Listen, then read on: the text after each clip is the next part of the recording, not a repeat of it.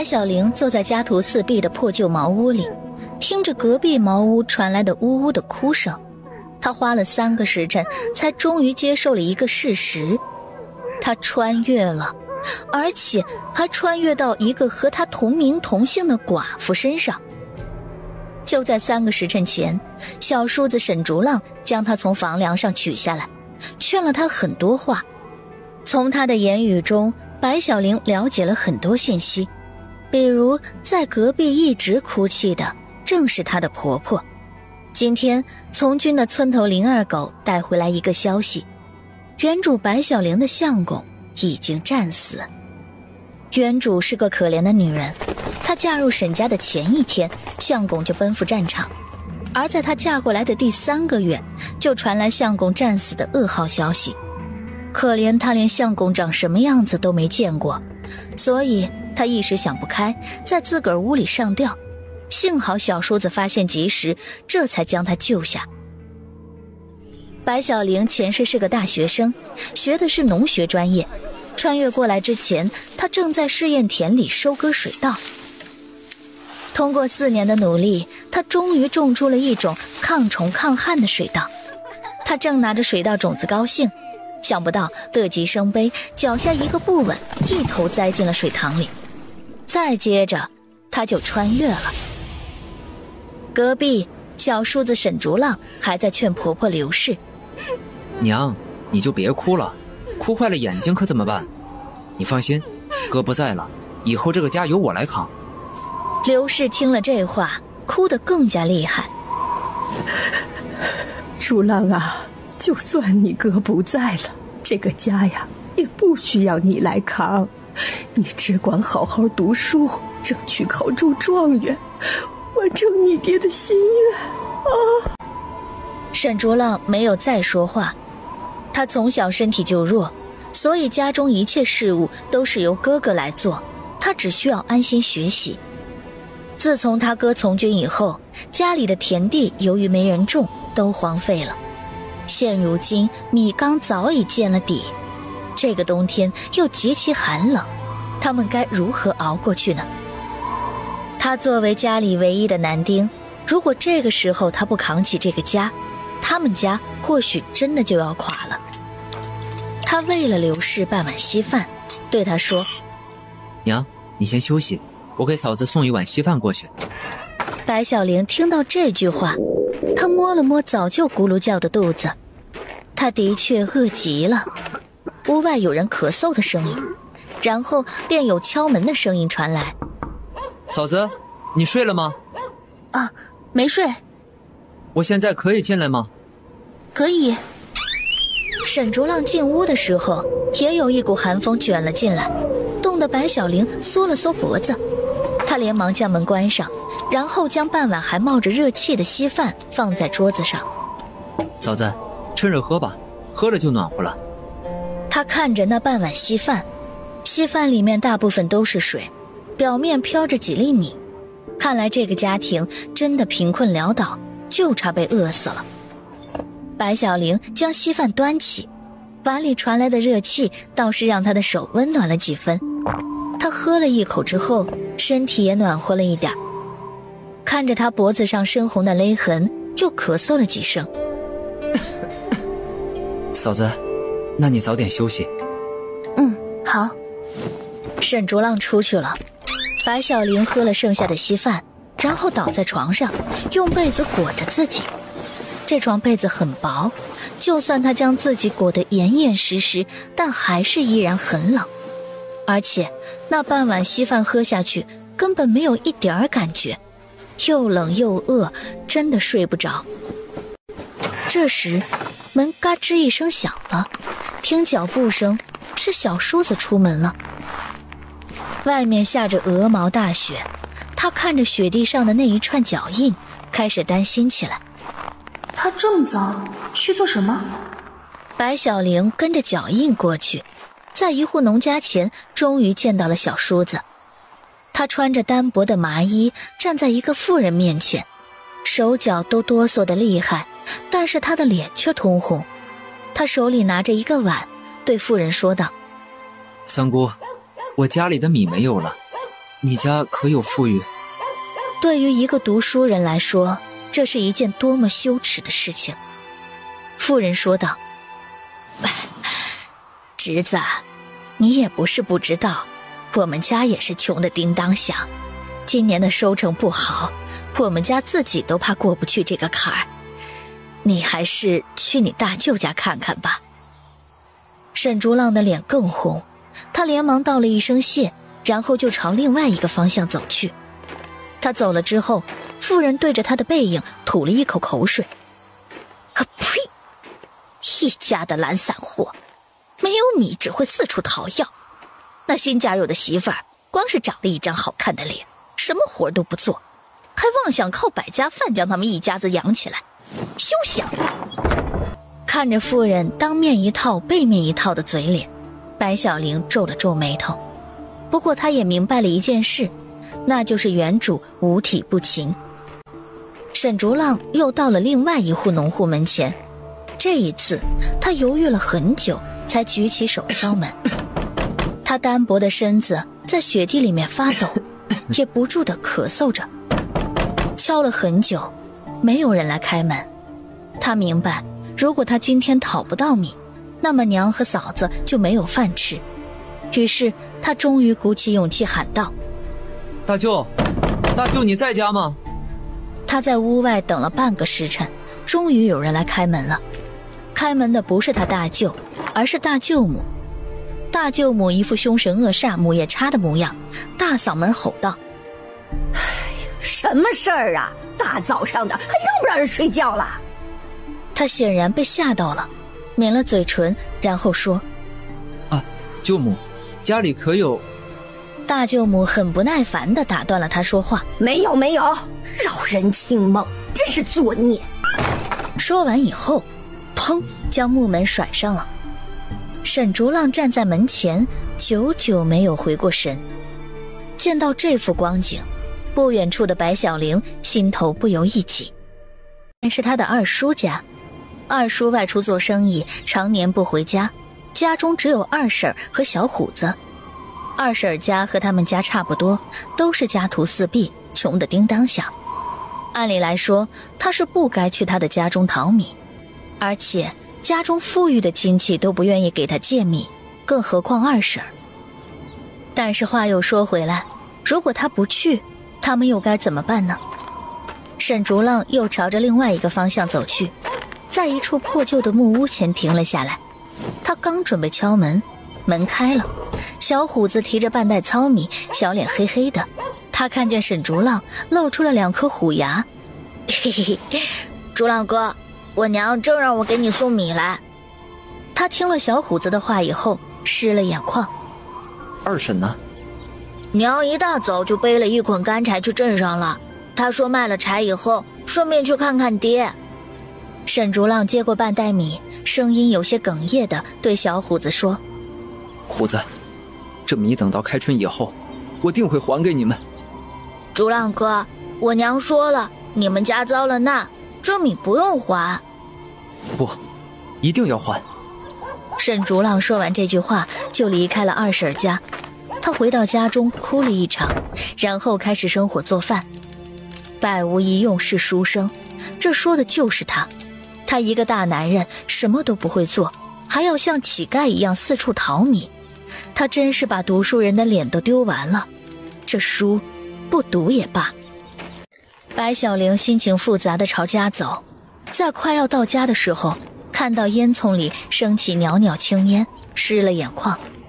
院子里，刘氏坐在门口朝外望着，似乎他往那个方向看得久了，他的大儿子就能回来。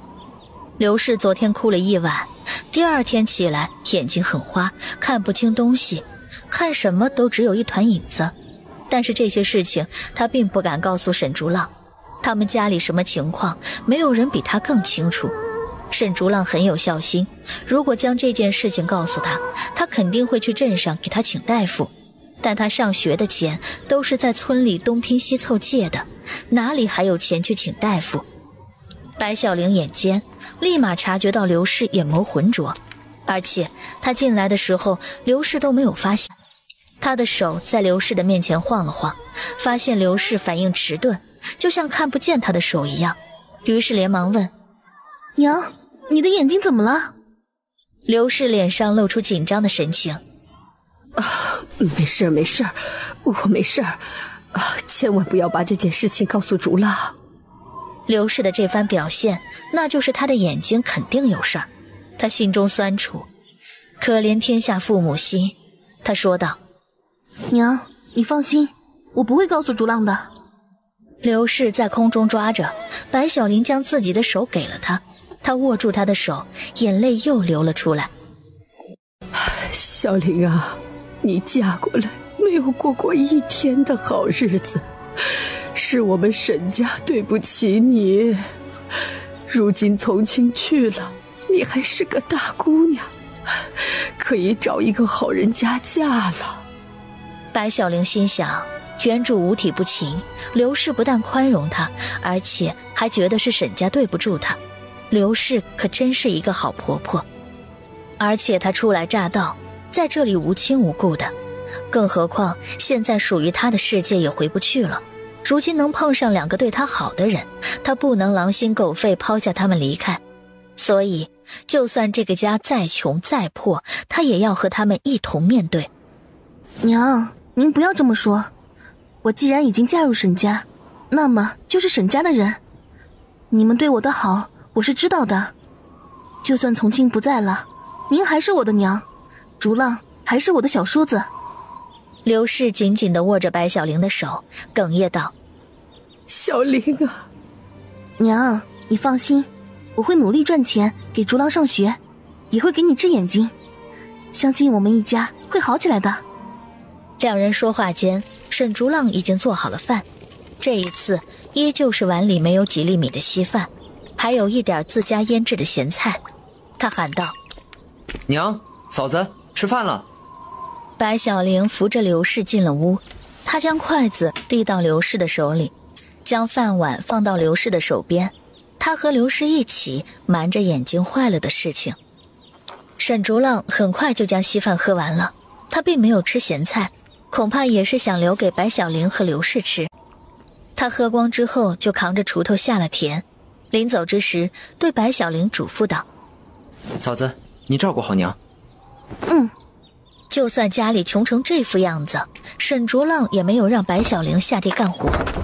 在这个小山村里面，传统风俗是男耕女织，女人下地干活，不管是对女人本身还是女人所在的家庭来说，都是一件耻辱的事情。但是在这个落后的小山村里，贫穷让不少女人下地干活。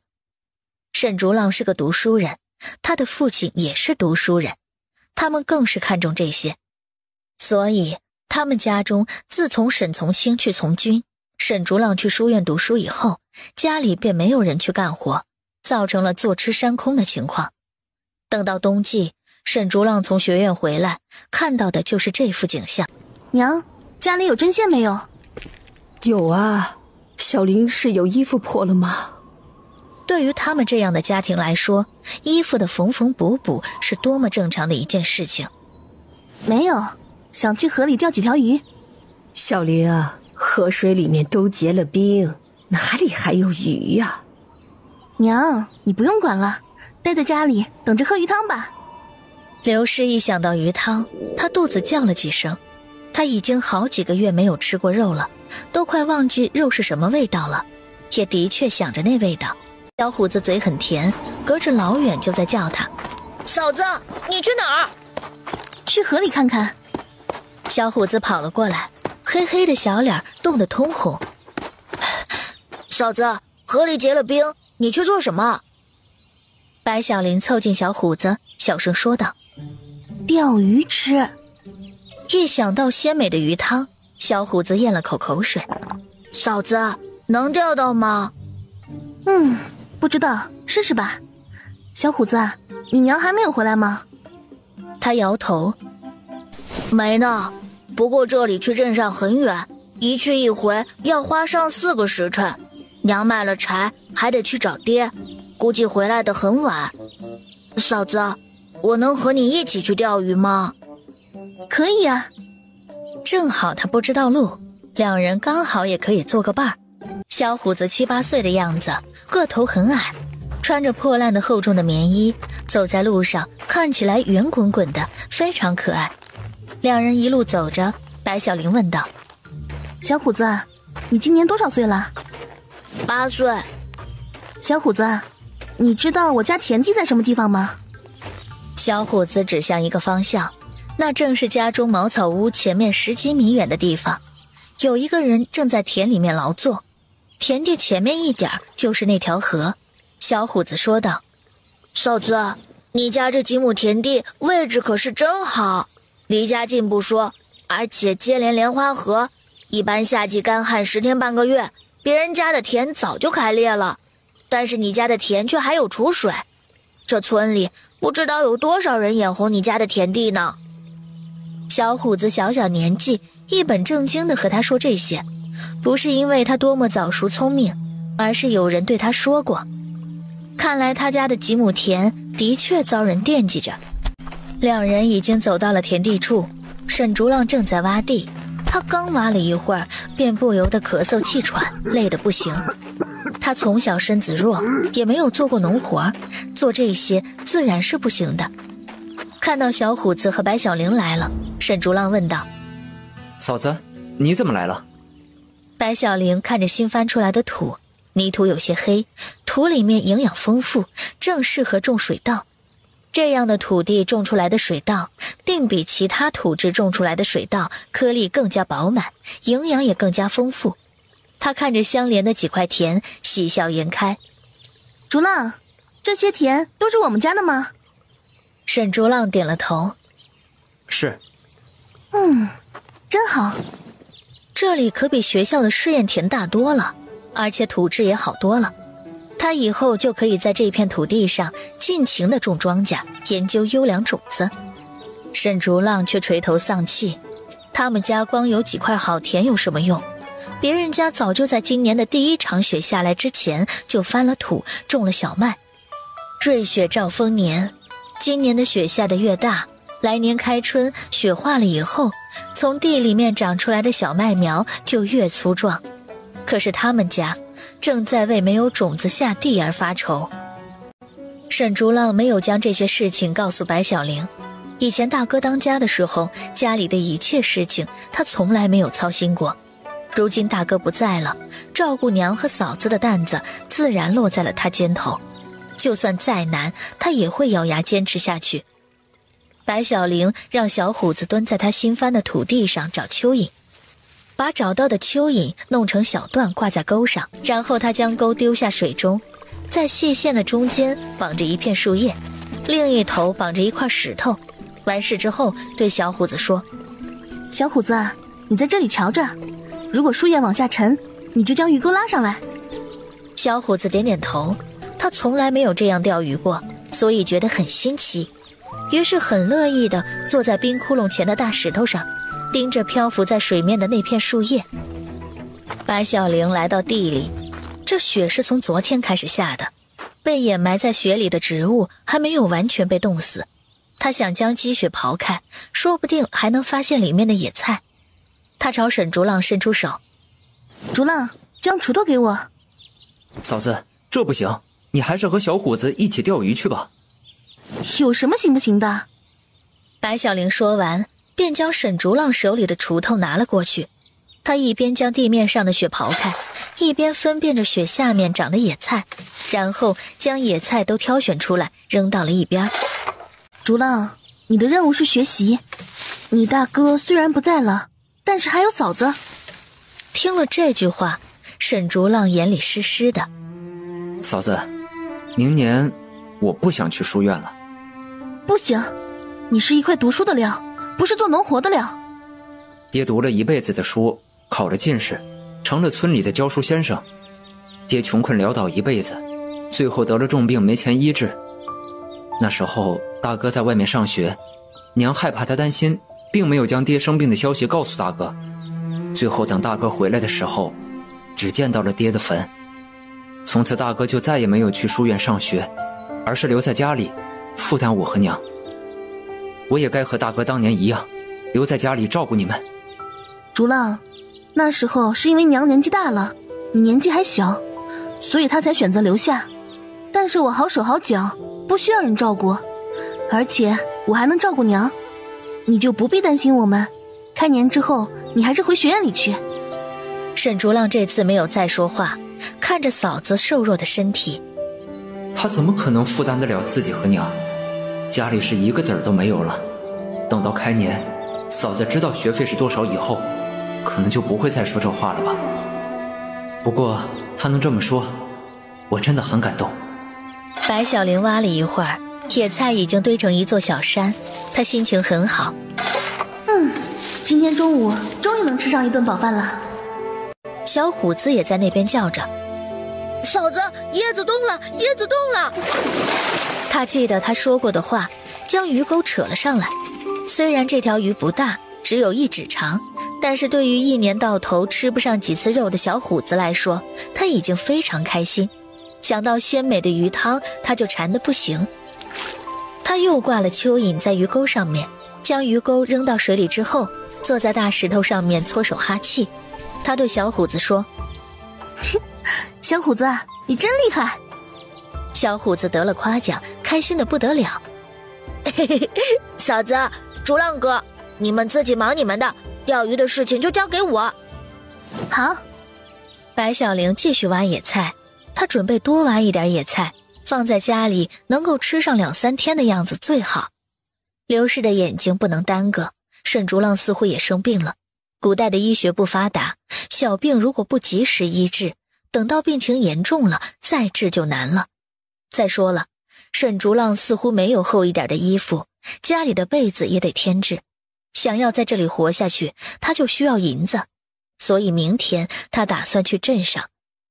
快到中午的时候，小虎子钓了5、6条大大小小的鱼，白小玲挖了许多野菜，沈竹浪回家拿了背篓，将这些装好带回来。3个人的心情都非常不错。小虎子说道：嫂子，钓鱼真有趣。有趣的事情啊还有很多。到了冬天，螃蟹就会打洞过冬，只要我们找到螃蟹洞，还能吃到鲜美的螃蟹呢。等我们吃了午饭，下午嫂子带你来抓螃蟹，那东西啊可美味了。小虎子咽了咽口水。好的，嫂子。3人回去以后，白小玲亲自动手杀鱼、剥鱼鳞、切鱼片。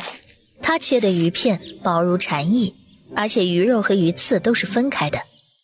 作为一个农学专业的学生，白小玲的厨艺还是很不错的。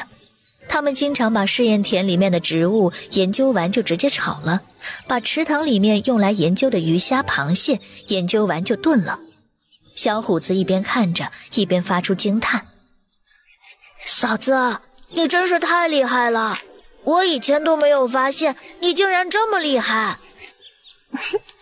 那你以后可以跟着嫂子一起吃香的喝辣的了。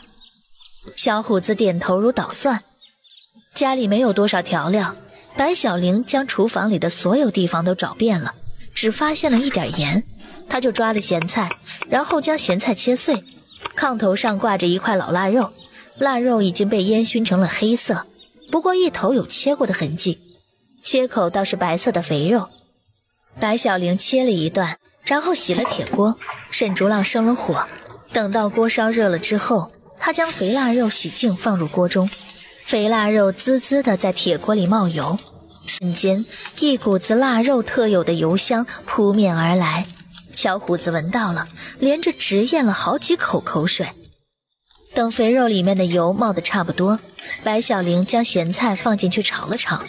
等到香味出来以后，她放了半锅水，盖上盖子煮着。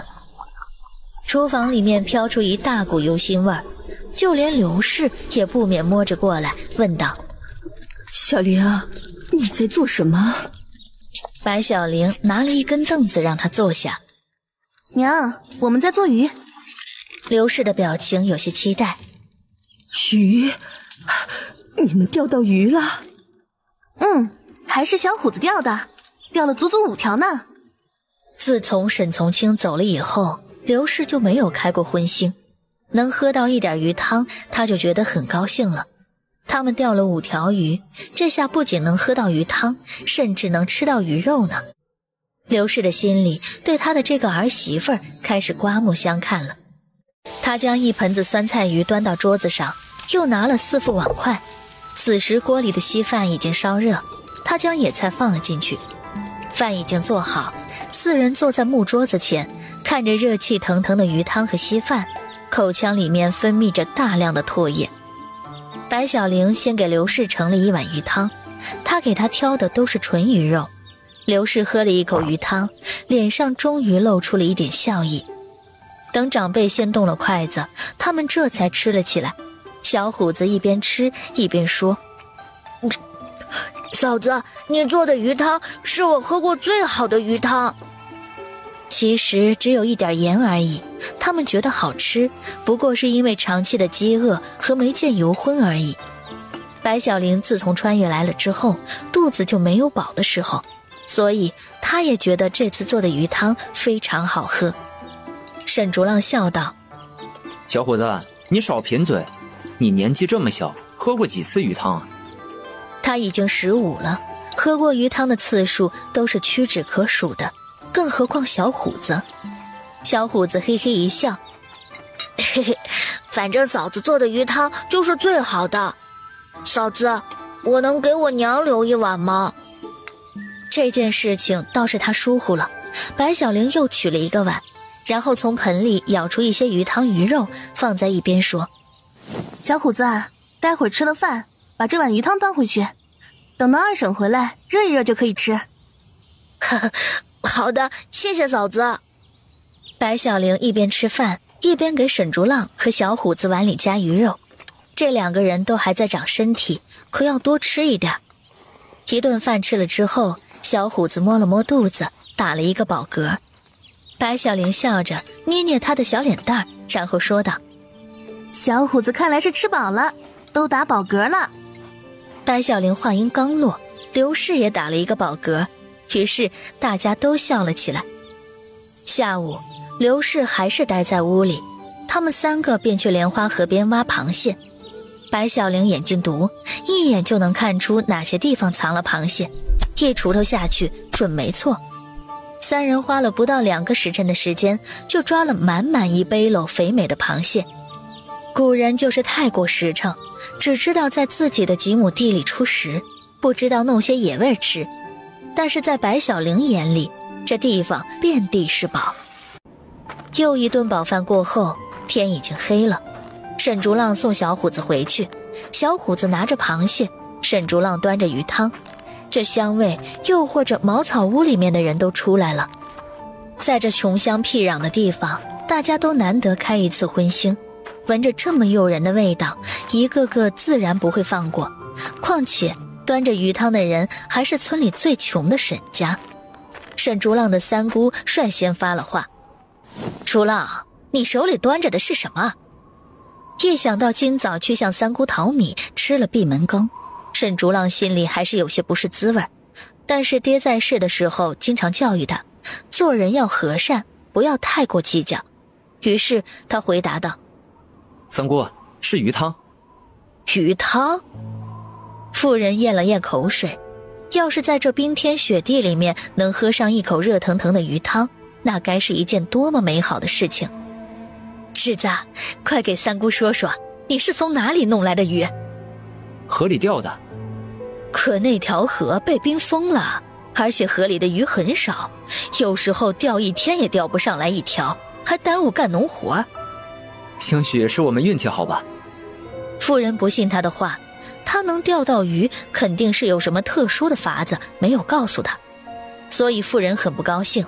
他知道读书人面子薄，于是故意提高了音量道：侄子，你该不会是因为今早来向3姑讨米，3姑没有给你，所以你就故意不将方法告诉3姑吧？果然，妇人此话一出，沈竹浪瞬间就羞红了脸。村里大部分都是一些看热闹不嫌事儿大的人，而且现在的沈家除了一个老母亲，一个小寡妇，就是这个还没长大的沈竹浪，他们也一点都不怕。这时有人附和道：哼，沈老先生活着的时候说要教村里的孩子上学，白白浪费了我家孩子2年的时间，可耽误了不少农活。认识了几个字又怎么样？现在还不是在村里做农活？还说什么知识改变命运？我看你们沈家的命运呢，确实是被知识改变了，所以你们家越来越穷了。对呀，说什么男主外女主内，男耕女织，哈，我看就是穷讲究，一家人都快饿死了。刘诗雨那新嫁入的小寡妇还不出来干活，家里没米了就挨家挨户讨要，真是不知廉耻。沈竹浪气得脸色发青，但是偏偏饱读诗书的他，面对这些喜欢嚼舌根的妇人，一句话也说不出。以前大哥在家的时候，家里一直都还过得去，大家对他们也都客客气气的。没想到大哥一走，他们在村里就开始受欺负，而且家里的米是最近才吃完，他今早也是第一次去向村里的亲戚们讨要一点米。除了二婶主动送了半袋米，三姑和大舅根本没有给过他1粒米，却将他讨米的事情叫嚷的全村人都知道。他气得全身发抖，但是又毫无办法。小寡妇虽然不出门，但是听说长得还可以，说不定他们家能喝上鱼汤，就是那小寡妇出去卖了换来的。沈竹浪没听明白，出去卖的是什么意思？倒是一旁的小虎子听到他们污蔑白小玲，捡了一块石头就朝着他们扔去。我让你们胡说八道！那妇人堪堪躲开，还不忘继续嘲讽。哈，怎么被我说中了？你们就是一群吃人手短的家伙。不过小寡妇也挺可怜的，一人去卖，你们全家得益。沈竹浪问。小虎子，他是什么意思？小虎子打不过他们，也骂不过他们，听着他们还在污蔑白小玲，气得快要哭了。竹浪哥，他们在骂嫂子。污言碎语还在继续。哎，村东头的李光棍一辈子没碰过女人，村西的孙老头刚死了老婆，还有刚回来的赵二狗也没有媳妇儿。你们说说看，这小寡妇究竟卖给谁了呢？能用1条鱼作为补偿，就属刚从军回来的赵二狗能有这个财力了。他年轻，而且还刚领了军中的补贴。啊，对了，赵二狗刚回来就不见了人，莫不是害怕这事儿被我们发现，所以不敢见人了吧？哼，说不准就是这样。渐渐的，沈竹浪明白了过来，他将鱼汤递给小虎子。小虎子，你端好了。小虎子从来没有见过沈竹浪这么生气过，那模样看上去就是要打人。竹浪哥，你可不能乱来。小虎子低声劝道。乱来？他们这样污蔑他的嫂子，他怎么可以忍？妇人看到沈竹浪朝他走去，往后退了退。怎么？难道你还想打人不成？见沈竹浪攥紧了拳头，妇人大喊：栓子他爹，栓子他爹，你快过来呀！不一会儿，一个5大10粗的中年男人走了过来，语气粗犷：臭娘们儿，你鬼叫什么？妇人指着沈竹浪：栓子他爹，他想打我。中年男人看向沈竹浪：我以为是谁呀？原来是穷讲究家里的毛头二小子。栓子爹的话还没说完，沈竹浪给了他一拳。栓子爹的眼睛瞪得快要从眼眶里面冒了出来，毫无悬念，两人扭打在了一起。小虎子见沈竹浪被揍了好几拳，哭着喊道：竹浪哥，竹浪哥，你们不要再打了。沈竹浪身上没有几两肉，而且一直都在学院读书，他哪里是这个整日背朝黄土面朝天的庄稼人的对手？围观的人大多都是看戏的，他三姑一边看戏一边假意说两句：哎呀，不要打了，再打就出人命啦。大舅母这时也出来了，他看着扭打在地上的2个人，粗声说道：沈竹浪，你这个臭小子，你又开始惹祸了吗？你大哥死了，现在可没有人给你兜着。二婶赶了回来，她一见挨打的人是沈竹浪，急得眼泪都快出来了，连忙上去拉扯。栓子他爹，你要是将竹浪打出一个好歹来，我就到里长那里去告你。小虎子端着鱼汤大哭。娘，你快让他们别打了。奈何二婶力气太小，被栓子的爹一挥手给推到了地上。栓子他爹是真的生气了。里长来了我也不怕，是这个臭小子先动的手。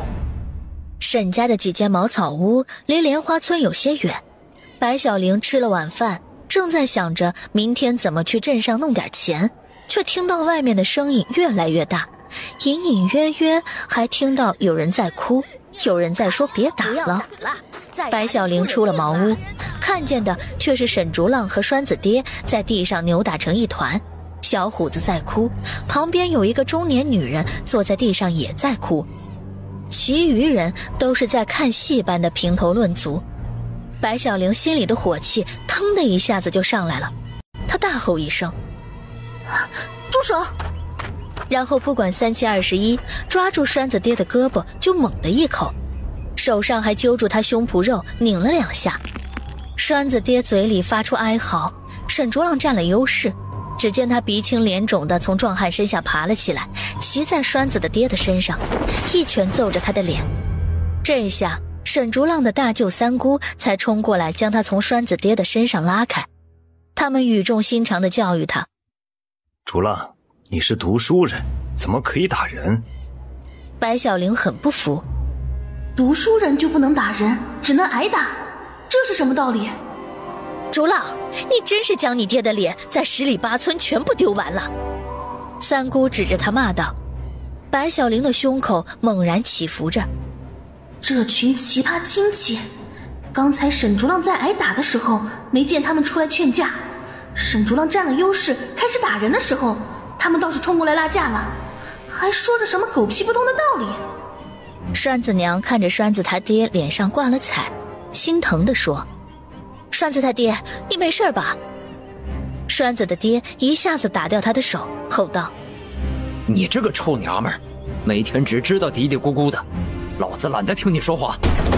他说完也就回了自个儿的家，然后将门甩上。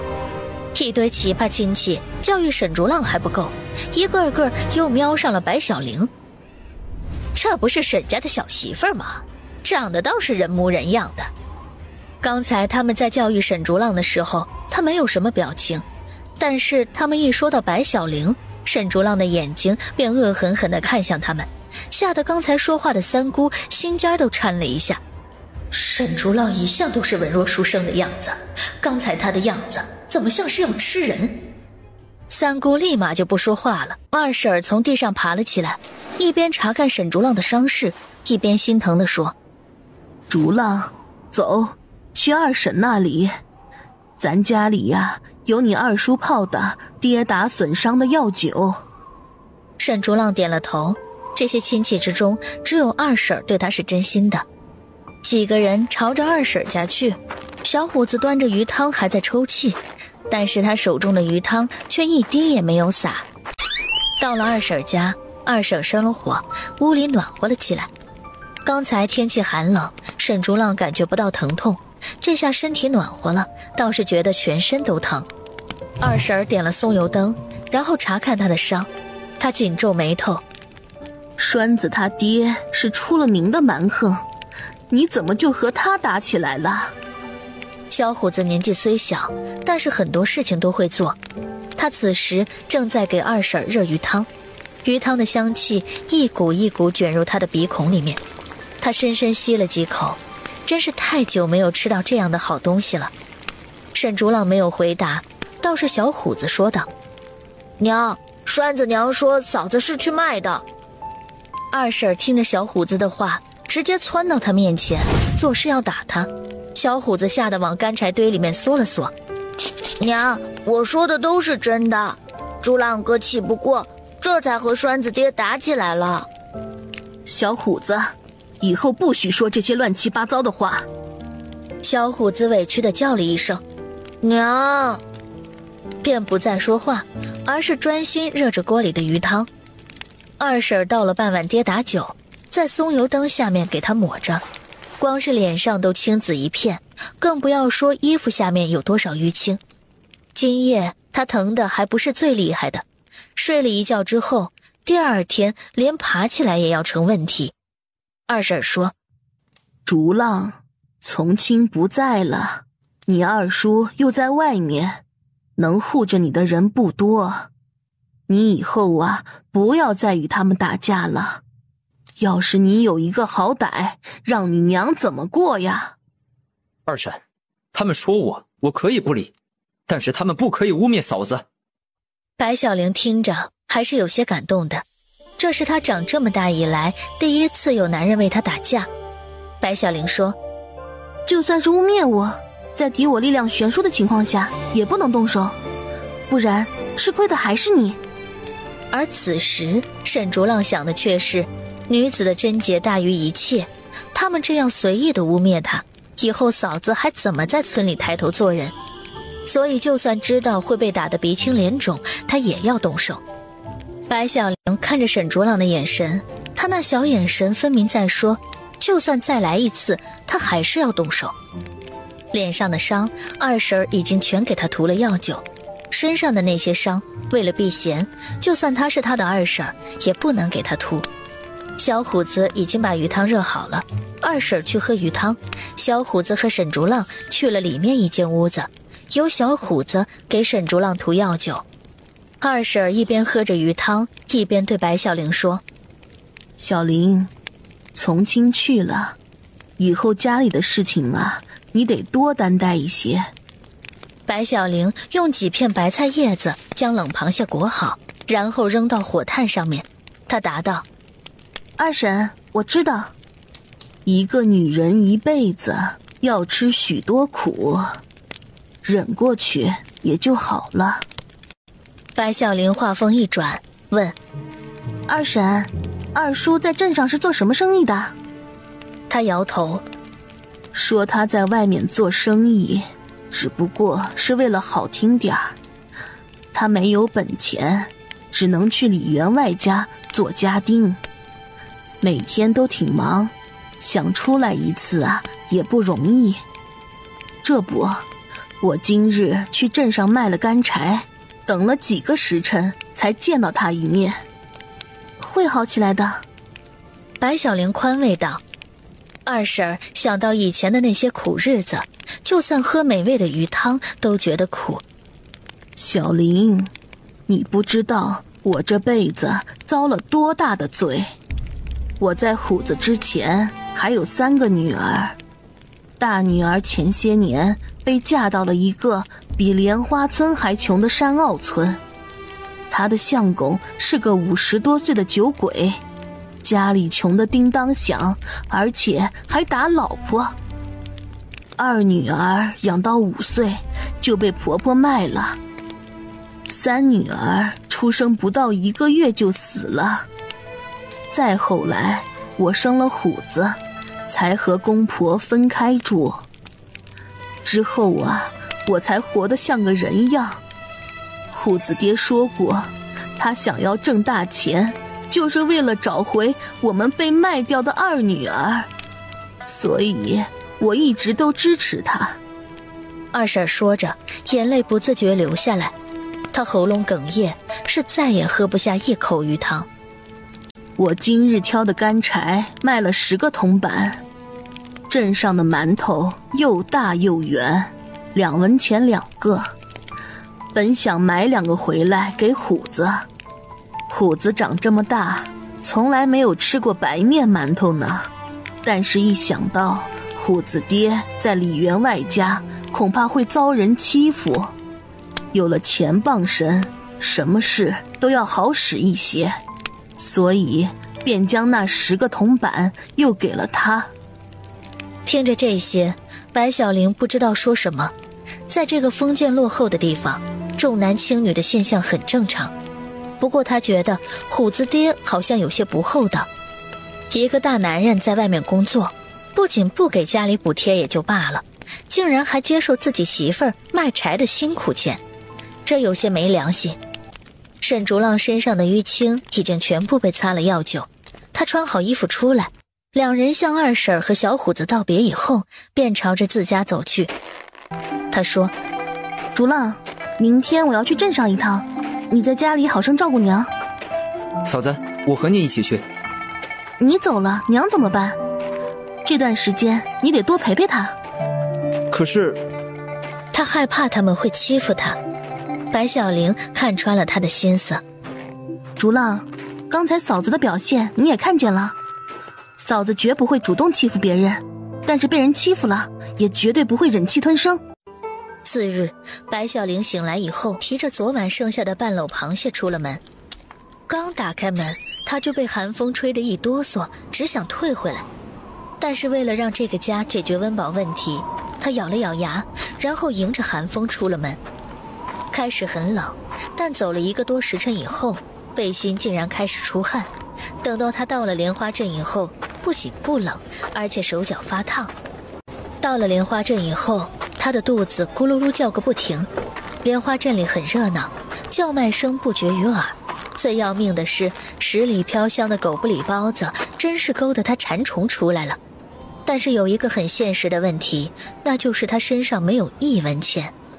卖包子的老板还大声叫卖：包子，热腾腾的包子，2文钱1个；馒头，又大又白的馒头，1文钱2个。白小玲一狠心，将自己的腰带系得更紧了一些。她在街上转悠着，想要寻找一个赚钱的机会。她很清楚，这里的人都是不吃螃蟹的，因为螃蟹看起来像蜘蛛，而且就算他们吃螃蟹，只卖螃蟹也赚不了多少钱。她进入春风楼，里面几乎每一桌都坐满了人。她刚一进去，店小二连忙过来招待：姑娘你好，现在呢已经没有位置了，如果你要用餐的话，需要等待片刻。那边设有茶水间，里面的茶水瓜子是免费的。店小二在给他介绍这些的时候，一直面带微笑。他揉了揉自己的肚子：不行，我肚子饿得厉害了。店小二还是一直面带微笑：姑娘，如果实在饿得紧，可以去对面的留香馆。竟然还给自己的竞争对手介绍客人，这气度也是大的可以。店小二将白小玲送到了门口，然后对她说道：姑娘，欢迎下次再来。他不好意思地对着小二笑道：好。从春风楼里出来以后，他就直接朝着留香馆走去。留香馆的老板看见白小玲，竟然亲自来接她。他是春风楼自开业以来第一个在看了春风楼后选择留香馆的客人。他走进留香馆的第一感觉就是冷清和沉闷，没有一点生气。里面坐着稀少的客人，店小二以及老板表情都很凝重。话又说回来，留香馆都快要关门了，他们脸上能有笑就怪了。老板问：姑娘，请问你为何进了春风馆以后又选择来了留香馆？这个问题很重要，关乎他们的店能不能起死回生。春风馆的桌子全都坐满了客人，我又饿得紧了，所以他们家的店小二推荐我过来。老板的表情很是尴尬。姑娘想吃点什么？我没带钱，吃不起你们这里的任何一道菜，但是我带了食材，你们可以将厨房借给我，我自己做一道菜吗？姑娘还会做菜？现在每天在留香馆用餐的客人不上10人，现在厨房正是空着。他是开留香馆以来第一位自己带食材的客人。老板有些好奇，他会做出一道什么样的菜？于是老板问道：姑娘，你带了什么食材？白小玲将竹篓给他看。螃蟹。老板一见里面黑漆漆如同蜘蛛一样爬行的东西，他脸上有些害怕，又有些疑惑。这东西能吃？不仅能吃，而且非常美味。老板又凑过去看了2眼，还是觉得瘆人。这东西能吃？我不信。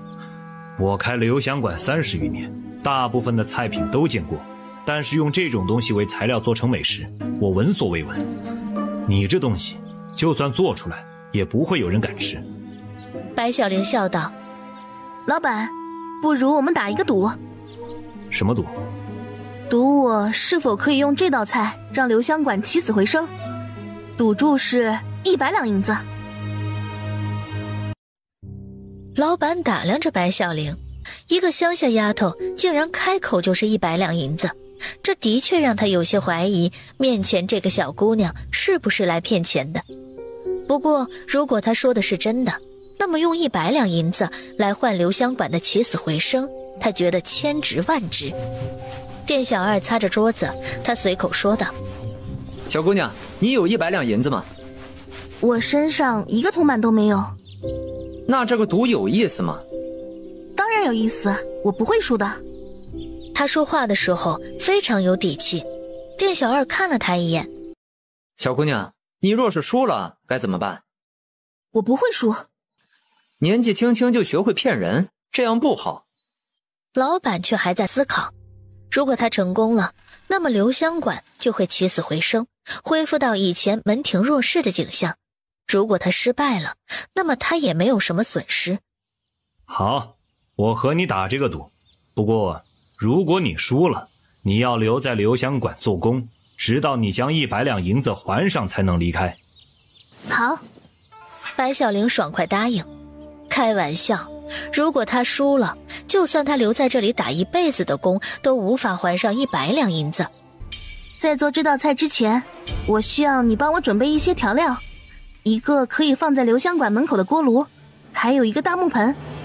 可以放在留香馆门口的锅炉？难道他要在外面做这道菜？他们开饭店的，对于每道菜的做法基本上都是保密的。如果在大街上制作，被同行看到手艺以后，就会被模仿，这是大忌。他也知道他在担心什么。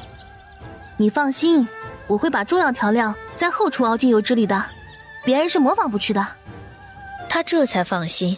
他看向白小玲，这位姑娘想法做事是他活了这么大岁数从来没有见过的。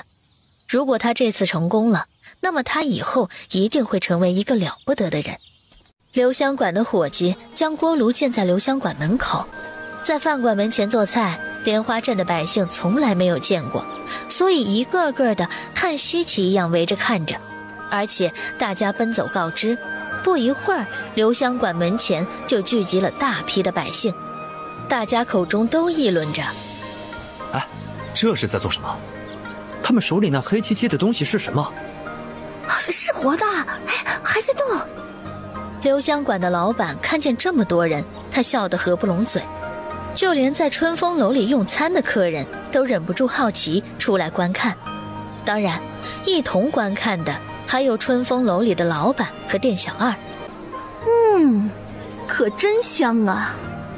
是啊，我从来没有闻到过这么香的东西。已经有人忍不住问：“姑娘，你做的这是什么呀？”“香辣螃蟹。”“这东西能吃吗？”刚才看起来非常吓人的东西，经过这一番热炒以后，壳变成金黄色，的确让人一见就很有食欲。就这样在众人面前吃了一只螃蟹以后，还吸了吸手指。当然，他这么做的主要目的还是勾起他们的食欲。他们见他吃了螃蟹，然后就再也忍不住。他们问留香馆的老板：“哎，谢老板，这是留香馆新推出来的菜品吗？”谢老板喜笑颜开：“哎，是的，这是本店新推出的菜品，而且是本店的招牌菜。”“哎呀，谢老板，你也别说那些有的没的，你现在把我们的馋虫都勾了起来，这样的美味让我们也尝尝。”谢老板看向白小玲，毕竟这些螃蟹都是他的。“这么冷的天，螃蟹要趁热吃才好吃。今天的螃蟹都不要钱，全部送给你们。数量不够，只能尝一个味道。你们要是想吃一个痛快，只有等这道菜正式推出的时候。”他说完这些话，围观群众沸腾了。“姑娘，这个赌是你赢了。你带来的螃蟹是你养的吗？”“不是，河边都是。现在这个季节，螃蟹都钻到洞里了。不过我一眼就能看出哪些洞里面有螃蟹。他这么说，谢老板也就放心了。姑娘，你可否将香辣螃蟹的方子卖给我？谢老板，我们打赌的是我能让留香馆起死回生。刚才我只是做了一道菜，引起了大家的兴趣。只有这道菜正式推出，大受欢迎之后，才能算留香馆真正的起死回生。我会把方子给你，也会教你的伙计怎么样去抓螃蟹。谢老板看着他的眼神带着敬佩，他也算是见过世面的人，但是面前这个年纪不大却十分有原则的姑娘，他是第一次遇到。姑娘，你这次算是帮了留香馆一个大忙。我谢某也不是小气之人，而且我相信这道菜推出以后定是会大受欢迎。100两银子我可以先给你。他从他的穿着来看，他应该是个贫苦人家的孩子。谢老板，这不是我做事的原则。这样，我们将这件事情白纸黑字写好，我告诉你抓螃蟹的方法和香辣螃蟹的方子，你先付30两定金，等到这道菜火爆整个莲花镇以后，我再来拿剩下的70两银子。他不住地点头，真是对对面这个小姑娘越发满意。姑娘，请问你叫什么名字？家住何处？我叫白小玲，住在莲花村。好，等到这道菜火爆以后，不用姑娘来取，我会派人将剩下的70两银子给姑娘送去。白小玲告知谢老板这道菜的整个做法以及怎么抓螃蟹。谢老板双手将30两银子送上。白姑娘，如果以后还有什么新的菜品，记得把方子卖给我们。好。白小玲掂着手里的钱袋，30两银子对于一个平常的农家来说可是一笔巨款。哼，这下不会再挨饿受冻了。春风楼里的店小二对老板说：老板，就是他刚才来店里转了一圈，然后才去了留香馆。这小丫头真不简单呐。白小玲走在街上，刚才和现在的心情完全不一样。刚才她的包里没有1分钱，可现在她足足有30两银子，就可以在莲花镇买。她想着昨晚二婶对她说，小虎子长这么大都没有吃过馒头。她来到刚才的小店，买了20个馒头，20个包子，一手拿起一个包子吃了起来。果然，人在饥饿情况下吃什么都是香的。吃了2个包子以后，她就饱了。想着今天要买的东西有点多，他的腿早就不能走路了，所以来到车市想租一辆马车。马车也分好几个等级，他也不是讲究人，管它破不破，只要里面干净就行。他走到一辆马车面前，驾车的是一位年近60的老伯。这么老了还出来讨生活，白小玲心里不忍，于是打算租他的马车。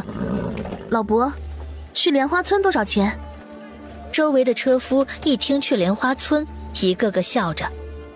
哼，从莲花村那个穷乡僻壤的地方出来的小丫头，你的口袋里能装多少银子？那里的路不好走，就算是坐马车也得颠簸1个时辰，那鬼地方白给我钱我也不去。老伯却像是没有听到周围车夫的议论。小姑娘50个铜板。总是有那么一些人会以貌取人。白小玲懒得和他们说话，对老伯说：老伯，我给你1两银子，去莲花村前我想去买点东西，多余的钱算是给你的辛苦费。1两银子？1两银子？刚才还在说风凉话的车夫们立刻变了脸。哎，小姑娘，1两银子您怎么租这辆破车呀？来我这辆，我保证我的马车坐起来可比他那辆车舒服多了。得，小姑娘，你年纪小，不知道车市的行情，1两银子可以租一辆最好的车。哎，来我这辆吧，莲花镇上很多有钱人都坐过我的马车。白小玲对他们的话充耳不闻，直接上了老伯的车。老伯，先去李员外的府上。好。当老伯和白小玲走了以后，一个车夫嘴里发出啧啧的声音。莲花村的小丫头能出1两银子租车，她肯定是做了什么见不得人的事儿。他刚才说要去李员外府上，他的脸蛋还能看，说不定就是李员外养的外室。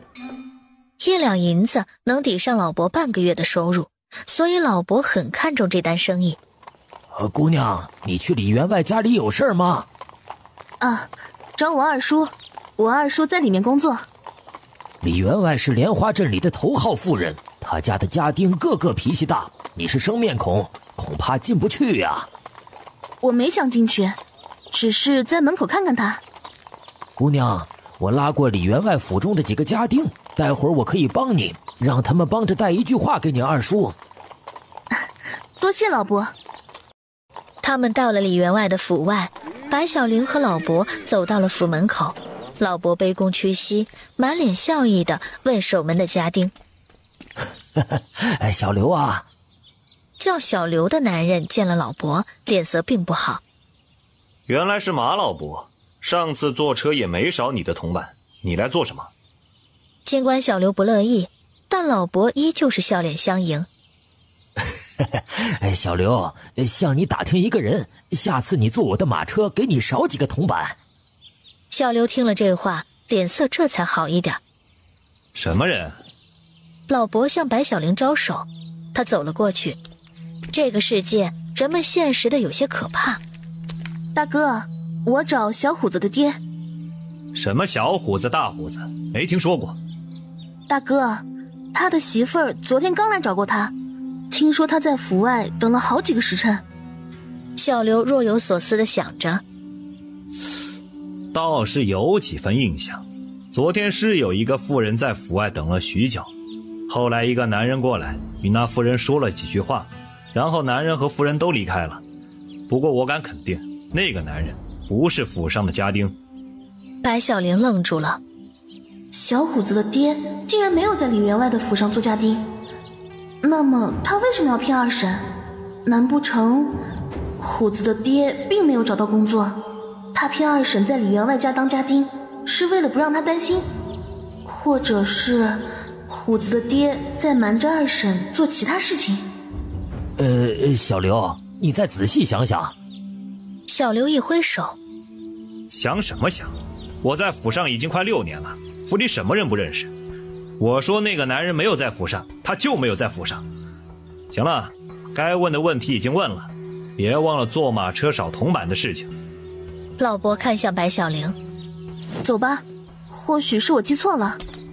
虎子他爹没在李员外府里当家丁，这件事情就如同一块石头压在他的心头。二婶儿对他们家很好，而且他的一生也凄惨，他的家里可千万不要出什么事情。白小玲又买了各种种子、糖果、调料、大米、蔬菜、肉类，一共花去2两银子。又去镇东边请了蔡大夫，他说明情况以后，蔡大夫带了一些相关症状的草药，便和刘老汉一起坐在马车前面往莲花镇赶去。他们已经到了莲花村的村头，莲花村的村民们看见一辆马车朝着村里行来，挨家挨户的人都出来看热闹。他们议论着，这是谁回来了？莫不是外出做生意的虎子爹？我看不像，他女人昨天刚去看了他，若是他腾达了，肯定不会连1颗糖都不给小虎子带回来。那会是谁呢？说不定就是哪家的贵人从咱们莲花村路过呢。老伯不知道白小玲家住何处，便停了马车。姑娘，你住哪一家呀？白小玲从睡梦中醒来，她揉了揉眼睛，然后从马车里面钻出来。村民们一个个惊呆了眼，竟然是小寡妇白小玲，她怎么有钱租马车啊？沈竹浪和刘氏听见外面很热闹，也出来看看，岂料他正巧看着白小玲从马车里面出来，瞬间惊得合不拢嘴。嫂子。白小玲从马车上下来，然后对老伯说，老伯，你将东西拉到我家院子里。好。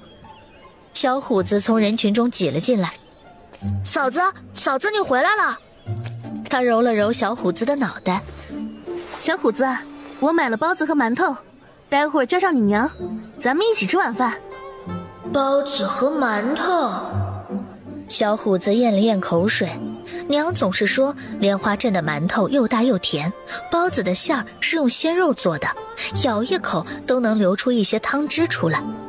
他还没有吃过这两样东西，若是能吃上一口，那是多么美妙的事情。他连忙点头，好嘞，嫂子。围着他们的村民，有人羡慕，有人眼红，有人嫉妒，有人在议论他是哪里来的钱，有人议论这个小寡妇了不得。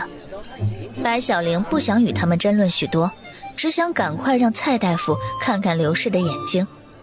竹浪，我们先回去吧。好。马车走在前面，他和沈竹浪走在后面。刘氏站在茅屋前面，看着他们这个方向。虽然他看不清究竟发生了什么事情，但是他知道一定是发生了什么了不得的事情。到了茅屋以后，蔡大夫从马车上下来，白小玲对他说：大夫，这是我娘，她的眼睛不好，你给她看看吧。进屋里，我给她把把脉。沈竹浪有些惊讶，娘的眼睛不好。白小玲扶着刘氏进了屋，蔡大夫也在后面跟了进来。沈竹浪打算进去的时候，老伯拉住了他。小伙子，那个姑娘是你姐姐吧？沈竹浪红了脸，他的声音很小。不是，她是我嫂子。你哥哥能娶了这样的媳妇儿是他的福气。马车里面全是你嫂子买的东西，你快些和我一起将这些东西搬进屋里去。天快黑了，我得快些赶回去。他看向那辆马车。嫂子租了马车，还请了大夫，已经花了不少钱了。她还买了许多东西。嫂子是怎么在1天之内挣了这么多银子的？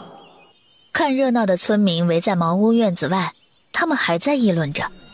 栓子他爹被沈竹浪揍了以后，他回家以后，心窝子里的火气没处撒，将栓子他娘揍了一顿。栓子他娘本就是一个善妒之人，这下对沈家可谓是更恨了。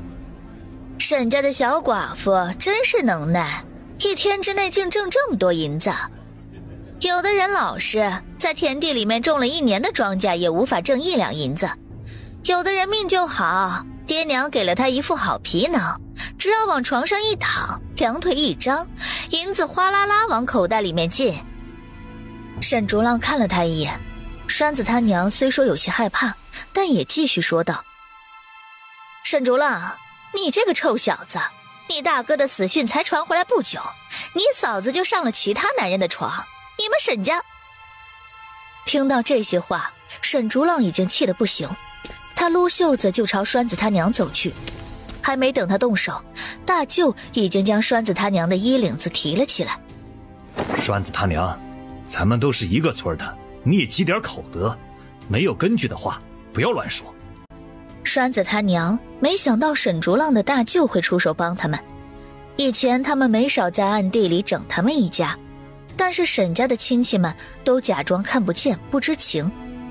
如今小寡妇挣了一些银子，他们倒是帮起他们来了。三姑也出来帮着说话。小玲虽然嫁入我们沈家不久，但是她的为人我们这些长辈都清楚，你再胡说八道，小心我们不饶过你。现在村里大部分人话锋一转，都向着白小玲说话，倒不是他们真的觉得白小玲好，只是他们觉得白小玲发达了，说她的好话或许可以得到一点好处。其实在他们心里，他们还是嫉妒的。为什么他们勤勤恳恳种庄稼，大半辈子过去了也过不上好日子，白小玲五体不勤，去镇上走一趟就发达了，他们不服气。哎呀，栓子他娘，你就少说2句吧，大家乡里乡亲的，再说也就伤了和气。是呀，沈老先生在世的时候，没少给咱们家里的孩子免费教书10次。说起来呀，沈家也是我们的恩人。大家你一言我一句，沈竹浪并没有觉得大家都是真心向着他们，况且他昨晚才答应了娘，以后不惹事儿了。他警告栓子他娘，以后你若再敢污蔑嫂子，我就弄你家栓子。栓子他爹拉着栓子他娘往自个儿屋里走，一边走一边还骂：你这个败家娘们儿，家里的几头猪喂了吗？要是被老子发现你没喂猪就出来嚼舌根子，老子定是要将你一顿揍。他们走了以后，三姑问：侄子，需要三姑帮你搬吗？不用了，也没有多少东西。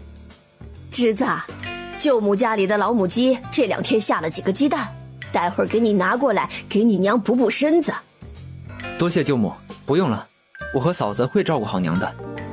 房内，蔡大夫给刘氏把脉之后，又看了眼睛，他对白小玲说：姑娘啊，病人的眼睛可以医治，只不过用药非常昂贵，而且不是短时间里就能治好，需要多次针灸药熏，假以时日才能药到病除啊。小玲啊，娘老了，不用治了。再说娘也不是完全看不见，还是能勉强看见一些影子的。他一听就知道刘氏是心疼钱，他轻轻拍着他的背，安抚他：娘，你放心，我现在已经在挣钱了，不管花多少银子，你的眼睛都得治。老人家，你女儿又孝顺又有能耐，你就放心让我治病。等你的病好了，以后还能帮你女儿儿子抱孙子呢。刘氏听罢，眼泪流了出来。他的这个儿媳妇儿没能见到他那儿子一面，他对他就如同对待自己的亲娘一般。老人家，你以后不要再哭了，你的眼睛啊，就是哭得太多了。白小玲为刘氏擦了眼睛：娘，以后不哭了，我们家会越来越好的。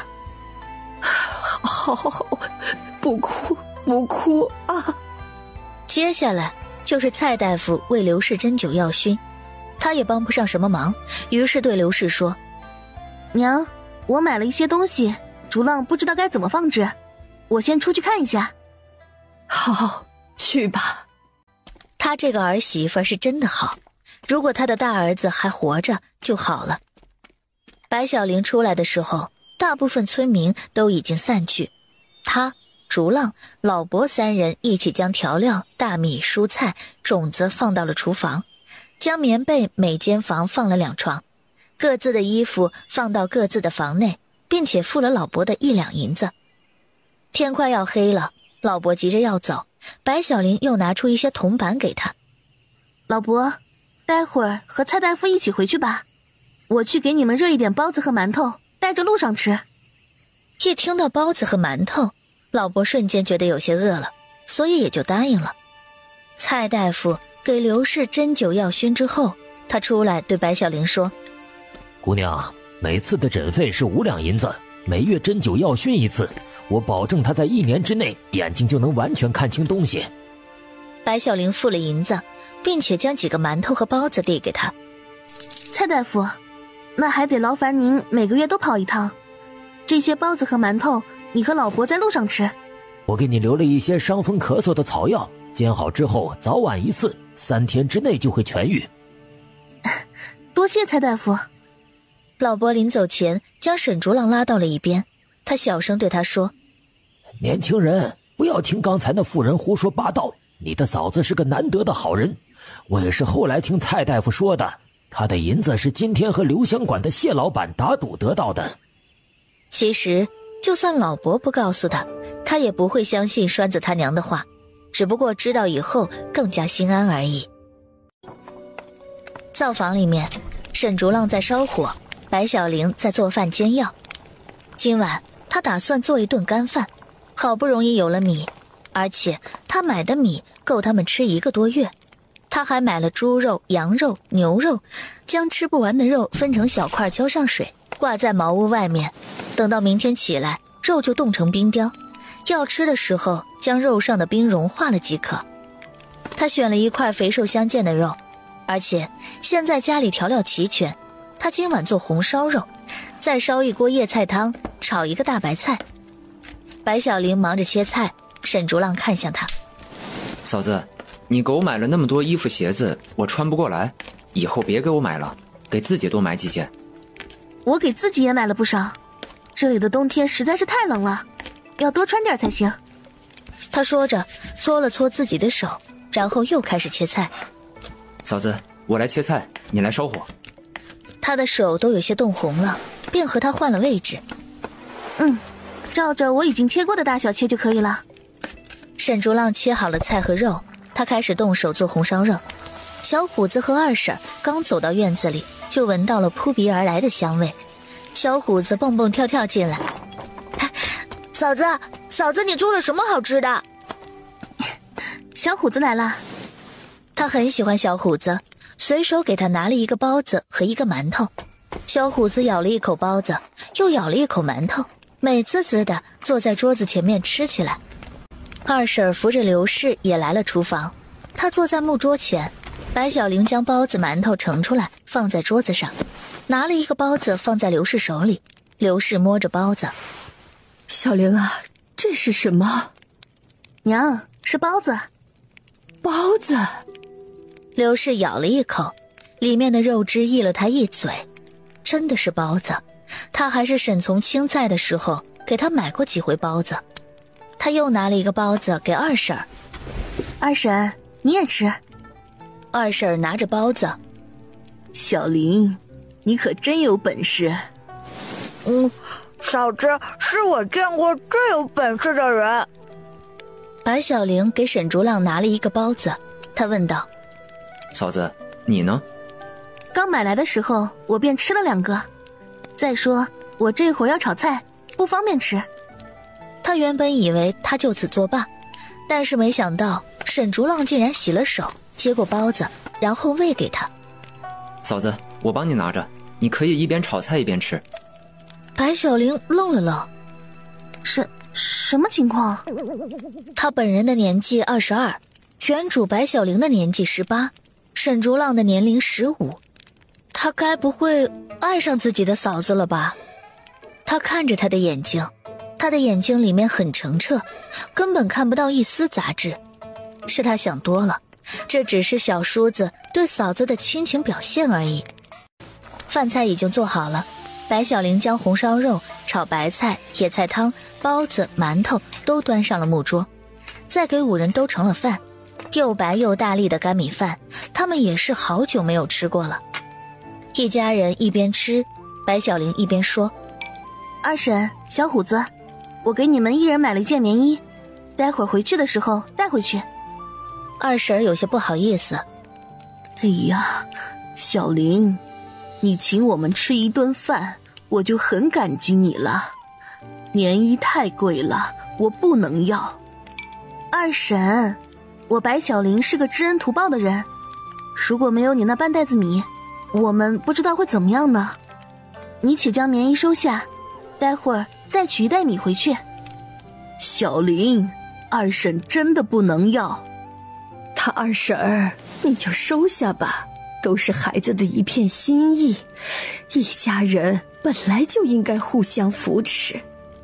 二婶看了看虎子身上破烂的棉衣，他已经8岁了，但是就和别人家6岁的孩子一般高。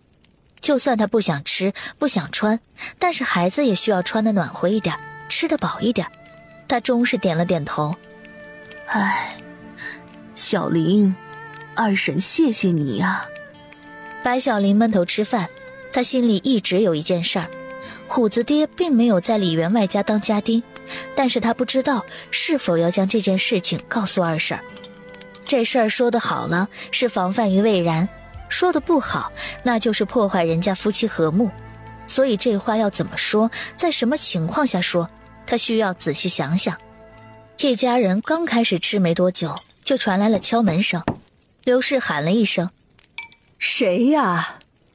平时这个时间也不会有人上门。三妹，是我，你大哥。今天小玲给你请了大夫，你是身体不舒服吗？刘氏摸索着要起身去开门，沈竹浪说：娘，我去开门。他打开了木门，一股冷风旋入，一屋子的人都缩了缩脖子。白小玲看向门外，她惊得张大了嘴巴。这来的可不是一个人，而是一群人。大舅大舅母她认得，但是在他们身后还有3个孩子，2个男孩1个女孩。3个孩子一看到一桌的食物，不用谁说什么，他们直接动手去抓。黑漆漆的手在馒头上留下5个手指印，最后选择了比较大一些的馒头，直接塞进嘴里咬了一口。刘氏的大哥来看望他，他当然开心。大哥大嫂，你们吃了饭了吗？没呢。正巧我们也刚开始吃，一起坐下吃饭吧。刘氏常年都是留在这茅屋里面，所以对外面的事情并不太了解。他们也不客气，3个孩子挤在沈竹浪坐的板凳上，吃了馒头，又直接动手去抓他碗里的米饭吃。吃完米饭以后，一个个又盯着碗里的红烧肉。小女孩问：娘，这是什么？那是肉。肉啊，肉！3个孩子一听，6只手立马伸过去。他们听说肉是最好吃的东西，但是只听过没有吃过。抓起红烧肉就自己往嘴里塞，真的太好吃了，这就是他们吃过的最好吃的食物。碗里的肉一下就被抓没了。小虎子见此，哇的一声哭了出来。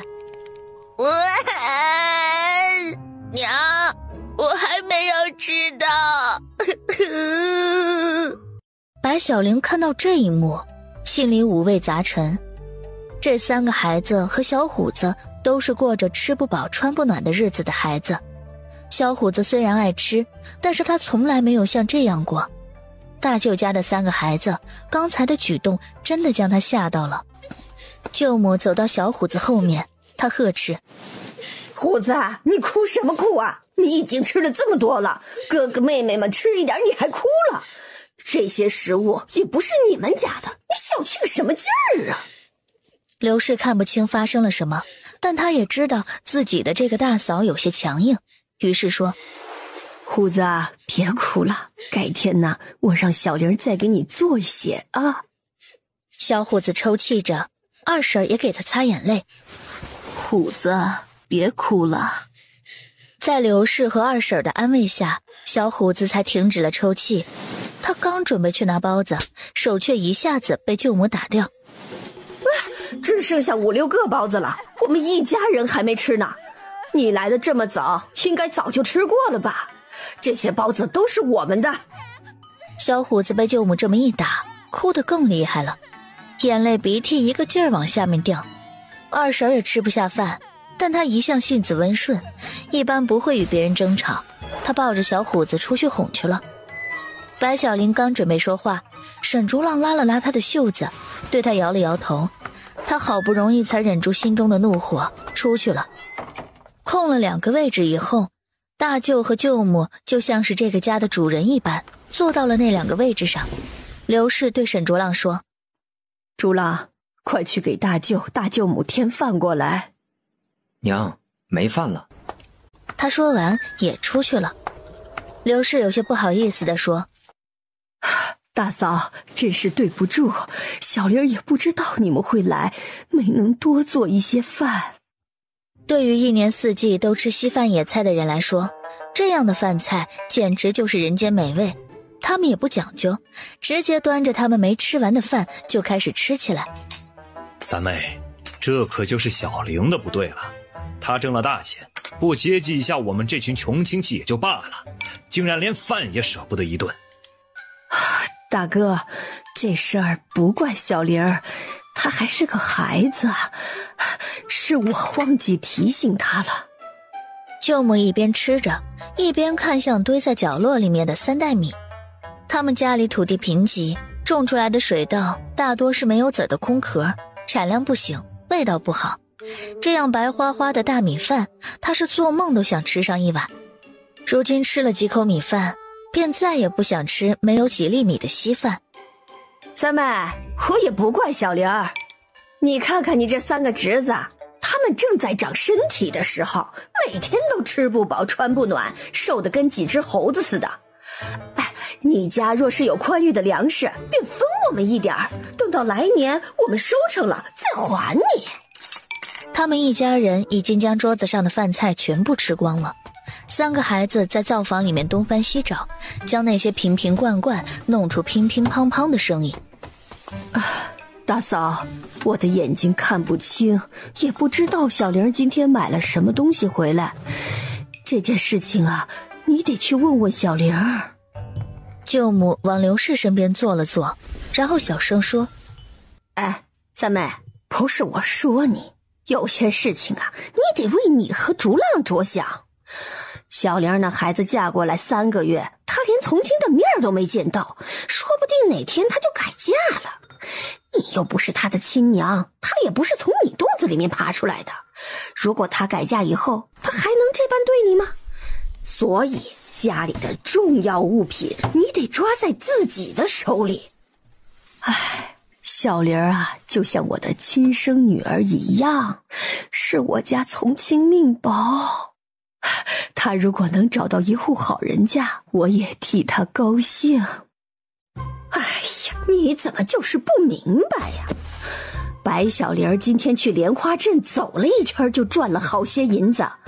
我们拼死拼活在地里种1年的庄稼也挣不到1两。她现在就是你们家里的摇钱树，她嫁不得。如果她嫁了，那么她赚的银子全部都是别人的了。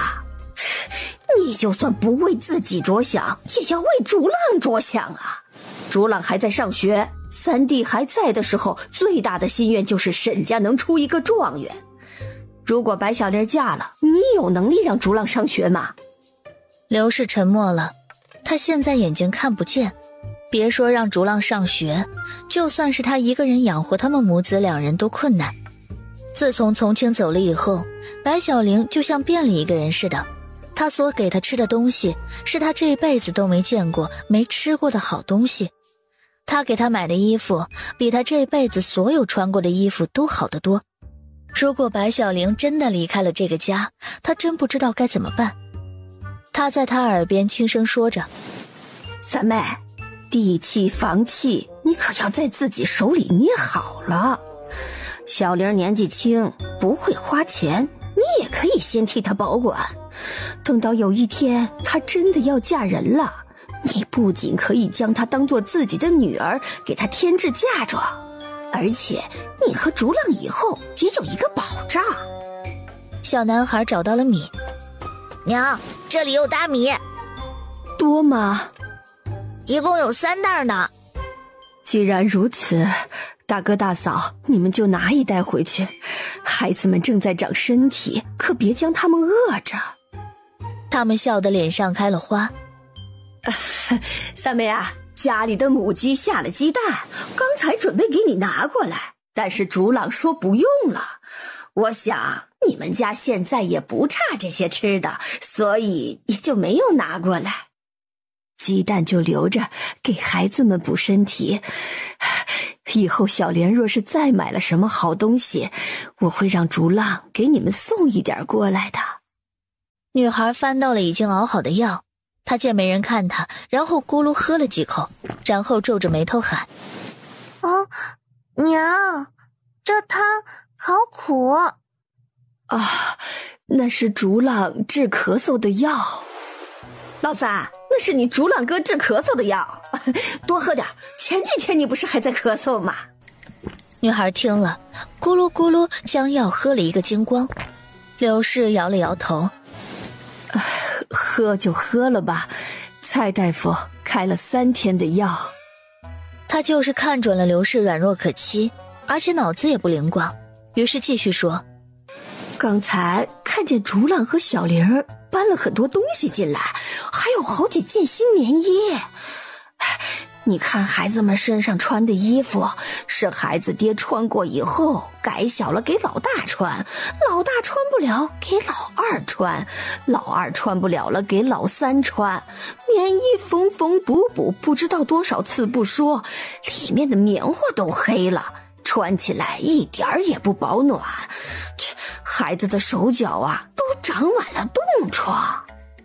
刘氏知道他什么意思，但是他在莲花村就这个大哥大嫂，虽然平时2家没有多少来往，不过毕竟是从一个娘肚子里面爬出来的，这些孩子活得这么苦，他也不忍心。小玲给我买了几件衣服，你拿去改改，给孩子们穿。他连皱纹里都是笑。三妹，我替孩子们谢谢你。小玲刚买给我，你们在她面前直接拿去，我对不住她的心意。等到明天小玲出去以后，你们再过来拿。好嘞。目的已经达到，他们也不想多留了。三妹，家里的猪还没有喂食呢，我们得赶紧回去了。去吧。大舅去扛了一袋米，舅母领着3个孩子，他们出去以后，正好看见院子里面的白小玲他们。舅母笑着拍了拍孩子的头，叫嫂子。孩子们齐声叫道：嫂子。白小玲尴尬地站着，在她眼里一袋米不算什么，但是一想到那天沈竹浪去淘米时候他们的嘴脸，以及他们与栓子他爹打起来的时候他们的作为，她心里还是有点介意。二婶，天也黑了，你们就快些回去吧。竹浪，去扛一袋米出来，然后送送二婶和小虎子。好的，嫂子。沈竹浪听了白小玲的话，转身就进去扛米。白小玲在门口对着他们挥手：小虎子，明天见。其实他让沈竹浪送他们回去是有目的的。想他穿越到这里已经过去了3天，而且他今天走了很长的路，身上的衣服有了些汗味，他该洗澡了。家里虽说只有3个人，但是他的房间是以前沈从清住的，门锁早就坏了，也没有人修。如果他正在洗澡，然后沈竹浪进来了，那岂不是很尴尬？他特地洗了锅，然后烧了一锅的热水，拿出大木盆，将热水盛了出来。在这里当然不能像富家小姐一样烧一大桶热水，然后放点花瓣，撒点精油，整个人进入木桶里面泡着。他只能站在屋内，用热水一点点擦拭身体。他将热水端到自己的房中，又取了换洗的衣服，这才站在角落里面脱了自己的衣服。衣服刚脱完，他就嘶的一声，真冷。他连忙蹲在水盆里面，用热水浇自己的身体，这才感觉好了一点。他今天买了这么多东西，唯独忘记问问他们洗澡洗头的东西在哪里卖，所以今晚只能就这样随便洗洗。等到以后有机会再去莲花镇，可以去买这些东西。不过他想了想，那一面都要2个小时的路程，他一个哆嗦。算了，以后再说吧。原主白小玲的身材真的不错，该大的地方大，该小的地方小，而且她细皮嫩肉的，一看以前过着十指不沾阳春水的生活，难怪之前她五体不勤，大概是真的啥也不会。不过这样一个女人为什么会嫁到这偏僻的地方？如果说她和沈从清是真爱，也不可能，2人到现在都还没有见过面。她并没有继承原主的记忆，所以对于原主的本家她一点也不知道。在她的屋外，一个人站在门前，她刚举了手准备敲门，没想到却从木门的缝隙中看到她正背对着她在洗澡。沈竹浪的脸立马变红，他的理智告诉他，他应该马上离开，这是他嫂子，但是他的脚却迈不动半分。最后刘氏的房中发出一些响声，沈竹浪这才给了自己一耳光，匆匆回了自己的房间。白小玲听到响声也犹如惊弓之鸟，她立刻用衣服裹着自己，然后看向门边。谁？刘氏苍老的声音从木门后响起。小莲啊，我有件事情想要和你说。哦，娘，等一等。听到是刘氏的声音，一颗提着的心这才放下。刘氏说：小莲儿，娘就对你说几句话就走。哦，娘，你说。大舅和舅母今天拿了一袋米回去了。我知道。小莲儿，你的舅母比较强势，你大舅又听她的话，所以有时候他们做了什么让你不开心的事情，你便看在娘的面子上，不要与他们计较，好吗？啊，好的，娘。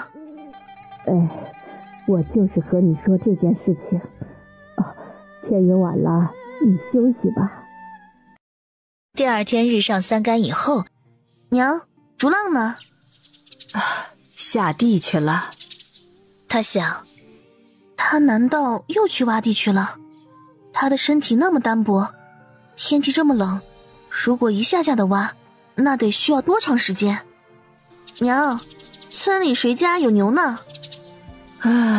村头林二狗家有一头大水牛，村东黄老汉家里有一头小黄牛。用牛来耕田耕地，肯定比人挖要快许多。他决定要去借牛。小黄牛是没有力气耕完家里的几亩田地，所以他将目光锁定在林二狗家里的大水牛身上。吃完了稀饭，白小玲对刘氏道：娘，我先出去了。好。白小玲还没有走到林二狗家，就听见了媒婆在给林二狗做媒。二狗爹，你说以前你们家还是莲花村数一数二的富贵家庭，但是现在二狗的腿断了，你也老了，你们家没有劳动力，谁还愿意嫁给二狗啊？我也是看以前二狗没少来我地里帮忙，所以这才好心为你们做媒。你说你们怎么就这么不识好人心呢？吴婆子，你说的李家村那个叫喜子的丫头，是我们十里八村都知道的傻子。你说让二狗娶她，那不是把我们家往火坑里推吗？吴婆子一脸怪表情，她阴阳怪气地说：二狗爹，如果二狗还是以前的模样，我自然会选最好的丫头给他，但是他现在只有一条腿，你说他还能做什么？朝廷给的那几两体恤金，恐怕为了他那一条腿已经花光了吧？你们家里就还只有那头水牛值钱，用一头牛换一个丫头，怎么不值啊？房内传来林二狗的吼声：吴婆子，你给我滚！我林二狗这辈子不讨媳妇儿，也不要你担心。我呸！谁愿意为你们家操心呢？你不乐意，老娘还不乐意呢。白小玲看着吴婆子骂骂咧咧地从林二狗的家里出来了，她看见白小玲往地上吐了口水。我说怎么的就不要那个傻子，原来是有人了。大好的姑娘也看上了一条腿的残废，真是白长了那一双眼睛。吴婆子是李家村的人，所以她认不得白小玲。白小玲大清早就被人莫名其妙地骂了一顿，这事儿放在谁的心里，谁都不好受。白小玲刚准备骂回去，二狗的爹出来，他是个老实的庄稼汉，他眼眶里面含着泪水，问：姑娘，你找谁？白小玲以前很少出门，而自从林二狗回来以后，二狗的爹就忙着给二狗采药请大夫。昨天傍晚，白小玲回来，几乎整个莲花村的村民都来了，但是林二狗和他爹却没有来，所以他并不认识白小玲。老伯你好，我叫白小玲，住在村那头的沈家。听说你家里有一头大水牛，我是来租牛的。原本在床上躺着的林二狗听到他是村那头沈家的白小玲，他喊：嫂子，是你吗？在战场上的时候，沈从清曾经多次帮助过林二狗，林二狗将沈从清认作了大哥，他的妻子自然就是他的嫂子。可是好人不长命，他们在一次交战的时候遭遇了埋伏，沈从清带着小部分队伍突袭，最后他们大队伍逃了出来，而沈从清带队的小队伍全军覆没。是我。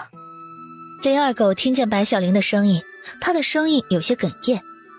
嫂子，大哥是个顶天立地的大英雄，你不要怪他。怪他做什么？他都已经不在了。我不怪他。爹，嫂子来借牛，你帮他把牛赶过去。那牛脾气倔，不是他熟悉的人，他会用脚对人的。他分明说的是租牛，而林二狗却帮他把租字改成了借字。从刚才巫婆子的话中就可以听出，林二狗家其实也很难。二狗爹知道白小玲是沈从钦的妻子以后，眼泪汪汪的快要落下来。二狗回来以后常说他的这条命是从钦给的，要我多来照顾一下你们。但是二狗的腿还没有完全结疤，天气又冷，已经化脓了，医馆里的药贵得要命，所以我只有自己上山去采药。下了雪，山里的药都埋在雪里，我看不清，整天都在采药，也采不了多少药，也就没有过来看看你们。白小玲看着这一幕，她的鼻头酸酸的，想着她还剩下一些碎银子，索性全都掏了出来。老伯，这些碎银子你拿去给二狗买药。二狗的爹从来没有见过这么多银子，他哪里敢收？他连忙推脱。不行不行，我怎么能要你们的银子？老伯，您就收下吧，我也不是要你白拿我银子。你家的大水牛认生，我家门前的几亩田地还得靠你去帮我们耕。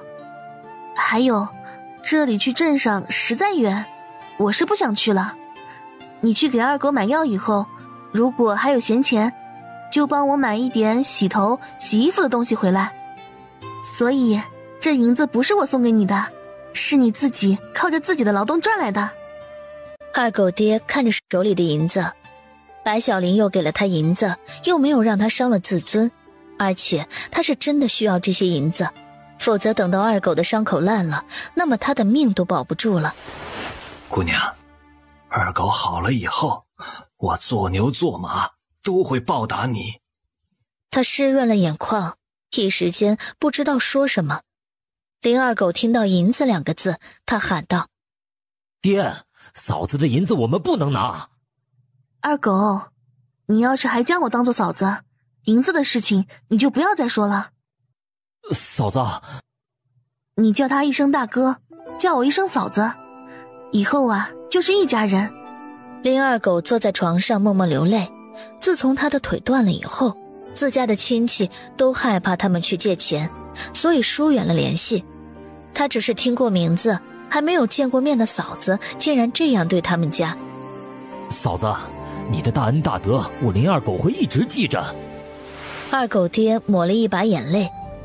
姑娘，也就是今天二狗才说了这么多话，自从他的腿断了以后，他就一直不爱说话，也从来没有出去过。他刚回来的那天，村里的孩子都围着他叫瘸子、三条腿儿。身体的伤或许能够好起来，但是心里的那份伤怕是不那么容易好。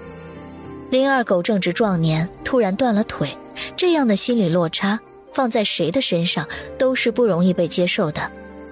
老伯，会好起来的。他摇了摇头。我也不求多了，只求他能快些好起来，在我还能动的时候，给他娶一个好媳妇儿，能够不嫌弃他，照顾他，这样就算我走了也放心。在这样的年代，想要找这样一个好媳妇儿，的确有点难。他来到这里，看到的人性的暖很少，更多的看到的是恶。况且如今的生存环境这么艰难，大家都吃不饱穿不暖，大部分想的都是怎么活命，而不是怎么心善。二狗的爹牵着牛和白小玲往沈家的几亩田地走去，他远远就看见沈竹浪在挖地，他跑过去，嘴里叫着：竹浪，竹浪！在田里干活的其他人听到声音，都停下了手里的活，男人眼里惊艳，女人眼里嫉妒。白小玲的确和莲花村的妇人不一样，莲花村的妇人每天面朝黄土背朝天，就算只有10几岁的姑娘，大多都是皮肤蜡黄，由于吃不饱，一个个面黄肌瘦，身高不高。白小玲和他们相比，她肤白貌美，而且还能赚钱，不知道被多少人家惦记着。田地里，二柱子的娘用锄头锄她，对他使着眼色。二柱，你看沈家的小寡妇怎么样？二柱子听了这话，他的黑脸一下子红了，他更加用力地挖了一锄地，只吐出一个字：美。二柱子的娘也高兴，白小玲进了镇子，一天就能赚回来那么多银子。如果他家的二柱子能把她娶了，这不就是娶了一只会下金蛋的鸡吗？以后他可就摆脱吃不饱穿不暖的生活了，他也能在死之前过上几天富太太的生活。哟，这不是沈家的小玲儿吗？白小玲听见有人叫她名字，她看了一圈，终于看到二柱子的娘。她并不认识她，但既然年纪比她大，她也把她当作长辈。她笑着回道：大婶你好。小玲儿，昨天下了大雪，今天正在化，地上滑，你可慢点儿。谢谢大婶。这话被正在翻地的栓子娘听见，可就成了另外一番意思。她说：哟，柱子娘，你虽然老了，眼睛可还是好使。白小玲的相公死讯传来都还没过头七呢，你这就为柱子看上他了。二柱子是个老实的庄稼汉，听到栓子娘这么一说，一张黑脸险些藏到土里去。二柱子的娘也不甘落后，她答：栓子娘，小玲聪明就能干，而且在她嫁过来的前一天，沈从清就从军去了。小玲还是个大姑娘，难不成要在沈家守一辈子活寡？白小玲有些尴尬地笑着，然后穿过田埂，来到了沈竹浪的身边。竹浪，我去林二狗家借了牛，待会儿用牛耕地，你不要再挖了。沈竹浪咳嗽几声，然后放下了锄头。因为昨晚的事情，他一直不敢看白小玲，但是刚才听到二柱子的娘和栓子娘的谈话，又让他很害怕，害怕白小玲有一天会真的离开沈家。听见他咳嗽，白小玲问：你今早喝药了吗？药倒是熬了2次了，但是1次也没喝上。大舅家里的3个小孩还真是什么都吃，他的咳嗽药他们也能当作宝贝喝了。但他并不愿意白小玲担心他，于是说：嫂子，我喝了药了。他眉头微微皱了皱，古代的医疗条件不好，一般的伤风感冒都容易死人。沈竹浪从小就身子弱，吃了2次药还一直咳嗽，他有些担心他。嫂子，大哥不在了，你可想过想过。他知道刚才二柱子的娘和栓子的娘这么说了，沈竹浪心里肯定会有想法，他已经将他们当做了一家人，自然会将他真实的想法告诉他们。竹浪，娘也跟我说过这个问题，但是我现在并不想改嫁，我就想治好娘的眼睛，送你上学。沈竹浪听到白小玲这么说，他的眼睛有些发酸。其实仔细想想，他还真是自私。嫂子和大哥并没有拜过堂，算不得真正的夫妻，甚至他连大哥的面都没有见到，莫名其妙成了寡妇不说，还要扛下家里的重担。他恨自己不像大哥一样，能有一个强壮的身体，能承担这个家。他心里想着，嫂子，等我长大了，一定不会让你这么辛苦。二狗的爹已经将大水牛赶到了沈家的田地里，然后开始耕地。栓子娘见了更加眼红，他们莲花村就只有2头牛，二狗的爹平时可宝贝那头牛，谁家去借都不借。他白小玲真是好个手段，不但一下子借到了牛，而且还是二狗的爹亲自来帮他耕田。他一个寡妇怎么就这么有能耐？若是说他干干净净，打死他都不信。嫂子，其实你要是……他打断了他的话，他知道沈竹浪要说什么。他和刘氏一样，都觉得耽误了他，但他们却让他活到这么大，第一次感觉到家的温暖。不管他在沈家是一个什么样的身份，他没打算离开。竹浪，我暂时没有这个想法。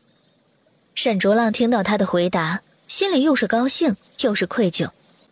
小虎子大老远喊着：嫂子，我娘让我叫你和竹浪哥今天中午到我们家里吃饭。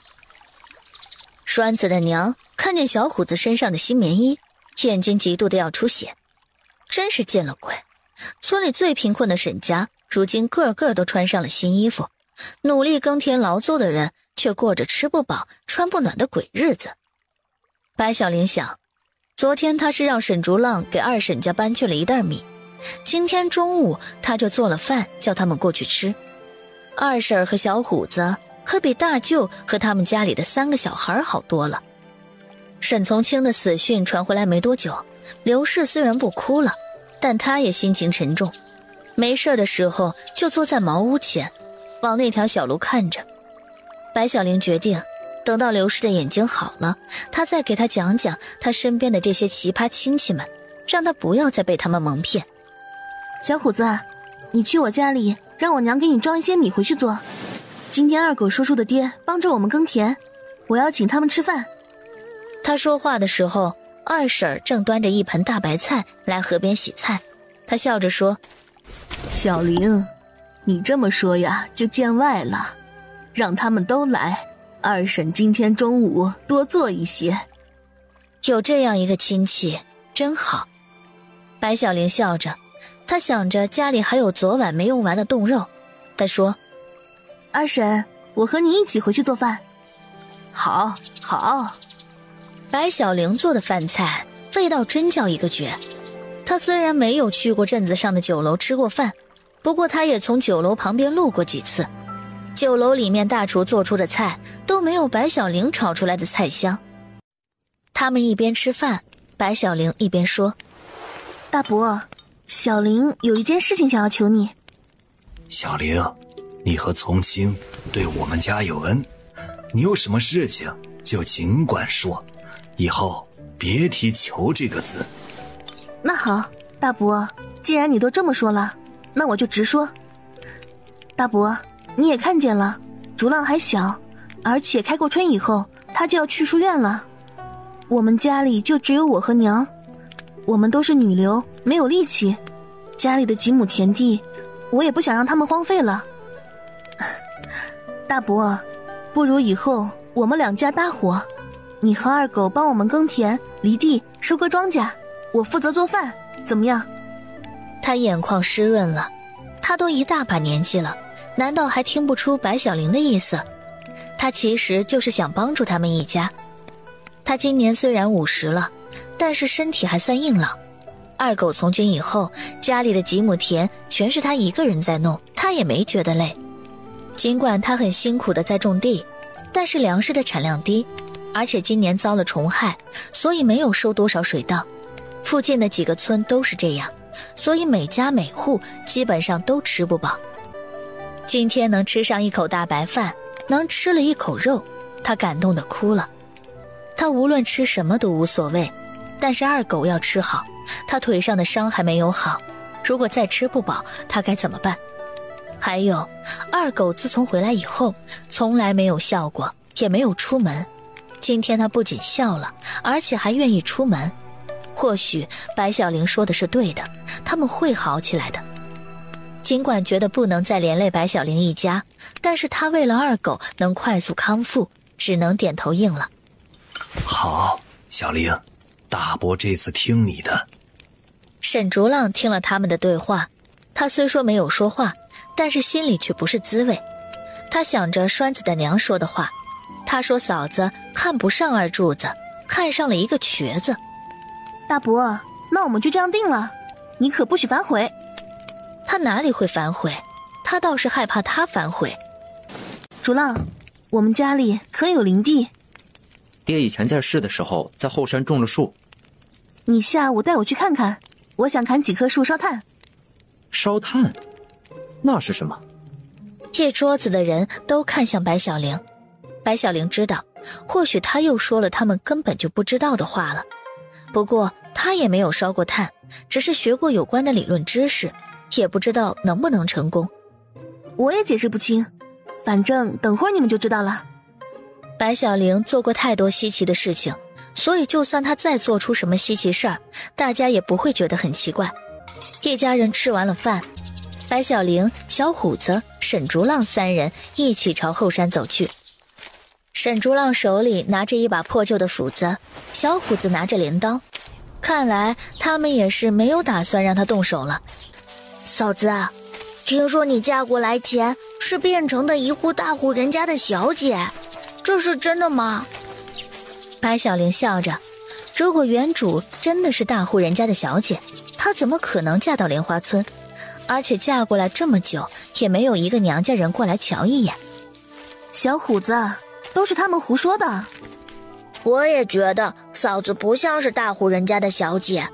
我听爹说，大户人家的小姐从来不干活，那一双手白皙细嫩，摸起来很滑，说话声音很小，走路步子很小。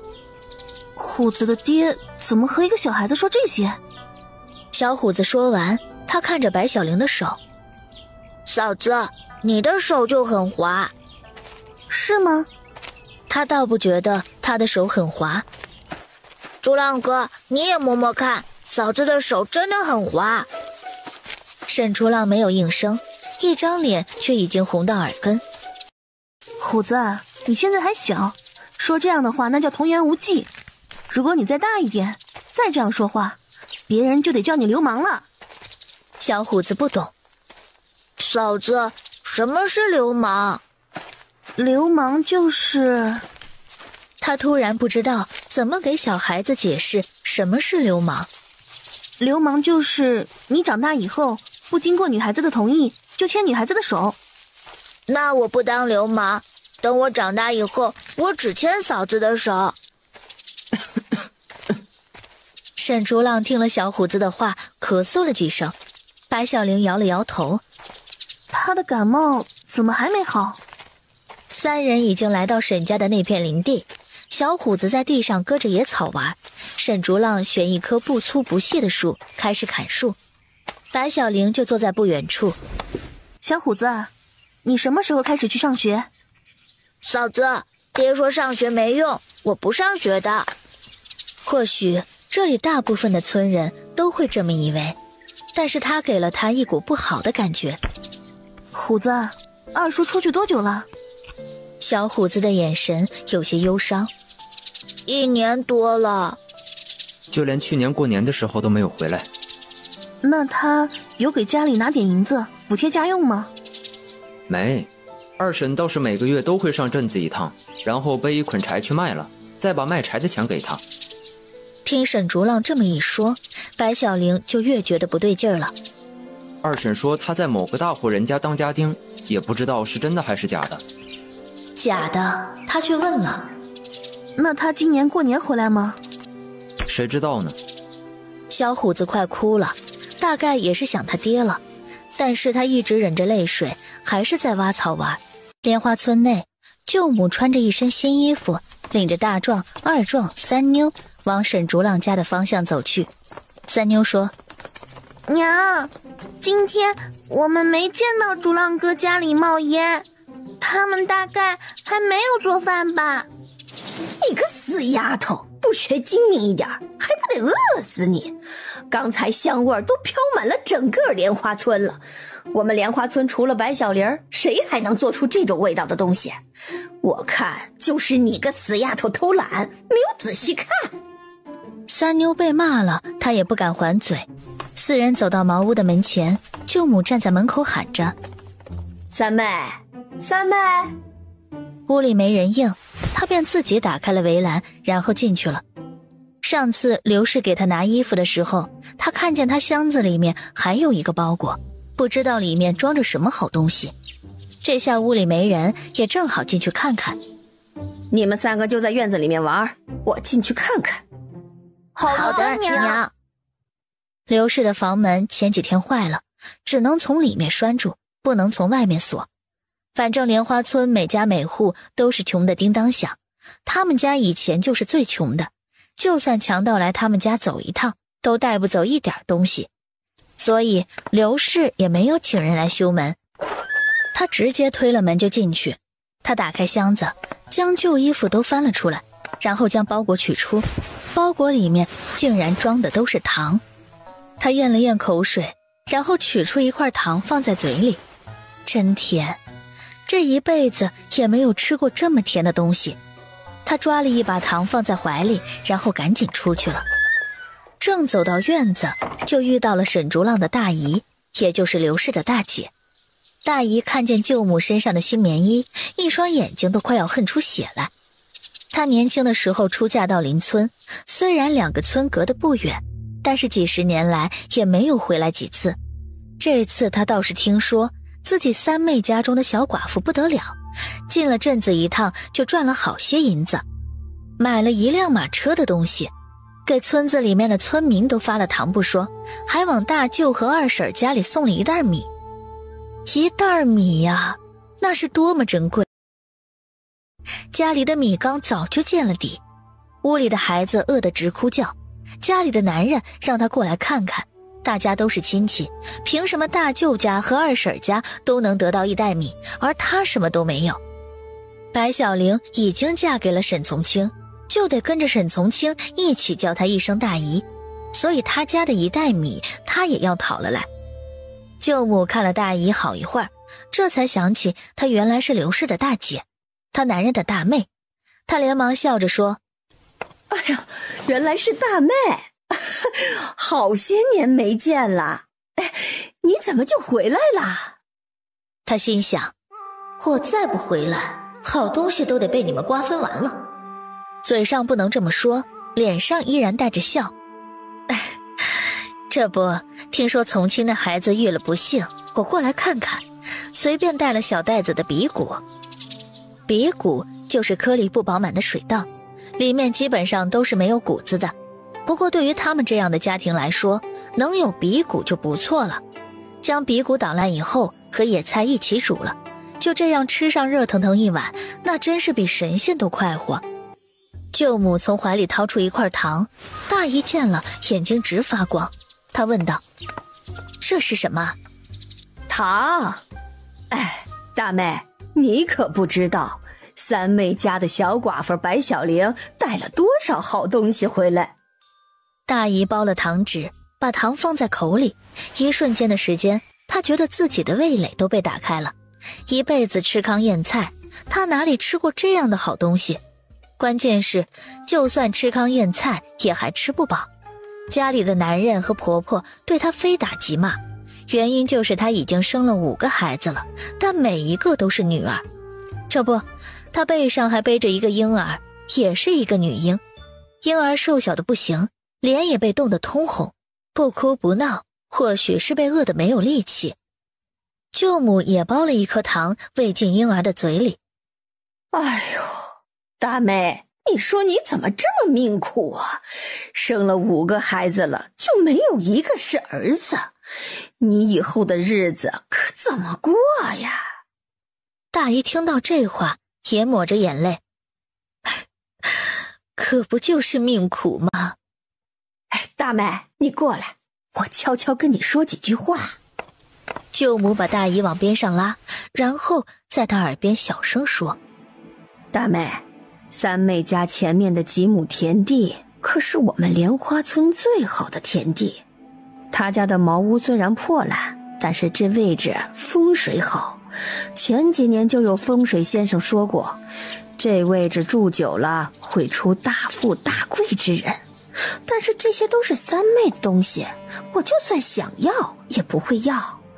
可白小玲不同，我们是三妹的亲人，白小玲不过才嫁来3个月的时间。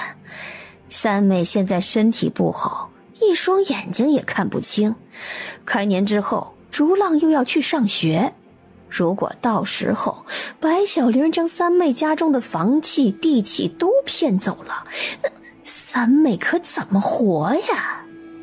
大姨从舅母的话里听出了一些门道，她一直觉得大哥娶的这位嫂子贪。她以前刚嫁过来的时候，在家里做饭，家里的粮食本就不够，但她还每次都偷吃，被她看见以后告了几次给母亲，得了母亲的一顿毒打。当初2人还算是仇人，不过如今听他这么一说，为了大家的幸福生活，第一件大事是要把白小玲赶走，以后刘氏家中的东西怎么分到时候两家人再聚在一起商量。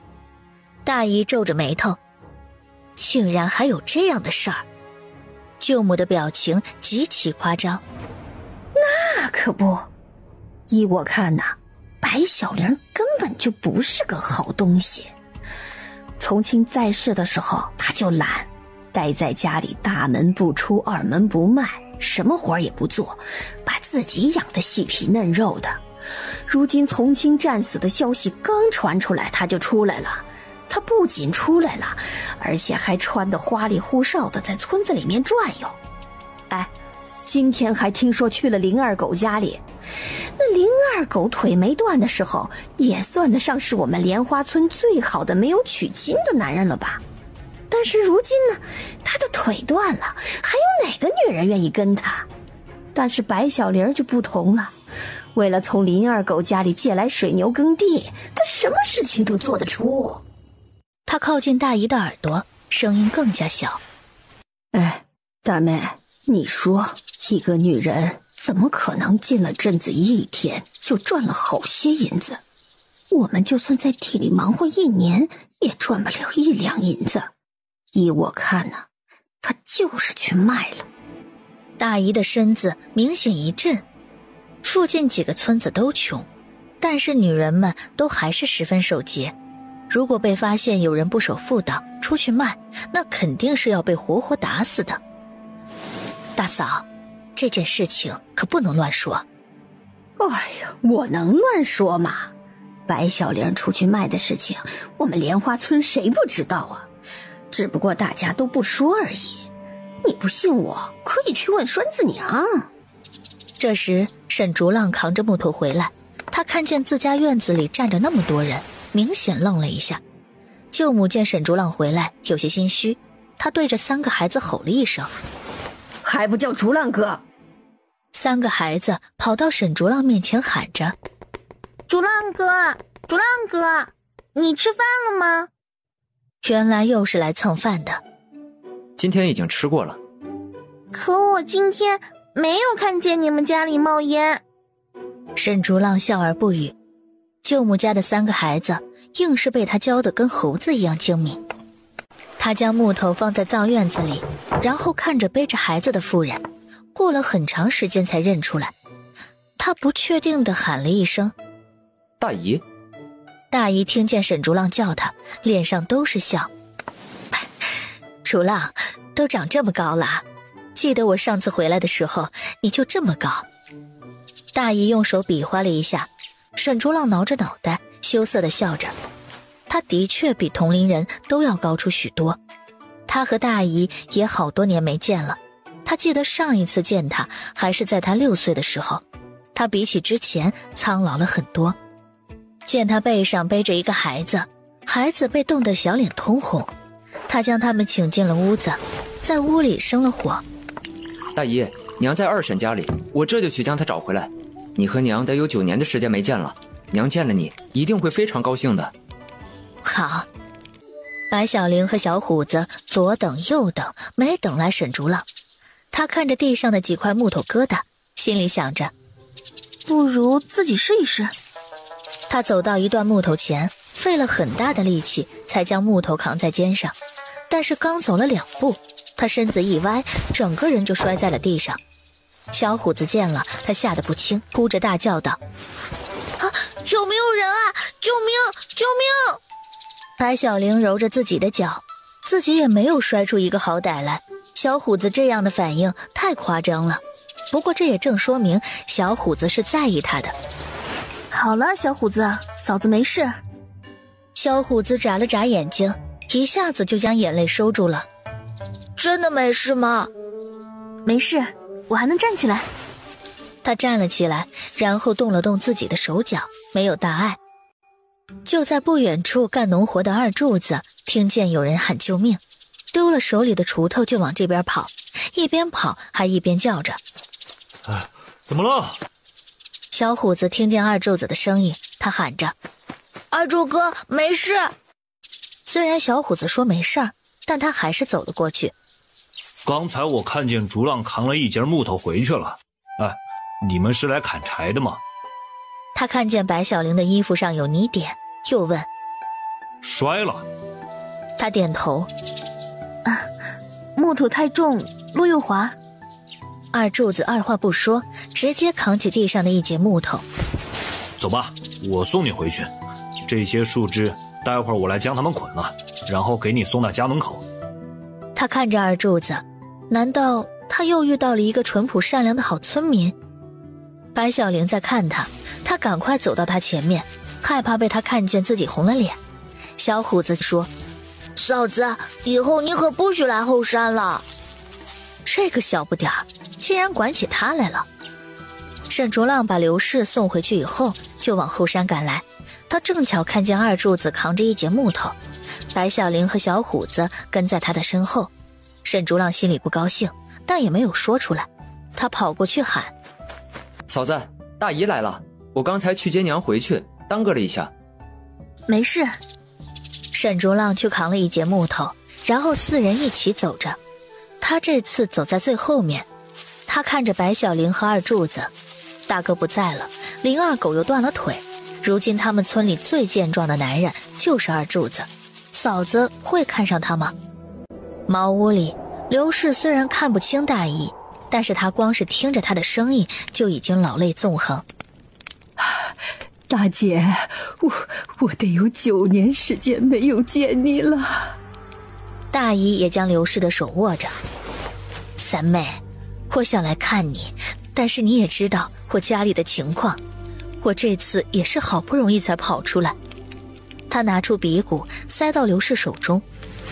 三妹，这是我做饭的时候一次次偷偷藏的，从清不在了，想着你们家里困难，所以就把它带过来了。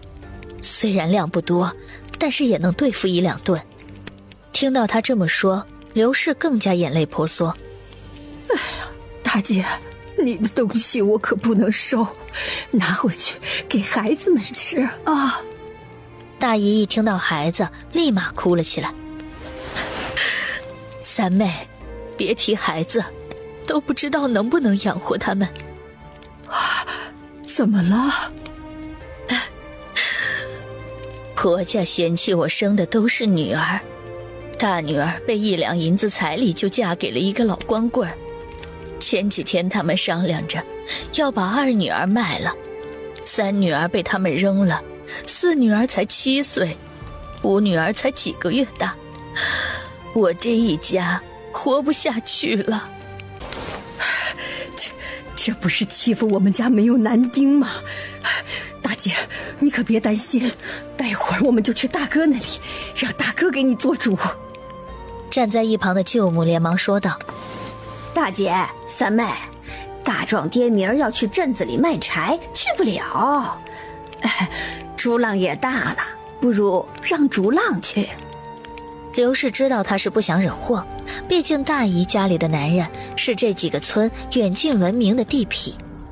可竹浪才15岁，刘氏也不忍心让竹浪去，也不忍心让自己的大姐继续受苦，一颗心快被熬干了。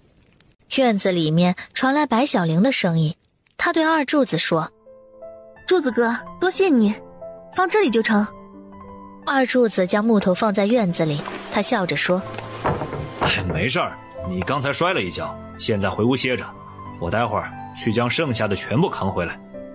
白小玲想，对方都帮了我那么大的忙了，如果不留他吃一顿饭，有点说不过去啊。柱子哥，待会儿一起吃饭吧。二柱子一听又红了脸。好。白小玲叫他吃饭，是不是也对他有意思？娘说了，白小玲虽然嫁给了沈从清，但是她根本连沈从清的面都没见过，更不要说沈从清碰了她。白小玲虽然是小寡妇，其实她还是一个大姑娘。这么聪明漂亮又能干的姑娘，10里8村都再也找不出一位，所以她也非常想和她在一起的。沈竹浪听了他们的谈话，什么话也没说，默默地走进了屋里。舅母一见沈竹浪，立马说道：朱浪，你回来的正好。你大姨在娘家被欺负，你爹在世的时候可容不得她被欺负。如今你爹不在了，你也长大了，大姨的事情你便帮她去解决吧。刘氏坐在一旁，张了张嘴，却是没能发出声音。一个是自己的儿子，一个是自己的大姐，他真的不知道该怎么办。沈竹浪问：发生什么事儿了？舅母把大姨在娘家的悲惨生活添油加醋说了一遍，还说这次大姨过来就是来躲难的，又生了一个女儿，回去就得被他们活活打死。沈竹浪听的那是一个眉头紧皱，他看着面前瘦弱的大姨，再看了看大姨背上饿得面黄肌瘦的婴儿，然后说：大姨，你放心，我明日就陪你回去，好生和大姨夫说说道理。大姨虚假地抹着眼泪，然后点了头。竹浪，有你这句话，大姨就放心了。白小玲和小虎子也随后进了屋。大姨看了白小玲一眼，呆住了眼。白小玲果真一个漂亮，就她这个脸蛋和身材，就算是窑子里面的姑娘，又有哪个能比得上她？如果她真的出去卖，肯定能卖好多钱。大姨。哦，大姨答应了一声。小玲，过来坐。你嫁过来也有3个月了，大姨还一次都没有见过你，想想真是觉得愧疚。大姨，你可别这么说，现在不是来了吗？小虎子生火，白小玲做饭，刘氏和大姨在灶房聊天，二柱子也将全部的树丫扛了回来。二狗的爹和林二狗也从田地回来，白小玲烧了热水给他们洗手，然后大家准备吃饭。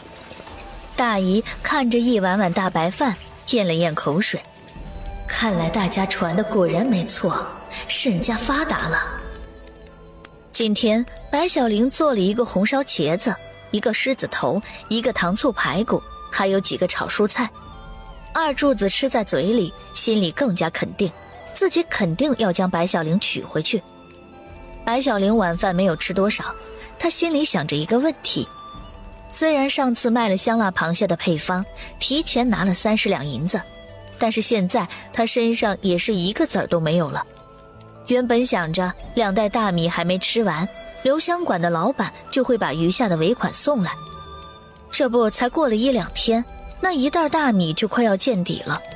如果再这么下去，恐怕又得回到那种食不果腹的日子了。他吃完以后就在火炉旁边坐着，想着以后的打算。二柱子也吃完了饭，他走到他的身边，犹豫了一下，然后坐在他身边的小凳子上。小玲。柱子哥。小玲，这个给你。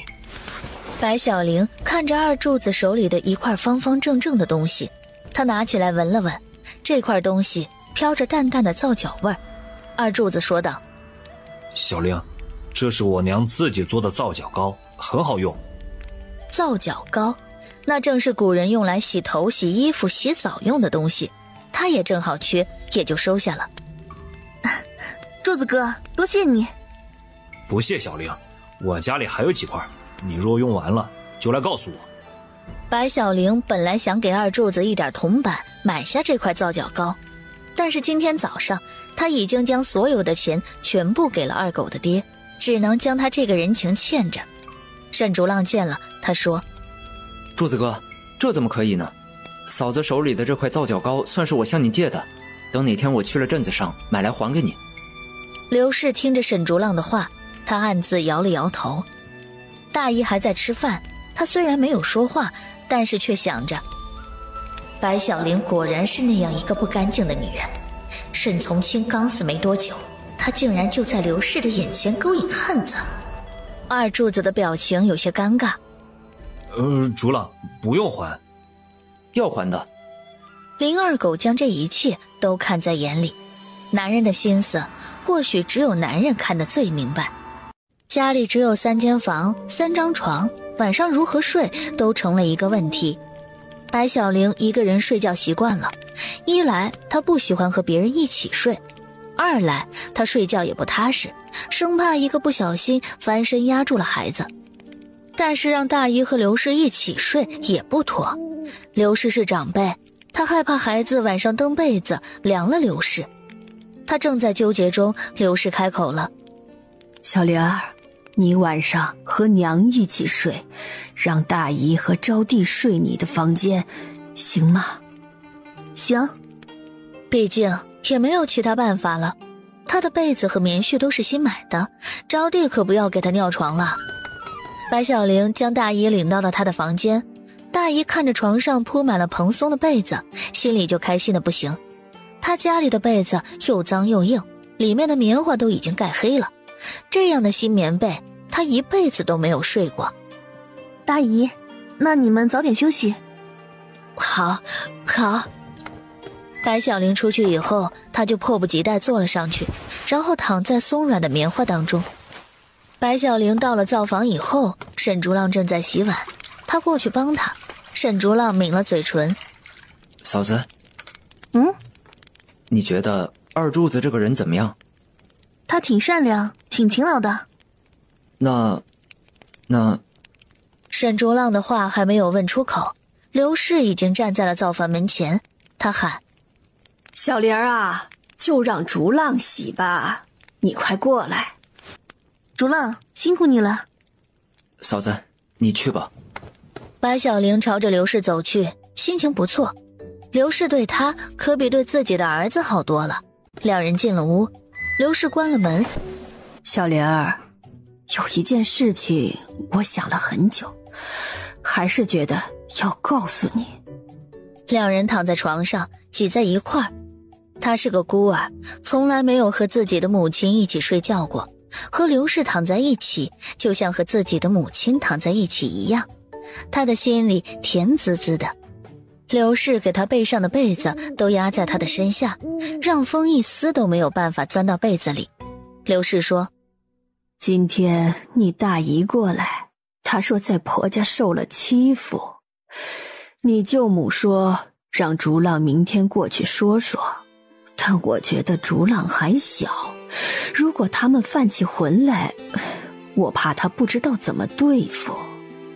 娘，你放心，我明天陪着竹浪过去。可是你去了我也不放心。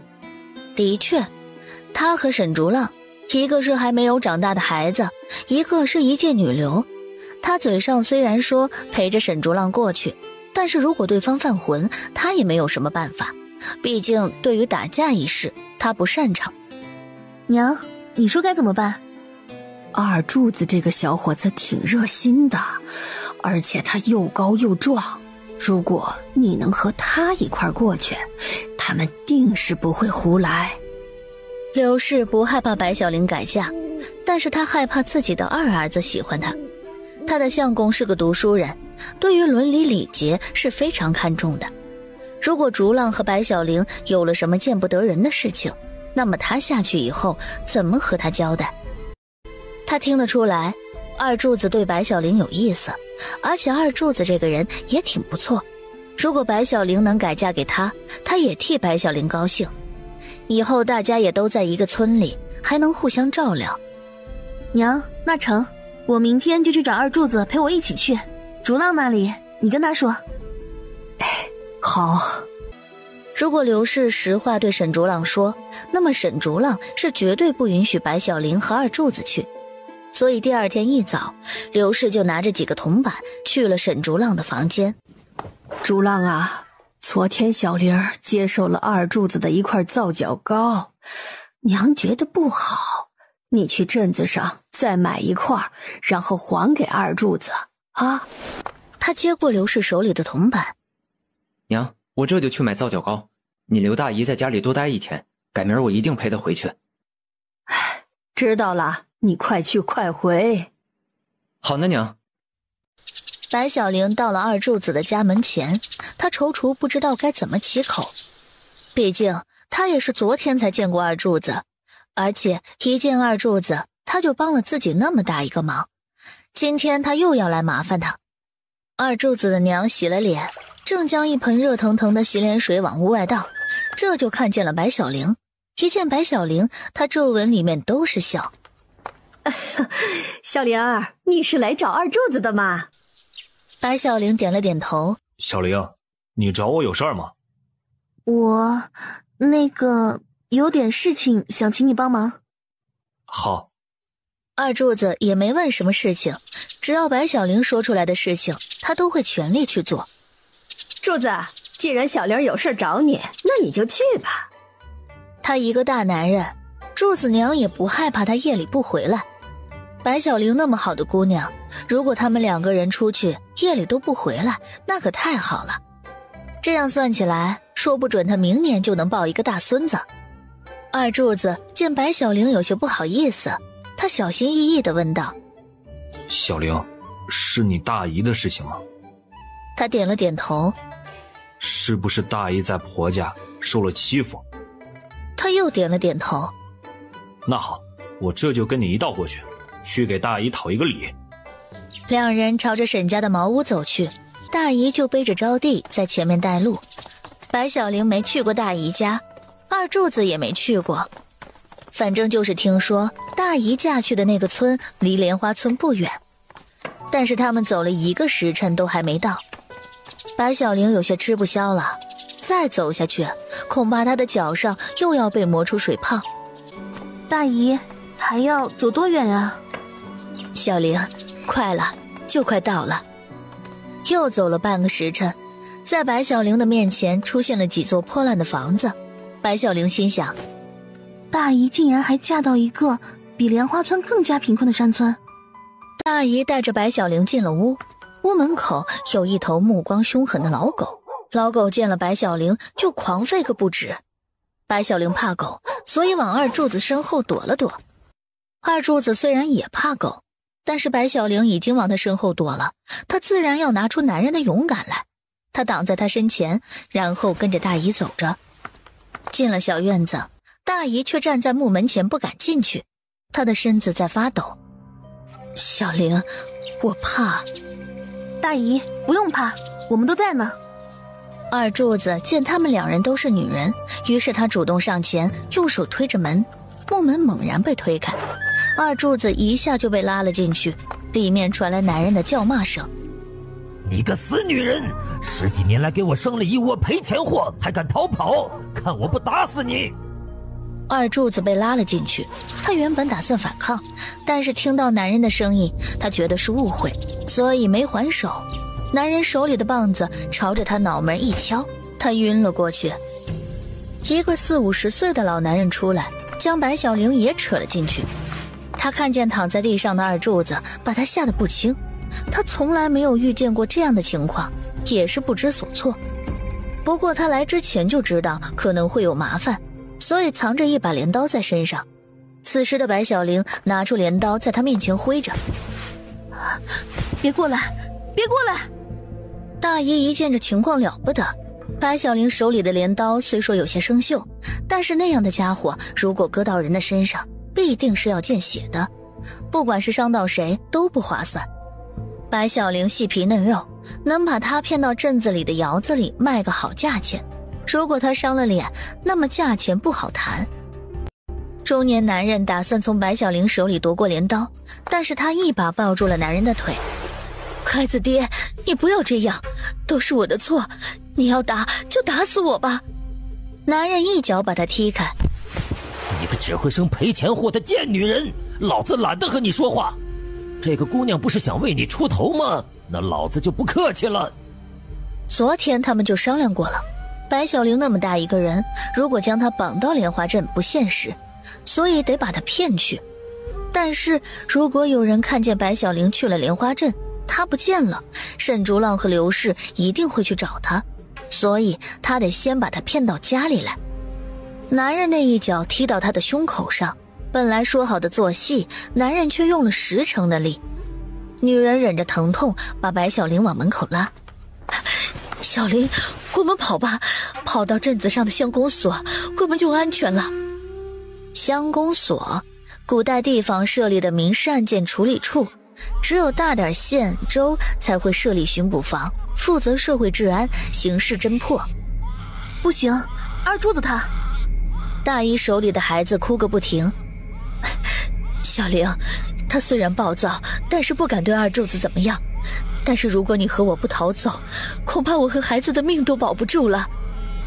白小玲看着大姨脸色苍白，看来刚才男人的那一脚下了死力。眼前这个女人这么瘦弱，那个孩子那么小，就算她不是原主白小玲的大姨，这件事情她也会管。拉着大姨就往外面跑去，身后的男人追了出来。跑！别让老子追到！让老子追到，老子非得打死你这个女人，摔死那个赔钱货！白小玲听着男人恶毒的话语，她脚上的速度快了几分。这个冬天是很冷的，但是由于她一直在奔跑，而且神经高度紧张，她根本感觉不到冷。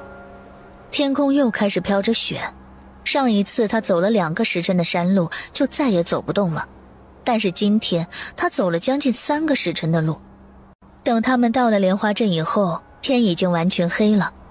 他们2人身上都没有一个铜板，乡公所也关了门，肚子饿得咕咕直叫。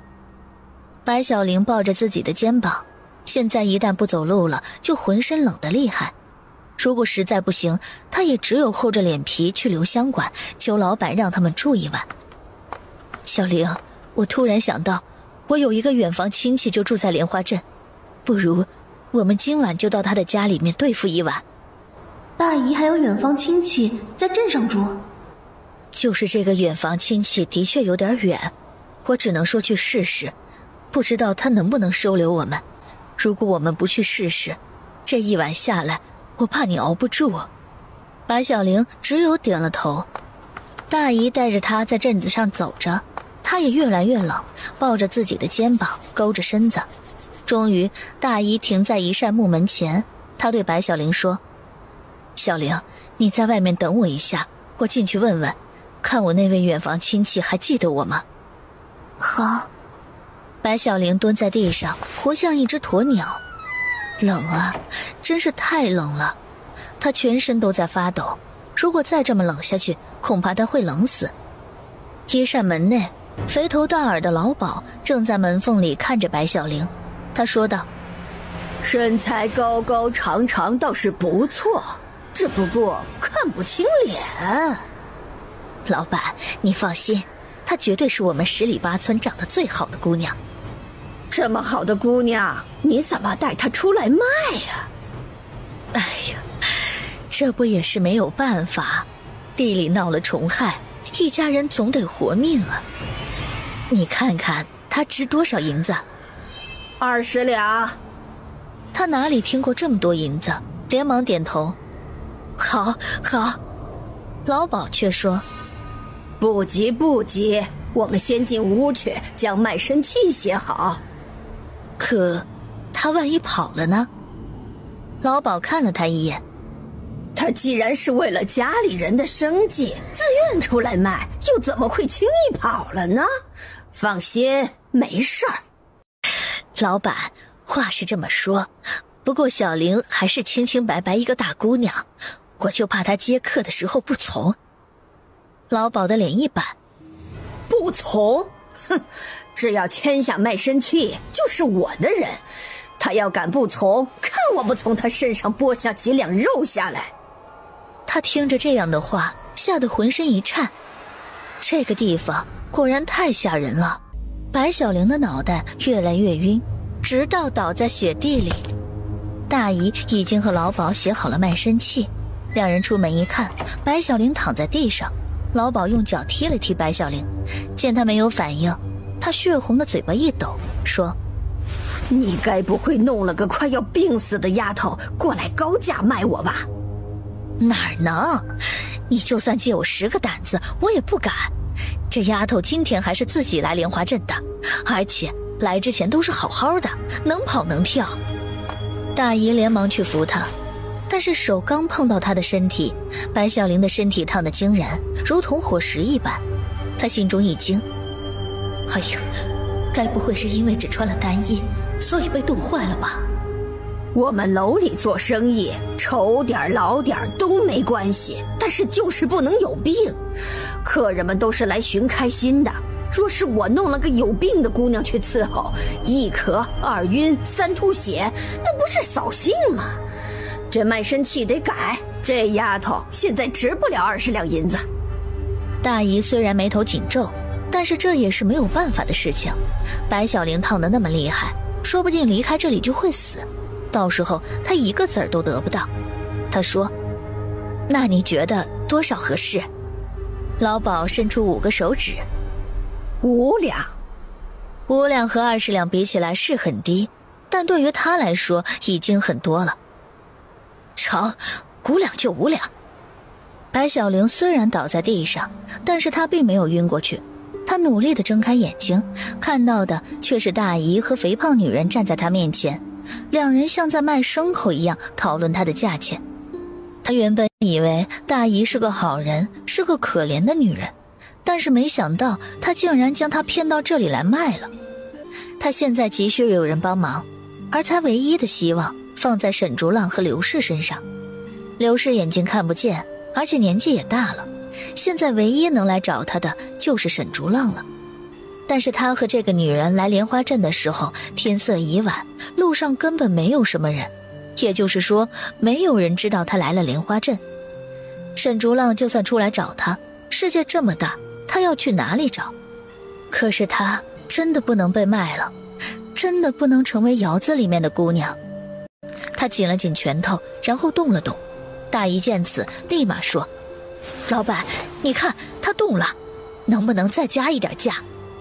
老鸨白了他一眼：“不能，这丫头在这么冷的情况下冻了1天，买回去我还得花大价钱给她治病。5两银子，你要是嫌少，可以立马就带着她走人。”不了，5两就5两。白小玲从地上坐了起来，她脸色苍白，没有一丝血色。啊，老板，你不要被他骗了。老鸨一见白小玲说了话，立马问：“怎么讲？”我得的是痨病。说着，他又咳嗽了几声。老鸨下意识离他远了几步。古代所说的痨病，其实是现在的结核病，是可传染疾病。传染源主要是咳嗽、喷嚏打出的泡沫星子，以及吐的口痰。这种病在现代难以医治，在古代就是绝症。老鸨推了大姨一把：“喂，好你个恶毒的女人，竟然将一个得了痨病的丫头弄到我这里来卖钱，你玩我！”他没想到白小玲会这么说，而且他根本就不了解白小玲，不知道她有没有病。他有些慌乱，连忙摆手：“不，我不敢。”不敢？我一看就觉得不对劲儿。她穿的什么衣服？你穿的什么衣服？她根本就不是你的女儿。说，你是从哪里骗来的一个病丫头，想诓我？我不是这样的。来人呐，给我打！几个打手出来，对着他就是一顿拳打脚踢。他连忙将怀里的孩子丢了出去，嘴里叫：“不要打了，不要打了！”白小玲也抓住了老鸨的裤脚，她浑身都哆嗦：“不要打了！你就算打死他，也没有用的。”老鸨连忙将自己的裤脚从白小玲手里扯了回来，一想到这个女人得了痨病，而且还碰了她的裤子，他就觉得恶心。老板，买不成我，但是你可以买了他。他虽然年纪大一些，但是身体健康。停！老鸨说完，打手们停了手，他朝着大姨走去，然后掐着她的下巴好好看了几眼。她皮肤黝黑，但是身体却还算壮实，一看就是一个庄稼人。窑子里面也好久没有进来姑娘了，客人们都说乏味，生意也越来越惨淡。如果能这时候买进这样一个女人，也可以为客人们换换口味。山珍海味吃多了，有时候也需要吃点野菜解解腻。老鸨问：“这个女人怎么卖？白小玲伸出5个手指，老鸨大叫：“你这么一个年老色衰的女人，你竟然敢卖我5两银子！”她摇了摇头：“不是5个铜板。5个铜板？”老鸨的脸终于有了笑容。5个铜板，那不就是几颗白菜的价格？用这个价格卖一个大活人，那是千值万值。在这个年代是可以暗地里买卖人口的，只要有旁证人，而且旁证人与被买卖人口之间存在亲属关系，那么买卖就可以成立。就算以后因为这事儿闹了官司，只要有一纸卖身契，还有旁证人，那么巡捕房一般是不会管这样的事情。5个铜板被扔到地上，老鸨说：“好，这个人我买了，你可与他有亲属关系？”他是我的大姨。成，5个铜板已经给你了，以后若是因为这件事情闹了官司，你可得出来作证。好。白小玲从地上捡起铜板，然后挣扎着起身，朝着远处走去。她的身后是大姨的咒骂声：“白小玲，你这个杀千刀的，你怎么可以卖了我？你不也卖了我吗？白小玲，像你这么恶毒的人，你活该年纪轻轻就守寡。”白小玲没有应声，没有回头，越走越远。她模糊记得回去的路，只是她不知道她的身体能不能支撑她走回去。这里是镇子上，现在是晚上，街上挂着灯笼，但是一旦她离开了镇子，外面就是一片漆黑。她的头越来越晕，最后一阵天旋地转之后，她失去了意识，倒在雪地里。二柱子被男人拖到了山坳里丢了。傍晚的时候下雪，他被冻醒了。冻醒之后，他借着月光往莲花村赶。沈竹浪夜里还不见白小玲回来，他有些慌了。刘氏也担心。在沈竹浪的再三逼问下，刘氏终于说出了实情：白小玲和二柱子送大姨回去了。沈竹浪二话不说，拿着火把就往大姨嫁去的村里赶去。走到半道上，他遇到了也往莲花村赶的二柱子。沈竹浪问：“柱子哥，嫂子呢？”二柱子也是惊讶：“小玲还没有回来。”他意识到事情不对劲儿，问：“究竟发生了什么事儿？”我不清楚，我一进屋就被打晕了，后来在山坳里面醒来，我以为小玲已经回去了，所以才赶快往莲花村赶，想要回来看看。沈竹浪有些慌：“嫂子该不会出事了吧？”“没有，她没有回来，我和娘在家里等了她1天。”二柱子也意识到事情不对劲儿：“那就糟了，竹浪，我和你一起再去那个村里面找找。”两人一路走着也没有再说话，好像有些不好的事情，只要不说出来就不会发生。他们终于到了那个村，二柱子带路走到了那户人家，他吼：“大姨，你出来！”本是半夜，男人起了床，他没有点灯，刚走到沈竹浪的身边，就被二柱子一下按在了地上。上次就是因为他以为是误会，所以才没有还手。这一次白小玲都已经失踪了，那就没有什么误会了。他恶狠狠地说：“说，白小玲在哪儿？”男人被按在地上，他挣扎不了。我不知道你说的是谁啊？二柱子一拳打在他的脸上：“就是今天和我一起过来的姑娘，你要是再不说实话，我就揍烂你的脸。”昨天夜里，他女人的大嫂赶来，和他说了一个赚钱的方法。他本就是好吃懒做的地痞无赖，有这样的好事儿，当然不会拒绝。不过不是说好，那姑娘只有一个瞎眼的老娘和一个病弱的弟弟吗？就算出了事儿，也不会有人找他。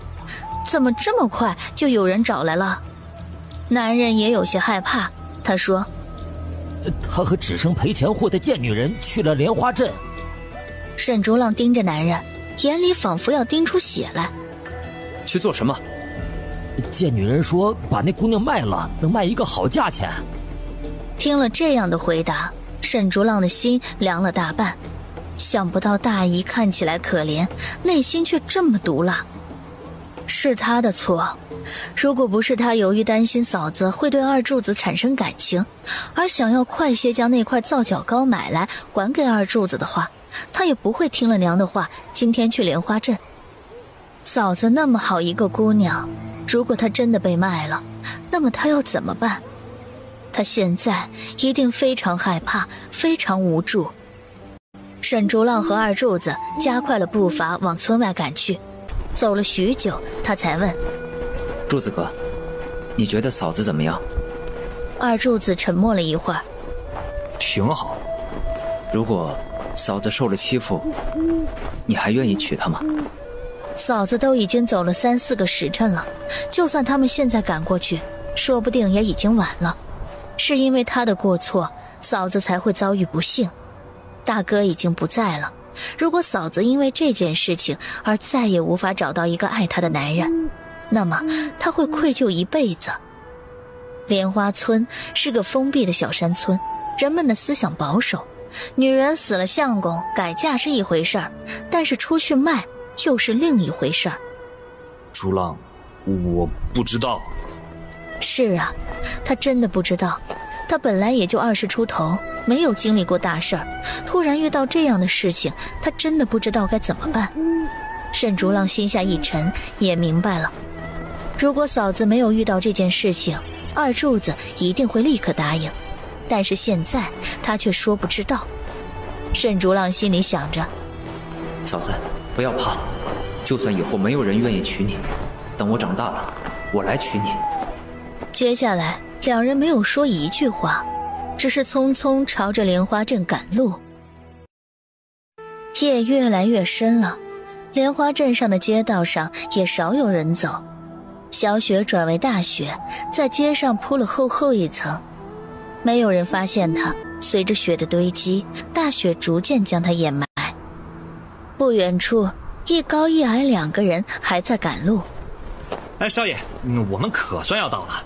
老爷这几日的家书写得太勤，怕是他老人家想你了。书童背着背篓，提着灯笼，在他身边是一个穿着白衣的男子。男子长得高瘦，面容清朗，他淡淡笑着：待会儿先去留香馆，爹来信说馆里最近推出了一道新品，好吃到不行。高瘦男子名叫谢俊，是留香馆谢老板的儿子。在他身边的这位是他的书童，名叫陆四。陆四说：对呀，少爷，老爷的信中还说了，卖给老爷配方的是一个姑娘，老爷还等着少爷回来以后给那位姑娘送银子过去。谢俊呵斥一声：陆四。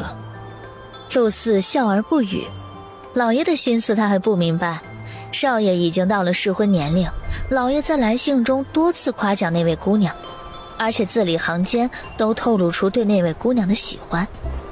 老爷平时多疼爱少爷，一点活都不舍得让少爷去做，但是那位姑娘卖配方的尾款，老爷特地要等少爷回来再由少爷送过去，那目的太明显了。他们走着，突然谢俊踢到了一个东西，陆四扶着他。少爷小心！陆四用灯笼照着地面，却看见在雪中躺着的白小玲，她的皮肤被冻得和白雪一般白，吓得陆四往后退了一步。怎么遇到一个死人？别胡说。谢俊用手探了探他的鼻息，还有微弱的呼吸，然后将他扶到自己背上，背着他往蔡大夫的医馆跑去。陆四在后面追着。少爷，她一个姑娘家，深更半夜晕倒在雪地里，这事有些奇怪，而且这姑娘是生面孔，不是我们莲花镇的人。废话少说，救人要紧。听到谢俊的话，陆四也不敢多言，两人快速到了蔡大夫的医馆前。医馆已经关门，但是蔡大夫一家就是住在医馆后面的院子里，只要有急事，大点力气拍门就成。陆四猛地拍门，蔡大夫听了拍门声，喊道：轻点儿，来了。等到蔡大夫将灯点了，将门开了，谢俊把白小玲放了下来。蔡大夫一见，可吓了一跳。是他？蔡大夫，你认识他？蔡大夫摸着他浑身被血浸湿的衣服，他浑身冷得厉害，如果再让他穿着湿衣服，就算他是华佗在世也救不了他。她就是那个卖了配方给你爹的那个姑娘，叫白小玲，家住莲花村。上次啊，她还请我们去他们家里给她娘治病呢。谢俊也愣了一下。是她？快帮帮忙，把她的湿衣服换下来。谢俊却站着不动。可是男女有别呀。得了，是男女有别重要还是性命重要啊？这位姑娘也不是黄花闺女，她是沈家的小寡妇。陆四眼皮一跳，她原来是个寡妇。老爷的来信中一个劲儿夸她的好话，没有提起她是寡妇的事情。蔡大夫将她的袖子撩起，准备给她把脉，但却在她的手腕处看见一颗红痣。他眼神一暗，若有所思。谢俊也注意到了那颗红痣，他问：蔡大夫，这是什么？手工纱。手工纱？谢俊自然知道手工纱是什么，他大声喊：婆娘，快起来，拿几件你的衣服来给这位姑娘换上。这件事情可不简单，一般的农家女子身上怎么可能出现手工纱这种东西？这东西制作过程繁琐，就算在莲花镇也只有少数讲究的人家才用。白小玲身上不仅有，而且手工纱还完好无损，这就说明她还是处子之身。白小玲她似乎不是那么简单的一个人，为了避免以后遭到麻烦，对于她的事情还是小心为妙。蔡大夫让谢俊将白小玲抱到了里屋，由蔡大夫的夫人给她换衣服。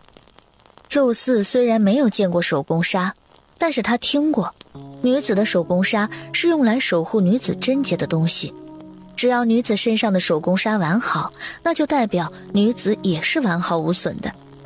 难怪老爷就算知道白小玲是个寡妇，也在少爷面前说尽了她的好话。原来老爷早就知道她本就是一个大姑娘。陆四碰了碰谢俊：哎，少爷你有福了，刚才我借着光看清了白小玲的脸，她那张脸就算放在我们莲花镇也没有几个女子能够比得上。陆四，你够了。你说老爷在来信中对少爷频频提起这位姑娘，而少爷又救了她，这是不是就是缘分？谢俊的语气严厉了几分。陆四。陆四暗自笑着，少爷和这位白姑娘真是挺有缘分的。蔡大夫已经为白小玲把脉出来了，谢俊连忙上前问道：蔡大夫怎么样了？无碍，就是冻着了，吃几副药就会好起来。那我家后院还有一间客房，今晚他就休息在我这里，等到明天他醒了，你租一辆马车把他送回莲花村。谢俊觉得这个方法行，毕竟住在蔡大夫这里，如果他又有什么问题，也有蔡大夫医治。蔡大夫，多少银子？3两。谢俊拿出银子，对蔡大夫道谢之后，这才离开。等到谢俊和陆四走了以后，蔡大夫的夫人也凑了过来。老头子，这是谁家的姑娘？她的手臂上怎么会有手工纱？蔡大夫摇了摇头。老婆子，这姑娘来头不小，她前几日以100两的高价卖给了谢老板一个方子，让谢老板的留香馆死而复生。他有些惊讶。她就是那个现在莲花镇人人口头相传的那位姑娘？对。不是说是个寡妇吗？她也的确是沈家的小寡妇，不过谁知道她的娘家是做什么的？只有大户人家才会给未出阁的少女手臂上点手工纱，但是大户人家的姑娘怎么可能嫁到莲花村？蔡大夫顺着自己的胡须：谁又知道呢？婆娘，这事儿不可说出去。我知道，老头子。天还未亮，沈竹浪和二柱子已经到了莲花镇。他们几番打听，才清楚了镇子上唯一的窑子地点。两人匆匆赶去，四周的店铺都未开张，只有窑子里面灯火通明。沈竹浪是个读书人，自然没有来过这种地方，还未靠近他们，就闻到一股劣质的烟粉气，让他只想打喷嚏。若是以前，他是万万不会来这种地方，而且见了女人们如此搔首弄姿，他也定是要脸红的。但是一想到白小玲就在里面，他已经将什么大道理都抛之脑后，直直朝着窑子走去。二柱子见此，迟疑了一秒，也跟在沈竹浪的身后。哟，小公子，和哥哥一起来玩呢。看你面生，第一次来吧？沈竹浪皱紧了眉头。都走开，我要见你们老板。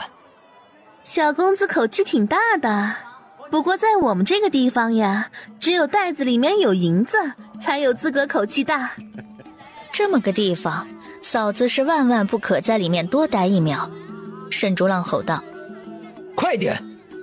姑娘看着沈竹浪的穿着，的确也不像是穷人，不过在莲花镇，富人就那么几家，他们也都认识，而他并不是他们之中的任何一人。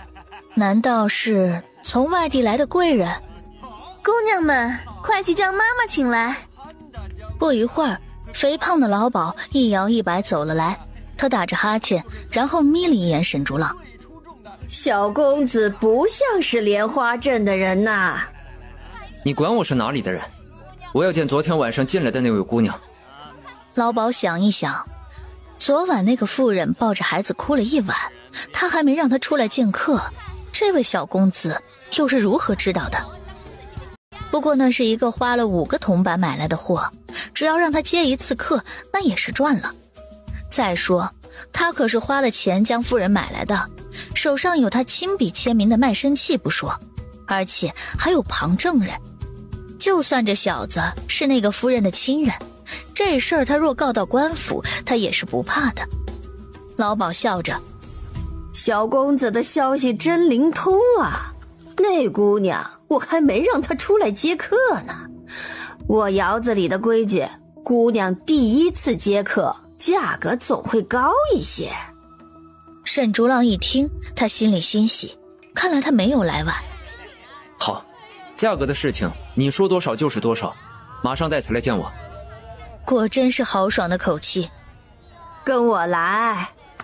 老鸨将他们带到了一间房，然后对着沈竹浪笑着：小公子，你且稍微等待一下，我这就去将他叫来。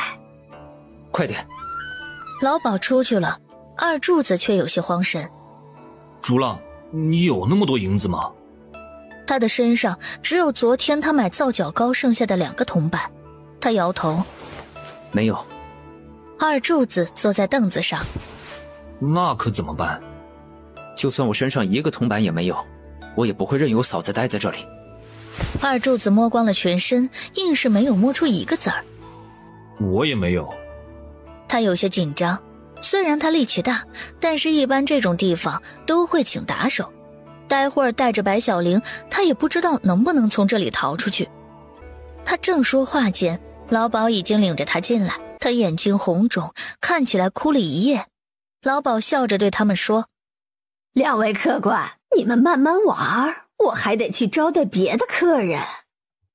直到老鸨出去，房门被关上，他才一下子扑到沈竹浪面前，哭着喊：竹浪，你救救大姨，若是大姨在这里面失了身，会被你姨父打死的。他看着他，虽然不敢相信，但是那个男人的确是说，是大姨要将嫂子骗来卖掉。嫂子呢？他的眼神变得阴毒起来。竹浪，你们可千万不要被白小玲给骗了，大姨就是被那个恶毒的女人骗过来卖了。昨晚她将我骗过来以后，她就走了。沈竹浪不信他说的话。嫂子不会这么做的。不会，老鸨那里卖身契上面写得清清楚楚，旁证人白小玲，你若不信，可以将老鸨找来问个清楚。他说着跪在了沈竹浪面前，他拉着他的裤子：竹浪，我是你大姨，是你娘的大姐，我怎么可能骗你？白孝林不是好人，你以为他为什么能在1天之内挣那么多银子？他就是出来卖。昨天他陪着我回去，我又被你姨父打了，他带我逃了出来，说是能带我找一个快速赚钱的方法，我就跟着他来了。没想到他竟然将我5个铜板卖了。一旁的二柱子笑出了声，5个铜板，那得多便宜的价格。白小玲又不傻，这么远将他骗来，只为了5个铜板，连他都不信他的鬼话。朱浪，我说的都是真话，招娣在他们手里，如果我不从，他们就说要饿死招娣，我没有办法。朱浪，你救救大姨。大姨，你知道我是怎么找到这儿来的吗？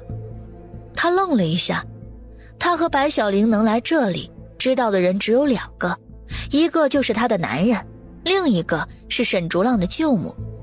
沈竹浪没等他回答，直接说：我们去了你家里。他听了不敢再看沈竹浪，他的男人不爱他，嫌弃他，原本说的假装踢他一下，他竟然真的用了全力踢他。如果他们真的找到了他的家里，那么他们根本不用费多大的力气，他的男人就会将他出卖。他流着泪，竹浪，就算我错了，但是我是你的亲人，你不能丢下我不管。再说招娣还小，她不应该待在这个地方。像你们这样的父母，为什么要生孩子？生出孩子也是祸害孩子。他一屁股坐在地上。沈竹浪的意思是不救他们母女2人了？可是他若是不救，他更不要指望他的婆家人会来救他。蔡大夫一开门，见到的就是陆四和谢俊，他们2人还吓了他一跳。蔡大夫打趣说：哟，谢小爷来给我当门神，我可担待不起啊。谢俊也有些不好意思。蔡大夫，你可别取笑我。昨晚回去，我将发生的事情给我爹讲了，爹今天还未天明就将我叫了起来，让我拿着白姑娘上次卖方子的余款来找她，看她好些了没有。蔡大夫，她没事吧？没事，想不到啊，那个小丫头看起来瘦弱，身子骨倒是不差，若是换了旁人，就这么被冻上一晚，那肯定得生一场大病啊。蔡大夫明里不说，暗地里却有自己的思量。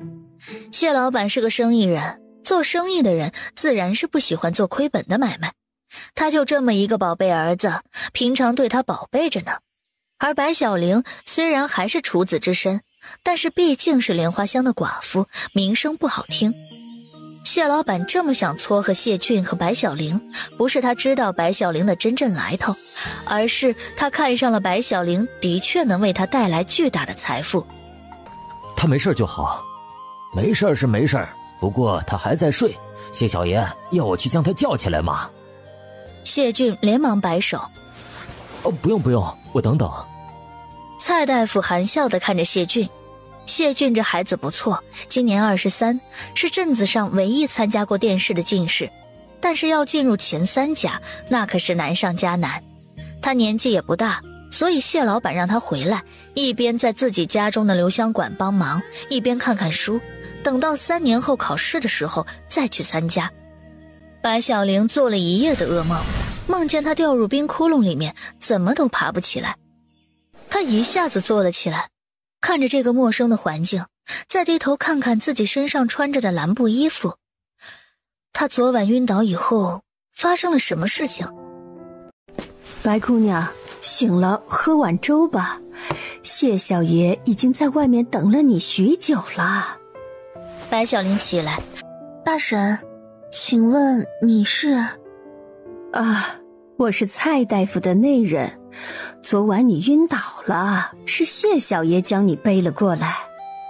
白小玲记得蔡大夫就是他前几天请回去给刘氏治眼病的大夫，可是谢小爷是谁？大婶，那你刚才所说的谢小爷，他是谁？他就是留香馆谢老板家的少爷。白小玲明白了，然后坐在桌旁喝粥。喝了一碗粥以后，浑身暖和了不少。她看了看窗外，现在已经天明。她昨天夜里一夜没有回去，沈竹浪和刘氏一定非常担心她。她起身，多谢大婶和蔡大夫相救，只不过我现在身上没有银子，可否先记账？等到以后我有了银子，再来还给你们。谢小爷已经付过银子了。又是谢小爷，这位谢小爷又是救了他，又是给他垫付了医药费。他出去之后可得好生感谢他。白小玲来到钱塘的医馆，经过了一晚的休息，白小玲的面色白皙中带着红润，竟叫得陆四看呆了。陆四小声道：少爷，老爷真是好眼光。白小玲看了一眼陆四和谢俊，从他们的穿着举止，他便已经看出谢小爷便是谢俊。他走向他，对他说：谢小爷，多谢你相救之恩，不知昨晚小爷垫付的医药费是多少？小玲以后赚了银子才好还你。谢俊想着，他果然和他爹说的一样，是一个非常有原则的人，而且他举手投足之间既没有娇小姐的娇气，也没有村妇没有见过世面的土气，而是给人一种非常自然不卑不亢的感觉。他的样貌虽说算不得倾国倾城，但是眉眼之间透着一股清气，真是让人见了赏心悦目。自古便是宣扬女子无才便是德，女子是不能上书院读书的，但是她这样聪慧，这样有胆识，的确让他刮目相看。白姑娘不必了。他拿出一个沉甸甸的钱袋，这是上次白姑娘卖给留香馆的方子的尾款，爹特地叫我给姑娘送来。爹说了，姑娘是难得的才女，若是姑娘愿意，以后若是有了新方子，留香馆都要了。做生意的人讲究的是细水长流，看来谢老板对他卖出的香辣螃蟹的方子非常满意，如此他也不好与谢小爷之间算得太清，反而显得生分。他以后种了蔬菜粮食，还想着拿来卖给留香馆。白小玲拿过，如此，等有空我请谢小爷吃饭。今日就有空。此话一出，陆四和白小玲皆是惊讶地看着他。他尴尬地笑了两声以后，这才说：爹说了，回莲花村的山路难行，让我租一辆马车送白姑娘回去。他的心是好心，但是如果他租了马车送她回去，那么他不知道自己又会被村民传出一个什么事情来。对于他们的想象力，白小玲还是有些害怕的。他正打算拒绝，有一个男人一边跑一边喊着：快去看，清早窑子里面有人闹事儿。不一会儿，就有一群人朝着窑子的方向跑去。窑子里有人闹事？难道是沈竹浪找到了大姨家中，然后问出了些什么？白小玲叫住了刚才叫喊的男人：大哥，闹事的是什么人？2个男人，他们要带走窑子里面的一个妇人和一个小孩，但是没有银子，正和窑子里的老鸨杠上了。我看马上就要打起来了。他心下一凉，那应该就是沈竹浪和二柱子。白小玲也朝着那个方向跑去。沈竹浪，他可千万不能有事儿。谢俊一见情况不对，见他焦急的样子，莫不成他和闹事的2位男子认识？他和陆四也跟着白小玲身后跑了去。窑子门前，大姨抱着招娣躲在沈竹浪的身后，她瘦弱的身子暂时成了他们母女2人的避风港。而在他们面前是10几个打手，老鸨拿着卖身契，他脸上的肥肉一抖一抖的。臭小子，身上半个子儿都没有，竟然还敢装阔少爷！这个女人昨天夜里自己签了卖身契，她就是我窑子里面的人。你要是想把她带走，少了5两银子，休想！你不如去抢，你买她的时候只花了5个铜板，如今只过了1晚上，怎么就要5两银子卖出？这个女人吃我的住我的，这些都不需要花钱吗？还有，你们2个今天来这样闹事儿，我一早上生意都没得做。这张卖身契上白纸黑字写得清清楚楚，就算你们报了官我也不怕。你们有钱就拿钱走人，没钱就趁早滚蛋，否则休怪老娘我不客气。10几个打手手上都拿着棒子，一个个凶神恶煞，就等着老鸨一声令下了。在莲花镇就这么一家窑子，老鸨平常和乡公所那些人可好着呢。5两银子没有，5个铜板我回家取给你，女人和孩子我今天必须要带走。哟，一身的穷酸气，你还想英雄救美？这个妇人当你娘都绰绰有余，你这拼死拼活的想带她走，难不成还想她给你生一个大胖儿子？老鸨此话一出，沈竹浪憋得脸红，一时说不出话来。围观居民哈哈大笑起来。哈哈哈！对呀，小伙子，你年纪轻轻，眼色就不好使，这么一个货色，白送我都不要。你看他那张脸上的褶子，皱起来能夹死一只蚊子；再看看那双手，满是冻疮，看着连饭都吃不下。大家你一言我一句的说着，大姨站在沈竹浪身后，流出了泪水。臭小子，给你最后一次机会，你滚不滚？沈竹浪的衣服在冷风中嗤嗤作响。不滚。动手，将这2个臭小子给我扔出去！10几个打手朝着沈竹浪和二柱子围了过去，他们看见这样的阵仗也有些心悸。2人将大姨围在中间，他们3人所占的圈子越来越小。白小玲拨开人群大喊：住手！他推开挡在他面前的人，然后挤进了圈子里面。老鸨打量着他：哟，你没死！白小玲指着大姨：这个女人我买了。小姑娘，你该不会是和这个臭小子一起玩我吧？你昨晚刚将他5个铜板卖给我，今天又要买回去？哼，我做生意大半辈子，从来没有见过你这样的做法。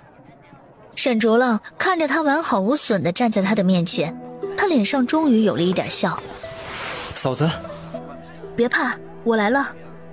沈竹浪愣了一下，他是男人，这句话应该是他对他说才对。谢俊也挤进了人群，老鸨认出他。哟，谢小爷也要趟这趟浑水？不过谢小爷，别怪我没有提醒你，在这个镇子上，就算是你的老子也得给我面子。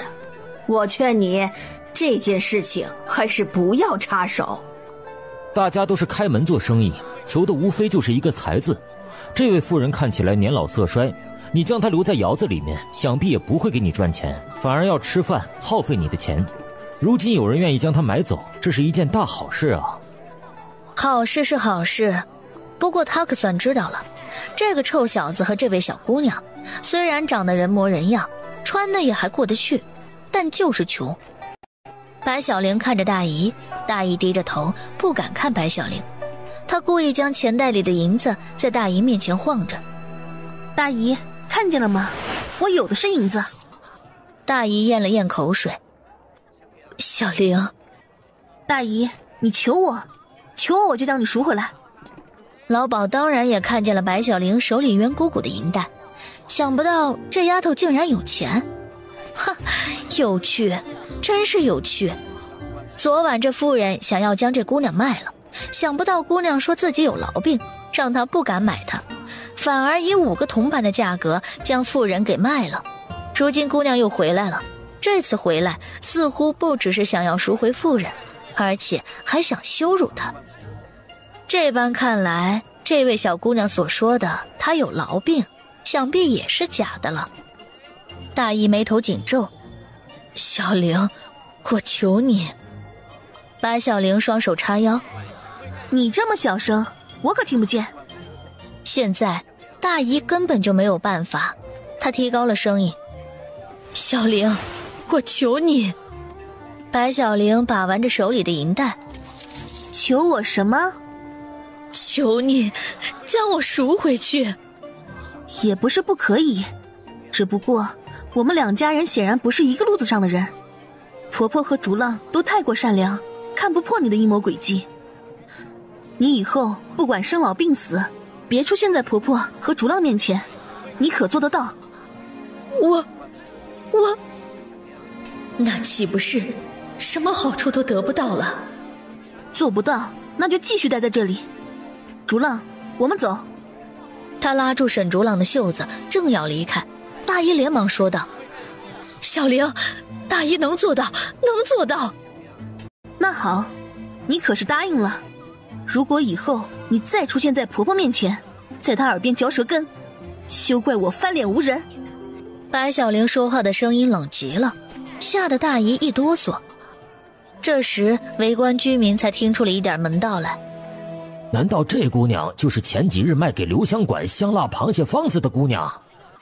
这段时间莲花镇上大家口耳相传的都是她，想不到今天竟然见到真人了。她真是又聪明又美丽，沈家真是好福气。白小玲付了老鸨5两银子，老鸨对于刚才白小玲的一系列做法可是惊叹。他做生意这么多年，什么稀奇古怪的事情没见过，但是就眼前这小姑娘这样的魄力和胆识，他真的没有见过。他一个方子就能让留香馆起死回生，他的窑子这段时间生意也不是很好，是不是也可以从白小玲那里买到1、2个法子，也让他的窑子再来一春？不过事先有些闹得不愉快，得等过一段时间，让留香馆的蔡老板牵线搭桥，让白小玲帮个忙。老鸨接过银子，态度来了一个180度大转弯。好，我做生意绝对讲诚信，既然说了5两银子就是5两银子，这个妇人和小孩就归你了。白小玲看着招娣被饿得脸色发青，她心中也是不忍。有的人根本就不配当父母，却生出了许多孩子，真是害人害己。他掏出5个铜板扔在地上，这是昨晚卖你的铜板。说完拉着沈竹浪离开了人群。大家目瞪口呆地看着白小玲离去，这个女人简直就是太帅了，她简直就是要成为他们这里的第一寡妇。白小玲拉着沈竹浪，她走在前，沈竹浪在后，她一边走一边说：竹浪，一个人善良是没有错的，但是要分清楚对象。对善良的人善良，那是善良，但是对丑恶的人也善良，那就是傻。最后害了自己，令亲者痛，仇者快。我们不主动欺负人，但也绝不允许别人欺负我们，明白了吗？沈竹浪点着头。白小玲讲的道理不像先生讲的全是知乎者也，但是他却爱听。嫂子，你没事吧？没事，不过这件事情我们不可以回去对娘说。昨晚他那么晚没有回去，刘氏已经非常担心，如果他再知道白小玲因为自己的决定险些冻死，恐怕就会更加自责。好，但是我们回去以后，娘肯定是会问起发生了什么事。我们就说大姨家里的事情解决了，大姨留我们住了1晚。白小玲所想的不是为了自己，全是为了她和娘。白小玲再转头看向二柱子，柱子哥，你听见了吗？二柱子见白小玲看向他，他一下子就红了脸。小玲，我明白了。已经到了人少的地方，白小玲放开了沈竹浪的袖子，谢俊走到他的身边。白姑娘，我这就去租车，然后送你们回去。谢小爷，我的小叔子和柱子哥都来接我了，你还是去忙你的事情吧。还有，替我向谢老板问好。谢俊的心中虽然有些失落，但是脸上并未表现出来。他道：那好，以后若是有什么事情需要帮忙，尽管来留香馆找我。行。谢俊和陆四一起离开。陆四说：少爷，我真是越看白姑娘越觉得顺眼，你这般让她和2个男子一块回去，难道就不担心吗？担心什么呀？那个小一点的是他的小叔子，倒是不用担心，但是那个被称作柱子哥的，他看白姑娘的眼神不正常，万一他向白姑娘献殷勤，白姑娘看上他可怎么办？谢俊笑着摇头，不会，他不是一个平凡人，怎么会喜欢一个平凡人呢？陆四挠了挠脑袋，没听得太明白。白小玲带着二柱子和沈竹浪去了上次的租车市场，还是1两银子租了老伯的车，然后在莲花市场买了许多东西，又载着满满一车东西回去了。白小玲想着，她虽然被骗了，但是很明显这件事情是事先有计划的。而那女人夜里在他们家睡觉，那么是谁和她的男人通风的？在她的脑海里浮现出一个人，那就是舅母。马车到了莲花村，刘氏早已经等在茅屋前。他见了一个影子往茅屋来了，急忙问：是小玲吗？白小玲应了一声：娘，是我。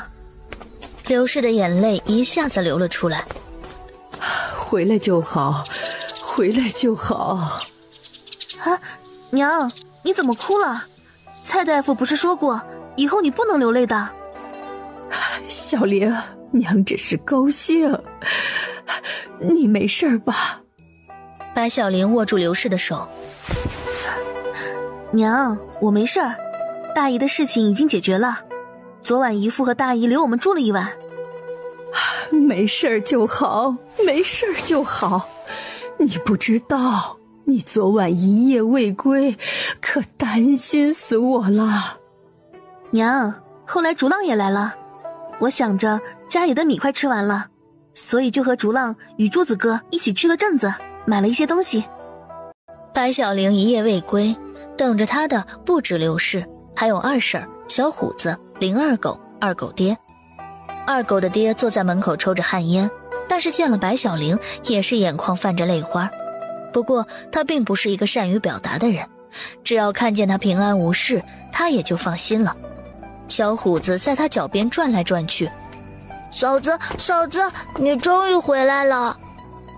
白小玲揪了一把他的小脸，然后道：是呀，不仅回来了，又买了许多东西。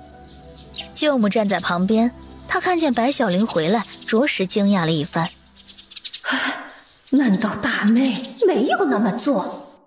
如果她真的没有那么做，她分不到白花花的银子，绝对不能错过分一些白小玲买回来的东西。她拍了拍身边的3个孩子，小声道：快去，没听见说买了许多东西吗？你们瞧瞧小虎子跑得多快呀！3个小孩听了他的话，立马也缠绕到白小玲脚边，嘴里叫着：嫂子，嫂子，嫂子，嫂子。三妞故意推了小虎子一把，将小虎子推到离白小玲最远的地方。白小玲看着舅母：什么时候你的狐狸尾巴才会露出来，我才可以让沈家和你将这亲戚关系断得干净。小虎子被推到远方，然后眼巴巴地看着白小玲。白小玲心里很生气，栓子娘说她坏话的时候，虎子都能与她骂起来，但是她见了舅母家里的3个野孩子，却不敢还手还口，特别是三妞非常喜欢欺负小虎子。白小玲走过去，她牵着小虎子的手：虎子，走，我们进屋去，嫂子等会儿给你做好吃的。她只喊了小虎子，却没有喊大壮、二壮、三妞。不过这3个孩子也丝毫不客气，就算没有叫他们，他们也跟着他一起进了灶房。进了灶房之后，3个孩子开始东翻西找，想要找出一些好东西。舅母也跟着进了屋，她生怕白小玲买的好东西她分不到。沈竹浪和二柱子将他买的东西全部扛了进来，都是一些棉被、棉衣、粮食之类的东西。这个冬天太冷，比往常都要冷，往常几乎都不怎么下雪，今年却是一天接着一天的大雪，而且庄稼还遭了虫害，大家的生活异常艰难。林二狗受伤的腿可不能动着，否则伤口不可能痊愈结疤。白小玲取出2件男款的棉衣，又取了2床被子和1袋米，她递到二狗爹的手里：大伯，这些东西你拿回去。二狗爹连忙推脱：姑娘，这怎么使得？你帮助我们够多的了。大伯，这些东西我都不是白给你的，你收了这些东西，我就不将你当做外人了。以后我田地里有需要，就会直接过来找你。还有，二狗哥，你得赶快好起来。冬天过了，开春的时候正是芒种时节，到时候忙不过来，得需要你帮忙呢。舅母看着白小玲出手那么大方，眼睛都看直了。她心想，二狗的爹假装不要，其实心里肯定想要极了。白小玲就是个傻子，这么好的东西竟然白给一些没有关系的人。一个瘸子就算好起来也只是个瘸子，什么忙用得了他？小玲啊，我们才是一家人，你有什么需要帮忙的，只管告诉舅母和大舅一声，我们一定马上赶过来帮你。他的这些话说完，林二狗低着头看着自己裤筒里面空荡荡的腿。二狗的爹抹着眼泪，舅母，我现在就需要你帮忙。大舅母的脸上笑开了花。小玲儿，你说，现在灶房里面人太多了，你的3个孩子一直跑来跑去，我害怕他们磕着碰着，舅母先将他们带回去吧。他完全愣住了，这白小玲是在赶他们走吗？他可不能走，这么多好东西，如果他走了，还不全落到了外人的手里。同样的东西，他也给二柱子准备了一份。二柱子为了他被打晕，而且还在寒冬腊月被扔到了山沟沟里。如果不是他身体强壮，哪里还能从山沟沟里爬起来？他是真觉得亏欠了他。二柱子见了白小玲给他买的衣服，脸上都笑出了花。小玲，很合适我。二柱子的娘也有一件，他也乐得不行。看来他的想法没有错，如果二柱子能娶了白小玲，那么他们家就发达了。看来昨晚他们一夜没有回来，的确是发生了什么事情。哎呀，小玲儿，让你破费了。婶儿，柱子哥这次帮了我很大的忙。明天你们田里种小麦，我和二柱子能来帮忙。婶儿，不用了，田还没有耕完，我和竹浪种就够了。他想着自己家里的田地还有一堆的活儿。那好，以后有需要的尽管来找我们家柱子。我是老了没力气，但是我们家柱子的劲儿可大了。婶儿你放心，我不会客气的。二柱子还沉溺在自己的喜悦中，白小玲特地给他买了衣服，他是不是看上他了？舅母看着白小玲的东西越分越少，她心里有些着急，怎么白小玲还不将他们家的那份给她？白小玲又拿了几床被子和几件棉衣给了二婶儿。二婶，天气冷，拿回去铺在床上，可别让小虎子冻着。二婶儿已经将白小玲当做了自己家人，她看她就像是看自己的女儿一样，也就不再和她客气了。二婶儿接过被子和棉衣，小玲，你这么做事就不对了。二婶是你的二婶，难道舅母就不是你的舅母了？上次你回来已经给他们家买了棉衣，这会儿又是送棉衣又是送被子，是不是送的有点太多了？舅母，二婶在我们家最困难的时候帮助过我，我现在好了，自然也忘不了她。沈竹浪听此心想，难道他那天起来淘米的事情嫂子知道了？他帮助过你？他怎么帮助过你？以前你们家是村里最穷的一家，他家就是村里第2穷，他拿什么帮你？对，二婶家是很穷，但是却在我们缸里没有1粒米的情况下，主动让小虎子送了半袋米过来。后面的话他没有再说，他害怕刘氏知道沈竹浪为了淘米受的那些屈辱伤心。舅母听罢也红了脸，想不到沈竹浪竟然将这些话都告诉了白小玲。平日看着他老实得很，想不到也是一个大嘴巴，嘴里一点藏不住话。小玲，那都是误会。小玲，发生了什么事情啊？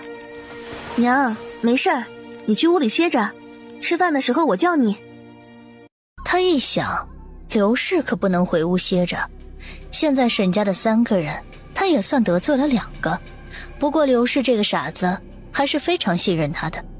就算沈竹浪和白小玲不喜欢他，但是他们很孝顺，刘氏说的话他们一般都会听进去。而且再怎么说，他的男人也是刘氏的大哥，不到万不得已，白小玲和沈竹浪还是不会和他撕破脸。他连忙拉住刘氏：哎呀，三妹，我也不是说小玲不该送他们东西，只不过我家里的3个孩子也正在长身体，那小虎子饿不得动不得，我家的3个孩子也同样饿不得动不得呀。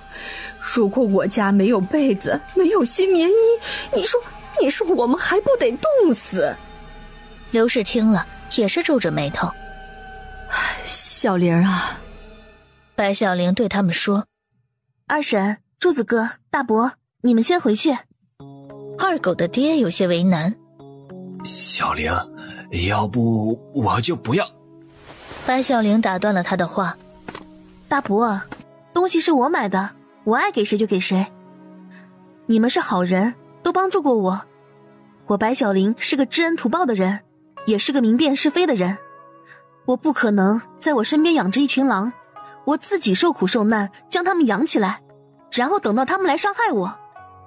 二狗爹听了白小玲的话，也明白，自从沈从清从军去了以后，那时候沈竹浪还没有回来，白小玲和刘氏2个人住在茅屋内，他们的那群亲戚中，除了二婶以外，可没有人给过他们任何帮助。就他舅母那个脾性，性子暴躁不说，还喜欢在别人背后说闲话，当面一套背后一套，这村里找不出他没有说过坏话的人。现在看着沈家富裕一点了，就想要拿好东西，也幸得白小玲是个明白人，否则这一家人的东西还不得被他骗光了。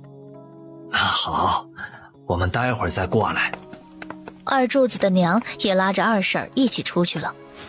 走，我们听小玲的话。二柱子却没有打算离开，如果待会儿要动手，他还可以帮忙。他娘扯了他一把：跟我回去。娘。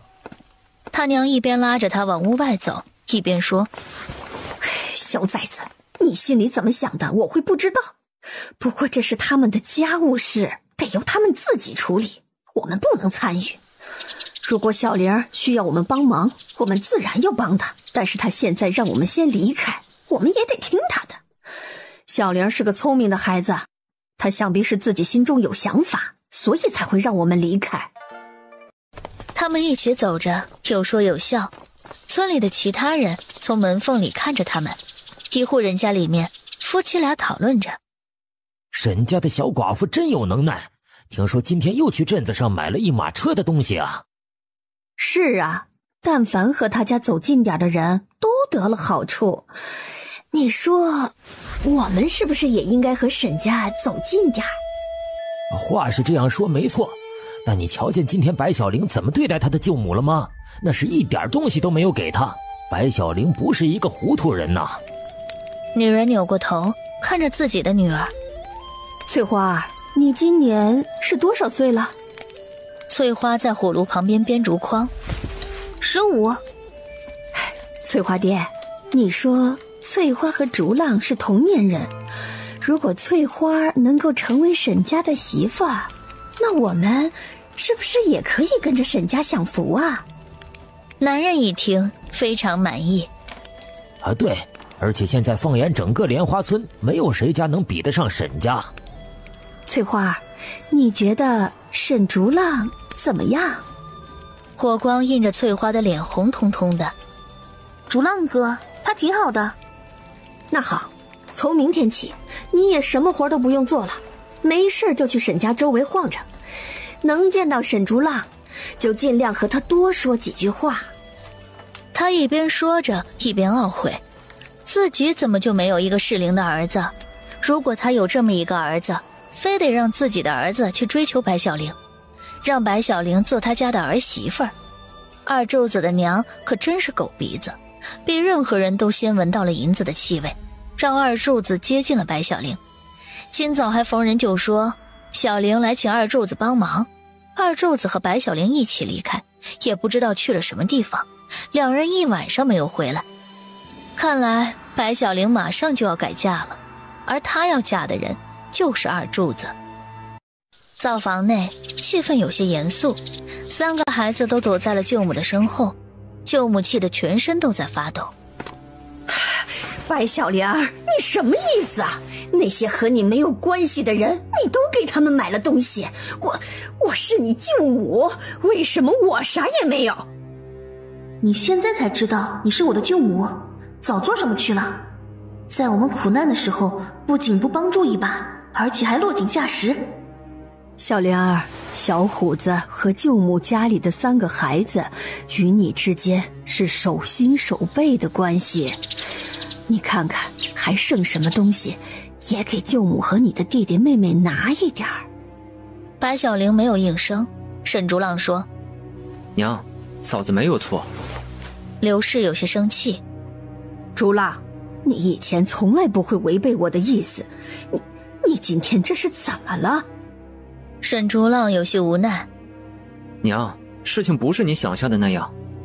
舅母看着刘氏和沈竹浪的神情，知道沈竹浪最终是犟不过刘氏。刘氏这段时间心情不好，眼睛也瞎了。沈竹浪本来就是一个孝子，他不会在这个时候与刘氏发生争吵。他哭天抢地：我就知道小玲不喜欢我这个穷亲戚，觉得我们不能帮你们什么，所以横竖都是看我不顺眼。三妹，我也不是说硬要你们的东西，我只是看不过这3个孩子受苦。我常听孩子的爹说，你们小时候比现在还穷，吃树皮挖泥巴，一家人还不是就这么过来了。如今生活好一点了，倒不如以前那么亲热了。三妹，我看我们以后还是不来你们家了。我穷，身上的衣服都是补丁，孩子们从小就饿着肚子，喜欢争抢食物，我们来给你们添麻烦了。刘氏听着他这些话，心中也痛。大嫂，你不要这么想，小玲也没说什么。再说了，二狗爹今天来帮着耕地，二柱子陪着小玲去了大姐家中帮大姐说话，他们2家都帮助了我们。小玲这个人重情义，所以才给他们买了东西。这个刘氏对于这个儿媳妇白小玲，却将她当作亲生女儿一样疼爱，疼来疼去，还不是会变成别人家的人。他看那二柱子就不简单，成天就那样在白小玲面前晃，看来他是想将白小玲当作下金蛋的母鸡给娶了。三妹，他们2家就不说，但你说竹浪二婶为你们做过什么？不就是小虎子成天在小玲的脚边转吗？小玲比我们家的3个孩子更喜欢小虎子，所以才给了他们那么多好处。白小玲听着这些话，她心里很不是滋味。这个舅母2面3刀，在背地里说尽了她的坏话，挑拨她和刘氏之间的感情，还怂恿大姨将她骗去卖了。这下倒好，以前她是在暗地里挑拨，这下竟然挑拨到明面上来了，而且还是当着她的面。如果她再妥协，将她买的东西给了她，那她就是真的傻。小玲儿，给舅母也拿一些东西吧。娘，都发完了。大物件的确已经发完了，就小东西还有几件，不过就是他买的米和菜，米也被扛走了3袋，现在只剩下1袋米，这些都是他算好的，他故意让他们走，就是害怕舅母撒泼起来会直接从他们手里抢。不是还有1袋米吗？小玲儿，不如将这袋米先给舅母。娘，我们家里的米马上就要吃完了，如果把这袋米给了舅母，我们会从明天开始饿肚子。刘氏犹豫着，他饿肚子没关系，但是他舍不得让白小玲和沈竹浪饿肚子。大嫂，真是不好意思，下次小玲儿去镇子前呢，我一定提前叮嘱她，让她记得给你带东西回来啊。小玲儿也是个孩子，她考虑事情不周全，你不要和她一般计较。舅母大口喘着气，他当然不会就这么算了，那几家人抱了那么多东西回去，就他什么都没有，待会儿从这里出去还不得让村里人看笑话。小玲儿，东西没买不要紧，给我银子，我自己上镇子去买就成。刘氏听了这话也是愣了一下，他没想到大嫂会直接要银子，就算白小玲叫她一声娘，她也不是她真正的女儿。虽然她是从清的妻子，但是她连从清的样子都没见过。她不仅愿意留在家里和他们一起吃苦，还对她和竹浪都这么好。银子是白小玲自己赚的，她真的没有什么资格让她把银子拿出来给谁。刘氏不搭腔了，舅母就直接向白小玲要。小玲儿，舅母也不要多了，你只要给舅母1两银子，这件事情啊，舅母就不和你计较了，以后我们2家还是亲戚。白小玲心里想着，凭什么？如果你是乞丐，在我面前装可怜，或许我还可以考虑给你几个铜板，但是你找我要钱，还那么趾高气昂，我是1个铜板都不会给的。他也装作为难的样子。娘，银子我倒是还剩了一点，但是这都是我留给竹浪上学用的。今年冬天我怕是也挣不了银子了，我真的害怕将这银子给了舅母，竹浪上学的时候我们凑不出学费啊。刘氏心善，心疼舅母和他家里的3个孩子，但是他们比起沈竹浪在刘氏心中的地位，怕还是比不上。舅母听着白小玲手中还有银子，立马说道：读书有什么用？既不能当饭吃，也不能当水喝。我觉得呀，这银子就该花在该花的地方，给我家的3个孩子买几件衣服。刘氏脸色一变，终于发怒了。大嫂，你先回去。三妹。刘氏的声音大了几分。就算我们家砸锅卖铁，也一定会供竹浪上学。小玲手里的银子是竹浪的学费，你就不要再想了。舅母还不放弃。三妹，难道你不疼你的侄子侄女了吗？我也没看出你这个当舅母的疼爱竹浪和小玲儿。舅母什么都没有讨到，她气呼呼地带着3个孩子回去了。3个孩子被他一边拉着走，一边喊：娘，我想吃糖。娘，我想吃糖。吃什么吃？你们是猪吗？成天就知道吃。次日天还未亮，沈家的茅屋前就热闹非凡。白小玲一打开门，看见茅屋的篱笆外聚集了很多村民，他们有的手里拿1根玉米，有的拿2个鸡蛋，有的拿1把鼻骨，有的拿几颗红枣。他们见了白小玲出来，纷纷喊道：小玲，小玲，这是我家的鸡刚下的鸡蛋，你拿回去补补身子呀。小玲儿，这是我家枣树上今年长的大枣，你拿回去尝尝。这是我们家今年成熟的玉米，可香了。白小玲看着他们，今天这一个个的都是怎么了？沈竹浪出来也是被这景象给吓了一跳。以前村里人总是见到他们就躲，生怕惹了什么麻烦，现在一个个的都凑上前来讨好嫂子，这些人目的不单纯。翠花一见沈竹浪就大喊道：竹浪哥！沈竹浪定睛一看，终于看见在人群中的吴翠花。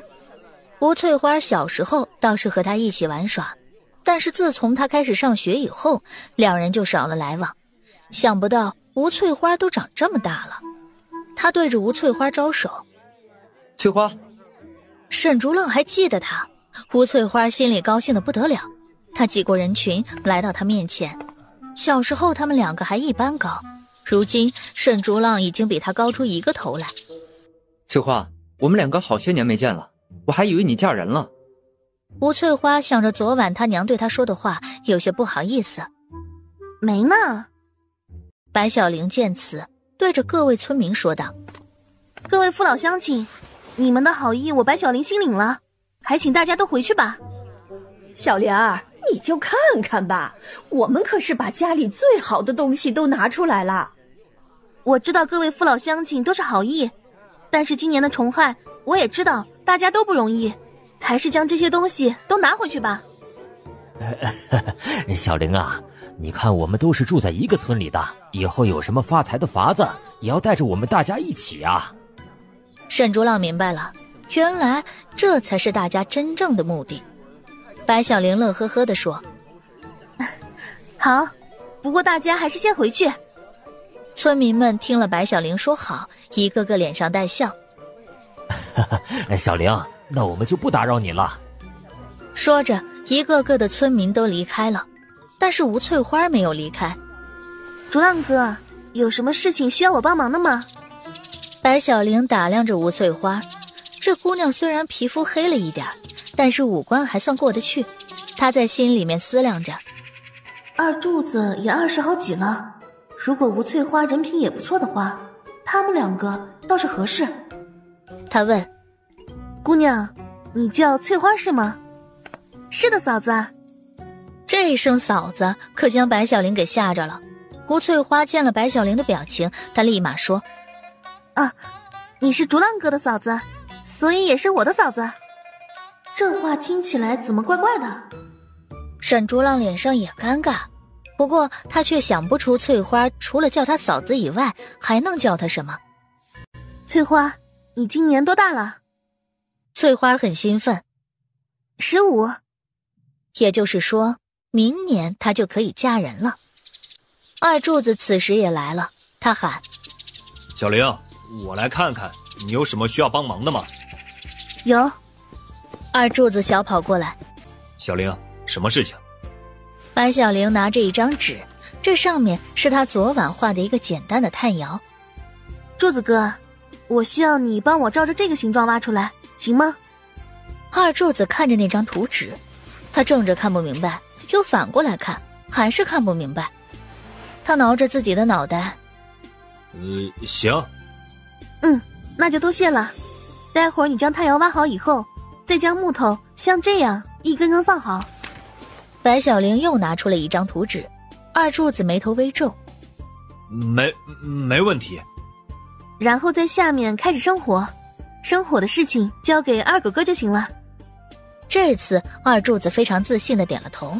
这次他听明白了，交给林二狗。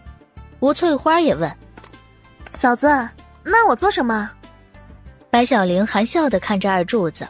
二柱子对他有救命之恩，他人也好，如今他年纪不小了，所以给他找媳妇儿的事情他会放在心上。翠花，你就在这里帮助柱子哥。有了自己的事情可以做，吴翠花很高兴。好的，嫂子。白小玲提着小麦种子，正打算下田去，刘氏叫住了她。小玲儿，娘，你留下来帮帮二柱子吧。二柱子点头如捣蒜。是呀，小玲。再说这张纸上面的图我也看不太明白。沈竹浪将二柱子手里的几张图纸拿过来，他看了一会儿。嫂子，你放心去种小麦吧，这几张图纸我能看明白，我在这里帮着柱子哥。好。小虎子也来了，他围在白小玲的脚边。嫂子，你去做什么？白小玲一看到小虎子就高兴得不行。去种小麦。嫂子，我跟你一起去。好。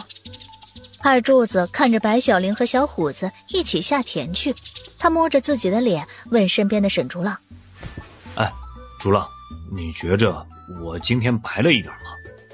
沈竹浪认真地看着他，说实话，真的看不出他有没有变白。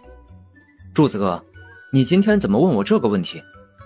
他笑着，然后开始干活。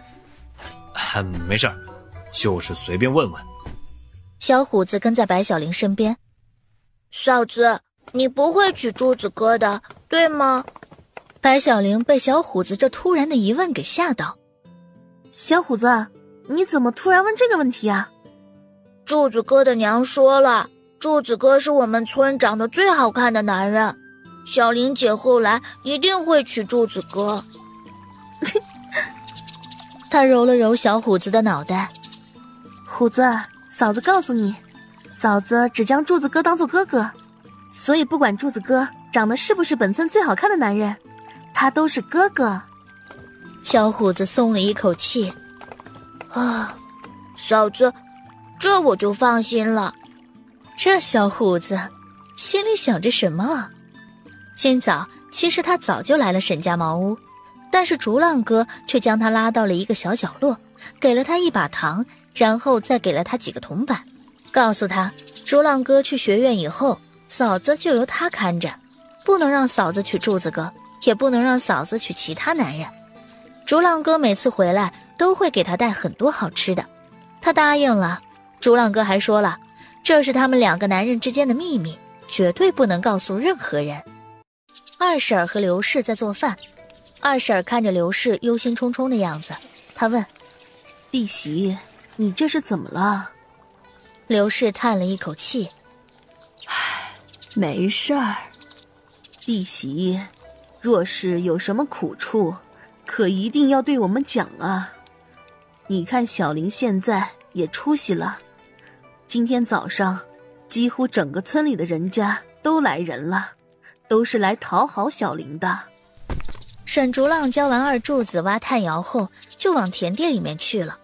二柱子将木头摆好，将剩下的活交给了林二狗，也往田里去了。刘氏看着门外的2个人影，又叹了一口气，不能再让竹浪待在家里了，得赶紧让他去学院。沈竹浪和二柱子到了田里以后，就不让白小玲再干活，他们一人挖小窝，一人撒种子，倒是配合得十分好。白小玲得了空闲，就和小虎子坐在田埂上。白小玲问：虎子，你也不小了，要不开年以后你就和竹浪哥一块儿去学院吧？不行。沈竹浪和小虎子几乎同时说出了这句话。为啥不行？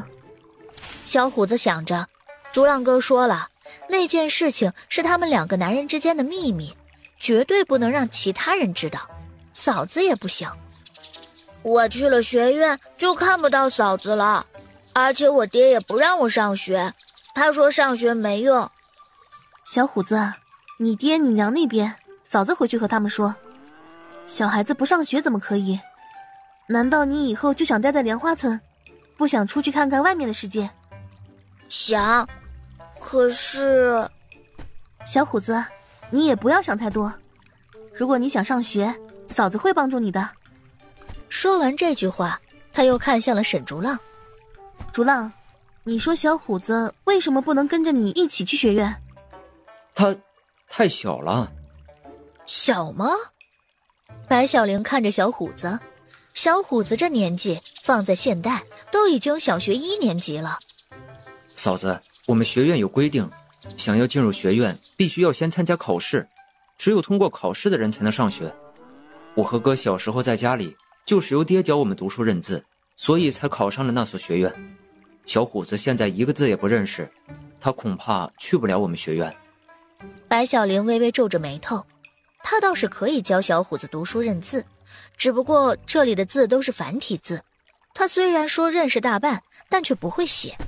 如果能有一本书，然后他再照着书上的字教小虎子，那应该是没有问题的。竹浪，你将书院里面的书带回来了吗？嫂子，书院里面的书很少，而且书籍非常贵，我们大部分的学生都是要提前去书院，然后找先生拿书，再自己买一部册子，将这学期要学的内容抄写在册子上面。我带了一本书自己抄写的《三字经》回来了。竹浪，等会儿回去以后，你将《三字经》给嫂子看看，可以吗？沈竹浪有些惊讶。嫂子，当然可以，只是你将《三字经》拿去做什么？我寻思着小虎子不能一直这样，所以打算教他认识几个字。啥？沈竹浪更加惊讶了。嫂子还会识字？白小玲看着沈竹浪的样子，怎么，你不相信？啊，不是，只是一般女子是不可能识字的，能写自己的名字也很不错了。虽然很多字我不会写，但是我却知道很多。你所说的《三字经》，我会背诵一点。人之初，性本善，性相近，习相远，对吗？沈竹浪目瞪口呆。嫂子。小虎子也跟着念：人之初，性本善，性相近，习相远。白小玲对小虎子竖起了大拇指。小虎子学得真快。小虎子也来了兴趣。嫂子，这几句话是什么意思？这个意思就是说，人从生下来的时候都是善良的，虽然一开始是类似的，但是后来随着学习的内容不同，就变得越来越不一样了。沈竹浪看着白小玲，他此时仿佛正在田埂上发光发亮。他最先学习《三字经》，是他爹教他的。他也问过爹，这些话的意思是什么？但是爹说，只可意会，不可言传。读书百遍，其义自现。他10岁那年，能将这本书背得滚瓜烂熟，但是却不知道其中的意思。直到去了书院以后，才慢慢理解了这些话的意思。他所理解的和白小玲说的都差不多。小虎子还是有些听不明白。嫂子，你能讲得再详细一点吗？虎子，嫂子就拿你和舅母家的3个孩子做比较吧。你和他们从生下来的时候都是很好的孩子，但是你是二婶在教你，他们是他们的母亲教，所以你现在这么可爱惹人怜，而他们嫂子却不喜欢，你明白了吗？小虎子点头。嫂子，我有些明白了。娘说，无论自己多么饿，都不能抢别人的东西吃。去别人家，就算桌子上放着好东西，也必须主人家让我吃，我才可以吃。真乖。虎子，我告诉你，以后不要再让舅母家的3个孩子欺负你了。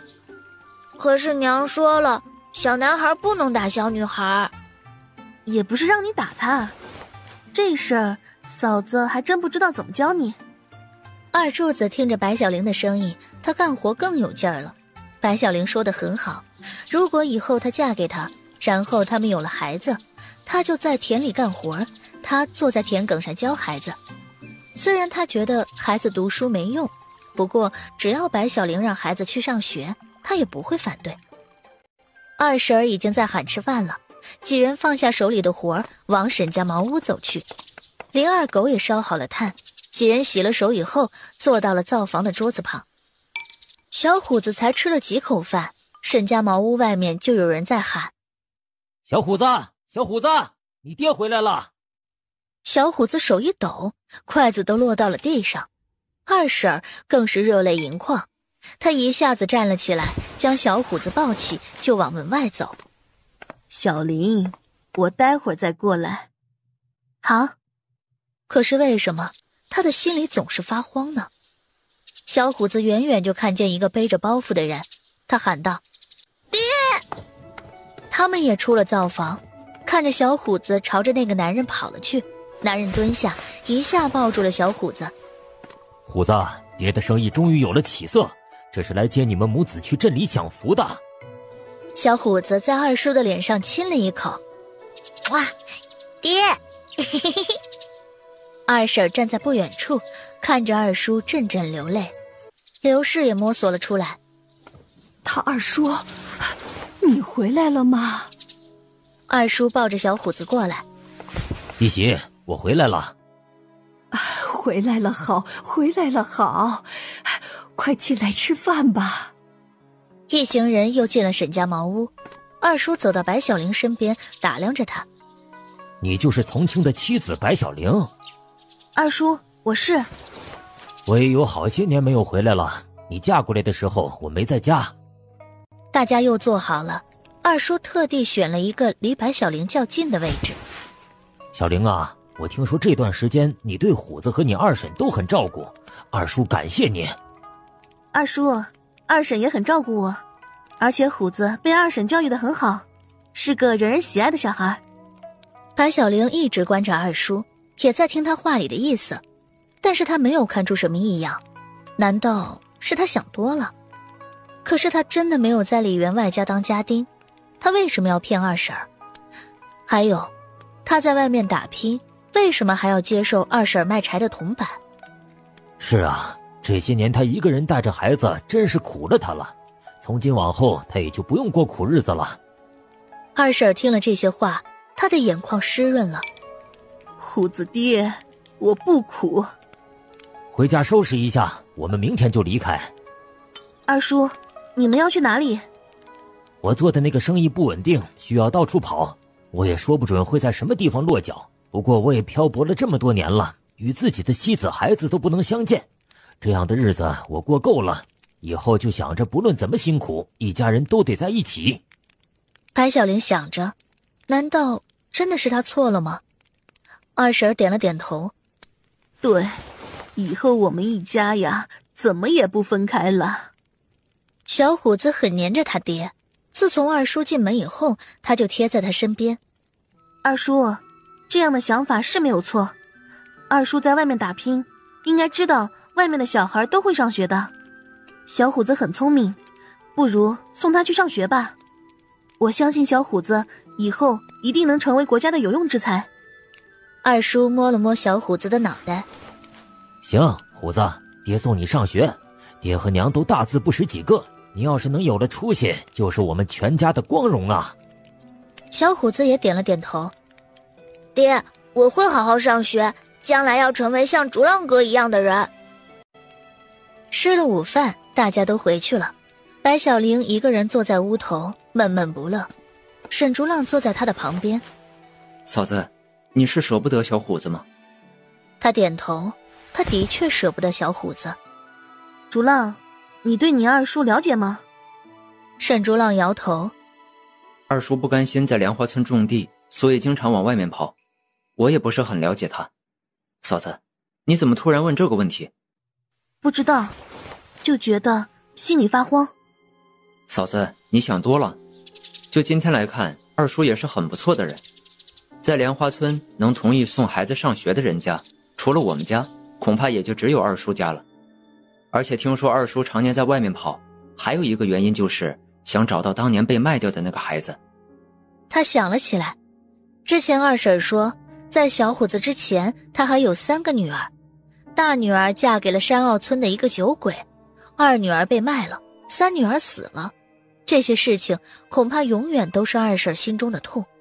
他现在也有了几个闲钱，如果能帮着二婶将大女儿赎回来，也是不错的。竹浪，你知道山坳村怎么走吗？知道，不过离这里很远，走路的话恐怕需要1天的功夫。如果坐着牛车呢？4、5个时辰。竹浪，我听说二婶的大女儿嫁给了山坳村的一个酒鬼。你说二婶他们走了以后再也不回来了，那么二婶家的大女儿以后回了家，不是发现娘家都没了吗？嫂子，你的意思是我们去山坳村找一下二婶的大女儿吗？白小玲点了点头。至少让她回来看看自己的爹娘。沈竹浪摇了摇头。嫂子，迟了。怎么了？3个多月前，我哥受了二婶的托付，就去过山坳村。我的那个姐姐被人打死了，听说死的时候肚子里还有一个孩子，他们根本没有通知我们这边的人，就直接将她给埋了。当时我哥知道这件事情以后非常生气，打死了那个男人。他回来以后没有将这件事情告诉二婶，只是告诉他们搬家了，也不知道搬到什么地方去了。那家人说是要去官府告我哥，当时朝廷正在征兵，服兵役是可以免刑罚，我哥就去了，所以才没有赶得上与嫂子拜堂成亲。原来事情的真相竟然是这样。他摸着自己的怀里还有40两银子。竹浪，你说我要不要帮衬一下二婶家？二叔一个人在外面做生意也不容易，小虎子又要上学了。嫂子，这件事情你拿主意，不管你做了什么决定，我都支持你。白小玲取了20两银子出来。竹浪，你和我一起去一趟二婶家，我将银子给他们送上。好。二叔和二婶回去以后，二叔就让小虎子在屋里玩，然后和二婶进了卧房，关了门。二叔一下子就将二婶推到床上，他摸着柔滑的被子。小虎子往屋外跑去。虎子娘，我听说白小玲挺有钱的，我也答应了虎子要送他上学，但是我的手里的确紧，拿不出那么多银子呀。虎子爹，竹浪上学以后就剩小林和弟妹2人了，他们的生活本就困难，我也不好向他开口啊。男人更加卖力。可我听说你和白小玲的关系挺好，他也很喜欢小虎子，你只要向他开口，他不会不借你钱的。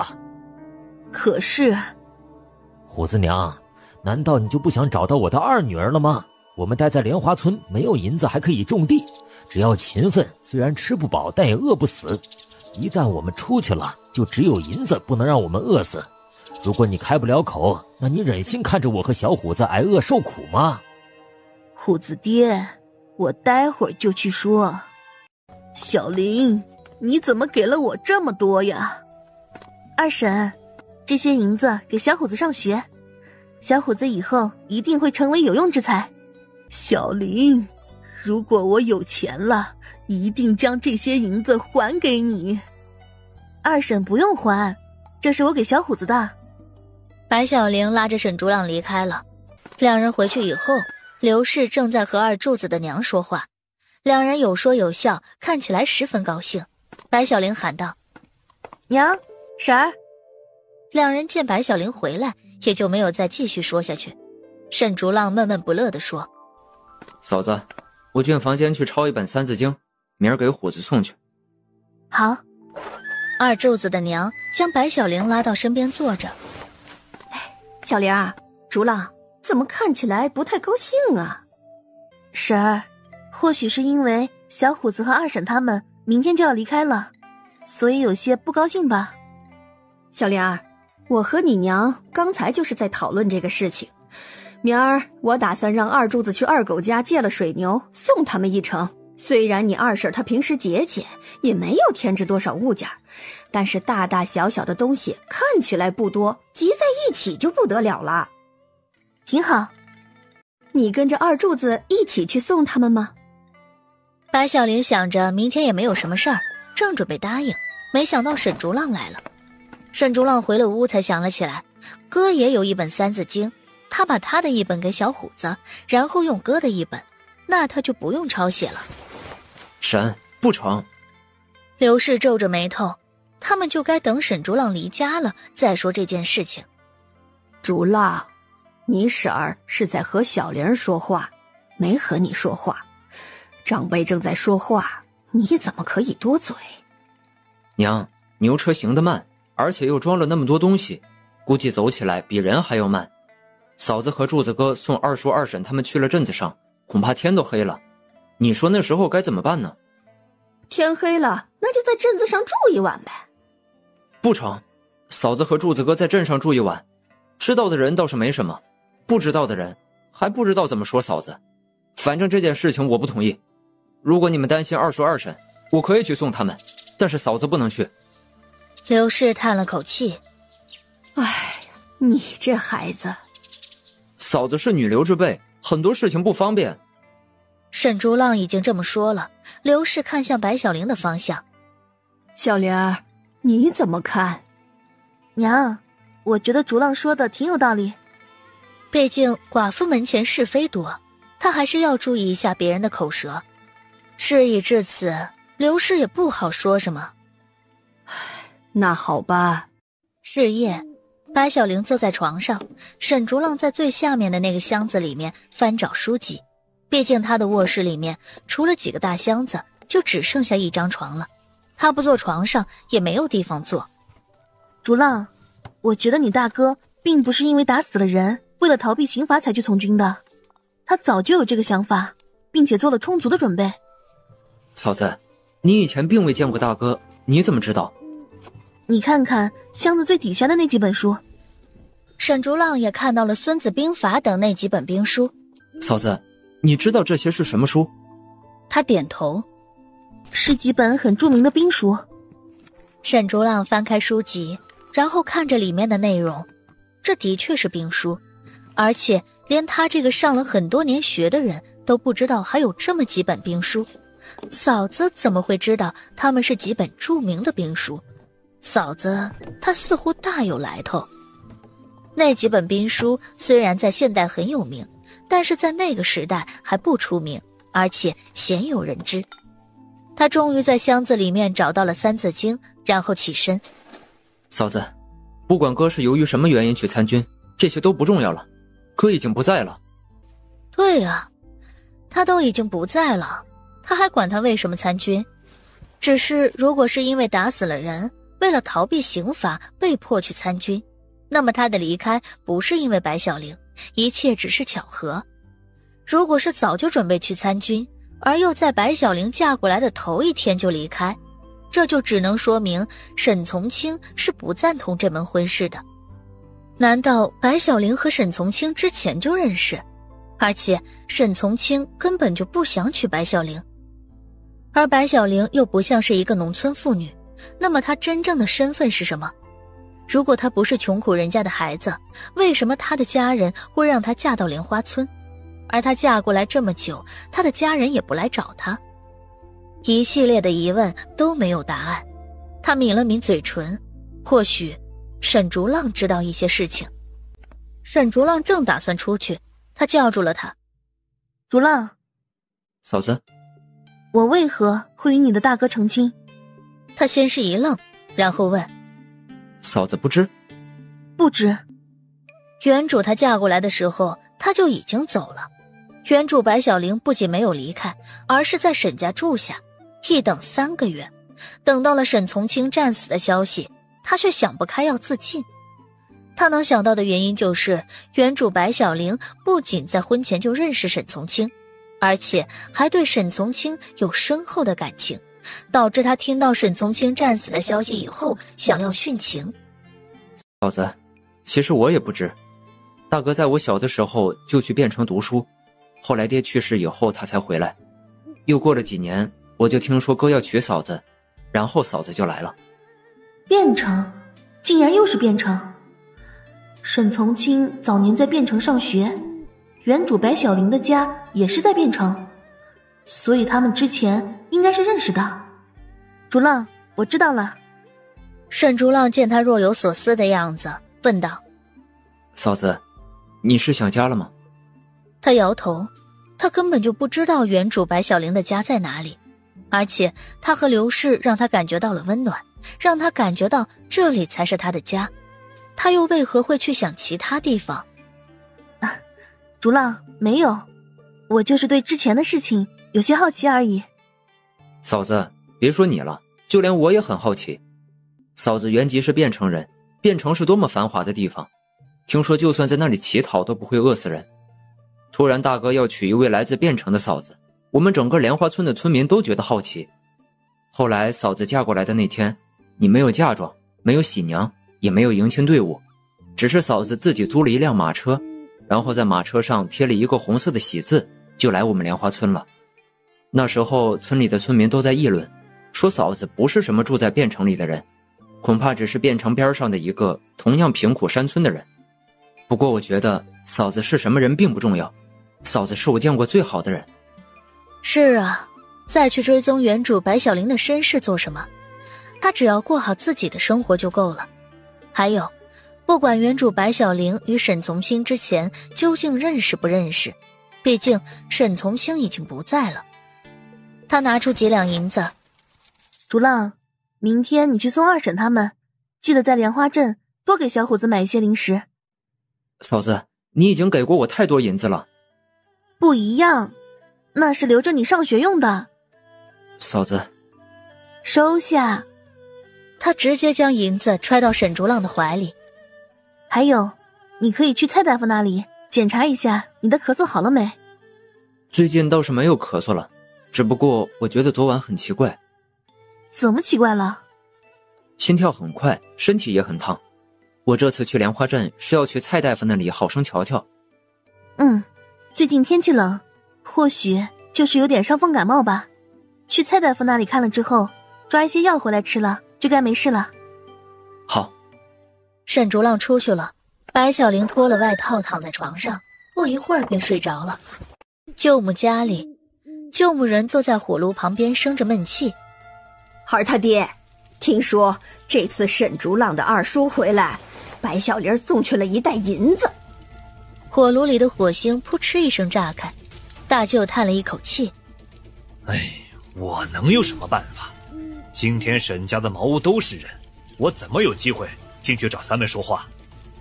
哼，我算是看明白了，白小玲就是故意挤兑我。他还在刘氏的面前说剩下的1点银子要给沈竹浪交学费，结果一转眼就给了他二叔二婶儿。婆娘，你也消消火，有些话我是肯定会和三妹说。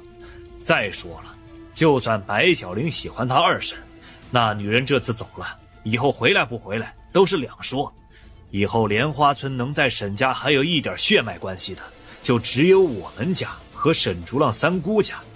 你别看她三姑现在沉得住气，其实她也不是一个肯吃亏的人。舅母有些没有耐心。对对对，你说什么都是对的。反正老娘吃了几顿白米饭以后，再也吃不下比谷做的稀饭。那袋子米吃不了多长时间，你得赶紧想办法。放心，三妹不会不管我们。她小的时候就是宁愿自己吃苦，也要疼自己的兄弟姐妹。次日，沈竹浪一早便将二叔二婶家里的东西装上了牛车，白小玲将他们送到村口，小虎子一直对他挥手：嫂子，我有机会一定会回来看你的。好。嫂子，你千万不能嫁给别人，也不能娶别人。白小玲笑着，以为这只是一个孩子最单纯的心思，以为她嫁给别人生了小孩就不会再爱他了。她答道：小虎子，多吃点，以后一定要长高高。牛车已经渐行渐远，小虎子也喊道：我会多吃一点，我会长很高，下次我回来的时候会比竹浪哥还高。他们已经走远了，白小玲摸了摸自己的眼睛，竟是有些湿润了。人生就是这样，在不同的阶段会遇到不同的人，经历不同的事情，再加上一段不同的别离，悲欢离合，酸甜苦辣，这就是人生。他回到茅屋，今天人很少，院子里面空荡荡的，家里的松油快要用完了。上次他特地观察过了，森林里面有好多粗壮的松树，将它们的树皮剥开一部分，一定能从里面流出松油来。这样他们也不用为了节省松油入夜就睡了。要知道他在现代的时候可是一只夜猫子。他拿了一个接松油的竹筒和一把镰刀，然后朝着森林里面走去。他前脚刚走，大舅和舅母就领着3个孩子去了沈家茅屋。三妹，我们来了。这次说话的是大舅，刘氏一听是自己的大哥，心里还是很高兴的。大哥，快进来坐。大舅和舅母还未进去，3个孩子已经窜到了屋子里面，然后就是一阵锅碗瓢盆碰撞的声音。刘氏眼睛看不见，只能猜测。大哥，3个孩子也来了吗？三妹，是呢。大舅和舅母坐在刘氏身边。三妹，你知道昨天小玲去了她二婶家了吗？小玲并未对我说起啊。三妹，我听她二婶家附近的村民说，小玲是拿着1袋银子去的，还将1袋银子全部都给了她二婶，说是给小虎子上学用。三妹，我不是来说小玲不该给她二婶银子，只不过我想到了我的3个孩子，大壮和二壮都比小虎子还要大几岁，三妞比小虎子小不了多少，他们也是到了该上学的年纪了。刘氏一听，心里也是高兴。虽然自己不认识字，但是他的相公却是个知识分子，所以他打心眼里喜欢会读书识字的人。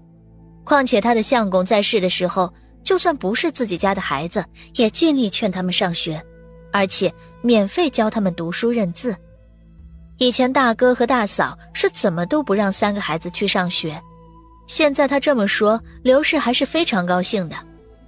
大哥，他们是到了上学的年纪了，他们年纪小，先让他们去镇子上的那个书院学习，等到他们的字认得多了，再考去竹浪的学院。大舅皱着眉头，三妹，我也是这样想的，可是你看看我们家，现在连吃饭都吃不饱，哪里有闲钱给3个孩子上学用？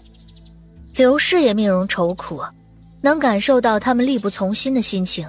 他问：那3个孩子上学的学费是多少？他刚准备说，舅母推了他一把，然后比出5个手指，他连忙改口5两银子。刘氏也被吓得一颤，大哥，这学费也太贵了，竹浪上1学期也只要1两银子呢。三妹，从我们村到莲花镇，就算是我们大人走路，一来一回也需要4个时辰，更不要说3个孩子了。如果让他们每天放学回家，恐怕1天的时间全耗费在路上了。所以我和孩儿他爹商量了一下，3个孩子都住在书院里面，这样的花费是要多一些，但其实没有10两银子，根本就不够3个孩子在书院里面吃饱穿暖。我这不也考虑到小玲儿或许将大部分的银子全送给了他二婶儿，这才说只要5两。刘氏听到舅母的声音，心中有些不悦。大嫂，小玲儿赚的银子她自己放着，我身上还有从前走的时候给我留的铜板，一共还有20个。你想送3个孩子上学，我很支持。那20个铜板，我这就去给你拿。舅母一副难看的表情。哼，20个铜板，这是打发要饭的呢。他连忙推了自己男人一把。大舅说：三妹，你不要生气，你大嫂也知道她就是不会说话，但是她的心是好的，也是一个母亲，为了自己的孩子着想。大哥，我没计较，但我真的只有20个铜板。三妹，20个铜板真的不够，我们不是来要钱的，而是来借钱来。等我们有了银子，一定会还给你。亲戚之间就要互帮互助。我记得有一年竹浪上学差了学费，也是我们几家亲戚借的钱，他才能去上学。刘氏沉默了。那一年的确是家里太过困难，他的相公去找了几家亲戚借钱，大家也都困难。走了1天，孩儿大舅家里借来1个铜板，孩儿三姑家里借来2个铜板，孩儿二婶家里借来10个铜板。但是孩儿的爹借钱回来，却足足沉默了几天。第2天就背了1捆柴去了镇上，换了铜板，给几家人还上了。从此，就算家里再困难，孩儿爹也从来没有向几家亲戚开过口，几家亲戚也逐渐少了来往。就是今年又开始走动了。大舅继续说：三妹，你看当初竹浪上学，我们几家也都尽心尽力帮助他。虽然我们很穷，手里没有多少银子，但是我们的心意完全是有的。你们家现在发达了，不会忘记我们这对穷亲戚吧？大哥，我自然是不会忘记，只不过我只有20个铜板而已呀。三妹，你才是沈家当家的人。白小玲虽说是你的儿媳妇，但她不过是一个外人，我们才是你的血缘至亲。我觉得沈家的钱财应该都由你来掌管。对呀，三妹儿，小玲毕竟年纪不大，她花钱哪里有个分寸呢？你看她隔三差五一马车一马车的买东西，就算家里有个金山银山，还不得被她败干净了？你年纪大一些，知道的事情多一些，如果由你来掌管家中的财物，沈家肯定会越来越好。三妹，这次你大嫂说的对。刘氏沉默着，过了一会儿，他问：大哥，你说我该怎么做？小玲和竹浪都很孝顺，只要你说要管银子，他们不会不肯。而且我们一旦有了银子，就会立马还给你们的，三妹。那好，那我试试。但是大哥大嫂，这个银子是我借给你们雇3个小孩上学用的。两人奸笑着。三妹，你放心，我们绝对会送3个孩子去上学的。白小玲集齐了1竹筒松油，就往家里赶。回到家中，刘氏因为眼睛的缘故，并未做饭。他坐在灶房里面等他。白小玲将松油放好，然后生了火，由刘氏烧火。他开始切菜做饭。人都走了，白小玲的心里空落落的，总也不是滋味。小莲儿，还有不到10天就要过年了。娘，那咱们这里过年有什么需要添置的吗？也没什么需要特别添置的，不过就是购买一批年货而已。娘，需要买什么东西你告诉我，等得了空，我和竹浪便去镇子里面将年货办回来。小莲儿，你年纪不大，很多东西啊，我怕你找不到。而且娘也很长时间没有出过莲花村了。娘呀，这次想亲自去镇子一趟办年货，你说可以吗？白小玲有些为难。可是娘的眼睛。小莲儿，二狗家里不是有一辆牛车吗？到时候让二狗的爹送送我就成。那好，等吃了午饭，我就去二狗家中说这件事情。娘，置办年货5两银子够吗？刘氏有些惊讶，5两银子，那可太多了。难怪大哥要他来掌握钱财。小玲还是年纪太小，不知道怎么花钱。小莲儿，你还有更多银子吗？白小玲想，难道是不够？她每次在镇上随便买点什么东西都要花10几两银子，更不要说刘氏前去置办年货。娘，那我给你10两银子。刘氏的嘴抖了抖，说了一声好。二人吃过午饭，白小玲给刘氏拿了银子，他就往林二狗家走去。而他刚走，刘氏后脚就摸着去了大舅家中。白小玲到了林二狗家中，二狗的爹正在门口编织箩筐。他们父子2人一见白小玲便开心得不得了。小玲，你来了。大伯，二狗哥。小玲，竹浪他们回来了吗？没呢，今天夜里回不来，大概就得等到明天了。小玲过来是有什么事情吗？大伯，你可说对了，我娘说快过年了，想亲自去镇子上采办年货，可她眼睛不好，我就想请大伯驾着牛车带她去。他一口答应了。成，不管什么时候，你提前给我说一声就是。白小玲准备掏银子，二狗的爹连忙阻止了他。小玲，你也帮助我们太多了，若是你还给我们银子，我可真的夜里就睡不着了。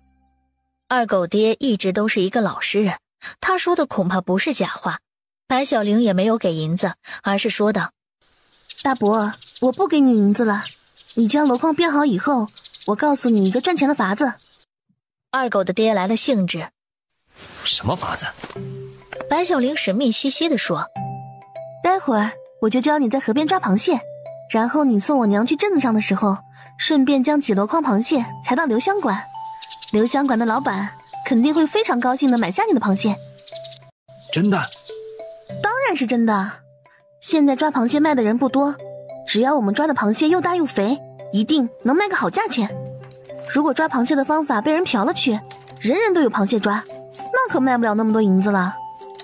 大伯，我们可得趁着现在多抓一些螃蟹，等卖了螃蟹也有钱给二狗哥娶媳妇儿了。林二狗听了他的话红了脸，他都这样了，以前从来没有想过自己还能娶媳妇儿，但是这话从白小玲嘴里说出来，他竟然莫名觉得可以相信。二狗的爹笑得合不拢嘴。成，成。白小玲走到林二狗身边问：二狗哥，你腿上的伤口愈合了吗？这些天穿得暖，吃得好，每天都敷药吃药，伤口已经结了疤。白小玲是他见过最好的女人，但是她是沈从清的妻子，而且像她这样的人和她是永远没有可能的。林二狗知道这一点，所以一开始就将她的身份放得很正，她就是他的嫂子。不过白小玲有些奇怪，她第一次来见他的时候，她原本以为他会问他关于沈从清的事情，没想到他没有问沈从清的任何问题，而是来见牛的。白小玲似乎对沈从清一点都不关心，那么当时她为什么只身一人来了莲花村嫁给沈从清？这些真是让她看不透呢。什么二狗哥？没事儿。算了，她还是不要在他面前提起沈从清，万一她只是忍着不去想沈从清呢？白小玲下午教了二狗的爹抓螃蟹，二狗的爹一想到能卖了螃蟹赚钱，给林二狗娶媳妇儿，就积极得不得了。一下午就抓了1筐的螃蟹，他已经掌握了抓螃蟹的技巧，他看的螃蟹洞10有8九都是不会出错的。到了晚上，沈竹浪和二柱子回来了，原本时间很紧，二柱子的意思是他们在莲花镇留一晚再回来，但是沈竹浪执意要回来。其实他就是一天不看见白小玲，心里就挂念得慌，不管怎样必须得回去见到她，心里才能安定下来。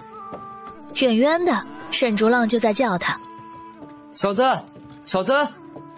白小玲也回了沈家茅屋。竹浪，柱子哥，你们怎么今天就回来了？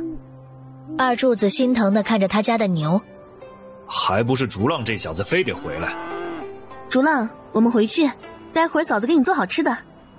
他看到了白小玲，心里才算踏实。沈竹浪点了头。嫂子，我给你买了一样东西。什么东西啊？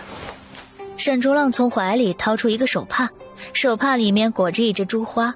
二柱子看直了眼，这小子什么时候跑去买了珠花？他可一点都不知道。还有，白小玲不是他嫂子吗？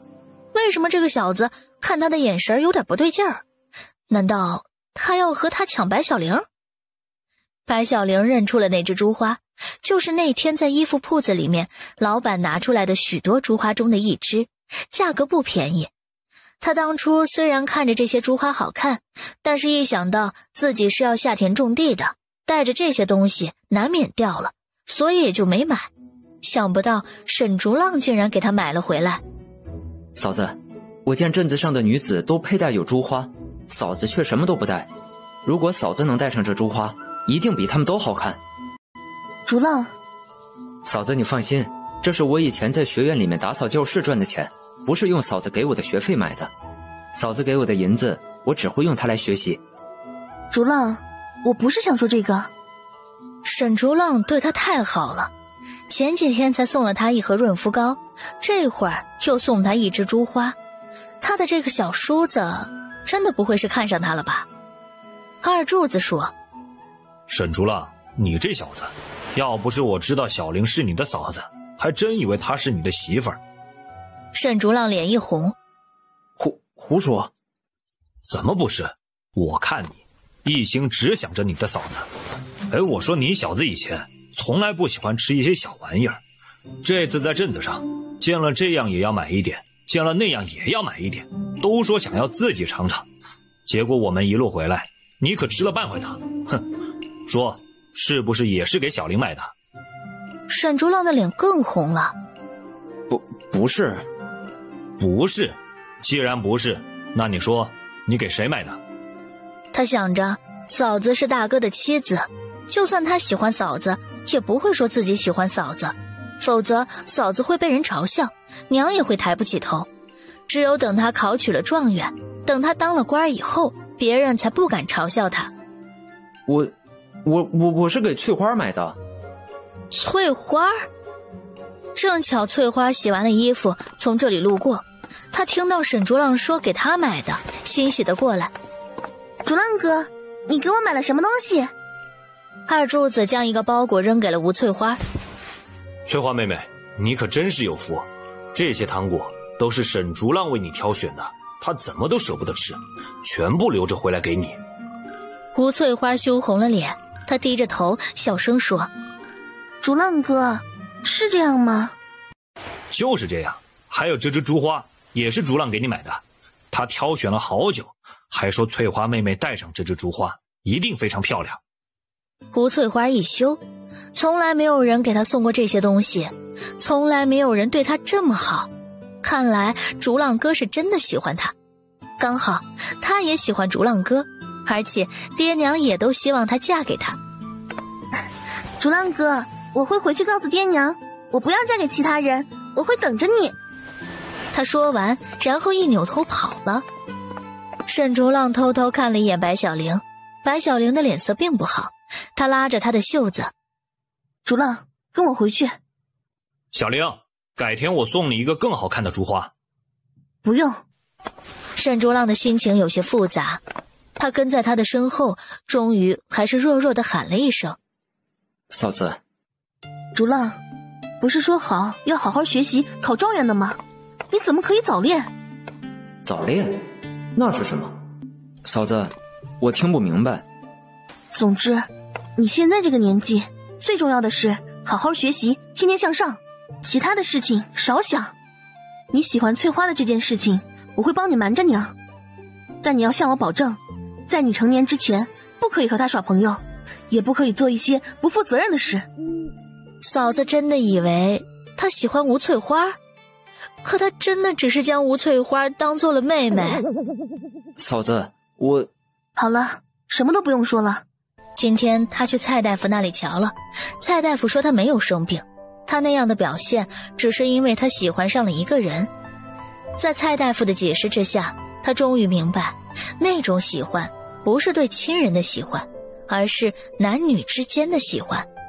他喜欢嫂子，所以就算不用他说，他也不会和吴翠花在一起，他会更加努力学习，以后要让嫂子过上幸福的生活。两人回去以后，白小玲烧火，沈竹浪做饭，刘氏在火炉旁边。今天他试了一下炭，用炭生的火，没有烟，也没有太多灰尘。竹浪，过完年你就去学院吧。沈竹浪手上的动作顿了顿。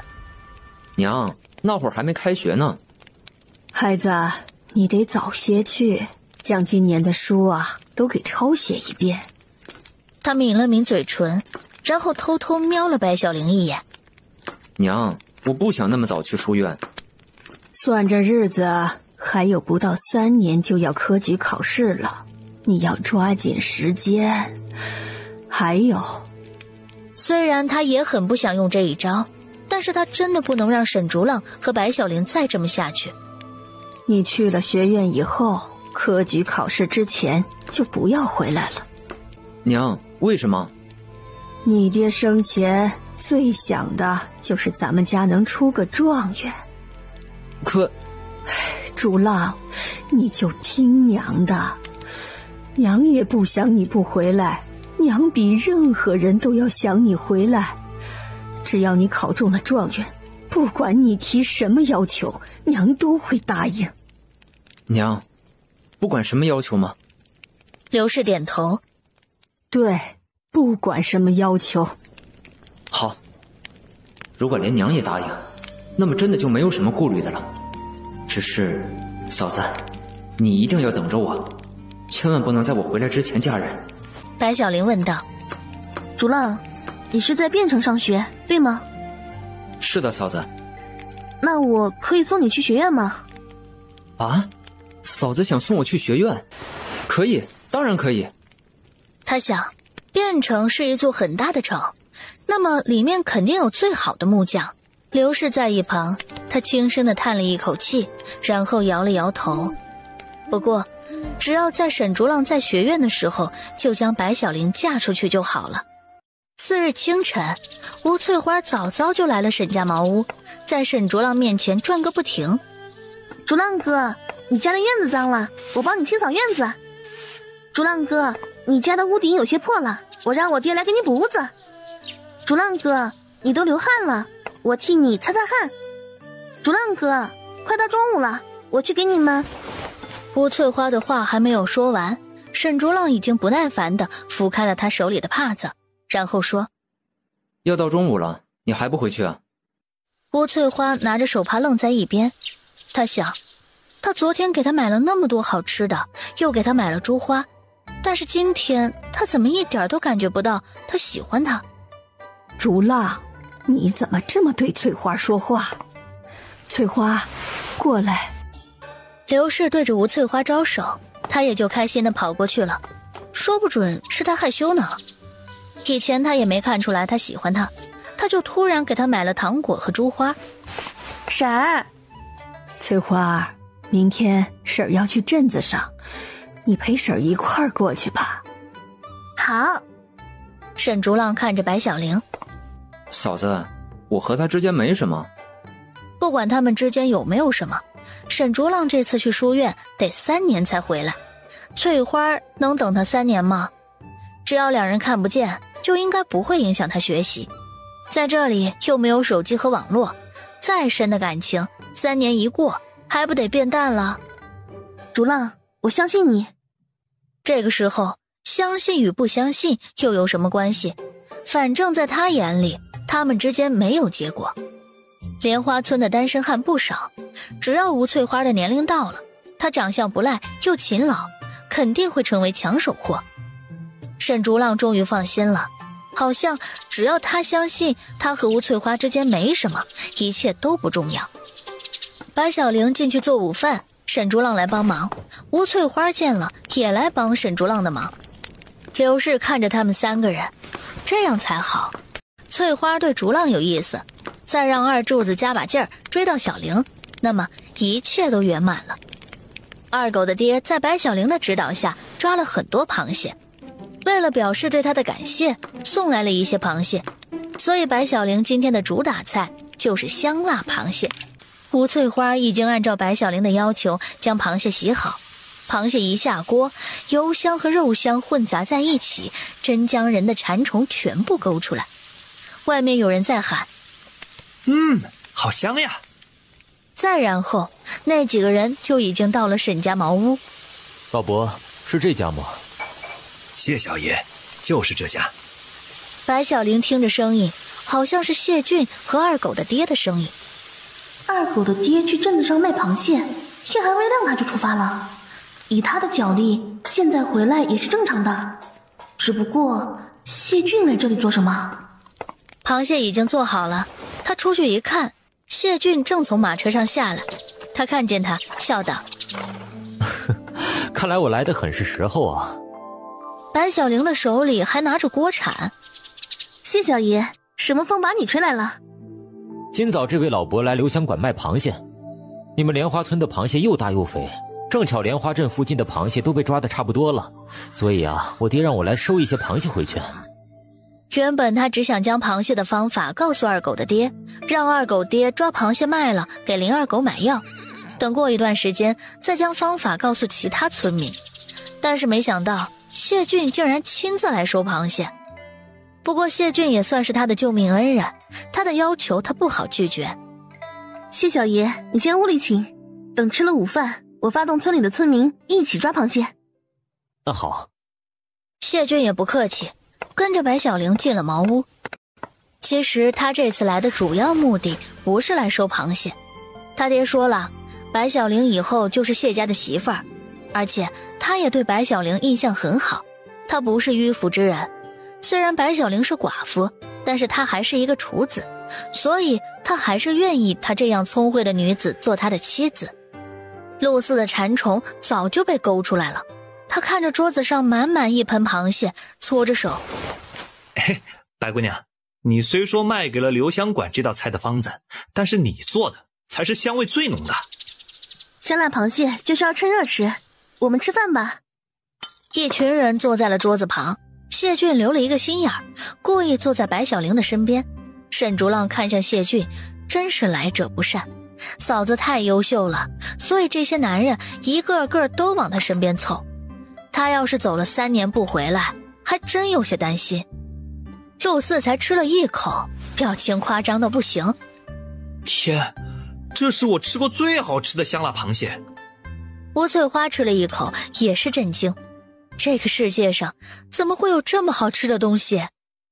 与陆四和吴翠花相比，其他人则表现得镇定许多，毕竟已经吃过一次。白姑娘，你做的香辣螃蟹的确比留香馆的厨师做的好吃，不如你来我们留香馆工作吧。工资的事情只要我们拿得出，随你开。如果他们以后在一起了，整个留香馆都是他的。谢小爷，多谢你的好意。去留香馆工作并不是我的梦想。他都说了，工资随他开，这么具有诱惑的条件，他竟然还是不为所动。他不免有些好奇。那白姑娘的梦想是什么呀？我来到这里以后，看见的是勤劳的人们没有饱饭可以吃，很多人一心只想着能吃饱饭，而放弃了人最基本的善良。我觉得人活着不仅仅只是为了活着，应该去做更多的事情。但是对于连吃饭都难的人，能活着就已经很不错了。我希望每一个勤劳的人都能吃饱饭，都能穿暖衣，能除了活着以外还有一点盼头。谢俊听了他的话惊住了，他难以相信这些话竟然是从一个女子口中说出。他说他想让勤劳的人都能吃饱饭，穿暖衣，除了活着还能有一点盼头。这些话就连当朝天子也不敢说。就算勤劳，但是谁能保证没有天灾人祸？而且农作物的产量低下，人多地少，就算勤劳，就算没有天灾人害，想要吃饱饭还是困难。他这下终于明白了，为什么爹对他再三嘱咐，让他一定要娶她。她是凤凰，会飞往更高更远的地方。白姑娘，那你打算怎么实现你的梦想啊？白小玲看向门边，看着莲花河边上的几亩田地。首先好好种田，培育出优良种子。培育优良种子？他是一个读书人，听不懂他所说的话。白姑娘，能讲得再详细一些吗？种子就像人一样，有的人又矮又丑，有的人却又高又帅，所有人站在一起就成了一锅大杂烩，看不出好坏。但是只要我们将其中又高又帅的男人和又白又美的女人选出来，让他们成亲，他们生出来的孩子不会差，优中选优，再选优。谢俊似乎有些明白了。你看，我们这一碗大白饭，一口吃下去，你能吃出每一粒米的味道吗？那是不能的。但是每一粒米有每一粒米的特点，有的软糯，有的生硬，有的是犹如珍珠一般的，有的是长条状。我们可以将我们想要的大米特征通过杂交转移到一种水稻种子上，形成一种新的水稻种子。这样的种子种出来的水稻产量高，口感好，抗虫害，抗干旱。在场的所有人除了谢俊和沈竹浪在认真听他说话以外，其余人全部在认真吃螃蟹。嫂子，这样的水稻种子真的能培育出来吗？能，只不过需要时间。太好了，如果嫂子真的能培育出这种种子，那么我国的人民吃饭的问题真的能被解决。白姑娘，我在书院的一个同学，他的爹是户部尚书，这些问题是他来管，我可以为你书信一封，你可以去汴城见他一面，将你的想法告诉他，说不定还能得到朝廷的支持。不用书信，若是有需要，我会去见户部尚书。谢俊如果说他以前对白小玲是佩服的话，那么此时的他对她就是敬仰。一个小女子竟然可以在不要任何引荐的情况下想要去见户部尚书，这是需要怎样的胆识和勇气？在他的心里竟然觉得自己有些配不上他。吃过午饭以后，白小玲召集了村里的村民，然后由二狗的爹教他们捉螃蟹。谢俊与白小玲来到沈家的几亩田地里，他看着刚刚翻过种上小麦的地，哑然失笑。说来真是惭愧，白姑娘心怀天下，而我想的只不过是以后如何经营家里的酒楼，想要娶一个温柔贤惠的妻子。曾经我也只想过简单的生活，但是来到这里以后，改变了我的看法。谢小爷，你是留香馆的少爷，你没有尝过挨饿受冻的感觉，那样的感觉真是让人有想死的冲动。白姑娘，你若看得起我谢某，能和我做朋友吗？他的话倒是让白小玲惊讶，她一个村里的寡妇，而他是留香馆的少爷，这句话应该他对他说才对。谢俊见他不说话，以为他不愿意，连忙说：白姑娘，我虽然年纪不大，但是见过的人也不少，姑娘是我见过的最能耐的人，我先把话放在这里，姑娘一定不是池中物。白小玲只是会种地而已，却被他说的这么玄乎。不过这样的话听多了，的确会让人膨胀。谢小爷，你过奖了，我哪有你说的那么厉害？不过早在你救我的时候开始，我们就已经是朋友了。谢俊定的螃蟹的价格是20个铜板一斤，这对于莲花村的村民来说已经是相当高的价格了，而且还不用自己将螃蟹扛到莲花镇去卖，天上掉馅饼都比不上这件事情好。有了这笔钱，就能过一个好年了。村民们抓螃蟹的激情很高，不一会儿就抓了7箩筐，而且他们还在继续抓。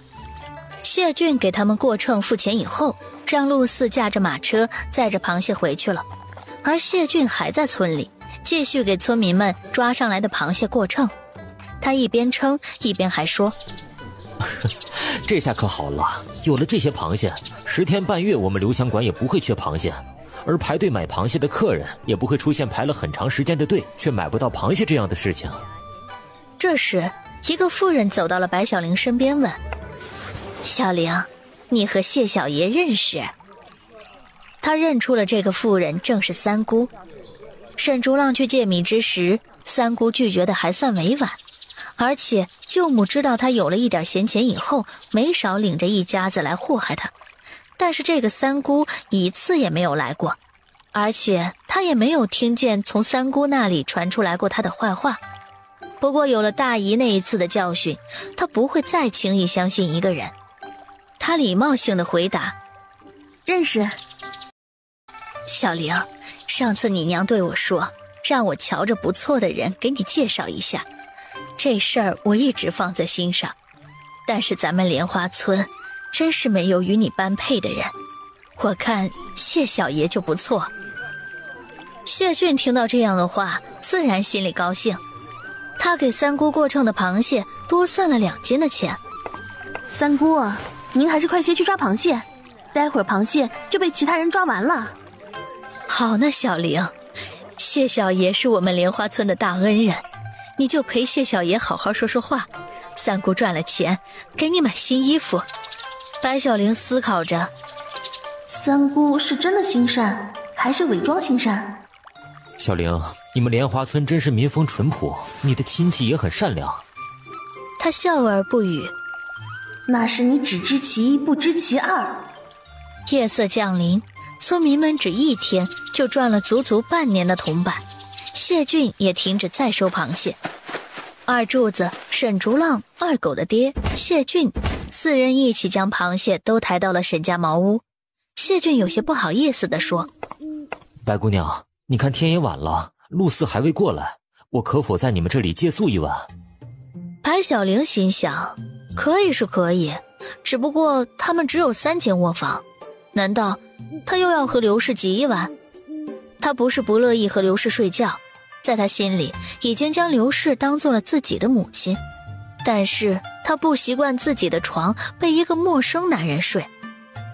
白小玲还没有说话，刘氏先说了：只要谢小爷不嫌弃我们房屋简陋，当然可以。娘，不如让谢小爷住我的房间，我去和柱子哥挤一晚。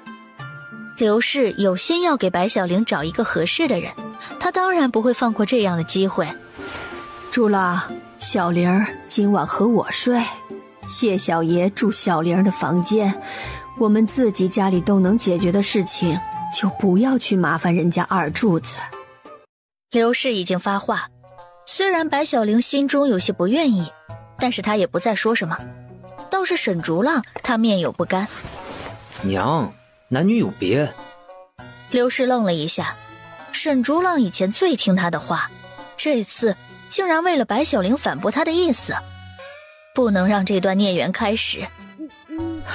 竹浪，我不是让小玲和谢小爷睡到一起，只是让谢小爷去小玲的房间睡一下而已。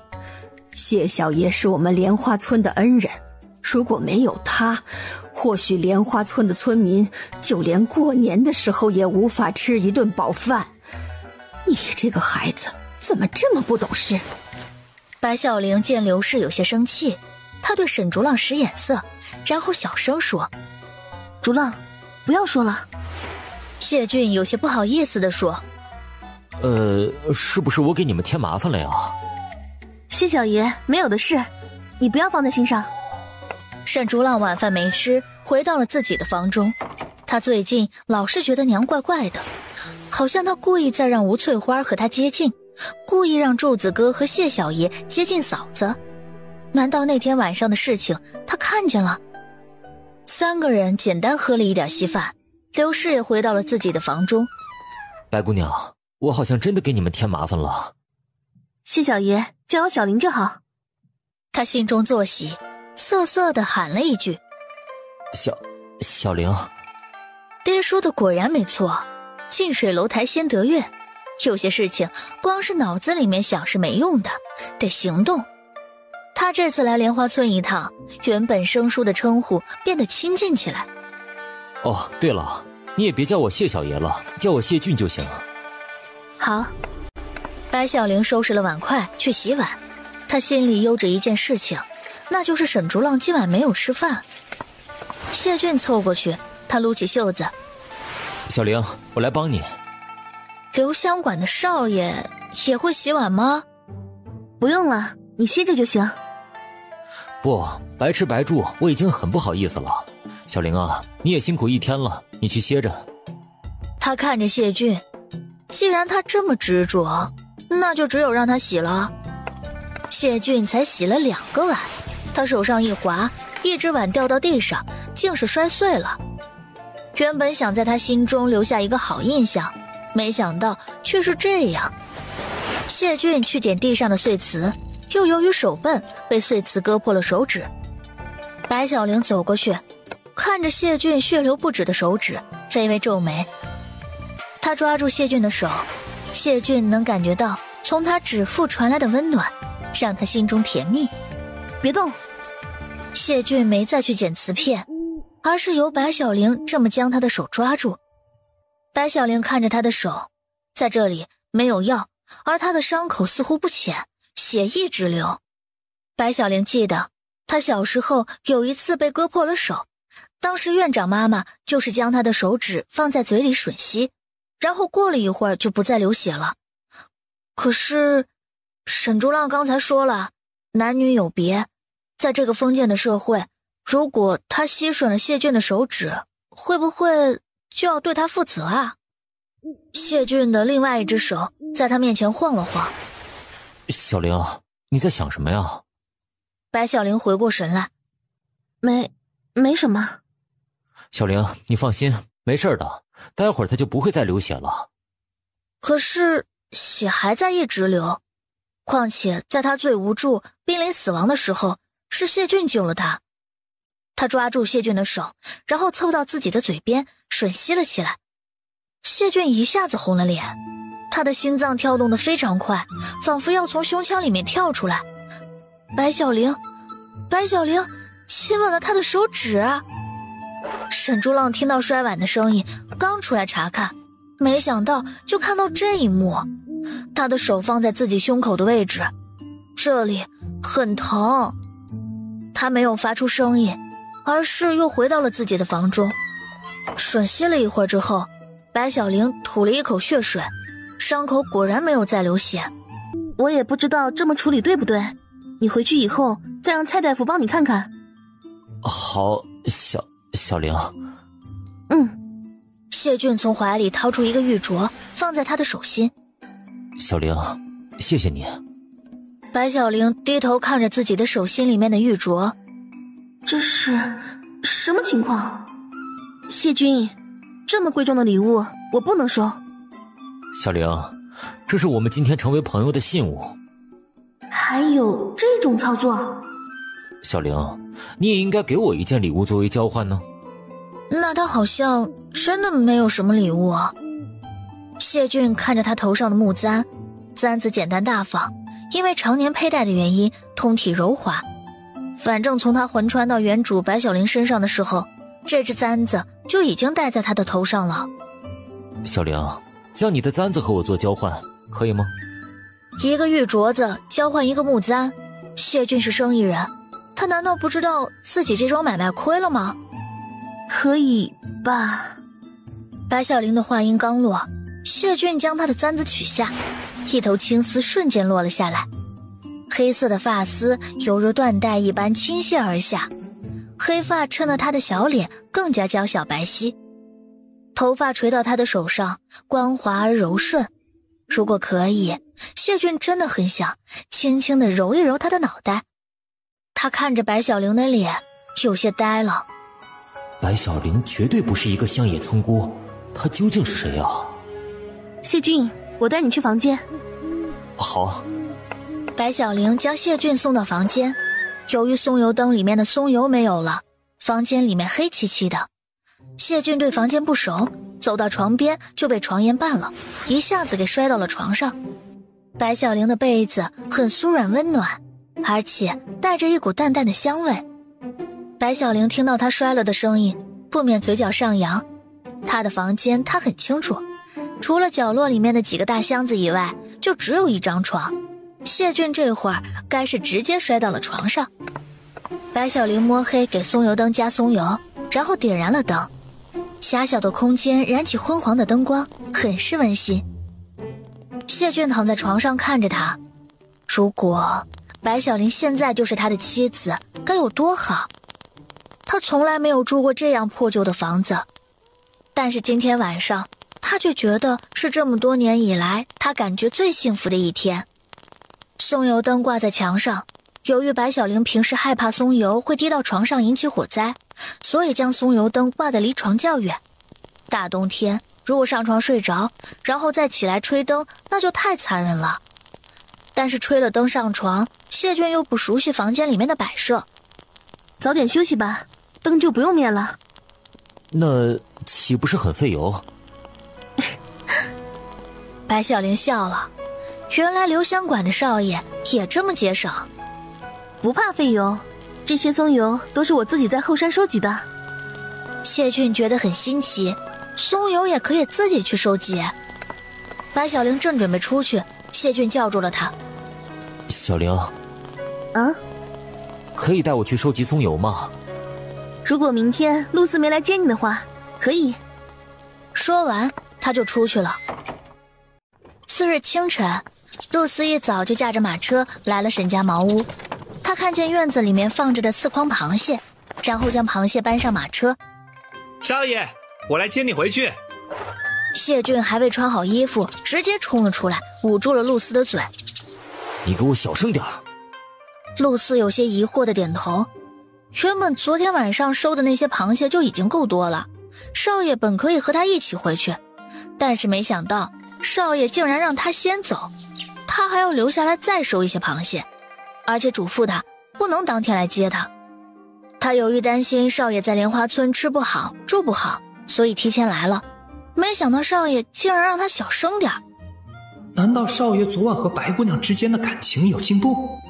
谢俊看了一下，其余的2个房门都没有打开，他这才松了一口气。他压着声音说：露丝，你给我回去。少爷，不一起走。我还要在莲花村多待几天，这几天你不要来接我。可是少爷，快过年了。回去告诉爹，过年前我一定会回去。少爷。谢俊踢了他一脚。赶紧走。露丝委屈的自己驾着马车走了。少爷以前是温润公子，想不到才来莲花村1天，竟然学会踢人了。白小玲起床去灶房洗漱，沈竹浪早就已经烧好了热水。他看着白小玲披着头发，有些惊讶。嫂子本来就美，披着头发那就更美了。嫂子，你的发簪呢？昨晚给谢俊了。他停住了手上的动作，迟迟没有反应过来。那只发簪可是嫂子刚嫁过来的时候娘给她的，娘那时将那只发簪戴在她的头上，对她说：小玲儿，娘也没有什么好东西给你，不过虽然你和从亲没能拜堂，但是戴上这发簪，你就是我们沈家的儿媳妇儿。嫂子很喜欢那只发簪，自从戴上以后就每天都戴着。但是想不到，对于她这么重要的发簪，她竟然送给了谢俊。难道嫂子真的对谢俊有情？白小玲拿着一截布带对沈竹浪说：竹浪，你帮我绑下头发吧，这样披着太不好做事了。她早上起床也自己试着绑头发，但是布条不是头绳，没有弹性，她失败了7、8次以后才决定出来找人帮忙。沈竹浪看着她手上的布条，他也没有给女子梳过头啊。嫂子，你为什么要将发簪给她？白小玲坐在凳子上，沈竹浪的手插入她的发丝间，她的头发很柔顺，很舒服。他说我和他成为朋友，要交换信物，他还给了我一个手镯。说着，他将昨晚谢俊给他的手镯拿了出来。从成色来看，这只手镯质地上好，肯定价格不菲。如此听来，谢俊是对嫂子有意，但是嫂子似乎并不了解谢俊的意思。他弄着白小玲的头发：嫂子，我给你扎一个怎样的发型？和你一样就行。和他一样？可那是男士发髻。嫂子，要不我随便给你扎一个吧。也好，不要碍着我做事就行。他将白小玲两边的头发拢到后面，然后用布条绑了起来，这样看起来既清新脱俗，又不会让头发掉到前面去。嫂子，你能答应我一件事吗？什么事？在我回来之前，不要嫁人。白小玲愣了一下，沈竹浪该不会对她……为什么？那些话现在还不能直接告诉嫂子。我们家境贫寒，而且嫂子已经是嫁过一次人的人，我害怕嫂子再嫁，我们拿不出像样的陪嫁，嫂子以后会受欺负。嫂子，等我中了状元回来，我让你风风光光出嫁。原来是他想多了，不过沈竹浪能有这样的想法，他真的没有白疼他。竹浪，嫂子早就对你说过，嫂子现在没有这种想法。再说了，你看嫂子的样子，像是会让自己受委屈的人吗？那倒是不像。好了，粥快熟了，去叫谢俊和娘吃饭了。啊。有了白小玲的这个承诺，沈竹浪的心里踏实多了。他们一边吃着早饭，白小玲看向门边，陆四怎么还没有来？他这个书童可做得不称职啊！吃完早饭以后，白小玲带着谢俊去后山的森林里面割松油。沈竹浪原本也要跟着去，但是他还没有出门就被刘氏叫住了。刘氏让他去吴翠花家中接吴翠花，然后再去林二狗家中借牛车，再送他和吴翠花一起去莲花镇办年货。这几天没有下雪，都说下雪不冷化雪冷，今天早晨可是冷的人直哆嗦，而且地面上湿滑，很容易摔跤。谢俊虽然是个大男人，但是他很少走这样泥泞的山路，有好几次都险些摔倒。没走一会儿，谢俊就已经气喘吁吁了。小玲，这里的风景真好啊。一片萧条的冬日，景色哪里好？只不过是他过得舒心的日子，很少有这样的经历，所以觉得好奇好玩而已。哎呦！刚说完，他脚下踩空，摔了一跤。山路上的枯草太多，有时候泥滚落在枯草上面，看起来就像平地一样，但是一脚踩上去就会踩空。白小玲伸出手去拉他。啊，谢俊，你得小心一点。他摔下去的地方并不高，但是他只是一个书生，想要爬起来的确有些困难。他憨笑，然后朝白小玲伸出了一只手。白小玲握住他的手，原本想要拉他上去，但是没想到白小玲高估了自己的力量，她竟然也摔了下去。不过她并没有摔疼，她摔到了谢俊的身上。她趴在他的身上，看着他红到脖梗的脸，然后笑了。哈哈，会害羞的傻男人真的很可爱。白小玲记得她在一本书上见过，一个聪明的男人在一个女人面前变得蠢笨，那是因为这个男人喜欢这个女人。他的心脏跳动的速度很快，他感觉谢俊的心脏像是要从胸腔里面跳出来。刚才只要谢俊稍微躲一下，他就不用摔倒，但是他没有躲，他让他摔到他的身上，他是在保护他。白小玲不可否认，此时的谢俊在他眼中很迷人。谢俊，有什么话想要对我说吗？那个，我是有话想说，但是这种话是他第一次说，竟然话到嘴边，他却说不出来。我没。白小玲从他的身上爬起来，他快速转过身。走吧，从这边也可以走。其实他也脸红了。谢俊跟在他的身后，心想刚才他一定很糗。晚上想吃什么？你做什么我吃什么。好。白小玲嘴角微微上扬，穿越过来之前，她不过是一个普通的大学女生，以前由于一直沉迷学习，没怎么注意身边的异性，但是以一个女人的第六感来说，她感觉谢俊就是在追她，而且她也不反感他。等了一天了，露丝怎么还不来接他？他这个书童做得很不称职啊。不对，昨天露丝走了以后，谢俊还收了4筐螃蟹，现在4筐螃蟹没有了，而谢俊竟然一点都不着急。难道露丝来过，而他并没有将谢俊带走？他的脸微微有些泛红。露丝是谢俊的书童，他不敢平白无故这样做，肯定是得了谢俊的允许。而谢俊他想要留下来是因为他吗？白小玲问道。想回去了吗？想回去换一件衣服。露丝今天能来吗？不知道。他没告诉露丝什么时候来接他，他只说了自己在过年前一定会回去。我送你吧。啊？你是坐着马车来的，如果要回去，我怕你找不到路。我去过莲花镇几次，记得路，我送你回去。谢俊想了一会儿，然后点了头。他没办法忍着穿着这件衣服几天，他必须回去，然后洗澡换衣服，再用熏香熏几个时辰。白小玲对着屋内喊道：娘，竹浪，我送谢君去莲花镇。嫂子，现在已经是中午了，你若这时候去，晚上回不来的。那我就在莲花镇住一晚，明天一早再回来。嫂子。沈竹浪还想说什么，刘氏已然拉着他坐下。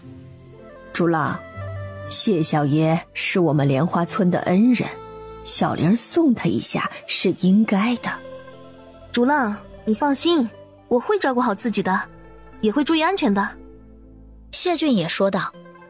对，放心吧，还有我和他一路。沈竹浪也不说话了。其实他最不放心的就是谢俊，但是对于这件事情他也没有办法。他点头。嫂子，那你一定要注意安全。好。白小玲和谢俊走着，从莲花村到莲花镇的路程，一般人走2个时辰就到了，脚力好一点的走1个多时辰。他和谢俊都是属于平时缺乏运动的一类人，走了2个多时辰还是没到。若是换做以前，谢俊早就累趴了，然后让陆四给他找一辆马车，但是此时他也只有忍着继续走。或许他还是太高估自己了，他没过过苦日子，根本就受不了。双腿开始打颤，喉咙也有一股子血腥味，脸色发白。白小玲见他这个模样，她问道：谢君，你没事吧？没事。他虽然嘴里说没事儿，但是心里其实有事儿。今天1天之内，谢俊就经历了2件让他崩溃的事情。他和他好像真的不是一类人。白小玲的梦想就是待在田野之间，研究出品种良好的杂交水稻，让全国百姓摆脱饥饿之苦。而他受不了这样的苦。白小玲知道他的心意，但是现在他要重新考虑对他的态度。谢俊，你以后最想要的生活是怎样的？谢俊坐在路边的田埂上，喘着粗气。娶一个温柔的媳妇儿，好好经营留香馆。那是他最想要的生活，却不是白小玲想要的。白小玲坐在他的旁边，他是留香馆的少爷，等到谢老板老了以后，留香馆就是由他管理。而且他细心善良，又温和懂礼，长得也高瘦清爽。他想要找一个温柔贤淑的姑娘，不是一件难事儿。白小玲看向天空，天快黑了，有些灰蒙蒙的。谢君，你会找到一个温柔贤淑的女子。谢俊看着他的侧脸，有些愣神。是啊，顺着这条路走，很快就要到莲花镇了。你回去吧。谢俊有些惊讶。小玲，你不和我一起吗？我得回去，再不走就回不去了。小玲，天马上就要黑了。白小玲笑着。谢君，你应该听说过寡妇门前是非多。我若今日真的跟你走了，别人该如何议论我？谢俊的脸有些微微泛红，他的手指轻轻向他的方向移动，然后手掌盖住了他的手。小玲，那就和我在一起吧。谢俊救了他，却还要以身相许。白小玲有些发愣，过了好一会儿，他才反应过来，谢俊这是在向他表白。他小心翼翼地看着白小玲，他为什么这么久还不回答？难道是要拒绝他？可以吗？他又问了一句。可是我是寡妇，你是留香馆的少爷。他是在担心这个问题吗？可是他根本就没有和任何男人在一起。小玲，我不在意。就算你不在意，可你我二人的生活天差地别，我害怕你根本适应不了。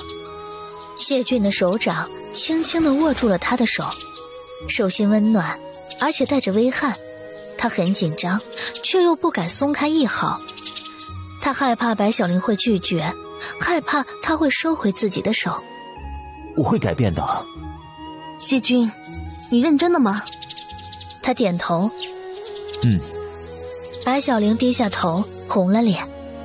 那我们可以试着在一起。他握住白小玲的手有些紧，他的手心出汗，他很激动，好像任何话都无法表达他此时的心情。这时陆四已经驾着马车来了，他看见白小玲和谢俊，还惊讶了一番。少爷，白姑娘，你们怎么在这里？白小玲连忙缩回了自己的手，但是还是被眼尖的陆四看见。陆四嘴角浮起一抹笑意。看来少爷的动作就是快，想不到这么快就得到了白姑娘的芳心。哼，不愧是少爷。谢俊道。陆四，你怎么来了？少爷，夫人和表小姐来了，老爷让我来接你。婉婉来了。陆四点头。是呢，只是想不到当年那个和少爷打架的小女孩，如今已经成长为一个亭亭玉立的大姑娘了。他看向白小玲。小玲，和我一起回去好吗？他现在离开的确有些晚了，但他也不会这么快就跟着谢俊去见他的父母，这样太快了。谢俊，我就想在莲花镇找一家客栈休息。谢俊想了一会儿，明白他的顾虑。那好，我给你找一家挨着我家近的客栈，一打开窗户我就能看见你的那种，这样我也放心。嗯。白小玲和谢俊坐上了马车，不一会儿就到了莲花镇。谢俊找好客栈，又给他点了一些食物，嘱咐他好久，这才和陆四一起回去。两人快要到家的时候，遇到了夫人和婉婉。谢俊第一时间还没有认出他，还是婉婉叫住了他。表哥。婉婉。婉婉点头。嗯。陆四在他耳边轻声说：“少爷，我说的没错吧？表小姐现在长得可美了。”夫人也走到谢俊面前，握着他的手：“俊儿，你最近清瘦了。我听说你爹前几天让你去莲花村收螃蟹去了，可是真的？”“娘，是真的。”他一脸心疼。这么辛苦的事情，为何不让别人去做？等回去以后，我得好生说说你爹。娘，是我主动要去的。他将婉婉拉到谢俊的面前。俊儿，婉婉这次告年假回来，第一件事儿便是要来看你。明日你带着婉婉去镇子里面四处走走。谢俊可是对白小玲说了，明天一早便去找她。娘，你带着婉婉去逛逛就行，我明天还有事情。夫人脸上有少许不悦。俊儿，婉婉好不容易回来一次，不管你有什么事情，都要陪着婉婉。娘。另一边，白小玲觉得有些无聊，于是坐在窗户边的小凳子上，然后嗑着瓜子儿。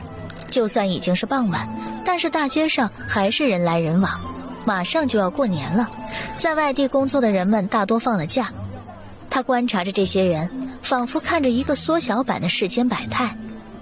天空又飘起了细雪，一个衣衫褴褛的妇人佝偻着身子，捡着白天被菜贩丢弃的烂菜叶。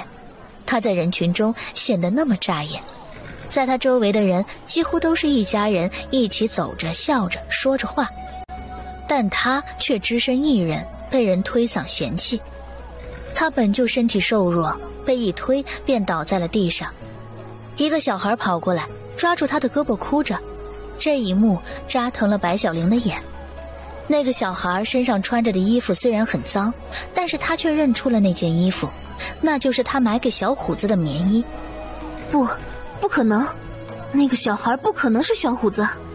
小虎子被他爹接走了，现在应该在某个地方上学。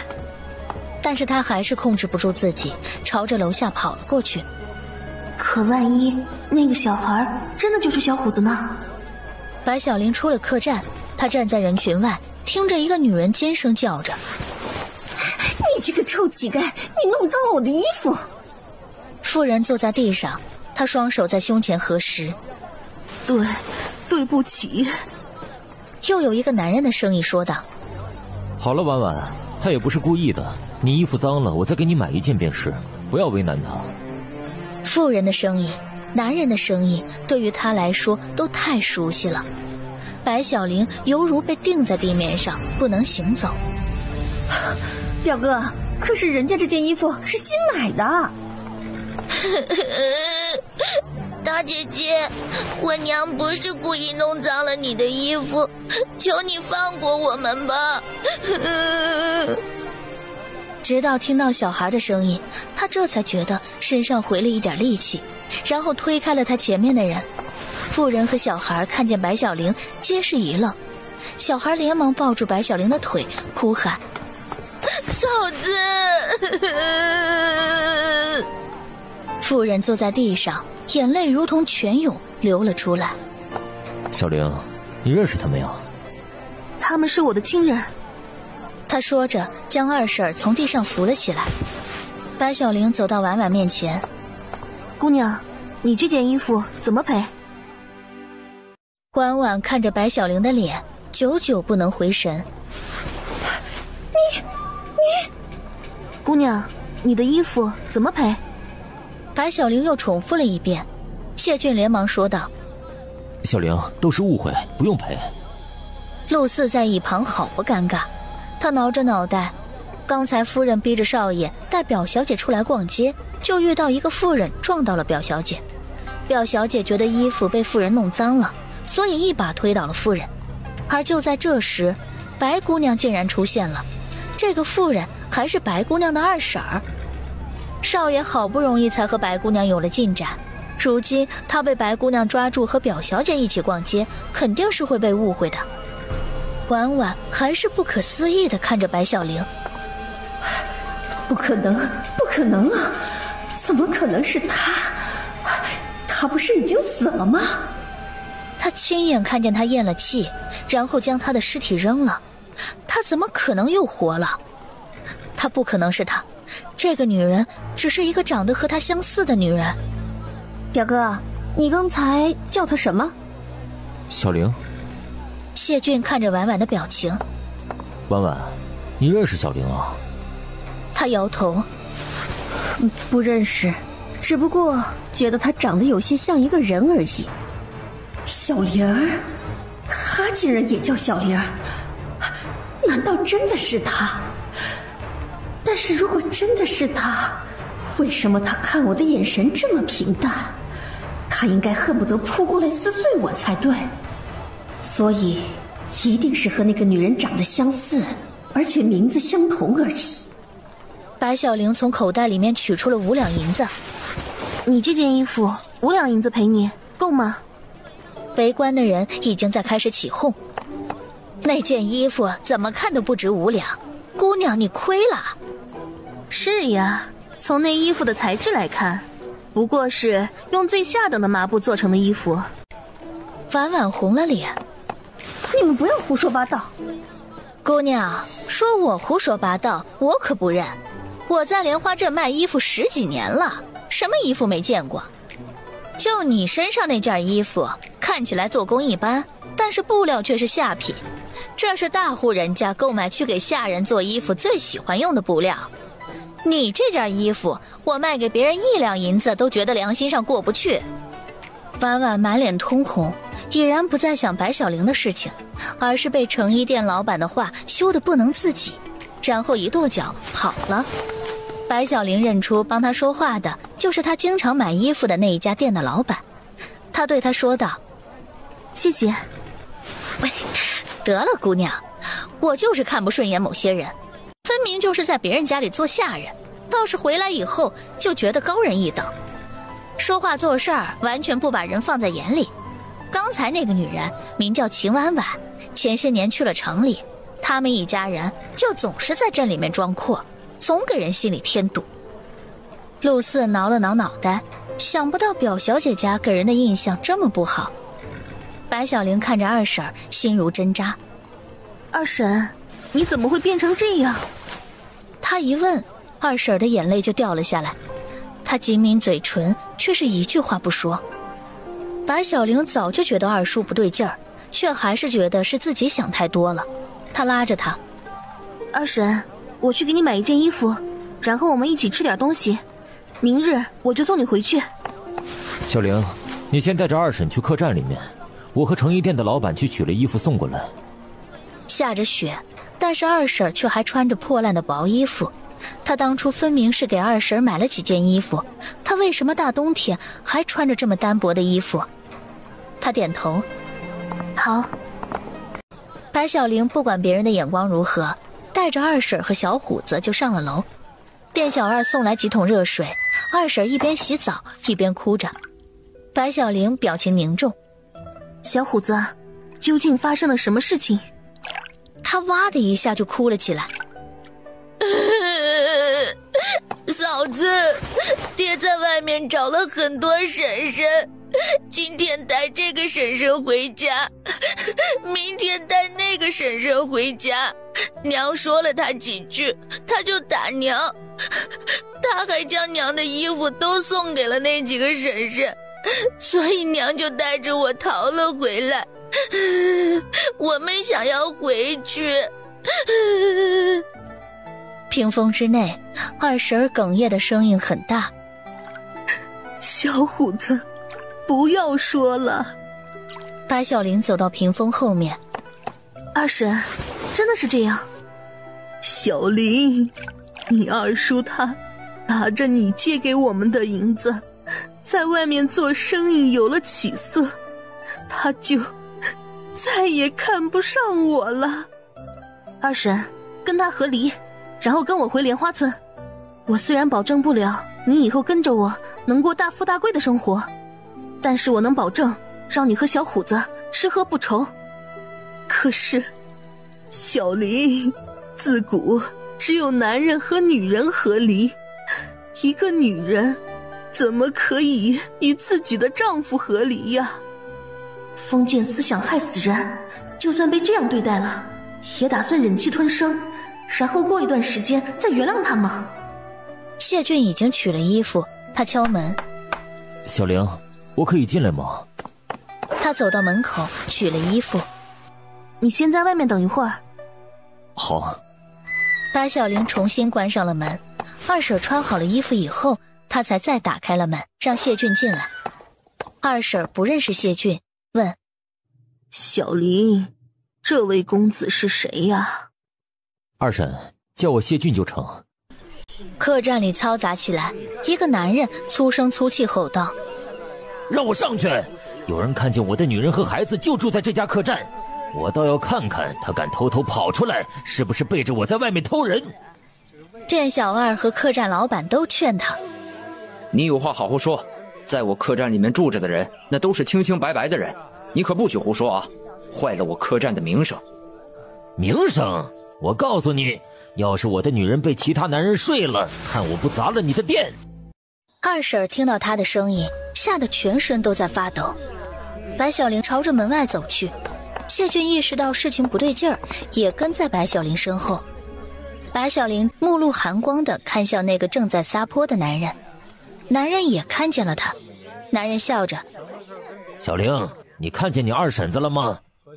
白小玲坐在一旁的桌子边上，谢俊看不懂白小玲要做什么，也跟着她坐在桌子边上。男人走到他面前，他的面色已经有些不佳。白小玲，我在跟你说话，你听见了吗？白小玲眉头微微一皱。白小玲，你不要给脸不要脸，你不过是莲花村的一个寡妇，你家中除了一个瞎眼老娘，就只有一个体弱小叔子，你有什么横的资本呢？而我现在已经是一个大老板，在我手下做事的人都有3个，你要是再这样，休怪我对你不客气。客栈老板见情况不妙，他对谢俊说道：谢小爷，是否要将这件事情告诉留香馆的谢老板啊？毕竟从如今的形势上看起来，那个男人来者不善。如果谢俊真的在他们家客栈受了伤，那他可真不好给他爹交代。男人一听，白小玲身边的男人竟然是留香馆的少爷，这白小玲也真是好手段，一个寡妇1天之内在莲花镇弄到那么多银子不说，这才没多久，竟然就勾搭上了留香馆的少爷。听说现在留香馆在莲花镇那可是排名第1的酒楼，他的生意刚有了一点起色，可不能得罪了留香馆的少爷，以后给自己的经商路上添堵。他的脸色缓和不少，他坐在谢俊身边。这位公子就是谢小爷。谢俊没有回答他，白小玲却向男人伸出了手。上次我借你的20两银子，该还了。男人嬉皮笑脸地笑着。小玲啊，二叔最近生意上刚有一些起色，你这不是为难我吗？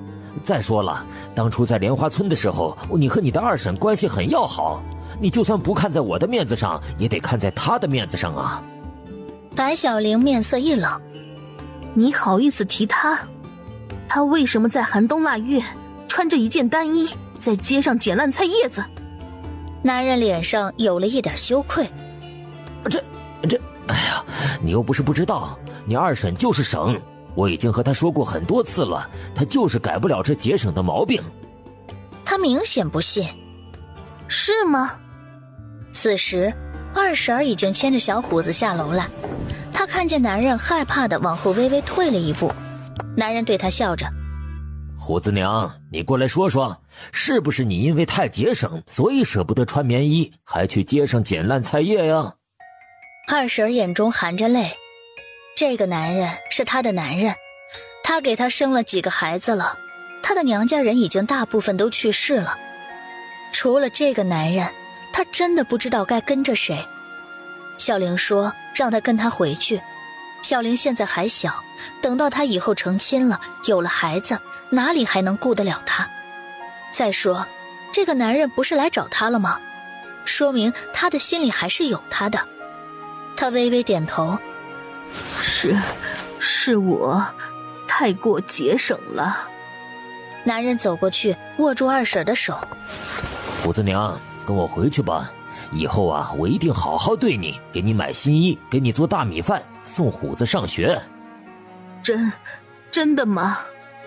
白小玲眼看着二婶又要被骗，她说：二婶，你仔细想清楚，他如果真的在乎你，就不会带那么多女人回家了。小虎子也哭着：娘，我们跟嫂子回家吧。可是他无法做到白小玲说的那样，和他的男人和离。而且他说过，等到他赚钱了，就会去找当年被卖掉的那个女儿。再说了，在外面稍微有钱的男人都不只娶一个女子。如果他真心能改正，能真心对她好，他还是愿意跟她回去，再相信她一次。虎子娘，你误会了，他们只是我找来店里帮忙的。而且我昨天发现你和虎子不见了以后，就让他们回去，然后就出来找你了。你不信呢，就跟我回去看看。他说的是真的吗？看他的眼神，好像并没有骗他。他是和他一起生活了几十年的男人，而且这些年他一直在外打拼，就是为了挣钱，然后找到他们的女儿。他应该相信他的吧？他看向白小玲。小玲。他还没有说什么，白小玲已经站起来。二婶，有时候一个女人一生的悲哀，不全是男人的错，也因为女人的懦弱和忍让，一步步将自己逼入绝境。我最后问你一次，你是选择跟我离开，还是跟着他走？二婶一脸为难。小玲，娘，跟着嫂子走吧。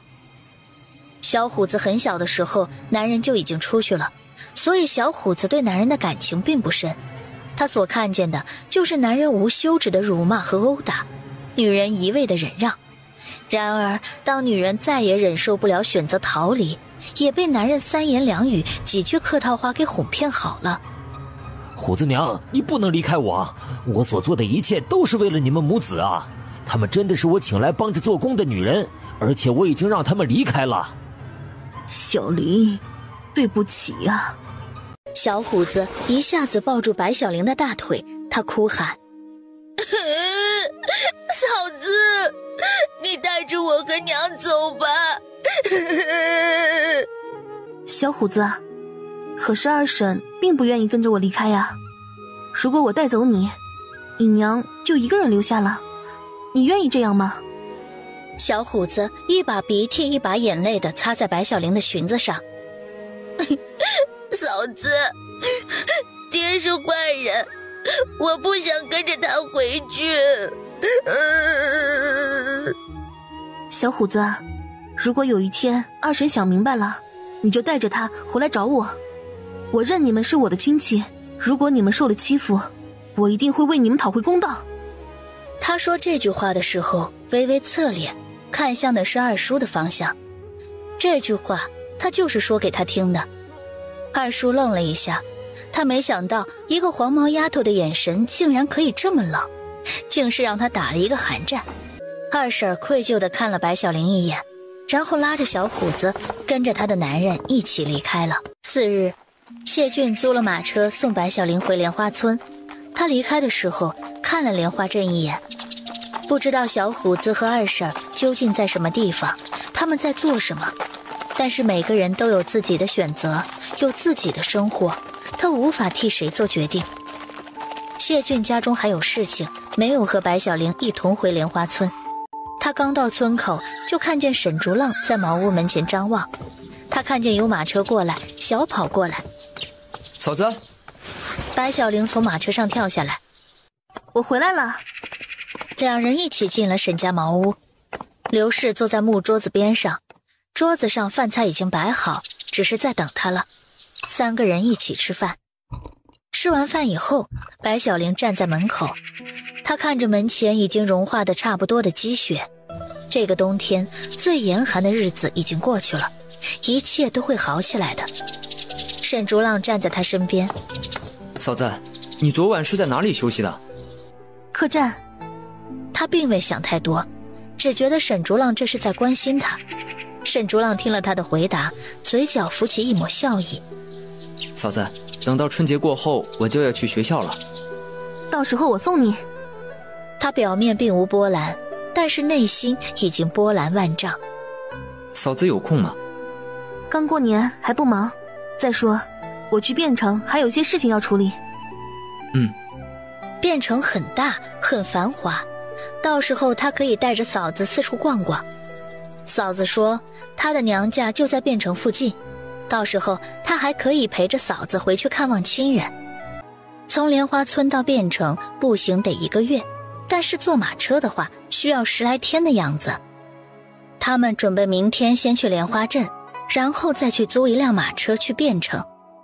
晚上白小玲对刘氏千叮咛万嘱咐：娘，我们走了以后你一定要照顾自己，大舅和舅母找你帮忙的事情一定要等我回来再说。刘氏连连点头。小玲儿，你就放心吧。次日清晨，白小玲和沈竹朗出发了，刘氏将他们送到村口。他眼睛不好，隔得近能看见几个人影，隔得远了便什么都看不见了。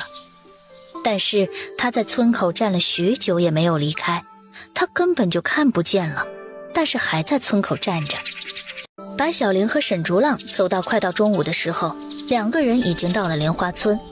他想着这次离开说不定1个多月都没办法和谢俊见面，既然已经决定要和他试试看，那么这件事情他得来告诉他。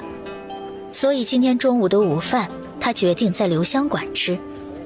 白小玲拿出10两银子：竹浪，你先去租车市场找上次那个老伯租车，我去留香馆点几个小菜，你待会儿直接过来就可以吃了。好。沈竹浪离开以后，白小玲就往留香馆走去。留香馆依旧生意火爆，但是由于上次谢俊在莲花村收了很多螃蟹，他们事先有了准备，所以并没有让客人等着。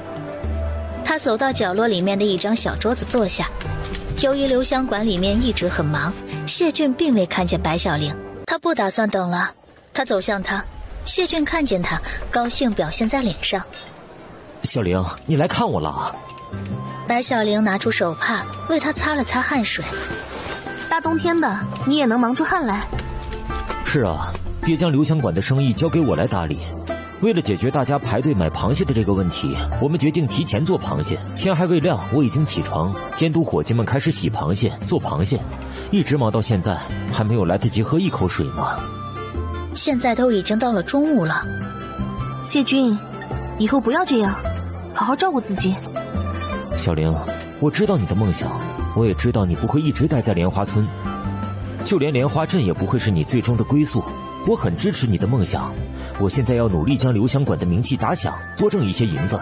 以后啊，你想待在哪里，我就在哪里再开一家留香馆。听到他这么说，他的心里暖暖的。那么谢小爷可以商量给我一点时间吗？对于留香馆，我还有几个意见，想不想听？他重重点头。小玲，你先去等我，我待会儿就过来。好。白小玲重新走到角落里面等着他，他快速处理好手里的活儿，刚准备朝白小玲走过去，他的表妹婉婉提着一个食盒过来了。表哥，姑妈让我给你送午饭过来。谢俊急于摆脱婉婉，他连忙推脱。婉婉，留香馆是酒楼，我要是饿了会让后厨师傅炒几个小菜。婉婉有些娇羞地低头。表哥，这是我亲手给你做的，你尝尝。他怕白小玲等得无聊，于是接过了婉婉手中的食盒。好了，婉婉，你快回去吧，留香馆最近很忙，我还有很多事情要做呢。表哥，姑妈就是害怕你忙起来不吃饭，所以特地叮嘱我一定要看着你吃完才能回去。谢俊无奈，提着食盒走向了白小玲。婉婉一见白小玲，脸上的笑立刻消失不见了。这个寡妇长得和她一模一样，但是绝对不可能是她，她已经死了那么久，是一具白骨了。听说姑父很看好这个寡妇，想要她成为他的儿媳妇儿，而且表哥也似乎对这个寡妇有点意思。不过姑妈的意思我最了解，姑妈绝对不可能允许表哥娶了一个寡妇。这话传出去，好说不好听。而且，女子的贞洁大于一切。这个寡妇已经是个残花败柳，她怎么可能配得上表哥这样的男子？谢俊坐在白小玲的旁边，婉婉坐在他的对面。虽说他很不喜欢白小玲，但是他又怎么可能在谢俊面前表现出来？店小二已经上了几盘菜，正好这时沈竹浪也赶到，他就开始打听关于白小玲的事情。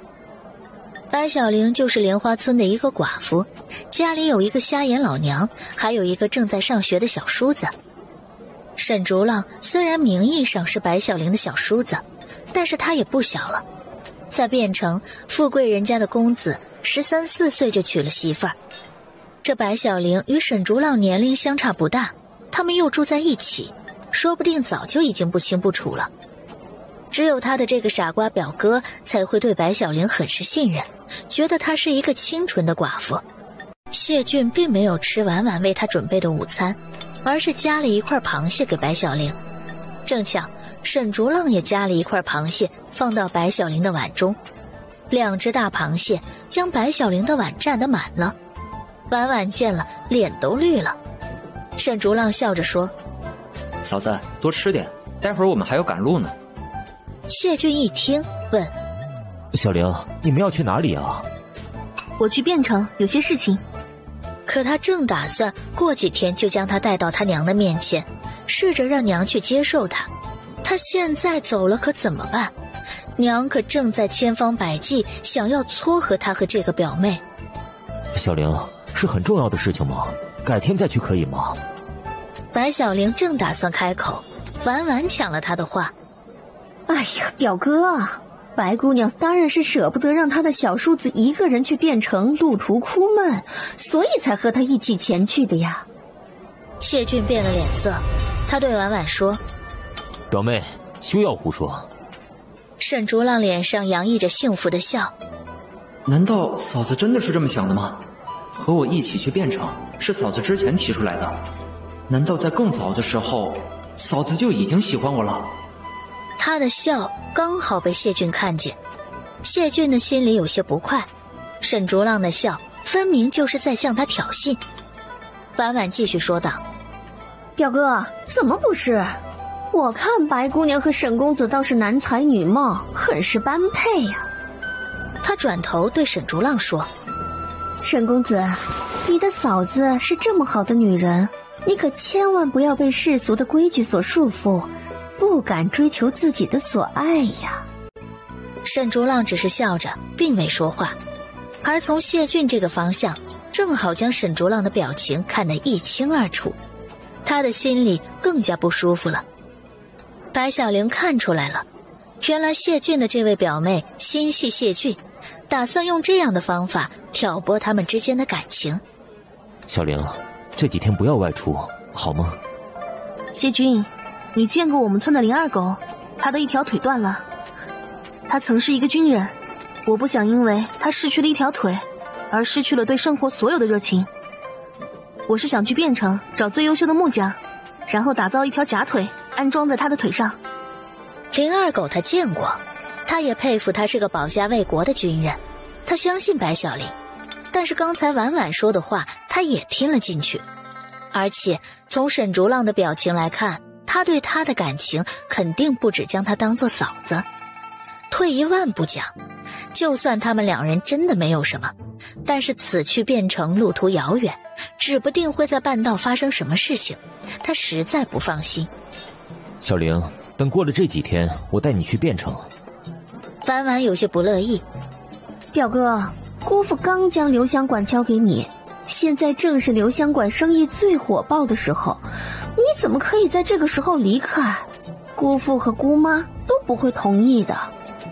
他知道谢俊很忙，不想因为他的事情让谢俊放弃留香馆的事儿。在他的未来规划里面，有一半是一个温柔的媳妇儿，有一半属于留香馆。再说他觉得他能做好。谢君，你放心，竹浪会照顾好我。沈竹浪将这些对话听在耳中，只觉得是谢俊对白小玲是落花有意，流水无情。他也说：谢小爷，我会照顾好嫂子。听了这句话，谢俊更气了。谢俊的生气，白小玲看在眼中，他现在已经是他的女朋友，应该顾及他的感受。况且这件事情是他做的不对，这么大的事情，他应该事先和他商量。现在才来说，有先斩后奏的感觉。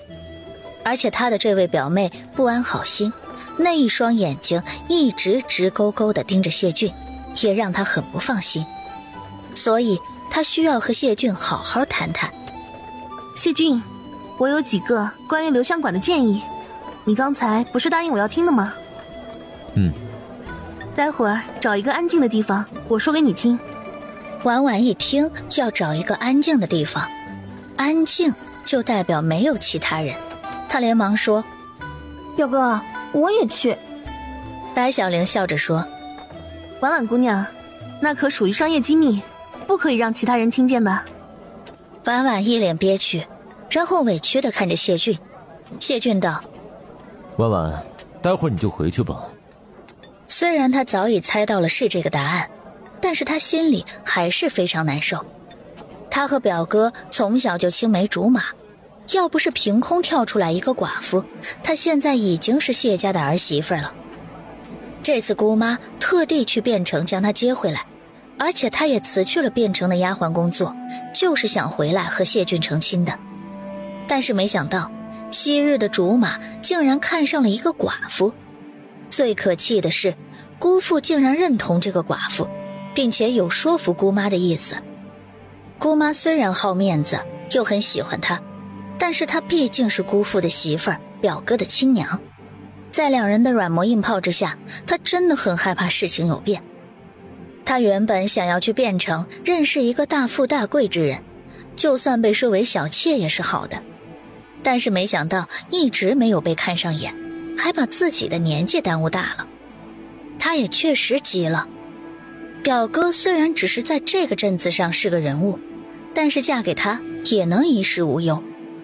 他看着桌子上的食物，他做的菜谢俊根本就没有动过，为了以防万一，他必须要下最后的狠招了。他将菜再次放回食盒里面，然后站起身：表哥，我先走了。婉婉走了以后，白小玲也让沈竹浪去买一些干粮。毕竟沈竹浪在他眼中还是个孩子，而且孩子不可以接触恋爱这些东西，否则他有样学样，早恋了怎么办？沈竹浪也走了以后，谢俊将白小玲带到他在留香馆休息的房间，而他真的在一本正经地说着关于留香馆的建议。谢俊，我觉得留香馆应该增加店小二的数量，要让食客从进来留香馆开始算起，3分钟之内能够得到店小二的服务。还有，我们应该推广一个新的销售渠道，外卖配送，这样会大大节约各自的时间。而且小玲，他现在根本没有心情听这些，他有些着急。白小玲这么优秀，会不会连他的小叔子也真的喜欢她了？他与沈从清并未拜堂成亲，也算不得真正的夫妻，这些沈竹浪都是知道的。他真的很害怕。谢俊，我知道你在担心什么，我和竹浪是亲人，除此之外没有其余的感情。小玲，我害怕。他轻轻地抱住谢俊，安抚他：不要害怕，我既然答应了你，我就一定会做好你的女朋友。在我们没有分手之前，我不会做任何对不起你的事情。女朋友？分手？虽然这些字眼他都听不懂，但是他听明白了一个意思，那就是他不会背叛他。他也抱住了白小玲。小玲，我是相信你的。既然他有他想做的事儿，他不应该成为妨碍他的绊脚石。以后他想要做的事情更多，他想要做一直默默支持他的人，而不是阻碍他的人。你放心，我会尽快回来。好，小玲，等你回来以后，我可以带你去见我爹娘吗？可以。这他就放心了。其实谢俊也是非常懂礼的人，他他们能相互理解，这是最好的。你以后不管多忙，一定要记得好好吃饭，晚上也不要睡得太晚，知道了吗？还有，离你那个表妹远一点，我总觉得她对你不怀好意。若是她待在你家没有什么事情，便让她回去吧。她应该还没有对象，你这个做表哥的应该为她的终身幸福着想，替她寻一门好亲事。原来他并不是什么都不知道。小玲，我明天就让她回去。今年过年她都没有回去，她的确该回去看看她的爹娘。听到谢俊这么说，他也放心了。谢俊，这件事情是我做的不对，以后我有什么重大的决定，我会提前和你商量。我也是。此时店小二来敲门。哎，谢小爷，沈公子来了，此时正在外面找白姑娘。谢俊，我们出去吧。好。二人出去，老伯的马车已经等在外面。沈竹浪叫道：嫂子，我们得赶紧赶路了，否则无法在天黑之前到达下一个镇子。他看向谢俊，谢俊对着他挥手，他也对他挥了挥手，然后他上了马车。谢俊忙完留香馆的事情以后，回去已是半夜。但是婉婉有一个习惯，谢俊不回来，他就不会睡觉。他要等谢俊回来，给他热了洗脚水以后再去睡觉。这些事儿他以前当丫鬟的时候常做，如果能用这样的方式挽回谢俊的心，他何乐而不为？他太了解他了，他就是心善，而且极其有责任感的一个人。谢俊刚在大厅里面坐下，婉婉便端着洗脚水过来。表哥，累了一天了，婉婉替你洗脚吧。他说着便去脱谢俊的鞋子。谢俊收回了脚。露丝呢？我看露丝哥累了，便让他先去休息了。他又打算去帮谢俊脱鞋，这次谢俊是直接拒绝。哎，婉婉，你是我的表妹，脱鞋洗脚这种事情还是我自己来吧。你若为我脱鞋洗脚，这件事情要是传出去，你的名声怎么办呢？他委屈地看着谢俊，眼中含着泪水。表哥，你还不知道我的心意吗？婉婉，我希望你明白，我和小玲已经在一起了。像是事先预定好了一般，他眼中的泪一下子滚了下来。表哥，你只是图他一时新鲜，而且姑妈不会同意你们两个在一起。娘那里我和小玲会一起努力，而且小玲很优秀，我相信娘很快就会接受小玲的。婉婉，你今年过年都没有回去，舅舅和舅妈一定非常想你。明天我让露丝送你回去。不，表哥，我要待在你身边。他的爹娘一共生了7个孩子，最后一个才是男孩。他的那个弟弟今年才8岁，爹娘的所有疼爱都集中在了弟弟身上，而他们这些当姐姐的，不是被卖入富贵人家当丫鬟，就是早早的被送到繁华的地方谋生。他是打心眼里不想回到那个地方去。谢俊自然也是知道他家中的情况，但是不管怎么说，他觉得父母之恩，做儿女的还是得报，至少过年的时候应该回去看二老一眼。婉婉，听话，而且我让露丝陪着你，舅舅和舅母不会为难你的。他从怀里拿出一壶酒，然后坐到谢俊身边。表哥，其实今日我看见你与白姑娘，我就明白了你和白姑娘之间两情相悦。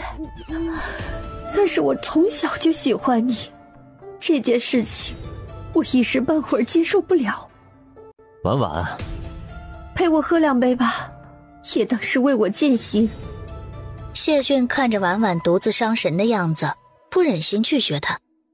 婉婉，你酒量不行，表哥就只陪你喝1杯，喝了1杯以后你就回房休息，好吗？婉婉点头。好。他轻轻摇晃了一下酒壶，然后倒了2杯酒。这酒是他热洗脚水的时候加热的，他将它放在怀里，所以这时候酒都还是热的。谢俊一口喝了这杯酒，然后说：表妹，你会找到属于你的那个人，你看上了谁也可以和表哥说，表哥会为你做主的。婉婉并未喝下那杯酒，而是将酒杯放下。他看着谢逊脸上不正常的红晕，莞尔一笑。哼，好。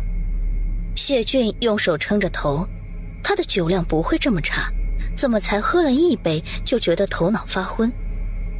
婉婉的纤纤玉手握住他的脚，这一次他没有移开他的脚，他将他的鞋脱了，然后将他的脚放在温水中，轻轻按摩他的脚掌。表哥，舒服吗？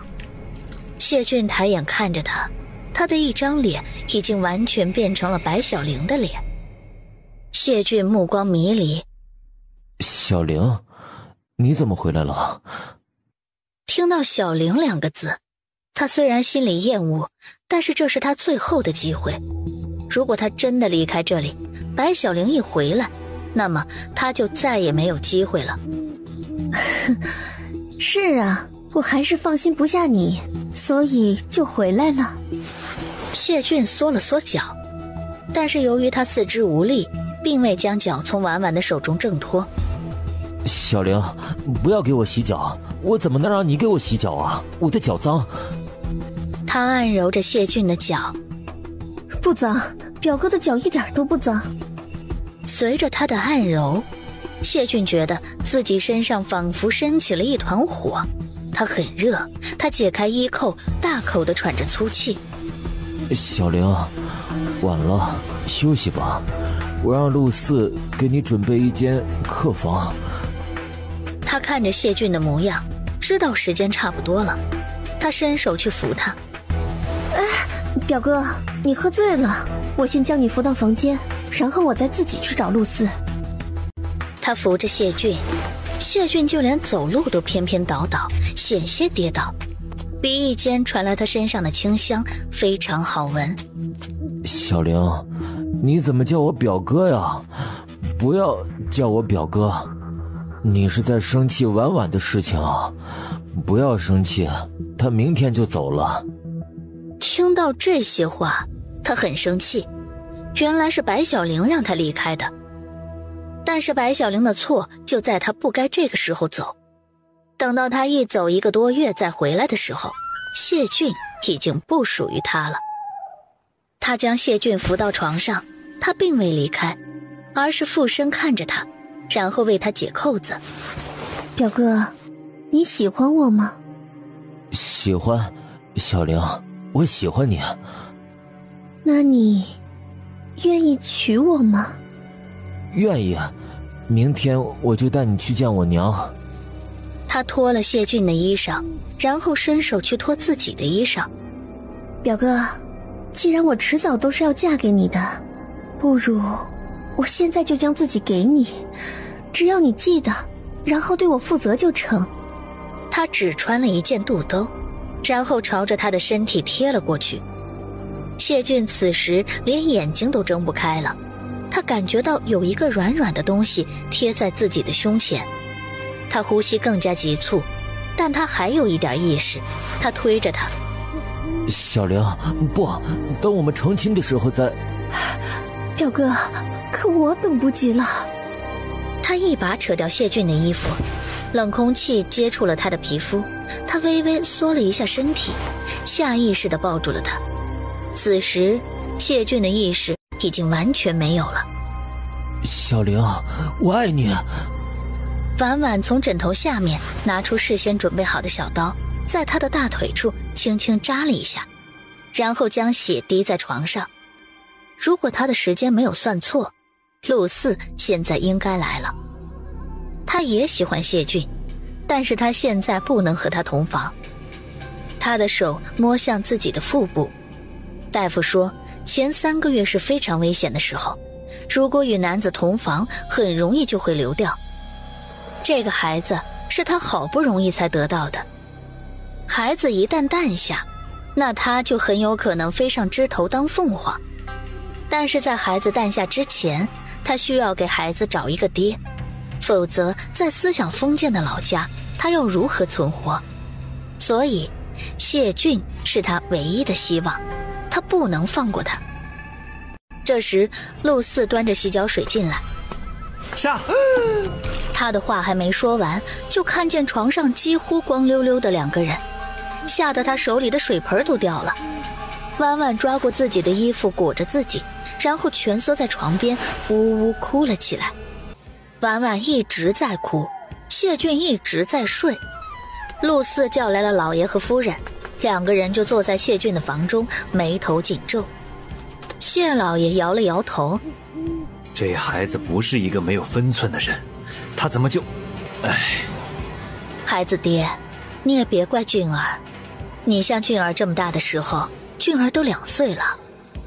可是谢老板心中原想的儿媳妇是白小玲，如今谢俊和婉婉出了这么一档子事儿，那么他和白小玲的事情可怎么办？再说，就算白小玲愿意原谅谢俊一时糊涂，但是婉婉这么好一个姑娘，她的清白说没有就没有了，以后她怎么嫁得出去？就算她嫁出去了，可是当婆家知道她不是处子，该是也对她不好。那你说现在该怎么办？照我说，我觉得俊儿和婉婉极其相配，不如就让他们成亲算了。这件事情还得俊儿醒了再说，我们说再多都是无用的。姑妈，你说我该怎么办呢？如果表哥不要我还不如死了算了。婉婉，你放心，你就是我认定的儿媳妇儿。俊儿不要你，姑妈和你一起去死。谢老板眉头紧皱，孩儿娘，你休要胡说。我可没有胡说，事情已经发生了，如果俊儿不愿意负责，那就是我这个做母亲的没有教好他。如果婉婉要寻短见，我也和他一路，这样就算是为我自己赎罪。谢老板看向婉婉，婉婉，你说说，刚才究竟发生了什么事情？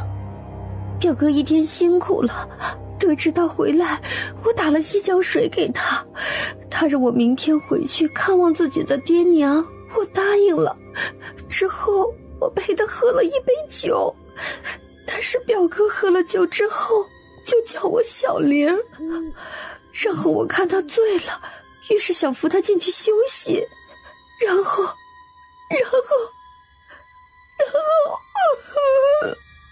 他说到这里，然后大哭起来。姑妈，姑父，我想拒绝表哥，但是表哥的力气实在是太大了，我拒绝不了。陆四站在一旁，作为一个下人，此时没有他说话的份，但是他进来的时候看得清清楚楚，就是表小姐压在少爷的身上。一般男人主动的话，应该是男人在上面，怎么可能是女人在上面？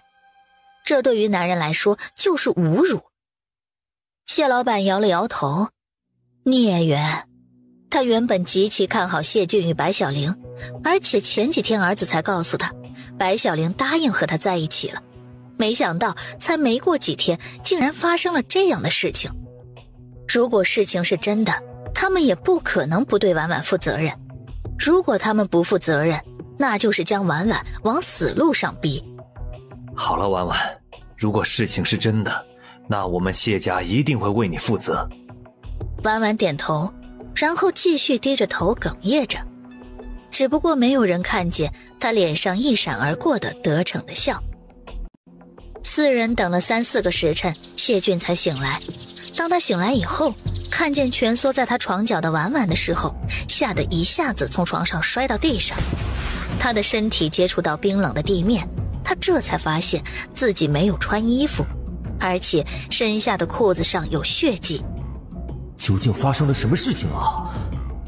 他又一看，爹娘正黑着2张脸看着他。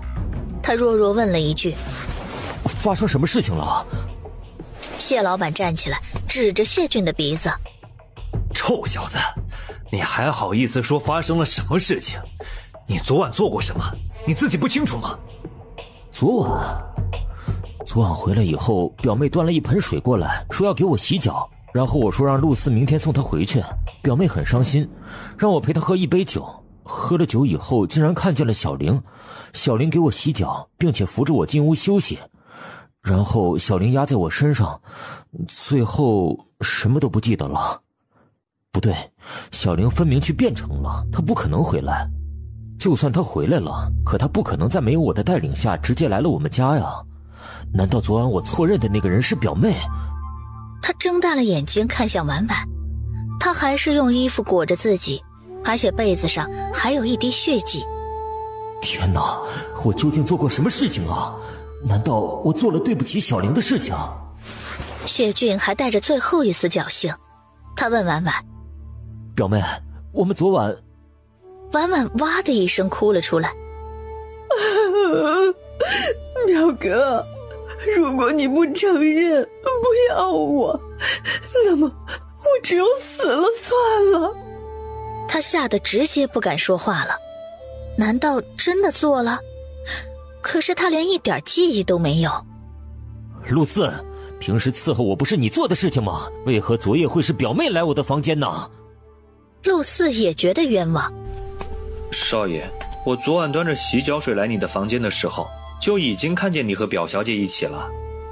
谢俊的脸色更不好，他清楚一个女人的贞洁是多么重要，他坏了表妹的贞洁，那么她不可能嫁得出去，就算嫁出去，也会在娘家受尽欺负。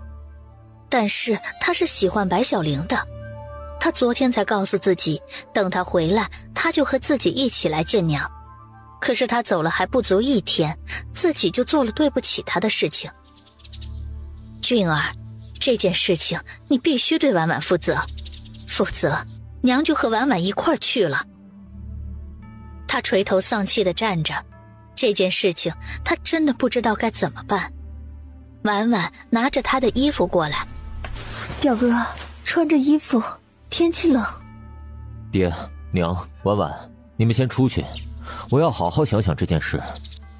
他娘出去的时候对谢俊说：俊儿，你一定要做一个有担当有责任心的男人，做错事情并不可怕，但是你要懂得去弥补。等到大家都出去以后，他将自己关在房中。他的酒量并不差，家中一直开着留香馆，他小时候的大部分时间就在留香馆待着。天冷的时候，爹就会给他喝几口烧酒暖身子。他昨晚才喝了1杯，不可能就酒后乱性了，而且还连记忆都没有了。那壶酒，他记得是表妹带来的。表妹当时说喝1杯酒就当替他践行，但是他又如何能事先知道他会让他离开？这件事情仔细想想，的确存在问题。谢俊穿好了衣服，然后出去，想不到他们4人竟是等在他的门口。他娘问：俊儿，想得怎么样了？不早了，我得去留香馆了。他一跺脚：都什么时候了还去店里面？婉婉的事情你不解决了，就不要去留香馆了。娘，如果事情真的是我做的，我愿意对表妹负责，留香馆的生意不可以落下。我现在要去店里。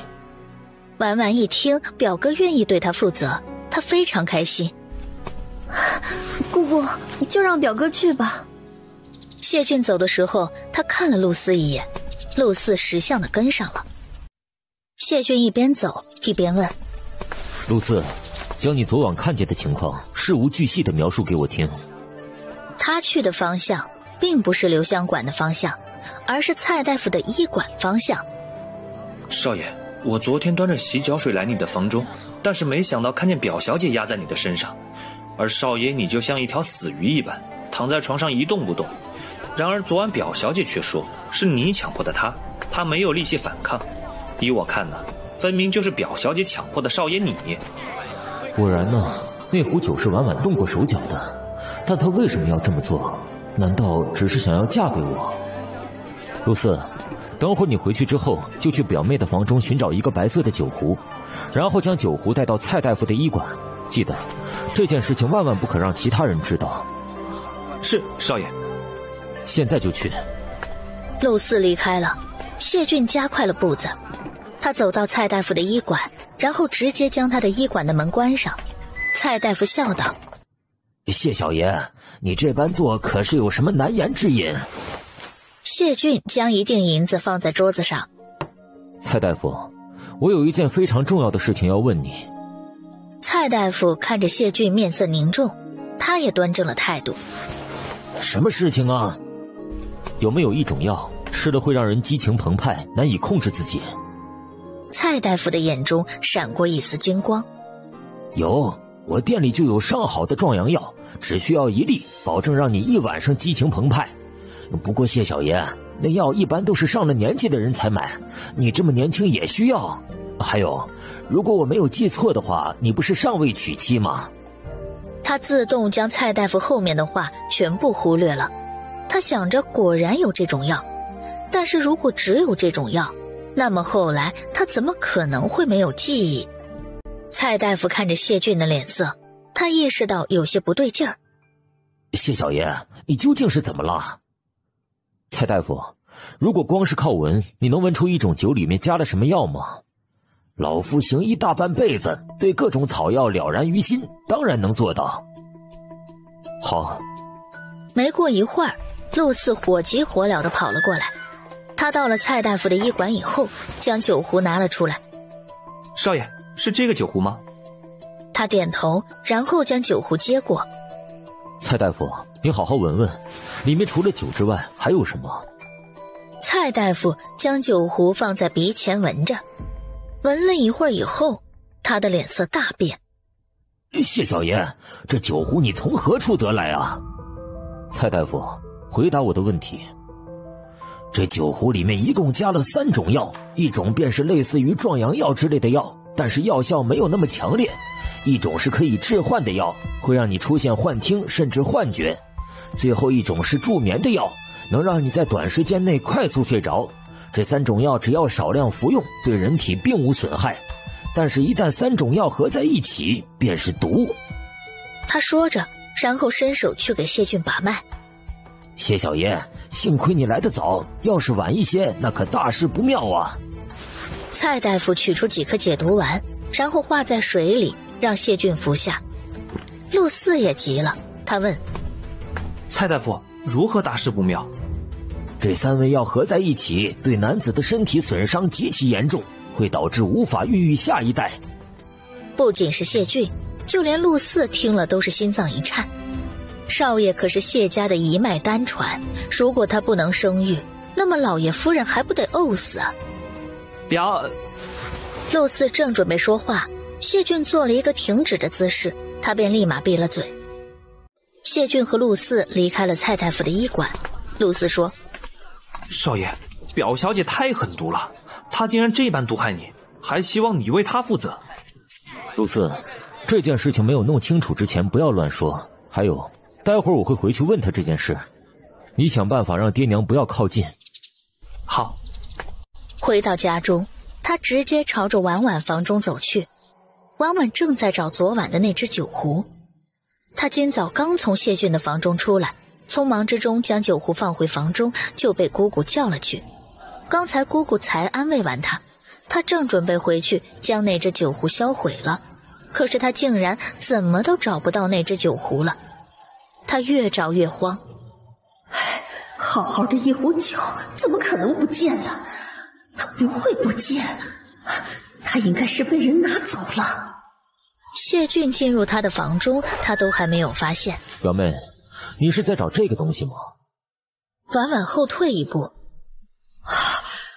酒壶怎么会到他的手上？难道他不知道了？他深吸了一口气，然后故作镇定地走到谢俊身边，想要将酒壶拿回来。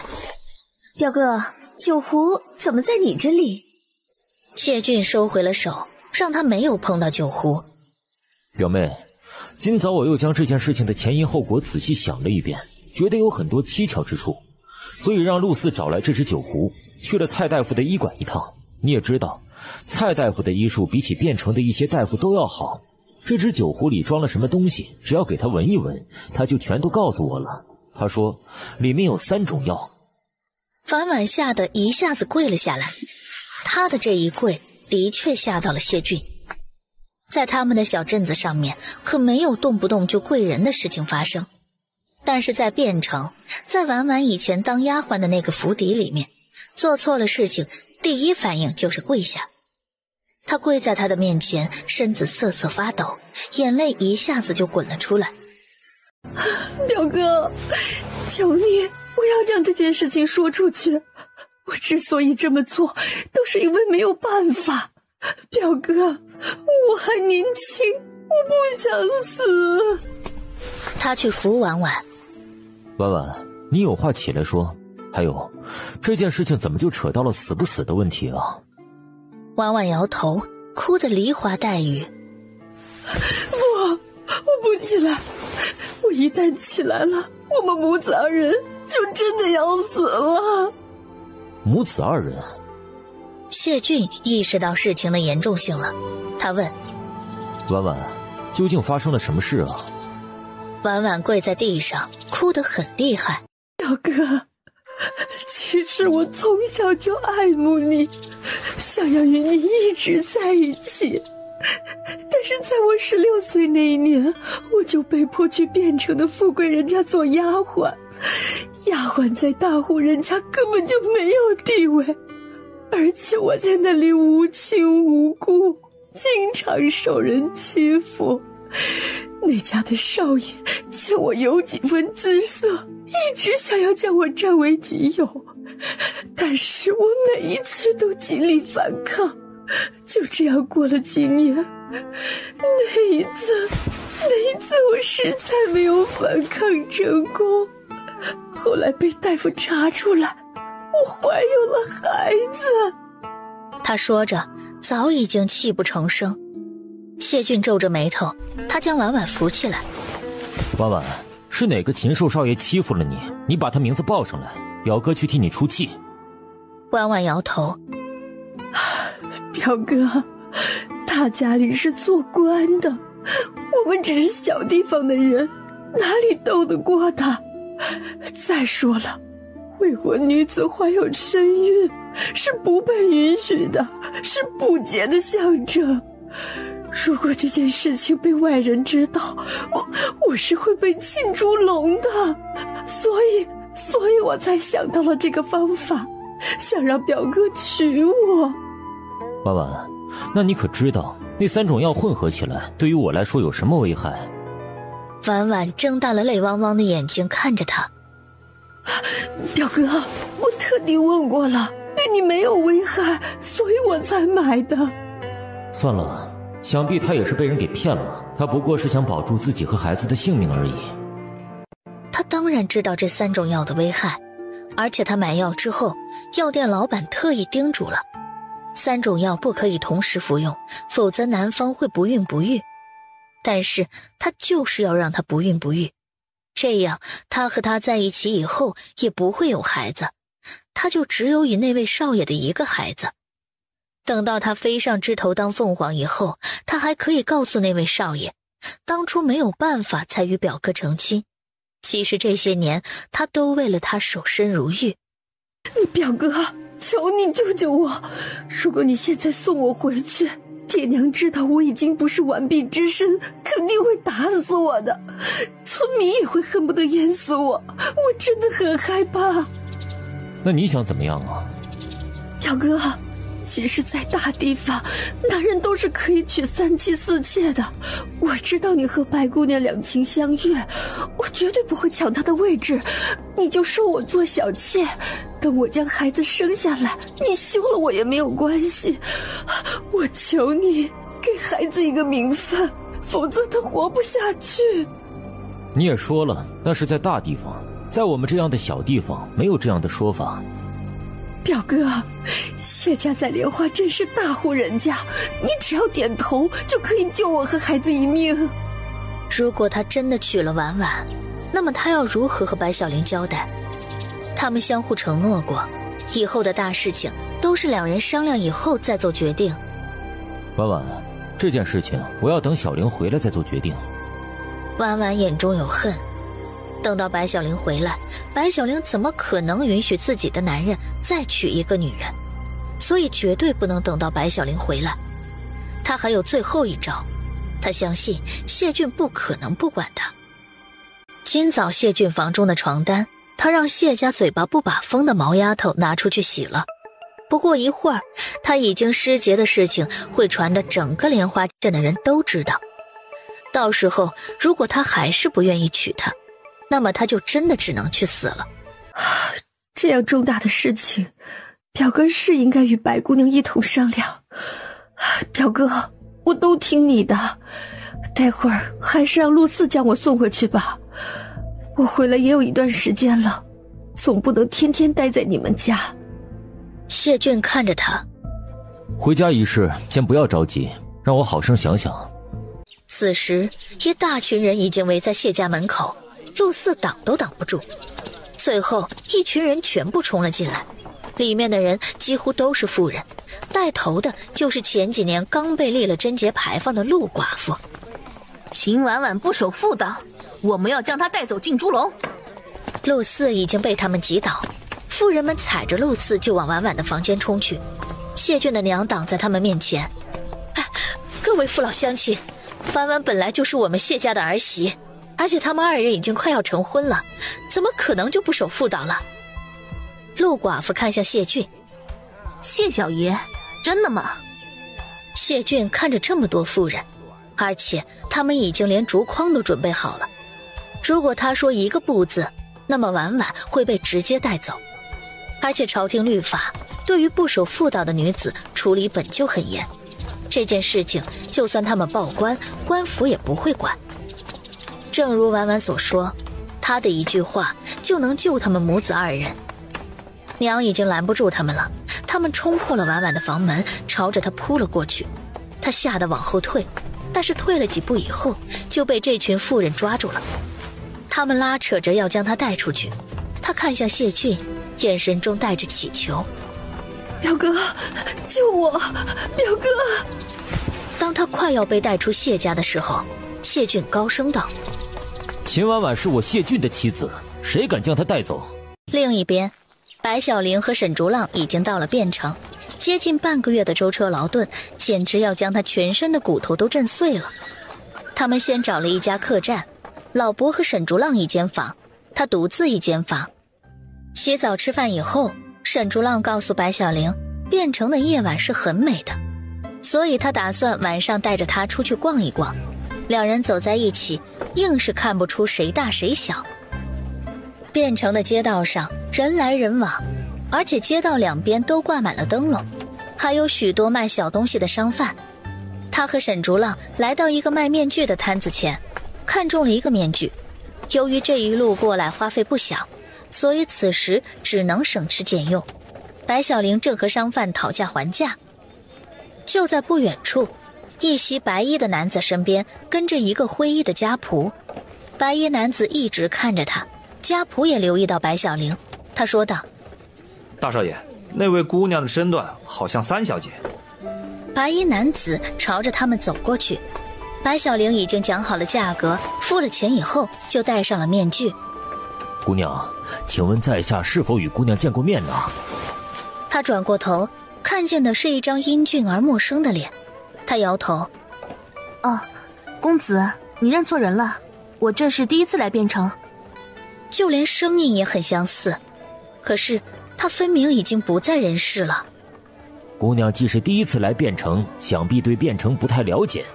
在下这几天正好有空，若是姑娘不嫌弃，在下可以带着姑娘一同游玩。沈竹浪拉过白小玲，让她站在自己的身后，戒备地看着他。这位公子不用了，他有我陪着。家仆也说道，大少爷，许是你认错人了吧？他还没有放弃，怎么可能有这么像的身段和这么像的声音？姑娘，你能将你的面具揭下来让我看看吗？白小玲还没有回答，沈竹浪先答道，不行。然后他拉着白小玲，嫂子，我们走。沈竹浪带着他走了很远，他才放开了他。白小玲揭下面具看着他，竹浪，你好像生气了。这些富家公子与姑娘搭讪的方式都如出一辙。他笑了，但我觉得刚才那位公子表情很诚恳，似乎是真的将我认错了。嫂子，你可千万不能被这些人给骗了，这些都是他们哄骗姑娘的把戏而已。好啦，我不信，这总成了吧？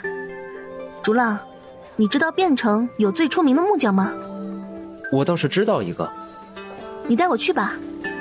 好。沈竹浪带着白小玲去了木匠那里。白小玲从怀里掏出事先画好的图纸。师傅，你能给我做一条腿出来吗？木匠拿着白小玲画的图纸，上面的各项数据都标得很清楚，他一看就明白。他这一生做过的家具无数，但是这么一个东西还是第一次做。他点头，能做。师傅，麻烦你用韧性好而且轻的木头制作。姑娘，你这条木头腿是给人做的？嗯。敢问姑娘尊姓大名？能想出这样的法子，而且图纸画得这么好的姑娘，一定不是寻常人家的姑娘。尊姓大名不敢当，我只是一个小地方来的乡野村姑，我叫白小玲。白小玲？木匠师傅睁大了眼睛，竟然是和白府三小姐同名同姓的白小玲。可是那位三小姐不是1年前死了吗？所以眼前这位不得了的姑娘也只是与那位三小姐同名同姓而已。他又问道，木匠师傅需要多少银子？5两。他拿出2两银子。我先给你2两，等到这条木腿做好以后再来付剩下的3两银子。师傅，什么时候可以来取货？明日就可以了。好。次日清晨，白小玲和老伯先送他去书院，然后将他书院里面的事情处理完以后，再回到汴城去取假腿。他答应谢俊要快些回去，所以他准备取了假腿就立马回去了。到了书院，此时刚年后，书院的学生几乎都还没有返回学校。嫂子，我会经常给你写信的。我也会给你回信。他有些惊讶，嫂子会认字，她还会写字。嫂子，你真的会写字啊？嗯，就是有些字和你学习的字有点不一样，不过你应该能认一大半，基本能看明白我写的是什么。嫂子，书院的事情已经处理好了，我和你一起回你娘家一趟。嫂子嫁过来这么久，一定非常想念自己家人。娘家？家人？可是他根本就不知道原主白小玲的娘家在哪里，她的家人是谁。竹浪，我没有娘家。他张大了嘴巴。难道嫂子的娘家人全部都已经不在了吗？对不起，嫂子。没什么，你好生休息一天，然后就去抄书。我和老伯就先回去了。嫂子，那你好好照顾自己，也替我照顾好娘。3年以后我就回来照顾你们。3年以后我就回来娶你。竹浪，你也要好好照顾自己。嫂子希望看到3年后功成名就的竹浪。好，嫂子，不要忘记我们之间的约定。如果我中了状元，你会答应我一件事情的。嫂子一直都记得。他这才放心了。竹浪，回去吧。嫂子，回到汴城之后拿了假腿就走。我觉得昨晚上那个人没有善意。我知道。老伯驾着马车向山下行去。沈竹浪一直站在书院门口，看着他们离去的方向。嫂子，等我，3年之后我会回来娶你的。白小玲和老伯回到了汴城，便去昨晚那个木匠铺里面取假腿，并且付了剩下的3两银子。他听了沈竹浪的话，拿了假腿之后就准备要走。姑娘，看你的样子挺着急的，你是要去什么地方？出来许久，该回去了。他们的马车刚走了1刻钟的时间，白衣男子和家仆就找到了这家木匠铺。家仆问：师傅，你可见到过一个这么高的姑娘？木匠师傅一见，他认得白衣男子，他是白府的大少爷白千云。难道那位叫做白小玲的姑娘真的是白府三小姐？木匠指着一个方向。刚走，说是要回去了。白千云立刻朝着那个方向追去。汴城的街上人多，那辆马车就在他的面前缓慢行驶着。一个穿着绿衣的女子走在人群中，他追了过去。姑娘，姑娘！女子回头，那张脸并不是小妹的脸。公子，有什么事情吗？没事，打扰了。或许真的是他想太多了，小妹已经不在人世了，只是他一直都不敢相信这个事实而已。刚才的马车已经走远，而木匠铺的师傅也追了上来。白大少爷，那位姑娘她自己说了，她叫白小玲，是坐着一辆马车走的。什么？他一把抓住木匠师傅的领子。那你刚才为什么不说清楚啊？他有些害怕，以往温文儒雅的白家大少爷，竟然也有这么暴力的一天。我也想说，但是您走得太快了。他看着变成的大街，刚才是有一辆马车，但是现在连马车的影子都看不见了。在快要靠近莲花镇的时候，他就听闻他要娶妻的消息。他以为是别人的误传，当他让老伯快速回来的时候，看见的却是这一幕。他走到他的马下，仰起头看着他，倔强地忍住了眼中的泪水。谢俊红了眼睛，但是为了秦婉婉和孩子的性命，今天的婚礼不得不完成。他张了张嘴巴，没有发出任何声音。还是他先开了口。谢俊，你真的要成亲了吗？他点头。是。那他这段时间夜以继日的赶路究竟是为了什么？他满心欢喜地买了一车的礼物，想要和他一起见他的父母的时候当做礼品，又是为了什么？沈竹浪说得对，这些富家公子和姑娘搭讪的方式都如出一辙，可他还是被骗了。他是莲花村的寡妇，他是留香馆的少爷，他怎么可能会看上他？他之前对他说的那些话，不过都是哄骗他的甜言蜜语而已。谢俊，既然你已经做出了选择，我们之间的事情也该有一个了断。谢俊，我们分手吧。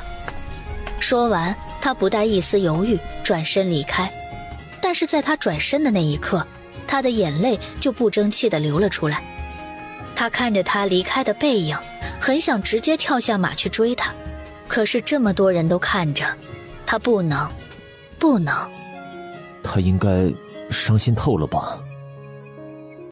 小玲，你在哪里呀？他停住了脚步，却看见一个蓬头垢面的人冲出了人群。他看见刘氏那个样子，眼中尽是心疼。娘，你怎么变成了这样？刘氏也哭个不停。小玲啊，你终于回来了，娘以为再也见不到你了。谢俊一切都看在眼里，刘氏竟然在莲花镇，看他的样子应该在这里待了很多天了，而他竟然一点关于他的消息都没有收到。而且当初在莲花村，他与刘氏相处不错，如果刘氏真的遇到了困难，他会来留香馆找他。刘氏没来找他，这其中有什么原因？围观的人开始议论起来。这不就是这几天莲花镇新来的乞丐吗？在街上乞讨了好几天了，我还以为他家里就他一个人了，没想到还有一个女儿啊。哎呀，什么女儿啊？这个姑娘啊，我认识，她就是几个月前卖给留香馆菜坊子的白姑娘，这个应该就是她夫家的娘。啊，白姑娘挺能干，也能赚银子，怎么她的娘变成了乞丐呀？这你就有所不知了。我听说过，白姑娘1个月前送小叔子去书院，老人家该是一个人在家，被人哄骗来了莲花镇。她眼睛看不见，所以回不去了。白小玲将这些话听在耳里，原来娘已经在莲花镇乞讨了好些天了。莲花镇就这么大，她是留香馆的少爷，她没有亲眼看见她在街上乞讨，但是留香馆每天的客流量那么大，她也总该听说了吧。他就算不是真的喜欢他，以前说想要和他在一起的话，也只是哄骗他。但是他能不能再狠心一点？在他不在的时候，让他的娘一个人在街上乞讨，也不闻不问。白小玲扶着刘氏上了马车，她对老伯说：“老伯，回莲花村。”小玲啊，你和谢小爷也算是有些交情。谢小爷今日大婚，你就不去喝一杯喜酒吗？我不会喝酒，再说没准备贺礼。老伯再没说什么，驾着马车走了。谢俊看着渐行渐远的马车，他问到站在他身旁的陆四：“陆四，刘氏这几天在街上乞讨，你可知道吗？”陆四一脸委屈：“少爷，这几天我一直在忙着你婚礼的事情，对此事一无所知。”陆四，我要你去查一查，几天前可有人看见他来过留香馆？是。虽然极其不愿，但是婚礼还得继续。他希望刘氏能记得他对他说过的话，让小玲无论如何都要相信他。还有7个月，只要再等他7个月就够了。娘，究竟发生了什么事？他声音哽咽：“小玲儿，我应该听你和竹浪的话。”听到刘氏说这些，白小玲也明白了怎么回事儿，应该就是大舅和舅母整出的幺蛾子。不过刘氏经历了这些，能看明白也是好事儿，否则以后不知道要吃多少亏。马车还未驶出莲花镇，就被人拦下了。老伯认得这人，他是春风楼的老板。老伯笑着说：“是什么风把大老板吹来了？”老伯，你的马车里面坐着的可是白姑娘，你找白姑娘有何事啊？哦，就是有几件事想请教她一下。如果换作以前，他肯定会乐意出来听一听，但是今天他真的没有这个心情。他并未出来看是谁拦住了马车，直接拒绝道：“对不起，今日不方便。”既然白姑娘不方便，那么改日我便亲自上门来请教。说完，他便侧身让出了一条路，让马车离开了。马车驶出莲花镇，老伯说道：“白姑娘，那位就是春风楼现在的李老板，为人不错，以前莲花镇就他家的生意最好。但是自从你卖给了留香馆方子以后，春风楼的风头就被留香馆给盖住了。他这次找你，恐怕就是为了生意上面的事情啊。”虽然他和春风楼的老板只有一面之缘，但是他为人的确不错，而且因为他的原因，才让留香馆的风头盖过了春风楼。但是他却一点都没有受到来自春风楼的威胁。谢俊欺骗了他，但是他也不会卑鄙到用卖菜方子的手段让春风楼赢留香馆。他们已经到了莲花村的村口，还未进村，就听见外面有嘈杂的声音。老伯看见在沈家茅屋前聚集了不少人，他说：“小玲，你家中好像出事了。”白小玲扶着刘氏下了马车，他们走上前去，却看见一群长得凶光满面的人拿着铁锹锄头站在他家的院子里面。当然，莲花村的村民也都拿着木棍锄头守在他们家门前。他扶着刘氏进了篱笆，问：“发生什么事了？”其中一个长满络腮胡子的中年男人说：“这几间茅屋是他的主人抵给我的，我现在要将他推倒重修。这愚昧的村民竟然来阻止，这是一个讲法治的社会，不是你们这群乡野村姑说不许就不许的。”刘氏一听急了：“胡说，我并没有将茅屋抵给你们。这茅屋是孩子爹修建的，我将它看得比自己更重要，怎么可能将它抵给你？”“你是哪儿来的乞丐啊？这茅屋的主人可不是你，而是1个月前在我赌坊里面欠下赌债的2个人。几间茅屋抵了50两银子，我也是菩萨心肠了。”大舅和舅母原本也在人群中，他们看见白小玲回来，原本想要躲，没想到却被胡子男人抓过来。“来，你们2个说说清楚，这茅屋究竟是谁的？”舅母低着头，不敢去看白小玲。“茅屋是我的，前几天三妹和我一同去镇子里将茅屋的房契过户给了我。”刘氏气得呼吸不上。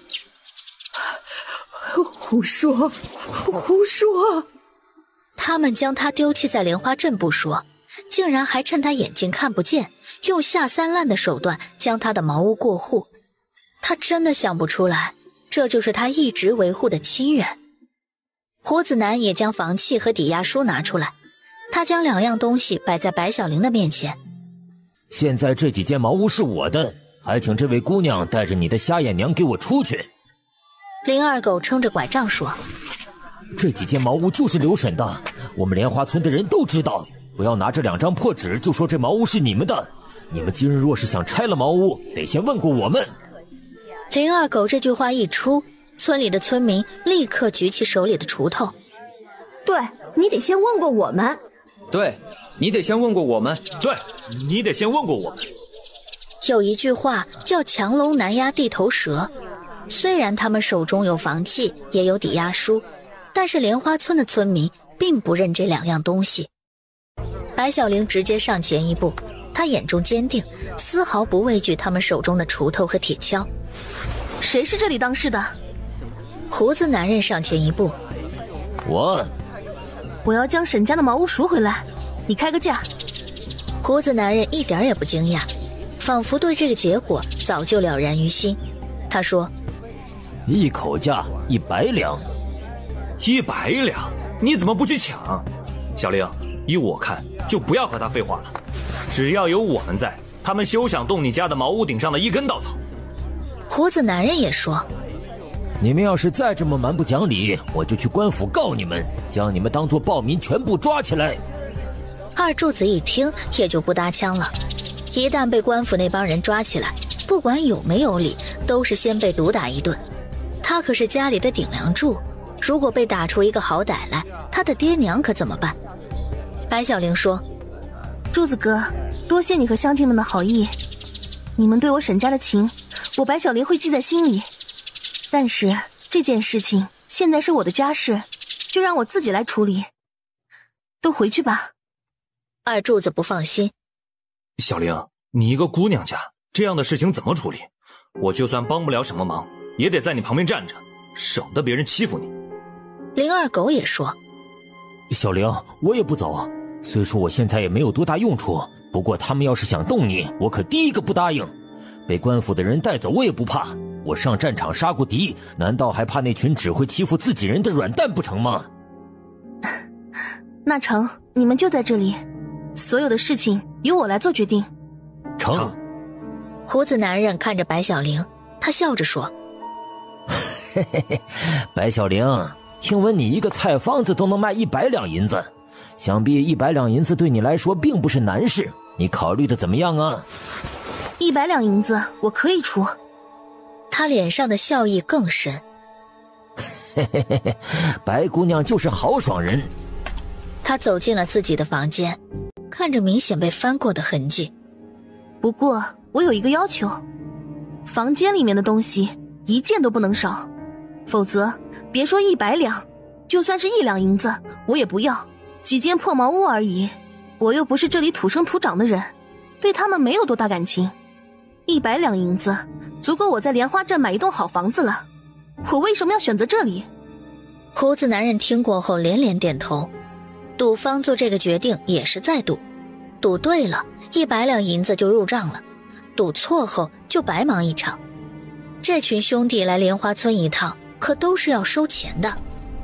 林二狗走到他身边，轻声地在他耳边说道，小玲，前几天你的大舅和舅母带着邻村的一帮人来将你的房间翻得很乱，你的全部衣服都让隔壁大婶给你洗了，但是那几件贴身衣物由于被那几个男人摸过，我就自作主张替你扔了。他走到箱子前，打开箱子，他看着空空如也的箱子，这里面原本放着一个手镯，手镯呢？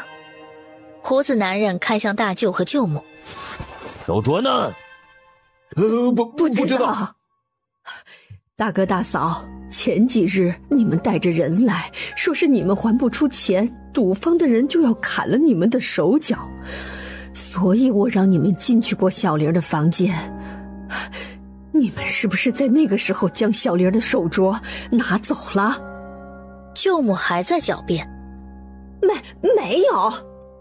白小玲看向胡子男人，这可就是你们不对了，竟然趁我不在家来我家中翻我东西。没有，我们没有来过，这是第一次来莲花村。他说着，然后看向大舅和舅母，吼道：你们2个背着我做了什么？舅母吓得瑟瑟发抖。大爷，你听我解释啊！我们这么做还不是想要快点还你们的银子啊？那个手镯的确是我拿走了，我去当铺里面当了5两银子，而那5两银子也当做利息还给你们了。胡子男人一脚踢在他的身上，将他踢翻在地，他良久也没能爬起来。滚！为了5两银子，你要老子损失100两银子，老子现在就恨不得砍了你的手。胡子男人看向白小玲，声音缓和了不少。白姑娘，你看这样行不行？我们现在就去镇子上将手镯赎回来，然后你将100两银子给我们，我们将茅屋还原成原本的样子。行，不过那个手镯玉质很好，傻子才会5两银子就抵押给当铺了，这会儿要赎回来，那可远远不止5两银子了。胡子男人又踢了女人一脚，他骂道：真是会给老子找事！胡子男人带着一行人走了，他们回到莲花镇，去当铺里面想要赎回手镯，但是被告知没有100两，根本不卖。当铺老板也是一个聪明人，得到手镯以后多番打听，终于被他知道了，这个手镯是谢家的祖传之物，每一代都会传给自己的儿媳。他不知道手镯为何会到了2个不识货的人手中，但是他要是拿着这个手镯去谢家，肯定会卖一个好价钱。胡子男人放弃了，谁那么傻，不赚钱的买卖还拼命去做干什么？原本的100两银子，现在真的变得1两都不值。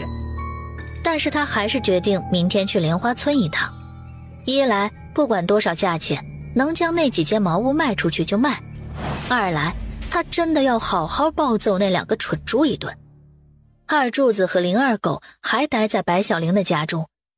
小玲，你不要怕，今晚我们不会回去了，我们就守在你家外面，如果那群人敢再来，我就打到他们不敢来。老伯将马车里面的东西搬了出来，白小玲想到一件事情，她将包好的假腿拿了出来。二狗哥，我有一个礼物要送给你。林二狗看着白小玲打开了包裹，他看着那一条假腿。小玲，你这是做什么呀？我说过你会好起来的，这是我这次去汴城找最好的木匠给你做的，你试试看。他有些不可思议，而二柱子却是抚摸着那条假腿。林二狗，这条腿摸着真滑，像个大姑娘的腿一样。林二狗一把拍掉二柱子的手。得了，那你以后找不到媳妇儿就来摸这条假腿。二柱子爽快答应。好呢。被他们2人这么一闹，原本沉闷的心情也变得好了一些。小玲，谢谢你啊。不用谢，我只是兑现了我承诺给你的话而已。今晚我要自己走回去，自己走到爹的面前，再也不用拐杖了。二柱子不乐意了。哼，林二狗，不是说好今晚守在小林的茅屋前吗？太激动，忘了这回事了。好了，我很安全，你们就放心吧。还有，莲花村就这么大，如果真的遇到危险，我大叫一声，你们也听到了。回去吧。他们还是有所顾虑。可是……好了，不要再可是了。再说，你们2个大男人一晚上守在茅屋前，这话传出去，我还做人吗？他们2人想了想，真就是这么回事儿。二柱子走前嘱咐：小玲，那你如果遇到事情，一定要大声叫我今晚会睡得浅一点。事实上，他回去没过一会儿就鼾声震天了。林二狗也走了。小玲，我明天送一条狗过来。白小玲答应了。2人都走了以后，白小玲烧了热水给刘氏洗脚，刘氏的眼泪一下子就流了出来。小玲啊，嗯，师娘对不起你。娘，你能看明白大舅和舅母的为人，比很多事情都好。哎呀，都怪从亲没有福气。不过不管你以后和谁在一起，娘都不会反对。娘还是你的娘，会像嫁女儿一样给你准备嫁妆啊。娘，我没有想要嫁给谁。小玲儿，你还年轻，你的一辈子还很长，以后你是要找一个人来照顾你，就算那个人是竹浪，娘也不会反对。他已经给刘氏洗好了脚，用抹布给他擦干了，放进鞋子里。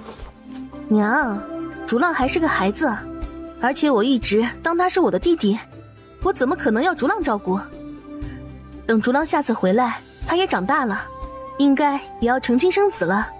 那时候我再看看有没有合适的人，再将自己嫁出去。原来他真的对竹浪没有那方面的感情，但是竹浪那孩子似乎早就动心了。他扶着刘氏往他的房间走去。娘，房契已经不在了，地契你放好了吗？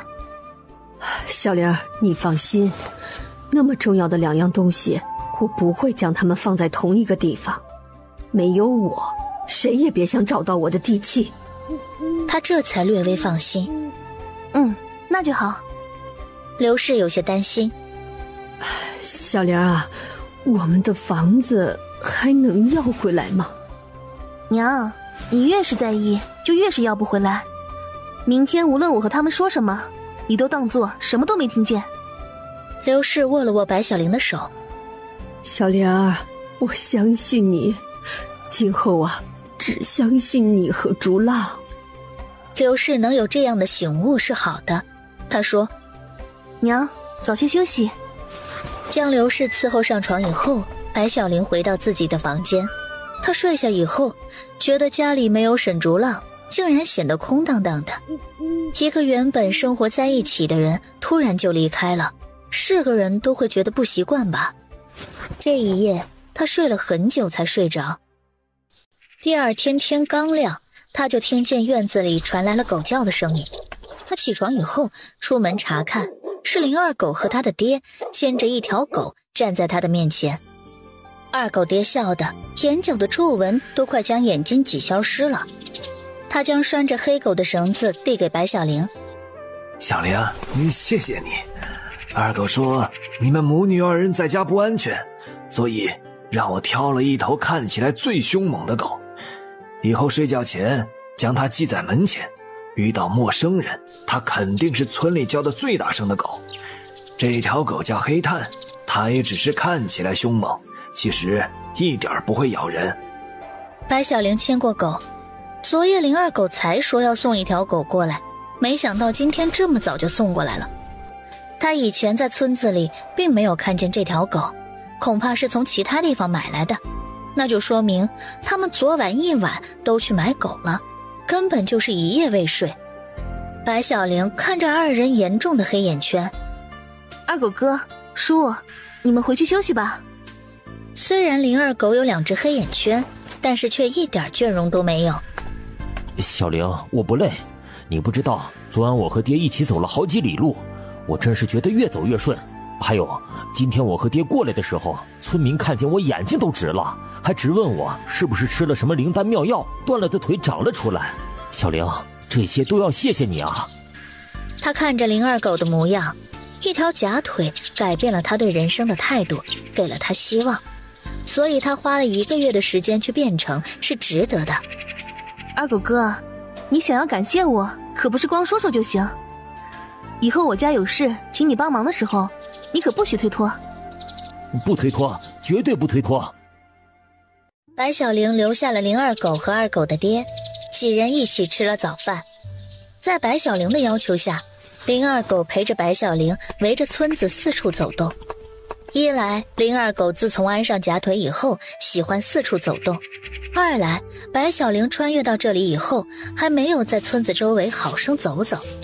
他一边走一边观察地里的土质，走到一块田里，他停了下来，然后用树枝挖了一块泥土，拿在手里捏了捏。这田里的土粘性很好，适合烧砖和烧瓦用。二狗哥，这是谁家的田呢？我家的。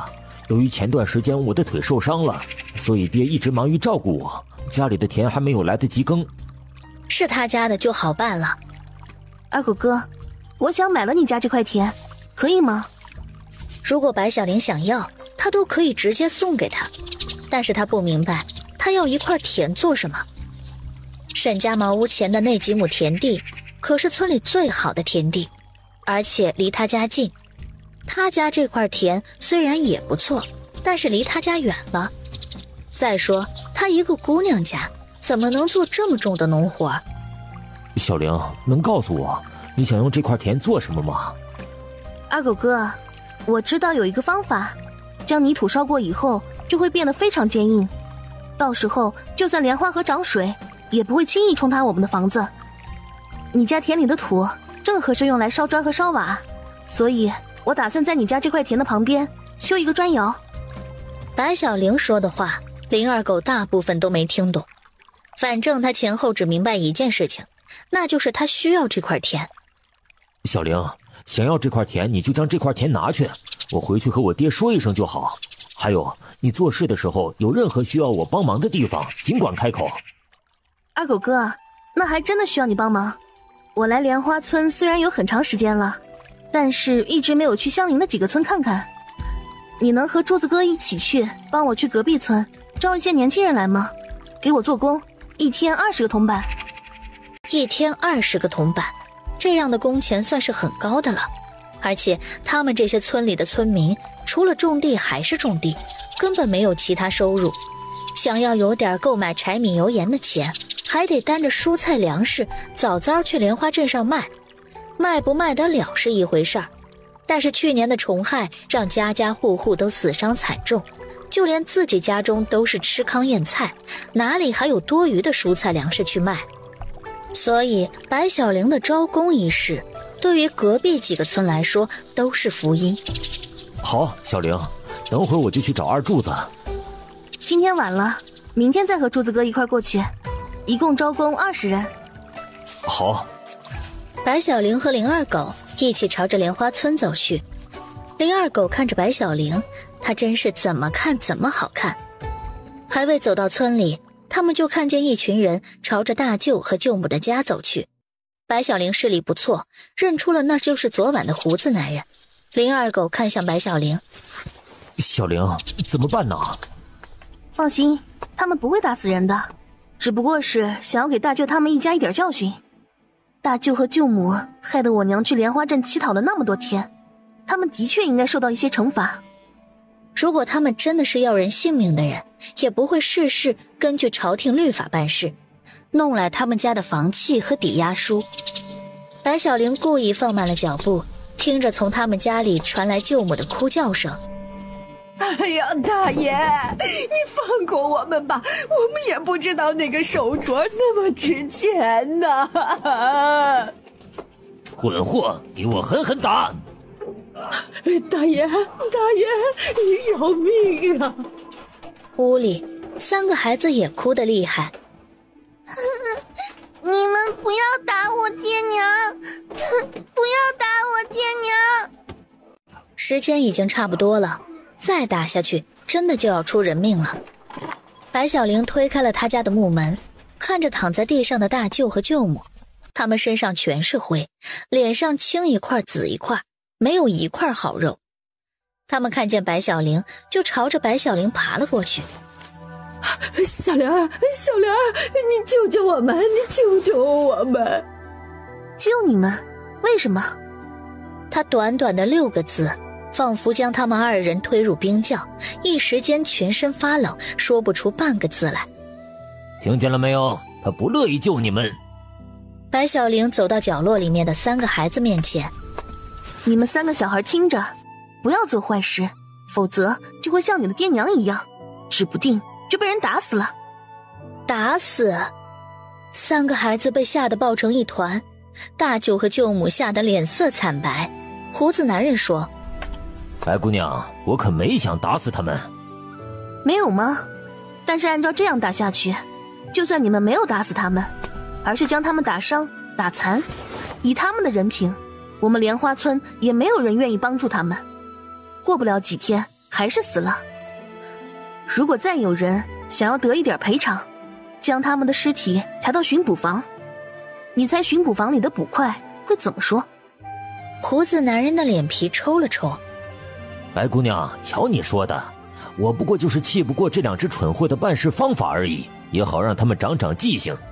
其实啊，我今天到莲花村来，就是来和你谈房子的事儿。那几间茅屋，你们赌方要是想要就拿去，我已经打算重新修一栋房子了。胡子男人听了白小玲的话，脸上的表情凝固了。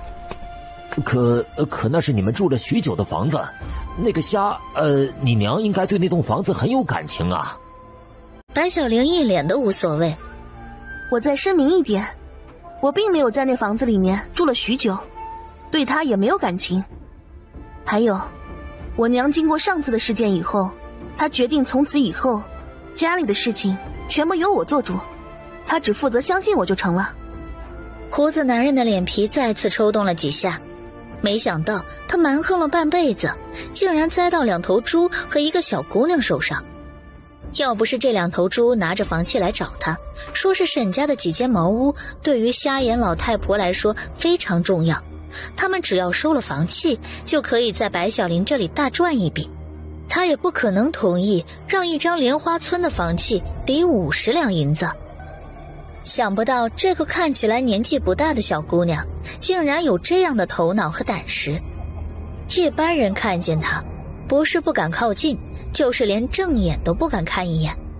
这个小姑娘不仅敢正视她的眼睛，而且就连和她说话也是平淡如水，倒是让她有些佩服了。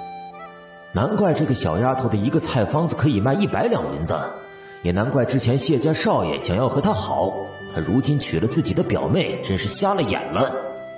反正当初这2头猪欠下的50两银子也是在他们的手段之中，他们还了10两的利息，其实也不算亏本，只不过没有达到预期的收益，心中有点失落感而已。白姑娘，那几间茅屋你真打算不要了？可以要，也可以不要。虽然我对她没有多少感情，但是我娘毕竟在里面住了大半辈子了。胡子男人傻了，那究竟是要不要？白姑娘，如果要买的话，你看多少银子合适啊？1两银子。如果你给的价钱高过1两银子，那么你还是收着那张房契吧。好说好说，白姑娘，沈家的茅屋我就1两银子卖给你。改明你要是有空啊，就和我去莲花镇过户。我胡某想和白姑娘交个朋友，你看行吗？白小玲伸出手，胡子男人看着白小玲伸出的手，有些不明白。他笑着再次问：行吗？可以。大舅和舅母躺在地上，完全被眼前这一幕惊呆了。他们花了那么大的力气弄来的房子，想不到竟然被白小玲1两银子买了回去。而且刘氏通过这件事情不会再相信他们了，他们这样的做法完全是丢了西瓜捡芝麻。眼见白小玲要走，舅母一下子抓住她的脚：小玲，小玲，你原谅舅母，舅母都是一时糊涂。她垂眼看着舅母：你说你是我的舅母？是啊，小玲儿，你嫁给了从庆，我是从庆的舅母，自然也是你的舅母啊。他将脚从他的手里抽了出来。你听清楚了，我白小玲没有舅母，也没有大舅，休想用你们与沈从庆的那点关系来套住我。这件事情我不追究，就已经是你们偌大的荣幸了。以后你们休想从我这里讨到半分好处。说完，他就走了出去。胡子男人看着他的背影，这个小姑娘可真是够狠呐。一行人出来以后，白小玲拿出了1两银子，胡子男人将房契和抵押书给了白小玲。白姑娘，你什么时间有空，拿着这2样东西来莲花镇的赌场找我便是，我胡某随时奉陪。多谢胡爷。他哈哈笑着。白姑娘，胡爷都是他们叫的，以后啊，你就叫我老胡就成。成。林二狗看着远去的胡子男人一群人，他还是有些不敢相信。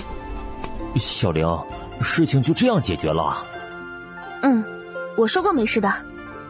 小玲，你简直太厉害了，从青也很厉害，我行军打仗的时候……二狗哥，不要提他。小玲，我以为你会对他的事情很感兴趣。他都已经不在了，再说，娘听到他的名字会伤心的。好，以后我不提他。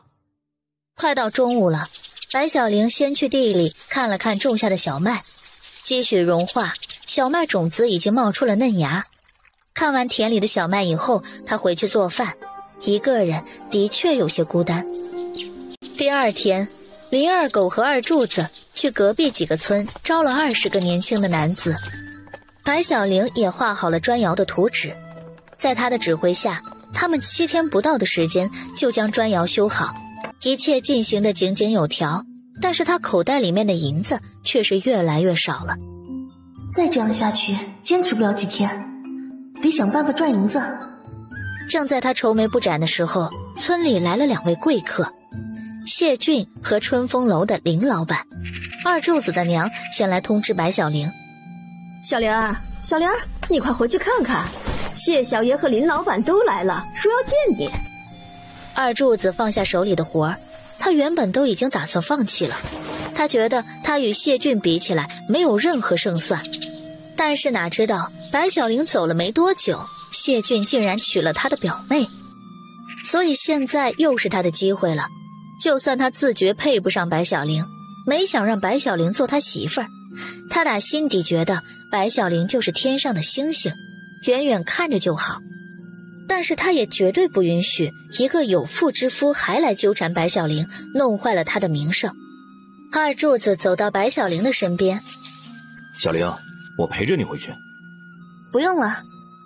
小玲，她一个女孩子应付得了那些事情吗？林二狗上次见了白小玲处理房契的事情以后，对她极其放心，他叫住了二柱子：二柱子，你就听小玲的。白小玲脱了身上的围裙，然后跟着二柱子的娘一起往沈家茅屋的方向走去。刘氏站在沈家茅屋的篱笆外，没让谢俊进门。谢俊也自知理亏，站在门口等着。陆四在他耳边轻声说：少爷，不如我们将真相告诉白姑娘。不行，这个世上没有不透风的墙，一旦这件事情走漏了风声，那么秦婉婉和她肚子里面的孩子都保不住。白小玲走到他们面前，春风楼的林老板先说了话：白姑娘，上次见面你说你不方便，今日可还方便？今日也不方便，林老板还是请回吧。他也丝毫不气馁。没关系，今日白姑娘也不方便，我明日再来，白姑娘总有方便的一天。请便。林老板看着远处的山坡处升起的青烟，以及20几个年轻人都在那边忙碌，他问：白姑娘那是在做什么呀？闲来无事，想要将我家的茅屋加固一点而已。白姑娘真是厉害呀。白小玲看向谢俊：谢老板今日来，可是留香馆的螃蟹用完了？谢俊点头：是。上次谢老板从我们村收走了10几筐螃蟹，莲花河里面大一点的螃蟹已经被抓完了，没有螃蟹了。谢老板要是想收螃蟹，还得去别处。他就这样轻易拒绝了自己？小玲，谢老板，你可以叫我沈白氏，也可以叫我白姑娘，直接叫我小玲，这不太好吧？林老板将他们2人的谈话听在耳里。看来谢小爷和白小玲之间彻底决裂了呀。他又叫了白小玲一声：小玲，你不要这样。谢老板，我可是莲花村的寡妇，你叫我叫得这么亲切，我真的很难做人。再说了，我还想清清白白守寡几年，然后得一块贞节牌坊来给我们莲花村装饰一下。小玲，表妹的事情是我不对，但是我……白小玲眉头一皱，她不想听他说他的表妹，她不乐意听见他们两人之间的破事儿。谢老板，您和您内人之间的事情就不要到处说了。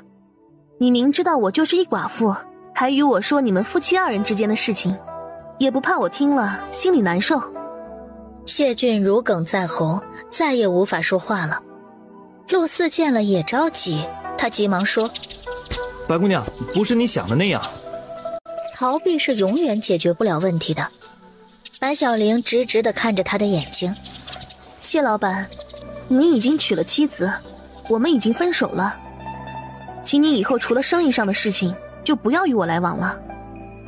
寡妇门前是非多，我的相公虽然不在了，但是我也得为他的名声着想。那便不打扰了。他刚准备要走，白小玲叫住了他。谢老板。他停住脚步，以为事情还有转机。谢老板，前段时间我掉了一只木簪，你可看见了？原来他是要回他的木簪，那么他们之间真的就再无联系了。木簪谢俊一直带在身上，每当思念白小玲的时候，他会拿出木簪看上一阵子。上一次谢老板来收螃蟹的时候，落了一只手镯在我们这里，原本我收好了，想下次见面还给你，但是没想到在我离开那几天被人偷去了，听说现在已经被当掉了。等我有空去莲花镇将它赎回来，再拿去谢家还给你。若是谢老板也见了我的木簪，便也在那日还给我。陆四见两人如此，他真是着急。只要把真相说出来就好了，少爷为什么偏偏不说？而且表小姐不像是好人，为了那样一个人和白姑娘闹成这样，有意思吗？白姑娘，少爷他……陆四，我们走。谢俊没让陆四说下去，而是叫住他，两人离开了莲花村。林老板对白小玲说：白姑娘，下次林某再来拜访。林老板，若是为了春风楼的事情，那便不用了。白姑娘，若是你帮助我林某，我必当重金酬谢。当初留香馆给了你100两银子，只要白姑娘能卖给我一个别具一格的菜坊子，我林某愿意用500两银子来买。林老板，菜坊子我只卖1回。他一脸惋惜，看来白姑娘也并非是无情无义的人。一转眼，沈竹浪已经离开了3年了。如今的沈竹浪应该长大成人了吧？他穿戴完毕以后，又去了刘氏的房中，帮着刘氏梳头。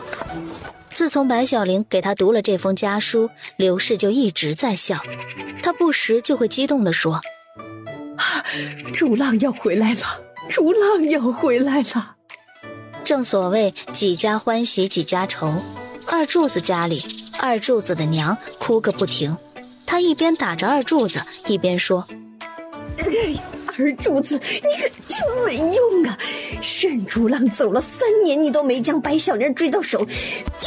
如果他这次考上了状元，沈竹浪还不把全家都接到城内去生活？到时候城里那么多优秀的公子哥，他怕是再也瞧不上你。二柱子挠着自己的脑袋：娘，小玲那么好的姑娘，我觉着我配不上她。他又打了他2下。你这个不争气的家伙，娘真要打死你！得了，看你也没有机会了，你的年纪也太大了。过几日，娘就去找媒婆替你说亲。这些年被你拒绝的姑娘大都嫁出去了。哎呀，真希望遇到一个动作没那么快的好姑娘啊！林二狗的爹站在村头望着，他看见山坡上有一队人马正往这边过来，距离隔得太远，他看不清那些人的长相，不过看规模就知道是沈竹浪回来了。沈竹浪应该是已经考上了状元，在汴城当了大官，所以带了这么多人回来。林二狗的爹跑到白小玲的屋里：小玲，来了，他们来了。白小玲迅速梳好刘氏的头发，然后2人整理了一下衣服，出去门口候着。队伍离他们越来越近，他看清楚了，是10几个人的队伍，每个人都骑在马上，看起来好不威武。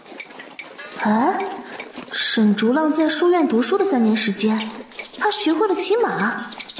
等到队伍近了，白小玲这才看出了不一样。带头的人穿着一身墨衣，高束头发，他腿长颜高，是个标准的大帅哥，只不过皮肤有点黑。他本扶着刘氏，却感觉到刘氏的身体抖个不停。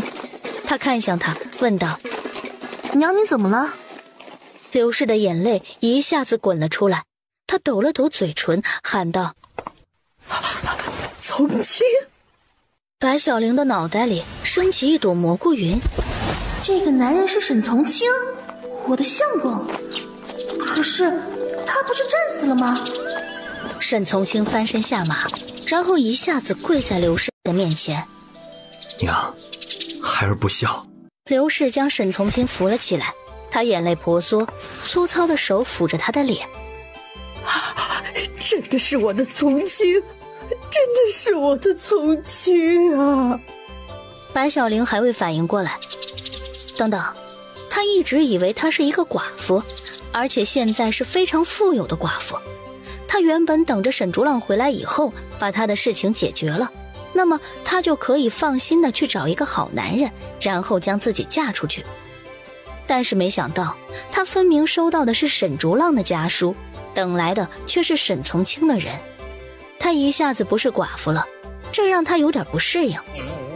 她打量着沈从清，沈从清除了黑点，从身体条件来说真的非常不错，而且他回来的第一件事就是给他的娘下跪，看来他是一个非常孝顺的人。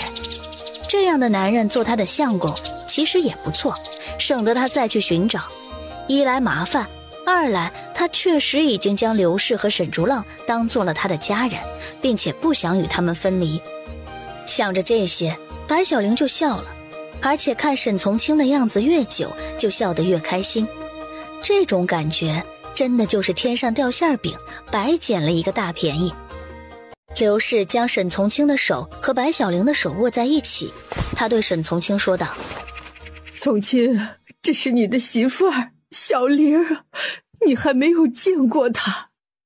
虽然刘氏的手覆盖在他们的手上，但是他很明显感觉到沈从清的手缩了一下。其实莫名其妙和一个男人握手，这也让他有些不习惯，尽管这个男人是他的相公。小玲。沈从清叫了他一声，他笑着回答：你好，你好。幸亏谢俊后来娶了他的表妹，要不然他就给沈从清戴绿帽子了。如果真的是这样，沈从清回来还不一刀砍了他们俩。又一个消息在莲花村传开了，沈从清回来了。沈从清身后的士兵全部翻身下马，他们对着白小玲抱拳：见过大嫂。这种感觉不错，白小玲喜欢。他一边走一边说：从清啊，以前的家起了火，被烧没了。现在我们住的这个地方是小玲新修的房子，可牢固了。沈从清听着这些话，只觉得他没有在家这些年，家里发生了许多大事儿，他很愧疚，也对白小玲很感激。3年的赫赫战功，让他已经成为了正2品的将军。因为身份关系，他不得给家里写家书，如果家书一旦被敌人截获，那么他的家人就会有危险。所以这些年他一直忍着，直到战争胜利，他才第一时间赶回来。娘，竹浪呢？竹浪也快回来了，应该就在这几天。娘，皇上给我在汴城赏了一座房子，我这次回来是特地接你和小玲一起过去的。还好家里够大，二婶笑着将全部的板凳都拿了出来，然后又在桌子上放了许多瓜果，对各位将士说：吃吧，都吃吧，全是你们大嫂亲自种的。大家都是出生入死的兄弟，自然也没有那么多讲究。他们拿着瓜果吃着，咬了一口以后：大哥，嫂子种的瓜果真的好甜呢，你也尝尝。既然大家喜欢吃，我再去地里多摘一点回来。二婶连忙说：“小林，你就坐着和从青好好说会儿话，我去摘。二婶，顺便多摘些蔬菜回来，今天中午我做饭。”好。刘氏虽然也有千言万语想对沈从清说，但是刚才听到二婶的那句话，他才反应过来，应该多留一些时间给白小玲和沈从清。两人虽然名义上成亲3年多，不过这一次应该还是他们第一次见面。刘氏也说：“从清啊，你就和小玲儿好好说说话，我和你二婶一起去。”屋子里的兄弟们也连忙说：“我们也去。”谁还没长眼睛呢？这种事情难道看不懂吗？他们的大哥和大嫂新婚离别，一别3年，肯定是有好多话需要讲，有好多事儿需要做，他们都懂。他们出去的时候顺便把门也关上了。刚才还满满一屋子的人，现在只剩下沈从清和白小玲2个人。2个人长时间的沉默，最后还是白小玲打破了僵局。她说：“以为你不在了，所以没给你留房间。今天晚上你就住在竹浪的房内吧。”他没想到，他主动和他说的第一句话竟然是这样的。好。其实他也有话要对他说，只不过不知道怎么开口。小玲，这些年，多谢你照顾娘和竹浪。他们都是我的亲人，我照顾他们是应该的。他这么说，沈从清心里更加愧疚，而且那句话更说不出口。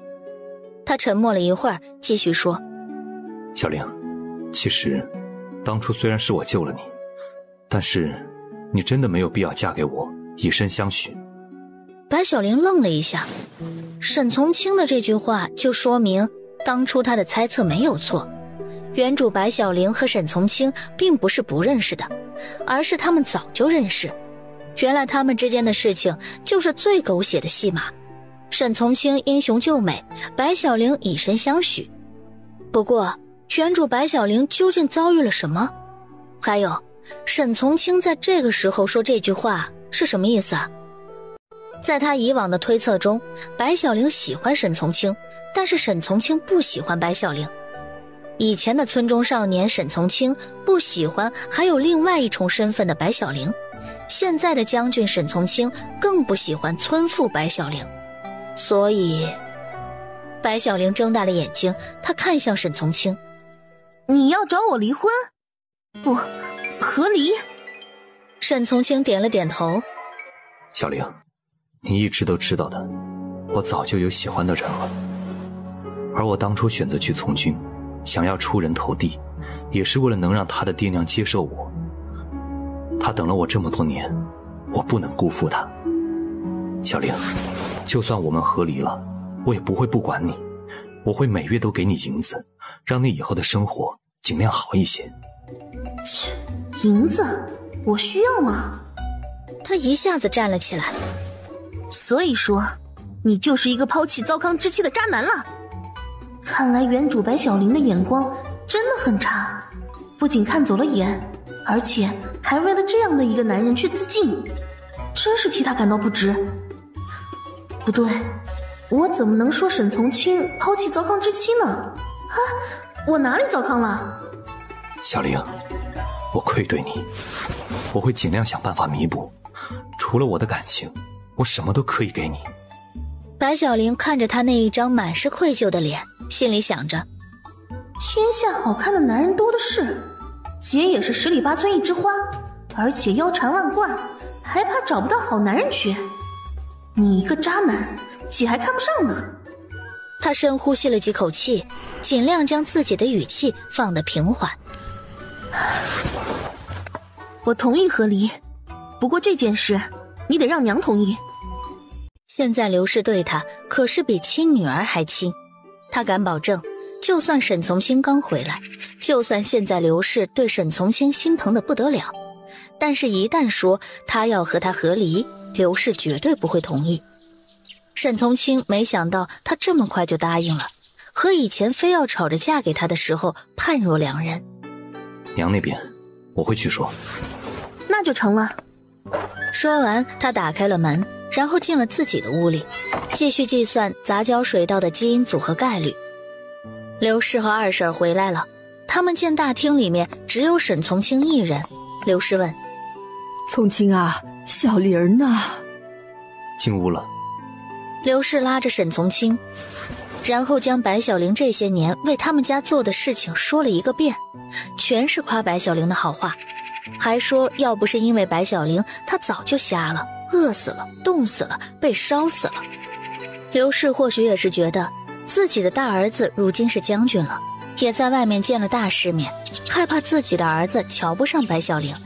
他讲完那些事情以后，特地加了一句：从清啊，你可得对白小玲好啊，你要是敢对她不好，为娘就一头撞死在你面前。刘氏的这句话一出，可把沈从清吓得够呛。他是刘氏的儿子，刘氏的性子他自然是清楚得很，一旦倔起来，十头牛都拉不回。原本还打算找个时间和他说他准备和白小玲和离的事情，现在他直接一句话都不敢说了。小玲她真的挺好。刘氏靠近沈从清，神秘兮兮地说：从清啊，今晚你去小玲的房中睡觉，这是你欠小玲的。沈从清被刘氏的话吓得直咳嗽。娘，我骑了一天的马了。言外之意，你的儿子真的很累了。不管骑了几天的马，这是你欠小玲的。虽然事隔3年多，但是你得好好尽一个相公的职责。我也想早点抱上大孙子。他现在终于有些明白白小玲的意思了。看来白小玲是肯定刘氏不会允许他们和离，所以他才说他同意之类的话。不过他相信总会有办法，总有一天刘氏会同意他们和离。他以前并不怎么了解白小玲，白小玲以前总是围着他转，惹得他有些心烦。不过这次回来，他倒是对他多了一个印象，就是他做的饭的确好吃。今天中午他吃了3碗。他这么好的厨艺，他们和离以后，他倒是可以留下来替他做饭。白小玲坐在自己房间的太师椅上，摇着蒲扇，突然打了一个喷嚏。他自言自语地说：谁在议论我？沈家的晚饭一直都是从简，刘氏和二婶早就习惯了，晚上是做的稀饭。二婶做好稀饭以后，叫白小玲出来吃饭。他一出来就只看见沈从清一个陌生男人，他左右四周，他们人呢？他看他的模样，看不见他们，他倒是挺失望的。走了。走了？去哪儿？在外露营？虽然不太明白你说的话，不过他们的家就在附近几个村，也是3年多没有见到自己的亲人，所以就回去了。白小玲算是明白了，原来他们这么多人一起不是来送他的，只不过大家同路而已。他这次不需要刘氏来推他一把，反正他再怎么挣扎都会被刘氏撮合到沈从清的身边。他于是主动坐到他的身边，然后一边吃饭一边说：我还以为你当了大官了，他们都是护送你的将士。所以说白小玲刚才是在嫌弃我的官阶小，竟然都已经学会嫌弃我了。他们是和我一起出生入死的兄弟。我能理解，就和我砖厂里的工人一样，他们也都是和我一起搬过砖的兄弟。他叹息了一口气，怎么觉得和他说话像是在和一个男人说话？也罢，许是这些年他在家里吃太多苦，所以将他所有娇小姐的毛病全部改了。不过这样好多了，以前的他真是让他觉得相处起来别扭。吃了晚饭以后，二婶去洗碗，他对白小玲说：小玲，锅里热了水，你去打水为你相公洗脚以后，伺候他休息吧。要我给他洗脚？我是砖厂的大老板，又不是洗脚妹。白小玲几乎就那么随口一说。不去。二婶又将他拉到一边，开始教育他了。小玲，你忘记我下午对你说的话了。你现在要学会做一个好妻子。第一，她不想做沈从清的好妻子；第二，谁说好妻子就一定得给相公洗脚的？好了，他二婶儿小玲也很辛苦，就让从清自己洗脚吧。白小玲对着沈从清露出一个胜利的微笑，她的模样仿佛在说：看吧，你的娘更疼爱我一些。但是偏偏她又没有任何反驳她的法子。白小玲打了热水准备自己洗脚，没想到沈从清也坐了过来，开始脱鞋。他刚才的样子很嘚瑟，竟然让他莫名的想要欺负他一下。白小玲一见沈从清的动作，就知道他想要和他抢一盆洗脚水，于是乎也开始脱鞋。最后他以惊人的速度将脚放了下去，水很烫，他被烫得龇牙咧嘴的，但是他还是以一副胜利的姿势看向他，仿佛在说：看哟，我又赢了。沈从清看着水盆里面白小玲白嫩的脚，他也是饱读诗书的人，女子在陌生男人面前露脚，那都是不洁的象征。这是他除了自己的娘以外第一次看见别的女人的脚，他不免有些不自在，然后将眼光移向别处，然后穿着鞋走了。白小玲切了一声，然后自己洗了脚。她洗着洗着，莫名发现这房间里面只有她自己。她是看着沈从清走的，但是二婶和刘氏什么时候消失的？洗完脚，白小玲朝着自己的房间走去。沈从清正站在她的房间门口等她。沈从清今天刚回来，他只见过白小玲从他房间里面出来，只知道她的房间位置。竹浪的房间在哪儿？白小玲指着他的隔壁，就是那间。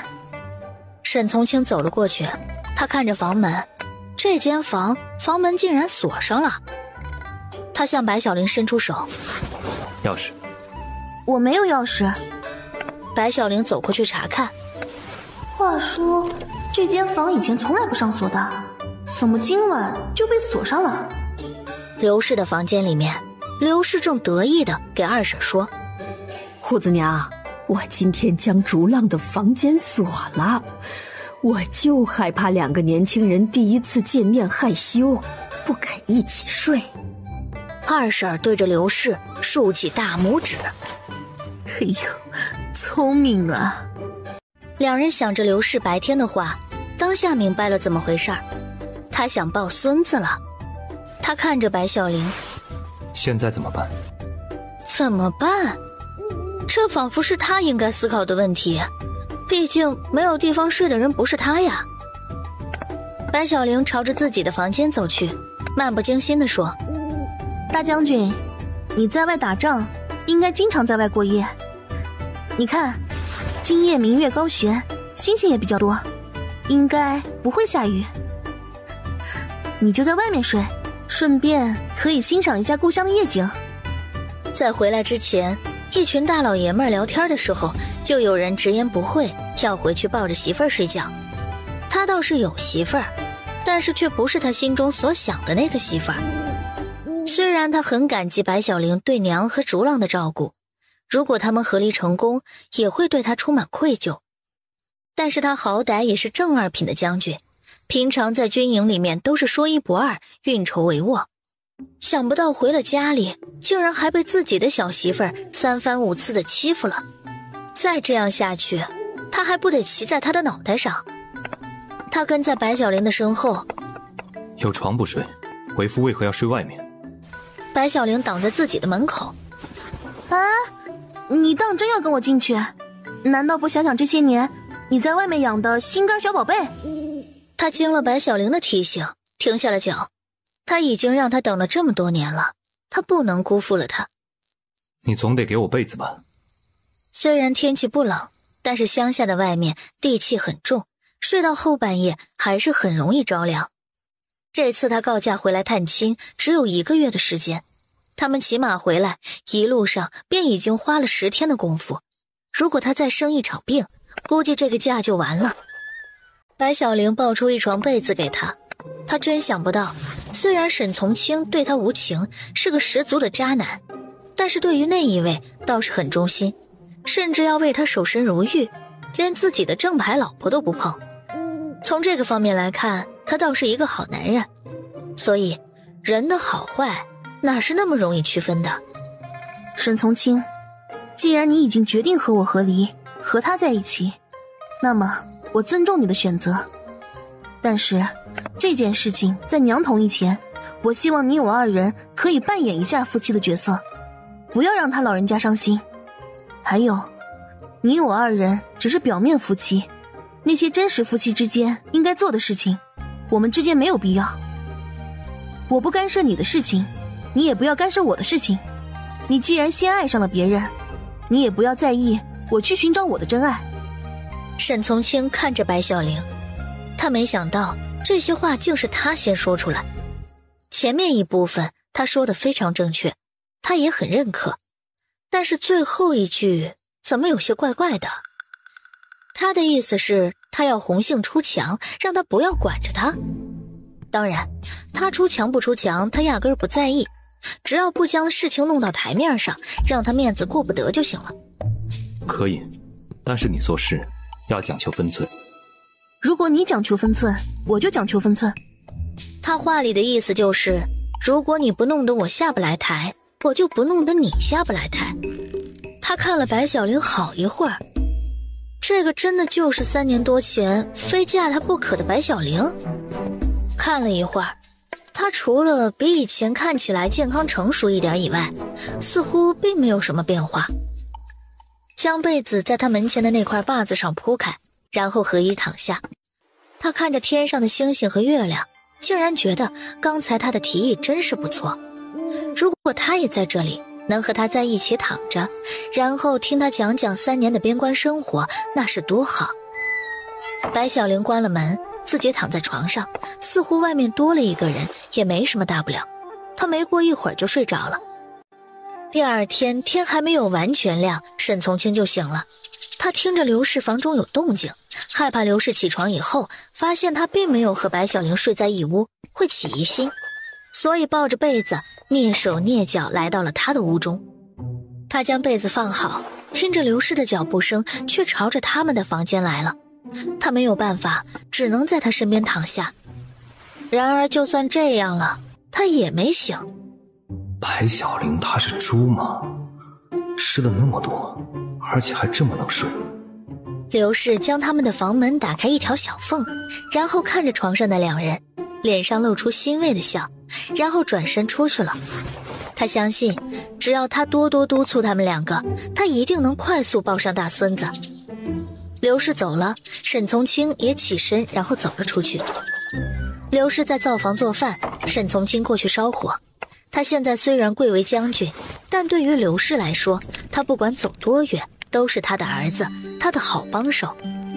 从清，你可多努力呀！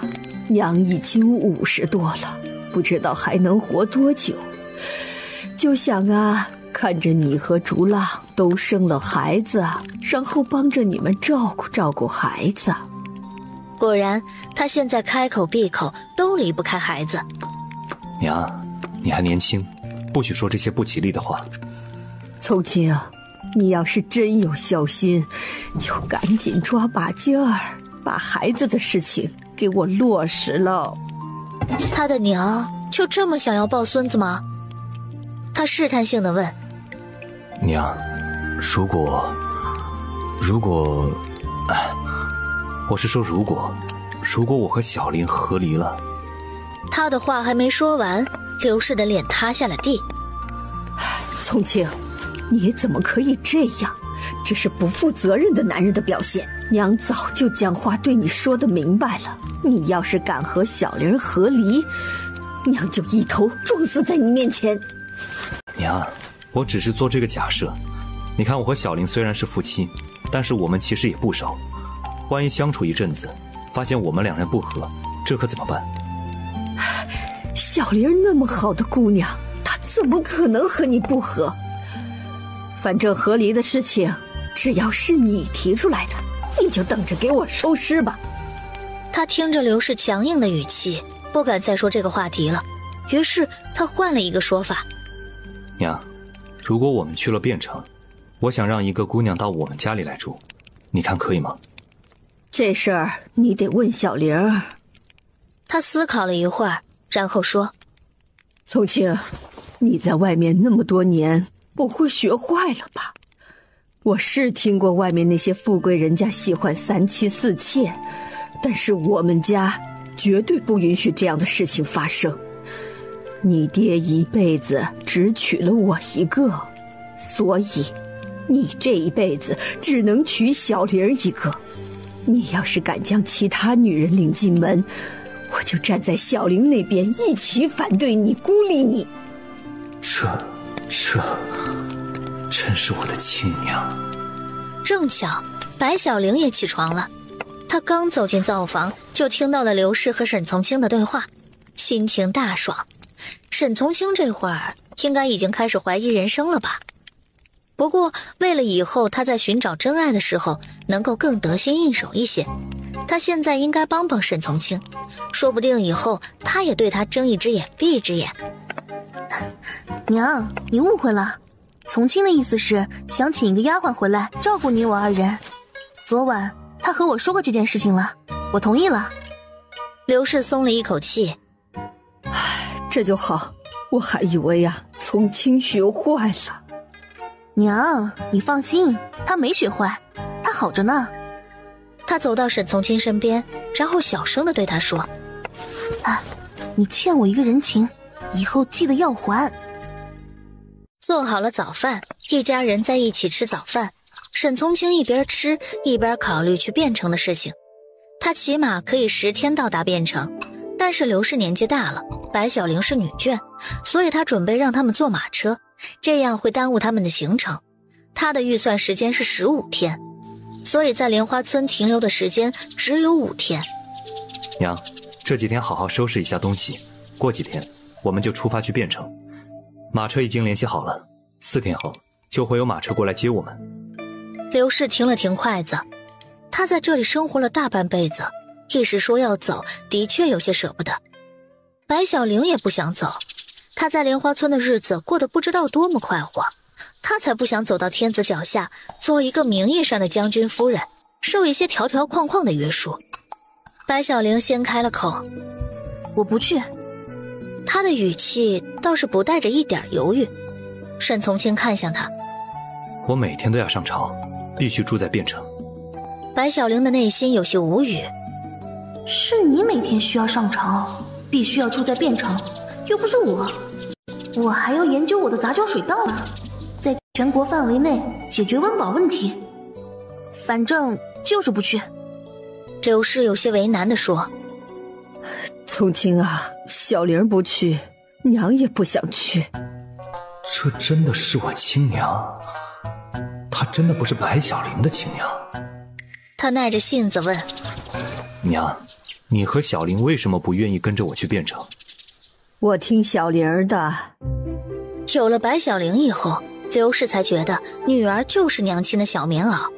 他不想走，一来是念家，二来是想要和白小玲一起生活。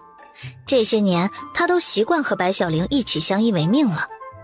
而沈从清想要和自己的母亲生活在一起，甚至他想等到沈竹浪回来以后，大家也一起生活。他喜欢还是像以前一样一家人在一起的感觉。这些年在外征战，看多了生离死别，让他更加念家。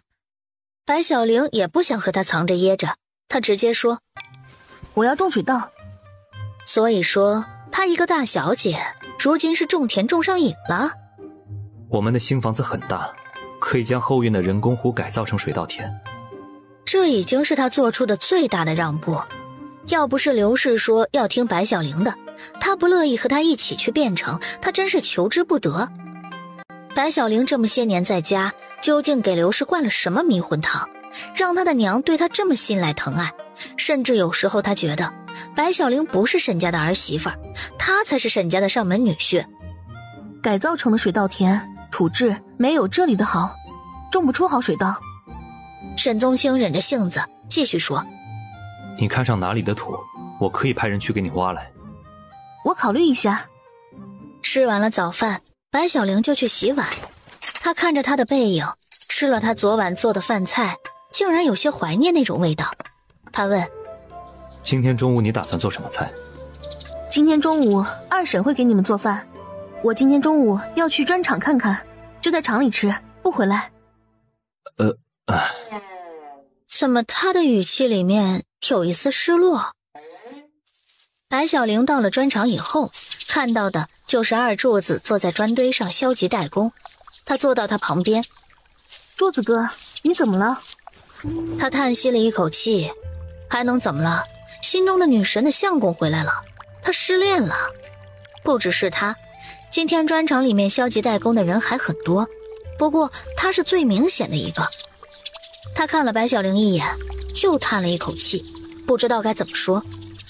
柱子哥，以后砖厂就要交给你和二狗哥来管理，我要离开莲花村了。娘说的没错，果然是这样。只不过带他走的不是沈竹浪，而是沈从清。他很早就知道白小玲总之都是要走的。她那么聪明、美丽、勇敢，她不是一个属于莲花村的人，所以她也应该安心接受她娘给她安排的姑娘，否则她真的要一辈子光棍了。那我们还会见面吗？当然会见面，我将砖厂交给你和二狗哥管理，待会儿我会正式聘任你们为厂长，每年的6月和12月都来汴城给我汇报一下砖厂里面的情况。还有柱子哥，你的性格有些冲动，二狗哥比较沉稳一些，遇到事情啊，你们两人要多商量，实在拿不定主意的可以去莲花镇问林天，再不行写信给我也可以。林二狗也走了过来。小玲，他伸出了双手，有些事情他早就知道不可能，所以没有抱任何幻想，但是他就要走了，真的舍不得。小玲，你就要走了，咱们像个爷们儿一样拥抱一下。白小玲站起来，然后抱住了他。他没看见林二狗红润了眼睛。二柱子看见这样的林二狗，他的感情他感同身受。抱够了，我也要小玲抱一下，也是像个爷们儿一样。白小玲松了手，然后抱了二柱子一下。好了好了，大家都是兄弟，虽然我走了，但是我心里啊会一直惦记你们的，你们都是我的好兄弟。我这次决定去汴城，可不是想去当什么将军夫人的，我有自己的梦想，并且一直朝着这个梦想在努力。汴城是天子脚下，会聚集各种人才，如果我能将水稻种子在那个地方推广，那么将抗虫水稻种子推广到全国就会变得很容易。我会继续我的实验，会继续追逐我的梦想。说完这些，白小玲来到砖厂，写下了2份聘书，一份是给林二狗的，一份是给二柱子的。二柱子是厂长，林二狗是副厂长。二柱子有一股子冲劲儿，然而林二狗的性格却是求稳，所以二柱子当厂长更合适。再说有林二狗看着他也很放心。柱子哥，二狗哥，记住，白小玲砖厂的生意都必须干干净净，我们做任何事情讲求良心。两人点头。我们记下了。做完这些，白小玲和砖厂里面的工人一起吃完午饭。这一顿饭是他和他们的离别饭，吃得有点伤感，而且白小玲喝了2杯酒。他并不是不能喝酒的，但大概是原主白小玲不能喝酒，只喝了2杯他就有些醉了。白小玲一个人朝着沈家走去，走到半路，他看见一辆马车朝着莲花村这边行来，他也正好有些累了，于是坐在草地上看着。看了没一会儿，那辆马车竟然在他面前停了下来。从马车上下来一个穿着青衫的男子，他对他笑着，温柔如水。他轻声唤道：嫂子。啊，竹浪。他的激动无法用言语表达，他一直想念了3年的人，如今终于见到了。我回来了。竹浪，你长高了。他一下子将他抱了起来，他不仅长高了，而且还变得更强壮了。他闻着他身上的酒味儿，微微皱眉。嫂子，他竟然喝酒了。一个女孩子怎么可以在没有我的情况下喝酒？等她酒醒了，一定得说她。沈竹浪将她抱上了马车，他特地嘱咐马夫慢一点。3年了，好不容易才见到了面，好不容易他才可以这么靠近嫂子了。他醉得很厉害，差不多就快窝在他的怀里睡着了。他的手轻轻地碰了碰他的脸，柔声说：嫂子，我考上状元了，我可以娶你了，你愿意嫁给我吗？他怀里的人儿已经睡熟，并没有回答他。马车行到了莲花村，他抱着白小玲下了马车，看着莲花村已经发生了翻天覆地的变化，而他们家原本的茅屋已经不在了，在茅屋后面一些的地方有一栋新房子。二婶在外面洗菜，她看见沈竹浪，惊讶的声音高了好多分贝。哎呀，竹浪，竹浪！她连忙跑了过来，看着他。竹浪，你回来了，真是太好了。你们兄弟2人在前后2天都回来了。他愣住了。兄弟2人？刘氏和沈从清听到二婶的声音也赶了出来。刘氏看着沈竹浪，笑得眼角的皱纹多了几圈。沈从清过去拍着他的肩膀：竹浪，你长大了。大哥，他竟然回来了。那么我和嫂子……沈从清看见白小玲，他并不关心她怎么了，而且闻了她身上的酒气，就知道她一定是去砖厂和那群男人一起喝酒去了。但是他想起昨晚他对他说的话，他们和离的事情，在刘氏没有同意前，要在人前假装恩爱夫妻，免得让刘氏伤心。竹浪，你嫂子怎么了？啊，喝醉了，我刚好遇到。他从沈竹浪的怀里将她接过来，真是个不让人省心的女人。然后抱着她朝他的房间走去。沈竹浪看着沈从清抱着白小玲离开的背影。大哥回来了，大哥才是嫂子的相公，那我是什么？刘氏连忙拉着沈竹浪进了屋里。竹浪，你还没有吃饭吧？我们也没吃，坐下来一起吃饭。哎呀，一家人好久没有这么团圆了。他像个木头人一样被刘氏拉着坐下。他在想什么？大哥为了这个家放弃读书，在家里干活供他读书，照顾母亲。他原本就欠了大哥的，竟然还在想要和嫂子在一起，他根本就不是人。饭菜已经摆放好了，刘氏见沈竹浪一直盯着一个地方，也不拿筷子，他将筷子递给沈竹浪，看着他憋得通红的眼睛，以为是他考得不好。他为了给白小玲和刘氏一个惊喜，并没有告诉他们他考起了状元的事情，只是说他要回来了。刘氏见此，以为是沈竹浪考得不好，他安慰他：竹浪，考得不好也没关系，3年以后再来过。你哥现在是将军，我们全家以后恐怕要搬到汴城，到时候离你的书院也近，娘一有空啊就会去看你。听到这些话，他的眼泪一下子从眼眶里滚了出来。娘，我只是太高兴了。沈从清也说，我这次回来的时候，在路上就听说，这一次的状元姓沈。竹浪，是你吗？他点了点头。刘氏高兴地给他夹了2块肉。孩子的爹在天有灵，他看到这一幕该是多么欣慰呀！如今我们家越来越好，要是小玲儿再为沈家添一个大胖小子就好了。沈竹浪握紧了筷子，他问：哥，你会对嫂子好的，对吗？沈从清有些郁闷了，为什么大家都以为他不会对白小玲好？他虽然想和她和离，但是他这不也没有和大家说出来。小玲为这个家付出了很多，我不会亏待她。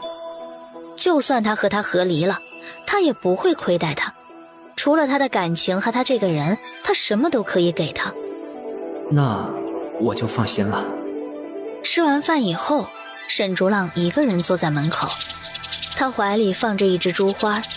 3年前，他想要送给嫂子一只珠花，但是被二柱子给了翠花。他这次重新挑了一只，但是已经没有送出去的理由了。他将珠花拿出来，走到沈从清的身边。哥，这个给你。沈从清看着那只珠花。楚浪，哥不用这种东西。哥，不是让你用，而是让你给嫂子。他接过珠花。楚浪，这只珠花你原本打算给谁？打算给一个心爱的姑娘，但是她已经嫁人了，用不着了。白小玲打了一个哈欠，她走了出来。她看着沈从清手里的那只珠花，然后说：唉，竹浪，你还对翠花念念不忘呢。翠花也等了你许久，后来迟迟不见你回来，她父母着急，便将她许人了。这会儿他们要是看见竹浪现在长得又高又帅，肯定后悔死了。听到他这么说，心情终于好了一些。嫂子，如果你是未出嫁的姑娘，你会喜欢我这样的人吗？当然会喜欢。竹浪，不是我说，你这副模样要是放在我们那个时代，那就是新晋小鲜肉，国民男朋话还没说完，他又意识到自己说的太多了，他连忙住嘴，不再说了。他已经习惯他说一些他听不懂的话，不过前面他听明白了，他会喜欢这样的他。沈从清看着沈竹浪，他微微皱眉。竹浪怎么问他这个问题？而且他看他的眼神有些不对劲。他对白小玲说：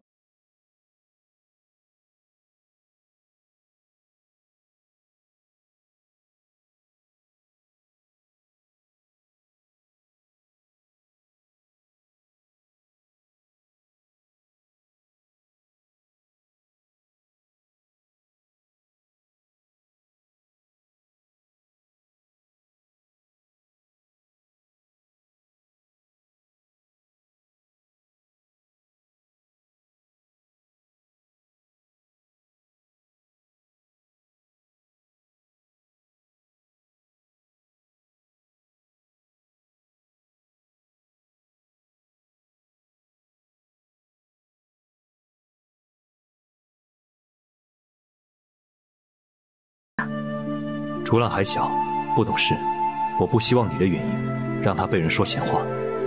我怎么就能让他被人说闲话了？白小玲，不要装不明白。说他装，他还想说他装，道貌岸然的渣男。对，我就是装。他明白沈从清的意思，他的意思是他和沈竹浪之间不清不楚。这么多年了，一旦他想起来那天早上看着他拿着碗去挨家挨户淘米的时候，他都还是心疼。想着他为了他和栓子的爹打架，他还觉得心里暖。想着他将最好的都留给他和刘氏，他还觉得心酸。在他心里，沈竹浪和刘氏才是他真正的亲人，他们之间的感情和他是不是沈从清的妻子没有关系。沈从清，我今天说的话，请你听清楚。或许之前的白小玲的确爱你，但是那个白小玲已经死了。在听到你战死的消息以后，她就上吊自杀死了。现在的白小玲不喜欢你，也不想当你的妻子。我之所以还愿意顶着你沈从清妻子的名号，不过是不想让娘伤心。沈从清，你为了能够配得上你心中的小妖精，你就去从军，完全不顾家里人的死活。你是一个不负责任的男人，我白小玲瞧不上你。相比之下，我觉得竹浪比你好多了，但是我绝对不会和竹浪之间不清不楚，他就是我的弟弟。他这么优秀，要不是被沈从清妻子这个头衔所连累，追他的人不知道有多少，他还愁自己嫁不出去吗？为什么非要对自己的弟弟下手？这是一个人做人的原则问题，而他就是一个坚守原则的人。说完这些，白小玲一摔门走了。沈从清愣在原地，久久不能回神。白小玲气呼呼地去给黑炭喂食，刚才他正在气头上，很多问题没有仔细想。他曾经是寡妇，而且在沈从清不在的情况下，与刘氏、沈竹浪一起生活。那时候的沈竹浪已经15岁，15岁在他们古代的人眼中就已经是很大的年龄，所以一旦他和沈竹浪表现得太过亲热，就会被别人说闲话。况且现在沈竹浪已经不是一个普通人，他是这一届的状元，以后会在朝廷当大官。沈从清也是将军，他们的一言一行都会有许多人看在眼中。而他与沈竹浪之间传出任何言论，对沈竹浪都是不利的。考虑到这一点，他也不应该再像以前一样将他当做一个孩子。他已经长大了，所以作为嫂子的他应该要和他保持距离。沈竹浪看见白小玲，他走过去。嫂子，刚才哥叫你过去做什么呀？他呀，神。本来想说他是神经病一个，但是一想到在人前他要假装和他感情很好的样子。他呀，大概是离开太久了，所以和我总有说不完的话。嫂子，你会去汴城吗？会。他得去做生意，完成他的梦想。他这次考上了状元，他承诺过他会答应他一个要求。他问：竹浪，你考上了吗？沈竹浪点头，但是这个状元对于他来说已经失去了原本的意义。2天后，沈从清一家就要离开莲花村了，所有莲花村的村民都来送他们，几人都只带了换洗的衣服，本来就是打算还会回来的。莲花村的家就让二婶帮着照看，白小玲和刘氏还在与二婶难舍难分。她说：二婶，你要是想我们了，可以随时来汴城。二婶也是眼中泛着泪水，其实不只是刘氏，她也将白小玲当做了自己的孩子。她的那个女儿已经找不到，看着白小玲就像看着自己的那个女儿一样。她抹着泪水：小玲，你放心，等到瓜果收成的时候呀，二婶会带着小虎子和蔬菜瓜果来看你们。二婶，这里去汴城很远，你要真的带着瓜果蔬菜来，这些东西啊会烂在路上的。你和小虎子来看我们，人来了就好了。还有，等我在那边将铺子开起来，就让小虎子过来给我当掌柜，替我管账。二婶连连点头：好好。沈从清在和灵二狗道别：大哥，你一定要保重，照顾好大嫂啊。你也是，多保重。沈竹浪在和二柱子道别，汴城白府。千元，3年前你说小玲有可能还活着，但是你已经寻找了3年了，还是没有她的下落。我觉得她真的已经不在了。一个年迈的男人眼中带着悲愁，这样说着：爹，这个世界上怎么能有这么巧合的事儿啊？那个女子的身段和声音都和小妹极其相似，而且她也叫白小玲，我觉得她就是小妹。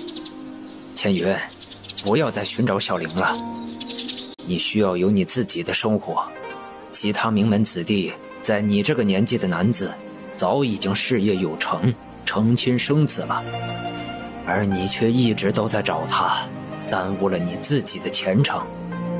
爹，可她是小妹啊，如果连我们都放弃她，那么还会有谁在乎她呀？他的眼睛通红。千云，你以为我们想放弃她吗？可是小玲已经死了，人死不能复生啊，活着的人还得继续生活。要怪就怪当年那个负心人，若不是他抛弃了小玲，小玲也不会想不开。毕竟人家是官阶高，权力大，就算小玲受了委屈，我们也只能忍着。千云，你若真的是为了小玲好，心疼她，你就更应该出人头地，好好闯出一番天地来，让我们白家再也不会出现这种事情。他一下子跪下了：爹，孩儿错了。白木将他扶起来：千云，起来吧。我们白家虽然世代为官，但是官阶都不大，最高的官衔就是你曾祖父，他有3品官衔。爹这辈子也就是一个4品小官，不会再往上走了。我们白家的希望就放在你一个人的身上。爹，孩儿会努力的。经过了半个月的车马劳顿，白小玲他们终于到了汴城。上一次来是过客，但是这一次来却要久住了。将军府里面有10来个下人来帮着搬行李接待他们。过惯了自己动手的日子，突然成了主人，白小玲还有些不习惯。她提着一个大包裹，我还是自己来吧。夫人，让我们来吧，这些都是我们应该做的。白小玲看着沈从清，他一个大男人倒是什么都不拿，然后直接走了进去。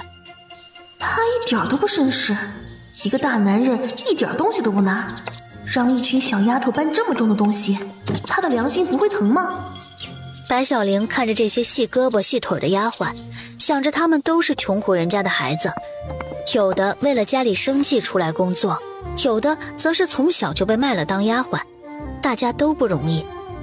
跟着白小玲一起去北院的丫鬟名字叫冬月，小丫头非常勤快，一进了北院就将白小玲的东西放好，然后给她倒茶喝。白小玲左右环顾了一下四周，这里离那3个地方都较远，不过她也乐得清静。而且北院后面还有一块不小的人工湖，如果将这块人工湖改成水田，也够她研究杂交水稻了。白小玲刚喝了几口茶，冬月就出去了，然后一个人来到了他的面前。他看着白瓷青花的茶杯，然后说：冬月真是一个会看清楚情况的好丫鬟，你一来他就走了。沈从清坐在他的对面。白小玲，我来就是为了和你商量一件事情。我同意。他稍微愣了一下，他都还没说什么事情，他就同意了？就算他不说，他也知道他要说什么事情。沈从清一点不喜欢他，他能感觉出来。他们经过了1个半月的车马劳顿，现在谁都想在自己房中休息，但是他前脚刚到北院，他后脚就来了，那就说明他有很重要的事情想要和他商量。对于沈从清很重要的事情，那就是他心里住着的小妖精。你当真同意？同意。你就将她带回来，然后留在你的南院当一个丫鬟。你和她小心一点，不要被娘发现就好了。他看着白小玲的模样，他看起来真的是一点都没有生气，这和以前的他完全不一样。那好。说完这句话，沈从清就出去了。他出去以后，冬月就进来了。夫人，刚才将军都说了什么？他有些饿了，抓着桌子上的点心吃着。我看你们家我们家将军年轻力壮，所以打算给他再找几个丫鬟。冬月来了兴致。夫人，你说的是通房丫鬟？差不多就是这个意思。由于白小玲刚进将军府的时候要帮他拿东西，让他很是感动，觉得白小玲和其他主子都不一样，所以心里也向着他，并且觉得这位主子好了，他也就好了。冬月皱着眉头。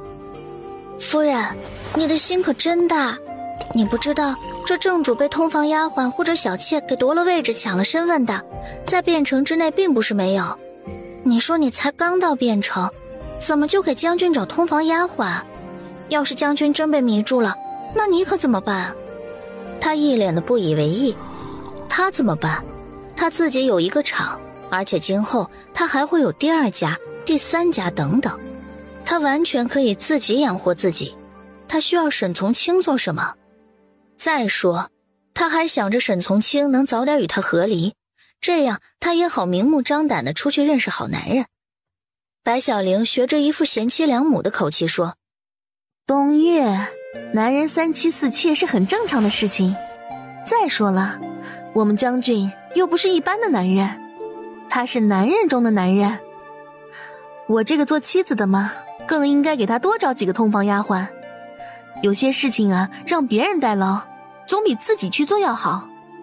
东岳惊呆了，可是反正他迟早都要走的，他希望那个狐狸精本事能大一点，自己去赢得刘氏的欢喜，好让刘氏答应呢。他站了起来，然后朝着床走去。东岳，你就不要再可视了，我要先睡一会儿，你也不要叫我，等我睡到自然醒我就起来。他正在美梦中听到沈竹浪焦急的声音：嫂子，嫂子，你快醒醒！白小玲翻了一个身，她还想睡。嫂子，你起来。看来没办法避免了。她揉了揉眼睛，然后睁开了眼，懒洋洋地看着他。竹浪，什么事儿啊？沈竹浪一脸着急。嫂子，大哥今天接回来了一个女人。没什么稀奇的，是我让他去接的。他现在好歹也是一个将军，身边的丫鬟多一点是好事。他微微愣了一下，然后继续说：嫂子，可是那个女人是大哥亲自带人接回来的，然后又亲自将她迎进了将军府，而且大哥看她的眼神，唉。沈竹浪看着白小玲漠不关心的样子，他叹了一口气。嫂子究竟明不明白，一个男人只有喜欢一个女人的时候，才会用那种轻柔的眼神看着她。他叹气以后，白小玲坐了起来，然后伸了一个懒腰。他看向沈竹浪，看他的样子，难道他现在应该很生气，很在乎，然后跑去南院和沈从清大吵一架？不过沈从清那么在乎的小妖精，倒是让他很有兴趣去看看他究竟长什么样子。不过虽然没有见过那只小妖精，但是明知道别人有老婆，却还是跟着男人回了家，放在现代那就是一个不要脸的小三儿。白小玲还没有见他就对他印象不好，他想去看他，只不过是想去看沈从清的眼光而已。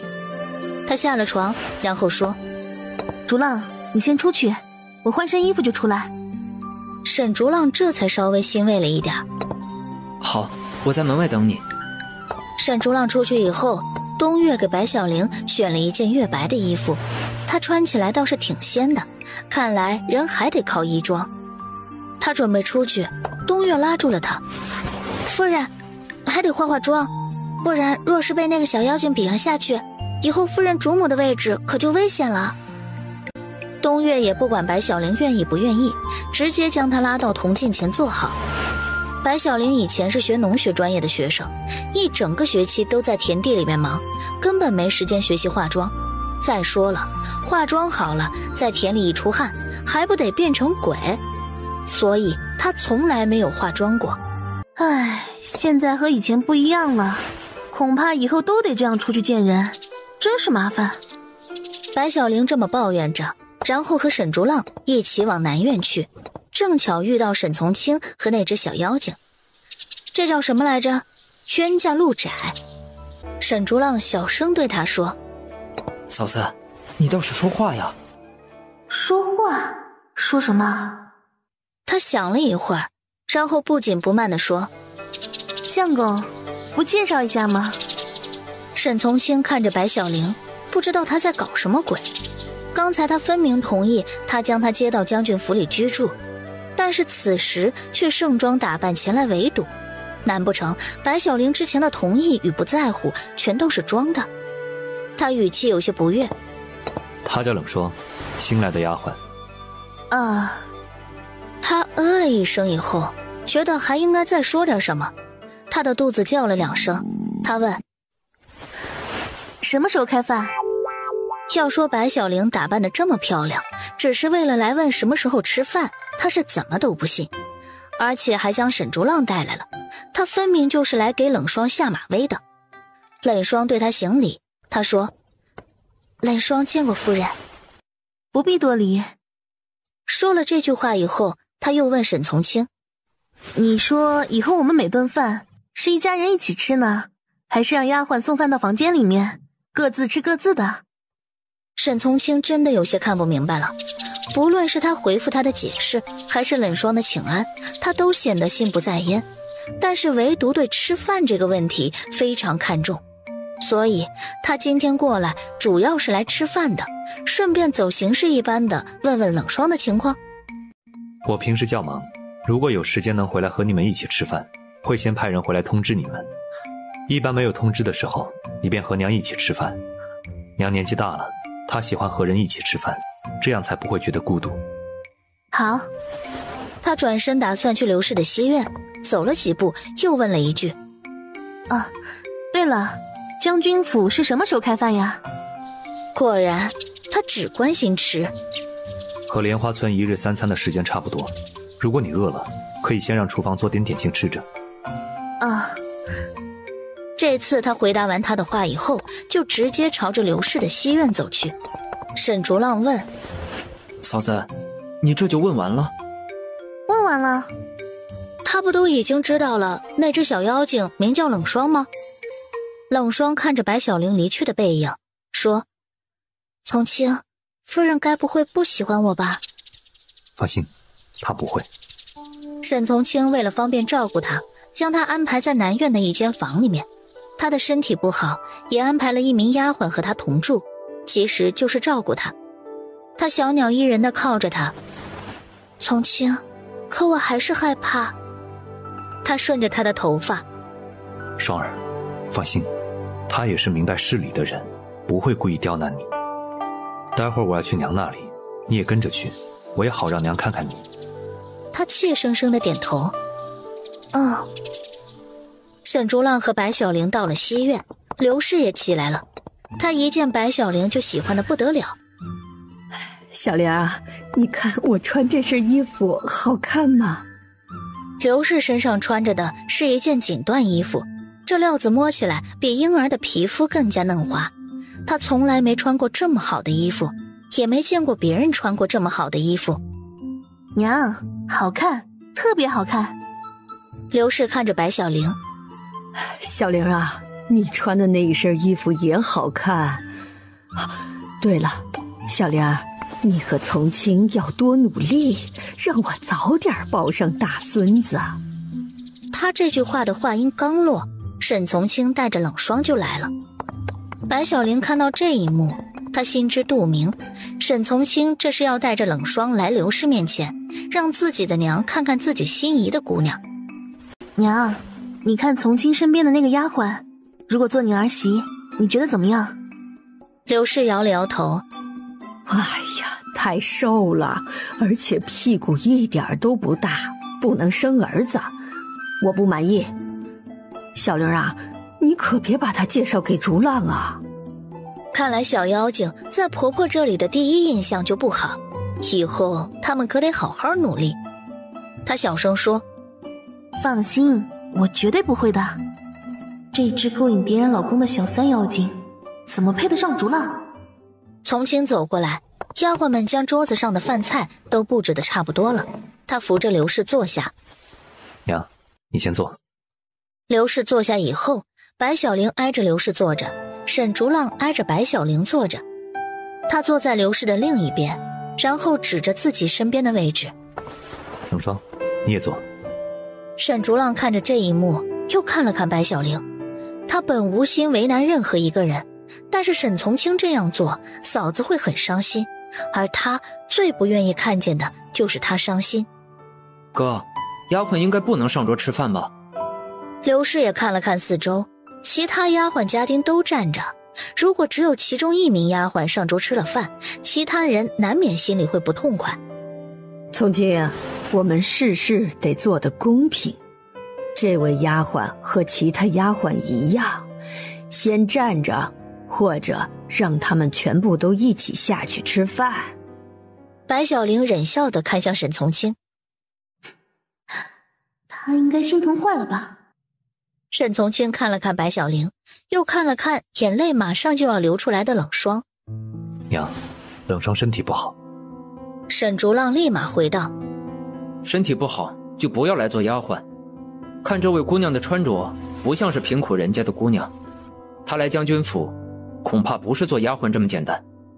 刘氏从沈竹浪的话里面听出了一点什么，他又联想之前沈从清对他说过假如和离的话，以及白小玲刚才对他说的这位姑娘做你儿媳妇的话，刘氏一下子站了起来。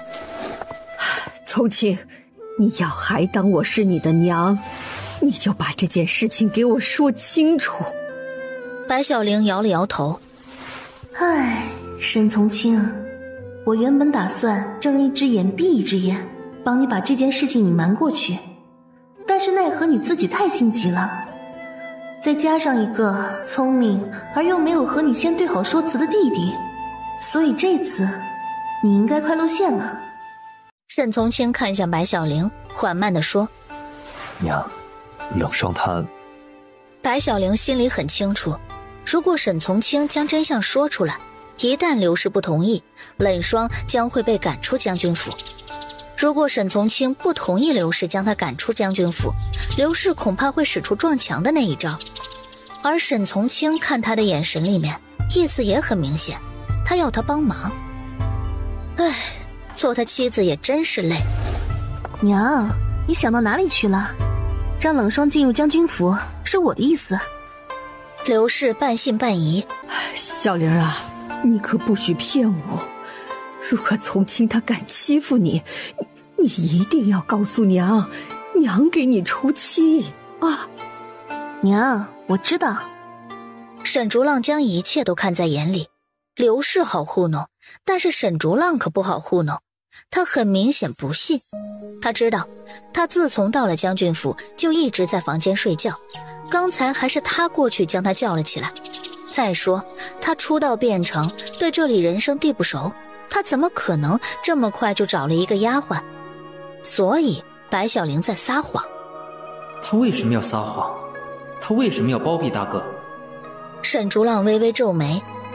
难道嫂子和大哥之间根本就不是我所看见的那样恩爱吗？不，他们哪里恩爱了？甚至都没有看见过他们有任何的身体接触，没有看到他们说过一句甜言蜜语。难道嫂子和大哥根本就不和？一想到这些，沈竹浪的眉头皱得更厉害了。嫂子，你为什么要让冷霜进入将军府？他想了一会儿，然后继续说：我觉得将军府的丫鬟太少了。可是她根本就不适合当丫鬟，而且她也不像是能做丫鬟的人，她为什么会答应嫂子进入将军府？沈从清的脸色已经十分不好了，他冷声道：竹浪，不要再说了。哥，我一直尊敬你，崇拜你，以你为榜样，但是我也绝对不允许你这么欺负嫂子。你在外从军3年多，你不可能知道我们和嫂子一起经历了什么。如果不是嫂子，恐怕你今日回来就看不到我和娘了。白小玲拉了拉沈竹浪的袖子。竹浪，不要说了，我没事儿。他知道沈竹浪这是在为他打抱不平，但是他根本不在乎沈从清。沈竹浪原本对于白小玲的话那是言听计从，但是这一次他并没有停下来，而是继续说：哥，如果你不疼爱嫂子，不喜欢嫂子，就不要耽误她。不管她现在如何，以后如何，我都会好好照顾她。刘氏一听心里不得了，他以前就知道沈竹浪对白小玲的感情，后来他想，反正沈从清不在了，如果他们真的想要在一起，那么就在一起吧。村里人不管如何理论他们，他都不管了。可是现在不同，现在沈从清是将军，沈竹浪是状元，而这里是天子脚下。如果他们家再传出这种丑闻，那么将会影响沈从清和沈竹浪以后的仕途。而且这件事情将不会是一个村的人议论他们，而是整个汴城的人，甚至是举国上下，人尽皆知。刘氏走到沈从清面前，他指着冷霜：从清，我要你给娘说清楚，这个姑娘究竟是谁？娘，他不喜欢撒谎，尤其是对刘氏。她是我喜欢的姑娘。刘氏举起手，却良久也没有将手落在沈从清的脸上。从清，你是想气死娘对不对？娘，我不是这个意思。你就是这个意思。将军府里有他没我，有我没他，你自己选择。娘。沈从清的语气里面充满了无奈。这个问题对于他来说，犹如女朋友和亲妈一同落到水里，他先救谁？冬月，明天陪我去汴城里面走一趟。夫人，我会早些为你准备好马车。要马车做什么？我要走着去。他这次来汴城，可将他的优良水稻都给带来了。种植用不了那么多，有些可以用来出售，所以他需要一家店铺。明天正好去汴城转转，看看哪里有空闲的店铺，他好将它租下来。如果坐马车去，他害怕被老板坑，还是走着去比较好。冬月连连摆手：“啊，夫人，不行不行，你现在是将军夫人，如果随意在汴城的街上行走，恐怕会对将军的名声不利。”这就是他不想和沈从清一起来汴城的原因，做什么事情都得考虑他的面子问题。他开了3年的砖厂，赚的银子虽然不少，但是大部分都用来给乡亲们修建房屋了。再说莲花村周围的物价能和汴城相比吗？莲花村的村民以前觉得1年能赚1两银子，那就是天上掉馅饼的好事儿，但是1两银子放在汴城，那还不是随随便便的事情。所以他这几年赚的那1000多两银子真的就太少了。冬月，你去找2套男装，我和你扮作男人出去，这不就没人知道了吗？可……冬月还未说话，白小玲已经将一锭银子拿了出来。谁不喜欢银子呢？冬月将银子拿在手里掂量了一下，至少有5两呢，是他1个月的月俸。夫人，那我们从后门出去，但是明天午膳之前一定得回来。好。次日清晨，冬月送来了早餐，他吃过以后就和冬月一起换上了男装，然后从后门溜出了将军府。将军府外面原本有兵把守着，但是那2个兵正好是那天沈从清带回莲花村的兵，他们见过白小玲。嫂子好。他做了一个嘘声的动作。嘘，小点声，小点声。嫂子，你放心吧，大哥将我们2个安排在这里，就是为了方便嫂子出门。嫂子是性情中人，想必没办法像个大家闺秀一样，大门不出二门不迈。大哥特地吩咐，嫂子出去以后，我们其中1人要暗中跟着嫂子，保护嫂子安全。另外一个士兵说道：“小吴，大哥好像没有让我们把这些话告诉嫂子。”小吴挠了挠脑袋：“没有吗？”白小玲说：“好了，不管有没有，以后嫂子做了好吃的，叫你们。”2人听了白小玲的话，非常高兴。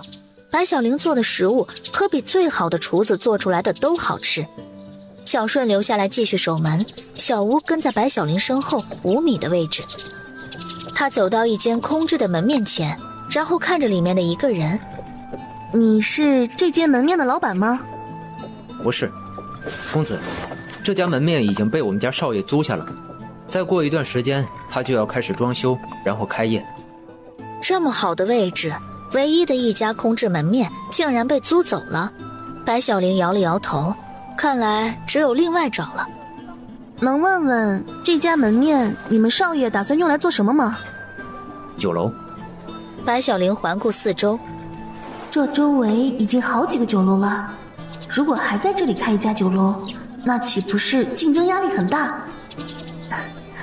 祝你们生意兴隆，等你们开业了，我会来照顾生意的。敢在这个地方开酒楼，不是家底丰厚，就是有真正的实力。谢公子吉言。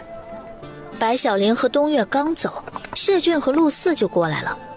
陆四看向白小玲和冬月离开的方向，问：“小张，他们是谁？”“啊，是想要租门面做生意的2位公子。”白小玲和冬月又找到一家店铺，这家店铺相比刚才那一家位置偏了一点，但是里面的空间非常大，而且旁边就是菜市场，这样也有好处。白小玲去和店铺的老板谈，老板打量着他们的穿着，他们穿的2件衣服是非常普通的衣服。公子，你真的想要租这家店面呢？是。公子要租下这家店面做什么呀？卖一点农产品和农作物的种子，老板，你这店面租金怎么算？公子，你若诚心想租，我也给你报一个诚心的价，租金每月30两，3年起租，银子需要一次性付清。东岳摇着白小玲的胳膊，夫人，太贵了，30两可以买很多东西。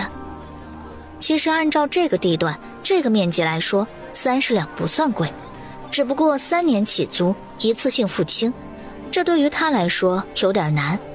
如果光是租店面就花去了他全部的银子，他拿什么钱去装修和进货？老板，我是诚心想租，你看在房租付款方面能不能商量一下？公子，我也看出你们不是什么大富大贵之人，所以一开始就没有给你们喊高价。我说的都是良心价。之前这间店铺是个被租来卖2米的，每月50两，1年起租，银子一次性付清。所以他提高了租房的时间，降低了租房的价格。看来上一次的那位卖2米的商人生意没能做好，而老板选择降低月租，延长租房的时间，不过就是求一个稳。老板，你看这样行不行？房租我1年交1次，然后交3个月的押金给你。如果我租不满3年，那3个月的押金你便不用退给我。他摇头，不行不行，太麻烦了。白小玲今天和东岳一起走了1个多时辰的路，才找到了2家没有租出去的店面，而且就快要到中午了，他得回去和刘氏一起吃饭。他想了一会儿，成，就这么成交。明天的这个时候，我来找你写合约。好，不过明天你得将房租全部带来。可以。白小玲和东岳从店面里面出来，东岳问：夫人，你真的要将那家店面租下来？是啊。夫人，其实我不太明白你现在是将军府的将军夫人，将军1个月俸禄那么高，而且这次将军大胜归来，皇上赏赐了很多金银给将军，你为什么还要在外面做生意呢？按照东岳这个说法，他只需要安静地待在将军府，然后做一只快乐的米虫就行了。不过这不是他想要的生活，他有自己的梦想。东岳，女人也应该有自己的事业，过度依赖男人，一旦被男人抛弃，那么就什么都没有了。可是夫人这么厉害，而且又这么漂亮，夫人怎么可能会被将军抛弃呢？东岳以为他不会，其实他就是沈从清非常想要抛弃，但是又不能抛弃的对象。东岳，我这叫未雨绸缪。再说了，每天待在将军府里，过着吃饭睡觉的生活，那多无聊。不过与东岳的聊天中，他知道了一件事，那就是沈从清好像很有钱的样子。如果是以前他找他借钱，说不定他会借给他。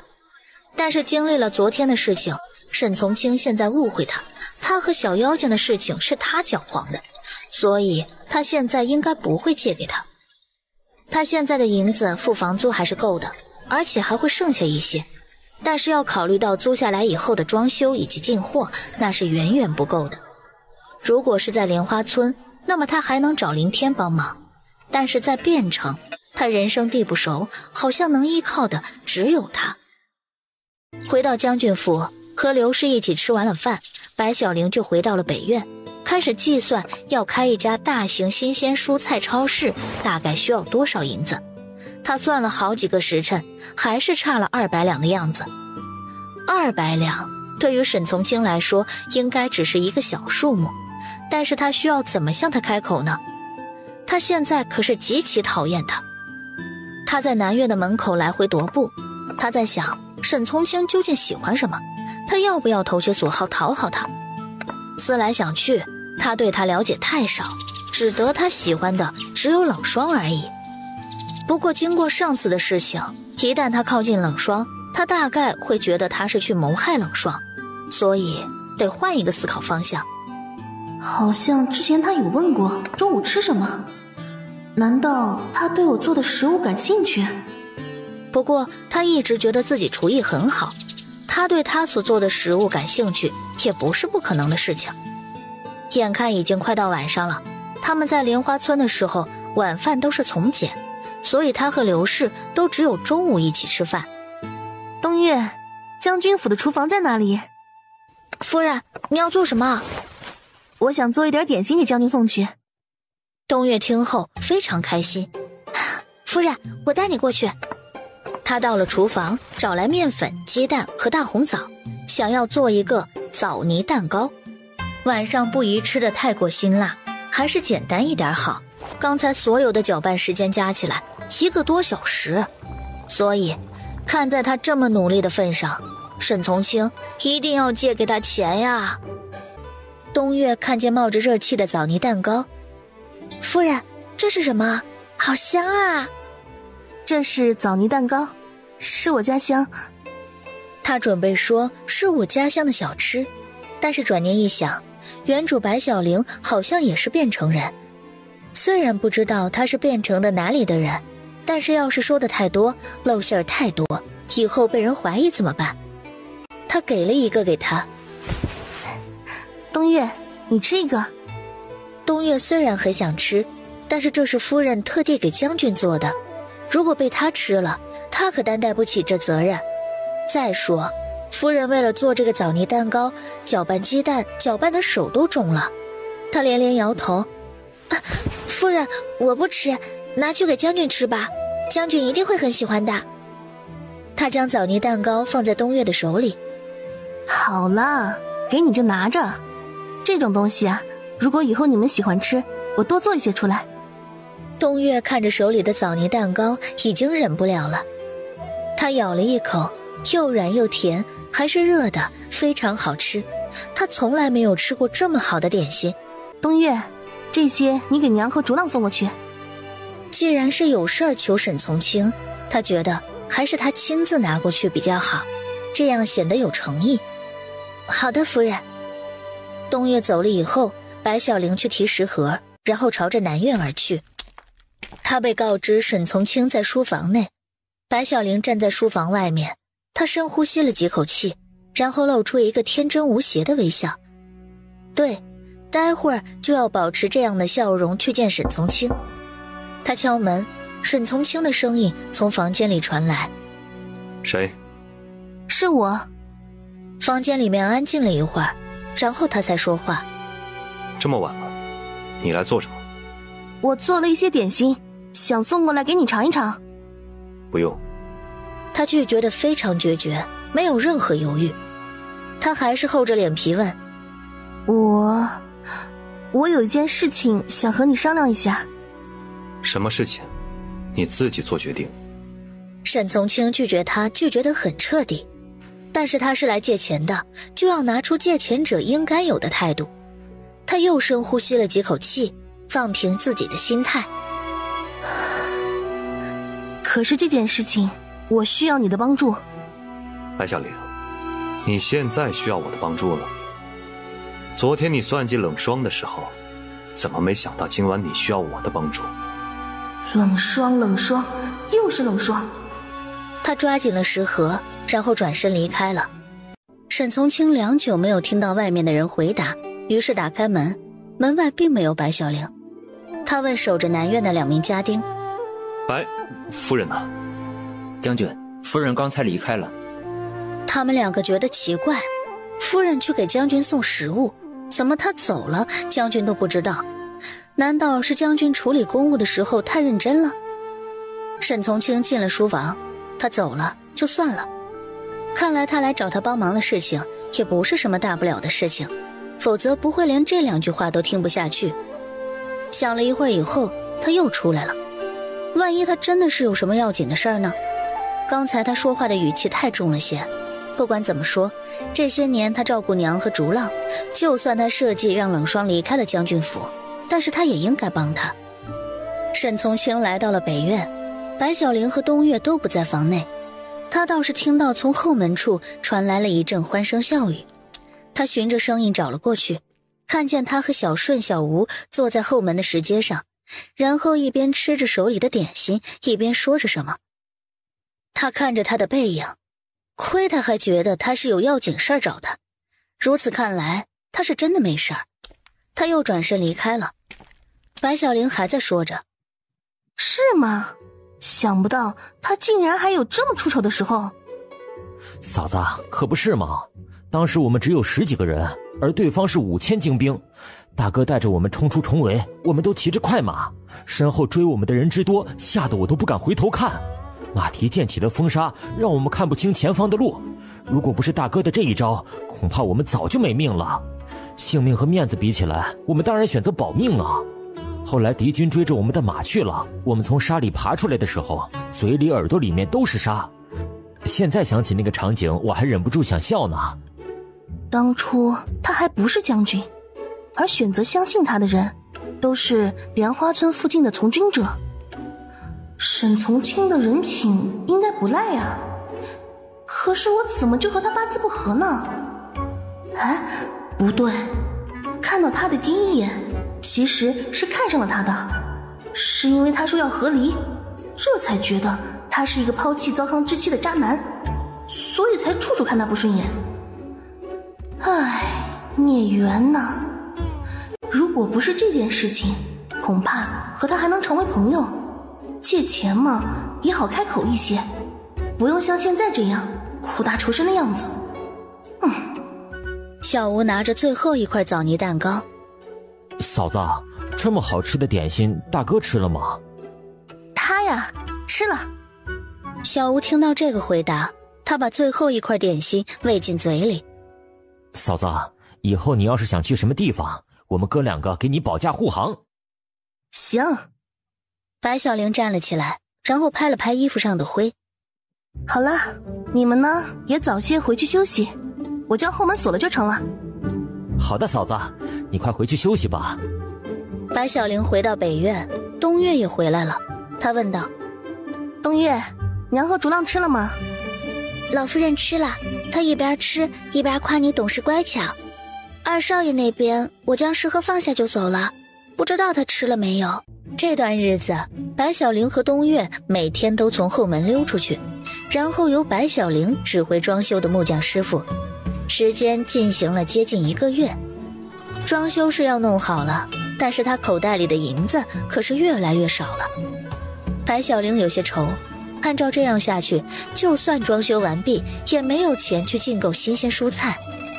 沈竹浪如今在翰林院进修，等到他有合适的职位空闲下来以后，他才能去任职，所以银子的事情他怎么可能去找他？想他当年开砖厂的时候也是穷途末路，但是还好遇到一个股东林天，就算他现在去找林天，来回也得1个月时间。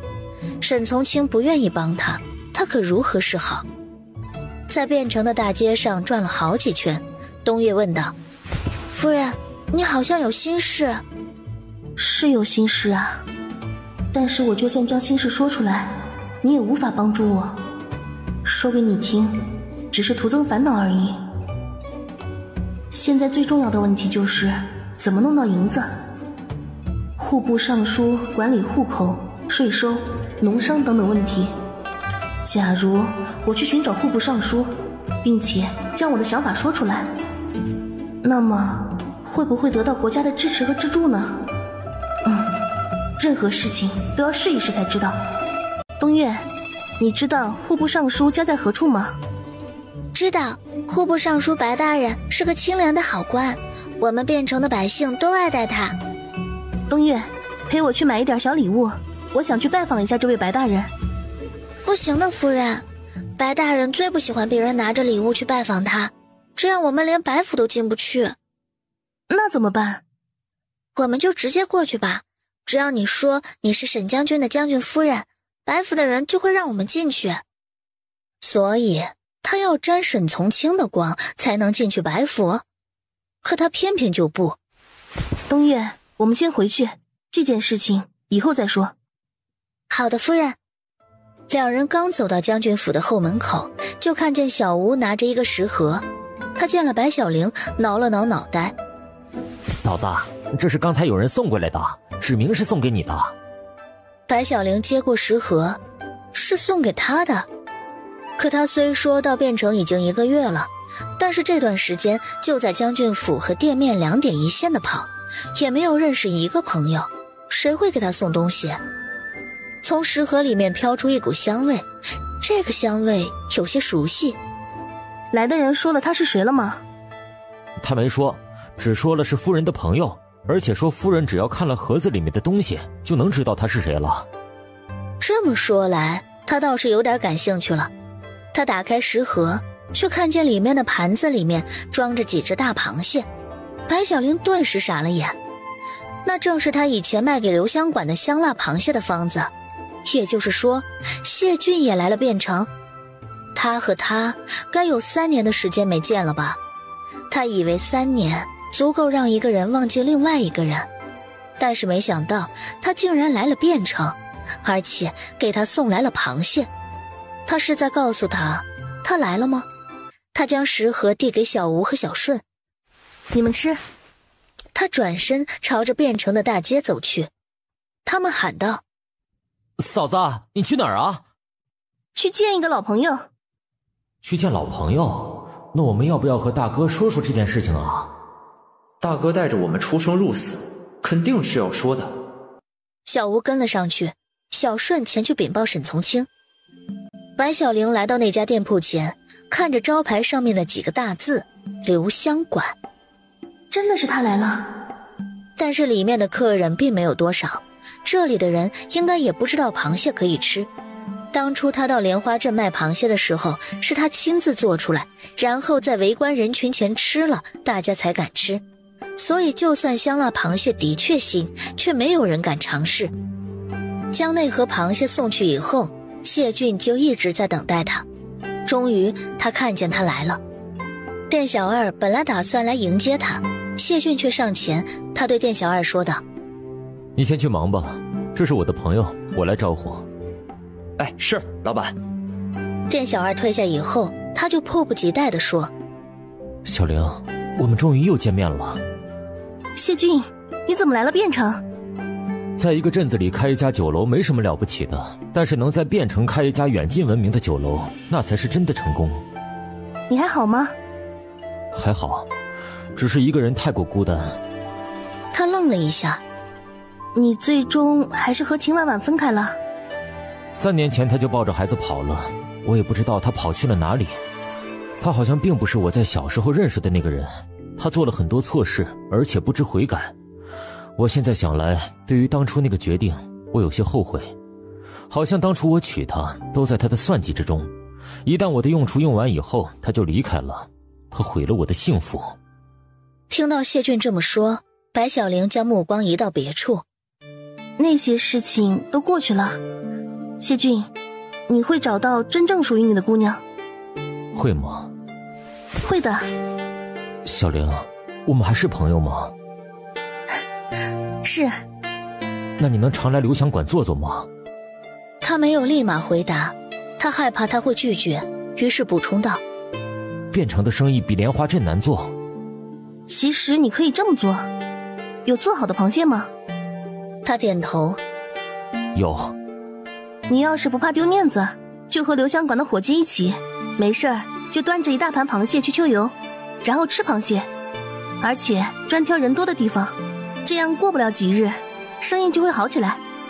他突然想起，谢俊以前好像说过，他和户部尚书的儿子是同学，关系不错。如果能有谢俊的牵线搭桥，说不定白大人能帮这个忙。谢俊，有一件事情我需要你帮一下忙。小玲，尽管说。我想要见一见户部尚书。谢俊知道他的梦想，而且他现在是将军夫人，想要见户部尚书是非常简单的事情。而他没有去找沈从清帮忙，而是找了他。难道他和沈从清之间的感情不好？不过他能找他帮忙，这就说明他已经完全放下了那件事情。好，我回去就约一下白公子，你将你的事情说给他听，他会带着你去见他父亲的。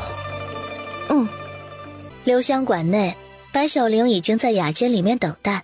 她听到外面有脚步声，然后整理了一下自己的衣服和头发。一袭白衣的白千云走了进来。白小玲回头，她有些惊讶，怎么是他？白千云也很惊讶，他叫道：小玲。谢俊看了看白千云，又看了看白小玲，问道：你们认识啊？白小玲摇头，白千云点头。他朝着她走过去，走近看，他更确定这个姑娘就是他的小妹。小玲，我是大哥呀。白小玲看着面前这个男人，心里想着，难道他就是原主白小玲的亲人吗？难道白小玲的父亲就是户部尚书？户部尚书的官职虽然在一些大官中比起来算不得什么，但是也不算低。他怎么会允许自己的女儿嫁到莲花村，而且这些年一次也没有来看过她？他有些不确定地喊道：大哥。白千云的眼眶湿润了。小妹，你真的就是小妹？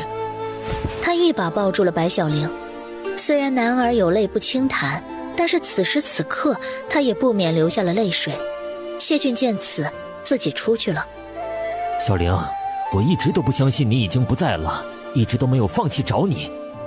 那么在他身上究竟发生了什么？大哥，在我身上究竟发生了什么？4年前，你发现与你订婚的那泼皮并不像他所表现出来的模样，他并不是翩翩公子，而是在与你有婚约的同时，长期流连烟花之地，与府中众多女子有染。你觉得他辜负了你，所以向父亲提出要与他解除婚约。父亲不信你的话，你便和丫鬟一起外出寺庙，一来祈福，二来散心。但是没想到你竟然不幸坠崖。当初你的丫鬟回来说，在一个山崖前捡到你的鞋，我们带着人下去找，只找到了你的衣服碎片，但是没有找到你的人。他们都说那么高的地方落下来不可能存活，而且当地还有野狼出没。他肯定不是坠崖，他的身上并没有伤疤，而且他很健康，也就是说有人故意制造他坠崖的假象。大哥，上次坠崖以后，我的脑袋受伤了，很多事情都记不住。你能告诉我的丫鬟是谁吗？小玲，你的丫鬟叫秦婉婉。秦婉婉？难怪第一次和秦婉婉见面的时候，她看见我会那么震惊。小玲，这些年你去了哪儿啊？我失去了很多记忆，忘记了自己是谁，也忘记了家在哪儿。还有，我嫁人了。白千云的身体一震。什么？小玲，你嫁给谁了？沈从清。沈从清？白千云的表情更加震惊。就是这次大胜归来的沈将军。他点头，至少在最近这一段时间，他都会是他的妻子。小玲，沈将军不知道比那泼皮好了多少倍，后来我们才算看清楚了他的真面目。你不在以后，我们给你设了灵堂，给你盖了衣冠冢，但是他一次也没来悼念一下。听说这些年他也没有娶正妻，但是府中暖床丫鬟无数，小妾也有好几个，而且还有府中普通丫鬟怀了他的孩子也不在少数。不过他都对他们不管不顾，仗着他爹的势力，没人敢吭声。幸亏你当初和他毁了婚约呀。这么说起来，沈从清的确比白千云口中那个泼皮好太多。不过至于那个泼皮究竟是谁，他也不想知道，那毕竟不是他的事情。再说一切都过去了。小玲，你带着沈将军跟我回去见见父亲和母亲，父亲见到你一定非常高兴。那肯定要去见，但是如果是要叫上沈从清，恐怕有点困难。如果他不能将沈从清带过去，他们会觉得他的婚姻生活不幸福，他还是要去面对沈从清。大哥，那我回去对他说。好啊。他们刚从留香馆出来，沈从清已经等在门口了。白千云看见沈从清，笑着走上前去。沈将军，你来接小玲吗？沈从清想着他之前和他说的话，在人前他们要装作恩爱夫妻。他听说白小玲和一个年轻男子一起走了，并且他没有回将军府，他分明是来抓人的，而不是来接人的。这位公子，为何你会与我夫人在一起？白千云一听，笑道：说来也是缘分，小玲在几年前失踪了，今日好不容易才得以见面。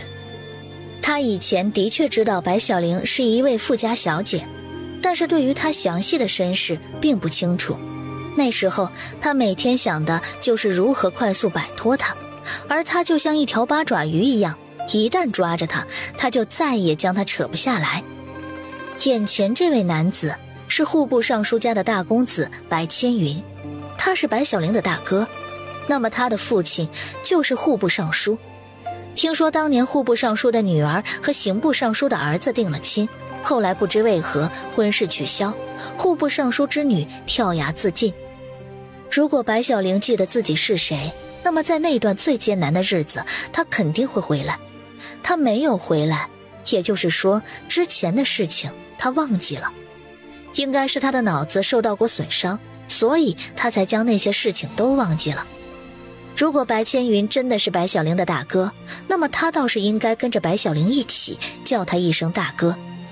大哥，小玲忘记了以前的事情，既然大哥已经找到了小玲，那么改日我会带着她回去白家拜访。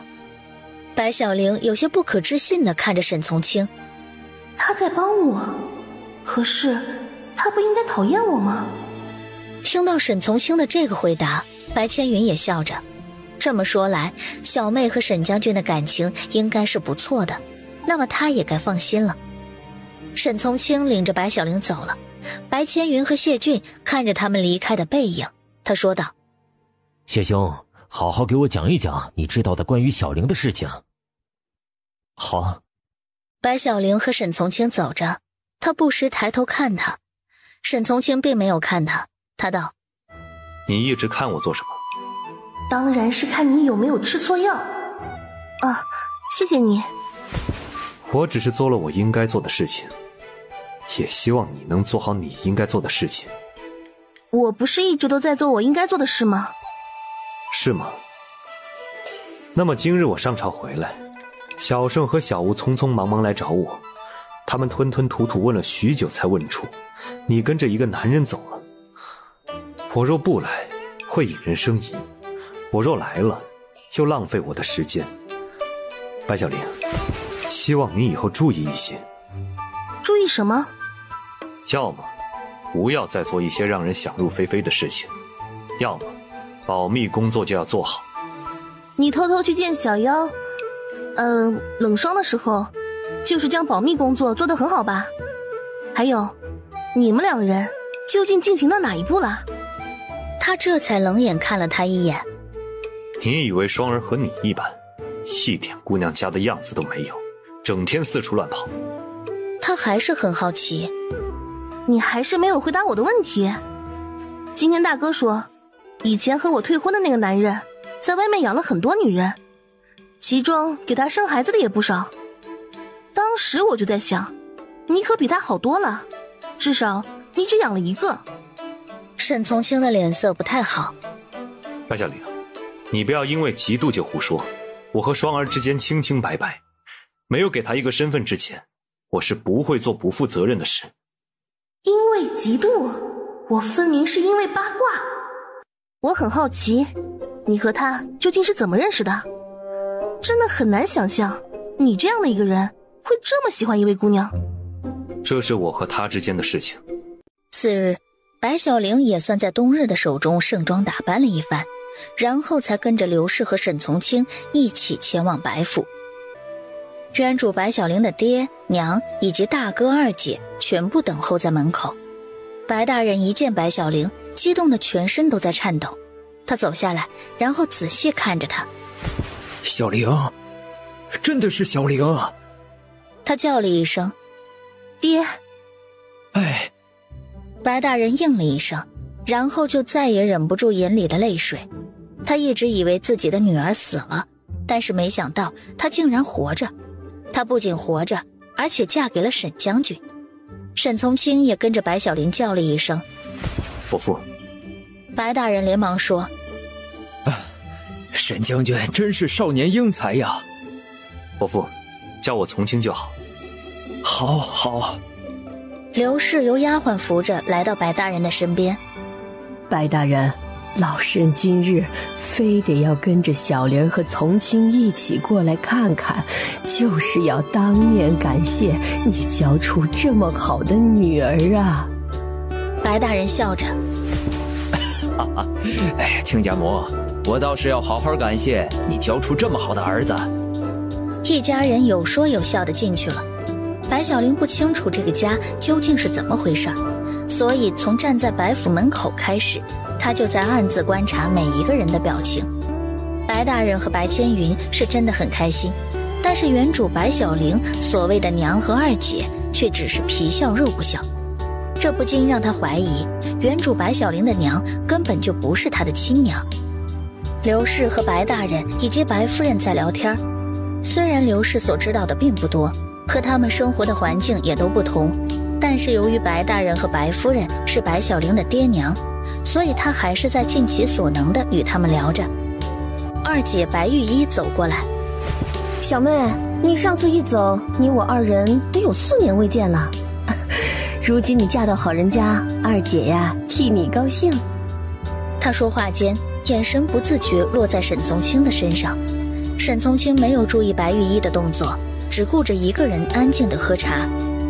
二姐，4年不见，我有许多话想要对你说。啊，我也是。可是这些话，我想单独和二姐说。白小玲说这些的时候，不停地观察着白玉一的表情。在她说到有话想单独对她讲的时候，二姐脸上有一丝不正常的神色闪过，如果不仔细看，根本看不出来。可以，二姐，我们到以前我的房间去谈吧。好。姐妹两人看似感情很好。白小玲走在白玉一后面一点的位置，白玉一在一扇门前停了下来。白小玲观察着这扇门，然后用手轻轻地推了一下，房门打开了。就算没有人住，但是房间里面却非常干净，看起来经常有人打扫，床上的被子也是新的。小玲啊，大哥一直不相信你去了，所以每隔2、3天便会让丫鬟过来打扫一番，床上的被子也常换洗。大哥说不准你哪天就回来了。我们以前一直觉得是你大哥不相信你已经去了的事实，但是没想到你真的回来了。二姐，我也想不到我竟然还可以回来。小玲，这些年你都到了哪里呀？大哥将汴城周围的城镇全都找遍了，都没有发现你。我去了一个很远的地方。吃了饭，天也差不多晚了。白大人邀请他们留宿一晚，白小玲刚想拒绝，刘氏就欣然替他们答应了。晚上的安排是刘氏住在贵宾房内，白小玲和沈从清住在他以前的闺房。今晚看来他是没有办法不和沈从清住在一间屋子里了。原主白小玲的闺房内，他盯着那一张不算大的床，心里想着这可咋办。没想到沈从清先说了话，你睡床上，我睡地上。其实从一定程度来说，沈从清还是一个好男人。如果他不是他的相公，或者他没有遇到冷霜的话，既然他已经发话了，白小玲也不扭捏了，他直接抱了一床被子给他，然后自己合衣躺在床上。沈从清，这次的事情谢谢你，上次的那个人情算你还了。他将被子铺在地上，然后平躺着。你记性不错。当然。这些天你在外面捣鼓什么？那是我的梦想。那你就继续穿着男装，不要让人知道你是我的妻子。请沈将军放心，原来他觉得这样丢脸。以前这个时候他的瞌睡早来了，但是今天他竟然异常的清醒。和一个陌生的男人待在一个房间，他想不清醒都难。他翻了一个身，看向沈从清的方向，他依旧平躺着，将2手叠放在腹部，闭着眼睛。他就连睡觉都这么规范。他觉得有些渴，就蹑手蹑脚来到桌子边。他坐在桌子边上，一边喝茶，一边看向沈从清。说话1个多月没有好好看看他，他似乎白了一点。也对，都是一个妈生的孩子，沈竹浪不黑，之前沈从清的黑可能就是长久在户外的原因。回到汴城，在外面晒的精力少了，自然也就白回来了。他越看越看得起劲儿，竟然蹲在他的身边看。他的五官立体感很强，他在外打仗3年，身上应该都是肌肉吧。不过他看起来却不是很壮的样子。他伸出手好想知道沈从清的肌肉究竟发达不发达。他的手刚碰到他的胸口，那双眼睛睁开了。白小玲，他好像是做错事的孩子，一下子收回了手，然后极其不自然地走到床边，说道：我刚才口渴了。你口渴了，所以一直盯着我看了1刻钟的时间。啊，这个，原来他也没有睡着。2人都没有睡着，那就聊会天吧，说不定聊着聊着就睡着了。沈从清，你能和我讲讲我们以前的事情吗？你当真什么都不记得了？真的。他轻轻叹了一口气。唉，那些事情你不记得倒也好。他说了这么一句话，然后又闭上了眼睛，任白小玲怎么问他都不再开口。他觉得他这样挺好，不粘人，不喜欢他，正好省去他一个大麻烦。白小玲也知道自己问不出来了，索性闭上眼开始数羊，但是他就是睡不着呀。沈从清，你睡着了吗？他不回答他。其实昨日我并不是一开始就是和大哥出去的，而是和谢俊一起出去了。你看到留香馆的牌面，应该会感到熟悉吧？莲花镇也有一个留香馆。留香馆是谢家祖传的基因。原来他还是没睡着，只不过是不想和他说话罢了。是啊，当初你被船战死，以前那个傻子白小玲就去上吊了，沈竹浪将他救了下来，然后就是我不记得以前那些事情，所以你就不要将现在的我当作是以前的我。当初我醒过来的时候，家里米刚见了底，于是我就想出了一个办法，去莲花镇卖螃蟹。我赚的第一笔银子就是去留香馆卖香辣螃蟹的方子得到的。这件事情娘对我讲过。他也只当他说的以前那个傻子白小玲是他依旧傻傻喜欢他的时候的白小玲，而他现在真的感觉不到他还在喜欢他，又或者说他这么说这么做不过也是吸引他看向他的一种手段而已。白夫人的房内，白夫人和白玉一在窃窃私语。玉一，白小玲怎么又出现了？她不是已经死了吗？派去杀他的人回来讲，他和一个男人跳进了河里，杀手等了很久才离去。白小玲不会水，正常人根本在水里活不了那么长时间，他应该已经和那个男人一起死了才对呀。说到这里，白玉一紧皱眉头，揉着手里的手帕。以前他就有白千云护着，现在不仅有白千云，还有一个当大将军的相公。哼，你说我们怎么动得了他？明着不行，可以暗地里想办法。总之，白小玲不能开口最好。次日，白小玲和白大人一起谈了店铺的事情。毕竟白大人是白小玲的亲爹，所以一下子就答应了。沈从清他们一行人就准备回府，白大人携亲眷相送到门口。白小玲一边挥手，一边依依不舍道：爹娘大哥二姐，我还会回来看你们的。虽然白大人才是原主白小玲的亲生父亲，但是由于他并没有太多与他们相处，所以没有和刘氏与沈竹浪那样感情深。道别过后，白小玲和沈从清坐在同一辆马车上。他想着，他昨晚已经主动说了和他做朋友，那么朋友有难，他是不是能帮忙？他酝酿了一下情绪，然后说道：沈从清，你还记得1个月前我来找过你吧？其实那次我来找你是有事想对你讲。直说。我吧，准备在汴城做生意，但是手头上有点紧。你现在是将军府的夫人，家中财务这一块就由你来负责，以后这些事情不用告诉我。真是想不到他这么痛快就答应了。我能用的将军府的银子，就算是你对我白小玲仙书超市的投资，以后等我收益了，给你分红。随便。这些事情他懒得管。他乐呵呵地和他一起回去了将军府，心里想着，当这个将军夫人也不是完全没有好处。这一天正是白小玲下乡去亲自查看蔬菜种植情况的时间。一大早，白小玲就坐着马车离开了汴城。刘氏好一段时间没有看到白小玲，也是想她。这一天，刘氏来到沈从清的南院。从清啊，小玲今天回来了吗？他今天一早就让东岳来向他禀报过了，他今天晚上都不回来。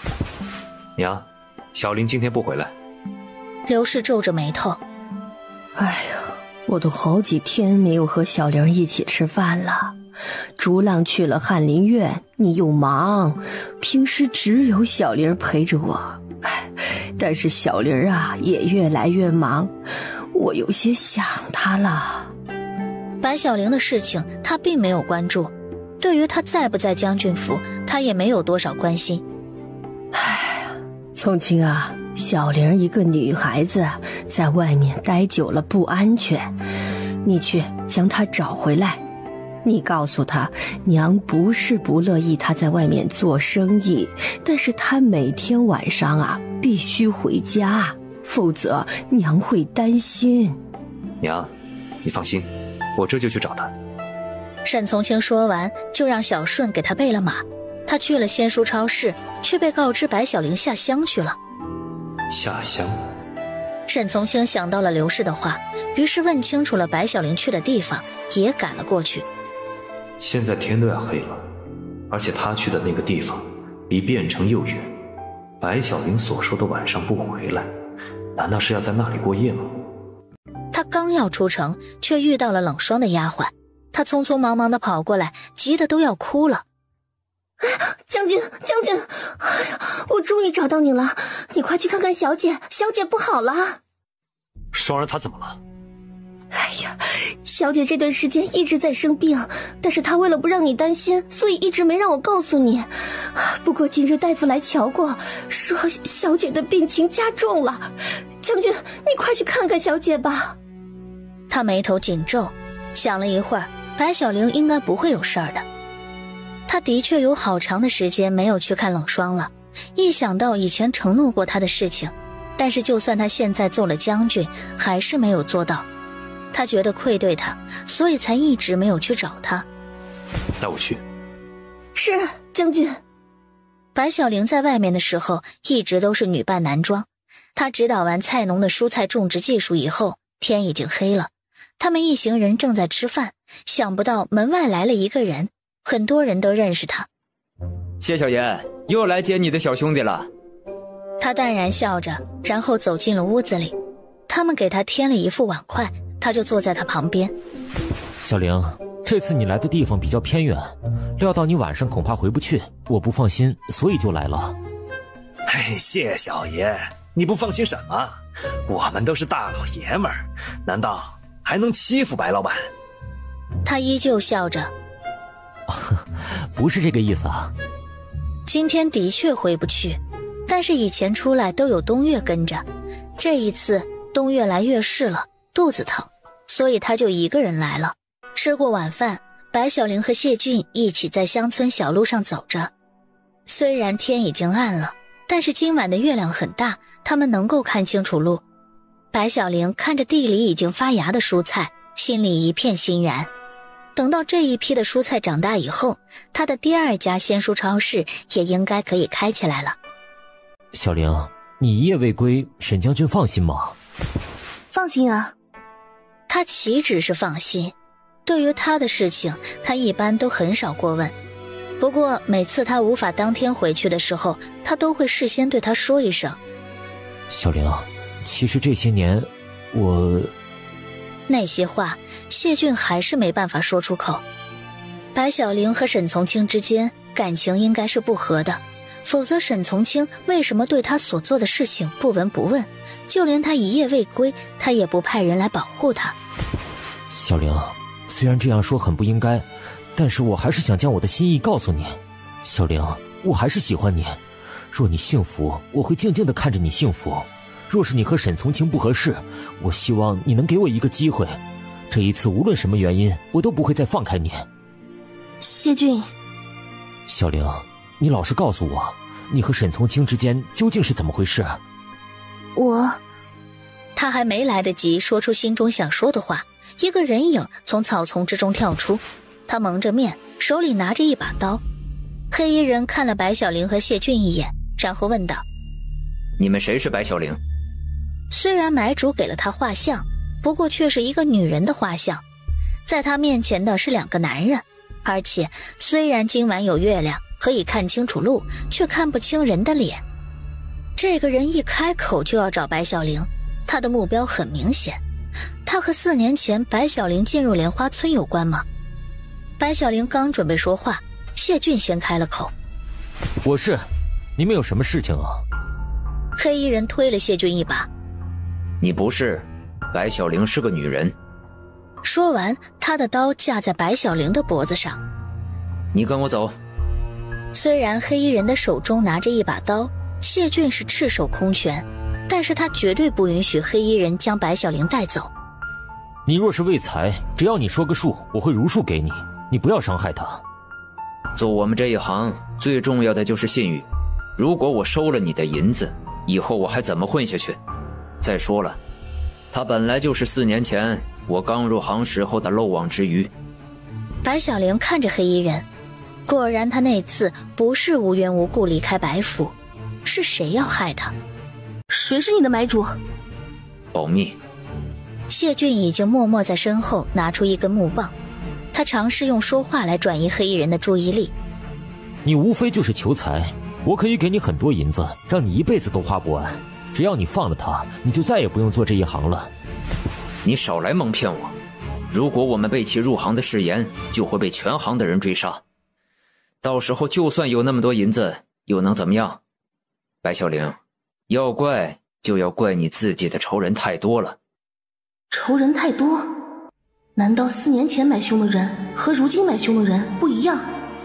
白小玲用余光瞟见了谢俊手中的木棍，一旦他将黑衣人的刀打掉，然后2人再大声喊叫，村里的人出来，这个黑衣人也会畏惧吧？白小玲忍住内心的恐惧。我可以和你走，也不再问买主是谁，但是我要和你做一笔生意。黑衣人愣了一下，他从业4年，没遇见过这样的事情。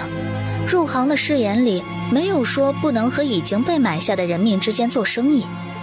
我们都是明码标价，500两1条人命。如果要杀人的人有武功或者身份高贵，就得加价。你要杀谁？那个想要杀我的人，他的命值多少银子？4年前的人和4年后的人价格不一样。4年后这条人命值多少？500两。那好。白小玲伸出手，在他的怀里掏着。那我先付你200两，等到你成功了，再去白小玲县书超市取剩下的300两。可以。白小玲在怀里抓着一个小袋子，然后将袋子拿出来，就在黑衣人的面前，从里面抓了一把辣椒面，迅速撒向他。黑衣人连忙去捂住他的眼睛，谢俊立刻用手中的木棒打掉了黑衣人手中的刀。她一个女孩子出门，怎么可能不随身带一点东西？抓贼！抓贼！村里的狗叫了起来。不一会儿，村民拿着锄头火把赶来了。白老板，谢老板，你们没事吧？黑衣人见此，连忙捡起地上的刀跑了。当他们都来了以后，白小玲的身体抖个不停，她从来没有被人用那么大一把刀架在脖子上，刚才真吓死她了，她以为她就要挂了。谢俊也是被吓得够呛，他也顾不得那么多，直接抱住白小玲。小玲，没事没事啊，他都走了。村民们已经将他们2人围住，也有人去找黑衣人，但是黑衣人已经融入了黑夜里，找不到了。我们村从来没有来过贼，怎么突然来贼了？白小玲还在发抖。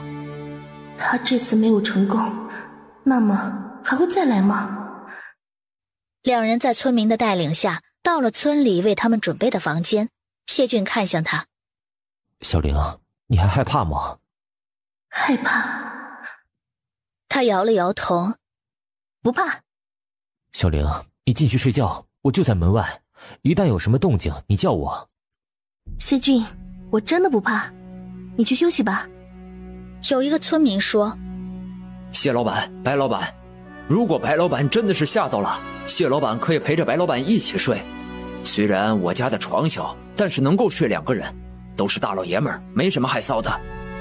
白小玲刚想要拒绝，毕竟她现在还有一个身份，她是沈从清的妻子。就算只是名义上的，但是拥有这身份，再和一个男人待在一个屋，这样她不就成为出轨的女人了吗？白老板不喜欢和别人一起睡。村民摇了摇头，然后笑着说：谢老板，我看白老板就是不喜欢和你一起睡。以前白老板也在我们村里住过一晚，那一次啊，白老板就是和他身边的东公子一起睡的。村民们以为今晚的那只是一个小毛贼，所以没有放在心上。黑衣人是来找他的，不会伤害村民，他没有必要将真相说出来，打乱这个村庄的宁静。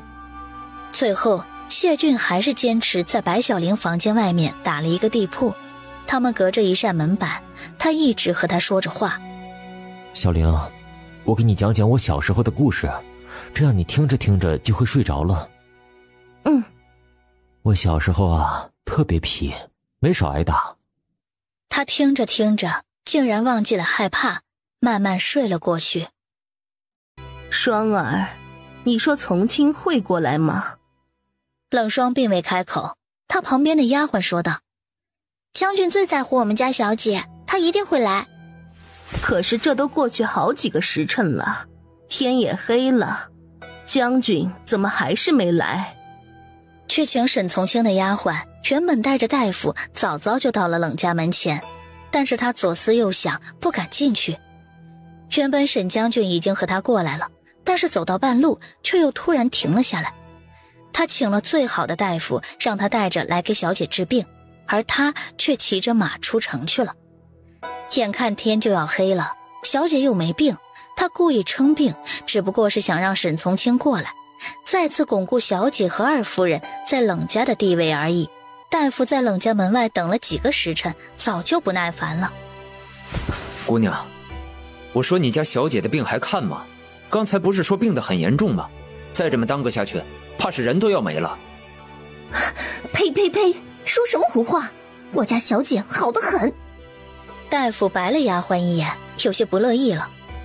所以说就是装病。沈将军虽然年轻英俊，但是他已经有了夫人。我说你们这些人就少花一点功夫在沈将军身上。沈将军一身正气，是不会看上会耍心思的女子。丫鬟也生气，他们这些丫鬟可都是靠着主子生活，只有主子好了，他们才有可能好。好了，没你什么事儿，你回去吧。但是今天的事情不许向任何人说起。大夫切了一声，然后离开了。他一边走还一边说着：一个青楼女人生的女儿，怎么配得上沈将军？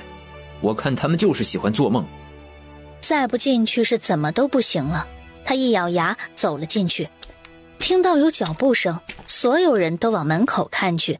冷霜手扶额头，一脸苍白坐在床上。他刚打算开口叫从清，却发现进来的只有丫鬟一人。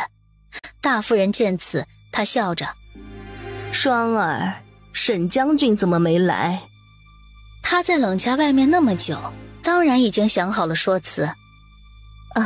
大夫人，沈将军说了，他现在无法给小姐一个名分，觉得愧对小姐，暂时无法面对小姐。小姐这次生病，他很是伤心愧疚，他让我转告小姐，让小姐一定要珍重身体，等到他与家中那位乡野村姑和离以后，就让小姐做将军夫人。真的？小姐，是真的。沈将军本与我走了一半的路，但是他越想越觉得愧对小姐，所以回去休妻。大夫人站了起来，一个丫鬟说的话，可信度能有多少？但是她并不拆穿。沈从清也是一个重情之人，想不到3年前冷霜对他的滴水之恩，他涌泉相报到这种程度。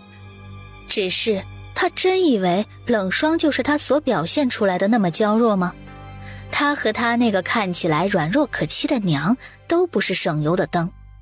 如此，霜儿就好生休息吧。说完，大夫人就出去了。等到大夫人出去以后，丫鬟关好门。霜儿，这是怎么回事？为什么沈将军没有来？丫鬟紧皱眉头。二夫人，小姐，我也不知为何，沈将军原本和我过来了，但是走到半路，他却只请了一个大夫让我带回来，而他自己却走了，还出了城。二夫人一听，她惊讶道：什么？出城？冷霜看向她，娘，怎么了？二夫人一下子坐在凳子上。我她暗中观察了白小玲的行为特点，花了她大半辈子存下来的300两银子，以及在冷家的库房里挪出了700两，想要将白小玲除掉。如果时间没有错，此时杀手已经到了白小玲所在的地方。如果沈从清这个时候去，他会不会碰到那个杀手？他有些紧张。如果沈从清遇到那个杀手，他再将那个杀手抓住，那么杀手会不会供出他？他让2个丫鬟都出去了，然后一把抓住冷霜的手。女儿，你和沈将军究竟发展到哪一步了？冷霜红了脸。娘，女儿不明白你的意思。女儿，你听着，娘一时冲动做了一件错事，如果这件事情被沈将军知道，他开始查我，说不定我以前在青楼的事情就会被查出来，到时候恐怕会连累你和沈将军之间的感情。但是据娘所知，沈将军是一个非常重情义的人，如果你还想和他在一起，你必须让他得到你，这样他才不可能抛弃你。冷霜一听，觉得发生了不得了的大事儿。娘，究竟发生了什么事情？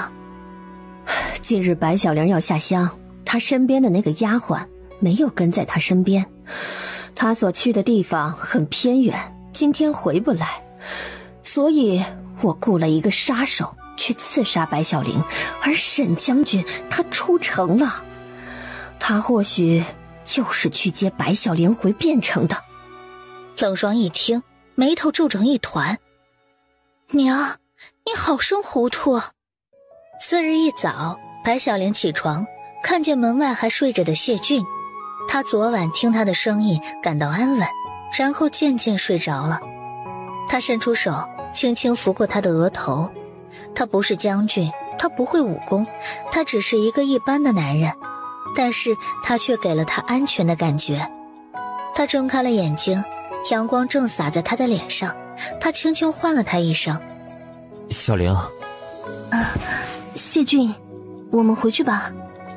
好。二人一起回到了汴城，谢俊将白小玲送到将军府的门口，他才离开。白小玲目送他离开以后，这才进入将军府，他去西院给刘氏请安。刘氏看见他很是高兴，他急忙过来握住白小玲的手。哎呀，小玲啊，从清啊。沈从清在哪里？他怎么知道？他还没来得及回答。小玲啊，昨天有些晚了，你还没有回来，我就让从清来找你，他也一夜未归，你们在外面过的夜。沈从清根本就没有来找他，如果他有心来找他，是一定会找到他。他的行踪只要问超市的任何一个伙计都会知道。娘，从清昨夜和我在一起，今天他一早就上早朝去了，于是让我先回来。刘氏笑着：小玲啊，昨晚累坏了吧？快过来吃点东西。白小玲刚坐下吃了没几口，沈从清匆匆回来了。当他看见白小玲以后，稍微松了口气。从清啊，刚才我和小玲啊还在说你。他走了过来，白小玲没有回头看他。你今天早朝下得有点早。看到他并无大碍，他也就放心了。他坐到他身边，刘氏见此，带着笑自动离开了。白小玲，你没事吧？我没事啊。我昨晚……沈从清，上次我从将军府的账房一共挪出232两银子，先出超市经过这几个月的营业，我已经将那个漏洞补上了。我觉得我并不合适管理将军府的账务，你还是找个人回来替你管吧。刘氏说昨晚他让沈从清来找他，而他并没有来，他穿的衣服还是昨晚那一套。他昨天的确出去了，只不过不是来找他。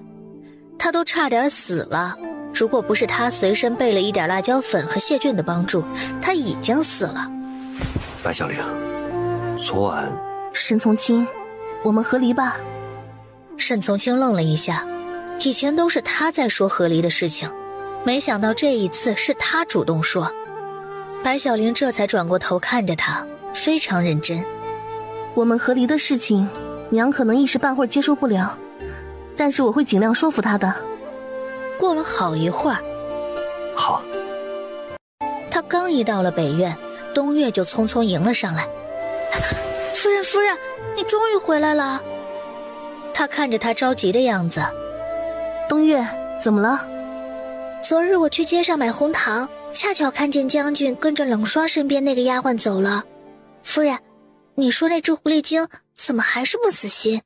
将军和夫人的感情这么好，将军怎么可能看上他？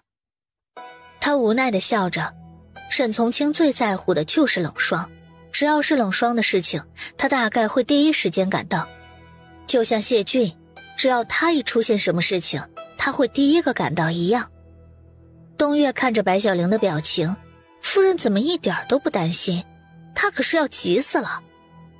夫人，你说我们现在应该怎么办？由他去吧。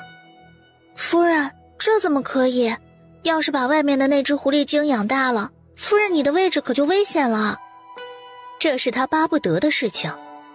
有的事情不是阻拦就有用的，有的人不是强留就能留住。东岳有些疑惑，夫人突然说这句话是什么意思啊？难道夫人和将军之间闹不和了？如果夫人和将军之间有矛盾，那么一定就是冷霜和他的丫鬟在捣鬼。今天冷霜的丫鬟一大早就来了将军府，难道这件事情被夫人知道了，所以夫人生气了？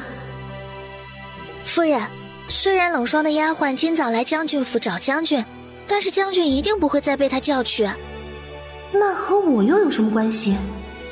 冷霜的丫鬟等了一个时辰，终于见到了沈从清。他在他面前边哭边说：将军，你快去看看小姐吧，小姐昨天没有见你，她病得更严重了。沈从清眉头微皱，双儿她究竟怎么了？不知道啊，大夫瞧了也瞧不出一个所以然来。你先回去，我待会儿就过来。丫鬟出去以后，沈从清换了一身衣服，他刚准备要走，但是想到白小玲，他先往北院去了。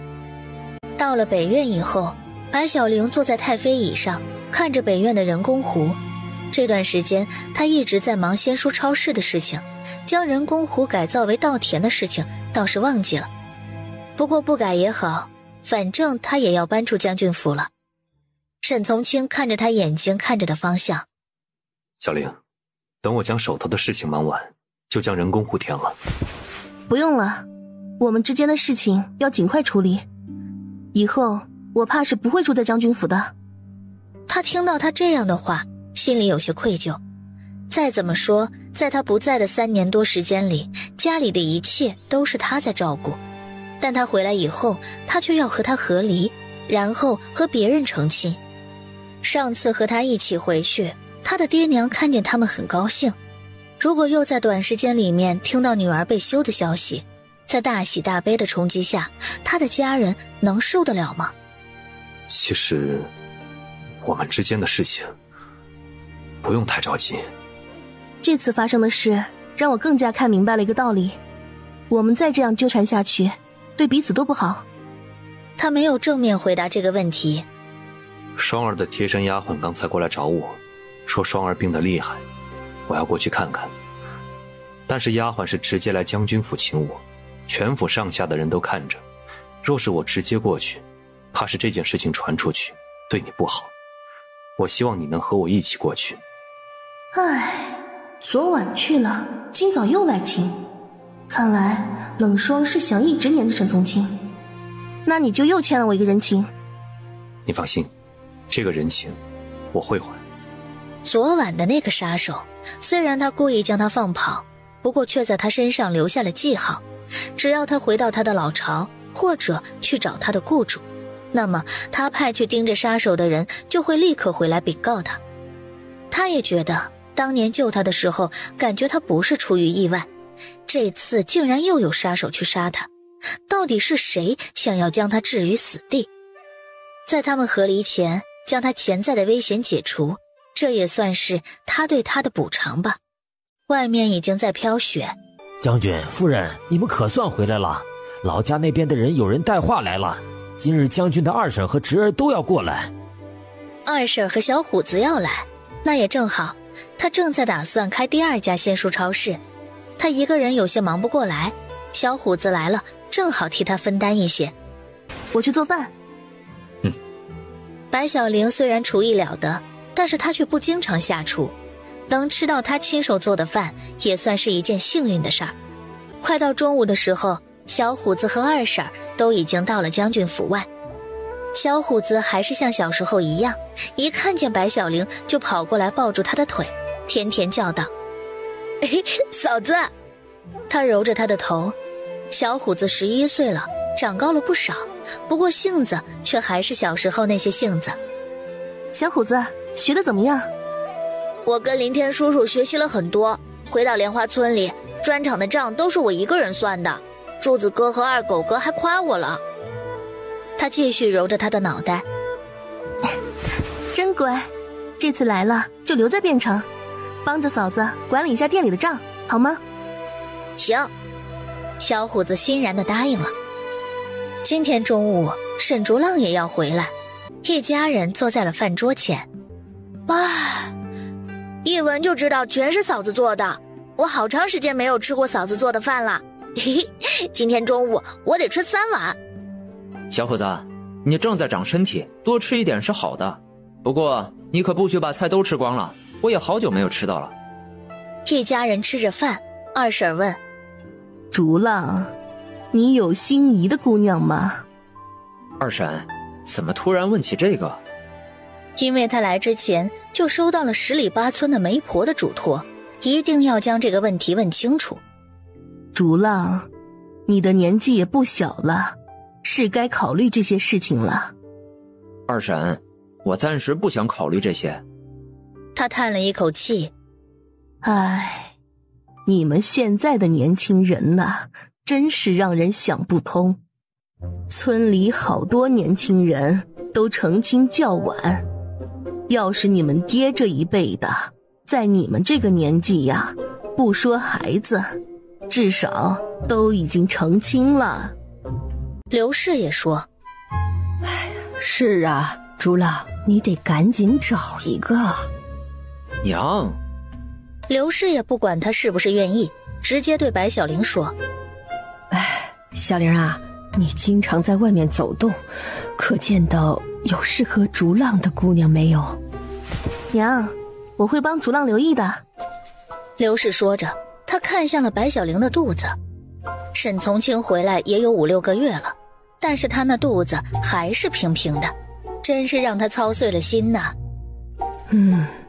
小玲儿，你和从清的事情也要加把劲儿。你看，今年又要过年了，娘是真的希望在明年过年的时候啊，家里能添一口人。他的脸上有着尴尬。娘，这么多人呢？哎呀，怕什么？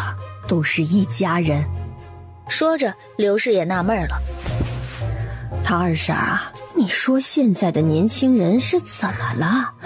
不仅成婚晚吧，就连怀孩子也这么难。白小玲低着头，就算要怀孩子，也要讲科学的。她还是一个黄花大闺女，怎么可能怀孩子？但是他和沈从清这些日子的表面工作都做得好。沈从清每天都会来他的房间里面喝一杯茶，然后二人说2句话，他就离开。二婶看了看白小玲，又看了看沈从清，他向刘氏凑过脸，然后小声说道：要不买点药调理一下。二婶的声音虽然小，但是大家坐的就是这么近，想不听见都难。沈从清听到这话，娘，我和小玲都正常。也不是说你们不正常，就是加快一下速度，让我呀能早些抱上大孙子。听到刘氏这么说，白小玲似乎对他们的和离有新想法了。刘氏这么想要抱大孙子，如果让刘氏知道他无法生育，那么他会不会就允许沈从清和他和离，然后重新娶妻纳妾？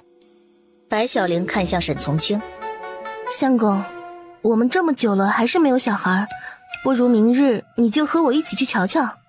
真是我们2个人的问题，那我们就提早治。他看着他，白小玲，你也跟着瞎说什么？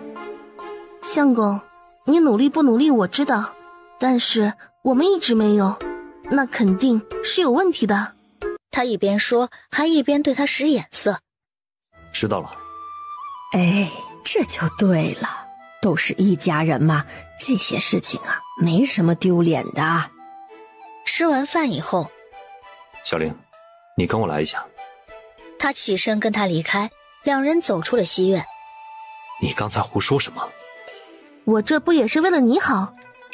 为我好？我想了想，娘这么想抱上大孙子，如果她知道我无法生育，是不是就会允许我们和离了？然后你和你的心肝小宝贝就可以在一起了。他没想到他竟然是这么想的。你就这么想离开？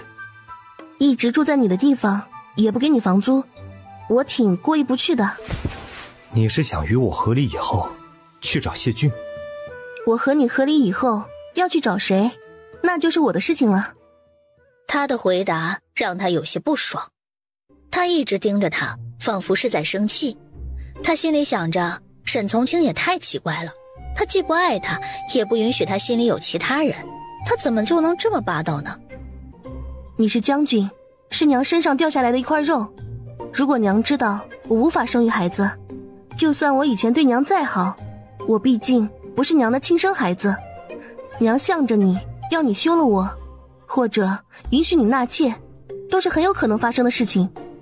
他看着他，眼瞳深邃，这么听起来，他倒是显得有几分悲惨，而他就像一个抛弃糟糠之妻的薄情男子。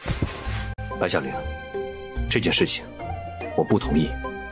如果你想早点和我和离，这是我目前想到的最好的办法。他是真傻还是假傻？本来一个女人被和离以后，再想嫁出去就难，而他竟然还给自己扣上一个无法生育的帽子。如果这件事情传出去，他就更无法嫁出去了。他从此抬不起头来不说，还会连累白府也受到牵连。他的态度很强硬。不行，我无法生育，你和我和离，对于我们2人来说都是。他的话还没说完，沈竹浪正好出来，将他刚才的话全部听见。他看向白小玲，嫂子，你……白小玲一时语塞，竟然不知道该怎么回答。他又看向沈从清，大哥，这件事情是真的吗？不是。可是沈竹浪就像没有听见沈从清的回答一样。大哥，因为嫂子无法生育，所以你才一直想和嫂子和离。竹浪，你误会了。沈竹浪心中酸楚，就算到了如今这种情况，嫂子也依旧为大哥说话，嫂子多苦呀。他们一家如果没有嫂子，怕是早就破碎了。他们家现在好不容易好一点，但是大哥回来以后，竟是因为嫂子无法生育，就一门心思想要与嫂子和离。如果嫂子因为这个原因被和离，那么他会一直抬不起头，一辈子被人嘲笑。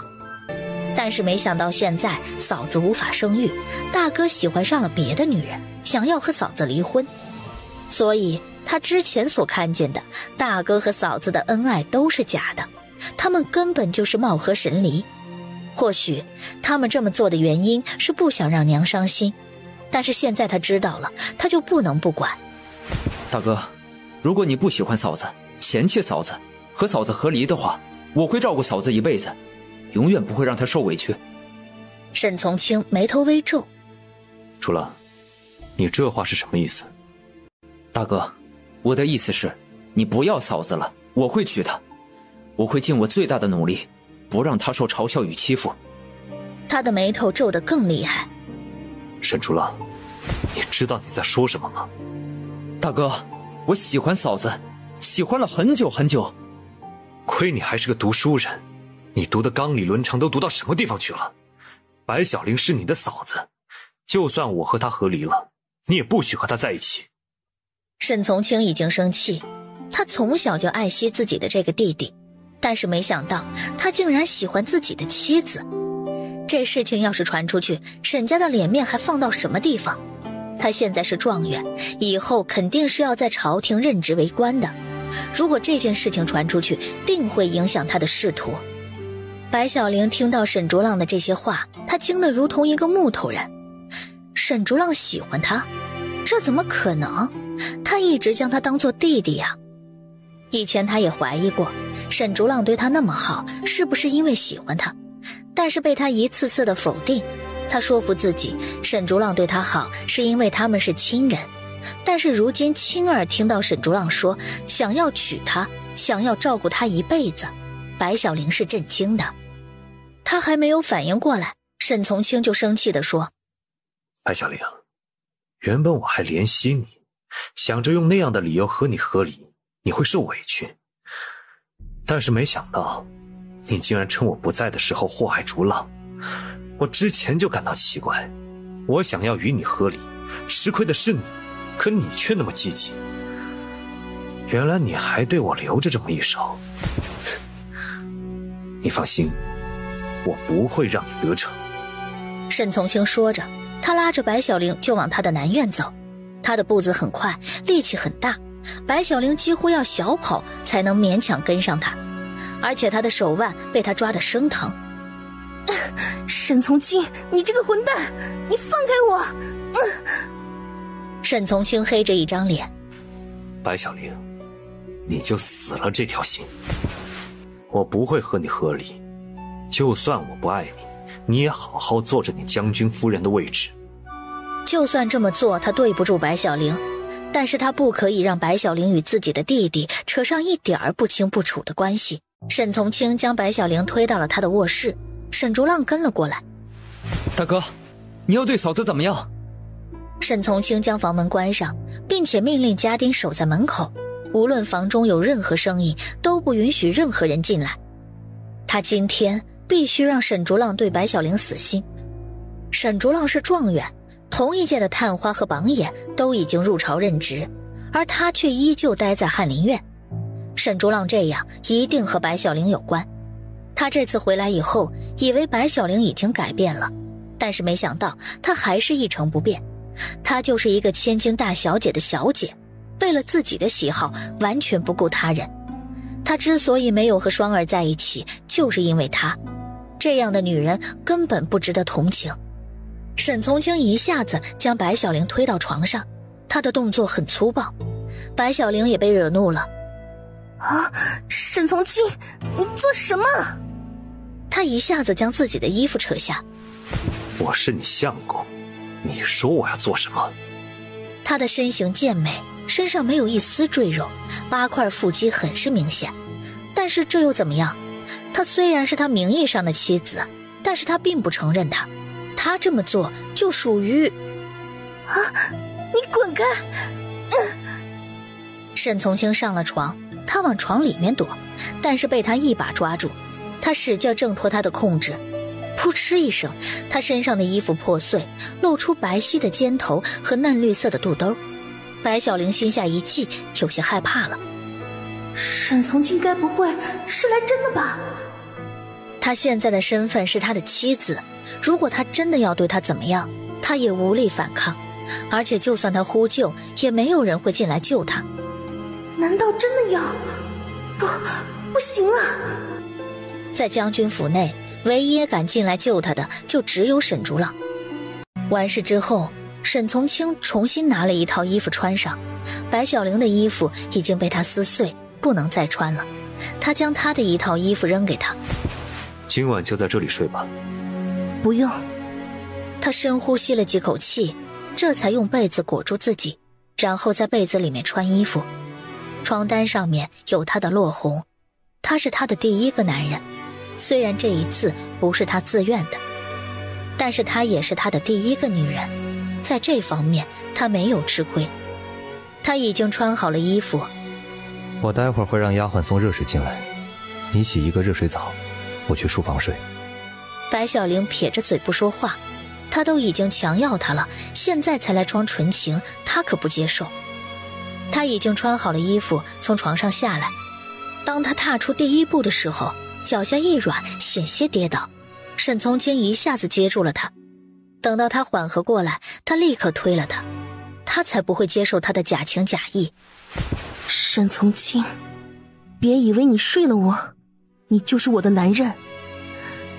我告诉你，我会尽快和你和离。以后，你走你的阳关道，我过我的独木桥。他忍着疼痛，然后一步步朝着门外走去。他这么说，他心里也来气。白小玲，你是我的妻子，我是你的相公，这件事情早在我们成亲那天晚上就该做了。他缓慢地走了出去，只淡淡地说了一个字：滚。还敢让他滚？那他明天还去。白小玲到了北院，就对东岳说：东岳，你去给我打一盆洗澡水。东岳嘴角含笑：是，夫人。东岳出去了，白小玲在房间里面跳着。古代又没有什么避孕措施，她的肚子里面该不会因为一次就留下了沈从清的种吧？他和他没有关系的时候，他倒是可以轻易说和他和离就和他和离。但是如果他有了他的孩子，那就不一样了。如果那时候再离，孩子可怎么办？他一直跳着，希望能将沈从清的种子给跳出来。月末一炷香时间以后，东岳已经将洗澡水给他提了过来。他将东岳支出去以后，就像浑身长了虱子一样，立马将沈从清的衣服脱下来扔了，然后坐进了木桶里，用力搓着自己的皮肤，直到皮肤都被搓红了，他也没有停止。白小玲洗了好几遍以后，这才穿着自己的衣服坐在桌子边。东岳再将洗澡水一桶一桶提出去。白小玲托腮：不行，沈从清身体那么好，万一一次就有了呢？而且这几天是危险期，怀孕的概率很大，必须事后采取措施。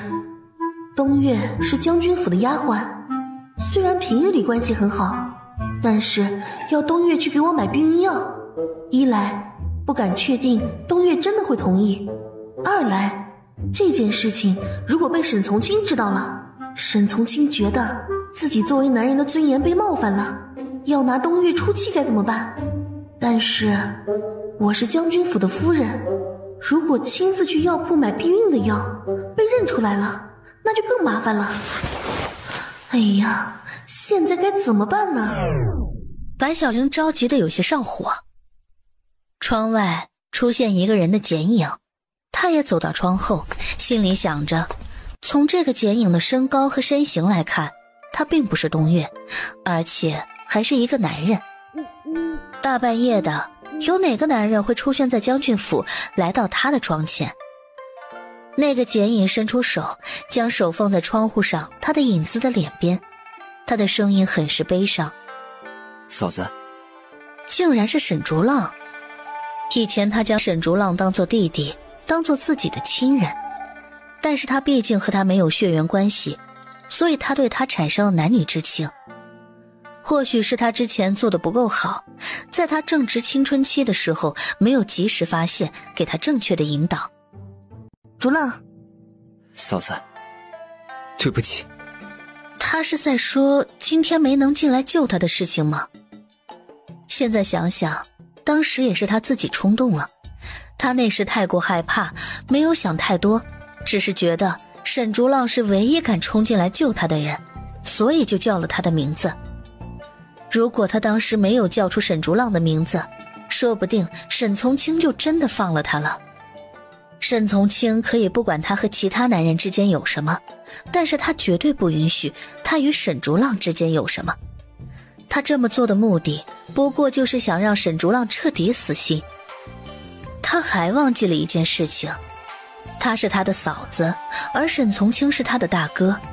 如果他真的冲进来了，那么他和沈从清的兄弟情会破裂不说，而且他也不想被他看见自己那个样子。竹浪，这件事情不怪你。嫂子，他想要保护他，想要不让他受欺负，想让他过上好日子。可是今天他遭遇这样的事情，他却是那么的无能为力。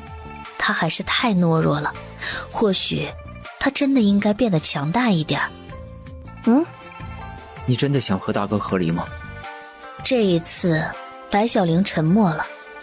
如果他回答是，沈竹浪还会不会对他继续抱有幻想，继续错下去？他之后也是要在朝为官的，如果他被传出与自己的嫂子不清不楚，那么他以后的官途可还怎么顺畅？沈竹浪苦读多年，终于考上了状元，他不能成为他成功路上的绊脚石。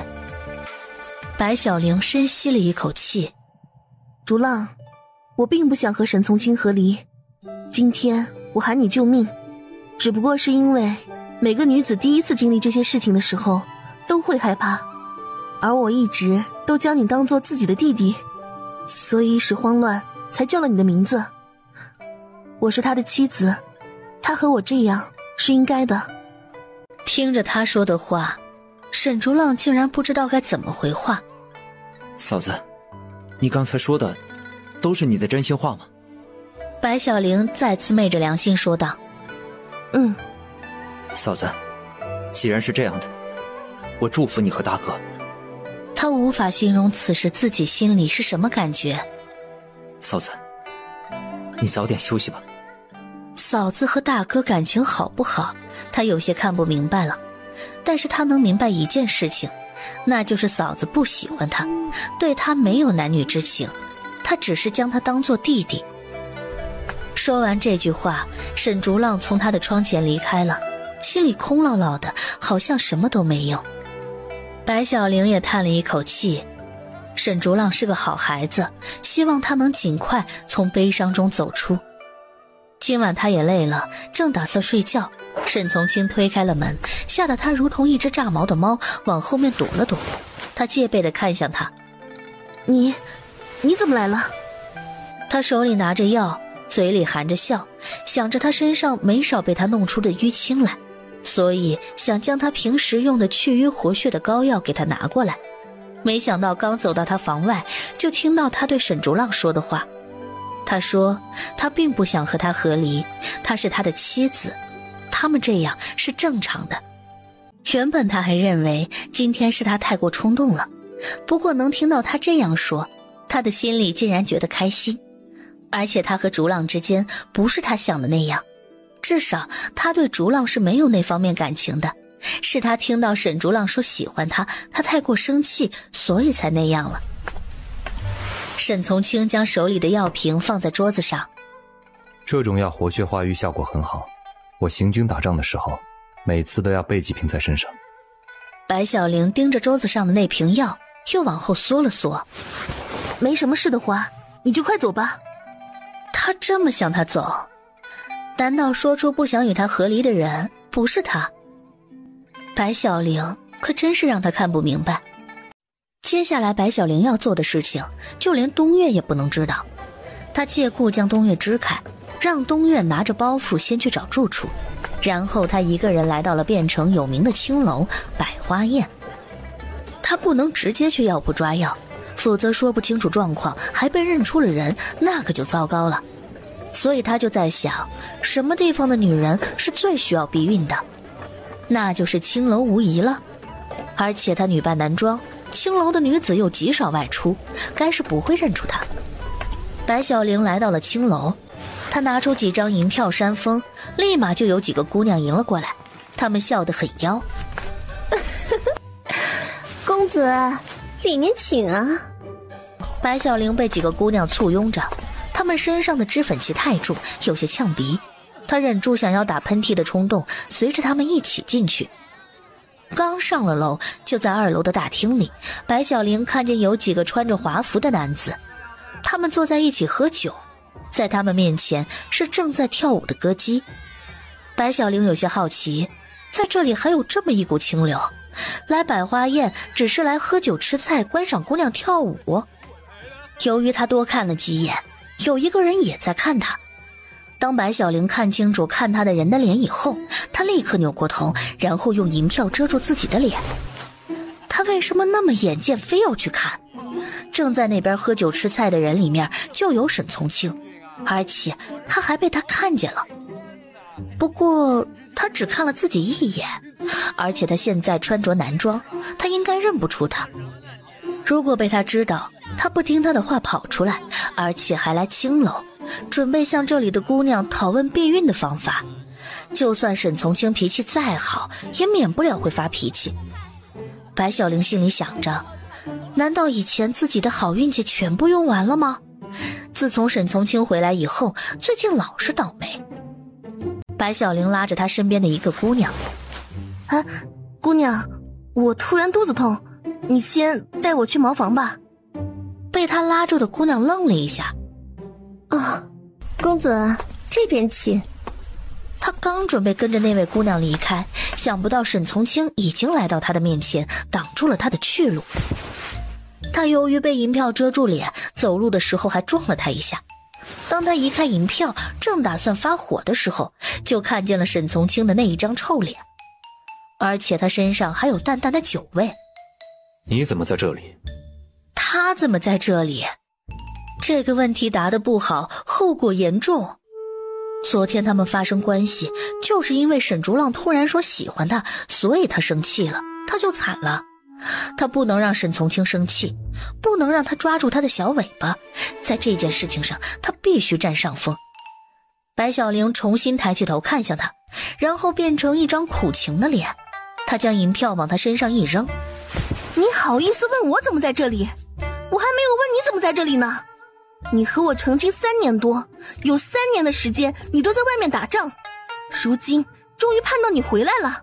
你每天都忙着应酬，如今还来了这里。要不是我看你今早走得有些着急，所以多留了个心眼，我还以为你在处理正事，没想到你竟然在这里喝花酒。沈从清被他突如其来的一顿话说得有些懵。我今日约他们出来喝酒，就是想打听一下竹浪的事情。你也知道，竹浪已经在翰林院闲置了几个月了。我以前也以为是他还没有遇到合适的职位，但是现在觉得这件事情恐怕没那么简单，所以就约了几位大人出来，想要问出一点什么。听到沈从清的解释，白小玲也是惊呆了，他竟然对他解释了，而且还解释得这么详细。沈将军，这位是我夫人。他听到他说我夫人3个字，心里莫名被酥了一下。和沈从清一起喝酒的几位大人也走了过去，他们分别解释道：沈夫人，你误会了，沈将军就是想问问我们关于这一届的状元为什么到现在还没有任职的事情。对啊，而且之前沈将军是不同意来这个地方喝酒的，但是我们想着反正是沈将军请客，于是挑了一个最贵的地方。沈夫人，我们都可以作证，刚才沈将军只顾着喝酒吃菜，那些歌舞的女人他连看都没有看一眼。谁关心他的私生活？刚才那样说不过是给自己来百花宴找一个借口而已。现在好了，撞到了沈从清，整个百花宴的人都知道我是沈将军的夫人，现在问谁避孕的方法，谁敢告诉我？我的运气怎么就可以这么差？现在又应该怎么办？正当白小玲一筹莫展的时候，沈从清开了口。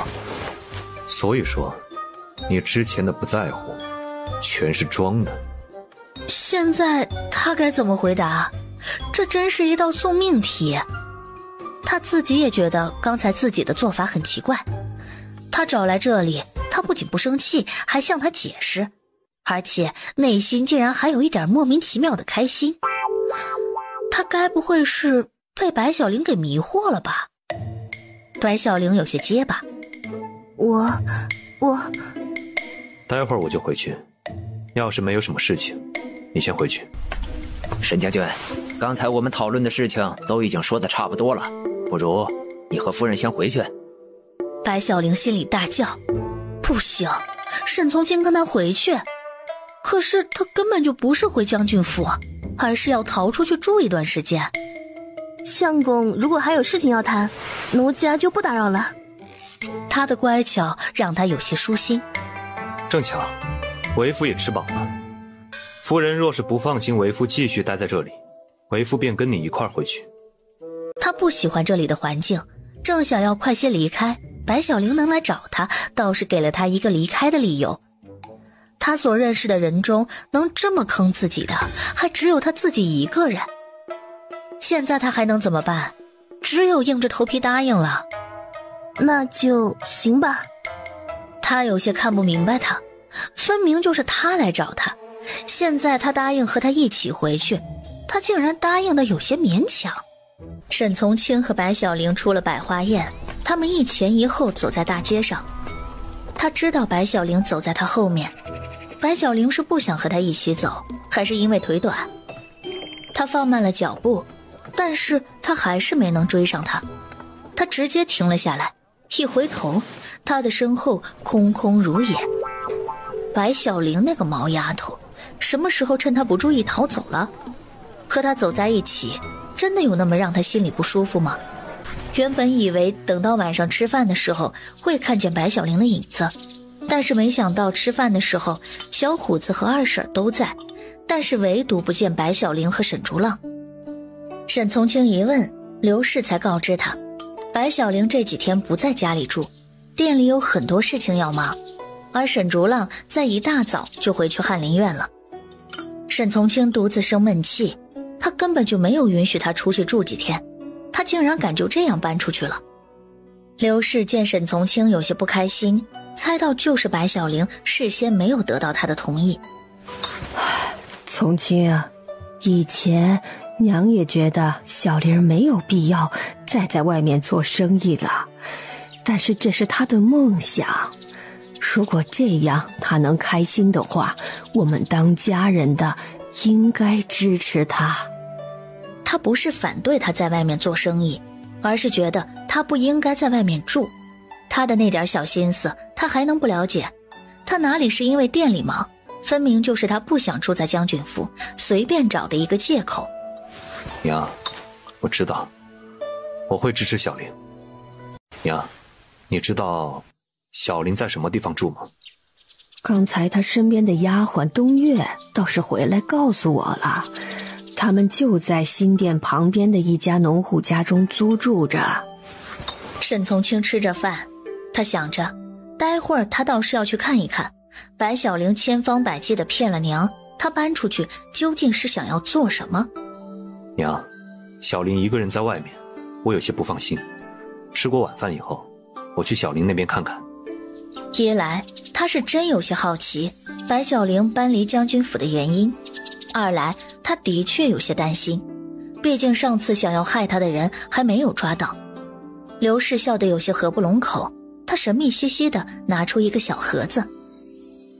从清啊，既然你今晚要去小玲那里，正好将这几盘点心啊给她带过去，告诉她这是娘亲手给她做的，她一定要吃。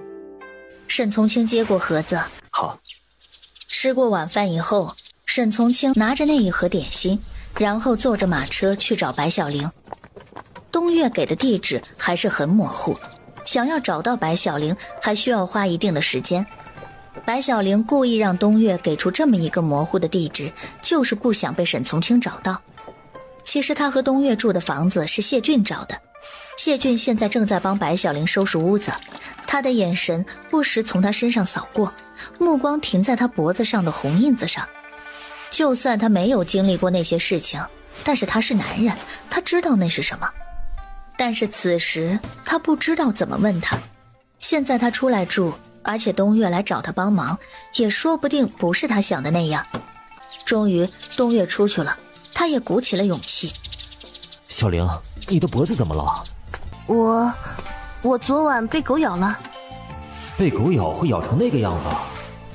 谢俊是不信的，但是白小玲会这样回答他，说明他是不同意的。但是现在他是沈从清的妻子，沈从清是将军，沈从清要和他发生那样的事情，他怎么拒绝得了？小玲，你幸福吗？怎么他们都喜欢问他这个问题？难道他的脸上写了他不幸福吗？除了他不喜欢沈从清，想要摆脱他这个大麻烦以外，他对他现在的生活还是挺满意的。幸福啊。谢俊问的是他和沈从清一起生活幸福吗？而他理解的是他的生活幸福吗？谢俊听到他的这个回答，心里挺难受的，但是他并没有表现出来。当初是他对不起他，现在他的正牌老公回来了，而且他生活的也很幸福，他有什么资格去说什么？可是如果他真的幸福的话，为什么上次他去那个村子考察的时候，沈从清没有和他一起去？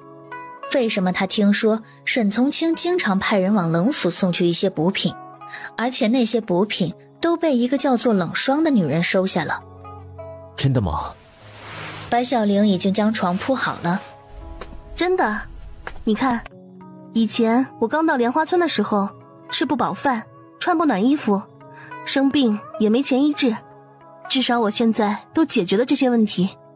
我不仅凭自己的努力吃饱了饭，穿暖了衣服，还治好了娘的眼睛。竹浪现在也考上了状元，而且我的仙书超市已经是开的第2家了。我将我种出来的优秀种子都发给了汴城周围的农户。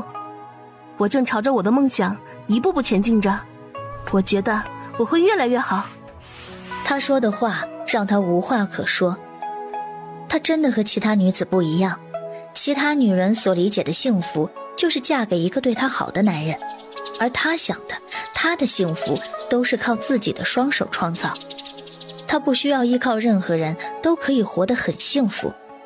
只不过刚才她的形容中并没有包含沈从清。她还抱有一丝幻想。小玲，我问的是你和沈从清一起生活幸福吗？这个问题真的很难回答。如果他只当沈从清名义上的妻子，再过几年他们和离以后各不相干，然后他也可以回来看望刘氏和竹浪的话，那他就是幸福的。但是经历过昨晚的事情，沈从清已经逾越了，他能逾越1次就能逾越第2次，也不知道他说的合离的事情还算数吗？门外东岳张大了嘴巴，因为他看见了将军从马车里面出来，而且他还对他做了嘘声的姿势。身为丫鬟的他此时可不能违背将军的意思。东岳急得如热锅上的蚂蚁。怎么办？怎么办？夫人正和谢小爷孤男寡女在里面，虽然他们2个人什么都没发生，但是将军一定不会相信的。东岳看见沈从清拿着衣服和食盒往门边走过去。哎呀，怎么办？怎么办？谢小爷是我找来的，如果因为我的缘故，将军误会了夫人和谢小爷之前有什么，并且2人之间发生矛盾，那我岂不是成了罪人了？东岳在沈从清后面跟着，就在沈从清快要推开门的时候，东岳一下子摔到了地上。将军，路有点滑，您小心点。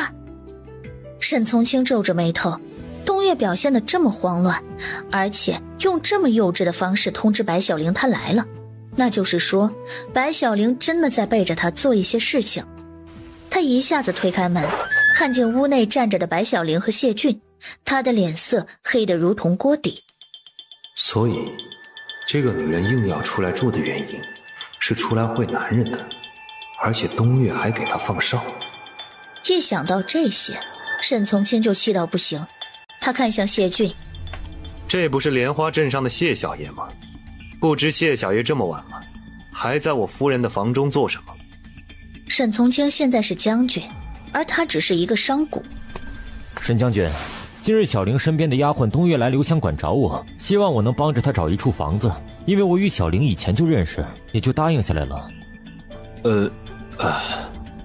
沈从清摆出了一副男主人的姿态。本将军政务繁忙，倒是麻烦谢小爷帮我照顾我的夫人了。不过本将军希望以后不要发生这样的事情。虽然本将军相信自己的夫人不会做出什么出格的事情，但是被闲人看了去，并且说出闲话来，本将军的脸面可是没地方放。谢小爷的留香馆是祖上传下来的基业，谢小爷应该不会想让留香馆倒闭吧？谢俊抿着嘴唇不说话，沈从清这是在威胁他。如果他再和白小玲走得近，那么他就会让留香馆在汴城开不下去。留香馆是他们谢家祖上传下来的基业，是一代代谢家人的心血。他这次在汴城开留香馆的分店，不仅是因为白小玲在这里，还有他真的想将留香馆发扬光大。祖上的基业他可不敢胡来，否则他100年以后怎么下去面对谢家的列祖列宗？这件事情是谢某做的欠考虑，不过以后还请将军无论多忙，都将小玲的事情放在心上。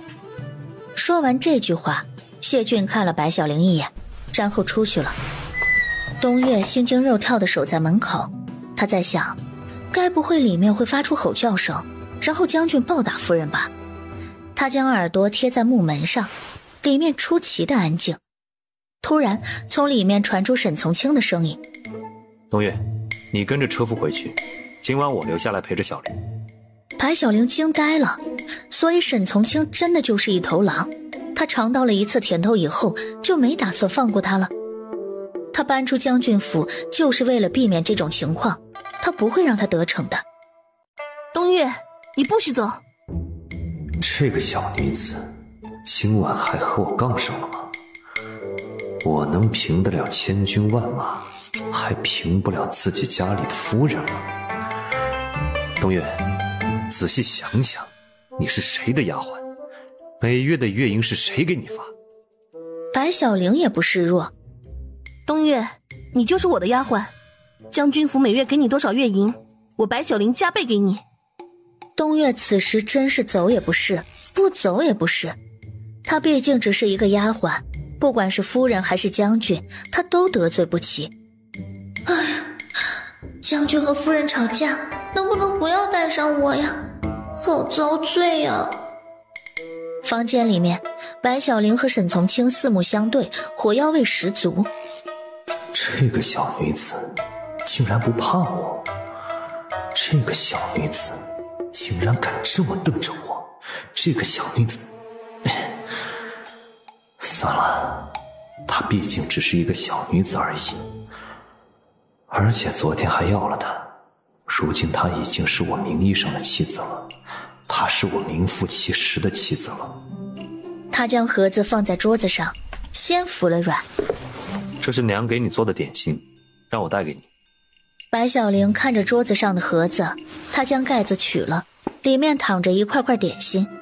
虽然这些点心卖相不怎么好，但是这是娘第一次亲自给她做食物吃。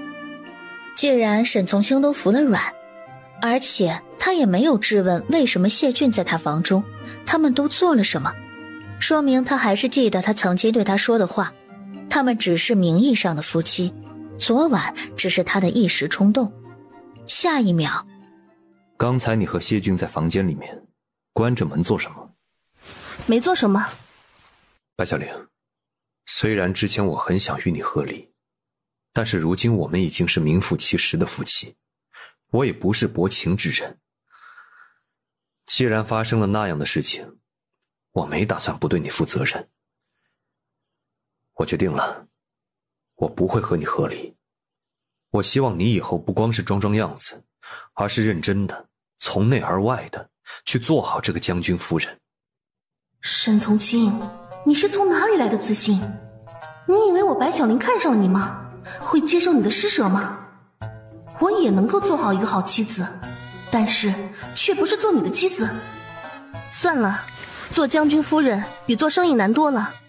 沈将军还是找个合适的机会将我休了吧。如果沈将军觉得将我休了，我以后会很难嫁，沈将军被我休了也成。我们两个人性格不合，不适合在一起。所以白小玲还学会了蹬鼻子上脸了。白小玲，在我朝还没有女子休了男子的先例。什么事情都会有第一次，只要开了一个好头，说不定以后那些婚姻不幸福的女子就敢于与自己的命运抗争了。沈从清气得不行，但是他从小接受的教育就是不能对女子动手。白小玲真是一天不罚就敢上房揭瓦的女人。他一下子搂住了她的头，打算用嘴让她闭嘴。他刚接近她，他迅速给她喂了一个点心。沈从清嚼着嘴里的点心，他想着还是小时候的味道。这次回来娘还没有给他做过饭，倒是这一次亲自下厨给白小玲做了一盒子的点心。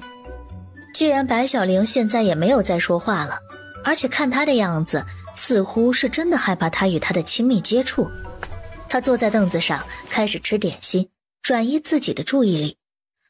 真是见了鬼了，以前他也每天看着白小玲，但是以前看她和现在看她给他是不一样的感觉。现在看她怎么总是想那些事情。光吃点心有点口渴。白小玲，去给我泡一壶茶。这正是他溜走的好时机。好呀。临走之前他回头看了他一眼。这分明就是娘给我做的点心，却被沈从清吃了，这货是没有吃晚饭吗？他的前脚刚踏出门槛，就听到沈从清说：点心怎么吃多了，吃出不一样的味道。东岳看见白小玲走出来，他连忙问：夫人，我是该走还是该留？他还在纠结这个问题。东岳，快跟我走。东岳惊呆了。我们要留将军一个人在这里？当然是这样，难道他还要送自己入虎口不成？白小玲点头。东岳小心翼翼地问：夫人，该不会将军因为谢小爷的事情生气了吧？如果真的是这样，我觉得我可以去向将军说明白。我相信将军是明事理的人，他能够理解。现在他担心的事情根本就不是沈从清以为他和谢俊不清不楚，而是担心自己的身体。东岳，你现在先不要想那么多，跟我一起离开。白小玲，这句话是沈从清说出来的。此时他已经站在了门口。我不是说我想喝茶水吗？他还真当她是他的妻子啊，口渴了给水喝，饿了给饭吃。不过他的声音怎么有些不对劲儿，比平时低沉了一些不说，还带着丝丝的沙哑。白小玲回头，只见他充满情欲地看着他，他的眼神将他吓得一颤。就算昨晚那样的情况下，他都没有用这种眼神看着他。今晚他是怎么了？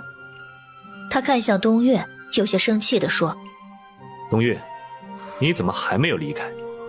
东岳被吓得一颤，他此时也顾不得许多，直接跳上了马车，然后催着车夫快速驾马车离开了这里。白小玲看着离开这里的马车，一切发生得太快，她都没有来得及反应。白小玲，进来。沈从清现在这个情况，他怎么敢进去？我不进去。凉风吹得他清醒了几分，他看向桌子上的盒子。这几天娘有没有对你说什么奇怪的话？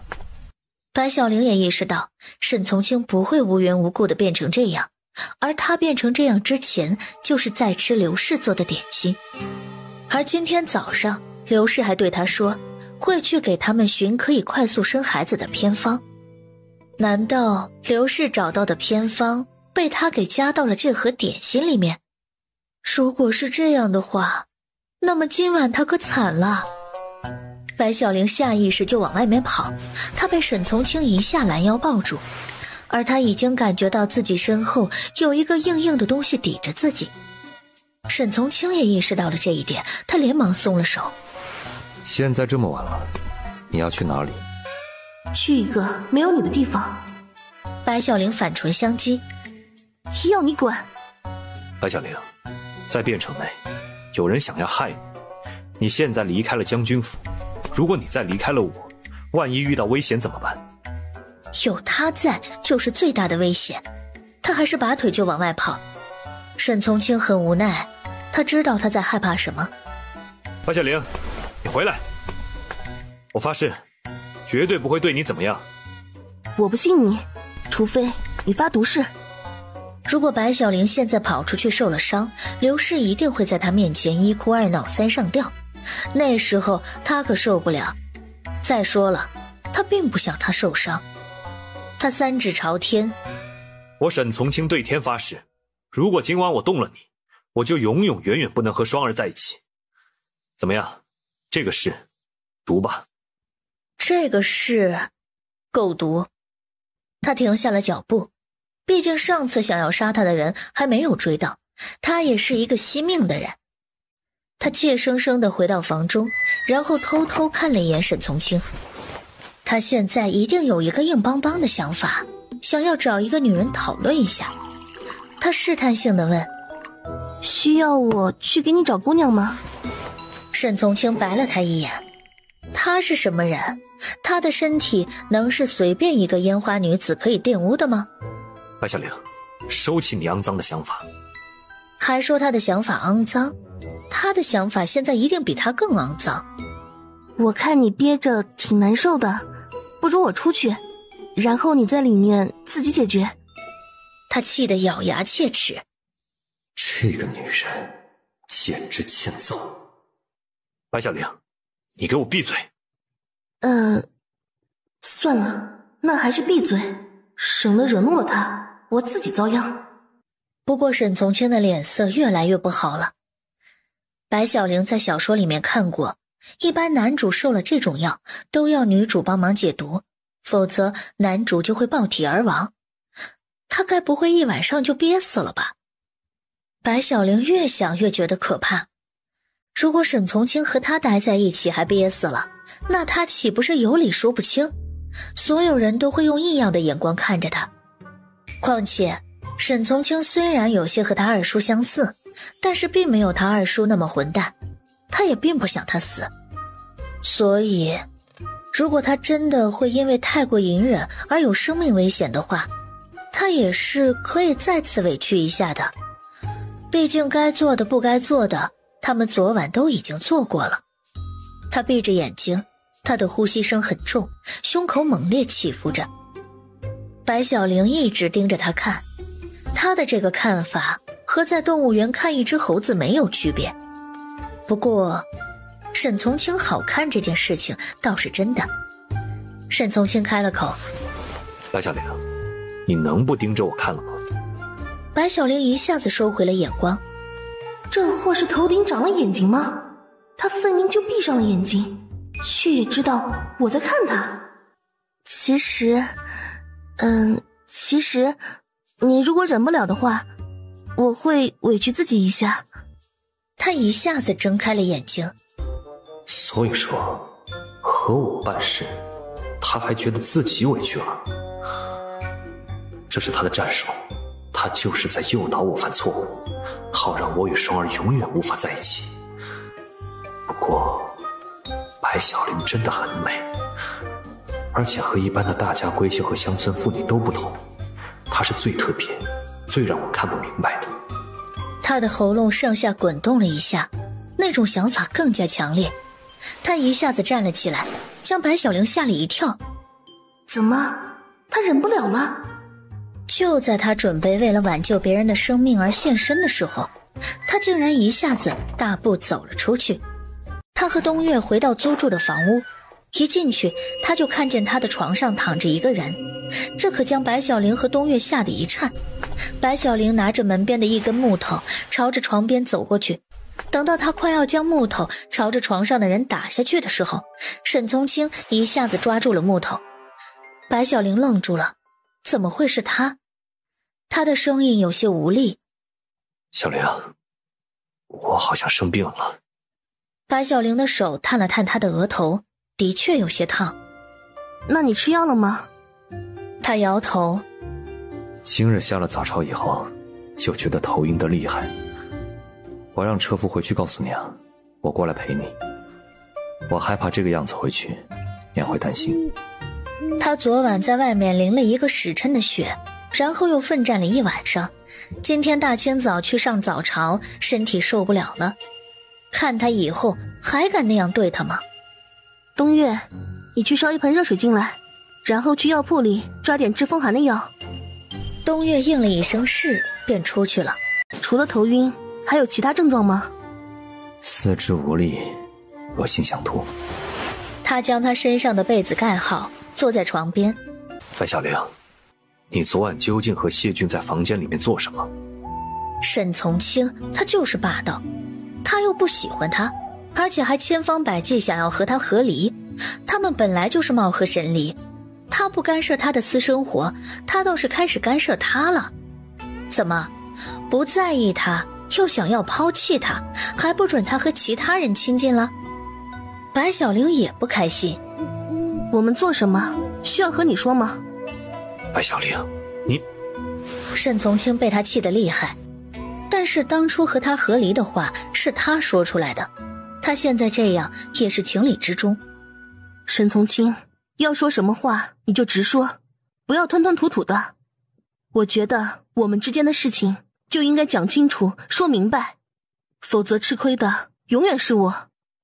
那好，那我今晚就和你讲清楚，你是我沈从清的夫人，以后不许和其他男子走得近，就算是逐浪也不许。还有，你要追求你的梦想，要在外面做生意，我都同意。不过你有空的时候需要做饭给我吃。我也知道你平时很忙，隔几天做一顿饭给我就成。白小玲不知道说什么好，但是沈从清刚才的那一番话像是在吃醋。他想到了沈从清会说谢俊的事情，但是没想到他会说做饭的事情。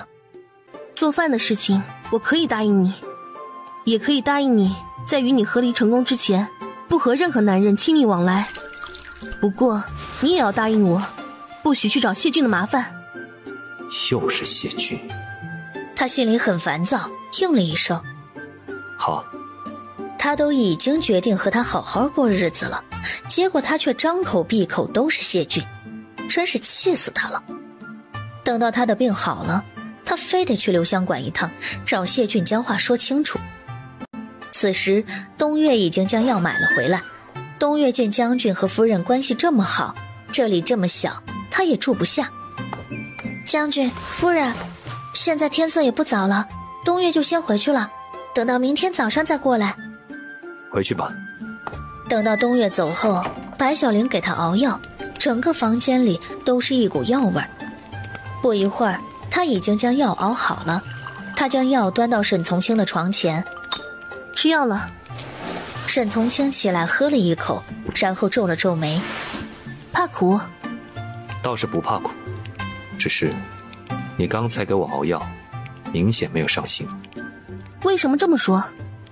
他的确没有上心。这药有一股糊味。其实刚才倒药的时候他就闻见了，还以为他两口喝了不会说什么，想不到他的意见还挺多。我下次注意。他看向白小玲，只是给他熬药都这么不上心，他以前可不是这样的。难道在他离开的3年时间里，他变心了？想到这里，他竟然又有一些生气了。那么他移情别恋，是喜欢谢俊？白小玲，过来。白小玲戒备地看着他。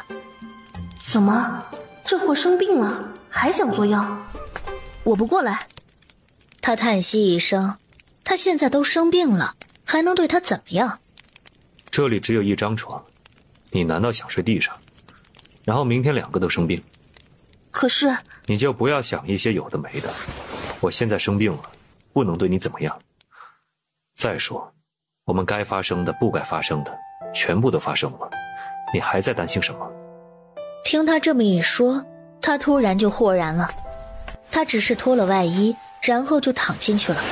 或许是沈从清正在发烧的原因，他一进入被窝就觉得温暖，他就像一个暖壶一样。沈从清的手握住他的手。怎么这么冷？他的心里蓦地一暖，其实有这么一个老公也不错，如果他能和冷霜断干净，并且和他好好过日子的话。他往他的怀里躲了躲，他微微愣了一下，然后由握住他的手改为抱住了他。就这样抱着他，他竟然觉得有些幸福。其实有他这样一个夫人也是很不错的。白小玲，你不去找谢俊，我不去找冷霜，我们以后好好过日子，好吗？他已经习惯与刘氏和沈竹浪一起生活，而且他与沈从清和离以后，要再去找一个也麻烦。再说他已经和他发生了关系了，而且这几天是他的危险期，而他们又没有做任何安全措施。如果他真的有了孩子，他下不了狠心将孩子打掉，也不忍心看着孩子做一个没有爹的孩子。他能感觉到他抱得更紧了。沈从清想，他要尽快和冷霜说清楚的。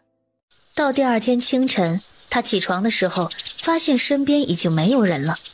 他刚准备叫他的名字，他已经端着药和早饭进来了。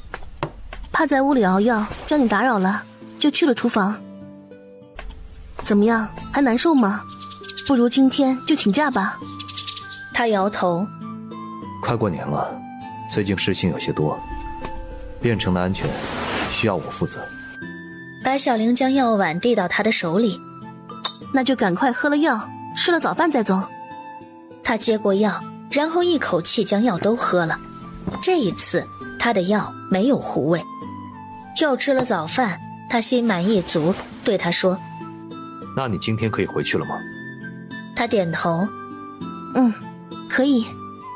反正都已经决定好好做他的妻子了，他也就不必担心之前他所担心的事情了。冷府，大娘在冷霜的房中喝着茶，她扫了冷霜一眼。霜儿，你说你与沈将军情投意合，沈将军一定会娶你回将军府。可是沈将军也回来几个月了，他在这几个月的时间里面，不仅没有上门来看过你几次，他虽说每隔几天就会给府上送来一些补品，但是他不来，就说明他的心可没放在你身上多少。我还听将军府的下人说，沈将军每晚都会去白小玲的住处。这几天白小玲没在将军府，他也天天陪着。冷霜听着这些话，他气得发抖，可是他又不能发作。他和娘能搬回冷府住着，娘能有一个二娘的身份，都是因为沈从清大胜归来，并且被封为2品将军的缘故。如果沈从清忘记了当初给他的誓言，那么他和娘又该回到了以前的那种日子了。他还记得他与沈从清第一次见面时候的情景，那时候他在汴城的街上卖花，突然来了一个打扮富贵的小姐。那小姐一直都在看沈从清，小姐害怕被沈从清发现，所以躲在他身后看沈从清。他那时候有些好奇，于是随着那位小姐的眼光看过去，他看见了沈从清。当他看见沈从清的第一面，沈从清给他留下的第一个印象就是此少年并非池中物。那位小姐看着沈从清焦急的样子，于是拿出了几两银子递给他。姑娘，麻烦你将银子递给那位公子，你不要提起是我给他的，否则他不会要。那时候他看着手里的那几块银子，这些银子或许对于那位小姐来说并不算什么，但是却是他和娘几个月的收入了。反正那位小姐也不让他说出他他正好利用这个机会，在他身上投下一个希望，说不定以后他的生活会因为他而改变。他将银子带给了沈从清，并告诉了他不幸的身世，并且希望他能来带他离开。那时候他答应了他。现在他不再是那个穷小子，他是2品将军，他真的可以改变他的一生，所以他一定要抓好这棵摇钱树。从清只是觉得现在还不能给我一个美好的未来，所以他才不来找我。等到他和白小玲和离之后，他就回来娶我回将军府。双儿，也不是大娘说你，你说沈将军不来看你，你也不去看沈将军。就算你们之间以前如火如荼，但是你们已经分离了3年了。如果你再不把握时机，说不定沈将军真的被白小玲勾了魂儿，那时候你可有的哭了。这样，大娘给你一个理由去见他。我大哥前几天不小心打死了几个变成的贱民，如今他被收押了。你去将军府找沈将军说几句好话，将我大哥从牢里捞出来。打死人的事情可不是小事儿。冷霜有些为难。大娘，这件事恐怕不好办吧？大娘则是又抿了一口茶。双儿，这对于我们这些平头老百姓来说是天大的事儿，但是对于沈将军来说，也就是几句话的事情。如果他真的在乎你，这个忙他应该会帮你。前几天你爹带了一些鹿茸回来，你带着一些鹿茸去将军府看望沈将军吧。他虽说为难，但是家里的经济大权在大娘手里握着，他和娘自从搬入了冷府以后，都失去了经济来源了。如果大娘在冬天克扣他们的吃喝用度，他们这个冬天可怎么过去？他也真的好久没有看见沈从清了，正想去看一看他。大娘，这件事情我就帮你去对从清说说，但是从清的性子比较坦荡，这样的事情他是不喜欢帮忙的，还请大娘以后再有什么麻烦的事情，还是不要麻烦从清比较好。大娘虽然脸上是笑，其实暗地里骂道：哼，你还不是沈将军夫人，嘚瑟个什么劲儿？要是冷家真有一个女儿有嫁给沈将军的机会，也不会是你冷霜，而应该是我的女儿。那大娘就代替我大哥事先谢过你了。双儿，若是你和你娘缺了什么，记得让丫鬟来告诉我啊。好，没什么事儿，我就先走了。双儿恭送大娘。大娘出去以后，对着冷霜房门口就是一口唾沫，然后才朝着他的住所走去。冷霜去库房拿了一些鹿茸，然后坐着马车往将军府的方向所去。他来到将军府外面，并没有着急进去。从上次他去将军府的经历看来，白小玲有些手段。他将沈从清的娘哄得团团转，让刘氏对白小玲喜欢的不得了。他现在应该还没有回府，如果此时他让人去通报，不仅见不到沈从清，说不定还会被刘氏一顿臭骂。以后他进入将军府，刘氏就是他的婆婆，他现在可不能让自己和刘氏的关系继续破裂下去。所以他打算就在将军府门口等着，等到沈从清回来的时候带他进去。冷霜坐在马车里面等了约半个时辰，终于沈从清的马车朝着将军府驶来。这段时间他虽然没有和沈从清见面，但是关于他的事情他还是打听了很多。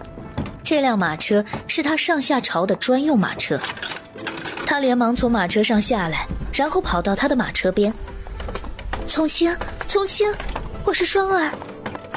马车停了下来。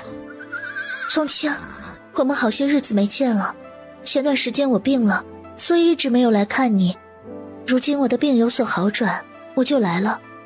你这段时间很忙吧？都没有来见我。马车的车帘被打开，白小玲探出头，她看着冷霜，冷霜的脸上尴尬多于震惊。怎么是你？沈从清还没下早朝，他让车夫来接我回将军府。你如果想见他的话，应该还要等一会儿。我冷霜姑娘，有句话，同为女人，我觉得我应该提醒你一句，不管你与沈从清之前有什么，但是现在他已经成亲，他有自己的妻室，并且他现在也打算与我好好过日子。冷霜姑娘也应该快些找一个好人家嫁了，不要再迷恋我的相公了。冷霜的表情十分难看，白小玲放下了车帘，没打算再继续说。东岳十分不喜欢冷霜，他觉得冷霜总是装出一副病恹恹的模样，博取将军的同情，想要和夫人争宠。将军和夫人现在这么恩爱，而且他非常喜欢夫人，他不希望冷霜来破坏将军和夫人二人的感情。冷霜姑娘，我劝你还是请回吧，我们家将军只爱夫人一人，你要是实在闲得慌，不如好好改变一下自己，去找一个真正爱你的人。东岳的话其实也是好心，但是听在冷霜的耳朵里，他觉得白小玲这是在和东岳一起嘲讽他。他用力地扯着自己的手帕，心里将白小玲和东岳恨得死死的。马车从冷霜的面前驶过，冷霜却还等在门口。他看着马车的影子，心里想着，白小玲，等我嫁入将军府以后，没有你的好果子吃，还有和你一起狐假虎威的丫鬟，你们都得遭殃。冷霜又等了约莫1炷香的时间，沈从清才骑着马回来。他看见冷霜被冻得小脸通红，在雪地里面来回走着，他立刻翻身下马，走到他身边。冷霜姑娘，你怎么来了？他听到沈从清叫他冷霜姑娘，愣了好几秒才反应过来。他以前都是叫她霜儿，这里又没有其他人，他怎么叫她冷霜姑娘？这么叫显得他们之间多生疏。难道真的被大娘说中了？他们之间原本就已经3年没见，而3年之后他回来，他们也极少见面。现在他有了自己的妻子，他们之间更是名不正言不顺。如果他还不好好把握他，说不定他真的就被白小玲迷惑了。一想到这些，冷霜就觉得自己以后和娘的富贵生活受到了威胁。不行，他一定要采取措施，不能让沈从清被白小玲抢走。这段时间，沈从清从来没有间断往冷府送来补品，这说明他应该是对他还有感情的。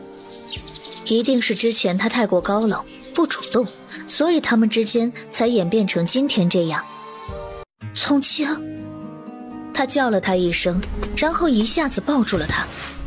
沈从清身体僵硬，双手垂在身侧，不知所措。冷霜，他以前从没有主动抱过他，而他之前因为偷偷牵了他的手一下，就高兴了很久。但是如今他抱住他，他除了觉得震惊以外，竟没有任何感觉。冷霜姑娘，我是有妻子的人，这样不好吧？他听着沈从清的话，心里猛然一颤，他抱得他更紧了。从清，我知道你当初根本不想娶白小玲，如果不是他用我和娘来逼你，你是不会答应他的。从清，你还记得你3年前离开我的时候给我留的那一封信吗？上面只写了2个字，等我。我不知道你去了哪里，也不知道你去做什么，但是我相信你，你让我等你，我就认真的等你了。我知道你是有了妻子的人，我不逼你，我给你时间，也如3年前一样，我相信你。沈从清听着冷霜说这些话，他的心里很是愧疚。当初他穷困潦倒的时候，如果不是得到冷霜的帮助，他恐怕都没有办法回去见到爹的最后一面。但他很清楚，这仅仅是对他愧疚而已。以前他以为自己对白小玲也是愧疚，但是现在他明白了，他对冷霜的感觉和对白小玲的感觉不一样，他对于白小玲似乎是喜欢。他将冷霜推开了。冷霜姑娘，你若是遇到麻烦，我会尽最大努力帮你。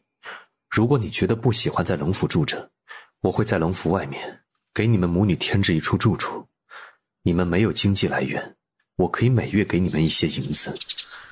我能做到的仅有这些。沈从清的言外之意，对于要将她嫁入将军府的事情，他现在做不到了。冷霜不可思议地看着他，他后退了几步。不可能，沈从清一直都是喜欢他的，而且他是一个深情的人，他不可能对他这么薄情。他的泪珠子一下子滚了下来，声音哽咽：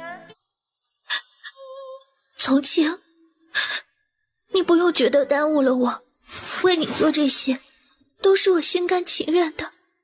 冷霜姑娘，这件事情我已经决定了。我有了妻子，你还是另寻一家人。我希望我们彼此安好。他的泪如雨下，他还算了解他，他决定的事情都是经过深思熟虑的，外人一般都很难改变他的决定。不过也是很难改变而已，并不是完全不能改变。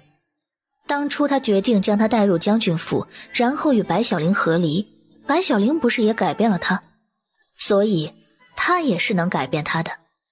以前都是他不太主动了，从今天开始，他要开始牢牢地将沈从清抓在手里。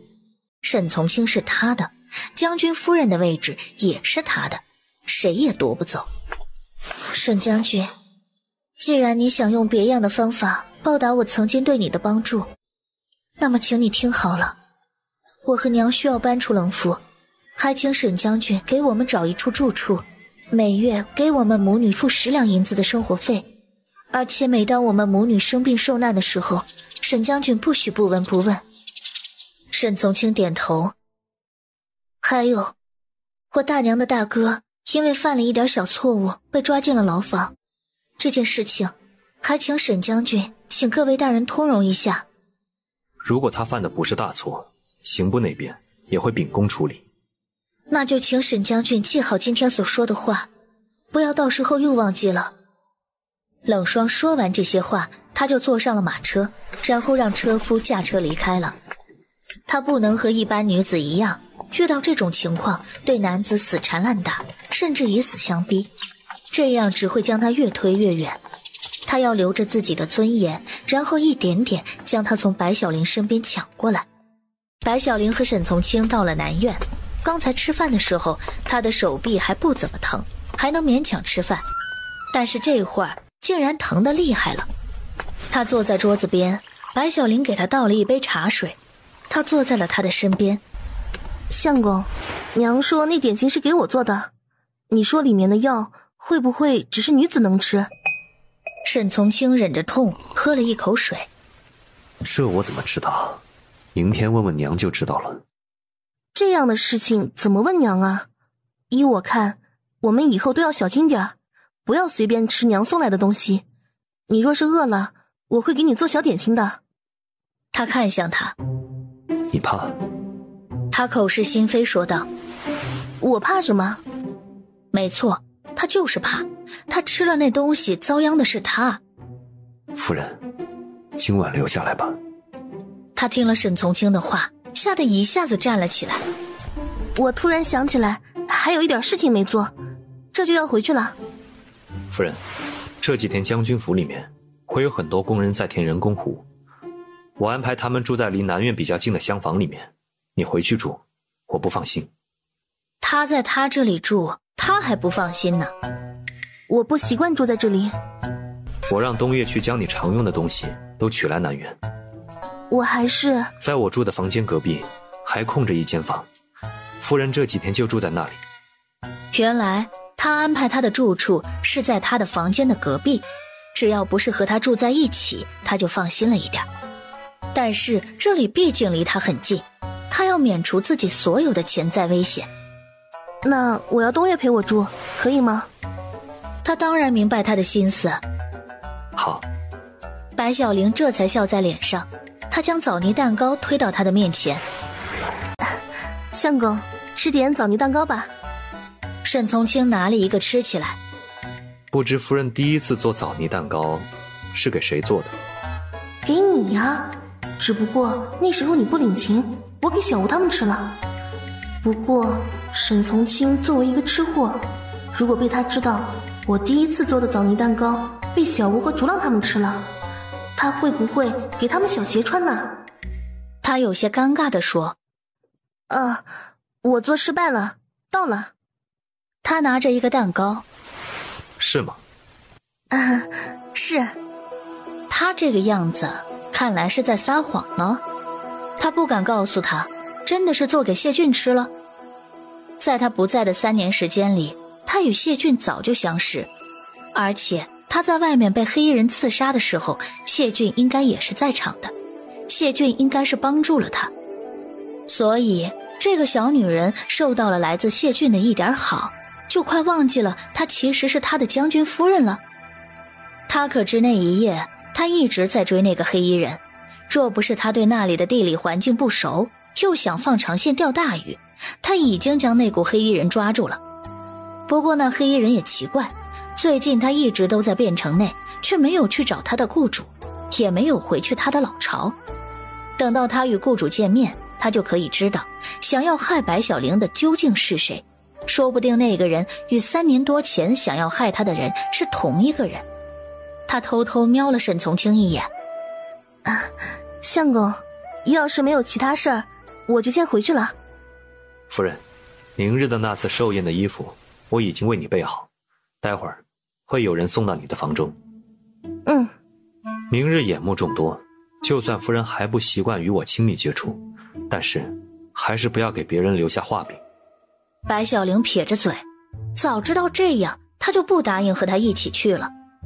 那我回屋了。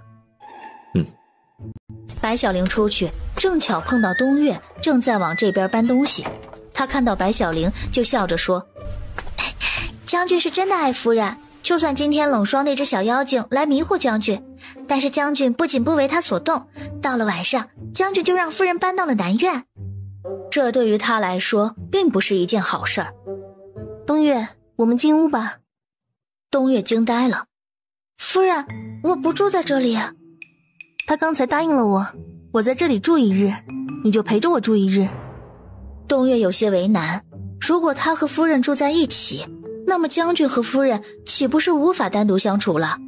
那么将军会不会不要他继续在将军府当丫鬟了？夫人，我这几天身上长痘，生怕传染给夫人，明日就准备请假回家休息一段时间。白小玲和东岳的对话全被沈从清听在耳里，他的嘴角带笑。东岳这个丫鬟倒是挺有眼力劲儿的。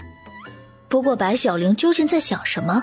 难道她一看起来就是那种欲求不满的人，每天脑子里面都是想和他生孩子？她也是有很多事情需要忙的，这件事情也是偶尔想想而已。次日，白小玲早早就起床了，东岳小心翼翼地端着洗脸水进来。白小玲看向他：“不是说请假了吗？”他又没有真的向将军告假，要是莫名其妙走了，那还真的会被开除。白小玲其实也明白东岳的苦衷，她没打算真的为难他，只不过东岳是她的丫鬟，她不能每次都让他胳膊肘往外拐，该教育的地方就得教育。今日夫人要和将军去参加苏大人的寿宴，苏大人是太子太傅，在朝中威望极高，如果以后太子登基，那么苏大人的地位又得提高好几档，所以他的这场寿宴，全汴城的权贵几乎都会参加。这个苏大人这么了不得，那他今天可要小心一点。他坐在铜镜前，东岳伺候他洗漱以后，开始给他梳发髻。夫人，你和将军都是好人，你们就不要为难我了。他还想让东岳不要再坑他了，怎么从东岳的口中说出来，就是他在为难他了？东岳，你是我的丫鬟，你应该事事为我着想。夫人，东岳当然明白这件事情，所以东岳无时无刻不在制造机会让夫人和将军单独相处。虽然夫人现在年轻貌美，但是女人总有年老色衰的一天。到时候任何漂亮的姑娘都会威胁到夫人在将军心中的地位。但是夫人和将军有了孩子以后就不一样了，纵然外面的莺莺燕燕再迷人，但是将军知道他的家在夫人这里。白小玲听着东岳的这些话，她竟然觉得东岳说的很有道理。夫人，将军和其他男人不一样，在其他贵院里面当丫鬟可悲哀了，地位低下不说，而且还经常被男主人侵犯。我之前就听说了汴城的一个丫鬟，她被男主人侵犯以后还被女主人赶了出去，一个未婚先孕的女人，她以后可怎么活？但是在将军府工作的丫鬟们从来不会担心这件事情，将军为人正直，而且呀……东岳凑近了白小玲的耳边，将军房中连个伺候他的丫鬟都没有，将军出入将军府，他身边跟着的就是以前和他一起出生入死的兄弟，走路也是目不斜视。无论从他身边路过的是多么漂亮的女子，将军从来都不多看一眼。我们这些丫鬟都在暗地里羡慕，夫人可是好运气，这辈子能嫁给将军。听东岳这么一说，沈从清似乎真的是一个好男人，但是他的目不斜视和不近女色真的不是因为冷霜。他们刚到将军府，他迫不及待做的事情就是想去接冷霜入将军府。当初若不是娘极力阻止，恐怕他早就纳了冷霜为妾了。现在就等着与他和离之后再将冷霜扶正。在这个封建的社会，会发生刚才东岳说的事情也不奇怪。相比之下，沈从清真的是比那些人好太多了。所以东岳他们珍惜在将军府当丫鬟，他真是不该那么让他为难。白小玲穿上了东岳今早带回来的衣服，这是一件月白长袍，长袍中间加了棉，穿着既修身又保暖，而且还配上雪白的狐裘，简单贵气。他出了门，沈从清已经在门外等着他。沈从清上下打量着白小玲，他满意的点头。白小玲也看着沈从清身上的那一身衣服，也是月白的袍子，再加一个雪白狐裘。他们两人的衣服款式差不多，只不过一款男款，一款女款。所以这是古代的情侣装。今日的寿宴人员混杂，你与我穿着相似的衣服，也好我能够在人群中一眼就看到你。原来他的目的是这样的，看来是他想多了。他走在他的身边。我听说这位苏大人可是一个了不得的人物，你的礼物准备好了吗？苏大人位高权重，什么宝贝没有，我就算直接送他几箱金银，他怕是都看不上眼。之前我们在边疆的时候打了一头雪狼，那头雪狼是被一剑毙命，身上的皮毛完好，所以想将那雪狼皮送给他。这样的礼物，整个汴城恐怕找不出第二件。所以沈从清也和其他人一样，为了自己的仕途，开始趋炎附势去巴结这位太子的老师。但他在他心里不是这样的人。他们来到汴城也住了好几个月了，朝中的官那么多，他就不信在这几个月的时间里面没有任何一位官员家里没有红白喜事。之前他可从来没有听说沈从清亲自去参加了谁的寿宴，他都只是让下人带去贺礼，人从来不出场。这次苏大人的寿辰时间与他得知沈竹浪至今没有任职，是与婉拒公主婚事有关的时间极其相近，所以他这一般是为了竹浪。相公是因为竹浪的事情才亲自去为苏大人贺寿的吗？听到他这么问，他不免心中一暖。白小玲她可真是一颗七窍玲珑心，他竟是将她看穿了。竹浪好不容易考上状元，而且他有自己的雄心壮志，我不能让他就此被埋没了。他们的马车到了苏大人的府邸外，沈从清很有绅士风度地扶了白小玲一把，然后在他们之后也有一辆马车停了下来。从马车上面下来的是一身蓝衣的男子，那男子看到白小玲惊得合不拢嘴。白小玲也看见了他，不过他却像是不认识他一样，直接和沈从清一起朝苏府走去。男子追上前几步，白小玲。白小玲停了下来，然后看着面前这位身形修长的男子。她不认识这个男人，但是说不准原主白小玲认识他。她现在不能露出马脚。啊，是你。小玲，你没死啊？这人一来就咒他死。他礼貌地微笑着。没死呢。可是之前白府的人分明就说你已经不在了，所以我才同意推掉了你我二人的婚事。这下白小玲可尴尬了。原来原主白小玲和这位男子是这样的关系，而且白府似乎没有将他没有死，而且还已经成亲的消息放出去，所以在这个消息封闭的古代，这个男人不知道他没死，应该也不知道他已经成亲了。沈从清他是他的老公，当然现在他也是他的挡箭牌。他一下子挽住沈从清的手臂。我现在成亲了呢。男人惊得睁大了眼睛，过了良久他才说，小玲，你为何还是不肯信我？不是我故意与那个丫鬟发生了关系，是她勾引的我。听到这里，白小玲脸上的笑没有了。故事有些复杂，这个男人是原主白小玲以前的未婚夫，但是他在与原主白小玲成亲之前，与他府中的丫鬟有染，所以白小玲的家人一怒之下解除了与这个男人之间的婚约。既然如此，他拒绝和渣男说话。之后的几日算是太平。北院的人工湖被填好以后，白小玲就迫不及待搬到了北院。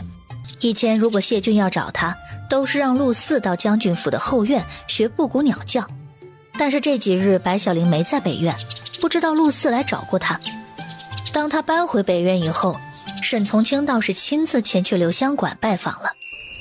留香馆的雅间内，沈从清在喝茶，在他身边是被2名侍卫押起来的陆四。谢俊站在沈从清雅间的门口，整理了一下衣服，然后走了进去。沈从清正在倒茶，他倒了2杯茶，一杯留在自己面前，另一杯推到了对面的位置。谢俊也走到了那个位置坐下。沈从清端起茶杯，抿了一口茶水。谢小爷，这件事情你不该向我解释一下吗？沈从清来了，那就代表他想要见白小玲的事情被他发现了。他几天都没有回应他，是因为被沈从清发现以后关起来了吗？沈将军，小玲可还好？沈从清淡淡扫了他一眼。谢小爷应该担心的是你自己，而不是本将军的夫人。谢小爷在汴城所开的这间留香馆，证件都齐全吗？装修都安全吗？沈从清这是在威胁他。沈将军，你这话是什么意思呀？本将军什么意思？难道谢小爷听不出？自家后院的女人被别人惦记着，你说你若还待在汴城，让本将军如何安心？沈将军，你我都是从同一个地方出来的人，你爹的名声一直很好，沈将军该不会公报私仇吧？为了自己的家庭幸福，这可说不准。还有，谁说让留香馆倒闭就一定要公报私仇来着？谢俊的脸色很难看，过了半晌他才说，沈从清，你既然不喜欢小玲，为何不放过她，让她出来寻找自己的幸福呢？沈从清听到谢俊说的这几句话，脸色也不好。本将军和夫人的感情好得很，不劳谢小爷操心。若你们感情真的好，为何不愿意陪着小玲追求她的梦想？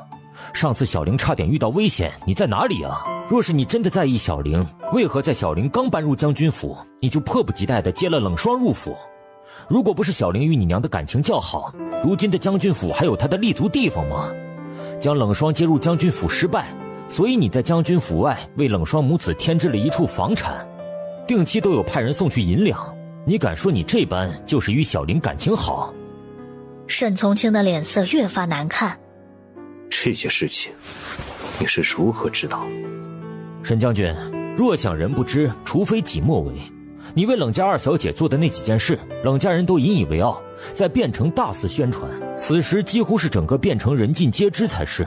沈将军，我与小玲之间情投意合，若不是因为之前的一些误会，我们二人已经在一起了。若是沈将军无法给小玲幸福，就请放过她。沈从清一下子站了起来。谢小爷，冷家的事情，本将军自然会处理。白小玲是我沈从清的妻子，谢小爷为了自己的家族产业，还是不要惦记她了。她跟着本将军幸福不幸福，是她说了算，不是你谢俊。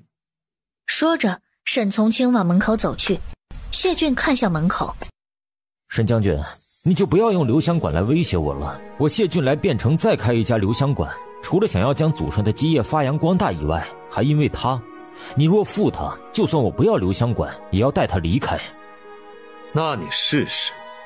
他说完这句话就离开了留香馆。两人走了几步，正巧看见了沈从清。沈从清并未闪躲，他走向他。晚上想吃点什么？让丫鬟们做吧。我今晚打算为你做一顿晚饭，我之前答应过你，每隔几天就会为你做一顿饭。白小玲，我有一件事情想要告诉你。你说。前几日，他们所站立的位置正是冷家的店铺，而恰巧此时冷老板在店铺里面查账，他看见沈从清，笑着迎了出来。哈哈，沈将军，你为双儿和他娘添置的房产，双儿和他娘都很满意。那处地方冬暖夏凉，正是避冬避暑的好地方。此时我们一家人都住在里面，沈将军什么时候有空，不如来家里吃一顿便饭。冷老板与白小玲不过见了一次面，而且此时的白小玲是男装，冷老板或许没有认出白小玲，或许是装作没有认出她来。沈从清黑着一张脸，他刚想与白小玲说这件事情，想不到冷老板倒是先说起了这件事。他这个人就是一诺千金，说到做到。他的本意是与冷霜断一个干干净净，但是此时却变成他为外室情人添置房产，与他的正房夫人相处不和。白小玲听到冷老板的话，她的目光移向冷老板。你刚才说什么？这位公子，看样子你与沈将军是好友，到时候可以同沈将军一同前来。小女冷霜别的不在行，但是她的厨艺可谓是比得上汴城的大厨啊！你们来了，绝对不会后悔的。白小玲看向沈从清，她明明知道他对于他给冷霜添置房产和每月支付生活费是反对的，还依然这么做。他丝毫不在意他的想法，丝毫不重视他的感受。是这样吗？他为冷霜添置房产的事情的确是真的，他愧对冷霜，以前对他许诺种种，如今都没有实现。他在冷府是外室之女，不受待见，时常受欺负。他这样做不过是想要报答他当初的赠银之恩。他点头。是。白小玲感觉自己的怒气已经冲上了脑门。好，真是好得很，我果然一点都不重要。白小玲转身就往相反的方向走，东岳追了过去。夫人，夫人，你要去哪里？白小玲一边走一边怒气冲冲地说：就准他在外面找女人，不准我在外面找男人吗？东岳惊呆了，夫人这是要去找男人？而且他还没有走远，那句话该被将军听见了吧？白小玲刚走到留香馆的方向停了一下，然后又立马离开了。他想着上次沈从清对谢俊说的话，如果他再与谢俊走得近，恐怕谢俊会受到他的牵连。沈从清听到了他说的那句话，他在后面追着。白小玲，跟我回去。白小玲走得很快，而且这一段是汴城的繁华地带，他竟然没有在第一时间里面将他追到。他站在人群中想着，一般男人找女人是去百花宴，那么女人找男人是去哪里？难道百花宴里面也有男宠？他不清楚百花宴里面的事情，不过一想到白小玲说她要去找男人，他就气得乱了心智。不管百花宴里面有没有男宠，他都得过去问一问。白小玲根本没有走远，她只不过走了一段距离之后就躲了起来。但是想不到他生气走了不到1刻钟的时间，他竟然就往百花宴去了。他能有这么不在乎他，这么饥渴吗？白小玲这次是彻头彻尾的生气了，她挽起袖子，看着自己手臂上已经消失的手工纱。如果说之前他还有让谢俊等他的资格，现在的他已经没有资格了。雪越下越大，他虽然穿着狐裘，但是也觉得冷。突的，他又想到身上的这件狐裘是与沈从清的有一套衣服是情侣衣服。他今天运气真不好，和他置气却还穿了这么一件衣服出来。白小玲直接将身上的狐裘披风给扔到了雪地里面，这一下委屈彻底袭上心头。他原本不爱哭的，他是一个孤儿，他知道哭没有任何用，但是今天他忍不了了。他好像刚打算爱上沈从清，就被沈从清给抛弃了。一把伞撑到了他的头顶，为他遮住了飘雪。蓝色的衣服已经披在了他的肩头，衣服里面还有余温，他能感觉得到这件衣服是刚从身上脱下来的。小玲，天这么冷，你怎么穿得这么单薄呀？他听出是谢俊的声音。3年前，当他在莲花镇快要死去的时候，是他救了他。几个月前，当他快被黑衣人杀死的时候，也是他救了他。如今他被沈从清戴了绿帽子，无处可去的时候，依旧是他找到了他。他和谢俊或许是真的有缘，只不过有缘无分。他推着他身上的衣服，谢俊，你不要管我，你我皆是商人，若是惹怒了沈从清，我们都没有好日子过。小玲，在我与婉婉成亲以后，就再也没过过好日子了。沈从清他是很厉害，他想让我在汴城混不下去，就能让我在这里混不下去，但是我根本不在乎。我想要的不过是与你在一起。小玲，我一直都喜欢你，从来没有放弃。听到谢俊所说的这些话，他的心里是暖的。谢俊见白小玲如此，不由得轻轻抱住了她。小玲，你信我。谢俊都是愿意豁出自己性命保护他的人，他怎么会不信他？他仍由他抱着，这样能在寒冷的冬季找到一丝温暖。一旁，沈从清捏紧了手里的纸伞。白小玲，他果然来找谢俊了。他和谢俊就是不清不楚的关系。他一下子走过去，然后将他从谢俊的怀里扯出来。谢俊，你忘记了我对你说过的话？突如其来的沈从清的声音将他吓得一颤。以前他是无所畏惧的，但是如今他害怕他的缘故会让谢俊陷入危机。谢俊的脸上并没有畏惧之色。我也对你说过，如果你敢负他，我就算不要留香馆，也会为他讨回公道，带他离开。你有这个本事？他的声音比冬日的寒雪还要冷，冷得直让白小玲打了一个寒战。在这个时代，没有什么真正的正义可言，权力大于一切。他就算此时非常不想同沈从清说话，但是也忍着不是说。沈从清，我们不是你想的那样。白小玲，你是不是背着我和他在一起了？他从来没有见过沈从清这么生气，就算是那次冷霜被他刚接到将军府又被送走，他都没有很生气。他被吓得说不出话来。他也从来没有觉得自己会这么害怕一个人。那就是已经在一起了，对不对？他的眼睛变得猩红，他下意识后退了一步。此时的沈从清全身都爆发出一股危险的气息，跟一个会杀人的魔王没有区别。他一把抓住他的胳膊，再一次求证，对不对？白小玲的胳膊很痛，他挣扎了几下，但是都失败了。谢俊眉头紧皱。沈从清，你放开他！谢俊的手刚打算去阻止沈从清，一把短刀破空而来，直朝着他的面门而去。谢俊没有学过武艺，他勉强躲过，险些摔倒在雪地里面。谢俊，你……他的话还没有喊完，就已经被沈从清拉着离开了。白小玲扳着他的手，沈从清，你弄疼我了，放开我！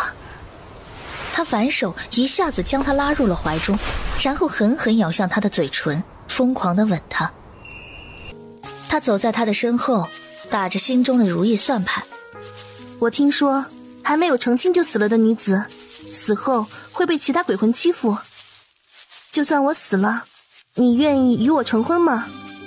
沈从清沉默了一会儿，毕竟他都已经不在了，索性完成他的心愿。我会将我的衣服与你的衣服合葬，这样也算是我们完婚了。他却一下子从身后抱住了沈从清，他小脸如花。从清，谢谢你不管怎么样都愿意娶我。其实我没死，我这么做不过是想要我们能够在一起。从清，带我去属于你的地方，我要和你私奔。沈从清全身僵硬，如同石头。他竟然为了和他在一起制造假死。但是她是从小生活在蜜罐里面的千金小姐，她会受得了那样贫穷的生活吗？他们经常吃不饱穿不暖，都是看天生活。而她如果不喜欢吃的食物就不会再吃，不喜欢的衣服就不会再穿。她和冷霜才是一类人，而且冷霜善良温柔，她帮助过她。她正想着逃走，半道冲出来一个蒙面黑衣人，他手里拿着大刀就朝着白小玲砍去。那时候他几乎没有思考，牵着他就跑。白小玲也被吓懵了，只是跟着他快速逃跑而已，根本没有想其他事情。后面的黑衣人对他们穷追不舍。白小玲，你若乖乖站住，我饶你的小情人不死。身后的黑衣人这般喊道。他终于反应过来，原来这黑衣人是来追杀他的。可是他都已经制造假死了，谁会知道他还活着？对了，他的丫鬟婉婉知道。来不及多想，他对他喊道：沈从清，放开我！这个时候他怎么可以放开他？就算他不是白小玲，是任何一个手无缚鸡之力的弱女子，他都不会放开他。白小玲，如果你不嫁给我，我就放开你。他听罢，反手握住他，握得更紧了。那我们就在一起吧。沈从清，你听着，我白小玲生是你的人，死是你的鬼，此生此世，你我二人纠缠一起，永不分离。他说完这句话，蓦地松了手，转身跳入了身边的河流中。沈从清当时傻愣了眼，他以为他这样说了，白小玲就不会放开他，他可以带着他逃离的。但是没想到他竟然独自跳下了水，他也一下子跳入水中。黑衣人见着滔滔江水，想着这次白小玲应该死绝了吧，于是离开，回去复命去了。半刻之后，沈从清拖着白小玲上了岸，他倒是没事儿，但是白小玲的命已经丢了半条。他背着白小玲走了很久，终于找到了一户人家，然后将她安顿下来。等到确认她再无危险之后，他给她留了一封信就离开了。一想到这些，沈从清吻得更起劲儿了。白小玲呼吸不畅，他用力捶打她的胸口。沈从清松了口，白小玲一把把他推开，然后大口地呼吸着空气，眼神愤愤地看向他。沈从清，你再这么对我，我永远都不会原谅你。他如今竟是这样恨他了。沈从清转身朝着将军府的方向而去，这一次他没有硬要拉着他走。沈从清，白小玲，你这个健忘的女人，你是不是将你所说的话都忘记了？他所说的应该是原主白小玲说过的话，他不是他，而且没有继承他的记忆，他如何记得？所以就算没有冷霜，而在他的心目中占了重要位置的女人还是原主白小玲。小玲回到北院，东岳一下子就迎了上来，他面色焦急。夫人，你去了哪里？你不知道将军没有找到你，他可担心了。他派了全将军府的人都在找你，我留下来只是为了等你。如果你回来了，我好去通知将军他们。东岳说着，他朝着白小玲身后看了看。将军呢？白小玲懒懒地坐在凳子上，然后自己倒了一杯茶水。正在生气。明明就是他在生气，后来他却莫名其妙生气，而且气得比他更厉害。沈从清那个人真是奇怪。东岳坐在白小玲身边。夫人，将军当然会生气，不管冷霜那只小妖精怎么迷惑将军，你也不能当着将军的面说你要出去找男人这样的话。再说了，我们将军也不可能受到冷霜小妖精的迷惑的。你不知道外面的人都是怎么说我们将军的。东岳的这句话倒是让白小玲来了兴趣。都怎么说？外界都说我们将军怕夫人，其实男子哪一个不是三妻四妾，而将军只有夫人一人，就连想养一个外室都得偷偷摸摸。他养外室，他还有理了，还委屈了。白小玲一拍桌子。东岳，你不是说会帮我盯着冷霜那只小妖精吗？他这段时间的确没来将军府，但是他的丫鬟来过一次，而那一次将军并没有出去见冷霜，所以我并没有将那件事情放在心上。他倒是真疼冷霜，不过是丫鬟来找他，他就心甘情愿为他买房子了。白小玲站起来就往外面走去，东岳追在后面。夫人，你要去哪里啊？我去账房看看。之前是他在管账房，但是之后忙起来以后，账房的账目都交给管家管了。不过在他的记忆里，将军府的账也没有太多。将军府里面这么多丫鬟家丁护院，每人每月都要发月银。如果他为冷霜母女添的房子那么好，说不定此时账房早就空虚了。东岳跟着白小玲来了账房，管家正看着账目一脸愁容的摇头。转眼又到了要发月银的日子了，而且下一个月就要过年了。按照将军府现在的账目来说，府里一半人的月银发不出来，这个年可怎么过？白小玲咳嗽了一声，管家这才发现了白小玲和东岳来了。夫人。管家，将账簿给我看看。管家将账簿递过去。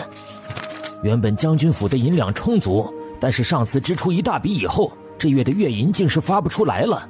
将军从来不管这些事情，我真是有苦说不出啊。夫人，你说下月都快要过年了，府内的下人们都在等着月银回家过年呢。白小玲看着账上的100多两余银。将军府的下人们月银一共需要支出多少？需要200两左右。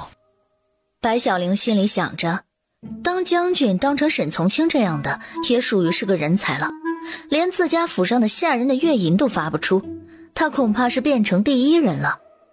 像他这样不贪不腐，只拿着朝廷每月派发的俸禄以及他大圣归来皇上的赏银，要养起这么大一个家是很困难的。外界还说他不娶三妻四妾是因为害怕夫人，以他看来是因为穷。不过是给老相好买了一栋房，自己府中就揭不开锅了。白小玲翻着账簿，看到了那笔巨大的支出。他给冷霜买房子竟然花了接近1万两白银，他这是给他买了一个住所，而不是买了一栋宅院。白小玲看着那笔开支，越看越气。大家的月银这个缺口，我会想办法补上。将军府从今日开始节俭，从沈从清的南院开始，老夫人的西院不纳入在内。管家愣了一下。夫人，这……白小玲放下账簿。这什么这？如果不是他在外面养女人，我们将军府会这样穷吗？你们若是不听我的，发不出来的银子，我可没办法。好，将军果然和外界传言一样，怕夫人。如此看来，就算将军对那位冷霜姑娘有情，以后那位姑娘入了将军府，但也不可能有好日子过。白小玲离开了账房，东岳小步跑跟在她身后。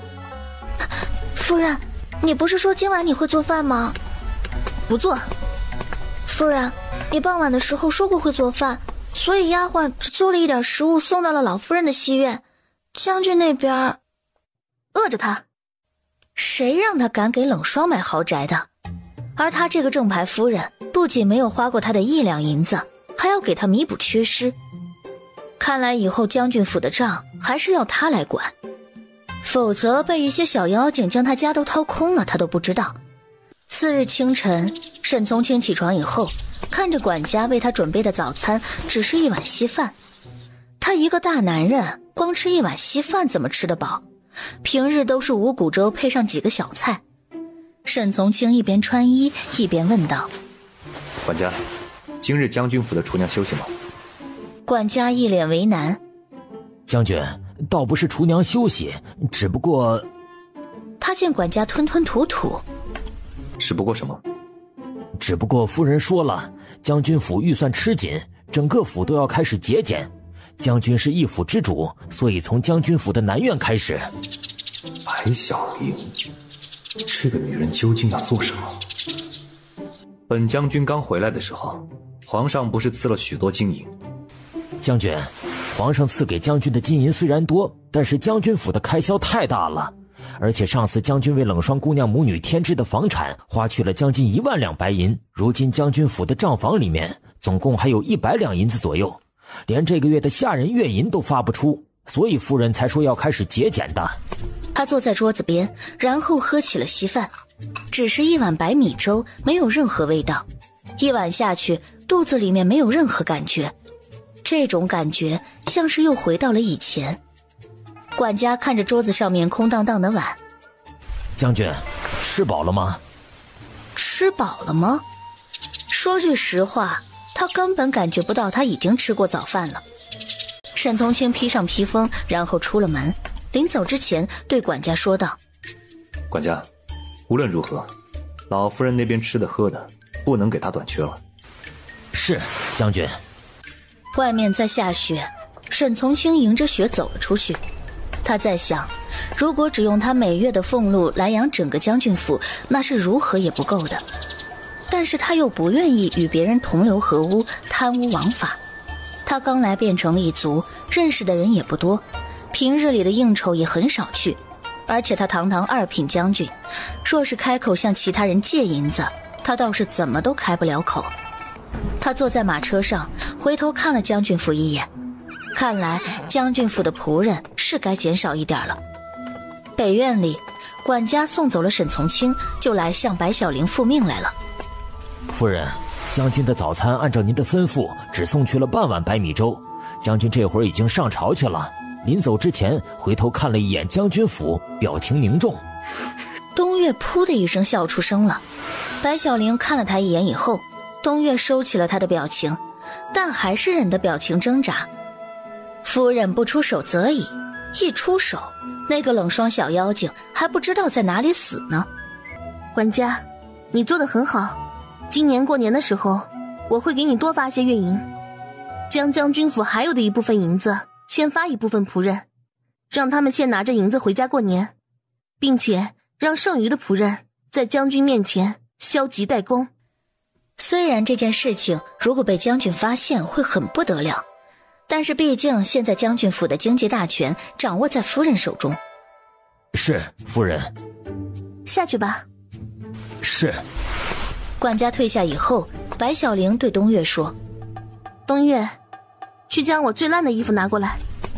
东岳去取了一件夫人原本在莲花村穿的衣服，白小玲换上以后：走，我们去娘那里坐坐。好的，夫人。到了西院门口，白小玲拿出一半洋葱，在眼前熏了一下，她的眼睛被熏得哗哗的流泪。她丢了洋葱，然后将眼泪擦去，但是眼睛还是红红的，而且眼眶里面挤满了泪花，要多可怜有多可怜。她一进入西院，就朝着刘氏扑了过去，她声音哽咽道：娘，你可要为我做主啊！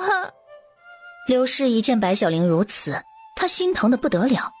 以前的日子那么苦，她都没有哭过，而如今却看她的眼睛红红的，似乎哭了很久。她一下子握住白小玲的手：小玲，发生了什么事情？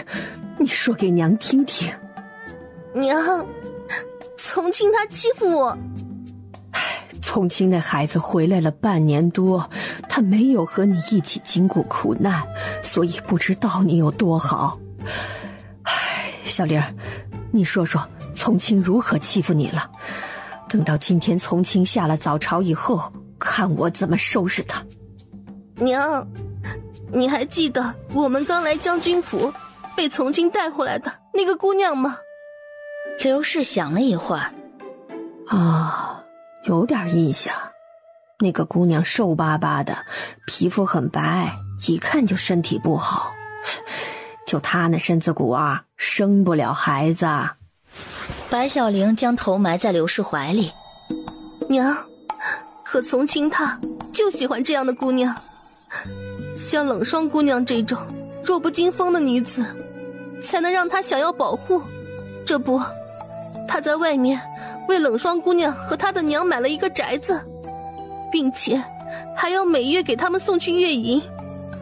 娘，我才是将军府的夫人，才是她的正夫人。我来将军府半年了，她从来没有陪我去买过一件衣服，也没有给我送过一件礼物。如今将军府因为给冷霜买房子，账房出现短缺，还得我来补上。娘，我真的觉得这日子没法过了。刘氏看着白小玲哭得语带梨花，疼得心都绞了起来，一双老眼里面也不免泛起了泪花。小玲儿，你放心，我绝对为你讨回公道。白小玲擦着自己脸上的泪水。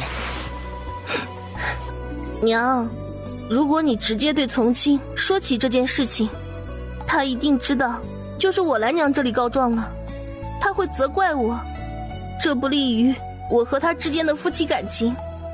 刘氏也是为难。小玲啊，那你说我该怎么办呢？娘，我们应该这样做。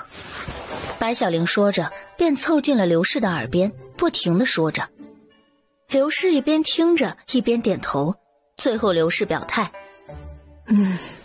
小玲，你放心，娘一定会做好你说的所有事情，不让任何人来害我们家。快到中午的时候，沈从清回来了。刘氏依照白小玲的吩咐躺在床上，饭桌上放着几个煮熟的红薯，白小玲坐在刘氏的床边喂她喝汤。沈从清回来看到这一幕，他快走几步来到了刘氏的床前。娘，你怎么了？哎呀，从清啊，娘今早起床，觉得胸闷气短，于是便叫来了小玲儿，在小玲的服侍下好多了。沈从清看向白小玲，娘这是怎么了？我不是大夫，我也不知道。那你就不能去请大夫吗？将军府已经没有银子了。沈从清愣在原地，没有银子了。他知道将军府的银子出现了短缺，但是今早管家不是才来说了，账房里还有100两银子。难道在汴城100两银子不够请大夫给娘看病？他正打算说话，白小玲先他一步先说了：今早一些丫鬟家丁已经开始陆续休息，我让管家给他们结了月银，账房里的银子已经没有了。那我虽然做着生意，但是1号店赚的钱一部分还了你，剩余的全部投入2号店里面了。如今我身上也没有银子。他对冷霜母女那么大方，他倒是要让他好好尝一尝什么叫做1分钱难倒英雄汉。从清，不如我们先出去，让娘好好休息一会儿。白小玲和沈从清出去了，他在西院的门口停了下来。从清，不如我去找我爹和大哥借一些银子，等到我们宽裕了一点，然后再给爹和大哥还回去。不行，这些事情怎么可以让你回娘家去解决？小玲，你就出去为娘请一个大夫，然后在家中好好照顾娘，剩下的事情我来解决。沈从清刚准备要走，白小玲拉住了他的袖子。从清，你现在已经不是一个普通人了，你是堂堂2品的将军，有些事情不能做，做了会被人笑话的。如果你去了，以后我们还怎么在别人面前抬起头来？白小玲知道他是要出去借银子，可是娘生病了。比起让你出去借银子，我宁愿自己回去找我的爹和大哥。大哥从小就很宠我，他一定会。他的话还没有说完，沈从清就先说了话。小玲，对不起。沈从清突如其来的道歉让他呆入目击，还有好些情节没有演，他怎么就醒悟了？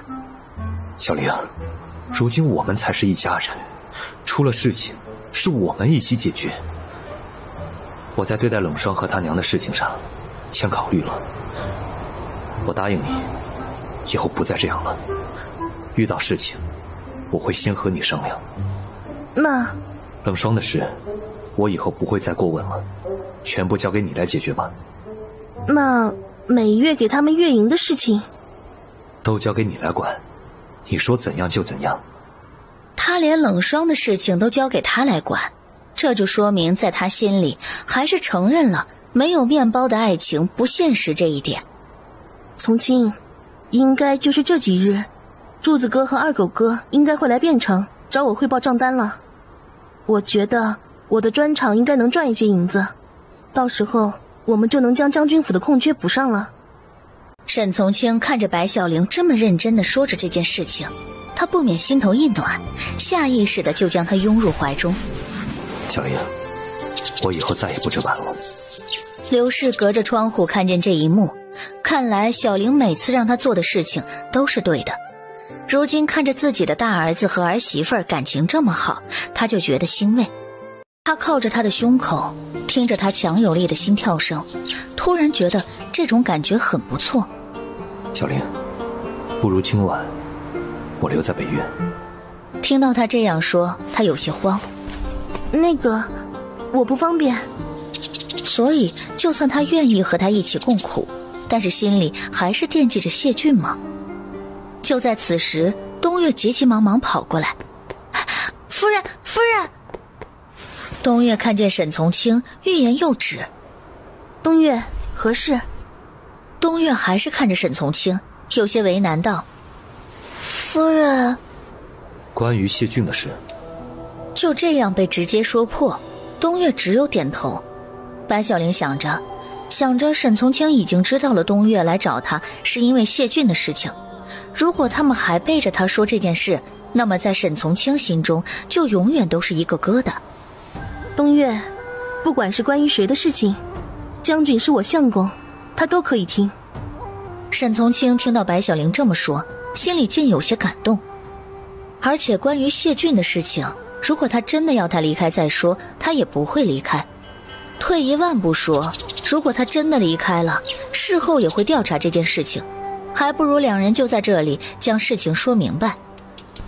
夫人，今天清晨我外出买菜，路过留香馆的时候，看见谢小爷那边出事了。白小玲听了东岳的话，有些担心。出了什么事情？听说昨日在留香馆用餐的客人回到家中全部上吐下泻，有好几个还是汴城的大官，他们都请大夫看了，也将吃过的食物带到了医馆，大夫说是他们所吃的食物有问题。现在留香馆外面聚集了很多人，大家都要求谢小爷给他们高额赔偿，还有要谢小爷滚出汴城。谢俊从坐在房间开始没有说一句话，一脸愁容。白小玲给二人倒了茶水。谢俊，你放心，会没事的。秦洛乃刑部尚书之子，他虽说现在没有官职，但却与汴城的傅公子走得很近。昨日与他一同来吃酒吃菜的一共4人，我回来以后听留香馆的伙计讲，其余3人也是衣着不凡，从他们的谈吐和扮相来说，不是汴城权贵，也是富家子弟。这一次他们怕是早有预谋。是啊，怎么可能不早有预谋？难道所有的竞争对手都像莲花镇的春风楼一样，就算被抢了生意也不会报复？留香馆附近的酒楼自从留香馆开业以来已经关了2-3家了，而在汴城这个地方，走3步就有一个当官的，走2步都能碰到与当官的沾亲带故的人。谁知道倒闭的2、3家酒楼里面有没有变成权贵的产业？谢俊，从清他不会任由这样的事情发生的。刚才秦洛也说了，大夫在饭菜里面检查出了泻药。这个世界上没有任何人做事是不留痕迹的，只要有人往饭菜里面下了泻药，那么就一定会留下痕迹。循着痕迹抽丝剥茧，一定能找出真凶，然后还刘湘馆一个公道。谢俊却是摇了摇头。小玲，就算这件事情沈将军能够还刘湘馆一个公道，但是此次的事情过后，刘湘馆在汴城再也不可能恢复到以往的风光。对于饭馆来讲，食物的安全高于一切，况且这次我得罪的人中，里面有权有势的大有人在，有许多人来消费之前都会有所顾忌。谢俊，小玲，我想这件事情过后，对刘湘馆开始整改，不能再像以前一样，能够做多大的生意就做多大的生意了。如果刘湘馆将这一条街上的饭馆该赚的银子全都赚了，总有一些人会不满意我。以后刘湘馆每日接待的客人数量会有减少，每一道菜的价格会有所提高。白小玲也点了点头。是，的确应该这样。我觉得你应该将刘湘馆发展成为一个中高等酒楼。但是小玲，我们刘湘馆拿得出手的菜只有香辣螃蟹这一道，你能帮帮我吗？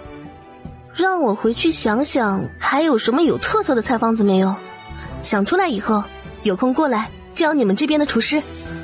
谢俊听此，脸上这才有了一点笑容。好，我也学着你之前的做法，让你做我们刘湘馆的股东。谢俊，股东就不必了，如此正是报答你当初的救命之恩。谢俊想，白小玲用这样的方式报答他的救命之恩。小玲，你和沈将军之间……我们之间很好，我现在也想通了，他生活在这个年代，有属于这个年代的局限性。没有说哪一家的夫妻一辈子走过来，总没有吵吵闹闹的。我会尽我所能维护我的家庭，和他过好日子。谢俊听到他的话，一颗心凉了大半。他这般说了，他该是再也没有机会了吧。但是沈从清今日能够帮他，说明沈从清也是如同他父亲一样令人敬重的人。其实将白小玲交给他这样的男人，他还是算放心的。小玲，那我祝你幸福。得到他的祝福，他感到很开心，这也代表他打算放下了。谢俊，你也要快些找到属于自己的幸福呢。谢俊强颜欢笑。小玲，不瞒你说，前段时间爹娘来了家书，说是隔壁张家的女儿不错，要我回去看看。眼看也要过年了，正打算什么时候回去一趟呢。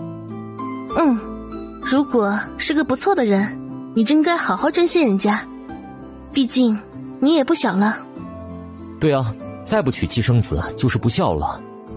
从沈从清他们调查开始到现在为止，已经过去了1个时辰了，也不知道现在情况怎么样了。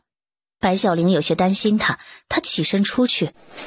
谢俊，你在屋里待一会儿，我出去看看。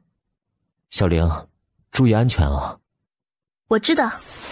此时小吴来报，将军，刚才一伙计说了，就在秦公子他们用餐当日，由于谢老板不在刘湘馆，当时伙计们忙不过来，于是临时请了一男子来刘湘馆帮忙1日。可有询问男子的面目穿着？问了，那男子约莫50岁的样子，穿着一身灰布衣服，他还说认识将军与夫人，而且还与谢老板一起吃过饭。白小玲听到这里，脸上没有一丝笑容。这般的说法，她听着有些耳熟。如果她猜测的没错，此人想必就是小虎子的爹。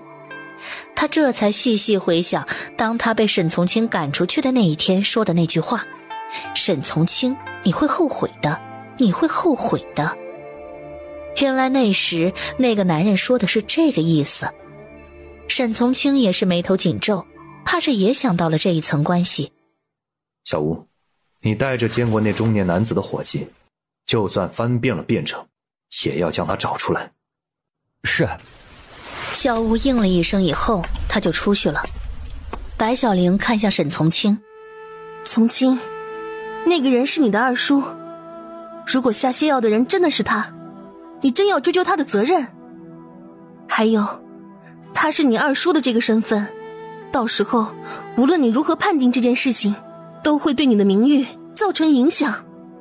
沈从清有些无奈，这事情一桩桩的，竟像是别人给他下的套，而且那个给他下套之人是极其了解他的人。以他的性子，就算他明知道这是一个陷阱，还是会义无反顾地去彻查这件事情。小玲，是怕到时候连累你和岳父岳母。他倒是不害怕被沈从清牵连，是害怕连累原主白小玲的父母。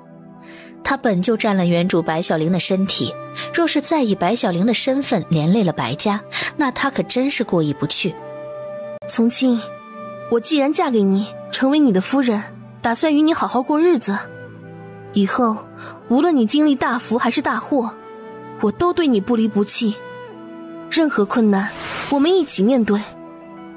我也希望你对我也是如此。若是有一天被我发现你并非真心诚意，我也不会舔着脸待在你身边。沈从清听见白小玲的话，他这是在向她表明自己的内心，也是在警告她。在这一点上，他和白小玲倒是很相似。小玲，你放心，我早就决定放下与冷霜之间的过去了，但是你也不要与谢小爷再纠缠了。留香馆出了这么大的事情，身为户部尚书的白千云不可能不过来询问。户部专门管农商户之类的事情。外面还在下雪，白千云拿着一把纸伞而来。他收了纸伞，抖着身上披风上的雪花。留香馆的伙计和谢俊都热情相迎。谢俊与伙计告知了白千云事情的原委以后，谢俊也是一脸愁容。秦洛，一个不学无术的纨绔子弟，与变成权贵之子似乎都关系不错，之前还曾与小玲有着一纸婚约。若不是他们以为小玲已经不在了，与他毁掉了婚约，说不定小玲如今就已经嫁给了这个披着羊皮的狼了。白小玲对于这位溺爱自己小妹的白千云还有些不熟悉，而且最近白千云都忙着接任户部尚书，他每天有很多事情要忙，所以与白小玲之间也很少见面。这次一见到他就开心得不得了。小玲，你和从清也在呢。大哥。白千云脸上是笑。小玲果然是长大了呀，以前都直接叫我名字，现在改叫大哥，我还真是不习惯呢。是这样的吗？大哥，以前是小玲不懂事。他如同以往一般刮了一下他的鼻子，脸上带着昵宠。可大哥还是希望小玲对大哥随意一点，一家人不要在意那些礼节。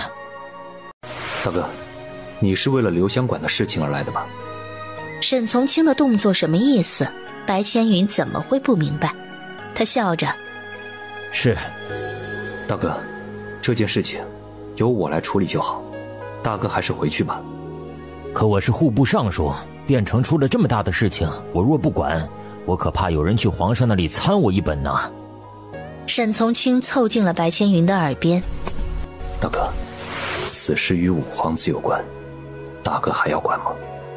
白千云愣了一下，五皇子在汴城之中有许多产业，这件事情在他们的圈子里面已经不是什么秘密，只不过他们并不知道具体哪家店铺是五皇子所有而已。之前五皇子也用同样的方式低价收购了一些店铺，手续都是由户部办的，所以他也听父亲唠叨过几句。若此事真与五皇子有关，那么事情可就难办了。就算之前他父亲已经是朝中老臣，遇到这样的事情，尚且要给五皇子几分薄面，办他的事情睁一只眼闭一只眼，更不要说他这个刚刚上任的新官。户部的人都还没有完全信服他，他做事没有父亲一般圆滑，这件事情倒真是不知道怎么处理。这事儿处理不好，丢了头上的乌纱帽不说，还会连累白府。若真如此，你也不许插手这件事情。大哥，我已经插手了，而且隐隐觉得他们针对的人并非刘湘馆。那是谁啊？是他。暂时还不得而知。他们的对话被谢俊听了一些去，他摇着头，他以为沈从清和他们不一样，结果到了官场以后也变得和他们一样，官官相护而已。个人都为个人的利益，害怕自己受到牵连，谁会管小老百姓的死活？但是刘湘馆是谢俊几代人的心血，他不能让刘湘馆毁在他的手里。若是他们不肯帮他，那么他就只能自己帮自己了。谢俊一狠心，就由刘湘馆的后门朝外走去。若是就由刘湘馆这一般被强取豪夺了去，他就算死了，也无法向谢家的列祖列宗交代，还不如豁出命来留下刘湘馆。沈从清和白千云还在说话，白千云叹息一声：得了，你这个不管这些事的沈将军都还为此事烦恼，我堂堂的户部尚书怎么可以临阵脱逃啊？就算我们白家因此遭了什么难，我觉得父亲也会体谅我。父亲之前对我说过，他这一辈子就是畏畏缩缩，过得太过圆滑，虽然没有遭什么难，但是也很难有成就。他希望我能当个好官，当一个能为百姓谋福利的好官。白小玲听着他们二人的对话，他心里想着，如果朝中能有多像白千云和沈从清这样的官，百姓也不必这样苦不堪言了。不过他似乎觉得秦洛说的才是对的，这件事情闹大了，皇上虽然明面上会迫于百姓的压力，会给五皇子一定的惩罚，但其实心里会对他们有隔阂。否则沈竹浪也不会因为委婉拒绝与公主的婚事，而到现在都还没有被安排职位。大哥，从清，你们饿了吗？我去给你们做一点吃的。白小玲这么一说，白千云还真的感觉到有些饿了，而沈从清早就饿得前胸贴后背，两人皆是点了头。白小玲正让刘湘馆的伙计将她往厨房领，白千云突然想起一件事情。小玲，你不是不会做饭吗？她一个十指不沾阳春水的大家闺秀，以前连吃饭都是丫鬟给她喂到嘴里，她如何会做饭？白小玲给她一个大大的微笑。大哥，小玲不仅会做饭，而且做得非常好吃。看来她真的是长大了。反正现在案子的关键在于抓住那个下药的中年男人。小吴已经带着人去整个汴城搜查了，他们只需要等待消息而已。妹夫，您回来也有大半年的时间了，为何小玲的肚子一点动静都没有啊？沈从清喝了一口茶，他娘也每天逼着他这件事情，但是这不是一件急得来的事情。他虽说回来大半年的时间了，但是与白小玲同房不过2次，哪有那么快？父亲母亲整天都在房中念叨，说要往将军府送一些补药，不过被我给拦住了。若是这事传出去，对你和小玲都不好。他压低了声音：妹夫，你们如果怎么努力都怀不上，我看呢，还是请个大夫看看。父亲与宫中的皇太医关系不错，而且皇太医医术高明，他定是会药到病除，并且也会为你们保密的。沈从清的脸色不太好，所以如果白小玲一日不怀上孩子，大家都会以为是她有问题，而偏偏白小玲又时常因为这件事情躲着她，她也没有办法。大哥，其实小玲有孕了。算了，还是先给出这个消息，然后她晚上的时候再努力一把，反正生孩子多生几天少生几天都没差。白千云一听，惊得嘴都合不上。妹夫，真的吗？这事儿是真的吗？他黑着一张脸回答道。白千云不顾形象地拍着桌子。真是太好了，如果父亲母亲知道这件事情，他们不知道有多么开心呢。不过这事儿怎么没听小玲说呀？小玲大概是害羞吧，不过等她接受了她快要当娘的这个事实，她会主动告诉你们的。白千云满脸是笑。正好，我就要当舅舅了。沈从清也笑着，不过他的笑里面充满了尴尬。他想着，那他以后可得多多努力，怀孩子也是一件看缘分的事情。若是白小玲迟迟怀不上孩子，那么他可真成为变成老百姓们茶余饭后的笑话了，他们该笑话他不行了。半个时辰以后，白小玲左右四周没有找到谢俊，他想着谢俊这个时候也应该饿了，他该是还在房间内，于是对着一伙计道：你去将谢老板请下来，我们一起吃饭。哎，好。伙计应了一声好以后，就小跑着上楼了。白小玲又盛了一碗汤，然后放在那个空着的位置。不一会儿，伙计急忙跑下楼：夫人，谢老板没有在房内。没在。这时外出寻找谢俊的伙计都回来了，他们一个个面色焦急地说道：夫人，我们依照您的吩咐，将留香馆的前前后后都找遍了，并没有看见谢老板。白小玲这才意识到事情不对劲儿，她起身：走，我再随你们一起去四处找找。白千云连忙扶着她：小玲，这件事大哥和从清都在，哪里轮得上你去寻找啊？这样，你在屋里好好坐着，不要乱走，我和从清和这些伙计去找。白小玲心里想着，看来白千云对她的这个妹妹可是溺宠的有些过分了。以前她一个亲人都没有，穿越到这里以后，她有了竹浪、刘氏、沈从清，如今还有了白千云和白府的人，他们都是她的亲人。她突然觉得这样的日子过得很舒服。她乖乖坐下：大哥，从清，你们找到谢俊以后，让他不要冲动，将他立刻带回来。小玲，你就放心吧。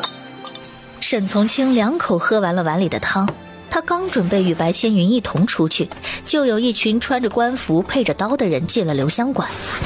他们一人对着沈从清行了一个礼：沈将军，有人在府邑告了你的状，和我们走一趟吧。白小玲站了起来：你说有人告了沈将军的状，是何人所为？衙役看见沈从清和白千云都与这个女子走得较近，所以猜想她便是沈将军的夫人白小玲，所以对她说话也是恭恭敬敬。正是这留香馆老板谢俊。白小玲听到谢俊的名字，她的脑子懵了一下。谢俊不在留香馆，他就算要跑出去报官，沈从清正在积极地为他的事情而忙碌，他没必要去告沈从清的状。留香馆外本就有一些沈从清的人，只不过沈从清为人低调，他所带的随从都是便衣出行。小吴他们见衙役他们进了留香馆，一个个的也进去了。他们站在沈从清的身后，小吴在他耳边轻声说：将军，我们依照您的吩咐去寻找那下药人，但是没曾想被府邑的人先一步将他找到，并且将他带走了。沈从清微微点头：知道了。带头的衙役一脸严肃对沈从清道：沈将军，我们也是秉公办理，还请沈将军跟我们走一趟。小吴听此，立马将手里的佩刀拔出半许：你是个什么东西？你让将军陪你走一趟，将军就得陪你走一趟啊！我们在边疆刀口舔血的时候，你们在汴城里吹着柔软的风，就凭你们这群小杂碎，也敢对我们将军这般说话？信不信老子一刀砍了你？小吴本就是莲花村附近村子里的人，以前是种地的农夫，没有读过书，后来认了沈从清的大哥，过了几年刀口舔血的日子，所以说话粗了一些。我们也是按规矩办事。按规矩？按什么规矩啊？我吴某是个大老粗，不懂你们的规矩，但是今天谁要是敢把将军带走，我就要了他的脑袋。跟在小吴后面的人也全将刀都拔了出来。衙役们看着面前亮闪闪的刀，他们心里还是有些畏惧。这群人是目不识丁的野蛮人，而且他们手中的刀是真的杀过人的刀，刀刃都卷了。而他们一直在汴城当差，配刀的主要目的不是为了杀人，而是为了吓唬人。虽然他们是府邑的衙役，但是要真的动起手来，要与这些人比还是差很多。这位大哥，你听我解释，我们也都不信沈将军会真的以公谋私，谋害谢俊，但是谢俊已经来了府议告了状，而且还有人证，我们也是没有办法的。再说了，这天子犯法与庶民同罪，若是我们不能秉公办理，而这里又是汴城，若是谢俊他一状告到皇上那里，我们所有人都吃不了兜着走。沈将军，您就行行好，随我们去一趟。谢俊告状，而且还有人证。白千云皱着眉头，刚才沈从清告诉他这件事情不简单，而且他们针对的人不是谢俊，而是另有其人。那时候他问他们针对的人是谁，沈从清说他不知。如此看来，不是沈从清不知，而是他早就知道，他只不过不想将他自己的名字说出来，否则他害怕他和白小玲都不让他继续插手这件事情而已。该来的总会来的，事情发展到如此地步，他倒是想要知道究竟是谁想要害他。如此，本将军便陪着你们过去看看。多谢沈将军。衙役说完，却并没有离开。小吴一见，那火爆脾气又上来了。你个瘪三，我家将军说了会去，那就一定会去，难不成你还想将我家将军押去不成啊？我可告诉你，这事儿就算是将军答应你，我也不会答应。不敢，那小的就立即回去，还请将军快些来。不必了，我虽说是将军，但是你们该怎么办事就怎么办事，不用在我这里搞特殊。小吴看向他，如果汴城的百姓看见他被衙役带走，不知道又会传出什么话来。将军，不可！小吴，我身为将军，更应该以身作则，凡事按规矩办事。我走了以后，你和兄弟们不许去府议找麻烦。将军，这件事情就这么决定了，不许再说。一行人到了府议，站在正中央的人正是谢俊。谢俊见了白小玲他们，也是一脸懊悔。他原本是来府议报官，说是自家留香馆被一个临时做工之人下了泻药，想要以此毁掉留香馆的名声与生意。殊不知府议大人很快就派人去捉拿临时下药之人，并且在很短的时间里就将此人捉拿归案。而那个人他也认识，正是白小玲的二叔。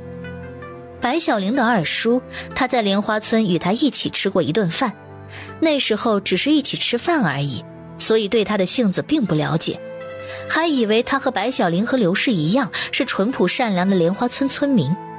但是后来他也听说了，他的二叔似乎是个负心汉，对他的二婶和小虎子不好，并且还在莲花镇的窑子里面吃喝欠下了很多银子，想要白小玲为他结账。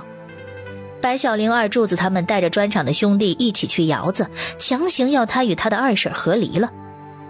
前几天他又听说这个人去了白小玲的鲜蔬超市赊账，然后将鲜蔬超市里面的蔬菜拿到菜市贱卖。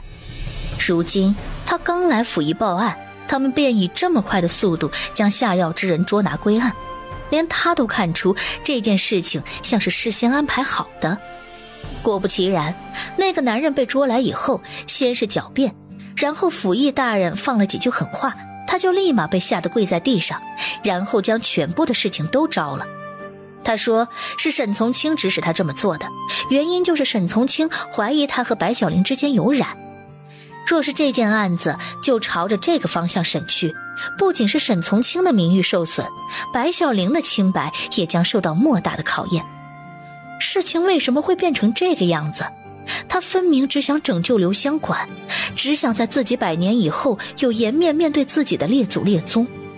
不过沈从清的确用留香馆威胁过他，说不定真的是他想要害他，然后将他赶出汴城。而他之前还愿意来帮助他，也许只是做一个样子给白小玲看。白小玲看向谢俊的身边，在他身边跪着一个穿着灰布衣服的男人。他不用看这个男人的正面，光是想想就知道他便是小虎子的爹。留香馆的伙计形容，那日临时找来帮忙的男人穿着灰布衣服，而他竟然连衣服都没有换，这目的已经很明确了，他就是等着府议的人来抓他。他们所有的人都是串通好的。府议大人见沈从清来了，他笑嘻嘻地迎了上来。沈将军，这事儿实在是对不住啊。留香馆的谢老板来报案，我们根据线索抓住了下药人，但是这个下药人口口声声说受了您的指使。我身为百姓的父母官，使百姓税银，这件事我若是不管，不仅天理不容，连良心上也过不去。不过我们都相信沈将军绝不是这样的人，将军夫人也绝不是不洁身自爱的人。府议的审案是公开的，不知是有人事先通知还是如何。此时府议的门外已经聚集了很多边城百姓，等着看这一场大戏。然而府议大人的短短几言已经勾起了他们的八卦之心，无数的剧情在他们的脑子里上演。天哪，将军夫人居然与留香馆的谢老板有染。沈将军出征在外3年，将军夫人刚为心腹就守活寡，哪个女人受得住？最重要的是啊，我还听说当初他们都以为沈将军已经不在了，而且将军府的老夫人还知道他与谢老板之间的事情，并且同意他们在一起。要不是后来谢老板娶了他人，恐怕呀两人早已经成亲了。还有这等事？千真万确，这些事情呀在他们以前居住的莲花村都不是秘密，大家都知道。哎，还不止这样，听说他白小玲一个寡妇在莲花村内可是混得风生水起，10里8村的村民都来为他劳作，人家能力大呀。白小玲听着这一声声的议论，虽然面上并没有多少变化，但是她的手在袖子里面捏成拳头。在没有听到这些话之前，她以为这件事情是针对沈从清的，是沈从清不懂官场的圆滑变通之道，得罪了别人，所以别人要借着这件事情整治他。但是没想到暗中之人通过这件事情要动的不止谢俊的留香馆，沈从清在朝中的威慑力，还有他的名声。这个人特地调查了他，挖出这些陈年往事。他与谢俊之间的事情，在他这个当事人的心里都已经归为平淡，但是对于汴城百姓来说，这就是一个惊天大秘密。还有，在古人眼中，女子无才便是德，女子就应该在家相夫教子，不应该在外抛头露面。而他在莲花村大办专场的事情，已经是10里8村都知道的事情。来专场做工的都是周围几个村的青年男人，经过他们这么一加工，就算她清清白白，也会被说成是一个不洁的女子。而古代对待不洁的女子，那是相当残忍的。当初谢俊愿意娶他的表妹，就是因为他表妹不洁，要被拖去进猪笼，所以他才承认他的表妹肚子里面的孩子是他的。他平时伶牙俐齿，头脑清晰，但是面对这样的情况，听着这么多诋毁他的话，他突然不知道怎么回答。他木愣地站着，突然一只温暖的大手伸了过来，他握住他的手，温暖从他的手流向他的4肢百骸，让他的大脑恢复了一些思考。沈从清捏了捏他的手，本将军的夫人多么干净，本将军知道，谁要是再敢污蔑他，本将军定不放过他。还有，本将军会调查清楚，刚才那些无中生有的人究竟是谁。沈从清说着，他一双冷目里面寒光四射，看向围在府邑门口的百姓。如果他的猜想没错，这些人应该是被人事先安排在这里，而他们所说的话，他被他这句话问得有些愣。啊？他凑近他，几乎咬着他的耳朵说：那一夜你落红了。他瞬间满脸通红，所以他是不是清白的，他是最清楚的。刚才他还以为他无条件相信他，让他心里很是感动呢。原来是这样，虽然心里有些小失望，不过还是觉得有些小甜蜜。他也轻声问：那是不是你的第一次？他看向他，他一个大男人怎么会承认那是他的第一次，而且还是在这样的场景。白小玲，这些事情我们回家去再讨论。他们所说的话，谢俊隐约听见了，虽然已经准备放下他，但是听到这些话，还是免不了内心一片幽凉。小乌他们原本回了将军府，但是他不放心，还是和10几个兄弟一起来了府衙外面。刚到府衙外，就听到一群百姓在恶意抹黑白小玲。他们可是跟着沈从清出生入死的兄弟，而且他们也相信夫人的为人。小乌最先忍不住，他的一把刀架在刚才说的最厉害的那个人的脖子上。你这个瘪三，狗嘴里吐不出象牙，你再敢污蔑夫人，我将你的脑袋割下来。刚才说话的人摸了摸脖子上的东西，当他确定那是一把刀以后，吓得直接尿了裤子。大爷饶命！饶命？留你一张嘴，还让你又继续胡说呀！小吴说着，手里的刀用力了几分，那人只觉得脖子上一凉，一股热热的东西流了出来，他直接被吓哭了。大爷饶命！这也是今儿早上一位姑娘给了我们银子，才让我们这么说的。小吴听到这样的话也感到惊讶，他刚才只是发自内心想要惩罚一下这个人，没想到这件事情竟然还隐藏了这么大的猫腻。快细细说来，否则小心你的脑袋。其余人也将现场的围观人等全部控制住。刚才议论的主要几个人被带到了里面，他们一个个跪着，对着府尹大人哭喊道：大人，饶命啊大人！府尹大人的脸很黑，没想到这群人竟是这么不经吓的一群人。还有沈将军他的手下当真是目中无人，竟敢在府尹门口亮了刀，而且还差点在这里割了一个无辜平民的脑袋。这件事情他可得联合几位大人一同上书给皇上。且将这件事情的原委细细说来，若有半句虚假，本官定饶不了你。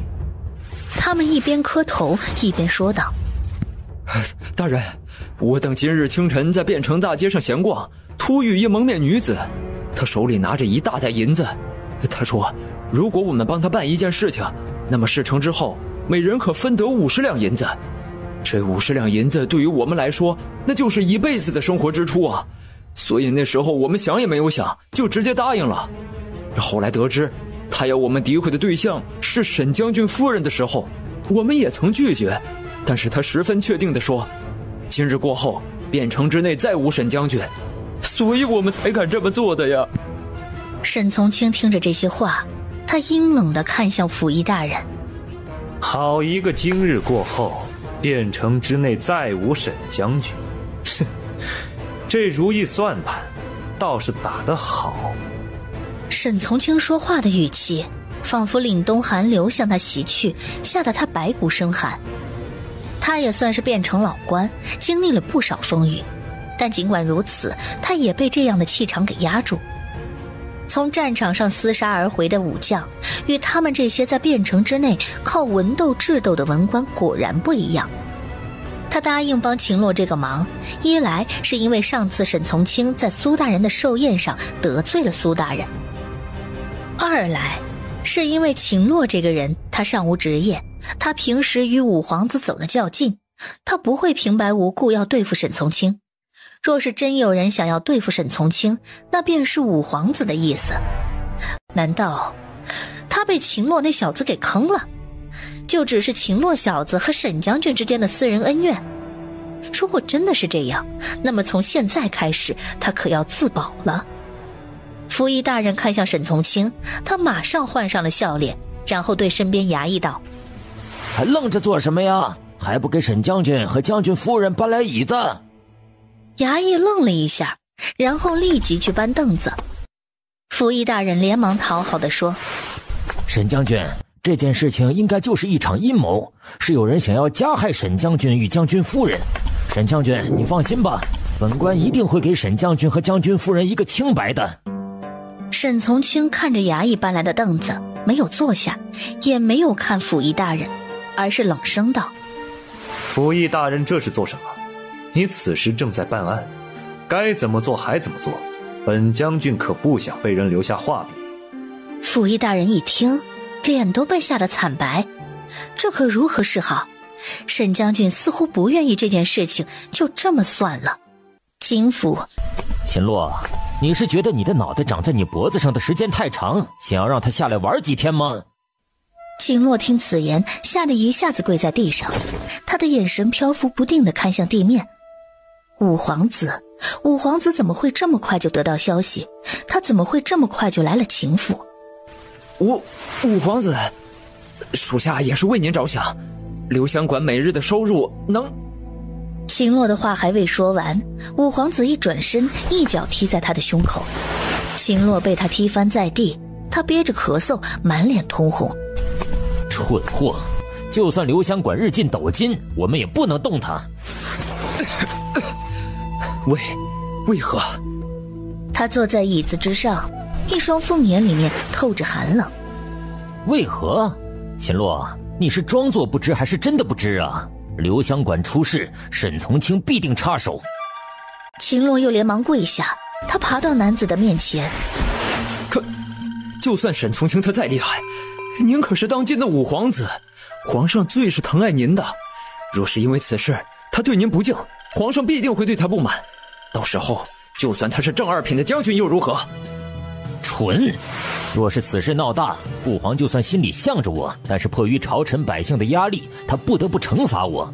我们做的那些事情，你我心知肚明，有几件是见得光的事情啊？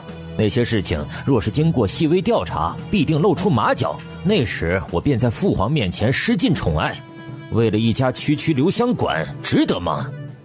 秦洛脸色苍白，他原本以为五皇子只是为财不择手段的莽夫而已，没想到他竟然将这些看得如此透彻。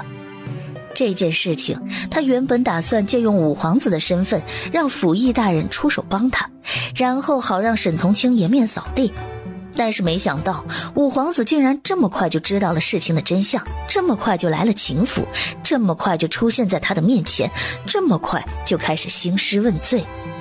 事已至此，后面的事情已经不是他能解决的事情了。秦洛全身都在颤抖。不值得。知道不值得，那说明你还不算太蠢。秦洛，本皇子告诉你，你就是本皇子养的一条狗。一条狗若是不忠于主人，敢违背主人的意愿做事，只有死路一条。这件事情本皇子会为你摆平，但若是再有下次，秦大人恐怕就要白发人送黑发人了。他说完走出去。他秦洛不愿意当一条狗，一条毫无尊严的狗。若是五皇子彻底不在了，那么在他手上那些见不得光的产业都是他的了。这些年五皇子为了掩人耳目，很多产业其实都是在他名下。这件事情天知地知，他知五皇子知。秦洛的嘴角勾起一抹诡异的笑。谁说他是蠢？谁说他是狗？谁说他这次出手对付留香馆是因为想帮五皇子得到留香馆？谁说他是因为嫉妒沈从清与白小玲在一起而陷害沈从清？其实这些都不是，他这么做只不过是不想当狗，想要成为主人而已。秦洛走了出去，守在门外的正是秦婉婉。秦婉婉一见秦洛就怕得要命，她的身体微微后退了少许。少爷。秦洛看向他，在一众的暖床丫鬟以及小妾之中，他最喜欢的就是秦婉婉，因为他每次见了他都是一副老鼠见了猫的神情，他怕得要命，而他却兴奋得要命。他一把掐住秦婉婉的脖子，让她抬起头看向他。你怕？不怕。可他明明就已经怕得瑟瑟发抖，双眼通红，却死不承认。秦婉婉见了他的场景，不正是和他每次见五皇子的时候一模一样吗？所以就算秦婉婉出身低贱，却也让他觉得真是有趣的。双儿可睡着了？睡着了。那就去你房中。他听此，脸上得逞的笑一闪而过，却也娇弱害怕的轻声道：是。还是老规矩，穿着与他相似的衣服，梳好与他类似的发髻，在床上等我。秦婉婉的脸上浮出不悦，但是这不悦很快便消失了，没有在他脸上留下任何痕迹。他依旧逆来顺受地说：是。他要他装作白小玲又如何？就算他恨白小玲，但是他在他身边当了这么多年的丫鬟，他了解白小玲。有一次，他以白小玲的名义约她，而到了地方以后，他穿着与白小玲类似的衣服，说着与她差不多的发髻，他只是稍稍诱惑一下她，他就受不了，与她发生了关系。那时候他知道她不是白小玲，而从那以后他会主动约她出来，每一次见面只有一件事情可做，每一次做事之前他都会要求她这么做。他觉得自己就是白小玲的替身，可是那又怎么样？他的初衷并不是得到秦洛的心，而是摆脱丫鬟的身份，过上富贵的生活而已。秦婉婉进入了自己的房中，拿出与白小玲曾经穿过的类似的衣服，然后梳上那样的发髻。他看了一眼正在小床上熟睡的秦霜，他心里想着，双儿是秦洛的唯一一个儿子，只要双儿再长大一些，那么他就不会再过着现在这样的生活了。到时候秦洛为接替他父亲的官职，而他则是秦家大院里面的主母。他想着这些，脸上终于有了笑意。府尹沈从清冷冷地看向府尹大人，府尹大人不敢看他，而是向二叔吼道：大胆刁民，你所说的言语之中破洞百出，你为何要陷害沈将军呢？白小玲见府尹大人的这个模样，他心里想着，沈从清不说话，冷眼看人的时候，真的有那么可怕吗？他不免好奇地看向他，虽然他这个样子够冷，但是好歹也是冷帅冷帅的，他倒是不觉得他可怕。二叔一听，吓得一颤。当初那个雇他的人不是说了，只要他按照他吩咐的话说，府尹的人一听就会明白，并且会帮着他。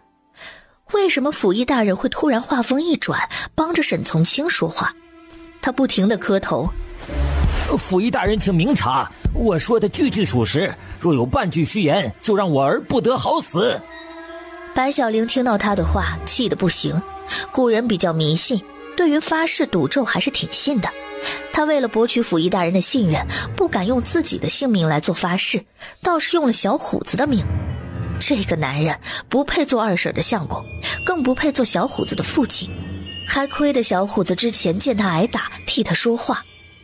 若你刚才真的说的句句实话，那便用你自己的命来发誓，否则我一个字都不会信。我此时穿着一袭黑色披风的男子走了进来，他径直走到了沈从清的身边，黑色披风的帽子几乎将他的一张脸遮住，从白小玲的方向看去，只能看见他的下巴和嘴唇。男人进入府尹以后也没有摘下帽子，而且他进入正在办案的府尹没有受到任何的阻拦。在白小玲的分析中，这个男人的身份不一般。只见那男人的薄唇微起。沈将军可否卖我一个薄面？这件事情到此为止。白小玲睁大了眼睛。所以说，这个站在他面前的就是五皇子。他一个皇子，竟然在沈从清的面前低声下气，让沈从清卖他一个面子。沈从清的面子真的有那么大吗？连五皇子都来亲自求情。沈从清看向五皇子，良久没有说话。白小玲扯了扯他的袖子。沈从清，就算你在苏大人还有府尹大人面前都能由着自己的性子办事，可是现在站在你面前的这位可是五皇子，是皇上的亲儿子。要是惹了他，以后你在朝廷里面可怎么混呢？你处处树敌，我的仙书超市也难再变成开下去。他见他还是没说话，心里有些着急了。他正张了张嘴，准备从言语上来劝他，没想到他还没有发出声音，沈从清便先开了口。只听他说：这本是一场误会，在留香馆内没有吃坏肚子的人，我也没有见过五皇子。多谢。那男人说了这两个字，然后从他们身边走过。府尹外面不知道什么时候已经被清空了人，除了衙役和小吴他们以外，没有任何一个闲人。男人坐上了马车，马车便立刻离开了。他一来一去花了不过1刻钟时间，做事雷厉风行，半点都不拖泥带水。服役大人擦着额头的冷汗，这件事情终于有一个结果了，还好今天五皇子亲自来了，否则沈从清这个祖宗还真的将我的半条命给蹬掉了。沈将军，你看现在事情也明了，都是误会一场，我这就派人送沈将军和将军夫人回府吧。这件事情就不劳烦府尹大人了，只是不知府尹大人准备如何处理这个人。府尹讨好的笑凝固在他的脸上，这又是一道送命题将他难住。所以这个男人究竟是不是沈将军的二叔？沈将军这么问，是要保他还是要罚他？沈从清看着府尹大人一脸为难的样子，此人胡说八道，扰乱汴城的治安，我建议府尹大人还是将他收监几日，让他好好反省。府尹大人满脸讨好的笑，沈将军直接说出来，可比他瞎猜好多了。是，沈将军说的对，沈将军觉得关他几日为好啊？3年5年不嫌多，8年10年不嫌少。沈从清说完，便牵住白小玲的手，朝着府尹外走去。府尹大人目瞪口呆，这就是沈将军所说的关几日？这几日有些长啊。夫人，还有一件事情，我需要向你禀明。今日冷霜那只小妖精身边的丫鬟又来将军府门口等着将军，她与将军说了几句话，但是由于我离他们较远，没有听清楚他们说了什么。上次也是冷霜的丫鬟来见了将军，将军没有跟他出去，所以东岳以为不会发生什么大事儿。结果后来就知道将军竟然给冷霜小妖精添了一处房产，夫人为此生了很久的气，所以这一次她可不敢大意。只要是关于冷霜和冷家的任何人与将军牵扯上一点关系，他都要如实的告诉夫人。白小玲的手顿了顿，她这才抬眸看向东岳。那丫鬟走了吗？说来也奇怪，那丫鬟听了将军的话，竟然没立即走，而是愣愣地站在将军府门口，约莫过了1炷香的时间以后，她才离开。她这次可得长了心眼儿，否则自己家里的钱财被小妖精给卷走了，然后小妖精用白小玲挣的钱将自己打扮的花枝招展的来迷惑她的相公，她想想就觉得喘不过气。东岳，你去库房对管家说，以后将军府的每一笔开支都必须给我过目。是的，夫人。以前他没端正态度与沈从清好好过日子，所以他对于沈从清和冷霜的事情根本不在意。但是现在不同，他要是敢给冷霜一针一线，他都觉得心窝子疼。冷霜这个情敌，他得尽快将他打败。东岳，你可知冷霜最近是住在冷府，还是住在他的新房中？东岳听到这里也憋屈地撇着嘴。夫人，前几天冷府的大大小小老老少少敲锣打鼓的全部搬到了新房中，现在几乎整个汴城的人都知道沈将军为冷霜姑娘添置了新房。他们还说，若不是因为将军惧内，恐怕冷霜姑娘早已经是将军的妾了，也不会如今还无名无分地住在外面。他一下子放下勺子，有机会能当沈从清的妾，也是值得这么炫耀的事情吗？东岳，给我换一件衣服，我要去见白我大哥。东岳应声以后，便立即去挑选了一件桃红的棉衣，再给白小玲梳了一个流云髻，主仆二人便撑着纸伞去了户部。沈从清给冷霜买了房产，但是如果那房产不上户，依旧算不得是冷霜的，而对于房产上户一事，归户部管。而白仙云刚刚上任户部尚书的位置，对事务还不熟悉，很多事情都堆了下来，处理公务的速度会慢下来。冷霜房产办理一事，应该没有那么快就办下来吧。他和东岳刚到了户部门口，就被白仙云身边的小厮小刘认了出来。三小姐，你怎么来了？白小玲虽然不认得小刘，但是见他热情的模样，也还之以微笑。大哥在吗？在。带我去见他。小刘一边带路一边说道：三小姐，你可不知道，大少爷自从继承了老爷的位置以后，老爷倒是闲下来每天养鱼喂鸟，但是大少爷可惨了。大少爷每天不忙那3更天，他根本不会回白府，有时候甚至都直接睡在户部了。三小姐若是待会儿见到了大少爷，可得好好劝劝他。大少爷虽然年轻，但是也不能这样不将自己的身子当作身子，他不心疼自己，我们这些做下人的看着也心疼。上次回娘家和几次与白千云的相见，均没有瞧见他身边有一个姑娘。若是他遇见了一个心仪的姑娘，恐怕就不会这般了。白千云在这个时代真的是一个大龄剩男了，他的自身条件很好，若是他愿意，肯定无数的姑娘早就将白府的门槛给踏破了。而他依旧孤身一人的原因，恐怕是他自己不愿意。我几年不在家中，对家中之事不太了解。大哥也年龄不小了，为何还未娶妻？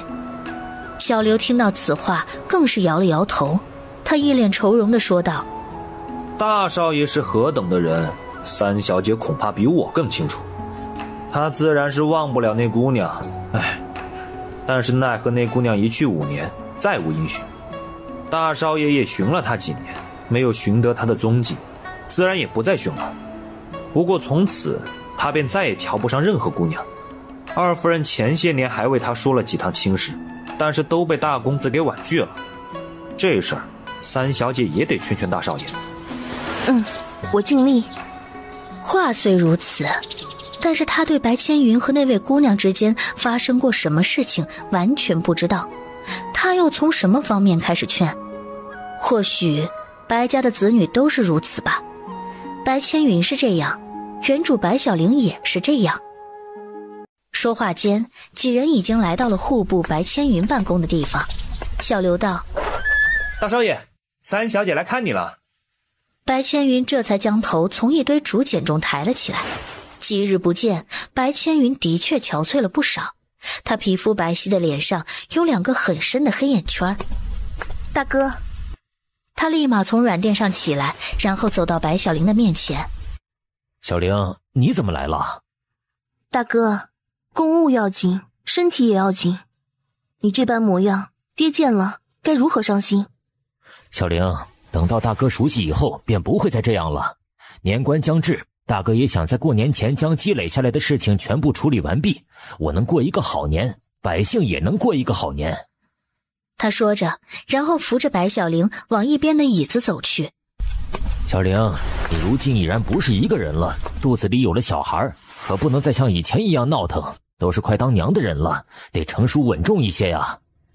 他一直都觉得自己足够成熟稳重，只不过任凭他再成熟稳重，但是白小玲在白千云的面前不过就是他的小妹而已。他这般被白千云扶到了椅子上，让人有些尴尬。但他也坐下了。沈从清之前背着他对白千云说他有了身孕，大概是因为他嫁给他3、4年了，肚子一直没有反应。白千云怀疑他作为男人的能力，而他为了自己的面子，所以才编出他肚子里面其实已经有了孩子。这些问题都不是他今天来的重点。大哥，我今日来是有一件事情想请你帮忙。什么事情啊？你可知道冷霜？白小玲此话一出，白千云摇了摇头，倒是一边的小刘说道：大少爷，你最近一直忙于户部的事情，对外面发生了什么事情都一无所知。冷霜就是民间传言沈将军养的外室，而且前几日沈将军还给他购置了一处房产，现在冷家的男女老少全部都搬进去了。冷家现在做生意四处都打着沈将军的名号，从中捞了不少好处。白千云听着小刘的话，脸色一点点暗淡下来。小玲，真是如此？他沉默不语，心中正在想如何应答白千云。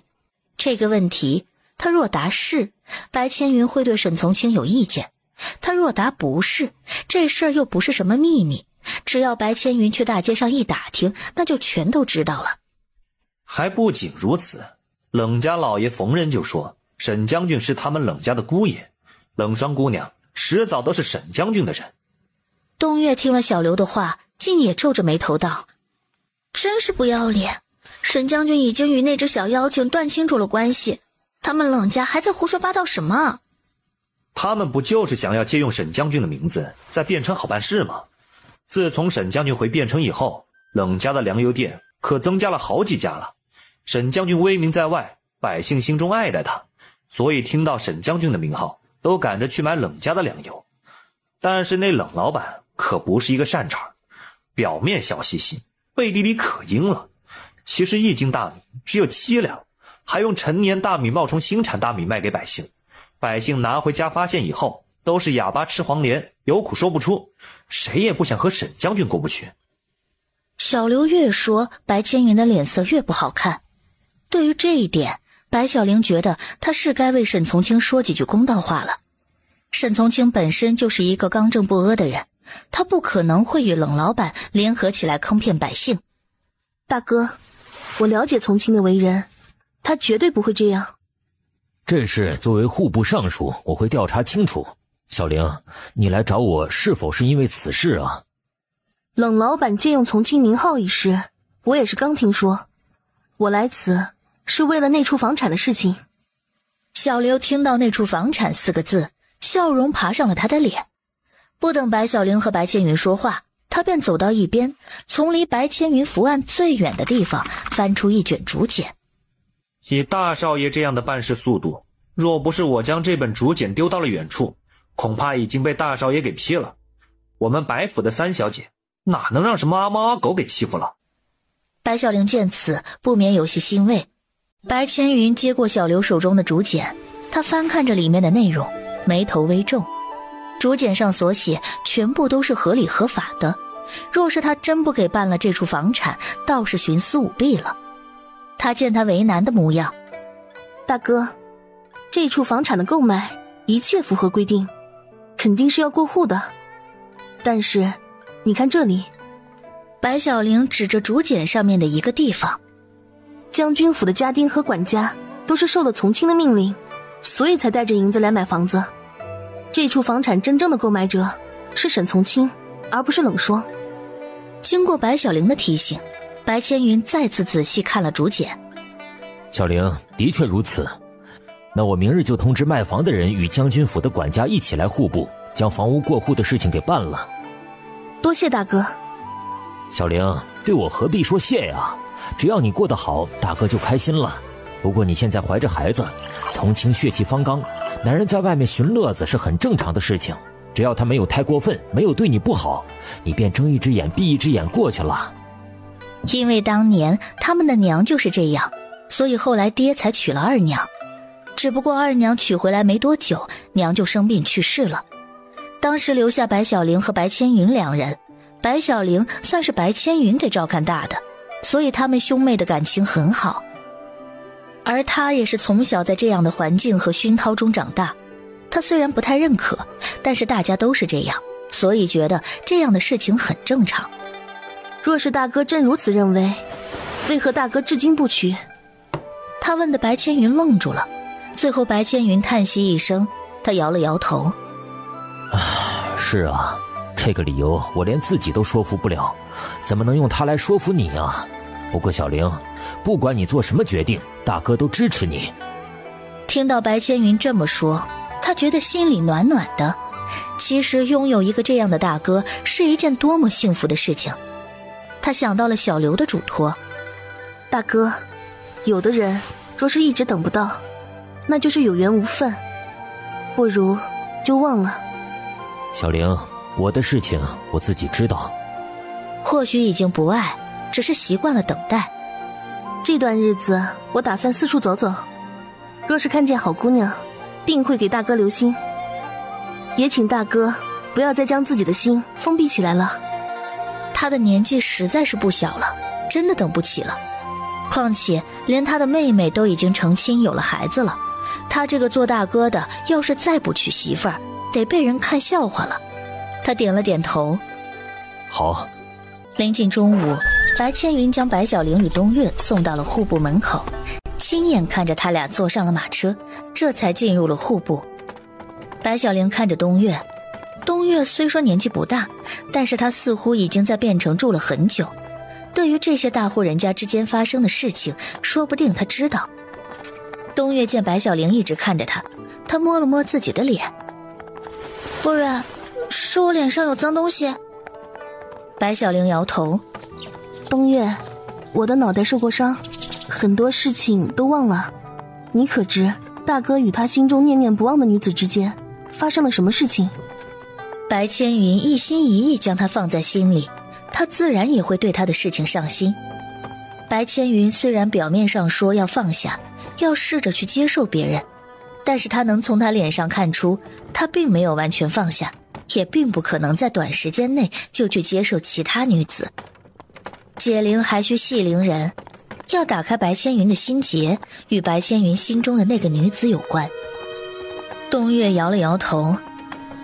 夫人，白大少爷可是我们汴城之内出名的痴心人，当年他与花姑娘的事情，几乎整个汴城的人都知道了。5年前，西城国的王子来我朝拜访，觐见皇上，要求与我国和亲。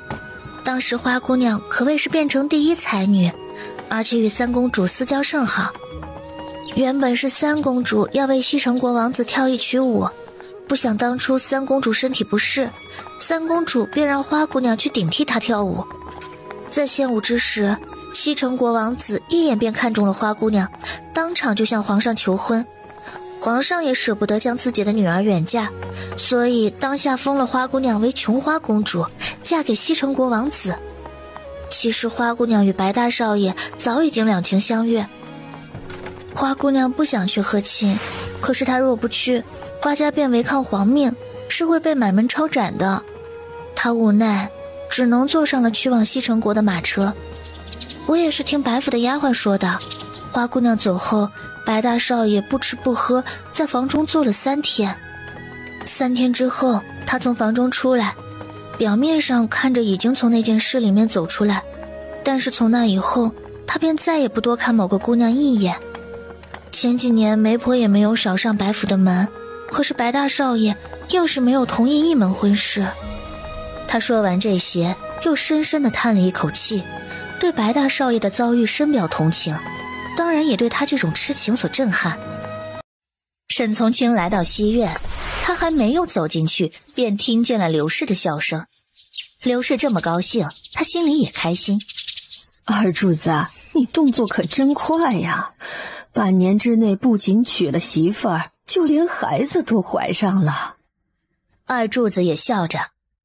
婶，我年纪不小了，之前没娶妻的时候，娘一直在我耳边念叨，别提多烦。想不到娶了媳妇儿，她还是在我耳边念叨，天天看着杏花的肚子变化，念叨杏花怀的是男孩还是女孩。他话虽如此，但是提到自己的娘，则是一脸幸福。刘氏笑得爽朗。小玲儿也怀了孩子，前几天从清才告诉了我。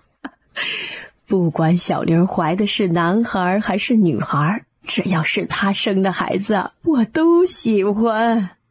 白小玲曾经是他的女神，如今听到她怀孕的消息，二柱子的心里感觉有些怪。沈从清这时候从西院的侧门走了进来。娘。刘氏看向他，一脸慈祥的笑。哟，从清啊，你回来了，我们刚才正在说你呢。他将一切都听见了，此时却明知故问道：娘，你和柱子哥在说我什么？说你让小玲怀了孩子的事情。沈从清看着刘氏一脸期待的样子，他是恨不得白小玲将肚子里面的孩子马上生出来。可是他心知肚明，白小玲肚子里面根本就没有孩子，10个月以后，他拿什么来交差？当时撒谎，原本想着大不了晚上努力一点，和他尽快有个孩子，但是他没想到，他对那件事情那么抗拒。见他如此害怕他扑过去的模样，他怎么忍心让他受惊？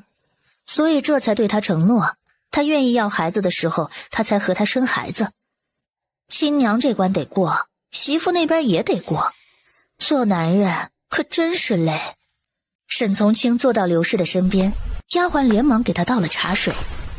柱子哥，听说你这次来汴城是来向小玲对账的。沈从清这一声柱子哥可叫得二柱子心花怒放，而且让他觉得堂堂正二品的将军叫自己柱子哥，这让他在他女人面前特有面子。是呢，当初小玲将砖厂交给我和二狗，让我们每年6月和12月来汴城向他报一次账。今年下半年我实在太忙了，砖厂接了好几笔大生意，所以对小玲来信说了，今年报账的时间晚几个月，现在才来。二柱子一边说着，一边将账本和银票都拿了出来。沈从清看着那一叠厚厚的银票，他一直以为白小玲做生意只不过是凭着自己的兴趣过家家而已，想不到他竟然赚了那么多银子。刘氏见他们要谈正事儿了，所以退了所有丫鬟嬷嬷，自己也借故去卧房歇着了。二柱子让张杏花出去走走，此时西院的大厅里面只有沈从清和二柱子。二柱子想，反正白小玲和沈从清已经成亲，白小玲的银子就是沈从清的银子。再说了，他和白小玲现在都已经各自婚配娶妻，需要避嫌，再单独待在房间里面算账似乎不太好，索性他就趁着这个时间与沈从清对账了。他翻开账目，上面清晰地记录着每一个月的收入支出以及结余。他一边翻一边说道，这本账目前部分是小虎子算的，算得清清楚楚，后部分小虎子来了汴城，我们新请了一个对账先生，想不到那位对账先生除了年纪大吃饭多以外，将账算得乱七八糟。后面还是我拿着账目去莲花镇找了春风楼的林老板检查了一遍，这半年的收益除了给工人们的工钱以及林老板应得分红，我们还留了300两银子作为砖厂的周转资金，其余的全部都在这里了。沈将军，你看看。沈从清接过账目翻看着，当他翻到最后一页的时候，看到那个余额，他以前真是小看了他。他砖厂的收入快比得上他正二品将军半年的俸禄了，这还不算上他2家鲜蔬超市的收入。对账一事我不太明白，不过小玲最近怀了孩子，不能劳累。我们将军府的账以前都是管家管嘛，待会儿我便将账本拿去让管家对一对。柱子哥，我现在有其他事情想要请教你一下。请教？二柱子心里有些不着边际，他只是一个在地里种田的庄稼汉，大字不识几个，书也没读几天。沈从清满腹经纶，而且还是将军，他会有什么事情请教他？他怀揣着自己惴惴不安的心道：沈将军，你说。沈从清想了一会儿，在心里组织了一下语言，然后说道：实不相瞒，我和小玲虽然已经成亲3年多，但是毕竟我们有3年的时间没有在一起，她对我有些生疏。沈从清发誓他已经说得十分委婉，想不到二柱子张大了嘴巴，一脸震惊道：沈将军，你的意思是你和小玲夫妻生活不和谐？沈从清听此，他黑着一张脸没有说话。那小玲是如何怀上孩子的？他已经有些后悔来向二柱子取经，依照二柱子这一惊一乍的性格，这件事情说不定在二柱子出了将军府以后就会人尽皆知。二柱子见沈从清不说话，他拍着自己的胸口：沈将军，你放心，我二柱子的嘴巴牢得很，这件事情你告诉了我，就像是告诉了一个哑巴，我是绝对不会向除了我们之外的第3人说起的。他想，沈竹浪当年将他的秘密在鬼使神差的情况下告诉了他，他都至今没说。对于沈从清的事情，他也绝对不会说。最主要是，如果说了，害怕被他们报复。毕竟他们现在一个是状元，一个是将军。沈从清黑着一张脸，嗯了一声。对于二柱子说的话，他怎么都有些不敢相信。沈将军，你将这件事情告诉我，是不是希望我帮助你？他点了点头。其实几个月前，我和杏花成亲的那天晚上，我们也都害羞来着。但是男人在这方面就是应该主动一点。你不主动，姑娘不主动，那么夫妻生活不可能和谐。沈将军，我也知道你们是读过很多书的人，书上有句话说的是君子什么不强人所难。哎，我告诉你啊，这句话在男女之事上行不通，只有不要脸才能拥有幸福的明天。沈从清听了二柱子说了这么大一段话，他就只听到了几个词儿：主动，不要脸。其实他已经够主动了，他都翻墙爬入白小玲的被窝了，但是他还是舍不得强迫他。不行。二柱子叹了一口气，哎，沈家果然还是一如既往的讲究。如果这个方法不行的话，那我们换一个。我娘说没有捂不暖的石头，只要你好好对待小玲，有一天她会不再觉得你陌生。这样的话太慢了，一个孩子早出生1个月，晚出生1个月，他觉得都没有什么大不了的事情，但是相差的太离谱就会被识破的。他摇了摇头，不行，还是不行。二柱子也懵了，那他可真没有什么好方法了，因为他和杏花的事情非常顺利。刚开始的时候，虽然他们都有点害羞，但是他主动以后没多久，杏花也放开了。沈将军，那我可真没办法了。沈从清也叹了一口气，看来这件事情还得他自己琢磨，自己克服这个难题。谁让他第一次用了强的方式，给他留下了心理阴影。一顿饭吃完以后，二柱子和张杏花被安排到了客房。二柱子被仆人送去客房之前，还故意走得离沈从清近了一些。他小声地在他耳边说道：沈将军，听我的没错，男人就得主动。沈从清看着二柱子和张杏花离开的背影，张杏花走在稍微靠前一点的位置，二柱子的一只手放在他的身后护着他。其实他挺羡慕二柱子的，那就再主动一点。他靠近白小玲，在他身边小声说道：小玲，给我留门。白小玲的身子微微一颤，他看向他，只见他对刘氏告别之后离开了西院。白小玲回到北院，他洗漱完毕，让东岳退下去后，就蹑手蹑脚地过去将门虚掩着。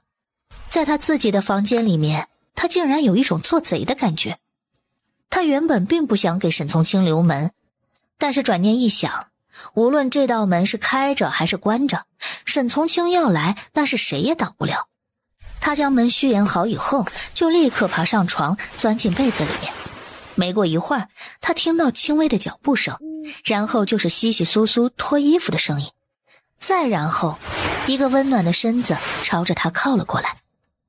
两人原本都是平躺着，沈从清突然侧过了身体，他在他耳边喊了一声：小玲。怎么了？二柱子都快当爹了。他就知道今天二柱子带着怀孕的张杏花来将军府，一定会给他造成一定的心理压力。你也想当爹了？以前不想，现在倒是挺想的。听到他这么回答，白小玲的心里有些愧疚。在这个男尊女卑、三妻四妾成风的古代，堂堂正二品的将军不仅没有小妾与通房丫鬟，就连想与自己的正牌夫人生孩子都得忍着。他对他着实有点太残忍了。从清，你真的想要一个孩子吗？沈从清听他这么回答，心里想着，难道是二柱子教给他的方法管用了？他马上就要同意和他生孩子了。他的一只手抱住他的腰，将头埋在他的头发之中，闻着他的头发上散发出来的清香。那你有多想要一个孩子？很想，很想。没有孩子的人生就是不完整的人生。作为思想较为开放的现代人尚且这么想，更何况沈从清了。他握住他的手，微微有些用力。那好，那我们明日去翰林院前，便去找一个大夫看看。沈从清微微一愣，过了半晌他才说道：为何？从清，我的身子被大雪冻过，我还是去检查一下比较好。沈从清听此，抱住他的手抱得更紧了，他面色凝重，紧抿着嘴唇。小玲，我不许你去。卞城眼目众多，一旦他去医馆检查身体的事情被传出去，一定会闹得人尽皆知，到时候就算他没事儿，也会被传出有事儿。可万一我真的……小玲，等你店里的事情忙得差不多，想要与我要孩子的时候，我们再努力一把。若还是怀不上，我们便在清明节回去的时候，顺便在莲花镇请蔡大夫看看。蔡大夫医术高明，而且对于这些事情，他是绝对不会乱说的。好，从清，如果我真的……他的话才问了一半，沈从清立马打断他。小玲，不可胡说，你不会有事。我自小在莲花村长大，之前莲花村的女子在四季皆是只穿一件单衣，冬日里冻得手脚都是冻疮，但是她们结婚以后尚可生育，所以你也不会有事。听他这么说，他竟是有一丝心安，或许真的是他想的太多了吧。他调整了一下自己的情绪。从清，如果我真的没有办法生孩子，你会抛弃我，或是娶一个小妾吗？小玲，你一整晚都在胡说八道。你告诉我，我想知道。我不想回答不可能发生的事情。他嘟着嘴，有些憋屈道：你要是不回答我，恐怕我今晚睡不着了。白小玲听着身后传来一声轻微的叹息声。小玲，睡觉。他没有正面回答他，他心里有些落寞。不睡。说完，由平躺变成了侧躺，背对着他。他像个小孩子一样和他对着干，就因为他没有回答他的问题。他的声音犹如风一般从他耳边飘过。你不离，我不弃。他说完，白小玲的嘴角勾起一个好看的弧度，心里又是喜又是愁。喜的是他的这一句你不离我不弃，愁的是万一他所担心的事情是真的，他真的对他不离不弃，那么他岂不是没有后代？从清，我不要你的不离不弃。如果真有那种情况发生，我倒是希望你对我狠一点。虽然心里极其不想这么说，但是这却是对他最好的选择。不许再胡说，快些睡觉。他轻轻地在白小玲耳边说了这么一句以后，没过一会儿，在白小玲身后便传来了他平稳的呼吸声。他在他怀里小心翼翼地转了身子，然后与他面对面，小鸡啄米一般快速在他脸上亲了一口，然后便依偎在他胸口的位置睡了过去。冷府怎么这么晚才回来？他的声音有些哽咽。小姐，我不敢回来。冷霜听此，他后退了一步，已经明白了事情的结果。他怎么说？沈将军说月银的事情让我去找白小玲那个贱人。冷霜一下子瘫坐在凳子上。果然，女人的直觉是很准的。沈从清不爱她，而且还爱上了白小玲。丫鬟继续在她耳边说道：小姐，你可千万要振作，想当年你与沈将军那可是情投意合，若不是白小玲从中作怪，你与沈将军早就在一起了。白小玲那个女人向来诡计多端，她这次又不知道使出什么鬼把戏，才暂时迷惑了将军的心。但是只要小姐多与沈将军见面，多和他说起以前的事情，沈将军一定会念起小姐的好，与白小玲那个贱人和离。冷霜双目无神，与他说起以前的事儿。以前他们又有什么美好的回忆呢？不过是他们一次次的被冷老板拒绝而已。我没有要放弃，我会一点点将属于我的东西全部拿回来。小姐，你能这样想才是对的。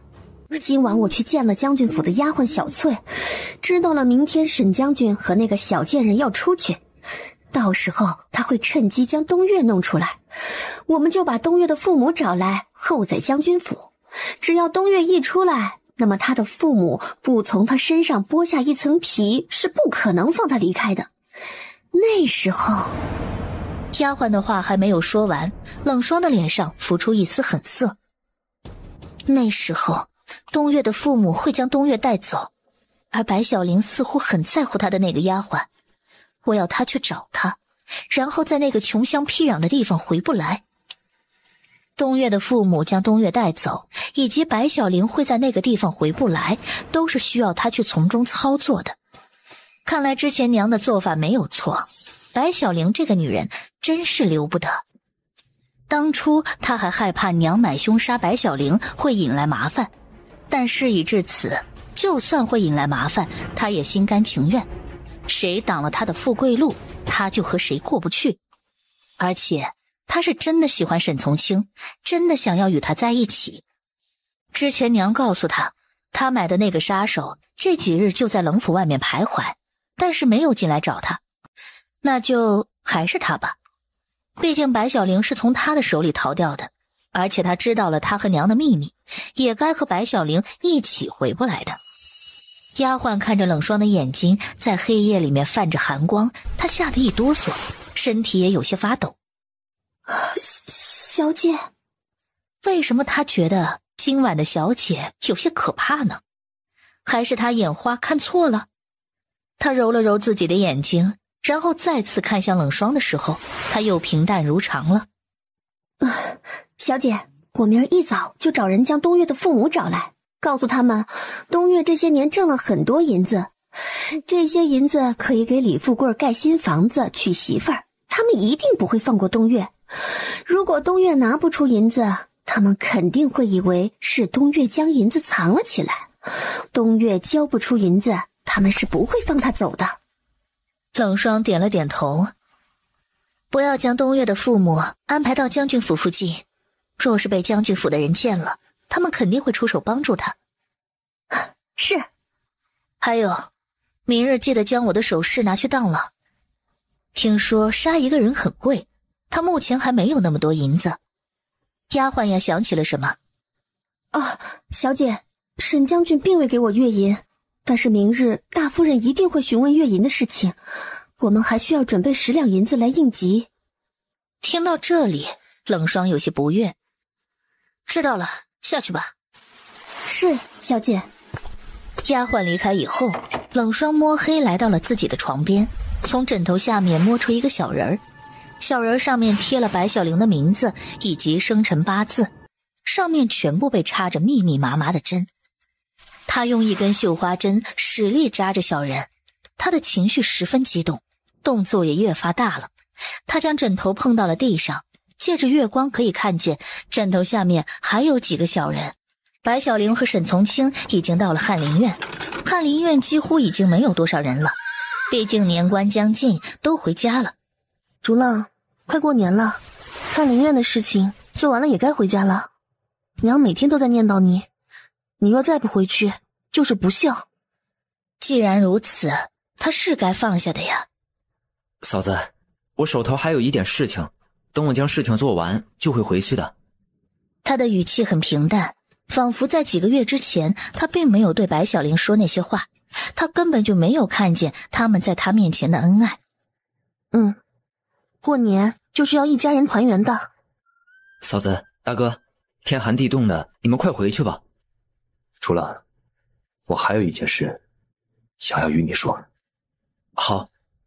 沈从清转头对白小玲说道：小玲，你先去喝点茶，吃点心等我。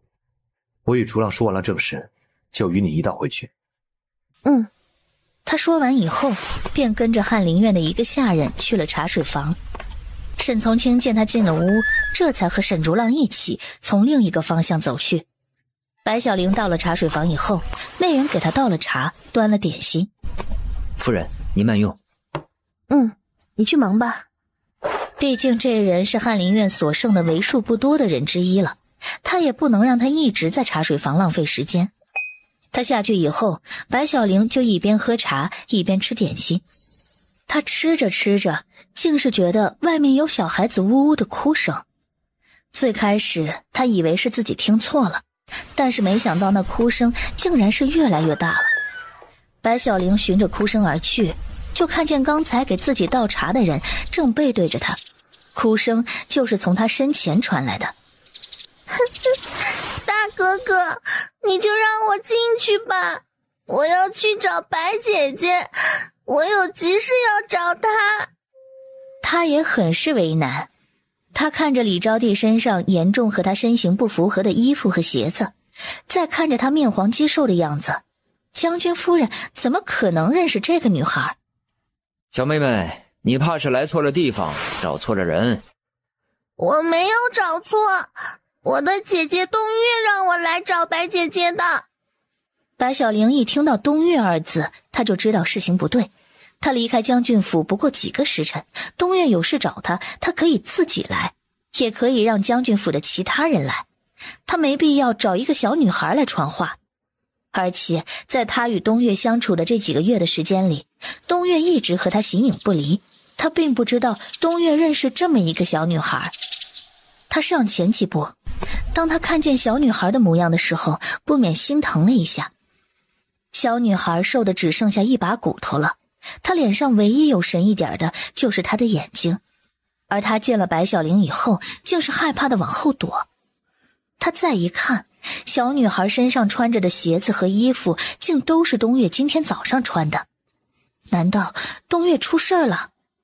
小妹妹，你告诉我，你的姐姐冬月究竟发生了什么事情？李招娣一听就知道自己找对了人。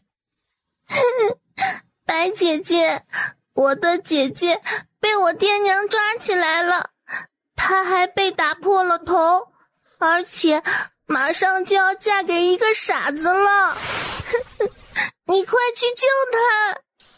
白小玲一听，这还得了？她焦急愤怒之色浮于脸上。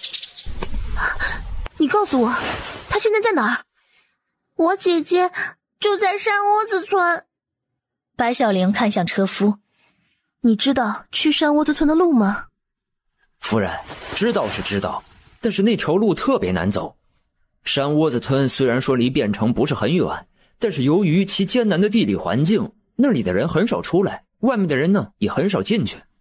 听说里面的人都十分野蛮，不讲道理。这件事情我们还得等将军出来以后再从长计议。冬月都快被强迫嫁给一个傻子了，他还怎么能等他出来从长计议？白小玲抱着小女孩上了马车，然后自己也钻了进去。冬月的事情不能等，马上出发去山窝子村。车夫无奈，他只是将军府的一个下人，而且就连将军都惧内，他更是没有任何理由不听夫人的话。车夫坐上驾车的位置，然后驾着马车离开了翰林院。翰林院周围的一处转角，冷霜和他的丫鬟其实早就等在了那里。他们看着载着白小玲离去的马车，脸上都浮起了笑。白小玲这一去，就再也回不来了。其实当李招娣刚从山窝子村逃出来，就遇到了冷霜和他的丫鬟，是他们用马车将他快速带到了汴城。刚才他对白小玲说的话也是他们教的。李招娣还小，他并不知道他们的阴谋，他只是想要快些找人救他的姐姐，而且他们其中一人还给过他一颗糖吃，他们应该都不是坏人，他们是想要帮助他的两位好心的姐姐。小姐，过了今晚，这个世上就再也没有白小玲了。过了今晚，我便离将军夫人的位置又近了一步了。他们说完，正打算离去，却不想又听见一阵车轮声。两人皆是转头，却看见刚才消失的马车竟是又回来了。两人目瞪口呆，这又是什么操作啊？只见马车停在翰林院门口以后，白小玲飞快地从马车内钻出来，然后一边朝着里面跑，一边叫着他的名字：从清，从清，沈从清。他一边往里面冲，一边想，刚才是他听到冬月要嫁傻子的消息以后，就有些被气糊涂了，这才叫上车夫就走了。但是走了没一会儿，他就发现了这件事情疑点重重。既然从汴城到山窝子村那么难走，这个小女孩是如何到了他面前？可是他前脚刚走，后脚东岳就被他的爹娘带走了。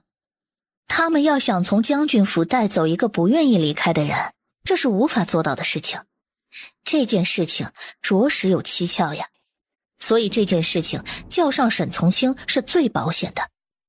沈从清听见他这么急的叫他和沈竹朗都出来了。小玲，怎么了？你快随我去山窝子村一趟，东岳出事了。东岳出事？他一边说一边拉着他往外走。这件事情很急，待会儿我们上了马车再慢慢说。沈竹浪见他这么着急，他追上前来。嫂子，心急容易坏事，你可不能这么急啊。他这么一说，他倒是又想起了什么。竹浪，你回将军府，叫小吴他们往山窝子村赶。好。等到白小玲与沈从清都上了马车，马车再次启动了。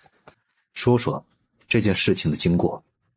前几天有2个姐姐到了我们家里，她们告诉爹和娘，我其中一个被卖了的姐姐，她现在在汴城挣了大钱，只要将她找回来，我们家就会有很多银子。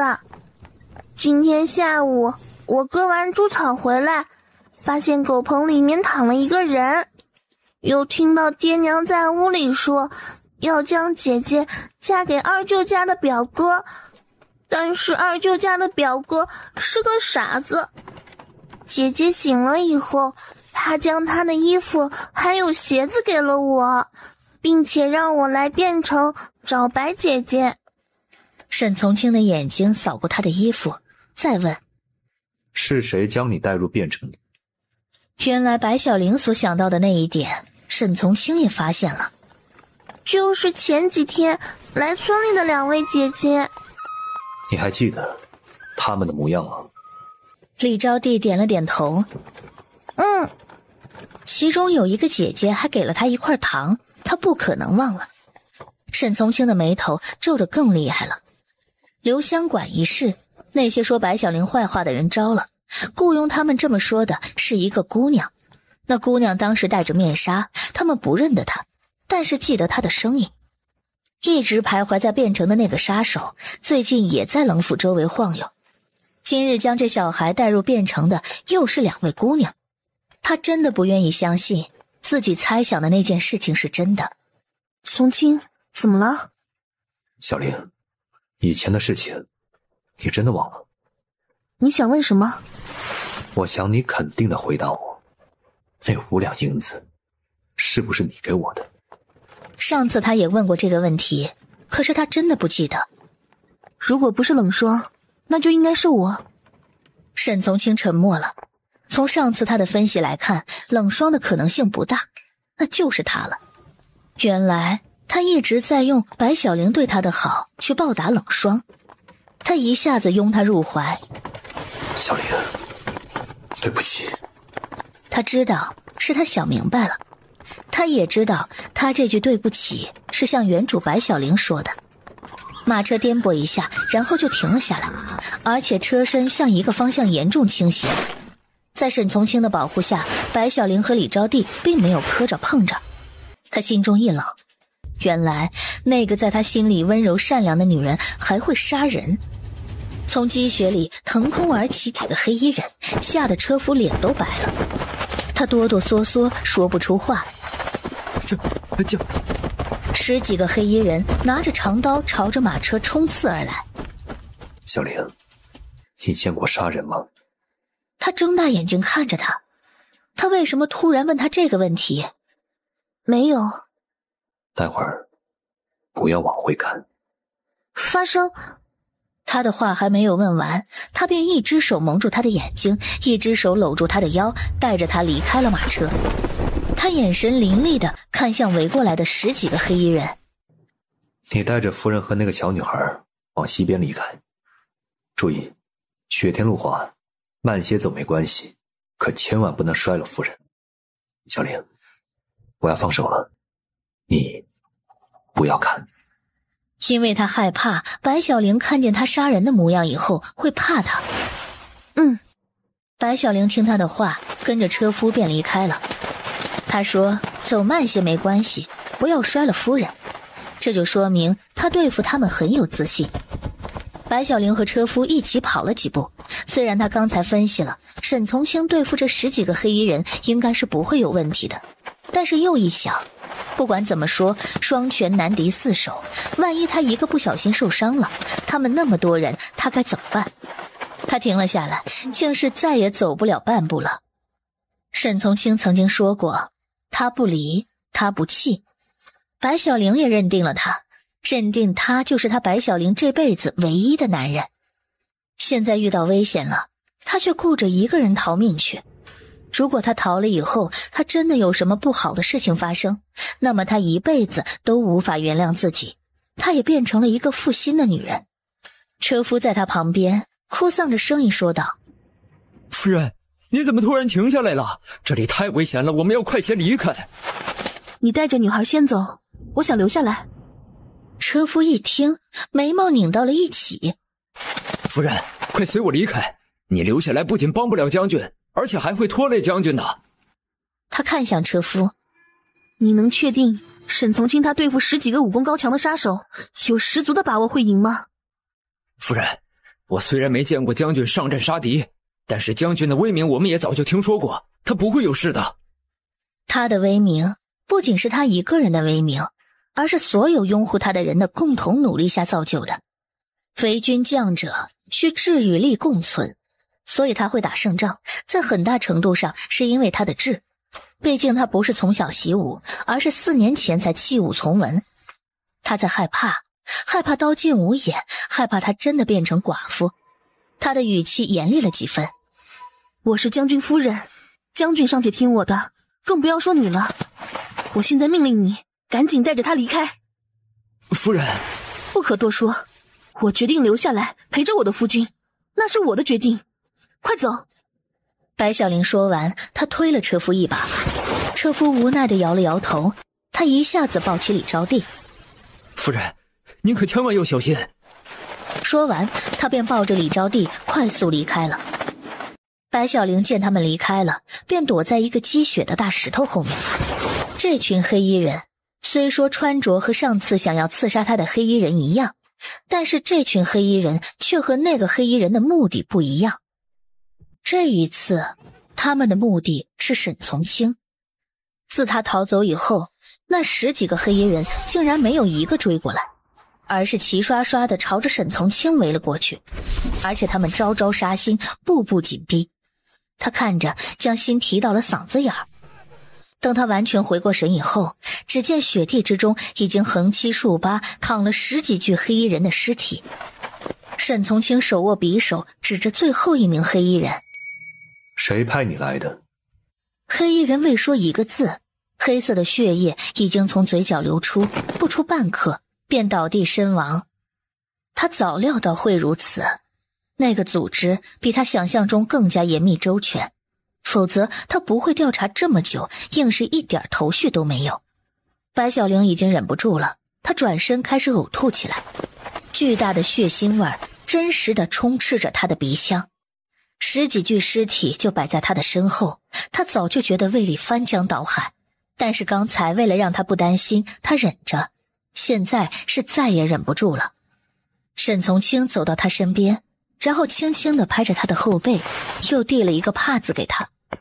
就怕你见了受不了，所以让你快些走，不要回头。小吴带着将军府的侍卫已经赶到，他们齐齐跪在沈从清的面前。属下来迟，请将军责罚。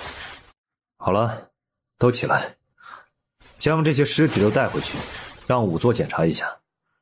他们的牙槽里应该藏了毒，这种毒是何种毒？是，将军。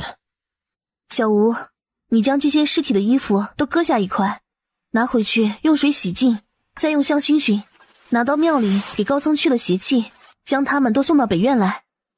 小吴一愣，实在是想不明白白小玲脑子里面卖了什么药。他看向沈从清，沈从清虽说不知道他要做什么，但也点头。自己的夫人只要他不去找谢俊，其余一切他很乐意满足他。沈竹浪放心不下他们，也赶了来。由于他不会骑马，是坐着马车过来的，自然是迟了一些。等他赶到的时候，小吴已经派人将现场清理的差不多了。而这处地方若是早一些，还有村民行走，所以小吴处理得很干净，用血将地上的血迹都给掩了。沈竹浪见了他们，急急便跳下马车。他疾步而来，当他看见白小玲完好无损，再向沈从清看去。哥，你如何了？我衣服脏了，待会儿还要和小林去山窝子村一趟。竹浪，你将衣服给我穿，待会儿便带几个侍卫一起回去。经过沈从清的提醒，白小玲这才想起来，原来他们是要去山窝子村救冬月。可是在这里待了这么久，会不会已经晚了？白小玲有些着急。从清，你刚经历大战，要不你先回去休息，我和竹浪去便可以了。不行，我就要陪着你过去。白小玲在想，他怎么像个小孩子一样？沈从清在想，他是不会给他们制造单独在一起的机会的。虽说他相信白小玲，也相信自己的弟弟，但是一想到他们两个在没有他的情况下在一起，他就觉得不开心。沈竹浪听着他们的对话，当然知道沈从清的心里是怎么想的。大哥，刚才我带人出来得急，没有仔细与娘说我是出来做什么的，我怕娘担心，便先回去了。路上有积雪，你们慢些行。为了防止再出意外，马车后面跟着10个侍卫。马车内，沈从清握住他的手。小玲，自从刚才你吐了以后，脸色便不太好，是不舒服吗？他的确觉得不舒服，老是恶心想吐。他为了不让他担心，没事，我只是看了那样的场面，有些反胃而已。再加上担心冬月，脸色不可能好看。沈从清紧了紧他的手，温暖从他的手心源源不断地传进来，让他好受了很多。小玲，你也别太为冬月担心了。马夫虽说是将军府雇来的人，要他为我们卖命，他不肯；但是要他去救你的一个丫鬟，他还是愿意的。再说了，你可别忘了，他还和那个小姑娘一道离开了。那个小姑娘明明怕生的要命，却可以为了她的姐姐来请你我帮忙，所以小姑娘也一定会要求车夫去救她的姐姐。这里离山窝子村并不远了，说不定此时他们已经到。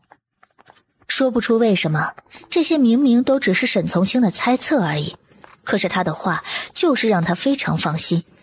他也不知道自己是从什么时候开始莫名其妙地相信他，依赖他了。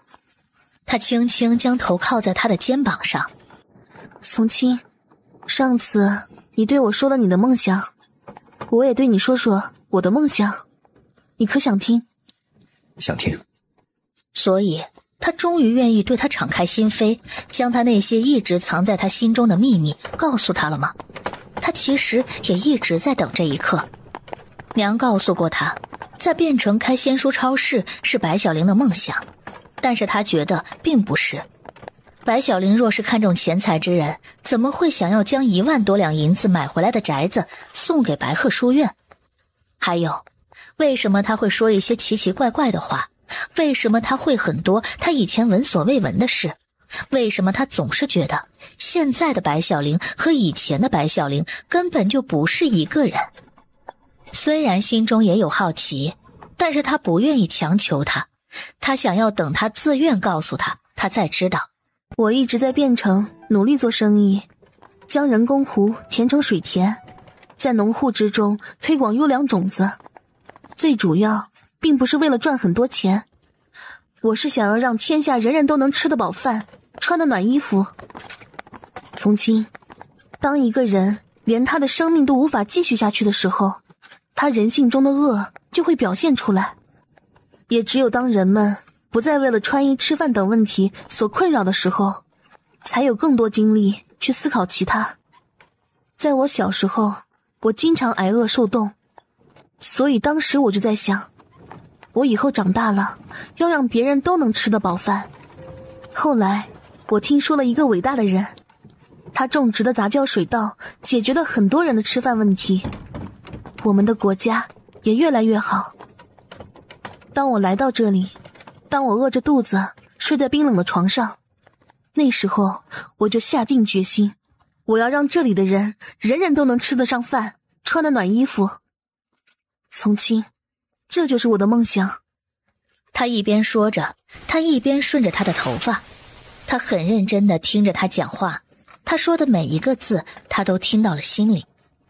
他说小时候经常挨饿受冻，她是白府的千金小姐，白大人和白千云多么宠爱她，她不是没有看见，所以他们并不会让她挨饿受冻。他说杂交水稻，对于这个词他之前没听过，不过这个东西似乎是很厉害的样子，有了它能够让人们吃饱穿暖。他说当我来到这里的时候，他说的可是刚嫁过来的时候，不对，白府的千金小姐如何知道杂交水稻、香辣螃蟹、外卖服务？他还在等待他的下文，他总觉得他的话还没有说完，但是他却静静地依偎在他的怀中，没有再说话了。他的小玲什么时候愿意将真相告诉他呢？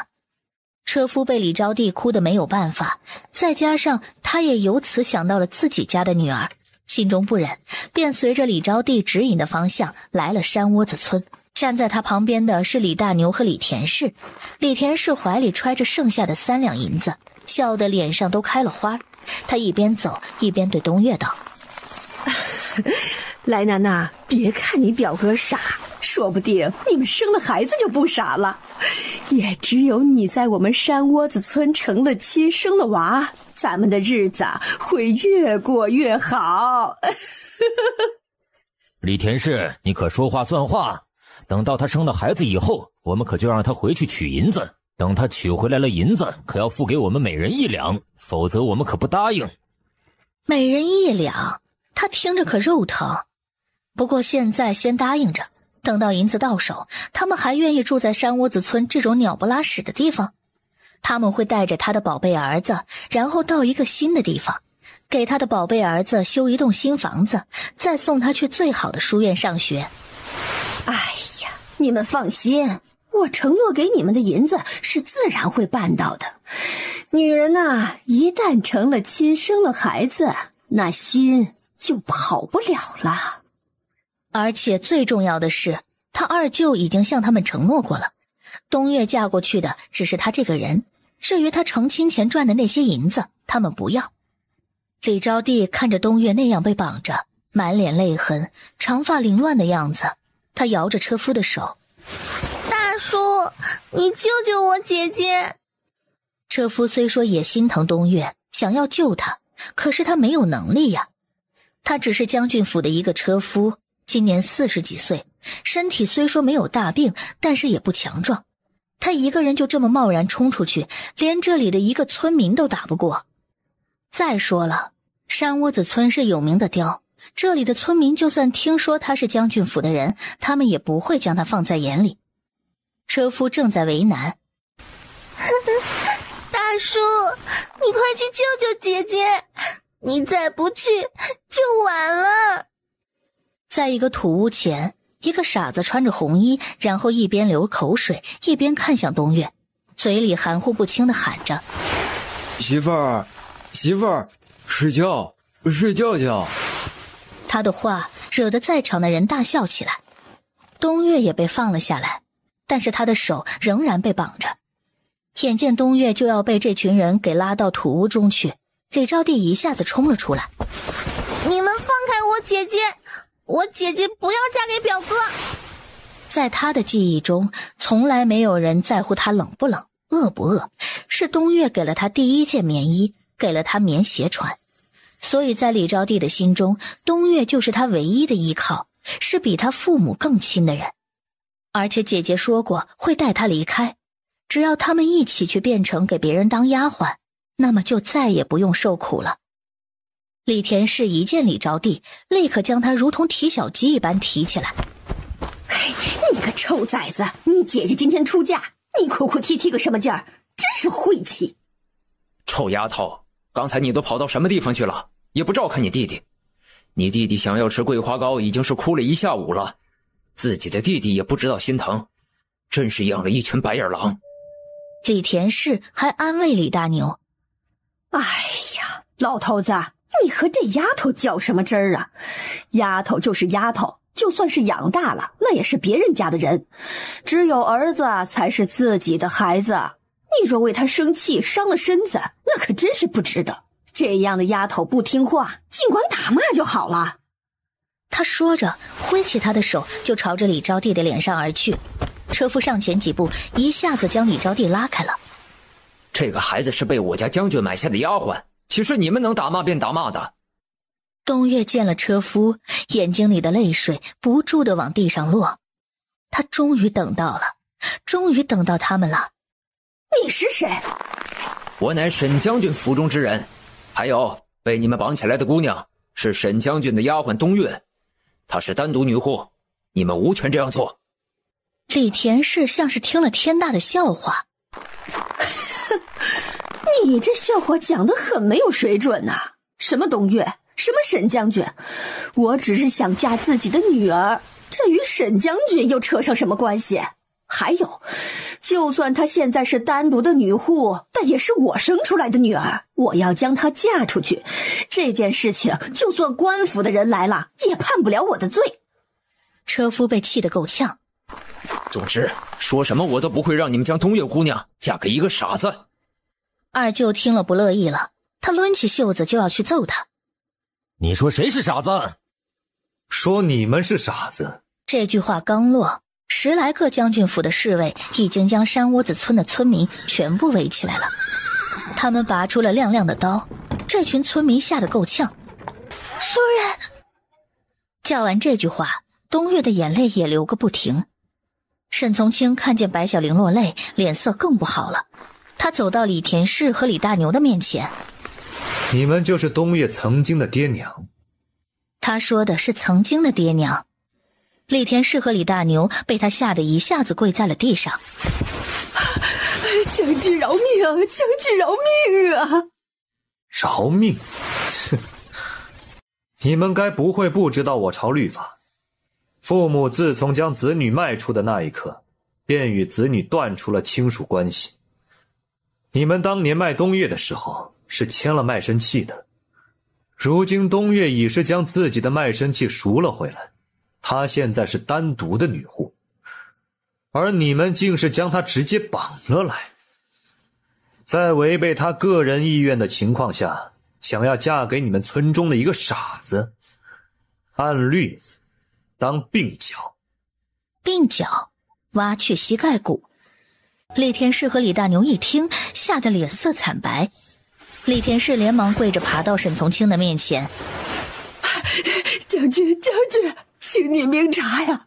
我们原本是安安分分在村里种庄稼的，但是前一段时间我们村来了2位姑娘，这一切都是那2位姑娘说的，这真不是我们的主意呀！你可认识那2位姑娘？李田氏连连点头。认识认识，就算他们化成灰，我也认识。好，若是你们当场指认他们2人，本将军可以对你们从轻处理。沈从清的脸色一直不好，真的是他吗？东岳手上脚上的绳子已经被解开了，他一下子跪在白小玲的面前。夫人！白小玲见此，她连忙去扶东岳。东岳，你快起来！夫人，求你救救我妹妹！白小玲看向怯生生地站在东岳身边的小女孩李招娣，她点了点头。对于这个小女孩，就算东岳不说，她也会帮助她。东岳见她点了头，这才起来。谢夫人。白小玲看向李大牛与李田氏。你们的这个女儿我买了，从此她便和你们没有任何关系。她是我将军府的人，若是你们再敢打她的主意，小心我饶不了你们。不敢不敢。不敢不敢。那就好。你们需要多少银子？李田氏的眼珠子咕噜噜转着，将军府应该不缺银子，他本来应该狮子大开口的，但是如今这种情况，他可不敢多说。他伸出5根手指，小心翼翼地说道：“5两。”白小玲听罢，直接扔了5两银子在地上。李田氏连忙跪着走过去，将银子宝贝似的捡了起来。他再派人找来了里长，做了改户的证明，一行人也便回了汴城。在回去的路上，白小玲、沈从清、东岳以及李招娣都是坐在一辆马车上，而李田氏和李大牛则被押着跟在马车后面行走。从清，那买卖自己儿女的夫妻2人，我是真不想给他们银子。他们这般做法早已违背了我朝律法，等到他们指认了指使人是谁以后，我会派人将他们送到府邑去。好。白小玲又看向东岳：“夫人，你买了招娣，以后招娣就是你的人了。给她重新取个名字，让她以后可以开始新的生活。”东岳，我会将招娣过户到你的名下，以后她就和你一个姓。她是冬天来找到了我们，不如就叫冬来，可好？东岳重重点头，他眼中含着泪花。夫人说将东来过户到他的名下，和他一个姓，也就是说东来不是奴隶，而是和他一样的身份自由的民籍。夫人不仅对他很好，还救了他的妹妹。他决定了，以后他的这条命就是夫人的，他一定会对夫人鞠躬尽瘁，死而后已。就叫东来。东来虽说瘦小，但是看起来也有6、7岁了。6、7岁的孩子该上学了，以后他可以和小虎子一起去白鹤书院念书。去白鹤书院念书，那将是多么好的机会！若不是现在东来睡在他的腿上，他真的想起来对白小玲磕3个响头。夫人，你的大恩大德，我不知道该怎么报答。他笑着：“你若真想好好报答我，就和以前一样和我说话。你这般的客气见外，倒是让我有些不习惯了。”白小玲的话犹如一股暖流，流进东岳的心里。是。东岳和东来候在北院门口，东岳见沈从清出来，对他行了一个礼：“将军。”夫人睡下了，你勿要打扰她。等到她睡到自然醒了，就给她送上暖胃的米粥。还有，去请一个大夫过来为夫人看看，我见她今日脸色不太好。是，将军。沈从清吩咐完这些话，便朝着将军府外面走去。跟着他们一同从山窝子村回来的侍卫并没有回去休息，而是在将军府门口等着他。东岳追前去2步：“将军，你要去哪里？”这会儿去上朝的话还有些早。冷府。东岳一听，心里一惊：“将军。”放心，我这次是去冷府算账的。说完，沈从清已经走出了将军府，这个账是该好好算一算了。东岳与东来站在门口，他们见着沈从清翻身上马，朝着冷府的方向而去。东岳在想，将军为何说他是去冷府算账的？难道这次的这件事情是冷府的人做的？东岳正在想着这个问题，东来拉了拉他的裙子，他小声道：“姐姐，我好困。”他一下子将东来抱起来：“东来，姐姐这就送你去姐姐的房里睡觉。”“有个姐姐真的是太好了。”沈从清去到冷府宅院的时候，天还没有亮，小吴敲着门：“开门！”冷府的管家开了门，他一见沈从清，惊得不得了，他连忙对他行礼道：“沈将军，奴才这就去禀告老爷夫人和小姐，让他们出来迎接将军。”“动作快点。”“是，将军。”管家派人去请他们，自己便带着沈从清往冷府的大厅而去。沈从清直接坐在大厅内主人该坐的位置，管家见此也不免一惊，就算是沈将军，但是来了冷府之中也不该坐那个位置，那个位置只有冷府的老爷能坐。不过他是将军，他一个冷府的管家也不敢多说，不出半刻，冷老爷、冷家大夫人、冷家大小姐、冷二夫人以及冷霜都来了。他们5人看见沈从清所坐的位置，皆是一愣，然后才对他行礼。沈将军。他站了起来，走到他的面前。冷姑娘，自从上次留香馆出事以后，我便开始怀疑你了。只是我不愿意相信你是这样的人。我给了你机会，希望你就此住手。但是没想到，你心中不仅是妒忌，还有恶毒。听到沈从清这么说，冷霜被吓得一下子坐在地上。从清，你在说什么？当初在我穷途末路的时候，救济我的真的是你。上次留香馆出事，在府意外污蔑小林的人，可是受了你的指使。还有，昨日东岳出事，也与你有关。他将他这些事情一桩桩地说出来，他的脸色逐渐变得惨白。他都知道了，他全部都知道了。从清，你听我解释。事情真相，我自有决断。他说着，便对守在大厅外面的侍卫喊道：“将那2人带上来。”小吴带着李田氏和李大牛进来了。他们2人一见冷霜与他的丫鬟，便立刻指着他们道：“沈将军，就是他们2个人。”沈从清看着冷霜，眼睛里面冒着寒气。仔细说清楚这件事情的前前后后。李田氏和李大牛2人跪在地上，他们指着冷霜和丫鬟：“将军，就是这2位姑娘。前几天他们2人坐着马车来到我们山窝子村，他们告诉我们10来年前卖出来的那个女儿现在挣了许多钱，如果我们将她找回来，就能得到很多银子。就在昨晚，他们又派人来说，恐怕李来东岳不会那么安分的将银子给我们，要我们让她嫁给村里的一个人，这样她就能死心的待在村里了。”冷霜摇着头：“不是这样的。”小吴一听，眉头皱到一块儿：“你还狡辩！”他说完，便将一个小包裹扔了出来。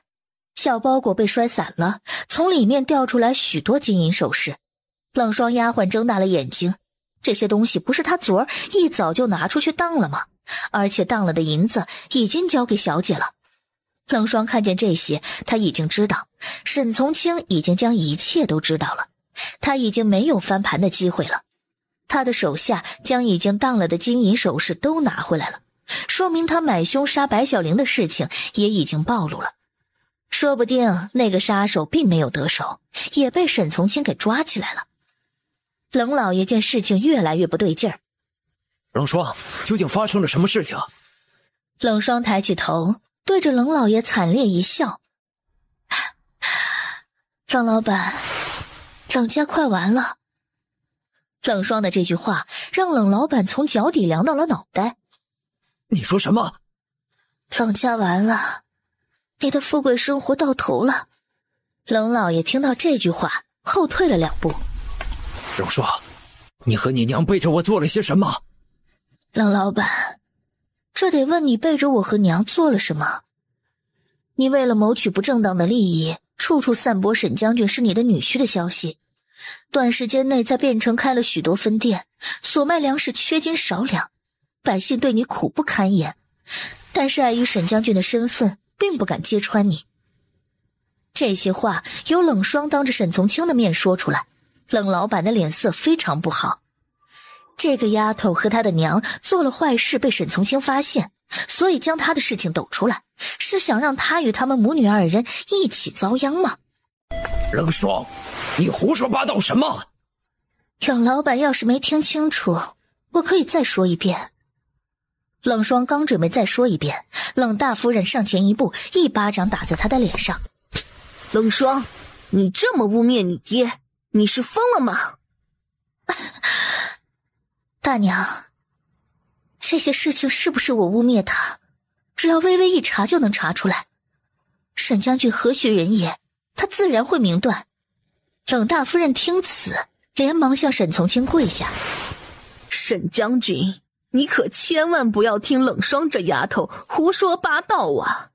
今日她也不知道是鬼迷了心窍还是怎么了，竟然一直说胡话，做糊涂事啊！冷姑娘，不要想转移这次我来的目的，我还给你准备了一个大惊喜。他说完，然后拍了拍手掌，另外2名侍卫押着一个带着铁锁的黑衣人进来了。此黑衣人身上的黑衣破烂不堪，露出来的皮肤上面布满鞭痕，很显然他被用过刑。冷霜与冷二夫人见到这个人皆是一愣，随后便凉了大半颗心。昨日当你的丫鬟去将你的首饰当了以后，你便见了他一面，给了他200两银子，让他为你杀一个人。你们商定，事成之后他便来冷府拿剩下的300两。冷霜呆坐在地上，一双眼睛依旧毫无光彩。他都签字画押全部招了。第一次是你的母亲，也就是冷二夫人用500两银子买小玲的命。第二次是你。昨晚那个杀手的确已经全部都招了。冷二夫人与冷霜请他来杀白小玲，他都认了。对于4年前的那一次，他却说不是冷二夫人和冷霜的指使。那时候他都已经被打得半死，也没有必要撒谎。4年前那个找杀手去杀白小玲的雇主，连这个黑衣人也不知道是谁。还有在昨天，这个黑衣杀手便已经被他抓住。那么在去山窝子村的路上，那些埋伏在雪里面的杀手又是谁派来的？进入那个组织之前，必须先成功完成3单买卖。这个黑衣杀手的第一桩生意就是白小玲，所以也就没有接触到那个组织的中心部分。对于那个组织，黑衣杀手就只知道那个组织叫幽冥。人证物证都在，这一次冷老板的生意不可能再做下去，而冷霜与冷二夫人也面临牢狱之灾。这下冷霜彻底慌了，他朝着沈从清爬过去，哭喊道：从清，你是爱我的，你不会这么对待我。他居高临下的看着他。冷姑娘，其实4年前那个赠我银子的人并不是你，而是小林，对吗？他的手本来打算去抓他的衣服，这下却直接僵硬在半空。果然是这样，他对他的所有好，所有怜悯，都是来源于白小玲曾经托付他转交给他的5两银子。从清，你曾经有没有爱过我？他从他的身边走过，声音极其凉薄。不爱。以前他是看不清他究竟有没有爱过冷霜，但是如今他看清楚了，他不爱，他从来都没有爱过他。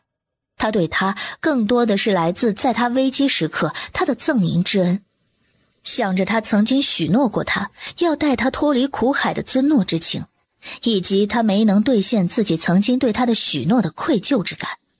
这些都不是爱。之前白小玲对他的嘲笑没有错，他在对待与冷霜之间的事情上是犯了傻了。不爱。冷霜仿佛听见了自己的一颗心裂成碎片，他什么都没有，他的富贵梦，他所在等待的人，他所有的希望全部都没有了。他仰头大笑2声白小玲，终是你赢了。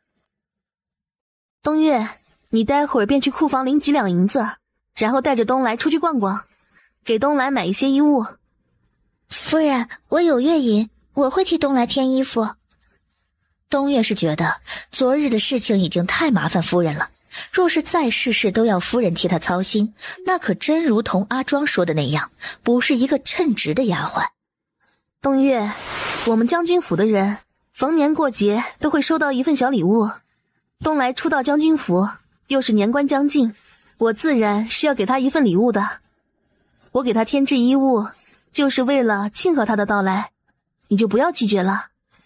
再说，我忙着仙书超市2号店装修的时候，你也没少跟着我跑。你做着2份工，却拿着1份工钱，我还得感谢你呢。夫人，好了，不要多说，你就听我的话。东岳见推辞不掉，只得应道：是。白小玲看了看天，马上就要到中午了。她想着，沈从清今日会回来吃午饭吗？如果他要回来吃午饭的话，他还得做饭。最近也不知道是怎么回事儿，他嗜睡、敏感，而且身体疲软，不想做事。夫人，将军临走之前让我给您请大夫，此时大夫正在门口候着，可要我让他进来。他有多健康，他自己才知道。沈从清大概是见他昨日见了死人以后吐了，所以担心他吧。那么他还是让大夫看看，只有让大夫说出他没有什么大碍，他估计才得放心。那就让大夫进来吧。是，夫人。大夫进来以后，白小玲坐在凳子上，然后大夫在2指扣在他的手腕的部分，过了7、8秒的时间。夫人最近可是觉得嗜睡？大概是天气冷了的缘故，竟是一天比一天起得晚了。那夫人可觉得想吐？他点了点头，心里想着，中医也太神了吧，只是把脉而已，竟然就知道他昨天吐了。是。大夫拱手道：恭喜夫人，夫人这是有喜了。白小玲有些没有反应过来。什么？夫人，据老夫的诊断，夫人腹中的胎儿已是有3个月了。他有喜了？真的竟然就有喜了？沈从清那么厉害，他们只有2次，他竟然就有喜了？白小玲是震惊，而东岳的表情则是没有太大变化。大夫，夫人有喜的事情我们早就知道了，我这次请你过来是想让你看看夫人的身体还有没有其他问题。东岳姑娘，夫人的身体很好，没有其他问题。白小玲还没从震惊中反应过来，她怎么就这么糊涂？月氏已经这么久没有来了，她都没有察觉。白小玲将手放在自己小腹的位置，这里面有一个小生命正在生长，这是属于她与沈从清的宝宝。原本她没打算这么快和沈从清要孩子，但是如今真的与他有了孩子，她倒是觉得心中是喜悦的。如果她将这件事情告诉他，他将会多么开心。东岳，取5两银子作为给大夫的赏银，然后送大夫出去。多谢夫人。东岳送大夫出去，白小玲满脸都是笑，她快要当妈妈了。最重要的是，不必再和沈从清做那些事情，她就直接当妈妈了。上天对她真是太好了。沈从清下朝刚回将军府，他没想着去自己的南院，而是不知不觉中已经走到了北院。当他发觉自己来了北院的时候，已经站在白小玲的房门口了。他的心情似乎很好，在哼唱着一些他没有听过的歌，不过旋律却非常好听。沈从清不忍心打扰他，便站在门口等着。他唱了一会儿歌以后，倒是停了下来。他面对床上的一个枕头：从清，我告诉你一个秘密。然后他又装着粗糙的男声说道：小玲，你说。我有了孩子了。说完，他又自言自语说道：不行，太频繁了。而站在门外的沈从清听到这个消息，他的脑子已经完全乱作一团浆糊了。什么？他们有了孩子了？他要当爸爸了？他又换了男声：小玲，今晚为夫想与你亲近亲近，可好？他又换作女声娇羞道：夫君，不可。为何不可？你是本将军的夫人，本将军都为了你放弃弱水3千了，可你连本将军睡一下都不愿意吗？夫君，不是不愿意，而是人家的肚子里面有了你的小宝宝了。还是不行，太矫情了。我在沈从清面前肯定说不出口。他内心的喜悦已经如同涨潮的潮水般快要涌出来了。他是在练习要如何将这个好消息告诉他吗？那就当做什么都不知道，让他来亲自告诉他吧。他又走出了北院，叫上几个一起出生入死的兄弟去留香馆喝酒。他高兴，所以今日肯定是要多喝一些酒的。10几人到了留香馆，点了他们最贵的菜，然后几个人拼了3张桌子，这才坐下。谢俊见他们如此开心，便也过来坐下。沈将军，何事如此开心呢？谢老板，我和小林有了孩子，为了庆祝这件事情，所以特地请了好兄弟来你的留香馆吃一顿饭。沈从清这是故意大张旗鼓来告诉他这个消息的吧？将军，夫人真的有了。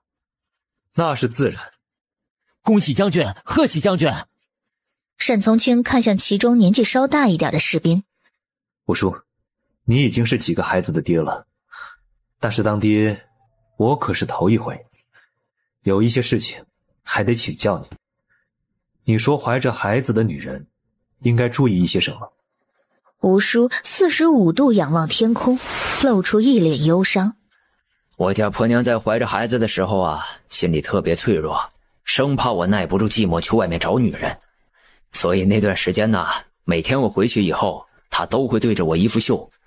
一旦发现一点异常，轻则与我大吵一架，重则吵着要回娘家。哼！而且她那段时间问我最多的一句话就是我还爱不爱她。吴叔心里想着，他和将军在这一方面还是挺像的，惧内。将军平时对他们都很好，所以他要将他压箱底的法子都说出来。吴叔，你继续说。将军，在夫人怀着孩子的这段时间呢，你可千万要保持衣服的整洁。你的衣服上面除了有你自己的气味，可千万不要沾染了女子的胭脂气。还有，当夫人问你爱不爱她的时候，答案只有一个，那就是爱，非常爱。听我娘与我媳妇说，女人怀着孩子的时候都是特别累的。我们当男人的一定要在这段时间里照顾保护好自己的女人。沈从清点头。五叔，我记下了。他在转眼四周。兄弟们，你们还有没有什么好意见要告诉我的？说出有用的意见，我重重有赏。吃喝的兄弟们一个个非常积极，踊跃发言。谢俊看着他们喝酒吃肉畅谈的样子，也心里高兴。他为白小玲高兴，她嫁给沈从清是对的。再过几日，他也得回老家去见见他父母来信中提到的那位姑娘了。他不后悔曾经爱过，虽说他们没有在一起，但是至少那是他一生之中美好的回忆。沈将军，为了恭喜你要当爹了，这顿饭送我请。沈从清也是高兴。那就多谢谢老板。不谢，你们吃好喝好，还有一些客人需要招待，我便去忙了。去吧。谢俊离开以后，他们继续喝酒吃肉。东岳带着东来回来了，东来穿着新衣服，开心得不得了。他还拿着一串糖葫芦在吃，他此时脸上洋溢的才是本该属于孩子的表情。东岳告诉了东来，他的吃的穿的全是白小玲拿银子买的。东来对白小玲的心理距离也近了一些，他见了白小玲以后也不再躲了。他稚嫩的声音喊道：夫人，我也让姐姐给你带了一串糖葫芦，糖葫芦可好吃了。当然，东来叫白小玲夫人是东岳教的。白小玲接过冰糖葫芦，笑道：谢谢东来。东岳走进了白小玲。夫人，我与东来去逛街的时候瞧见一件事。什么事儿？东岳满脸是笑。冷家有大麻烦了，白大人已经带人去查冷老板的产业，而冷霜与他的娘更是被衙役带走了。他有些惊讶，竟有这样的事情。还不仅如此，你可知道送到白大人那里关于冷老板坑蒙百姓以及冷霜与他娘买凶杀人的证据是谁给户部和府尹送过去的吗？谁？他当真不知道。是将军。什么？说实话，他被吓得不轻，竟然是沈从清。他这句话刚说完没多久，小吴便扶着沈从清回来了。白小玲见着喝得烂醉的沈从清，她微微皱了皱眉。她原本以为他在忙着朝中的事情，没想到他中午没有回来吃午饭，竟然是出去喝酒去了。小吴见白小玲的脸色不太好，也是有些害怕。他原本想要将沈从清扶到南院，但是刚才他一直在吼小玲小玲，所以他没有办法，只有将他往北院扶。沈从清醉意朦胧地看向他，小玲。他伸过去一只手，然后扶住他，他的半个身子都压在他身上。啊，你怎么喝了这么多酒啊？我今天高兴。我看不是高兴，你是伤心。你就是大义灭亲，把你的心肝宝贝送到了府邑，现在伤心了。小吴一听白小玲说话不对劲儿，连忙脱手，然后对东岳和东来做了个动作，小声对他们说：东岳，我们快些出去。按照这个架势，说不定待会儿夫人便会骂将军。沈将军可是指挥千军万马的将军，在自家后院被自己娘子骂这件事情，就他们夫妻知道就行了。别人要是知道了，若是被将军知道了，他觉得没面子，说不定以后给他们小鞋穿。所以现在是应该让将军与夫人单独相处的时间，他便带着东来随着小吴一起离开了。白小玲扶着他往屋里走，他在他耳边轻声道：小玲，我的心肝宝贝是你，而且……他的眼睛看向他小腹的位置，那里还有一个心肝宝贝。算了，他练习了那么久，还是等到他亲口告诉他吧。他将他扶到床上，然后给他脱了鞋和外衣，便用力将他往里面推。小玲，小玲，你可有话对我说？是有话想要对你说。你好端端的，怎么就将冷霜和他娘送到府邑去了？小玲，我认错人了。他听到他的回答，看来他已经知道之前赠银给他的并不是冷霜。那你说说看，现在的白小玲和以前的白小玲，你更喜欢哪一个？他笑着看着他，然后快速起身，朝着他的嘴啄了一下，再次躺下以后，脸上是心满意足的笑。白小玲心里也是甜滋滋的，她摸着自己的嘴唇，她这是在给他答案了吗？从清，我还有一个消息要告诉你。他拉着他睡在他的旁边。他轻轻地抚摸着自己的小腹位置。从清，我们有了小宝宝了。他的脸上是满意的笑，这样的生活足矣。他的一只手放在他的手上，另外一只手将他拥入怀中。小玲，若是你生了一个女孩，我来爱护你们母女；若是你生了一个男孩，我会和他一起来爱护你。这句话可是他回来的路上想了很久才想出来的。他朝着他的怀里靠近了一些。他刚才说话说不清楚，听到他有了一个小宝宝以后，倒是说话能说清楚了。而且他为什么没有表现出非常惊讶、非常狂喜，而是这么淡定？难道他早就知道他有了小宝宝了？他偷偷抬眼去看他，只见他已是抱着他沉沉睡去。老夫人今早听说昨儿有大夫来了北院，她担心白小玲身体不适，所以一大早便来了北院。正巧她在白小玲的房间外面被东岳瞧见了。老夫人，您怎么这么早便来了？白小玲听见东岳的话，吓得连忙推着沈从清。沈从清揉了揉眼睛。小玲，何事？他脸上有些慌。从清，你快起来，娘来了。娘来了，我们就起床去给她请安好了。他连忙将他的衣服扔给他。你可忘记了娘之前说的话了？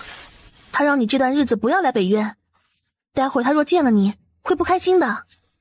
沈从清经过白小玲的提醒，也想起了这件事情。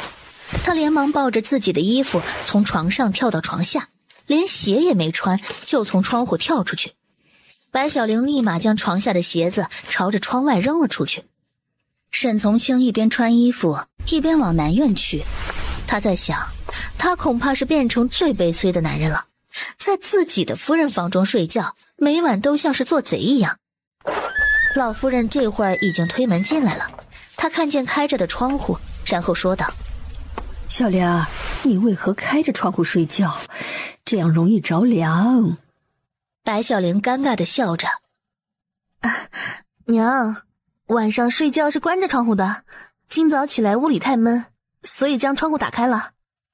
小玲儿啊，就算是觉得屋子里面太闷，但是也不可将窗户开得那么大。这冬日的风啊，冷得很，若是被风吹凉了，吃了治伤寒的药，可对孩子不好。娘，我知道了，我下次一定注意。刘氏与白小玲一起坐在桌子边，他握住白小玲的手，看白小玲的眼神仿佛看着自己的闺女。小玲啊，我听说昨儿东岳去替你请了一个大夫，你怎么了？娘，无事，就是我最近在孕吐，从清不清楚这些事情，以为我生病了，所以硬是让东岳去给我请了一个大夫。刘氏满脸是笑。从清那个孩子啊，就是没有心眼儿。对于这些事情啊，他爹去得早，没人教他，他不懂。我这个做娘的在这方面也不好跟他说。但是小玲啊，在你怀孕期间，你可千万不能让从清乱来呀。娘，我知道的。他每晚也只是抱着她睡觉而已，并没有乱来。刘氏再与他说了一些注意事项，比如这段时间能吃什么，不能吃什么，能做什么，不能做什么，都一一告诉他了。白小玲在心中都将这些事记下，毕竟她也是第一次当娘，以前没有了解过这方面的知识，多知道一些总是好的。昨儿小虎子差人带话回来了，他今日要从白鹤书院回来，在这里待一日，明日便和二柱子他们一起回莲花村。回莲花村？是啊，马上就要过年了，谁不想和自己最亲的人一块过年啊？小虎子不贪念富贵，过年想要回去陪着自己的娘，在我看来呀，这是极好的。人老了，想的不多，就想自己的孩子能在身边，便也知足了。白小玲清楚，刘氏不仅说的是二婶的心，更是她自己的心。她也点点头。是呀，娘，我待会儿就让东岳给账房带句话，让他们取20两银子，让小虎子给二婶买些东西，剩余的做路费。好。这一日，沈从清上过早朝，然后回到军营去检查最近士兵的操练情况。原本的副将见了他之后，愣了好长时间。沈从清见他一直在看他。孙副将，你为何一直盯着本将军看？将军这些时日被夫人照顾得很好。沈从清淡笑着。这是自然，夫人自从怀了孩子以后，也不去仙书超市了，而是留在将军府，每日都为我做饭。孙副将想，难怪将军看起来比之前圆润白皙了一些。那些日日与将军见面的人没有察觉，但是他作为一个每半个月才和将军见一面的人，从刚才看见将军的第一眼开始，就看出了将军他发福了。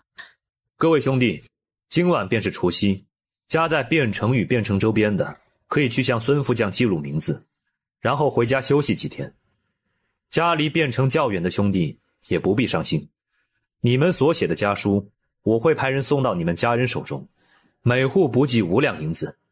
另外，等到年后，会安排你们回家探亲。家在汴城的士兵数量在少数，他不能将他们全部都放回家，如此汴城的安全由谁来守护？而且过不了几天，西城国的王子和王妃就要来汴城了，到时候汴城之中更是不能出任何乱子。众士兵的声音如雷贯耳。是，辛苦兄弟们了。不辛苦。说完这些，沈从清再与孙副将说了一些其他方面的事情。等到全部事情都结束以后，已是快到晚饭的饭点。时间快到了，雷都打不动，他要回家吃饭了。沈从清站了起来。孙副将，记住我刚才对你说的话，去彻查此事。是，将军。他离开军营以后，步子轻快了许多。他心里想着，白小玲今日会给他做什么？冬月，我们开始做饭吧。这段时日，每日白小玲做饭，冬月都在旁边帮他，所以久而久之，冬月也对做饭有了一些心得。有时候白小玲累了的时候，便由他来说，冬月来动手做。怀着孩子，身子总是特别容易累。这一次又是冬月在做，白小玲在旁边看着。他看着冬月越来越娴熟的动作，他点了点头。冬月，你现在厨艺大增，你再学习一下，等到年后便由你去留香馆教谢小爷的厨师做菜吧。夫人使不得，我做出来的口味比起夫人做出来的还是差一些。冬月，你已经做得很好了。再说了，沈从清那个性子你又不是不知道，他就是一个醋坛子。若是我真去了留香馆，他绝对会跟着我一起去的。他身为正二品的将军也挺忙，我不想他在这些方面耽误时间。原来夫人是在为将军着想，而且之前夫人与谢小爷之间的确有些误会。冬月这才点了点头。好，夫人。一家人围在一个大桌子上，满桌子的都是美味佳肴。刘氏笑得合不拢嘴，人生的幸福莫过于此。他对沈竹浪说：竹浪，你哥我现在便不担心他了，倒是你也不小了，也该成家了。娘，这事儿急不得，万事还得看缘分。竹浪啊，娘不知道你们年轻人是怎么想的，但是娘觉得只要姑娘不错，你们在一起以后，感情啊是可以慢慢培养的。说着，他又看向了白小玲。小玲儿，你之前说会帮竹浪物色一下好姑娘，可有进展了？娘，竹浪这么优秀的人，我自然不能随便给他找一个。你的二儿媳妇的事情啊，还得精挑细选。刘氏听罢哈哈大笑着。这一顿饭他们吃得很晚，房中不时传出他们的说笑声，羡煞旁人。大年初一，鞭炮震天。大年初二，沈从清陪着白小玲回到白府拜年。一家人吃完午饭以后，白小玲便找了一个机会单独与白千云见了面。白千云将几块小点心推到了白小玲的面前。小玲，这是你小时候最喜欢吃的点心。他已经吃饱了，并不想再吃。而且自从上次东来给他买回来一个冰糖葫芦以后，他才发现他竟然是这么爱吃酸，所以最近的饮食都是以酸味为主。他的手轻轻地抚摸着小腹的位置。都说酸儿辣女，莫不成我怀着的是一个男孩？大哥，我刚才吃饱了，并不想再吃了。我见你一直在加酸菜鱼，可否是因为想吃酸？他点头。白千云笑。那沈从清那个小子可真有福了，你这第一胎啊，就要给他生一个大胖儿子。白小玲听到这些，有些害羞。大哥，孩子都没有生下来，谁知道是儿是女啊？也不要光说我的事情嘛。大哥，你也不小了，上次我与你说的事情有什么进展没有？白小玲说的是让他去找一个好姑娘，然后试着开始。但是白千云理解的是房屋过户一事。房产过户的事情已经办得差不多了。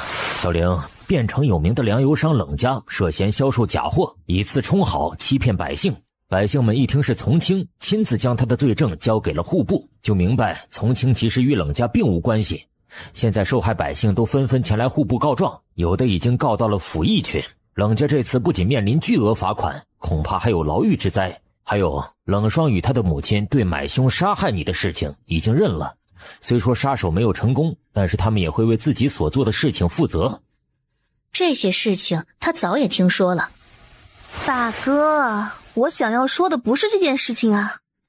我想问你，我上次对你说的让你去找一个好姑娘的事情。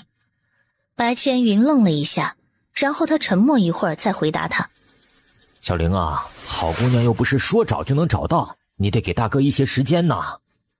他知道他这是在骗他，虽说他如今整日都在户部，但是他已经是汴城内人人都知道的黄金单身汉了。以前没有人前来说亲，是因为被他拒绝的姑娘太多，人们不敢再前来，害怕碰壁。但凡他稍微主动一点儿，上白府来的媒婆还不将白府的门槛给踏破了。所以他根本就没有放下。他说他要去找一个好姑娘，也只不过是不想他们担心，然后给他们的一套说辞而已。那么如此，他就更不能让他与那位王妃见面。如今两人身份这般尴尬，而且关乎两国的交好，若果真出了什么事情，那可就糟了。大哥，我听从亲说，这段日子若无大事，不用早朝。你看爹和二娘年纪也大了，不如你就在家里好好陪他们几日，可好？小玲，大哥知道你有孝心，就算这几日无需早朝，但是我也需要去户部。经过前段时间的努力，户部堆积下来的事情已经处理的差不多了，还有一些事情再努力几天也便完成了。大哥，你虽说是户部尚书，但是也不用任何事情都亲力亲为，一些不重要的事情你可以交由手下去做。白千云摇了摇头。小玲，如今尚书府里的下人回去休息的回去休息，请假的请假，如今尚书府已经没有多少人了，那些事情我若再不做，便又堆积下来了。我上学的时候，夫子便说过，今日事今日毕，这些事情若是一日日堆积下来，堆积多了，后来便完不成了。他真是说不过他。白千云的意思是他不去早朝，但是他要去户部尚书府。西城国王子王妃来汴城是多大的一件事儿，只要他出了白府，应该就会听到看到一些不该听见看见的事情。如今只有采取方案2了。但是喝酒伤身，若是不到万不得已的时候，他真的不想沈从清用这一招。大哥，工作重要，但是身体也重要，你可要注意休息。我出去看看从清。他要出去告诉沈从清，晚上留下来吃饭，灌醉白千云。好。白小玲出去了，并且将白千云的房门关上了。他刚才借口要与大哥说说悄悄话，便让沈从清留在大厅里与他爹一起聊天。白小玲刚走到大厅，便听见了沈从清的声音。爹，你可听说了西城国的王子和王妃就在近日要来汴城？白千云与西城王妃的事情他是知道的，听到这个消息，他先是震惊了一下，然后才叹息了一口气。孽缘，真是孽缘呐！爹，我觉得那几天大哥还是不要出白府为好，而且白府的下人也不要将这件事情在大哥面前说了嘴。从清，这件事多谢你提醒我，你放心，这件事情交给我。从清啊，小玲要与他大哥说点悄悄话，恐怕也是因为这件事情吧。沈从清点了点头。的确如此，不过我觉得小玲恐怕不会成功。白小玲听此便也出来了。既然知道我不会成功，为何你还要让我去说？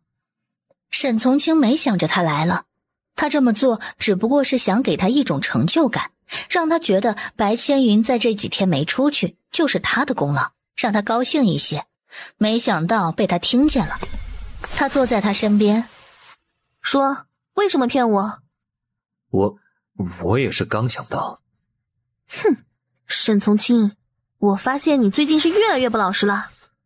小玲，你听我解释。白小玲的爹看见他们二人如此，也是一边抚着自己的胡子，一边笑着点头。他对于自己的这个小女儿真是一点都不操心了。如今女儿也出嫁了，现在他唯一担心的就是他的那个儿子。若是儿子也能成家立业，那该多好。他靠近他，在他耳边小声道：小玲，在爹的面前能不能给我一点面子？在家里我什么都让着你，但是在外面我是沈将军。白小玲听了，先饶过你，不过等你回去以后，可要好好对我解释这件事情。他点头，好，这是绝对的。说完了白千云的事情，沈从清便与白小玲告别了白大人。西城国王子王妃近期将至，年也过得差不多了，该部署的一步都不能落下。他选择让白大人阻止白千云出府，这是最好的方法。哪能有一种酒能让人醉几天？白千云不善喝酒，这么喝酒还不得将他的这个大舅子给喝出病来？白大人心疼自己的儿子，得知西城国王子王妃要来汴城，是如何也不会让白千云与他们碰面的。若是他们真的碰到了，那只能说是缘分未尽。这一日的汴城大街上人特别多，大家都拥挤在汴城的街道上，想要一睹王子王妃的风采。在队伍的中间有一顶轿子，一个是那西城国的王子，他一点不感兴趣，他的目光看向了西城国王子西城烈的身边。王妃穿着白色的衣服，戴着白色面纱，一头青丝未做任何修饰披在身后，整个人如同白雪一样，给人一种不可亲近的寒冷。白小玲心里在想，想不到白千云那个温润公子喜欢的竟然是冰山美人。东岳，我们回去吧。他们两人正往将军府的方向走，走了没一会儿，便见繁华地段的店铺之中有几家被封了。如果他没有记错，这几家店铺以前是冷家的店铺，冷家真的落败了。一个拿着布袋来买米的老婆婆，她闷头走到店铺前面，发现店铺其实已经关了的时候，无奈地摇头。她叹息了一声：唉，想不到这家店也是冷家的，家里的米缸已经见底，变成其他粮油店的米都卖完了。唉，我可去哪里买米哟？白小玲听到老婆婆这么说，她仿佛嗅到了商机。这件事情她得去找白千云商量一下，毕竟她是户部尚书，这些事情都归她管，而且冷家的店铺所在的位置都是好位置。有了这个想法以后，白小玲便朝着白府的方向去了。东岳追在他的后面。公子，你要去何处？我要去找我大哥和爹。东岳跟在他身后，虽说他不明白白小玲突然做这个决定是什么意思，但是他对于白小玲说出的话只需要服从。到了白府，小姐，你也听到消息了吗？你们昨日走了以后，老爷就突然病了，也请了大夫来看病。大夫看不出一个所以然来，但是老爷就是浑身不舒服。东岳听罢，满脸着急。为何不进宫去请太医？太医的医术更高明一些，说不定能治白大人的病。家丁也是眉头紧锁。大少爷也是这般说的，可是老爷说了，宫里太医都是为皇上皇后以及各位嫔妃看病的，若是因为一些小病小痛便去请太医，耽误了太医给宫中贵人看病，那就糟糕了。他说他先忍几日，若是病还不好，这才允许我们去宫里请太医。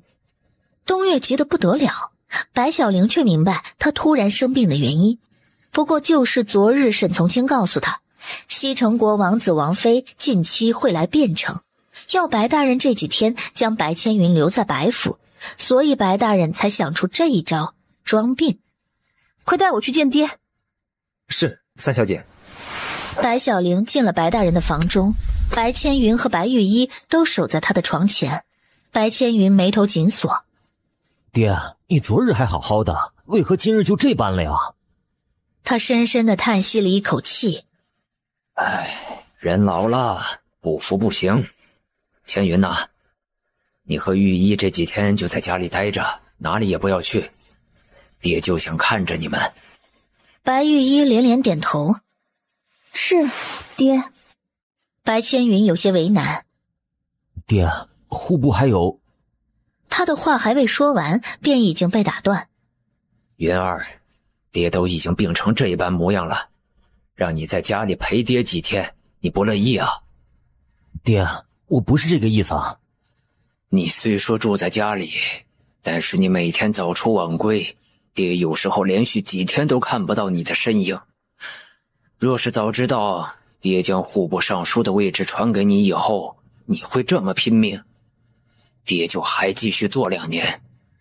白千云立马认错：“爹，对不起啊，孩儿知错了。”“知错那就改。”白小玲和东岳就站在门口，他们的所有对话都被他听在耳里。他想，看来沈从清的方法是对的。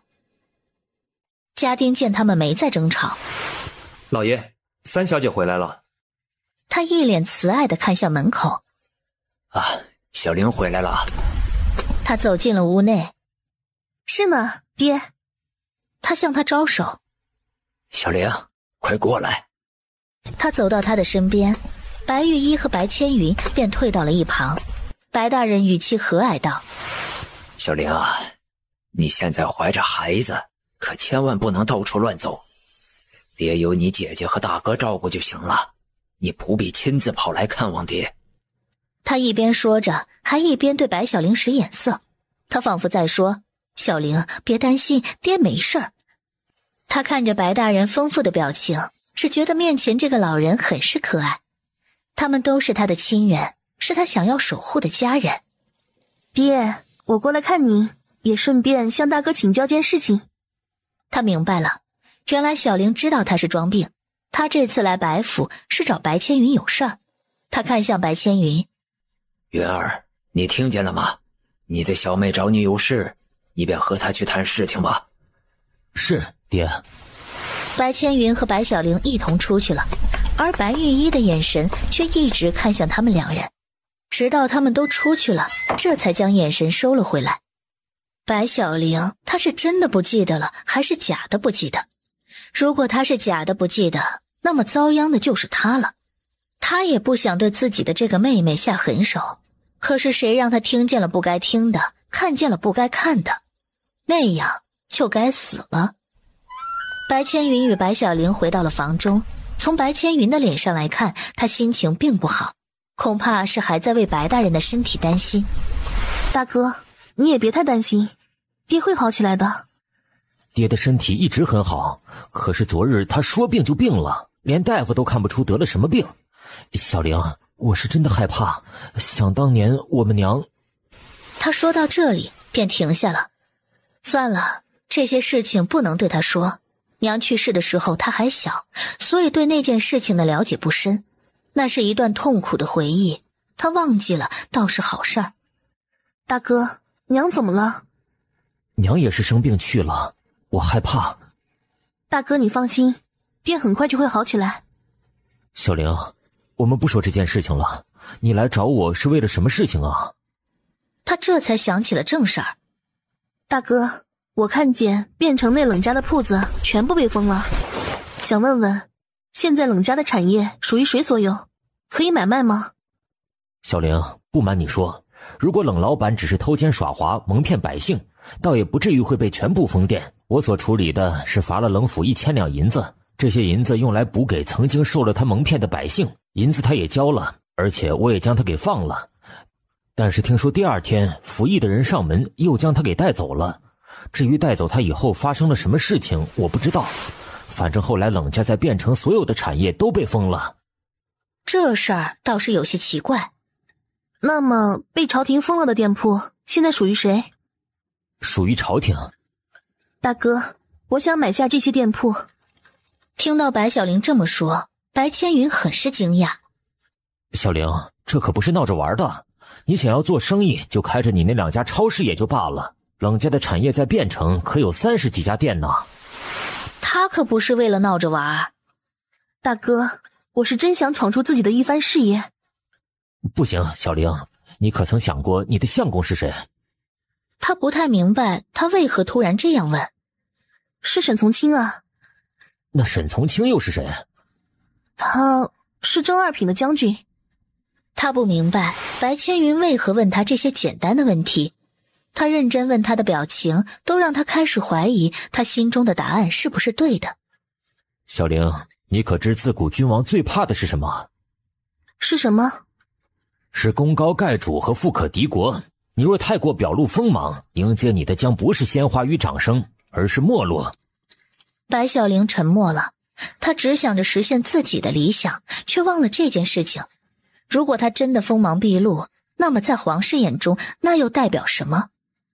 沈从清是正二品的将军，手中有兵权，而他若是将生意做得如日中天，那么兵与银子都有了，他们就是最大的潜在危险。虽然他和沈从清都从来没有这种想法，但是皇室可不这么认为，所以他必须要想一个两全之策，避免这样的事情发生。小玲，你现在也怀了孩子了，以后就老实待在将军府相夫教子，这才是女子该做的事情。就连最疼爱她的大哥也是这么认为，女子就该被束缚了手脚，被关在大宅院里。大哥，相夫教子我会努力去做，但是生意我也会做。白千云微微蹙眉。小玲，你是正二品将军唯一的妻子，你不差银子，为什么非要去那生意场啊？不关银子的事，一个人只活那么短短几十年，若是不能活得让自己心满意足，那还有什么意思？那是我一直想做的事情，而且从清他支持我。小玲，大哥，你勿要再劝我了，我今日来是想你帮我，而不是劝我。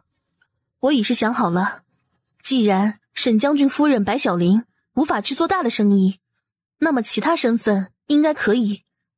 大哥，我需要另外一个身份。户、商、农都属于户部管辖范围内。他见白千云沉思着，心里想，白千云对自己的这位小妹极其宠爱，他现在虽说有些犹豫，但是答应与不答应也就是撒一个娇的距离。哎呀，大哥，你就帮帮小妹吧，大哥，你最疼小妹了。白千云无可奈何地看了他一眼。小玲，大哥，如果你不帮我，我也会通过其他途径去做这件事的，那时候你能放心吗？他叹息一声，无可奈何地摇了摇头。他从来都是这样，对于自己的这位小妹的撒娇没有任何办法。小玲，这件事情我可以帮你，但是你要答应我一件事情。他心中狂喜。大哥，何事？这件事情你知我知，不可再让第三人知道。连从清也不能知道吗？他点头。毕竟这件事情是违反规定的做法，也是我当了户部尚书以来做的第一件不合礼法的事情。除了你以外，我不想这件事情再被其他人知道。他能理解他的这种心情，毕竟沈从清和他也不是很熟，而他违背自己的心意这么做，只是为了宠爱自己的这位小妹而已。他很是感动，一下子抱住了白千云。大哥，你真好。小玲，不过你也不可乱来。大哥虽然身为户部尚书，但是能力有限，能做的也很有限。大哥，我知道了。小玲，你在大哥心中可比大哥自己还重要，你千万要保重自己，知道吗？听到这些，他的心里很暖。大哥，我会照顾好自己，也不会乱来，你放心。待会儿你想一个名字，然后我给你制造一个假身份，冷家被查封的店铺全部归朝廷所有，等到府议改查的事情查得差不多了，那么朝廷便会将那些店铺明码标价卖出去。多谢大哥。他刮了一下他的鼻子，如同小时候他顽皮了以后那样。好了，你去看看爹吧。自你出嫁的这段时间，爹一直有事无事都念叨你，说你嫁了人就忘了家。好，我这就去看爹。今天我哪里也不去了，就在家里好好陪着爹。去吧。白小玲从白千云的房中离开，东岳在门口等着她。夫人，你刚才和白大少爷说了何事？说了关于他的人生大事。他身为我们的大哥，如今2个妹妹均已经成亲，而且我还有了孩子。你说他还单着，这样不合适。白大少爷就是太痴情了，恐怕他还是没有放下。对于这件事情，白小玲便没有再说话。他们2人朝着白大人的房中走去。当他们走了以后，白玉衣和一身着蓝缎的男子从转角出来。男子看向白小玲消失的方向。你不是说他死了吗？白玉衣对他恭恭敬敬，甚至有些畏惧。在那样的情况下，他是必死无疑的，但是不知为何他又突然冒出来了。被白玉衣称作战的男人全名玉战，在白府的身份是白玉衣的相公。当初白大人极力反对这门亲事，但是拗不过白玉衣的1哭2闹3上吊，最后白大人拗不过他，便也同意了。也因此，白大人与白玉衣之间的距离远了一些。他既然回来了，可有将那件事情说出来？玉衣也觉得奇怪，白小玲回来以后对那件事情只字不提，否则变成不会这么太平。我现在都有些怀疑，他当初真的听见了吗？看见了吗？若是他真不知道，我觉得我们可以放过他。玉战眼神一冷，吓得白玉衣微微往后退了半步，便不敢再说话了。西城烈和花千楚来了汴城，这件事情我需要白千云知道。白玉衣有些惊讶。大哥他不可知道这件事情啊。白玉衣，你记住了，你没有退路。你若想要好好活着，必须听我的话，否则你知道后果。白玉衣被吓得全身一颤，他是和魔鬼交易了，这辈子恐怕永无翻身机会了。你当初也承诺过，小玲的事情做了以后，你便不会再伤害我的家人。那你将白小玲的事情做好了？你记得，白府以后出了任何事情，那都是因为你在白小玲事情上失败了。可是你心软？你在犹豫什么呀？白小玲她只不过是与你们一同长大而已，她根本就不是白家人，她也不是你的妹妹。只有她死了，那件事情就再也没有其他人知道，你们白家人才能平安无事。白小玲去了白大人的房中与他说话，他一直给他讲白小玲小时候的事情。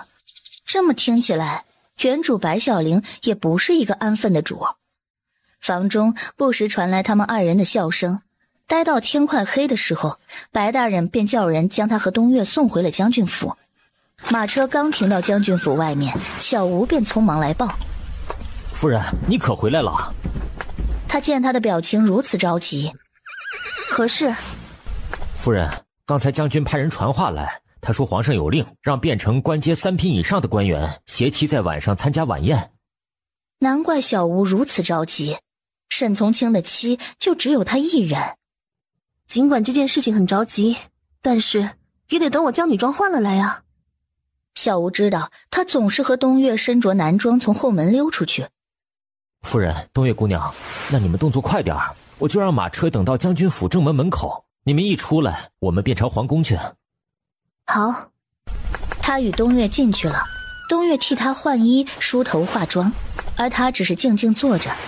他看着铜镜里面的自己，在东岳的巧手之下，看起来不过一个17、18岁的小姑娘。他穿越到这里已经4年之久了，竟然马上就要去皇宫，要去参见皇上了。想想内心还有些小激动呢。东岳，我不想去赴宴。夫人，若是各位大人的夫人都去了，而你不去的话，他们又得私下议论将军了。可是我有些害怕。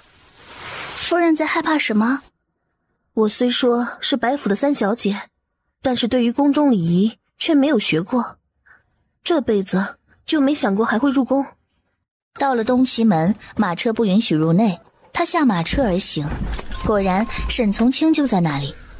他朝他走过去，东岳打算跟着他，却被东齐门的守卫将士给拦住了。今日晚宴十分重要，闲杂人等不许入内。我是将军夫人的丫鬟。将士看向沈从清，沈从清对他点头，他才将手中的刀拿开。将军，你们先去，我就在外面等着你们。好。沈从清应声过后，便去牵白小玲的手，与他一同往里面走着。从清，你说皇上为何要让正3品以上的文武官员携带妻子来参加晚宴？他的表情凝重了一些。这个要求是西城国王子提出来的，他大概是知道了一些什么。从清，他知道了什么？小玲，你的大哥白千云，他是户部尚书，而户部尚书的官阶正好是正3品。白小玲愣了一下，也就是说，西城国王子西城烈知道他的王妃与大哥之前的种种了。那么他这么做的目的是什么？大哥也会来吗？沈从清点了点头。这个消息下得急，他在汴城内，而且最近又无重要政事，他若不来，如何向皇上交差？他会来。那今晚这场夜宴对于大哥来说是一场鸿门宴？差不多就是这个意思。听到这些，白小玲的心中更加没底。那可如何是好？你放心，大哥是个懂得轻重的人，就算他看见他也不会乱来。可我还是担心啊。无需担心，兵来将挡，水来土掩，总会有办法。说话间，二人已经到了举行宫宴的千寿宫。大多官员已经携带夫人入座，沈从清带着白小玲坐到一个角落的位置，进来一人，他便为他介绍一人。小玲，这位是薛国公，从1品官职，与皇上是年轻时候的挚友，在朝中威望极高。他说，他便认真听着记着。不时又进来一位红袍男子，他看了白小玲与沈从清一眼，然后走到了他们旁边的位置坐下。这个男人刚才露出的那种笑，仿佛以前他们就认识一样，不过他的下巴的确有些熟悉，他却又怎么都想不起究竟在哪里见过他。五皇子，你坐这个位置恐怕不合适吧？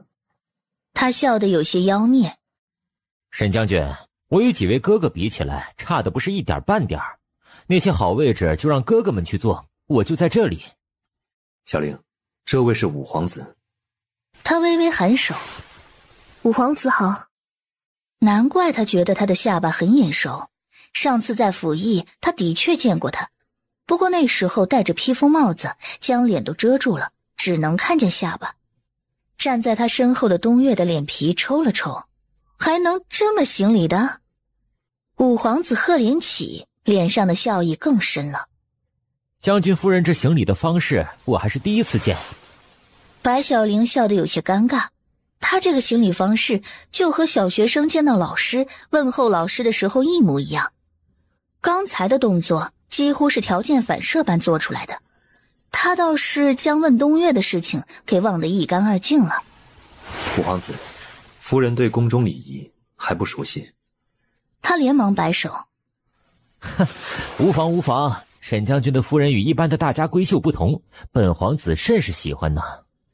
赫连起的这句话说的沈从清有些不开心，他的夫人要他喜欢做甚？就在这时，白千云进来了，见他脸上愁云密布，想必也是知道了这场晚宴是为了谁所办。白小玲对东岳使了一个眼色，东岳俯下身：“夫人，何事？”“去将大哥带到我们这边来。”“是。”他生怕今晚白千云会出事儿。东岳走过去，对白千云行了一个礼：“大人，夫人请你过去。”“嗯。”白千云跟着东岳过来了。白小玲小声问沈从清：“行礼应该像东岳那般吗？”“不是，这些礼仪太复杂，你不用学。”“那怎么行？我若行礼不恰当，他们笑话的还不是你？”“那就让他们笑话得了。我真是不想你被那些条条框框给困住。”“我知道你心疼我，但是人活着总是要一直学习的，活到老学到老。”“你若喜欢，便去学。”“嗯。”白千云过来了，他对赫连起行礼道：“五皇子，不必多礼。”白千云选了靠近白小玲的一个位置坐下，宫女给他倒了酒，他便喝了起来，眼神有些空洞无神。大哥，你没事吧？他摇了摇头，无事。他这个样子说自己没事儿，分明就是很有事儿。而白千云也知道，白小玲让他过来坐这个位置，也是害怕他待会儿会出事儿。5年了，他以为他已经放下了，但是没想到听到宫里太监传来消息的时候，他的心还是像被针扎了一下。西城国王子王妃到。众人抬眼望去，只见花仙楚依旧穿着白衣胜雪的衣服，宛若9天玄女下凡，而西城烈则是一袭湛蓝长袍，两人坐在最前面，与几位皇子坐在一起。皇上驾到！这时在场所有人皆是行礼道：“吾皇万岁，万岁，万万岁！”白小玲也学着样子跟着他们一起喊：“平身，都平身！今日晚宴，各位爱卿不用多礼。”谢皇上。白小玲起身以后，便一直看着皇上的方向。只见得他穿着一身正黄的龙袍，体型有些偏胖，其余的由于距离隔得有点远，看不清楚。而白千云的眼睛似乎在花仙楚坐下的那一刻开始，便一直留在他身上了。大哥，大哥！连喊他2声，他这才勉强回过神来。西城烈举起酒杯：“皇上，西城烈敬您一杯酒，感谢您将这么美丽的王妃许给我。”皇上哈哈笑着将一杯酒喝下。哈哈哈哈！那你可得好好对待王妃啊！我愿将世上最好的东西给王妃。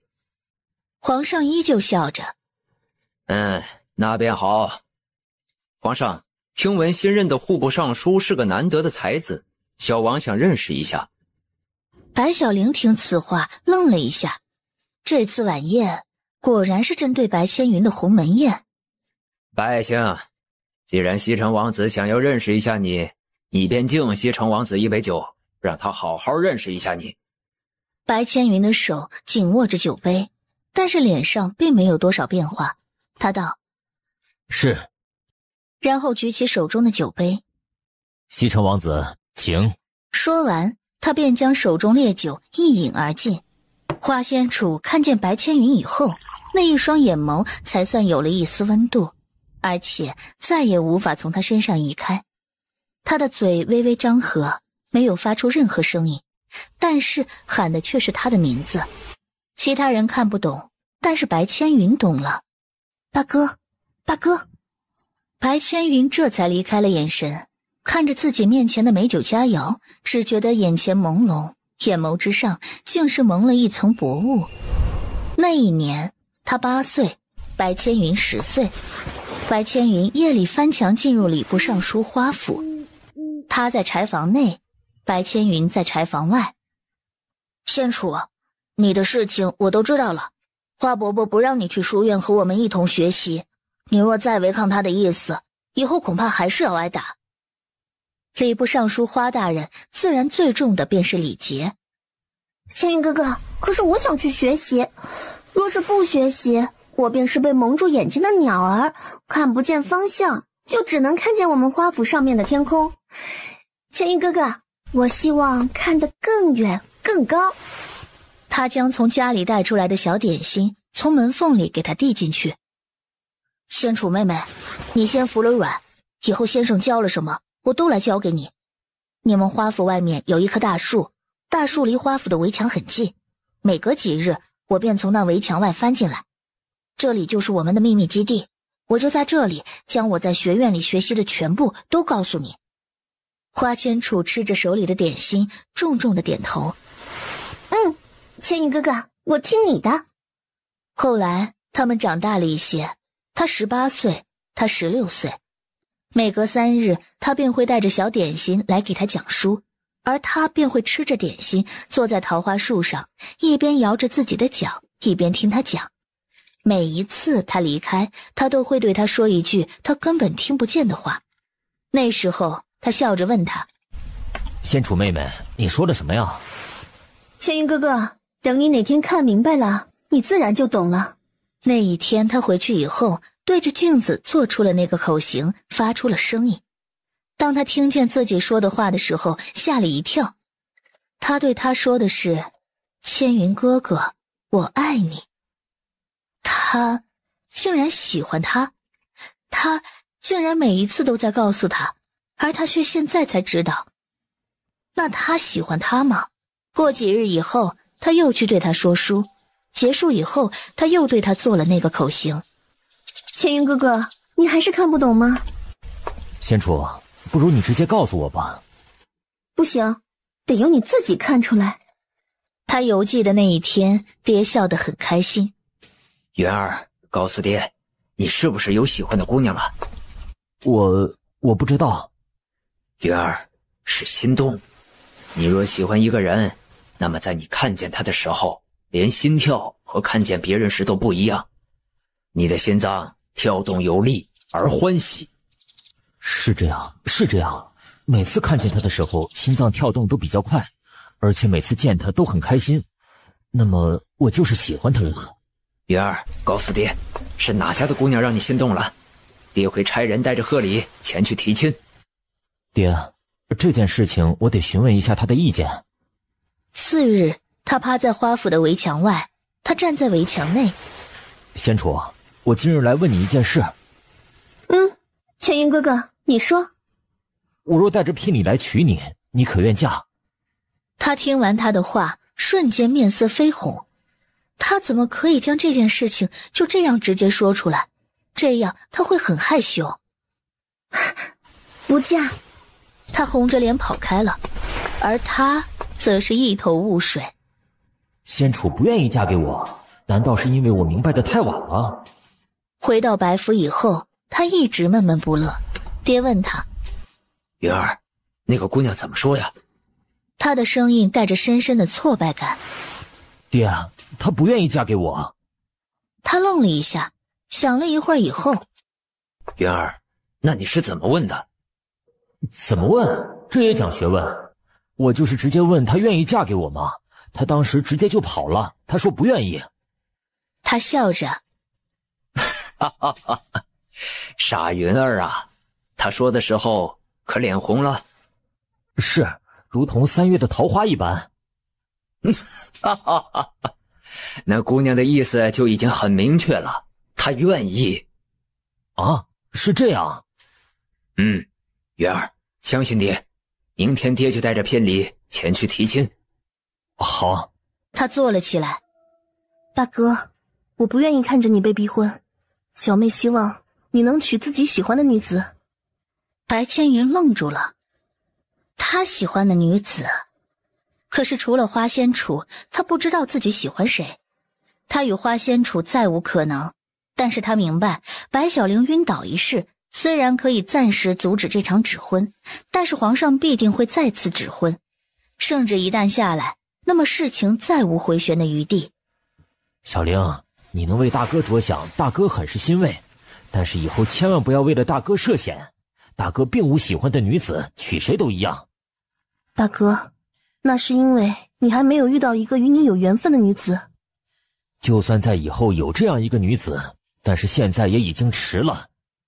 大哥，不迟，我们可以这么做。他凑近白千云的耳边，在他耳边说着。说完以后，白千云满脸震惊。小玲，我们真要这么做呀？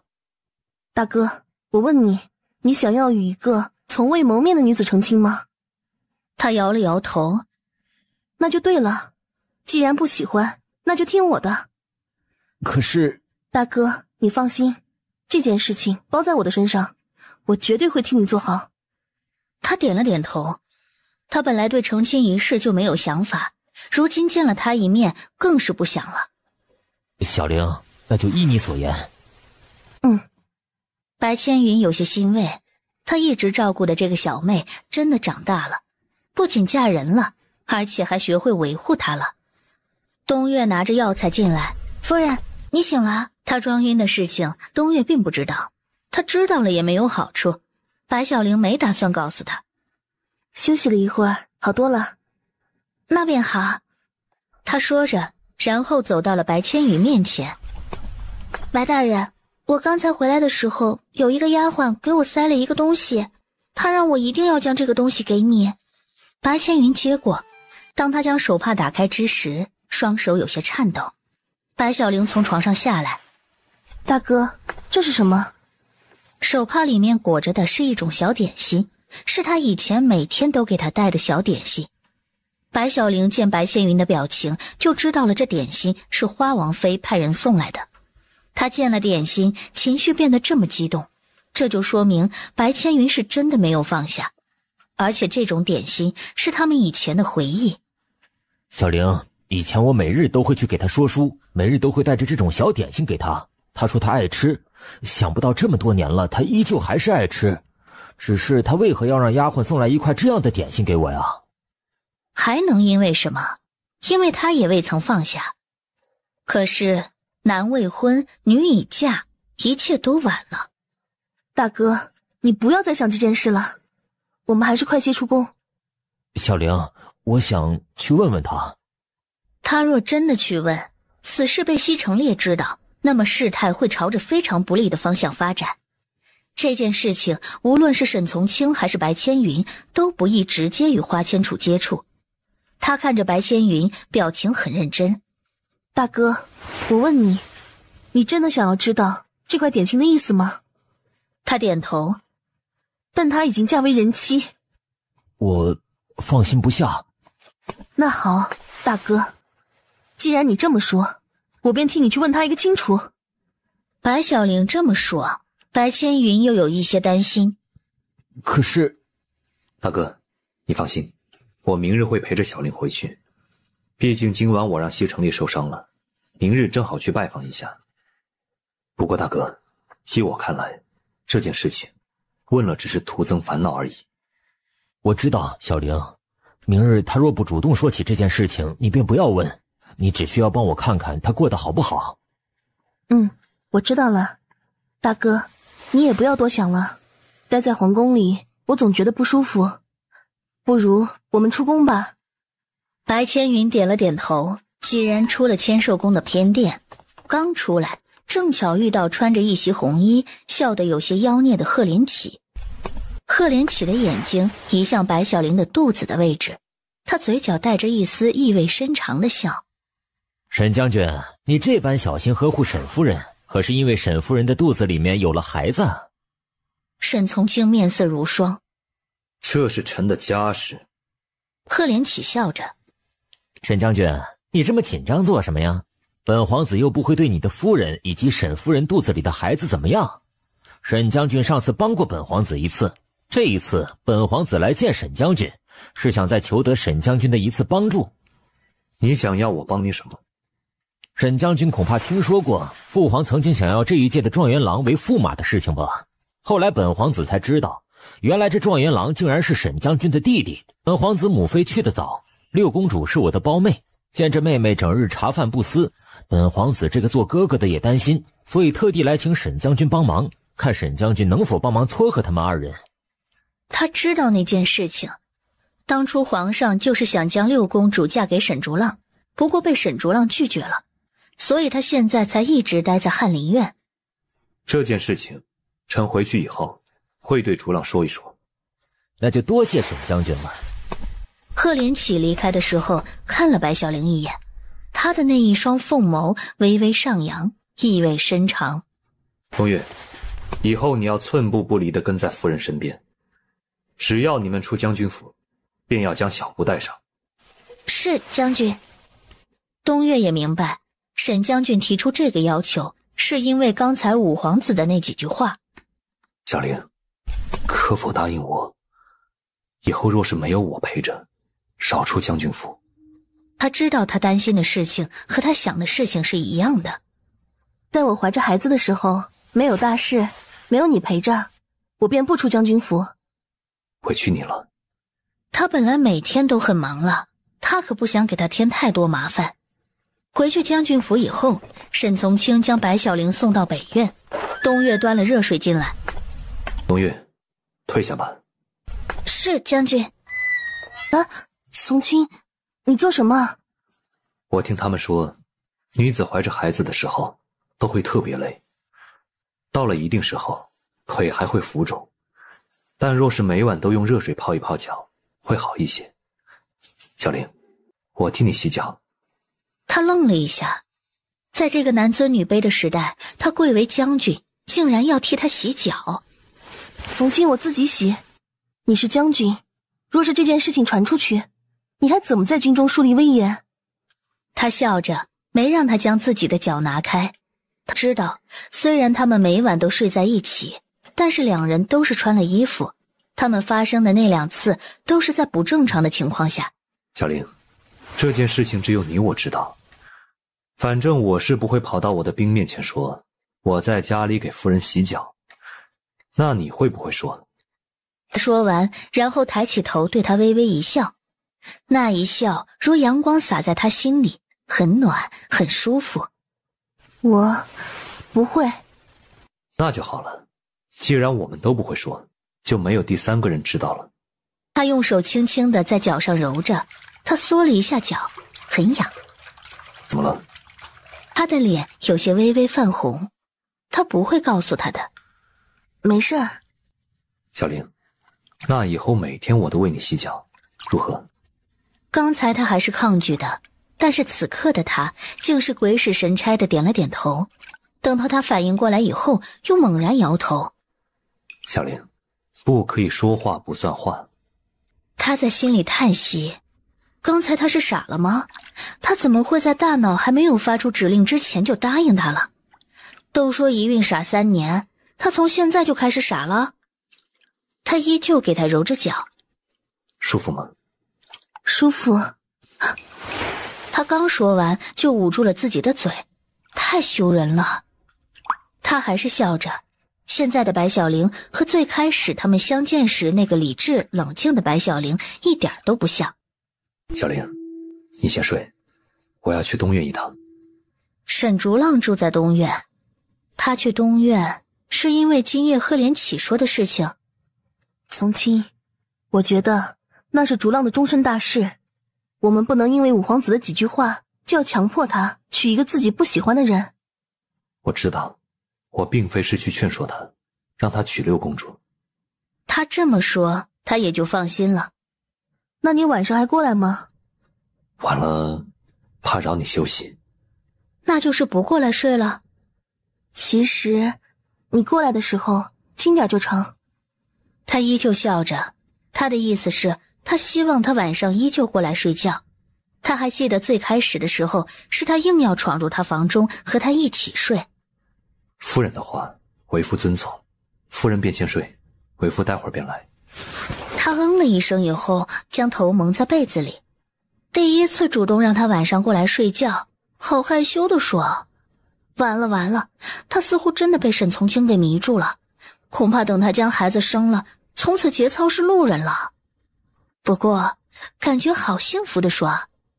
当他从被子里面探出头来的时候，他已经离开了。他决定等他。沈从清去了沈竹浪的房中，沈竹浪还坐在书案前编写皇室史书。他敲了房门，里面传来沈竹浪的声音。谁？平时这个时候也没有人来找他。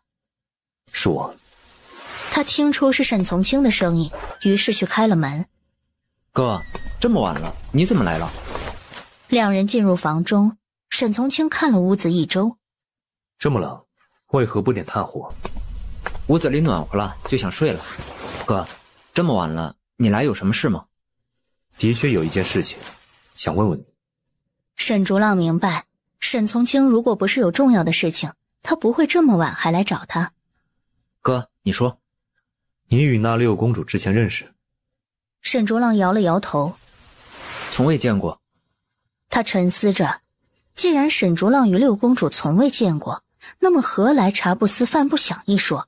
他觉得赫连起这个人不简单，或许他的纨绔都是在做给世人看的，这事儿恐怕也是赫连起在暗中操作。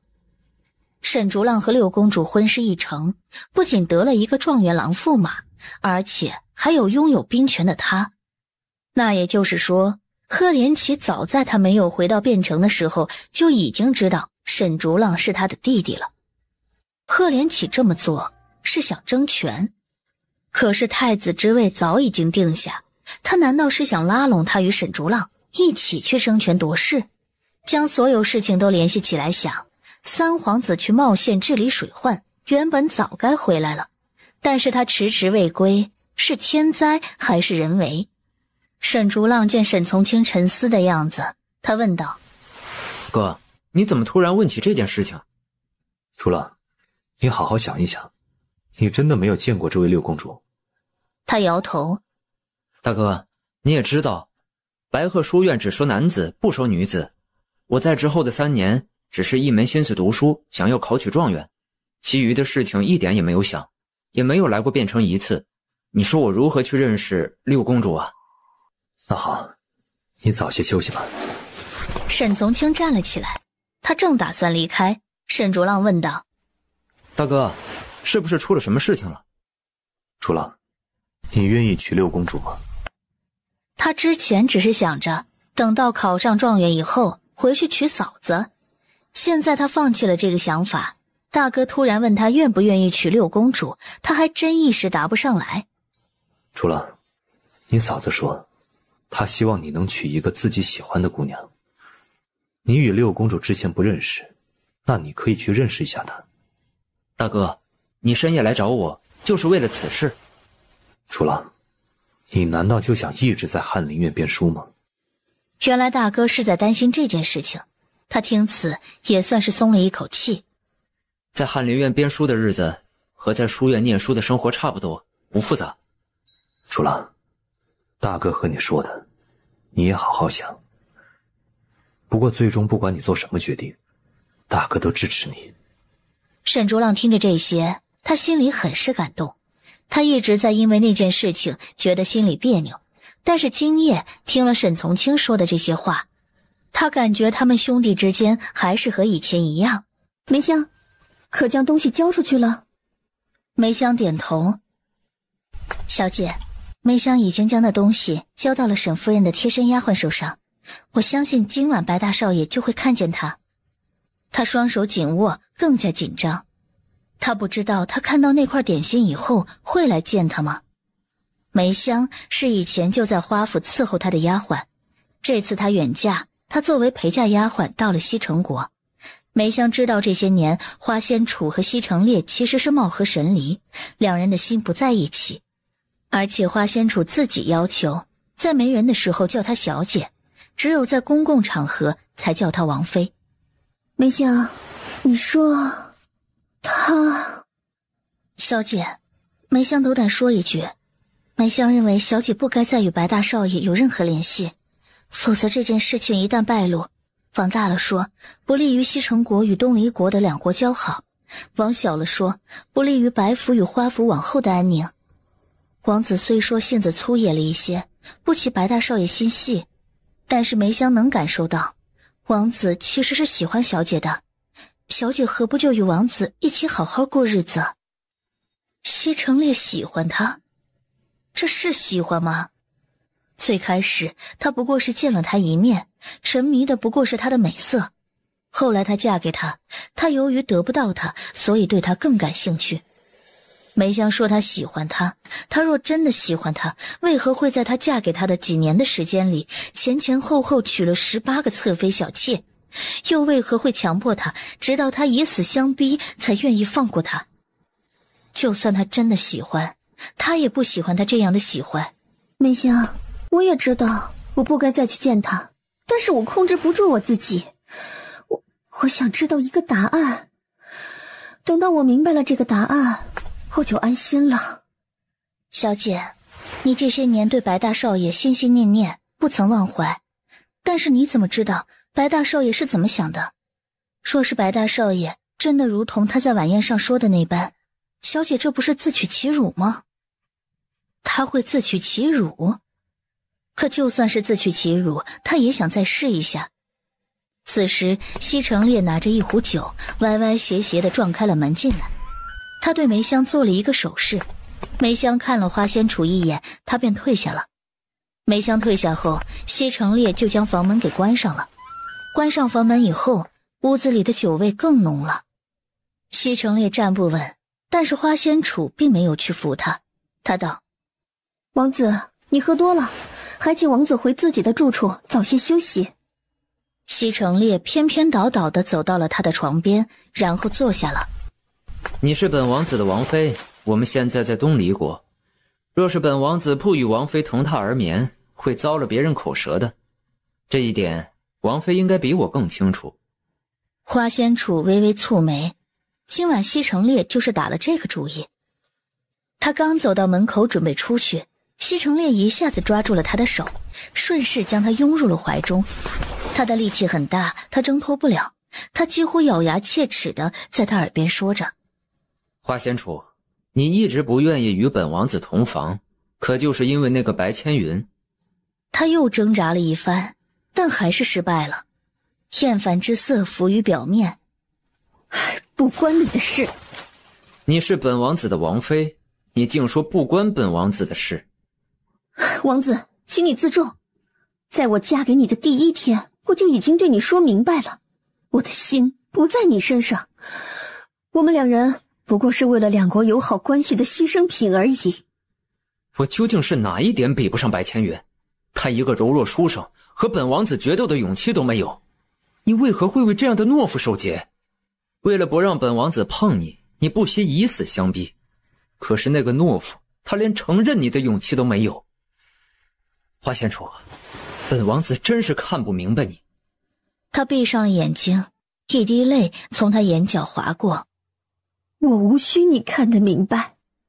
哼，无需本王子看得明白是吗？本王子如今也不想看明白你。你是本王子的王妃，本王子今晚便要了你。他说着，手便不安分地深入了花仙楚的衣服里面。西城烈，请你自重些。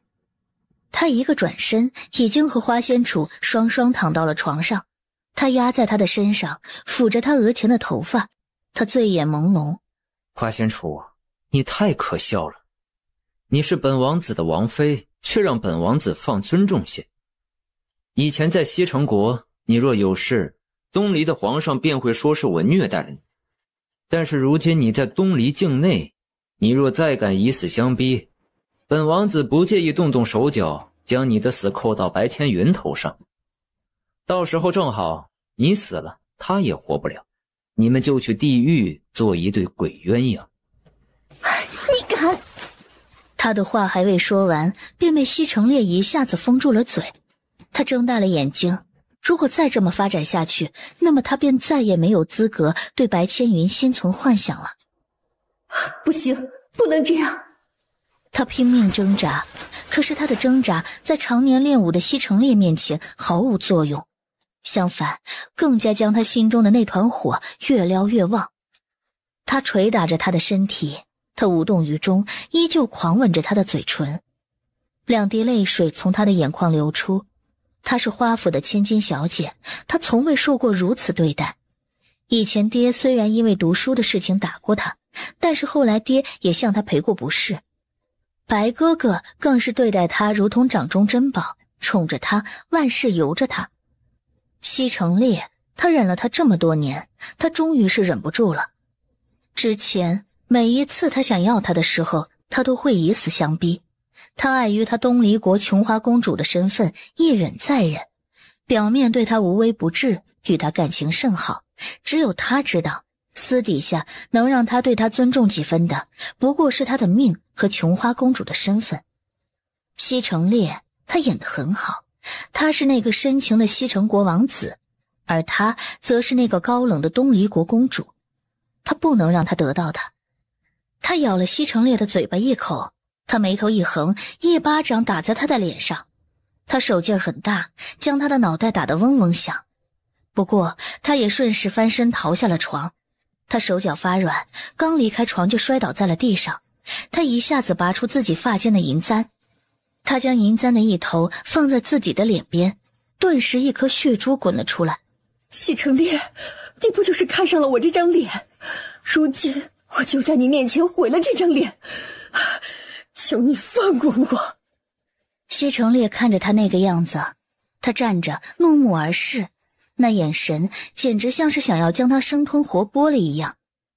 他的手微微下拉，伤口在扩大，血液呈滴状流了出来。西城烈的眼睛瞪到如铜铃，花仙楚，他竟然为了守节不惜牺牲自己的容貌。她是他的王妃，是他的王妃。西城烈气得胸口猛烈起伏着，他吼道：花仙楚，有本事你今晚就将你的脸给毁了。不过本王子告诉你，就算你将你自己的脸皮给割下来，本王子想做的事情照做。他听了西城烈的话，全身都在颤抖。今晚的西城烈太可怕了，他从来没有见过这样的他。就算我自毁容貌，你也不会放过我。但是你别忘了，我的脸毁了，你要怎么向东篱皇上交代？怎么向我爹交代？我死了，你可以嫁祸给白千云，但是我的脸毁了，请问你要怎么嫁祸给他？说辞你想好了吗？对，这里是东篱国，你之前的顾忌是没有了，但是你别忘了，我是东篱的琼花公主，我若出事，你以为你逃得了吗？他只听到西城烈呼吸的声音很大，知道他这次被他气得不轻。他很久没有说话，随后他便走出了他的房间。花仙楚，既然你这么爱着他，那么本王子就要他死。白小玲今日早早起床了，今日她要以沈将军夫人的身份和他一起到西城王子在汴城的临时住所去探望。大厅之中，三人坐着。小王早就听闻将军大名，听说沈将军在东篱南诏边境用兵如神，将南诏大军打得节节败退。沈将军的威名在三国之中流传，小王能够败在沈将军手下，心服口服。不过是表面的话，沈从清并不信以为真。不过表面工作还得做，他说道：西城王子也是厉害，我昨日不过是投机取巧，没有与王子正面冲击。若是1对1单打独斗，我可没有信心能够赢得过王子。西城烈听此哈哈大笑着，其实在他心里认为他也不输沈从清，他对沈从清也算是了解，他是半路出道当兵，以前是一个文弱书生，而他最瞧不上的就是书生。西城王子为何不见王妃？王妃今日身体不适。西城烈这么说，白小玲有些不放心。昨日在夜宴之上见王妃还是好好的。昨日他便对我说了，车马劳顿，他已是有些吃不消了。但是皇上亲自出席为我们举办的晚宴，王妃若是离席，那便是对皇上的大不敬，所以我便让他坚持一下。没想到回来以后，王妃病情加重了。西城烈原本是想借故拒绝白小玲想要见花仙楚，但是他没想到他竟是抓住这一点，成了必见花仙楚不可的理由。王子，我与王妃自小相识，是很好的朋友。如今她好不容易回来汴城，而且还听说她生病了。无论如何，我想见王妃一面。沈夫人，你还怀着孩子，若是因此染了病，小王可没办法向沈将军交代。王子言重了，王妃不过是车马劳顿，一般休息几日便好。西城烈知道沈从清与白小玲今早来并不是真的来拜访他，他们是来见花仙楚的。西城烈对他身边的侍卫说道：你去让梅香替王妃好好打扮一番，然后将王妃请出来。是，王子。侍卫出去以后，西城烈和沈从清还在继续说话，白小玲却在想，刚才西城烈为何要强调要将王妃好生打扮一下。一炷香时间过后，花仙楚穿着一袭白衣出来了。他走在大厅门口的时候顿了一下，然后这才进来，然后坐到了西城烈的身边。他虽然坐在西城烈的身边，但是从头到尾他没有看西城烈一眼。白小玲看向花仙楚，他与花仙楚见过2次面，但是2次见面，花仙楚皆是没有浓妆艳抹。但是今日的花仙楚脸上的妆有些重，脸被画得很白，白到看不出原本皮肤的颜色，而他的右脸处还画了几朵桃花，这让他冷漠的脸上又添了几分妩媚。但是这样的妆根本不适合花仙楚。花仙楚为何要化这么浓的妆？还有，这妆容后面是在掩盖什么吗？白小玲主动说道。花姐姐，你还记得我吗？我是小玲。她说了话以后，花仙楚这才看向了她。记得。花仙楚的声音不带任何感情，这么生疏的回答倒是让白小玲不知道怎么往后面去接。花姐姐，自从你嫁到西城国以后，我们也有5年多没有见面了。花姐姐，与我讲一些西城国的趣事吧。没有什么趣事。花仙楚说的也是实话，她自从嫁去西城国以后，没有发生什么趣事儿，而且她也明白，她之前与白小玲根本就没有多少交情，也不过因为她是白仙云妹妹的缘故，与她见过1-2面，而这一次白小玲来见她，是因为她的缘故。看来她的那块点心并不是什么作用都没有起，知道她让白小玲过来一探究竟了，知道她心中还有她，她便也知足了。梅香说的没错，为了他们2人，他们的家族2个国家的安宁，她与白千云真的不能再纠缠了。无论她心中有多么舍不得，多么难受，多么绝望，她都不能继续与他纠缠，不能让他知道他还爱着他，不能让他知道他期盼他带他离开。那些绝望与黑暗就让他一个人来承担，地狱里有他一人足矣。西城烈听此，他的手覆盖在花仙楚的手上，他要与他人前装恩爱了。每一次他都会拒绝，但是这一次他竟然没有将他的手移开，这一点倒是让西城烈觉得惊讶。沈夫人，王妃这些年远嫁，心中甚是思念父母与家乡，每日心情郁结，所以并不觉得有什么事情是有趣的。但是小王向你们2位保证，只要王妃想要的，小王都会满足她。这一次也是王妃说想念家人了，小王才带着王妃回来的。花仙楚看向西城烈，他不知道西城烈故意撒谎是在隐瞒什么，还是单纯只是想扮演一个好丈夫的角色。但是他知道西城烈会来汴城，绝对不是因为他想家了。他要做的事情他从来不知道，以前也没有心情想要去了解。但是仔细想想，西城烈这次来汴城真不是那么简单的事情，他究竟想干什么？西城烈对他深情地笑着。王妃，今日你便好生休息，明日我便带你回花府去看望岳父岳母。梅香，扶着王妃回去休息。是，王子。梅香去扶花仙楚，花仙楚也顺势起来了。白小玲看向他，想要从他那里得知更多的消息，但是花仙楚从头到尾没有再看他一眼，他便被梅香扶着出了大厅。西城烈这一招真是高，花仙楚他们也见到了，话也说了几句，但是却没有实质上的意义。沈将军，不如你和沈夫人留下来吃了午饭再走。我这次带了西城国的厨子，你们可以尝一尝正宗的西城国的饭菜。沈某多谢王子的好意，只不过沈某还有事情要忙，就不便再叨扰了。既然沈将军有事要忙，那么小王也不便多留了。西亚子，送沈将军和沈夫人出去。是，王子。名为西亚子的侍卫送他们出去。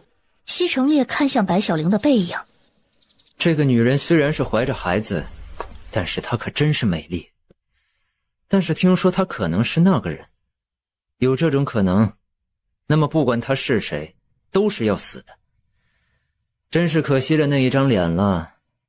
沈从清与白小玲坐上了马车，他叹了一口气。唉，我说是来替大哥看看他究竟过得好不好，但是从今日的情形来看，我什么也没有看出来。也并不是完全什么都没有看出来。他看向他，你看出了什么？刚才西城烈喝酒大笑的时候，我看见他嘴里有一处溃烂。啊？他的意思是，他看见西城烈嘴里长了一个溃疡？那处溃烂之处，像是被咬之后留下的。而且那个位置是他自己无法办到的。白小玲听到这里，她便红了脸。沈从清的意思，西城烈的嘴是被其他人咬的，为何那处伤口会留在嘴里？很容易让人浮想联翩啊。看来是我们想多了，其实王子和王妃感情还不错。因为花仙楚和西城烈来汴城的时候，他去看了，同行的除了梅香和花仙楚，便再也没有女子。那么西城烈嘴里的伤，就是花仙楚咬的。沈从清看向他，你觉得他们恩爱？对呀。他摇头，不，他们不恩爱。那处伤在舌根处，而那个位置咬得不好会死人。小玲，你想一想，我们第一次的时候，那时候我用了那样的方式，你都没有咬我。干嘛突然说这件事？还有，别以为你现在对我好，我就会忘记你曾经欺负我的事儿。等我将孩子生了，我要全部欺负回来。当时很想咬来着，但是我听说过一个词，咬舌自尽。又想着你毕竟是娘的儿子，所以才对你嘴下留情。沈从清沉默了一会儿，原来当时他留情不咬他，是因为娘的缘故。过了一会儿，他继续分析。小玲，你想，当时那样的情况，你都没有咬我，花王妃是在何等愤恨的情况下，才会咬下那一口？他看向他，你的意思是，西城王子对花王妃用强的？将军，有一个姑娘拦住了我们的去路。有姑娘拦住了马车？这还得了？他连忙撩开车帘，当他看到马车前面站着的竟然是花仙楚身边的丫鬟梅香的时候，表情才有所缓和。梅香很着急的样子，白小玲道：放他过来。梅香急急走了过来，还没等白小玲问他，他便在车窗处对他小声说道：沈夫人，请你回去告诉白大少爷，让他千万小心。说完这句话，梅香就匆忙离开了。梅香突然跑过来对我说了这句话，是什么意思？难道西城烈真的要在汴城境内对白千云动手？沈从清见他的模样，他说道：小玲，你不要想太多了。大哥虽然不会武功，但是他也绝不是任人宰割之人。我们要相信他，而且这不还有我吗？我们两家人联合一起，我看谁敢动他。就算西城烈是西城国的王子，但是他处于东篱境内，便要遵守东篱法律。大哥他是东篱正三品的官员，他若因为西城烈的缘故出事，就算西城烈是王子，皇上也不会放过他，否则皇上无法让众臣信服。我知道这个道理，西城烈也一定知道，所以他不敢乱来。那我们就什么都不做吗？当然要做。待会儿我便让小吴去将这件事情告诉大哥，让他小心提防。那么花王妃的事情呢？如实相告，告诉大哥，花王妃还惦记着他，不过他却决定忘记他。这件事情他也想不到更好的处理办法，就像他说的这样做也好。白小玲倒是放心了，但是沈从清却是有些愁。他这么对他说，不过是为了不让他担心，事情可不是那么简单的事情。回到将军府，沈从清将白小玲送回了北院，他自己却借着还要处理公务的理由出了将军府。这件事情他要亲自去向白千云说明白。白府内，他见到了白千云，他问道：从清，他说了什么呀？他故意冷淡对待小玲。白千云沉默了，他抓住了两个词：故意、冷淡。故意说明内心并不想，冷淡说明他想要与他不再纠缠。既然这样，那么他为何还要派人送来那么一块点心？他什么都不做，岂不是更好？这件事情怎么想怎么怪。从清，你看到了他，你觉得他过得好吗？他对西城王子似乎并没有太多感情。他听了沈从清的话，又沉默了良久。半晌过后，他才说道：“我知道了。”大哥，我这次来找你，其实还有一件事情。什么事啊？我觉得这次西城王子突然拜访我国，不是陪着王妃回来探亲这么简单。白千云听此，他认真了几分。从清，这件事情你仔细说说。自从接到西城烈要来东离国，我便对这件事情很是上心。在西城烈来汴城的路上，一路上都有探子跟踪，随时报告他们的行踪。原本从西城国皇都到东离汴城需要2个月的行程，但是他们却走了将近5个月，而且他们所选择的并不是来汴城最近的路，而是绕着过来。西城烈对外宣称要带王妃走遍他的家乡每一个角落，但我并不这般认为。听到这些，白千云眉头紧皱。他们都去了哪些城啊？玉门城、图林城、九关城、利河城。他们竟是走遍了这4座城才到达了汴城。这4座城遍布于东离的4面，而且4座城都是东离国的军事重城。东离和南诏打了3年多的仗，现在正是2国空虚之时。西城烈这么做究竟是什么意思呀？他的意思很明显，他想要鹬蚌相争，渔翁得利。这次借故带王妃回来探亲，不过是来东离一探虚实而已。而且我还怀疑他与我朝重要人物有联系。白千云听到这些，他的眉头紧皱。从清，这件事关乎我国的安全，我们必须马上就此事禀告皇上。西城烈游遍4城的事情不是秘密，皇上想必已经知道。皇上有他自己的想法，我刚才所说的皆是我的想法而已。目前并没有实质上的证据，就算告诉皇上，一来没有说服力，二来若是我猜错了，那岂不是影响了2国的交好？东离国虽然胜了，但是3年大战让我国国库空虚，现在是韬光养晦的时候，不宜再动干戈。白千云点了点头。也是，那我们以后便要对西城烈以及这些西城国来的人多一个心眼了。大哥所言甚是。大哥，还有一事。从清，你说。前段日子，我与小林遭到了人的刺杀。白千云听此，他连忙上下打量他。从清，你没事吧？他摇头。没事，我本留了一个活口，想要问他是何人指使，不过那人竟是咬碎了藏在牙齿间的毒药自尽了。我让仵作查了，那种名叫九歌，见血丰厚，药石无一。而且之前有一个杀手曾经2次想要杀害小林，据那个杀手说，那个组织叫幽冥，而他由于完成任务失败，还没有正式接触幽冥的正式组织。大哥，你可知道有关九歌和幽冥？白千云眉头紧皱。以前我倒是听爹说过幽冥这个杀手组织，那时候我还是孩子，那段时间汴城的女孩陆续失踪了好几个，连我妹妹也差点被他们给抓走了。不过后来幸得朝廷大力打击，抓了幽冥组织的很多人，从此以后幽冥才安分了这么多年。不过那些被抓住的幽冥组织的成员全部都咬碎牙齿间的毒自尽了，我们并没有问出什么。他们为何会抓走汴城的女孩？白千云摇头。不知道，不过那些被抓走的孩子都是5岁大小。沈从清眉头紧锁，这件事情似乎越来越复杂了。从清，小玲真的有好几次差点遇害，这件事情他为何没有对我说起过呀？他或许是害怕大哥担心。再说，现在我们不也没事吗？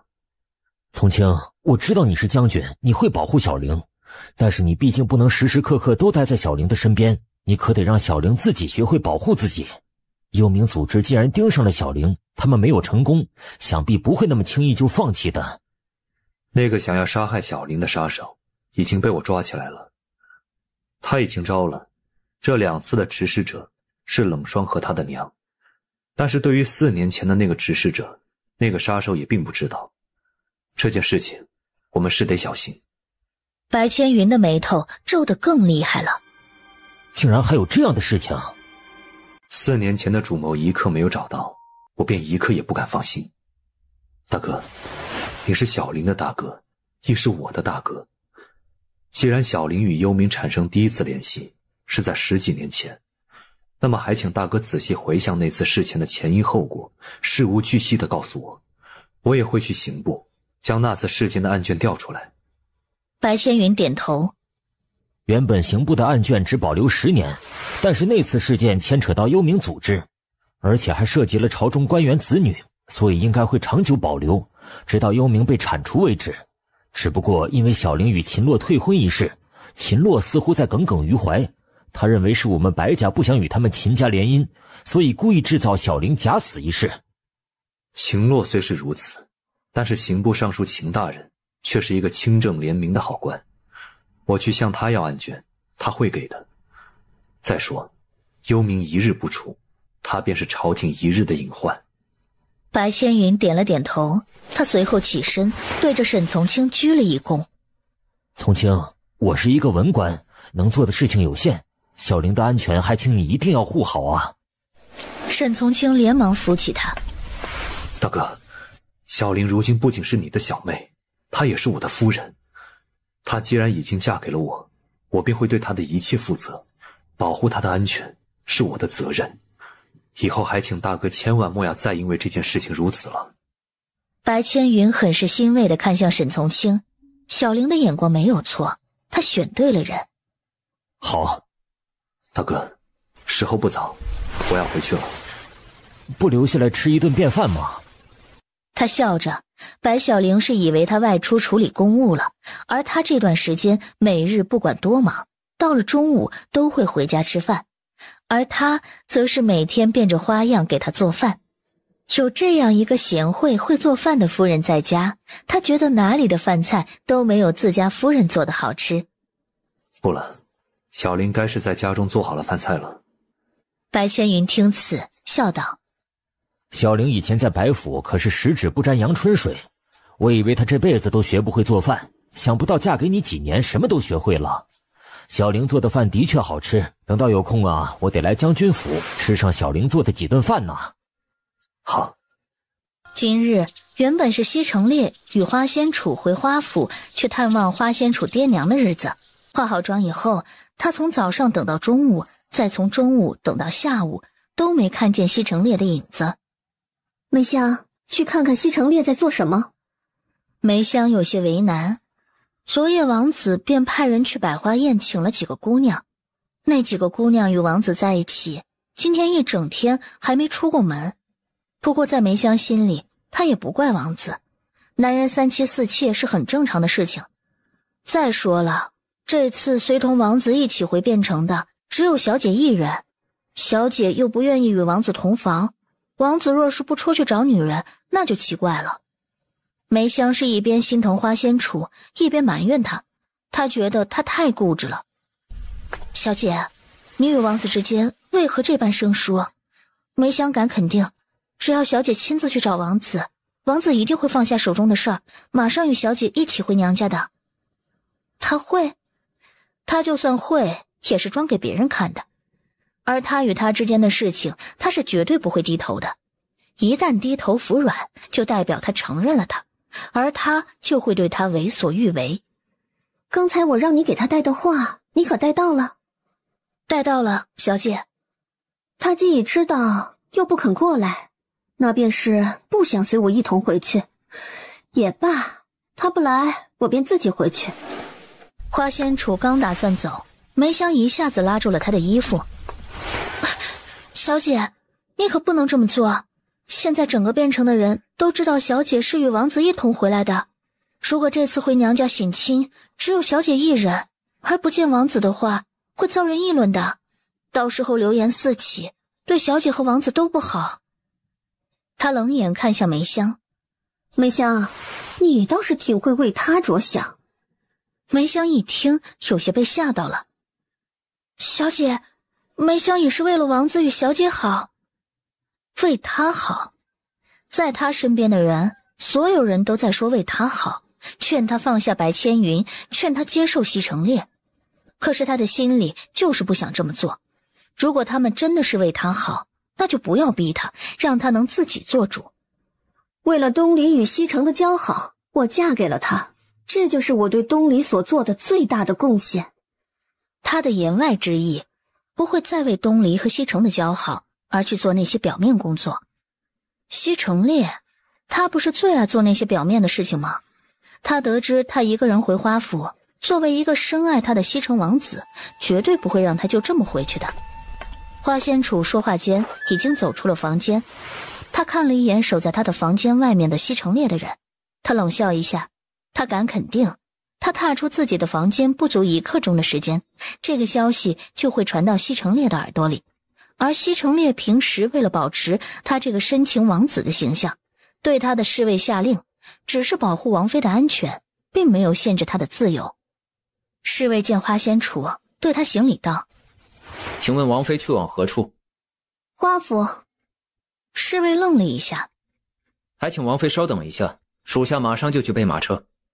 他说话间，另一个侍卫已经退下了，他前去西城烈的住所，跪在他房间门外，高声道：王子，王妃欲回花府。房间里面，西城烈满脸戾气。花仙楚，他真是越来越放肆了。以前他还稍许顾全一下大局，想不到如今竟然是这样的肆意妄为。在他身下的女子嗲声说道：哎呀，王子，你快起来吧！若是你让王妃一个人回花府，这话被传出去可不好听啊。他从那个女人的身上下来，然后开始穿衣服。他真是不明白自己当初是看上他什么了，任何一个女人都比他体贴入微。如果不是因为他东篱国琼花公主的身份，他早就一纸休书将他遣返回东篱了。不过现在他还不能这么做，他还需要他有用处。王妃在何处？王妃现在应该在门口的马车里面。带我过去。是。花仙楚坐在马车里，梅香很着急，他不时往轿子外面看着。他心里想着，难道王子不来了？王妃真的要一个人回去花府？终于他看见了西城烈从门口出来，他脸上的担忧这才消失了。果然王子是在乎王妃的。他转过头对花仙楚激动地说道：王妃，王子果然是在乎你的，他已经来了。他叹息一声，然后闭上了眼睛。梅香，说过多少次了，只有你我二人的时候叫我小姐。王妃，梅香觉得你该改变你的这种思想了。他没有再说话了。西城烈真是好手段，竟然连他的陪嫁丫鬟都替他说话。不一会儿，他感觉到马车微微抖了一下，西城烈的声音响起：梅香，你下去，马车里我陪着王妃便好。是，王子。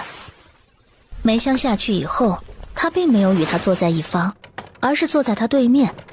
他淡淡扫了他一眼，说道：花仙楚，你这般着急回去，可是为了带伤回去告状，说本王欺负你？他没有回答。花仙楚，我告诉你，就算你去向他们告状更好。本王子也正好向花大人请教一下，他教出的女儿分明已经嫁给了本王子，为何却要为别的男人守节？西城烈说到这里，他终于睁开了眼睛，他看向他：西城烈，我并没有为别人守节，我只是看不起你这样表里不一的伪君子。他的话音刚落，西城烈脸上戾气四起。他知道他最怕什么，他坐到了他身边，掐住了他的下巴，问道：你将你刚才说的话再说一遍。他丝毫不害怕他，恶狠狠地盯着他的眼睛。西城烈，我看不起你。他手上的力气很大，几乎将他的下巴捏碎。花仙楚，你以为我看得起你吗？既然我们互相看不起，那便两不相干。我不问你的事情，你也别管我的事情。西城烈松了手，他笑得有些淡然。你想得美，你想本王子不管你的事情，你就是想背着本王子去见白千云。你是本王子的王妃，就算本王子不要你，你也休想与其他男人在一起。花仙楚的手在袖子里面捏成拳头。可是奈何，这就是他的命。本该属于三公主赫连玉的命，到了他的身上。他因为替他跳了一曲舞，就变成了琼花公主，变成了西城烈的王妃。而他这次回来变成三公主赫连玉，没有来看过他一面，甚至连一句话都没有差人带来。马车行至花府门前停了下来。仙楚，你在西城国过得可还习惯？习惯。为了不让他们担心，除了说习惯，他不知道该说一些什么。他的那些事情，他并没有打算要说。花大人举着茶水对西城烈笑道：西城王子啊，小女仙楚自小被我惯坏了，她做的事情若有不妥之处，还请西城王子不要与她一般见识啊。岳父，仙楚知书懂礼，她可并没有做任何不妥之处。花大人听此哈哈大笑着，看来真是外界误传呐。仙楚，你看西城王子多好的人，你可勿要再有一些杂思，乱了你的心啊。听到这些话从自己爹娘口中说出，花仙楚心如针扎。是，娘。仙楚，西城与东篱相隔太远，你们才没有将小王子带来。花仙楚的心颤了一下。她这些年有和家里通家书，娘在信中多次问起她是否怀孕的事情，但她都避而不谈。这一次看来是躲不了了。娘，我并没有孩子。花夫人与花大人一脸震惊，不可能，自己的女儿嫁给西城烈5年多了，而且看起来两人的感情也不错，为什么会没有孩子？仙楚，你将话给我说清楚，什么叫没有孩子？娘，我……西城烈听此，他连忙说道：岳母，这事并不能怪仙楚，是我的错。王子，我不太听得懂你们的意思呀。岳母，是本王子事先没有问清楚，原来在本王子娶仙楚之前，仙楚就已经芳心暗许了，所以这些年，西城烈欲说不说，花夫人一下子挽起花仙楚的衣袖。当她看清楚她手臂上的手工纱的时候，她气得浑身发抖。她一下子放下了花仙楚的手，大声呵斥道：胡闹！娘，那些女戒女德都让你白读了吗？啊，你已经嫁人了，怎还心中想着其他人？你这样做对得住你的丈夫吗？花仙楚心中委屈，但是她的委屈却无法对他们诉说。娘，不是你想的那样。花大人也很生气，他一下子站了起来。我就说白家那小子当年为何突然带了聘礼来？我们花家的女儿清清白白，你是何时与他生了情啊？原来他还曾经带着聘礼来提亲了，这件事情可没有人对他说过。爹，花夫人摇着头，孽缘，孽缘呐！西城王子，是我没有教好女儿。岳母，你可不要这么说，只要仙楚自己能够开心就好，我愿意等到他真正放下的那一天。花仙楚看向西城烈，眼睛之中如同进了血。他得逞了，现在所有的错都是他的，所有的委屈都是他受的，连他的父母都这么认为，那么其他人也和他的父母一样。突然觉得除了向西城烈低头，他已经没有任何出路了，这辈子恐怕都再也走不出西城烈的算计了。花夫人在西城烈面前卑躬屈膝地说道：西城王子，是我们花家对不住你啊。岳母言重了。花大人黑着一张脸。梅香，去将小姐之前的闺房收拾一下。梅香应了一声是，然后便去收拾了。他心里想着，太好了，王子与小姐终于要在一起了。看来之前他做的都没有错，连老爷和夫人都和他认为的是一样。花仙楚脸上的表情变了，他问道：爹，你要做什么？你已嫁给了西城王子，你若还为别的男人守节，丢的不是我们花家的脸，还有整个东离国的脸。先楚，你爹说的对，西城王子是一个好男人，你应该和他好好过日子。他震惊了，这是他的爹和娘，是他最后的依靠，竟然连他们也要抛弃他了吗？我不要，不要！花大人也生气了。先楚，你从小就叛逆，让你不要去书院念书，你非要去，让你只学女德女剑，你还想学习更多，我看你就是学的太多，思想都坏了。他的思想坏了，可是他明明只是不想和一个自己讨厌的人在一起而已，而且他不是已经为了国家大义牺牲了自己的幸福嫁给他了吗？西城烈，他有很多女人，他为什么非要得到她？为什么就不肯放过她？他一边摇头一边后退。我不要，我不要！花大人也一脸沮丧的摇头，他说道：丢人，真是丢人呐！他究竟是有多么丢人了？他不懂。白小玲与沈从清坐着马车回将军府，当马车行到花府门口的时候，他看见花府门口有一辆马车。从清，你看那辆马车可是西城烈的。沈从清顺着白小玲的手指看过去，他道：那的确是西城烈的马车。西城烈这次来汴城，便是打着要带花王妃回来探亲的旗号，所以在拜见完皇帝后，第一件大事就是带着花王妃来花府。昨日他与花王妃见了一面，虽然他和她说话不多，但是他却感觉这其中像是有什么不可告人的秘密一样，让他觉得心里不踏实。从清，你这次回来可来探望过花大人？我每日与花大人都会在朝堂上见面，私底下倒是没有见过。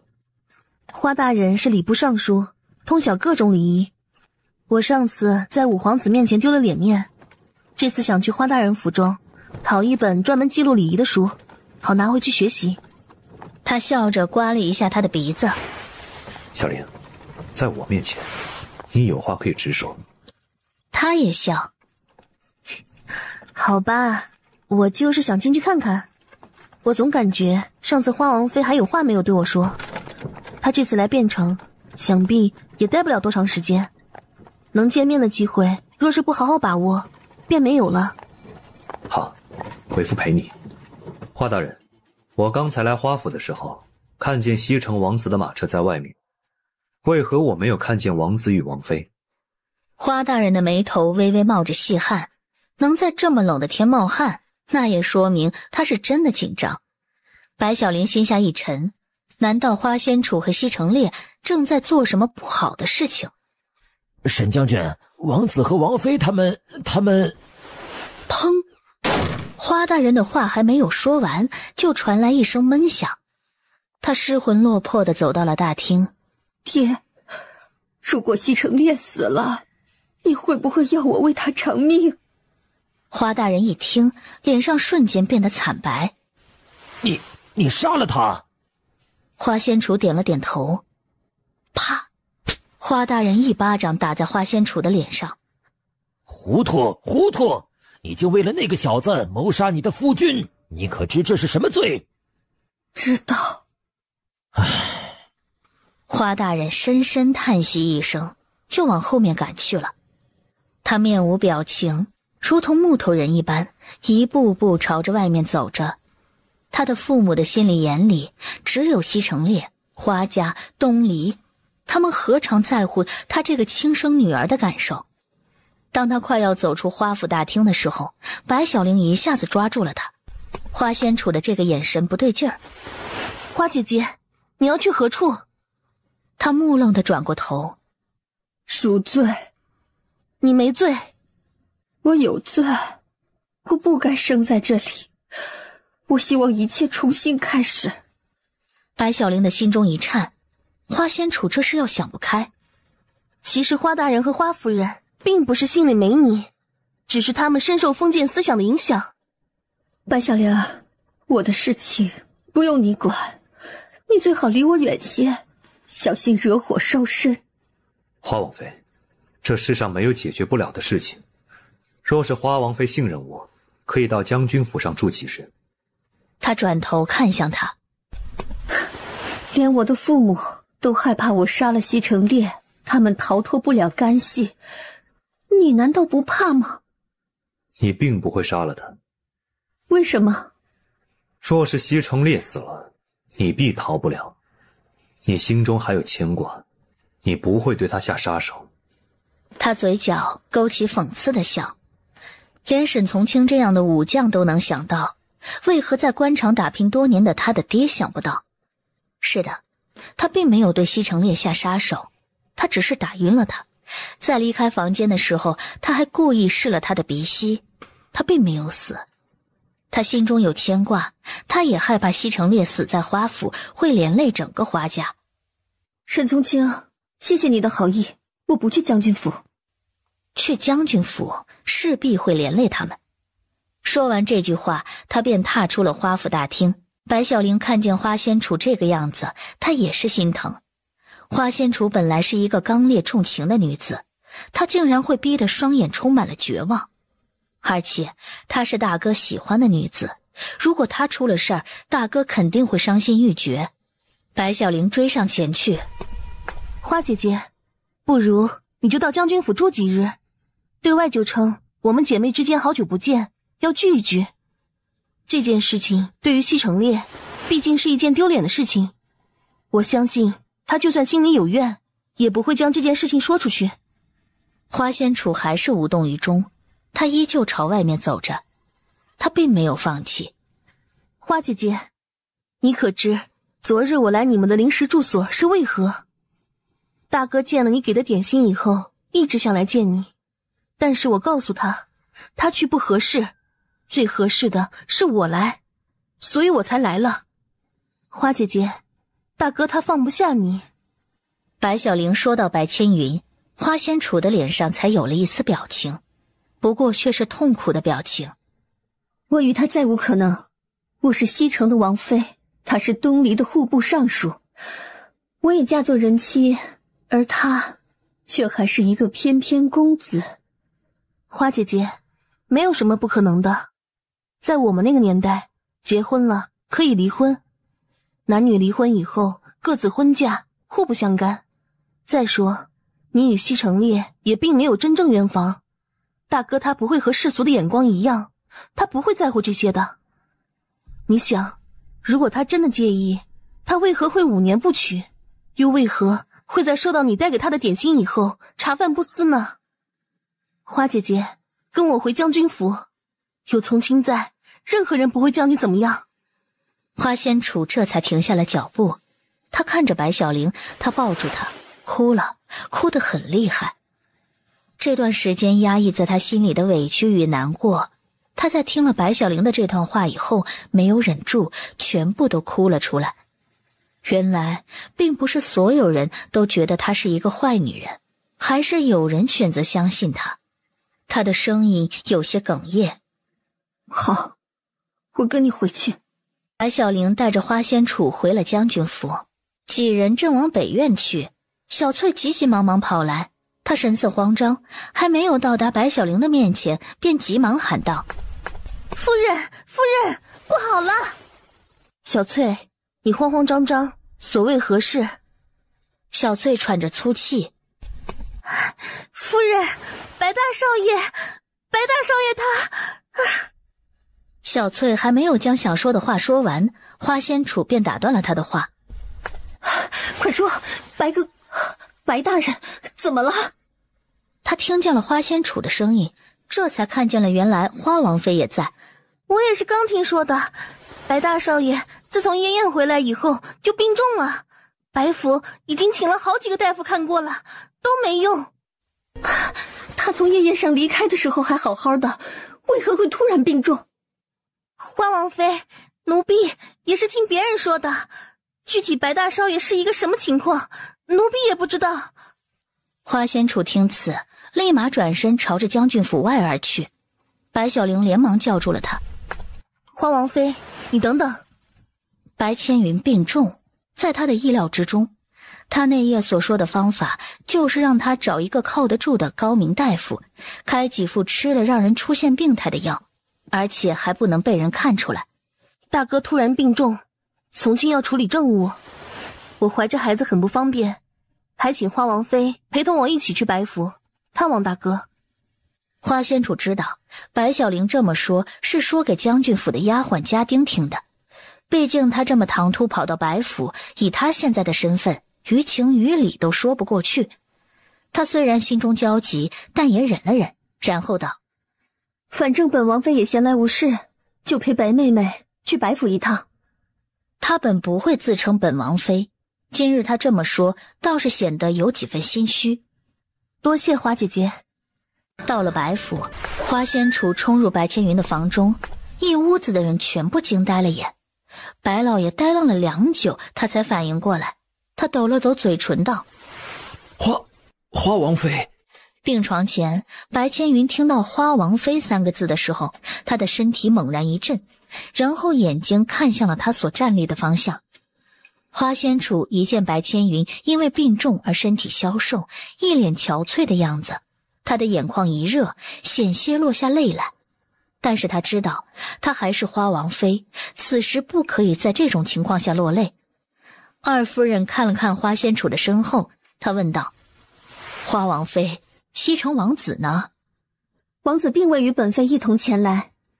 花仙楚此话一出，一屋子的人都沉默了。这件事情有些棘手。他朝着他的床走了过去，他也一直看着他。都说男儿有泪不轻弹，但是此时此刻他却红了眼眶。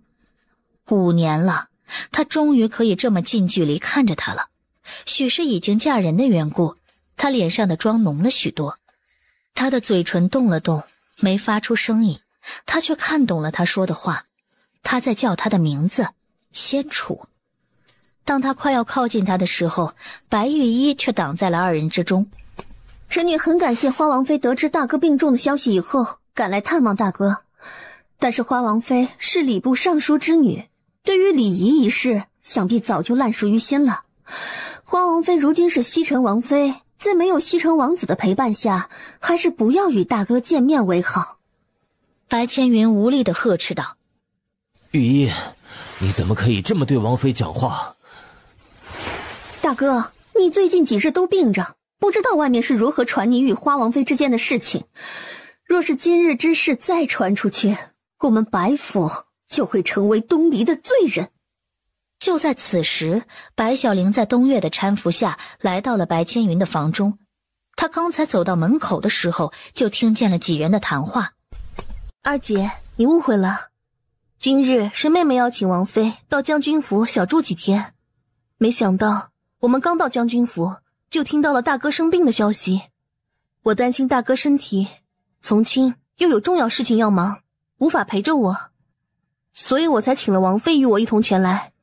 二姐也知道，我现在怀着孩子，身子重，身边若是没个人与我一起，从亲不会放心。再说了，花姐姐虽然嫁人了，但是我们几人小时候的情谊还在。大哥生病，花姐姐前来探望，也在情理之中。白玉衣撇着一张嘴，他们一个是花王妃，一个是将军夫人，而他名义上的夫君却什么都不是，在他们面前真是说不上一句话。而且爹爹此时也不替他说话，他心里可委屈死了。我所做的一切都是为了白府、爹爹和大哥，可他们竟然都傻傻的，一个将白小玲当作亲生女儿疼爱，一个将花仙楚当作心爱的女人惦记，真是要气死我了！白府啊，迟早得毁在这2个女人的手里。此时，玉战走到白玉衣身边，他轻声说道：玉衣，三妹说的没错，王妃昔日和大哥是好友，如今大哥生病，她来探望是情理之中。玉战说着，他看向了白小玲。这是自从白小玲回来以后，他第一次出现在白小玲面前。从他的眼神来看，他似乎真的忘记了，他不认识他。白小玲也在看玉战。这个男人看起来和白玉一关系不错的样子。白小玲今年也20又1了，那么白玉一肯定超过了21。在古代，21岁的女子已经不小了。难道这个男人是二姐白玉一的相公？如果是相公，为何在前几次来白府的时候没有看见他？小玲，这位呢是你的姐夫，他是在你失踪以后入赘到白府的。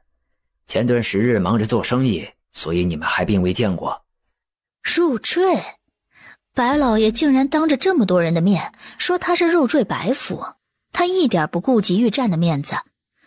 显然白老爷对玉战不喜欢，而玉战的表情更是尴尬不已，这倒让白小玲对他产生了几分同情。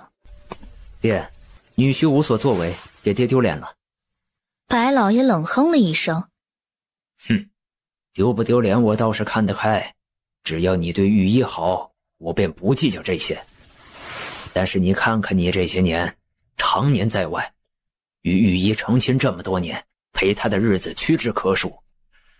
你说呀，是在做自己的生意，这么多年了，你的生意做得怎么样啊？白老爷说着这些，玉战的脸面越发挂不住了。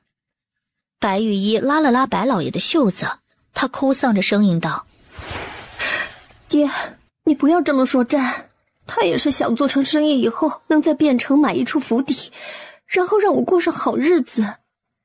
白玉一的话让白老爷不高兴了。玉一，难道跟着爹你过的是不好的日子？白玉一左右为难。爹，这不一样。有何不一样？爹有这个本事养着你们两个。玉战若是觉得住在白府丢人，爹可以出钱给你们在汴城买一处住宅。你们也不小了，若是再不安定下来，早日生孩子，会被别人说闲话的。白玉一是一个思想传统的女人，而且还是在这么多人面前被催着早点生孩子，她一下子红了脸，然后娇声道：爹，你说什么呢？爹就是想让你早点和玉战有一个孩子，这有什么不对吗？你自己看看，你这个当二姐的，白乾云这个当大哥的，你们比起小玲来，真是一个比一个差劲。白老爷突然将话说到了自己的身上，白小玲还有些无从适应，白玉一则是脸更红了。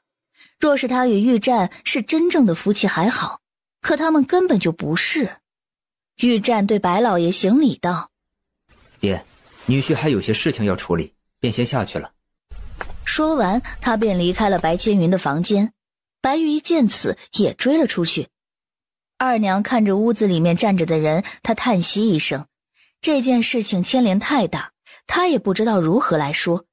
既然女儿女婿的选择都是避开这件事情，那么她自然也要离去。老爷，我锅里还熬着煲汤，我过去看看。一时间屋子里面的人少了一半。白老爷看着白千云与花仙楚两人，他摇了摇头，自己的儿子如此，他如何不心疼？也罢，既然花王妃已经来了，再阻止也是徒劳。小玲，我去看看你大哥的药好了没有。当他们走得差不多以后，白小玲对东岳说道：东岳，我突然想起我以前的闺房里面有几件我喜欢的首饰，你陪我去取。是夫人。白小玲与东岳离开了，东岳还贴心地为他们关上了门。当房门被关上以后，花仙楚眼眶一热，一滴滚烫的泪一下子就流了出来，而他也终于叫出了声音：仙楚。白大人。他本来想唤他白哥哥，但是一想到两人的身份，只有将哥哥两个字吞了进去。他听着他生疏地叫着他白大人，当下明白了沈从清的那句话。他还念记着他，但是他已经决定放下了。他心中不免一片萧瑟。花王妃来看望我，我非常感激。他就站在离他一步之远的地方，他看着他的手，真的好想冲上去握住他的手，再像从前一样，而他从手心里拿出他最爱吃的点心。但是他不能。白大人，请你珍重身体。老花王妃费心了，我没事。你过得可好？他早就想问这句话了，只是他一直没有机会。如果他过得好的话，他也可以安心了。我挺好的，你呢？我也挺好的。西城烈从西城国带来了一些药材，我听说他们查不出你的病因，你需要什么药？我回去取。假的。啊？我说我的病是假的。花仙楚愣在原地。假的？他点了点头，然后从床上坐了起来。前几日皇上说要给我赐婚，我无奈之下想了这个法子，我吃了一种药，这种药会让我的身体出现病态，但是一般的大夫根本瞧不出我是如何了。这段时日我除了脸色差一些，身体消瘦一些，精神无力一些，并不会有其他不良反应。为什么告诉我这些？他离开了自己的床，然后率先踏出了那一步。他来到他的面前。之前是我愚笨，明白得太晚，现在既然你过得好，那我也就放心了。他张开手。最后让我们以花仙楚和白千云的身份好好道别吧。他呆愣了好一会儿，这才也伸开了双手。在他快要抱住他的时候，他主动抱住了他。他鼻头一酸，眼泪从他的脸上划过，跌入他的发间。以前每一次都是他主动，他就像一个呆子一样。想不到这一次他竟然主动抱住了他。不过这个拥抱却是他们以花仙楚和白千云的身份的最后一抱。这一抱结束以后，从此他就是东篱的白大人，而他是西城的花王妃。他的泪水浸湿了他的衣服，让他感受到了那温热。他如同他一样，是舍不得吗？他也是舍不得。这个拥抱他想了好久，如今终于抱到了。可是他却变成了别人的女人，他也再不会在他身边不停地喊着他白哥哥，不会期待他手里的点心了。他沙哑着声音：仙楚，白哥哥又给你带了你喜欢的点心，还有今日夫子讲的是一首诗，我念给你听。有一美人兮，见之不忘，一日不见兮，思之如狂。凤飞翱翔兮，四海求凰，无奈佳人兮，不在东墙。他以为他所有的学识都是他所教，所以他并不知道这首诗名叫《凤求凰》。无奈美人兮，不在东墙。他声音哽咽：白哥哥，这首诗是什么意思？他轻轻放开了他。这首诗的意思是你一定要幸福。幸福？他闭上了眼睛，他怎么可能还能幸福？花王妃，西城王子并未来白府，你在此久留不宜，还是快些回去吧。白大人，我知道了。他转身，泪落成行。白大人，你也一定要幸福呢。说着，他打开了房门，他一步步朝外走着。这一别，或许一辈子再也没有办法相见。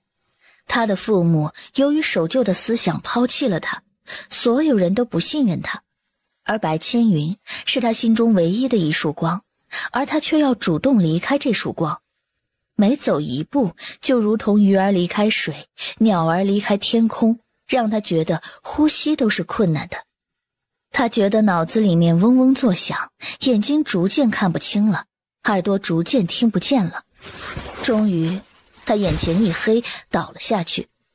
门外传来一声闷响，白千云连忙出去，却看见花仙楚晕倒在地。他赶紧将他抱起。仙楚，你怎么了？怀里的人并没有反应。他将他抱到床上，然后重新关上了门。他满身的伤痕是不是西城烈弄的？那个道貌岸然的伪君子，在人前装出那么疼爱花仙楚，竟然在暗地里对他下这种毒手。他要放弃我的原因，是因为他害怕连累我。如果真的是这样，我不会再让他回到那个恶魔的身边去。他出去叫来了丫鬟，丫鬟见到白千云能站起来行走，很是惊讶。大少爷，去请黄御医。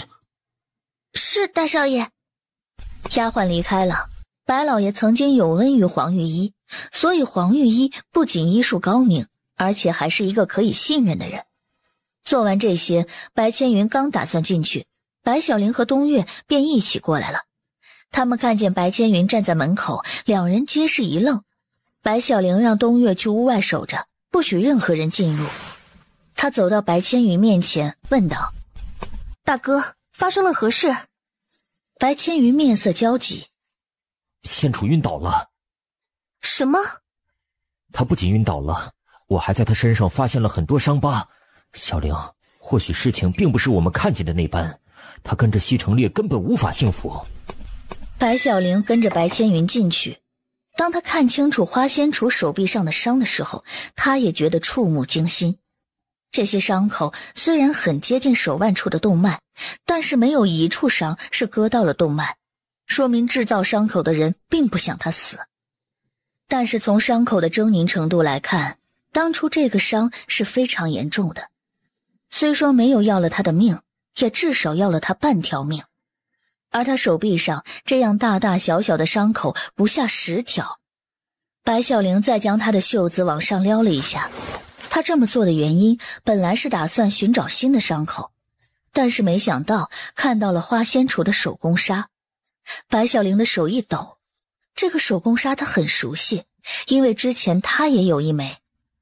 他竟然真的没有与西城烈圆房。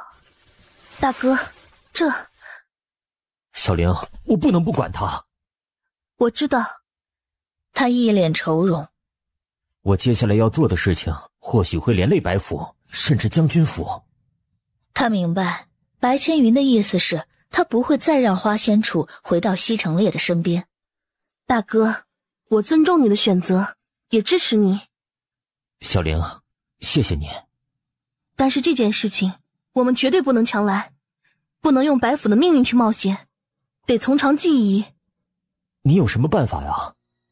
花姐姐这几日住在将军府，她会很安全。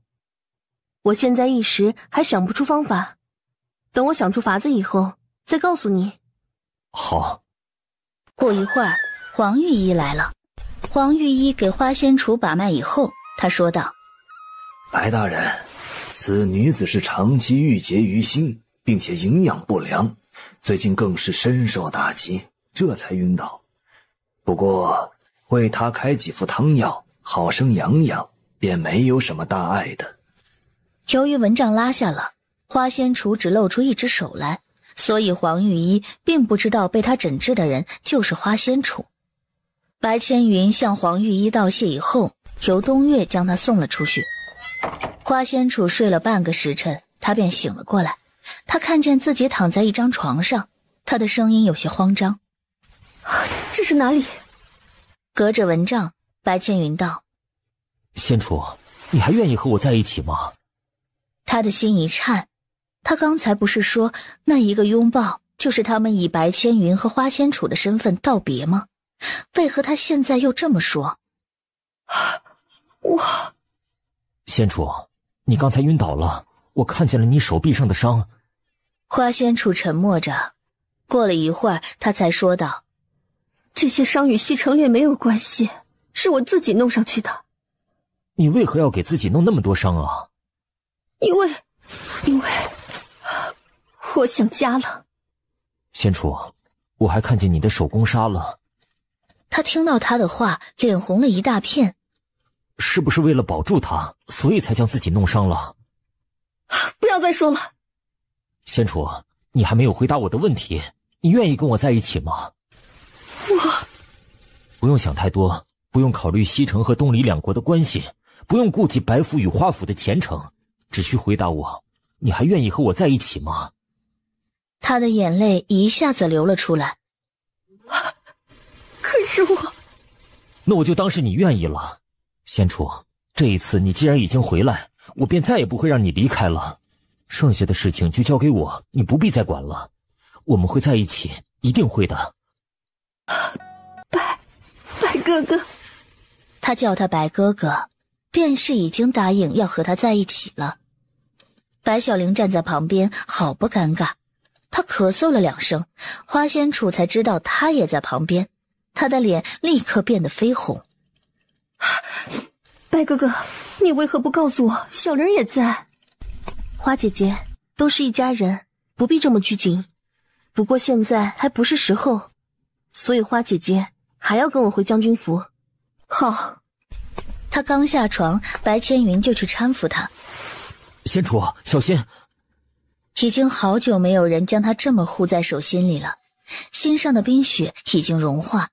他相信他们一定会苦尽甘来的。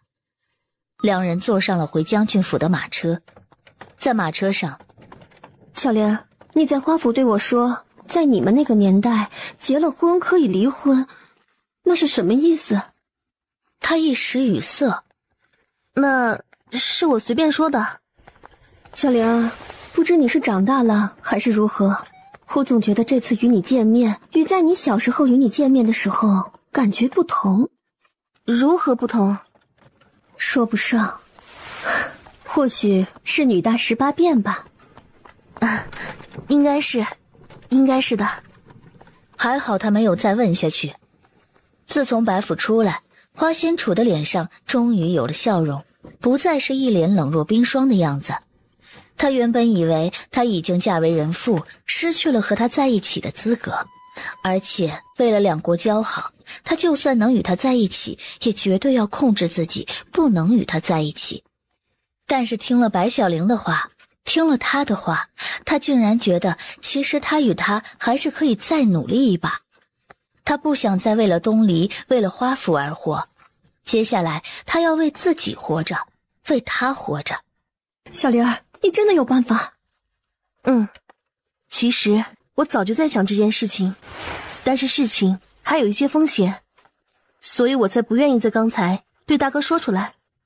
花姐姐，如今你是西城国的王妃，若是你一天是花府的花仙楚，那便一天是西城国的王妃。就算你与西城烈不爱，为了2国的友好关系，无论是西城还是东篱，都不会允许你们和离的。花仙楚听到白小玲的分析，他眉头紧皱。他之前就是想到了这一点，所以才觉得自己与白千云再无可能了。小玲儿，可有什么办法？有，如果花王妃死了，那么便算不得是花姐姐与西城烈和离。他心头一震，如果他死了，那么他还如何和白千云在一起？白小玲看着花仙楚的表情，她也知道花仙楚现在想的是什么。她继续说道：花姐姐，你可知我之前与刑部的秦公子有婚约，我是如何退了婚？那件事情发生之前，她便已经嫁去了西城，所以对那件事情她并不知道。如何？假死。花仙楚张大了嘴巴。假死？能瞒过西城烈吗？他这个人疑心重，与他随行的厨师和大夫都是西城之人，我若假死，他肯定不信，他会让他随行的大夫检查。花姐姐，你所说的是死有全尸，而我所说的是死无全尸，没有尸体，无法判定。花仙楚听到这里，他明白了一些。难道最开始的时候，白小玲说这个方法还有一些风险，所以才没有告诉他？若是他知道此事有风险，定是不会允许他去冒险。但他相信白小玲，他的眼神很是坚定。小玲，我信你，而且这个险我愿意去冒。白小玲握住了花仙楚的手。花姐姐，你是我未来的嫂子，我一定会优化这个方案，将你的危险降到最低。还有，这件事情暂时不能告诉大哥，否则到时候事情看起来不真实。花仙楚点头。好，一切听你的。白小玲和花仙楚去了白府以后，沈从清便去秦府拜访刑部尚书秦大人了。沈从清已经喝了接近1壶茶，可是秦大人还未回来。秦府管家都来说了，沈将军，这次皇上召见非常急，不知秦大人何时回来？若是沈将军有事，可以让奴才转告给秦大人。那件事情越少人知道越好。不劳管家费心，我再等等。那奴才先下去，沈将军有事便叫奴才的名字。好。又在客厅坐了一会儿，一个2、3岁左右的小男孩跑了过来，他推着他的脚，嘴里叫着：“叔叔，叔叔。”沈从清低头一看，只见那个小娃脸又圆又红，一双眼睛笑成月牙，好生可爱。他想着自己与白小玲的孩子生出来，定是也是这般可爱，不，要更可爱一些。后面一个奶娘追了出来：“小公子，小公子，秦姨娘不让你到处乱跑，你怎么跑到这里来了？”姨娘见了沈从清，连忙对他行礼：“奴婢见过沈将军。”沈从清倒是对这个孩子有了几分兴趣，他问道：“这是秦大少爷的儿子。”姨娘还没来得及回答，小娃倒是先说了话：“叔叔，我叫秦霜。”秦霜？叔叔，我娘说她姓秦，爹也姓秦，所以取名秦霜。与我不熟的小孩见了我便怕我，你为何不怕？秦霜依旧笑着：“我不怕叔叔，因为叔叔长得好看。”沈从清听了秦霜的话，大笑起来：“你小小年纪，如何就能以貌取人？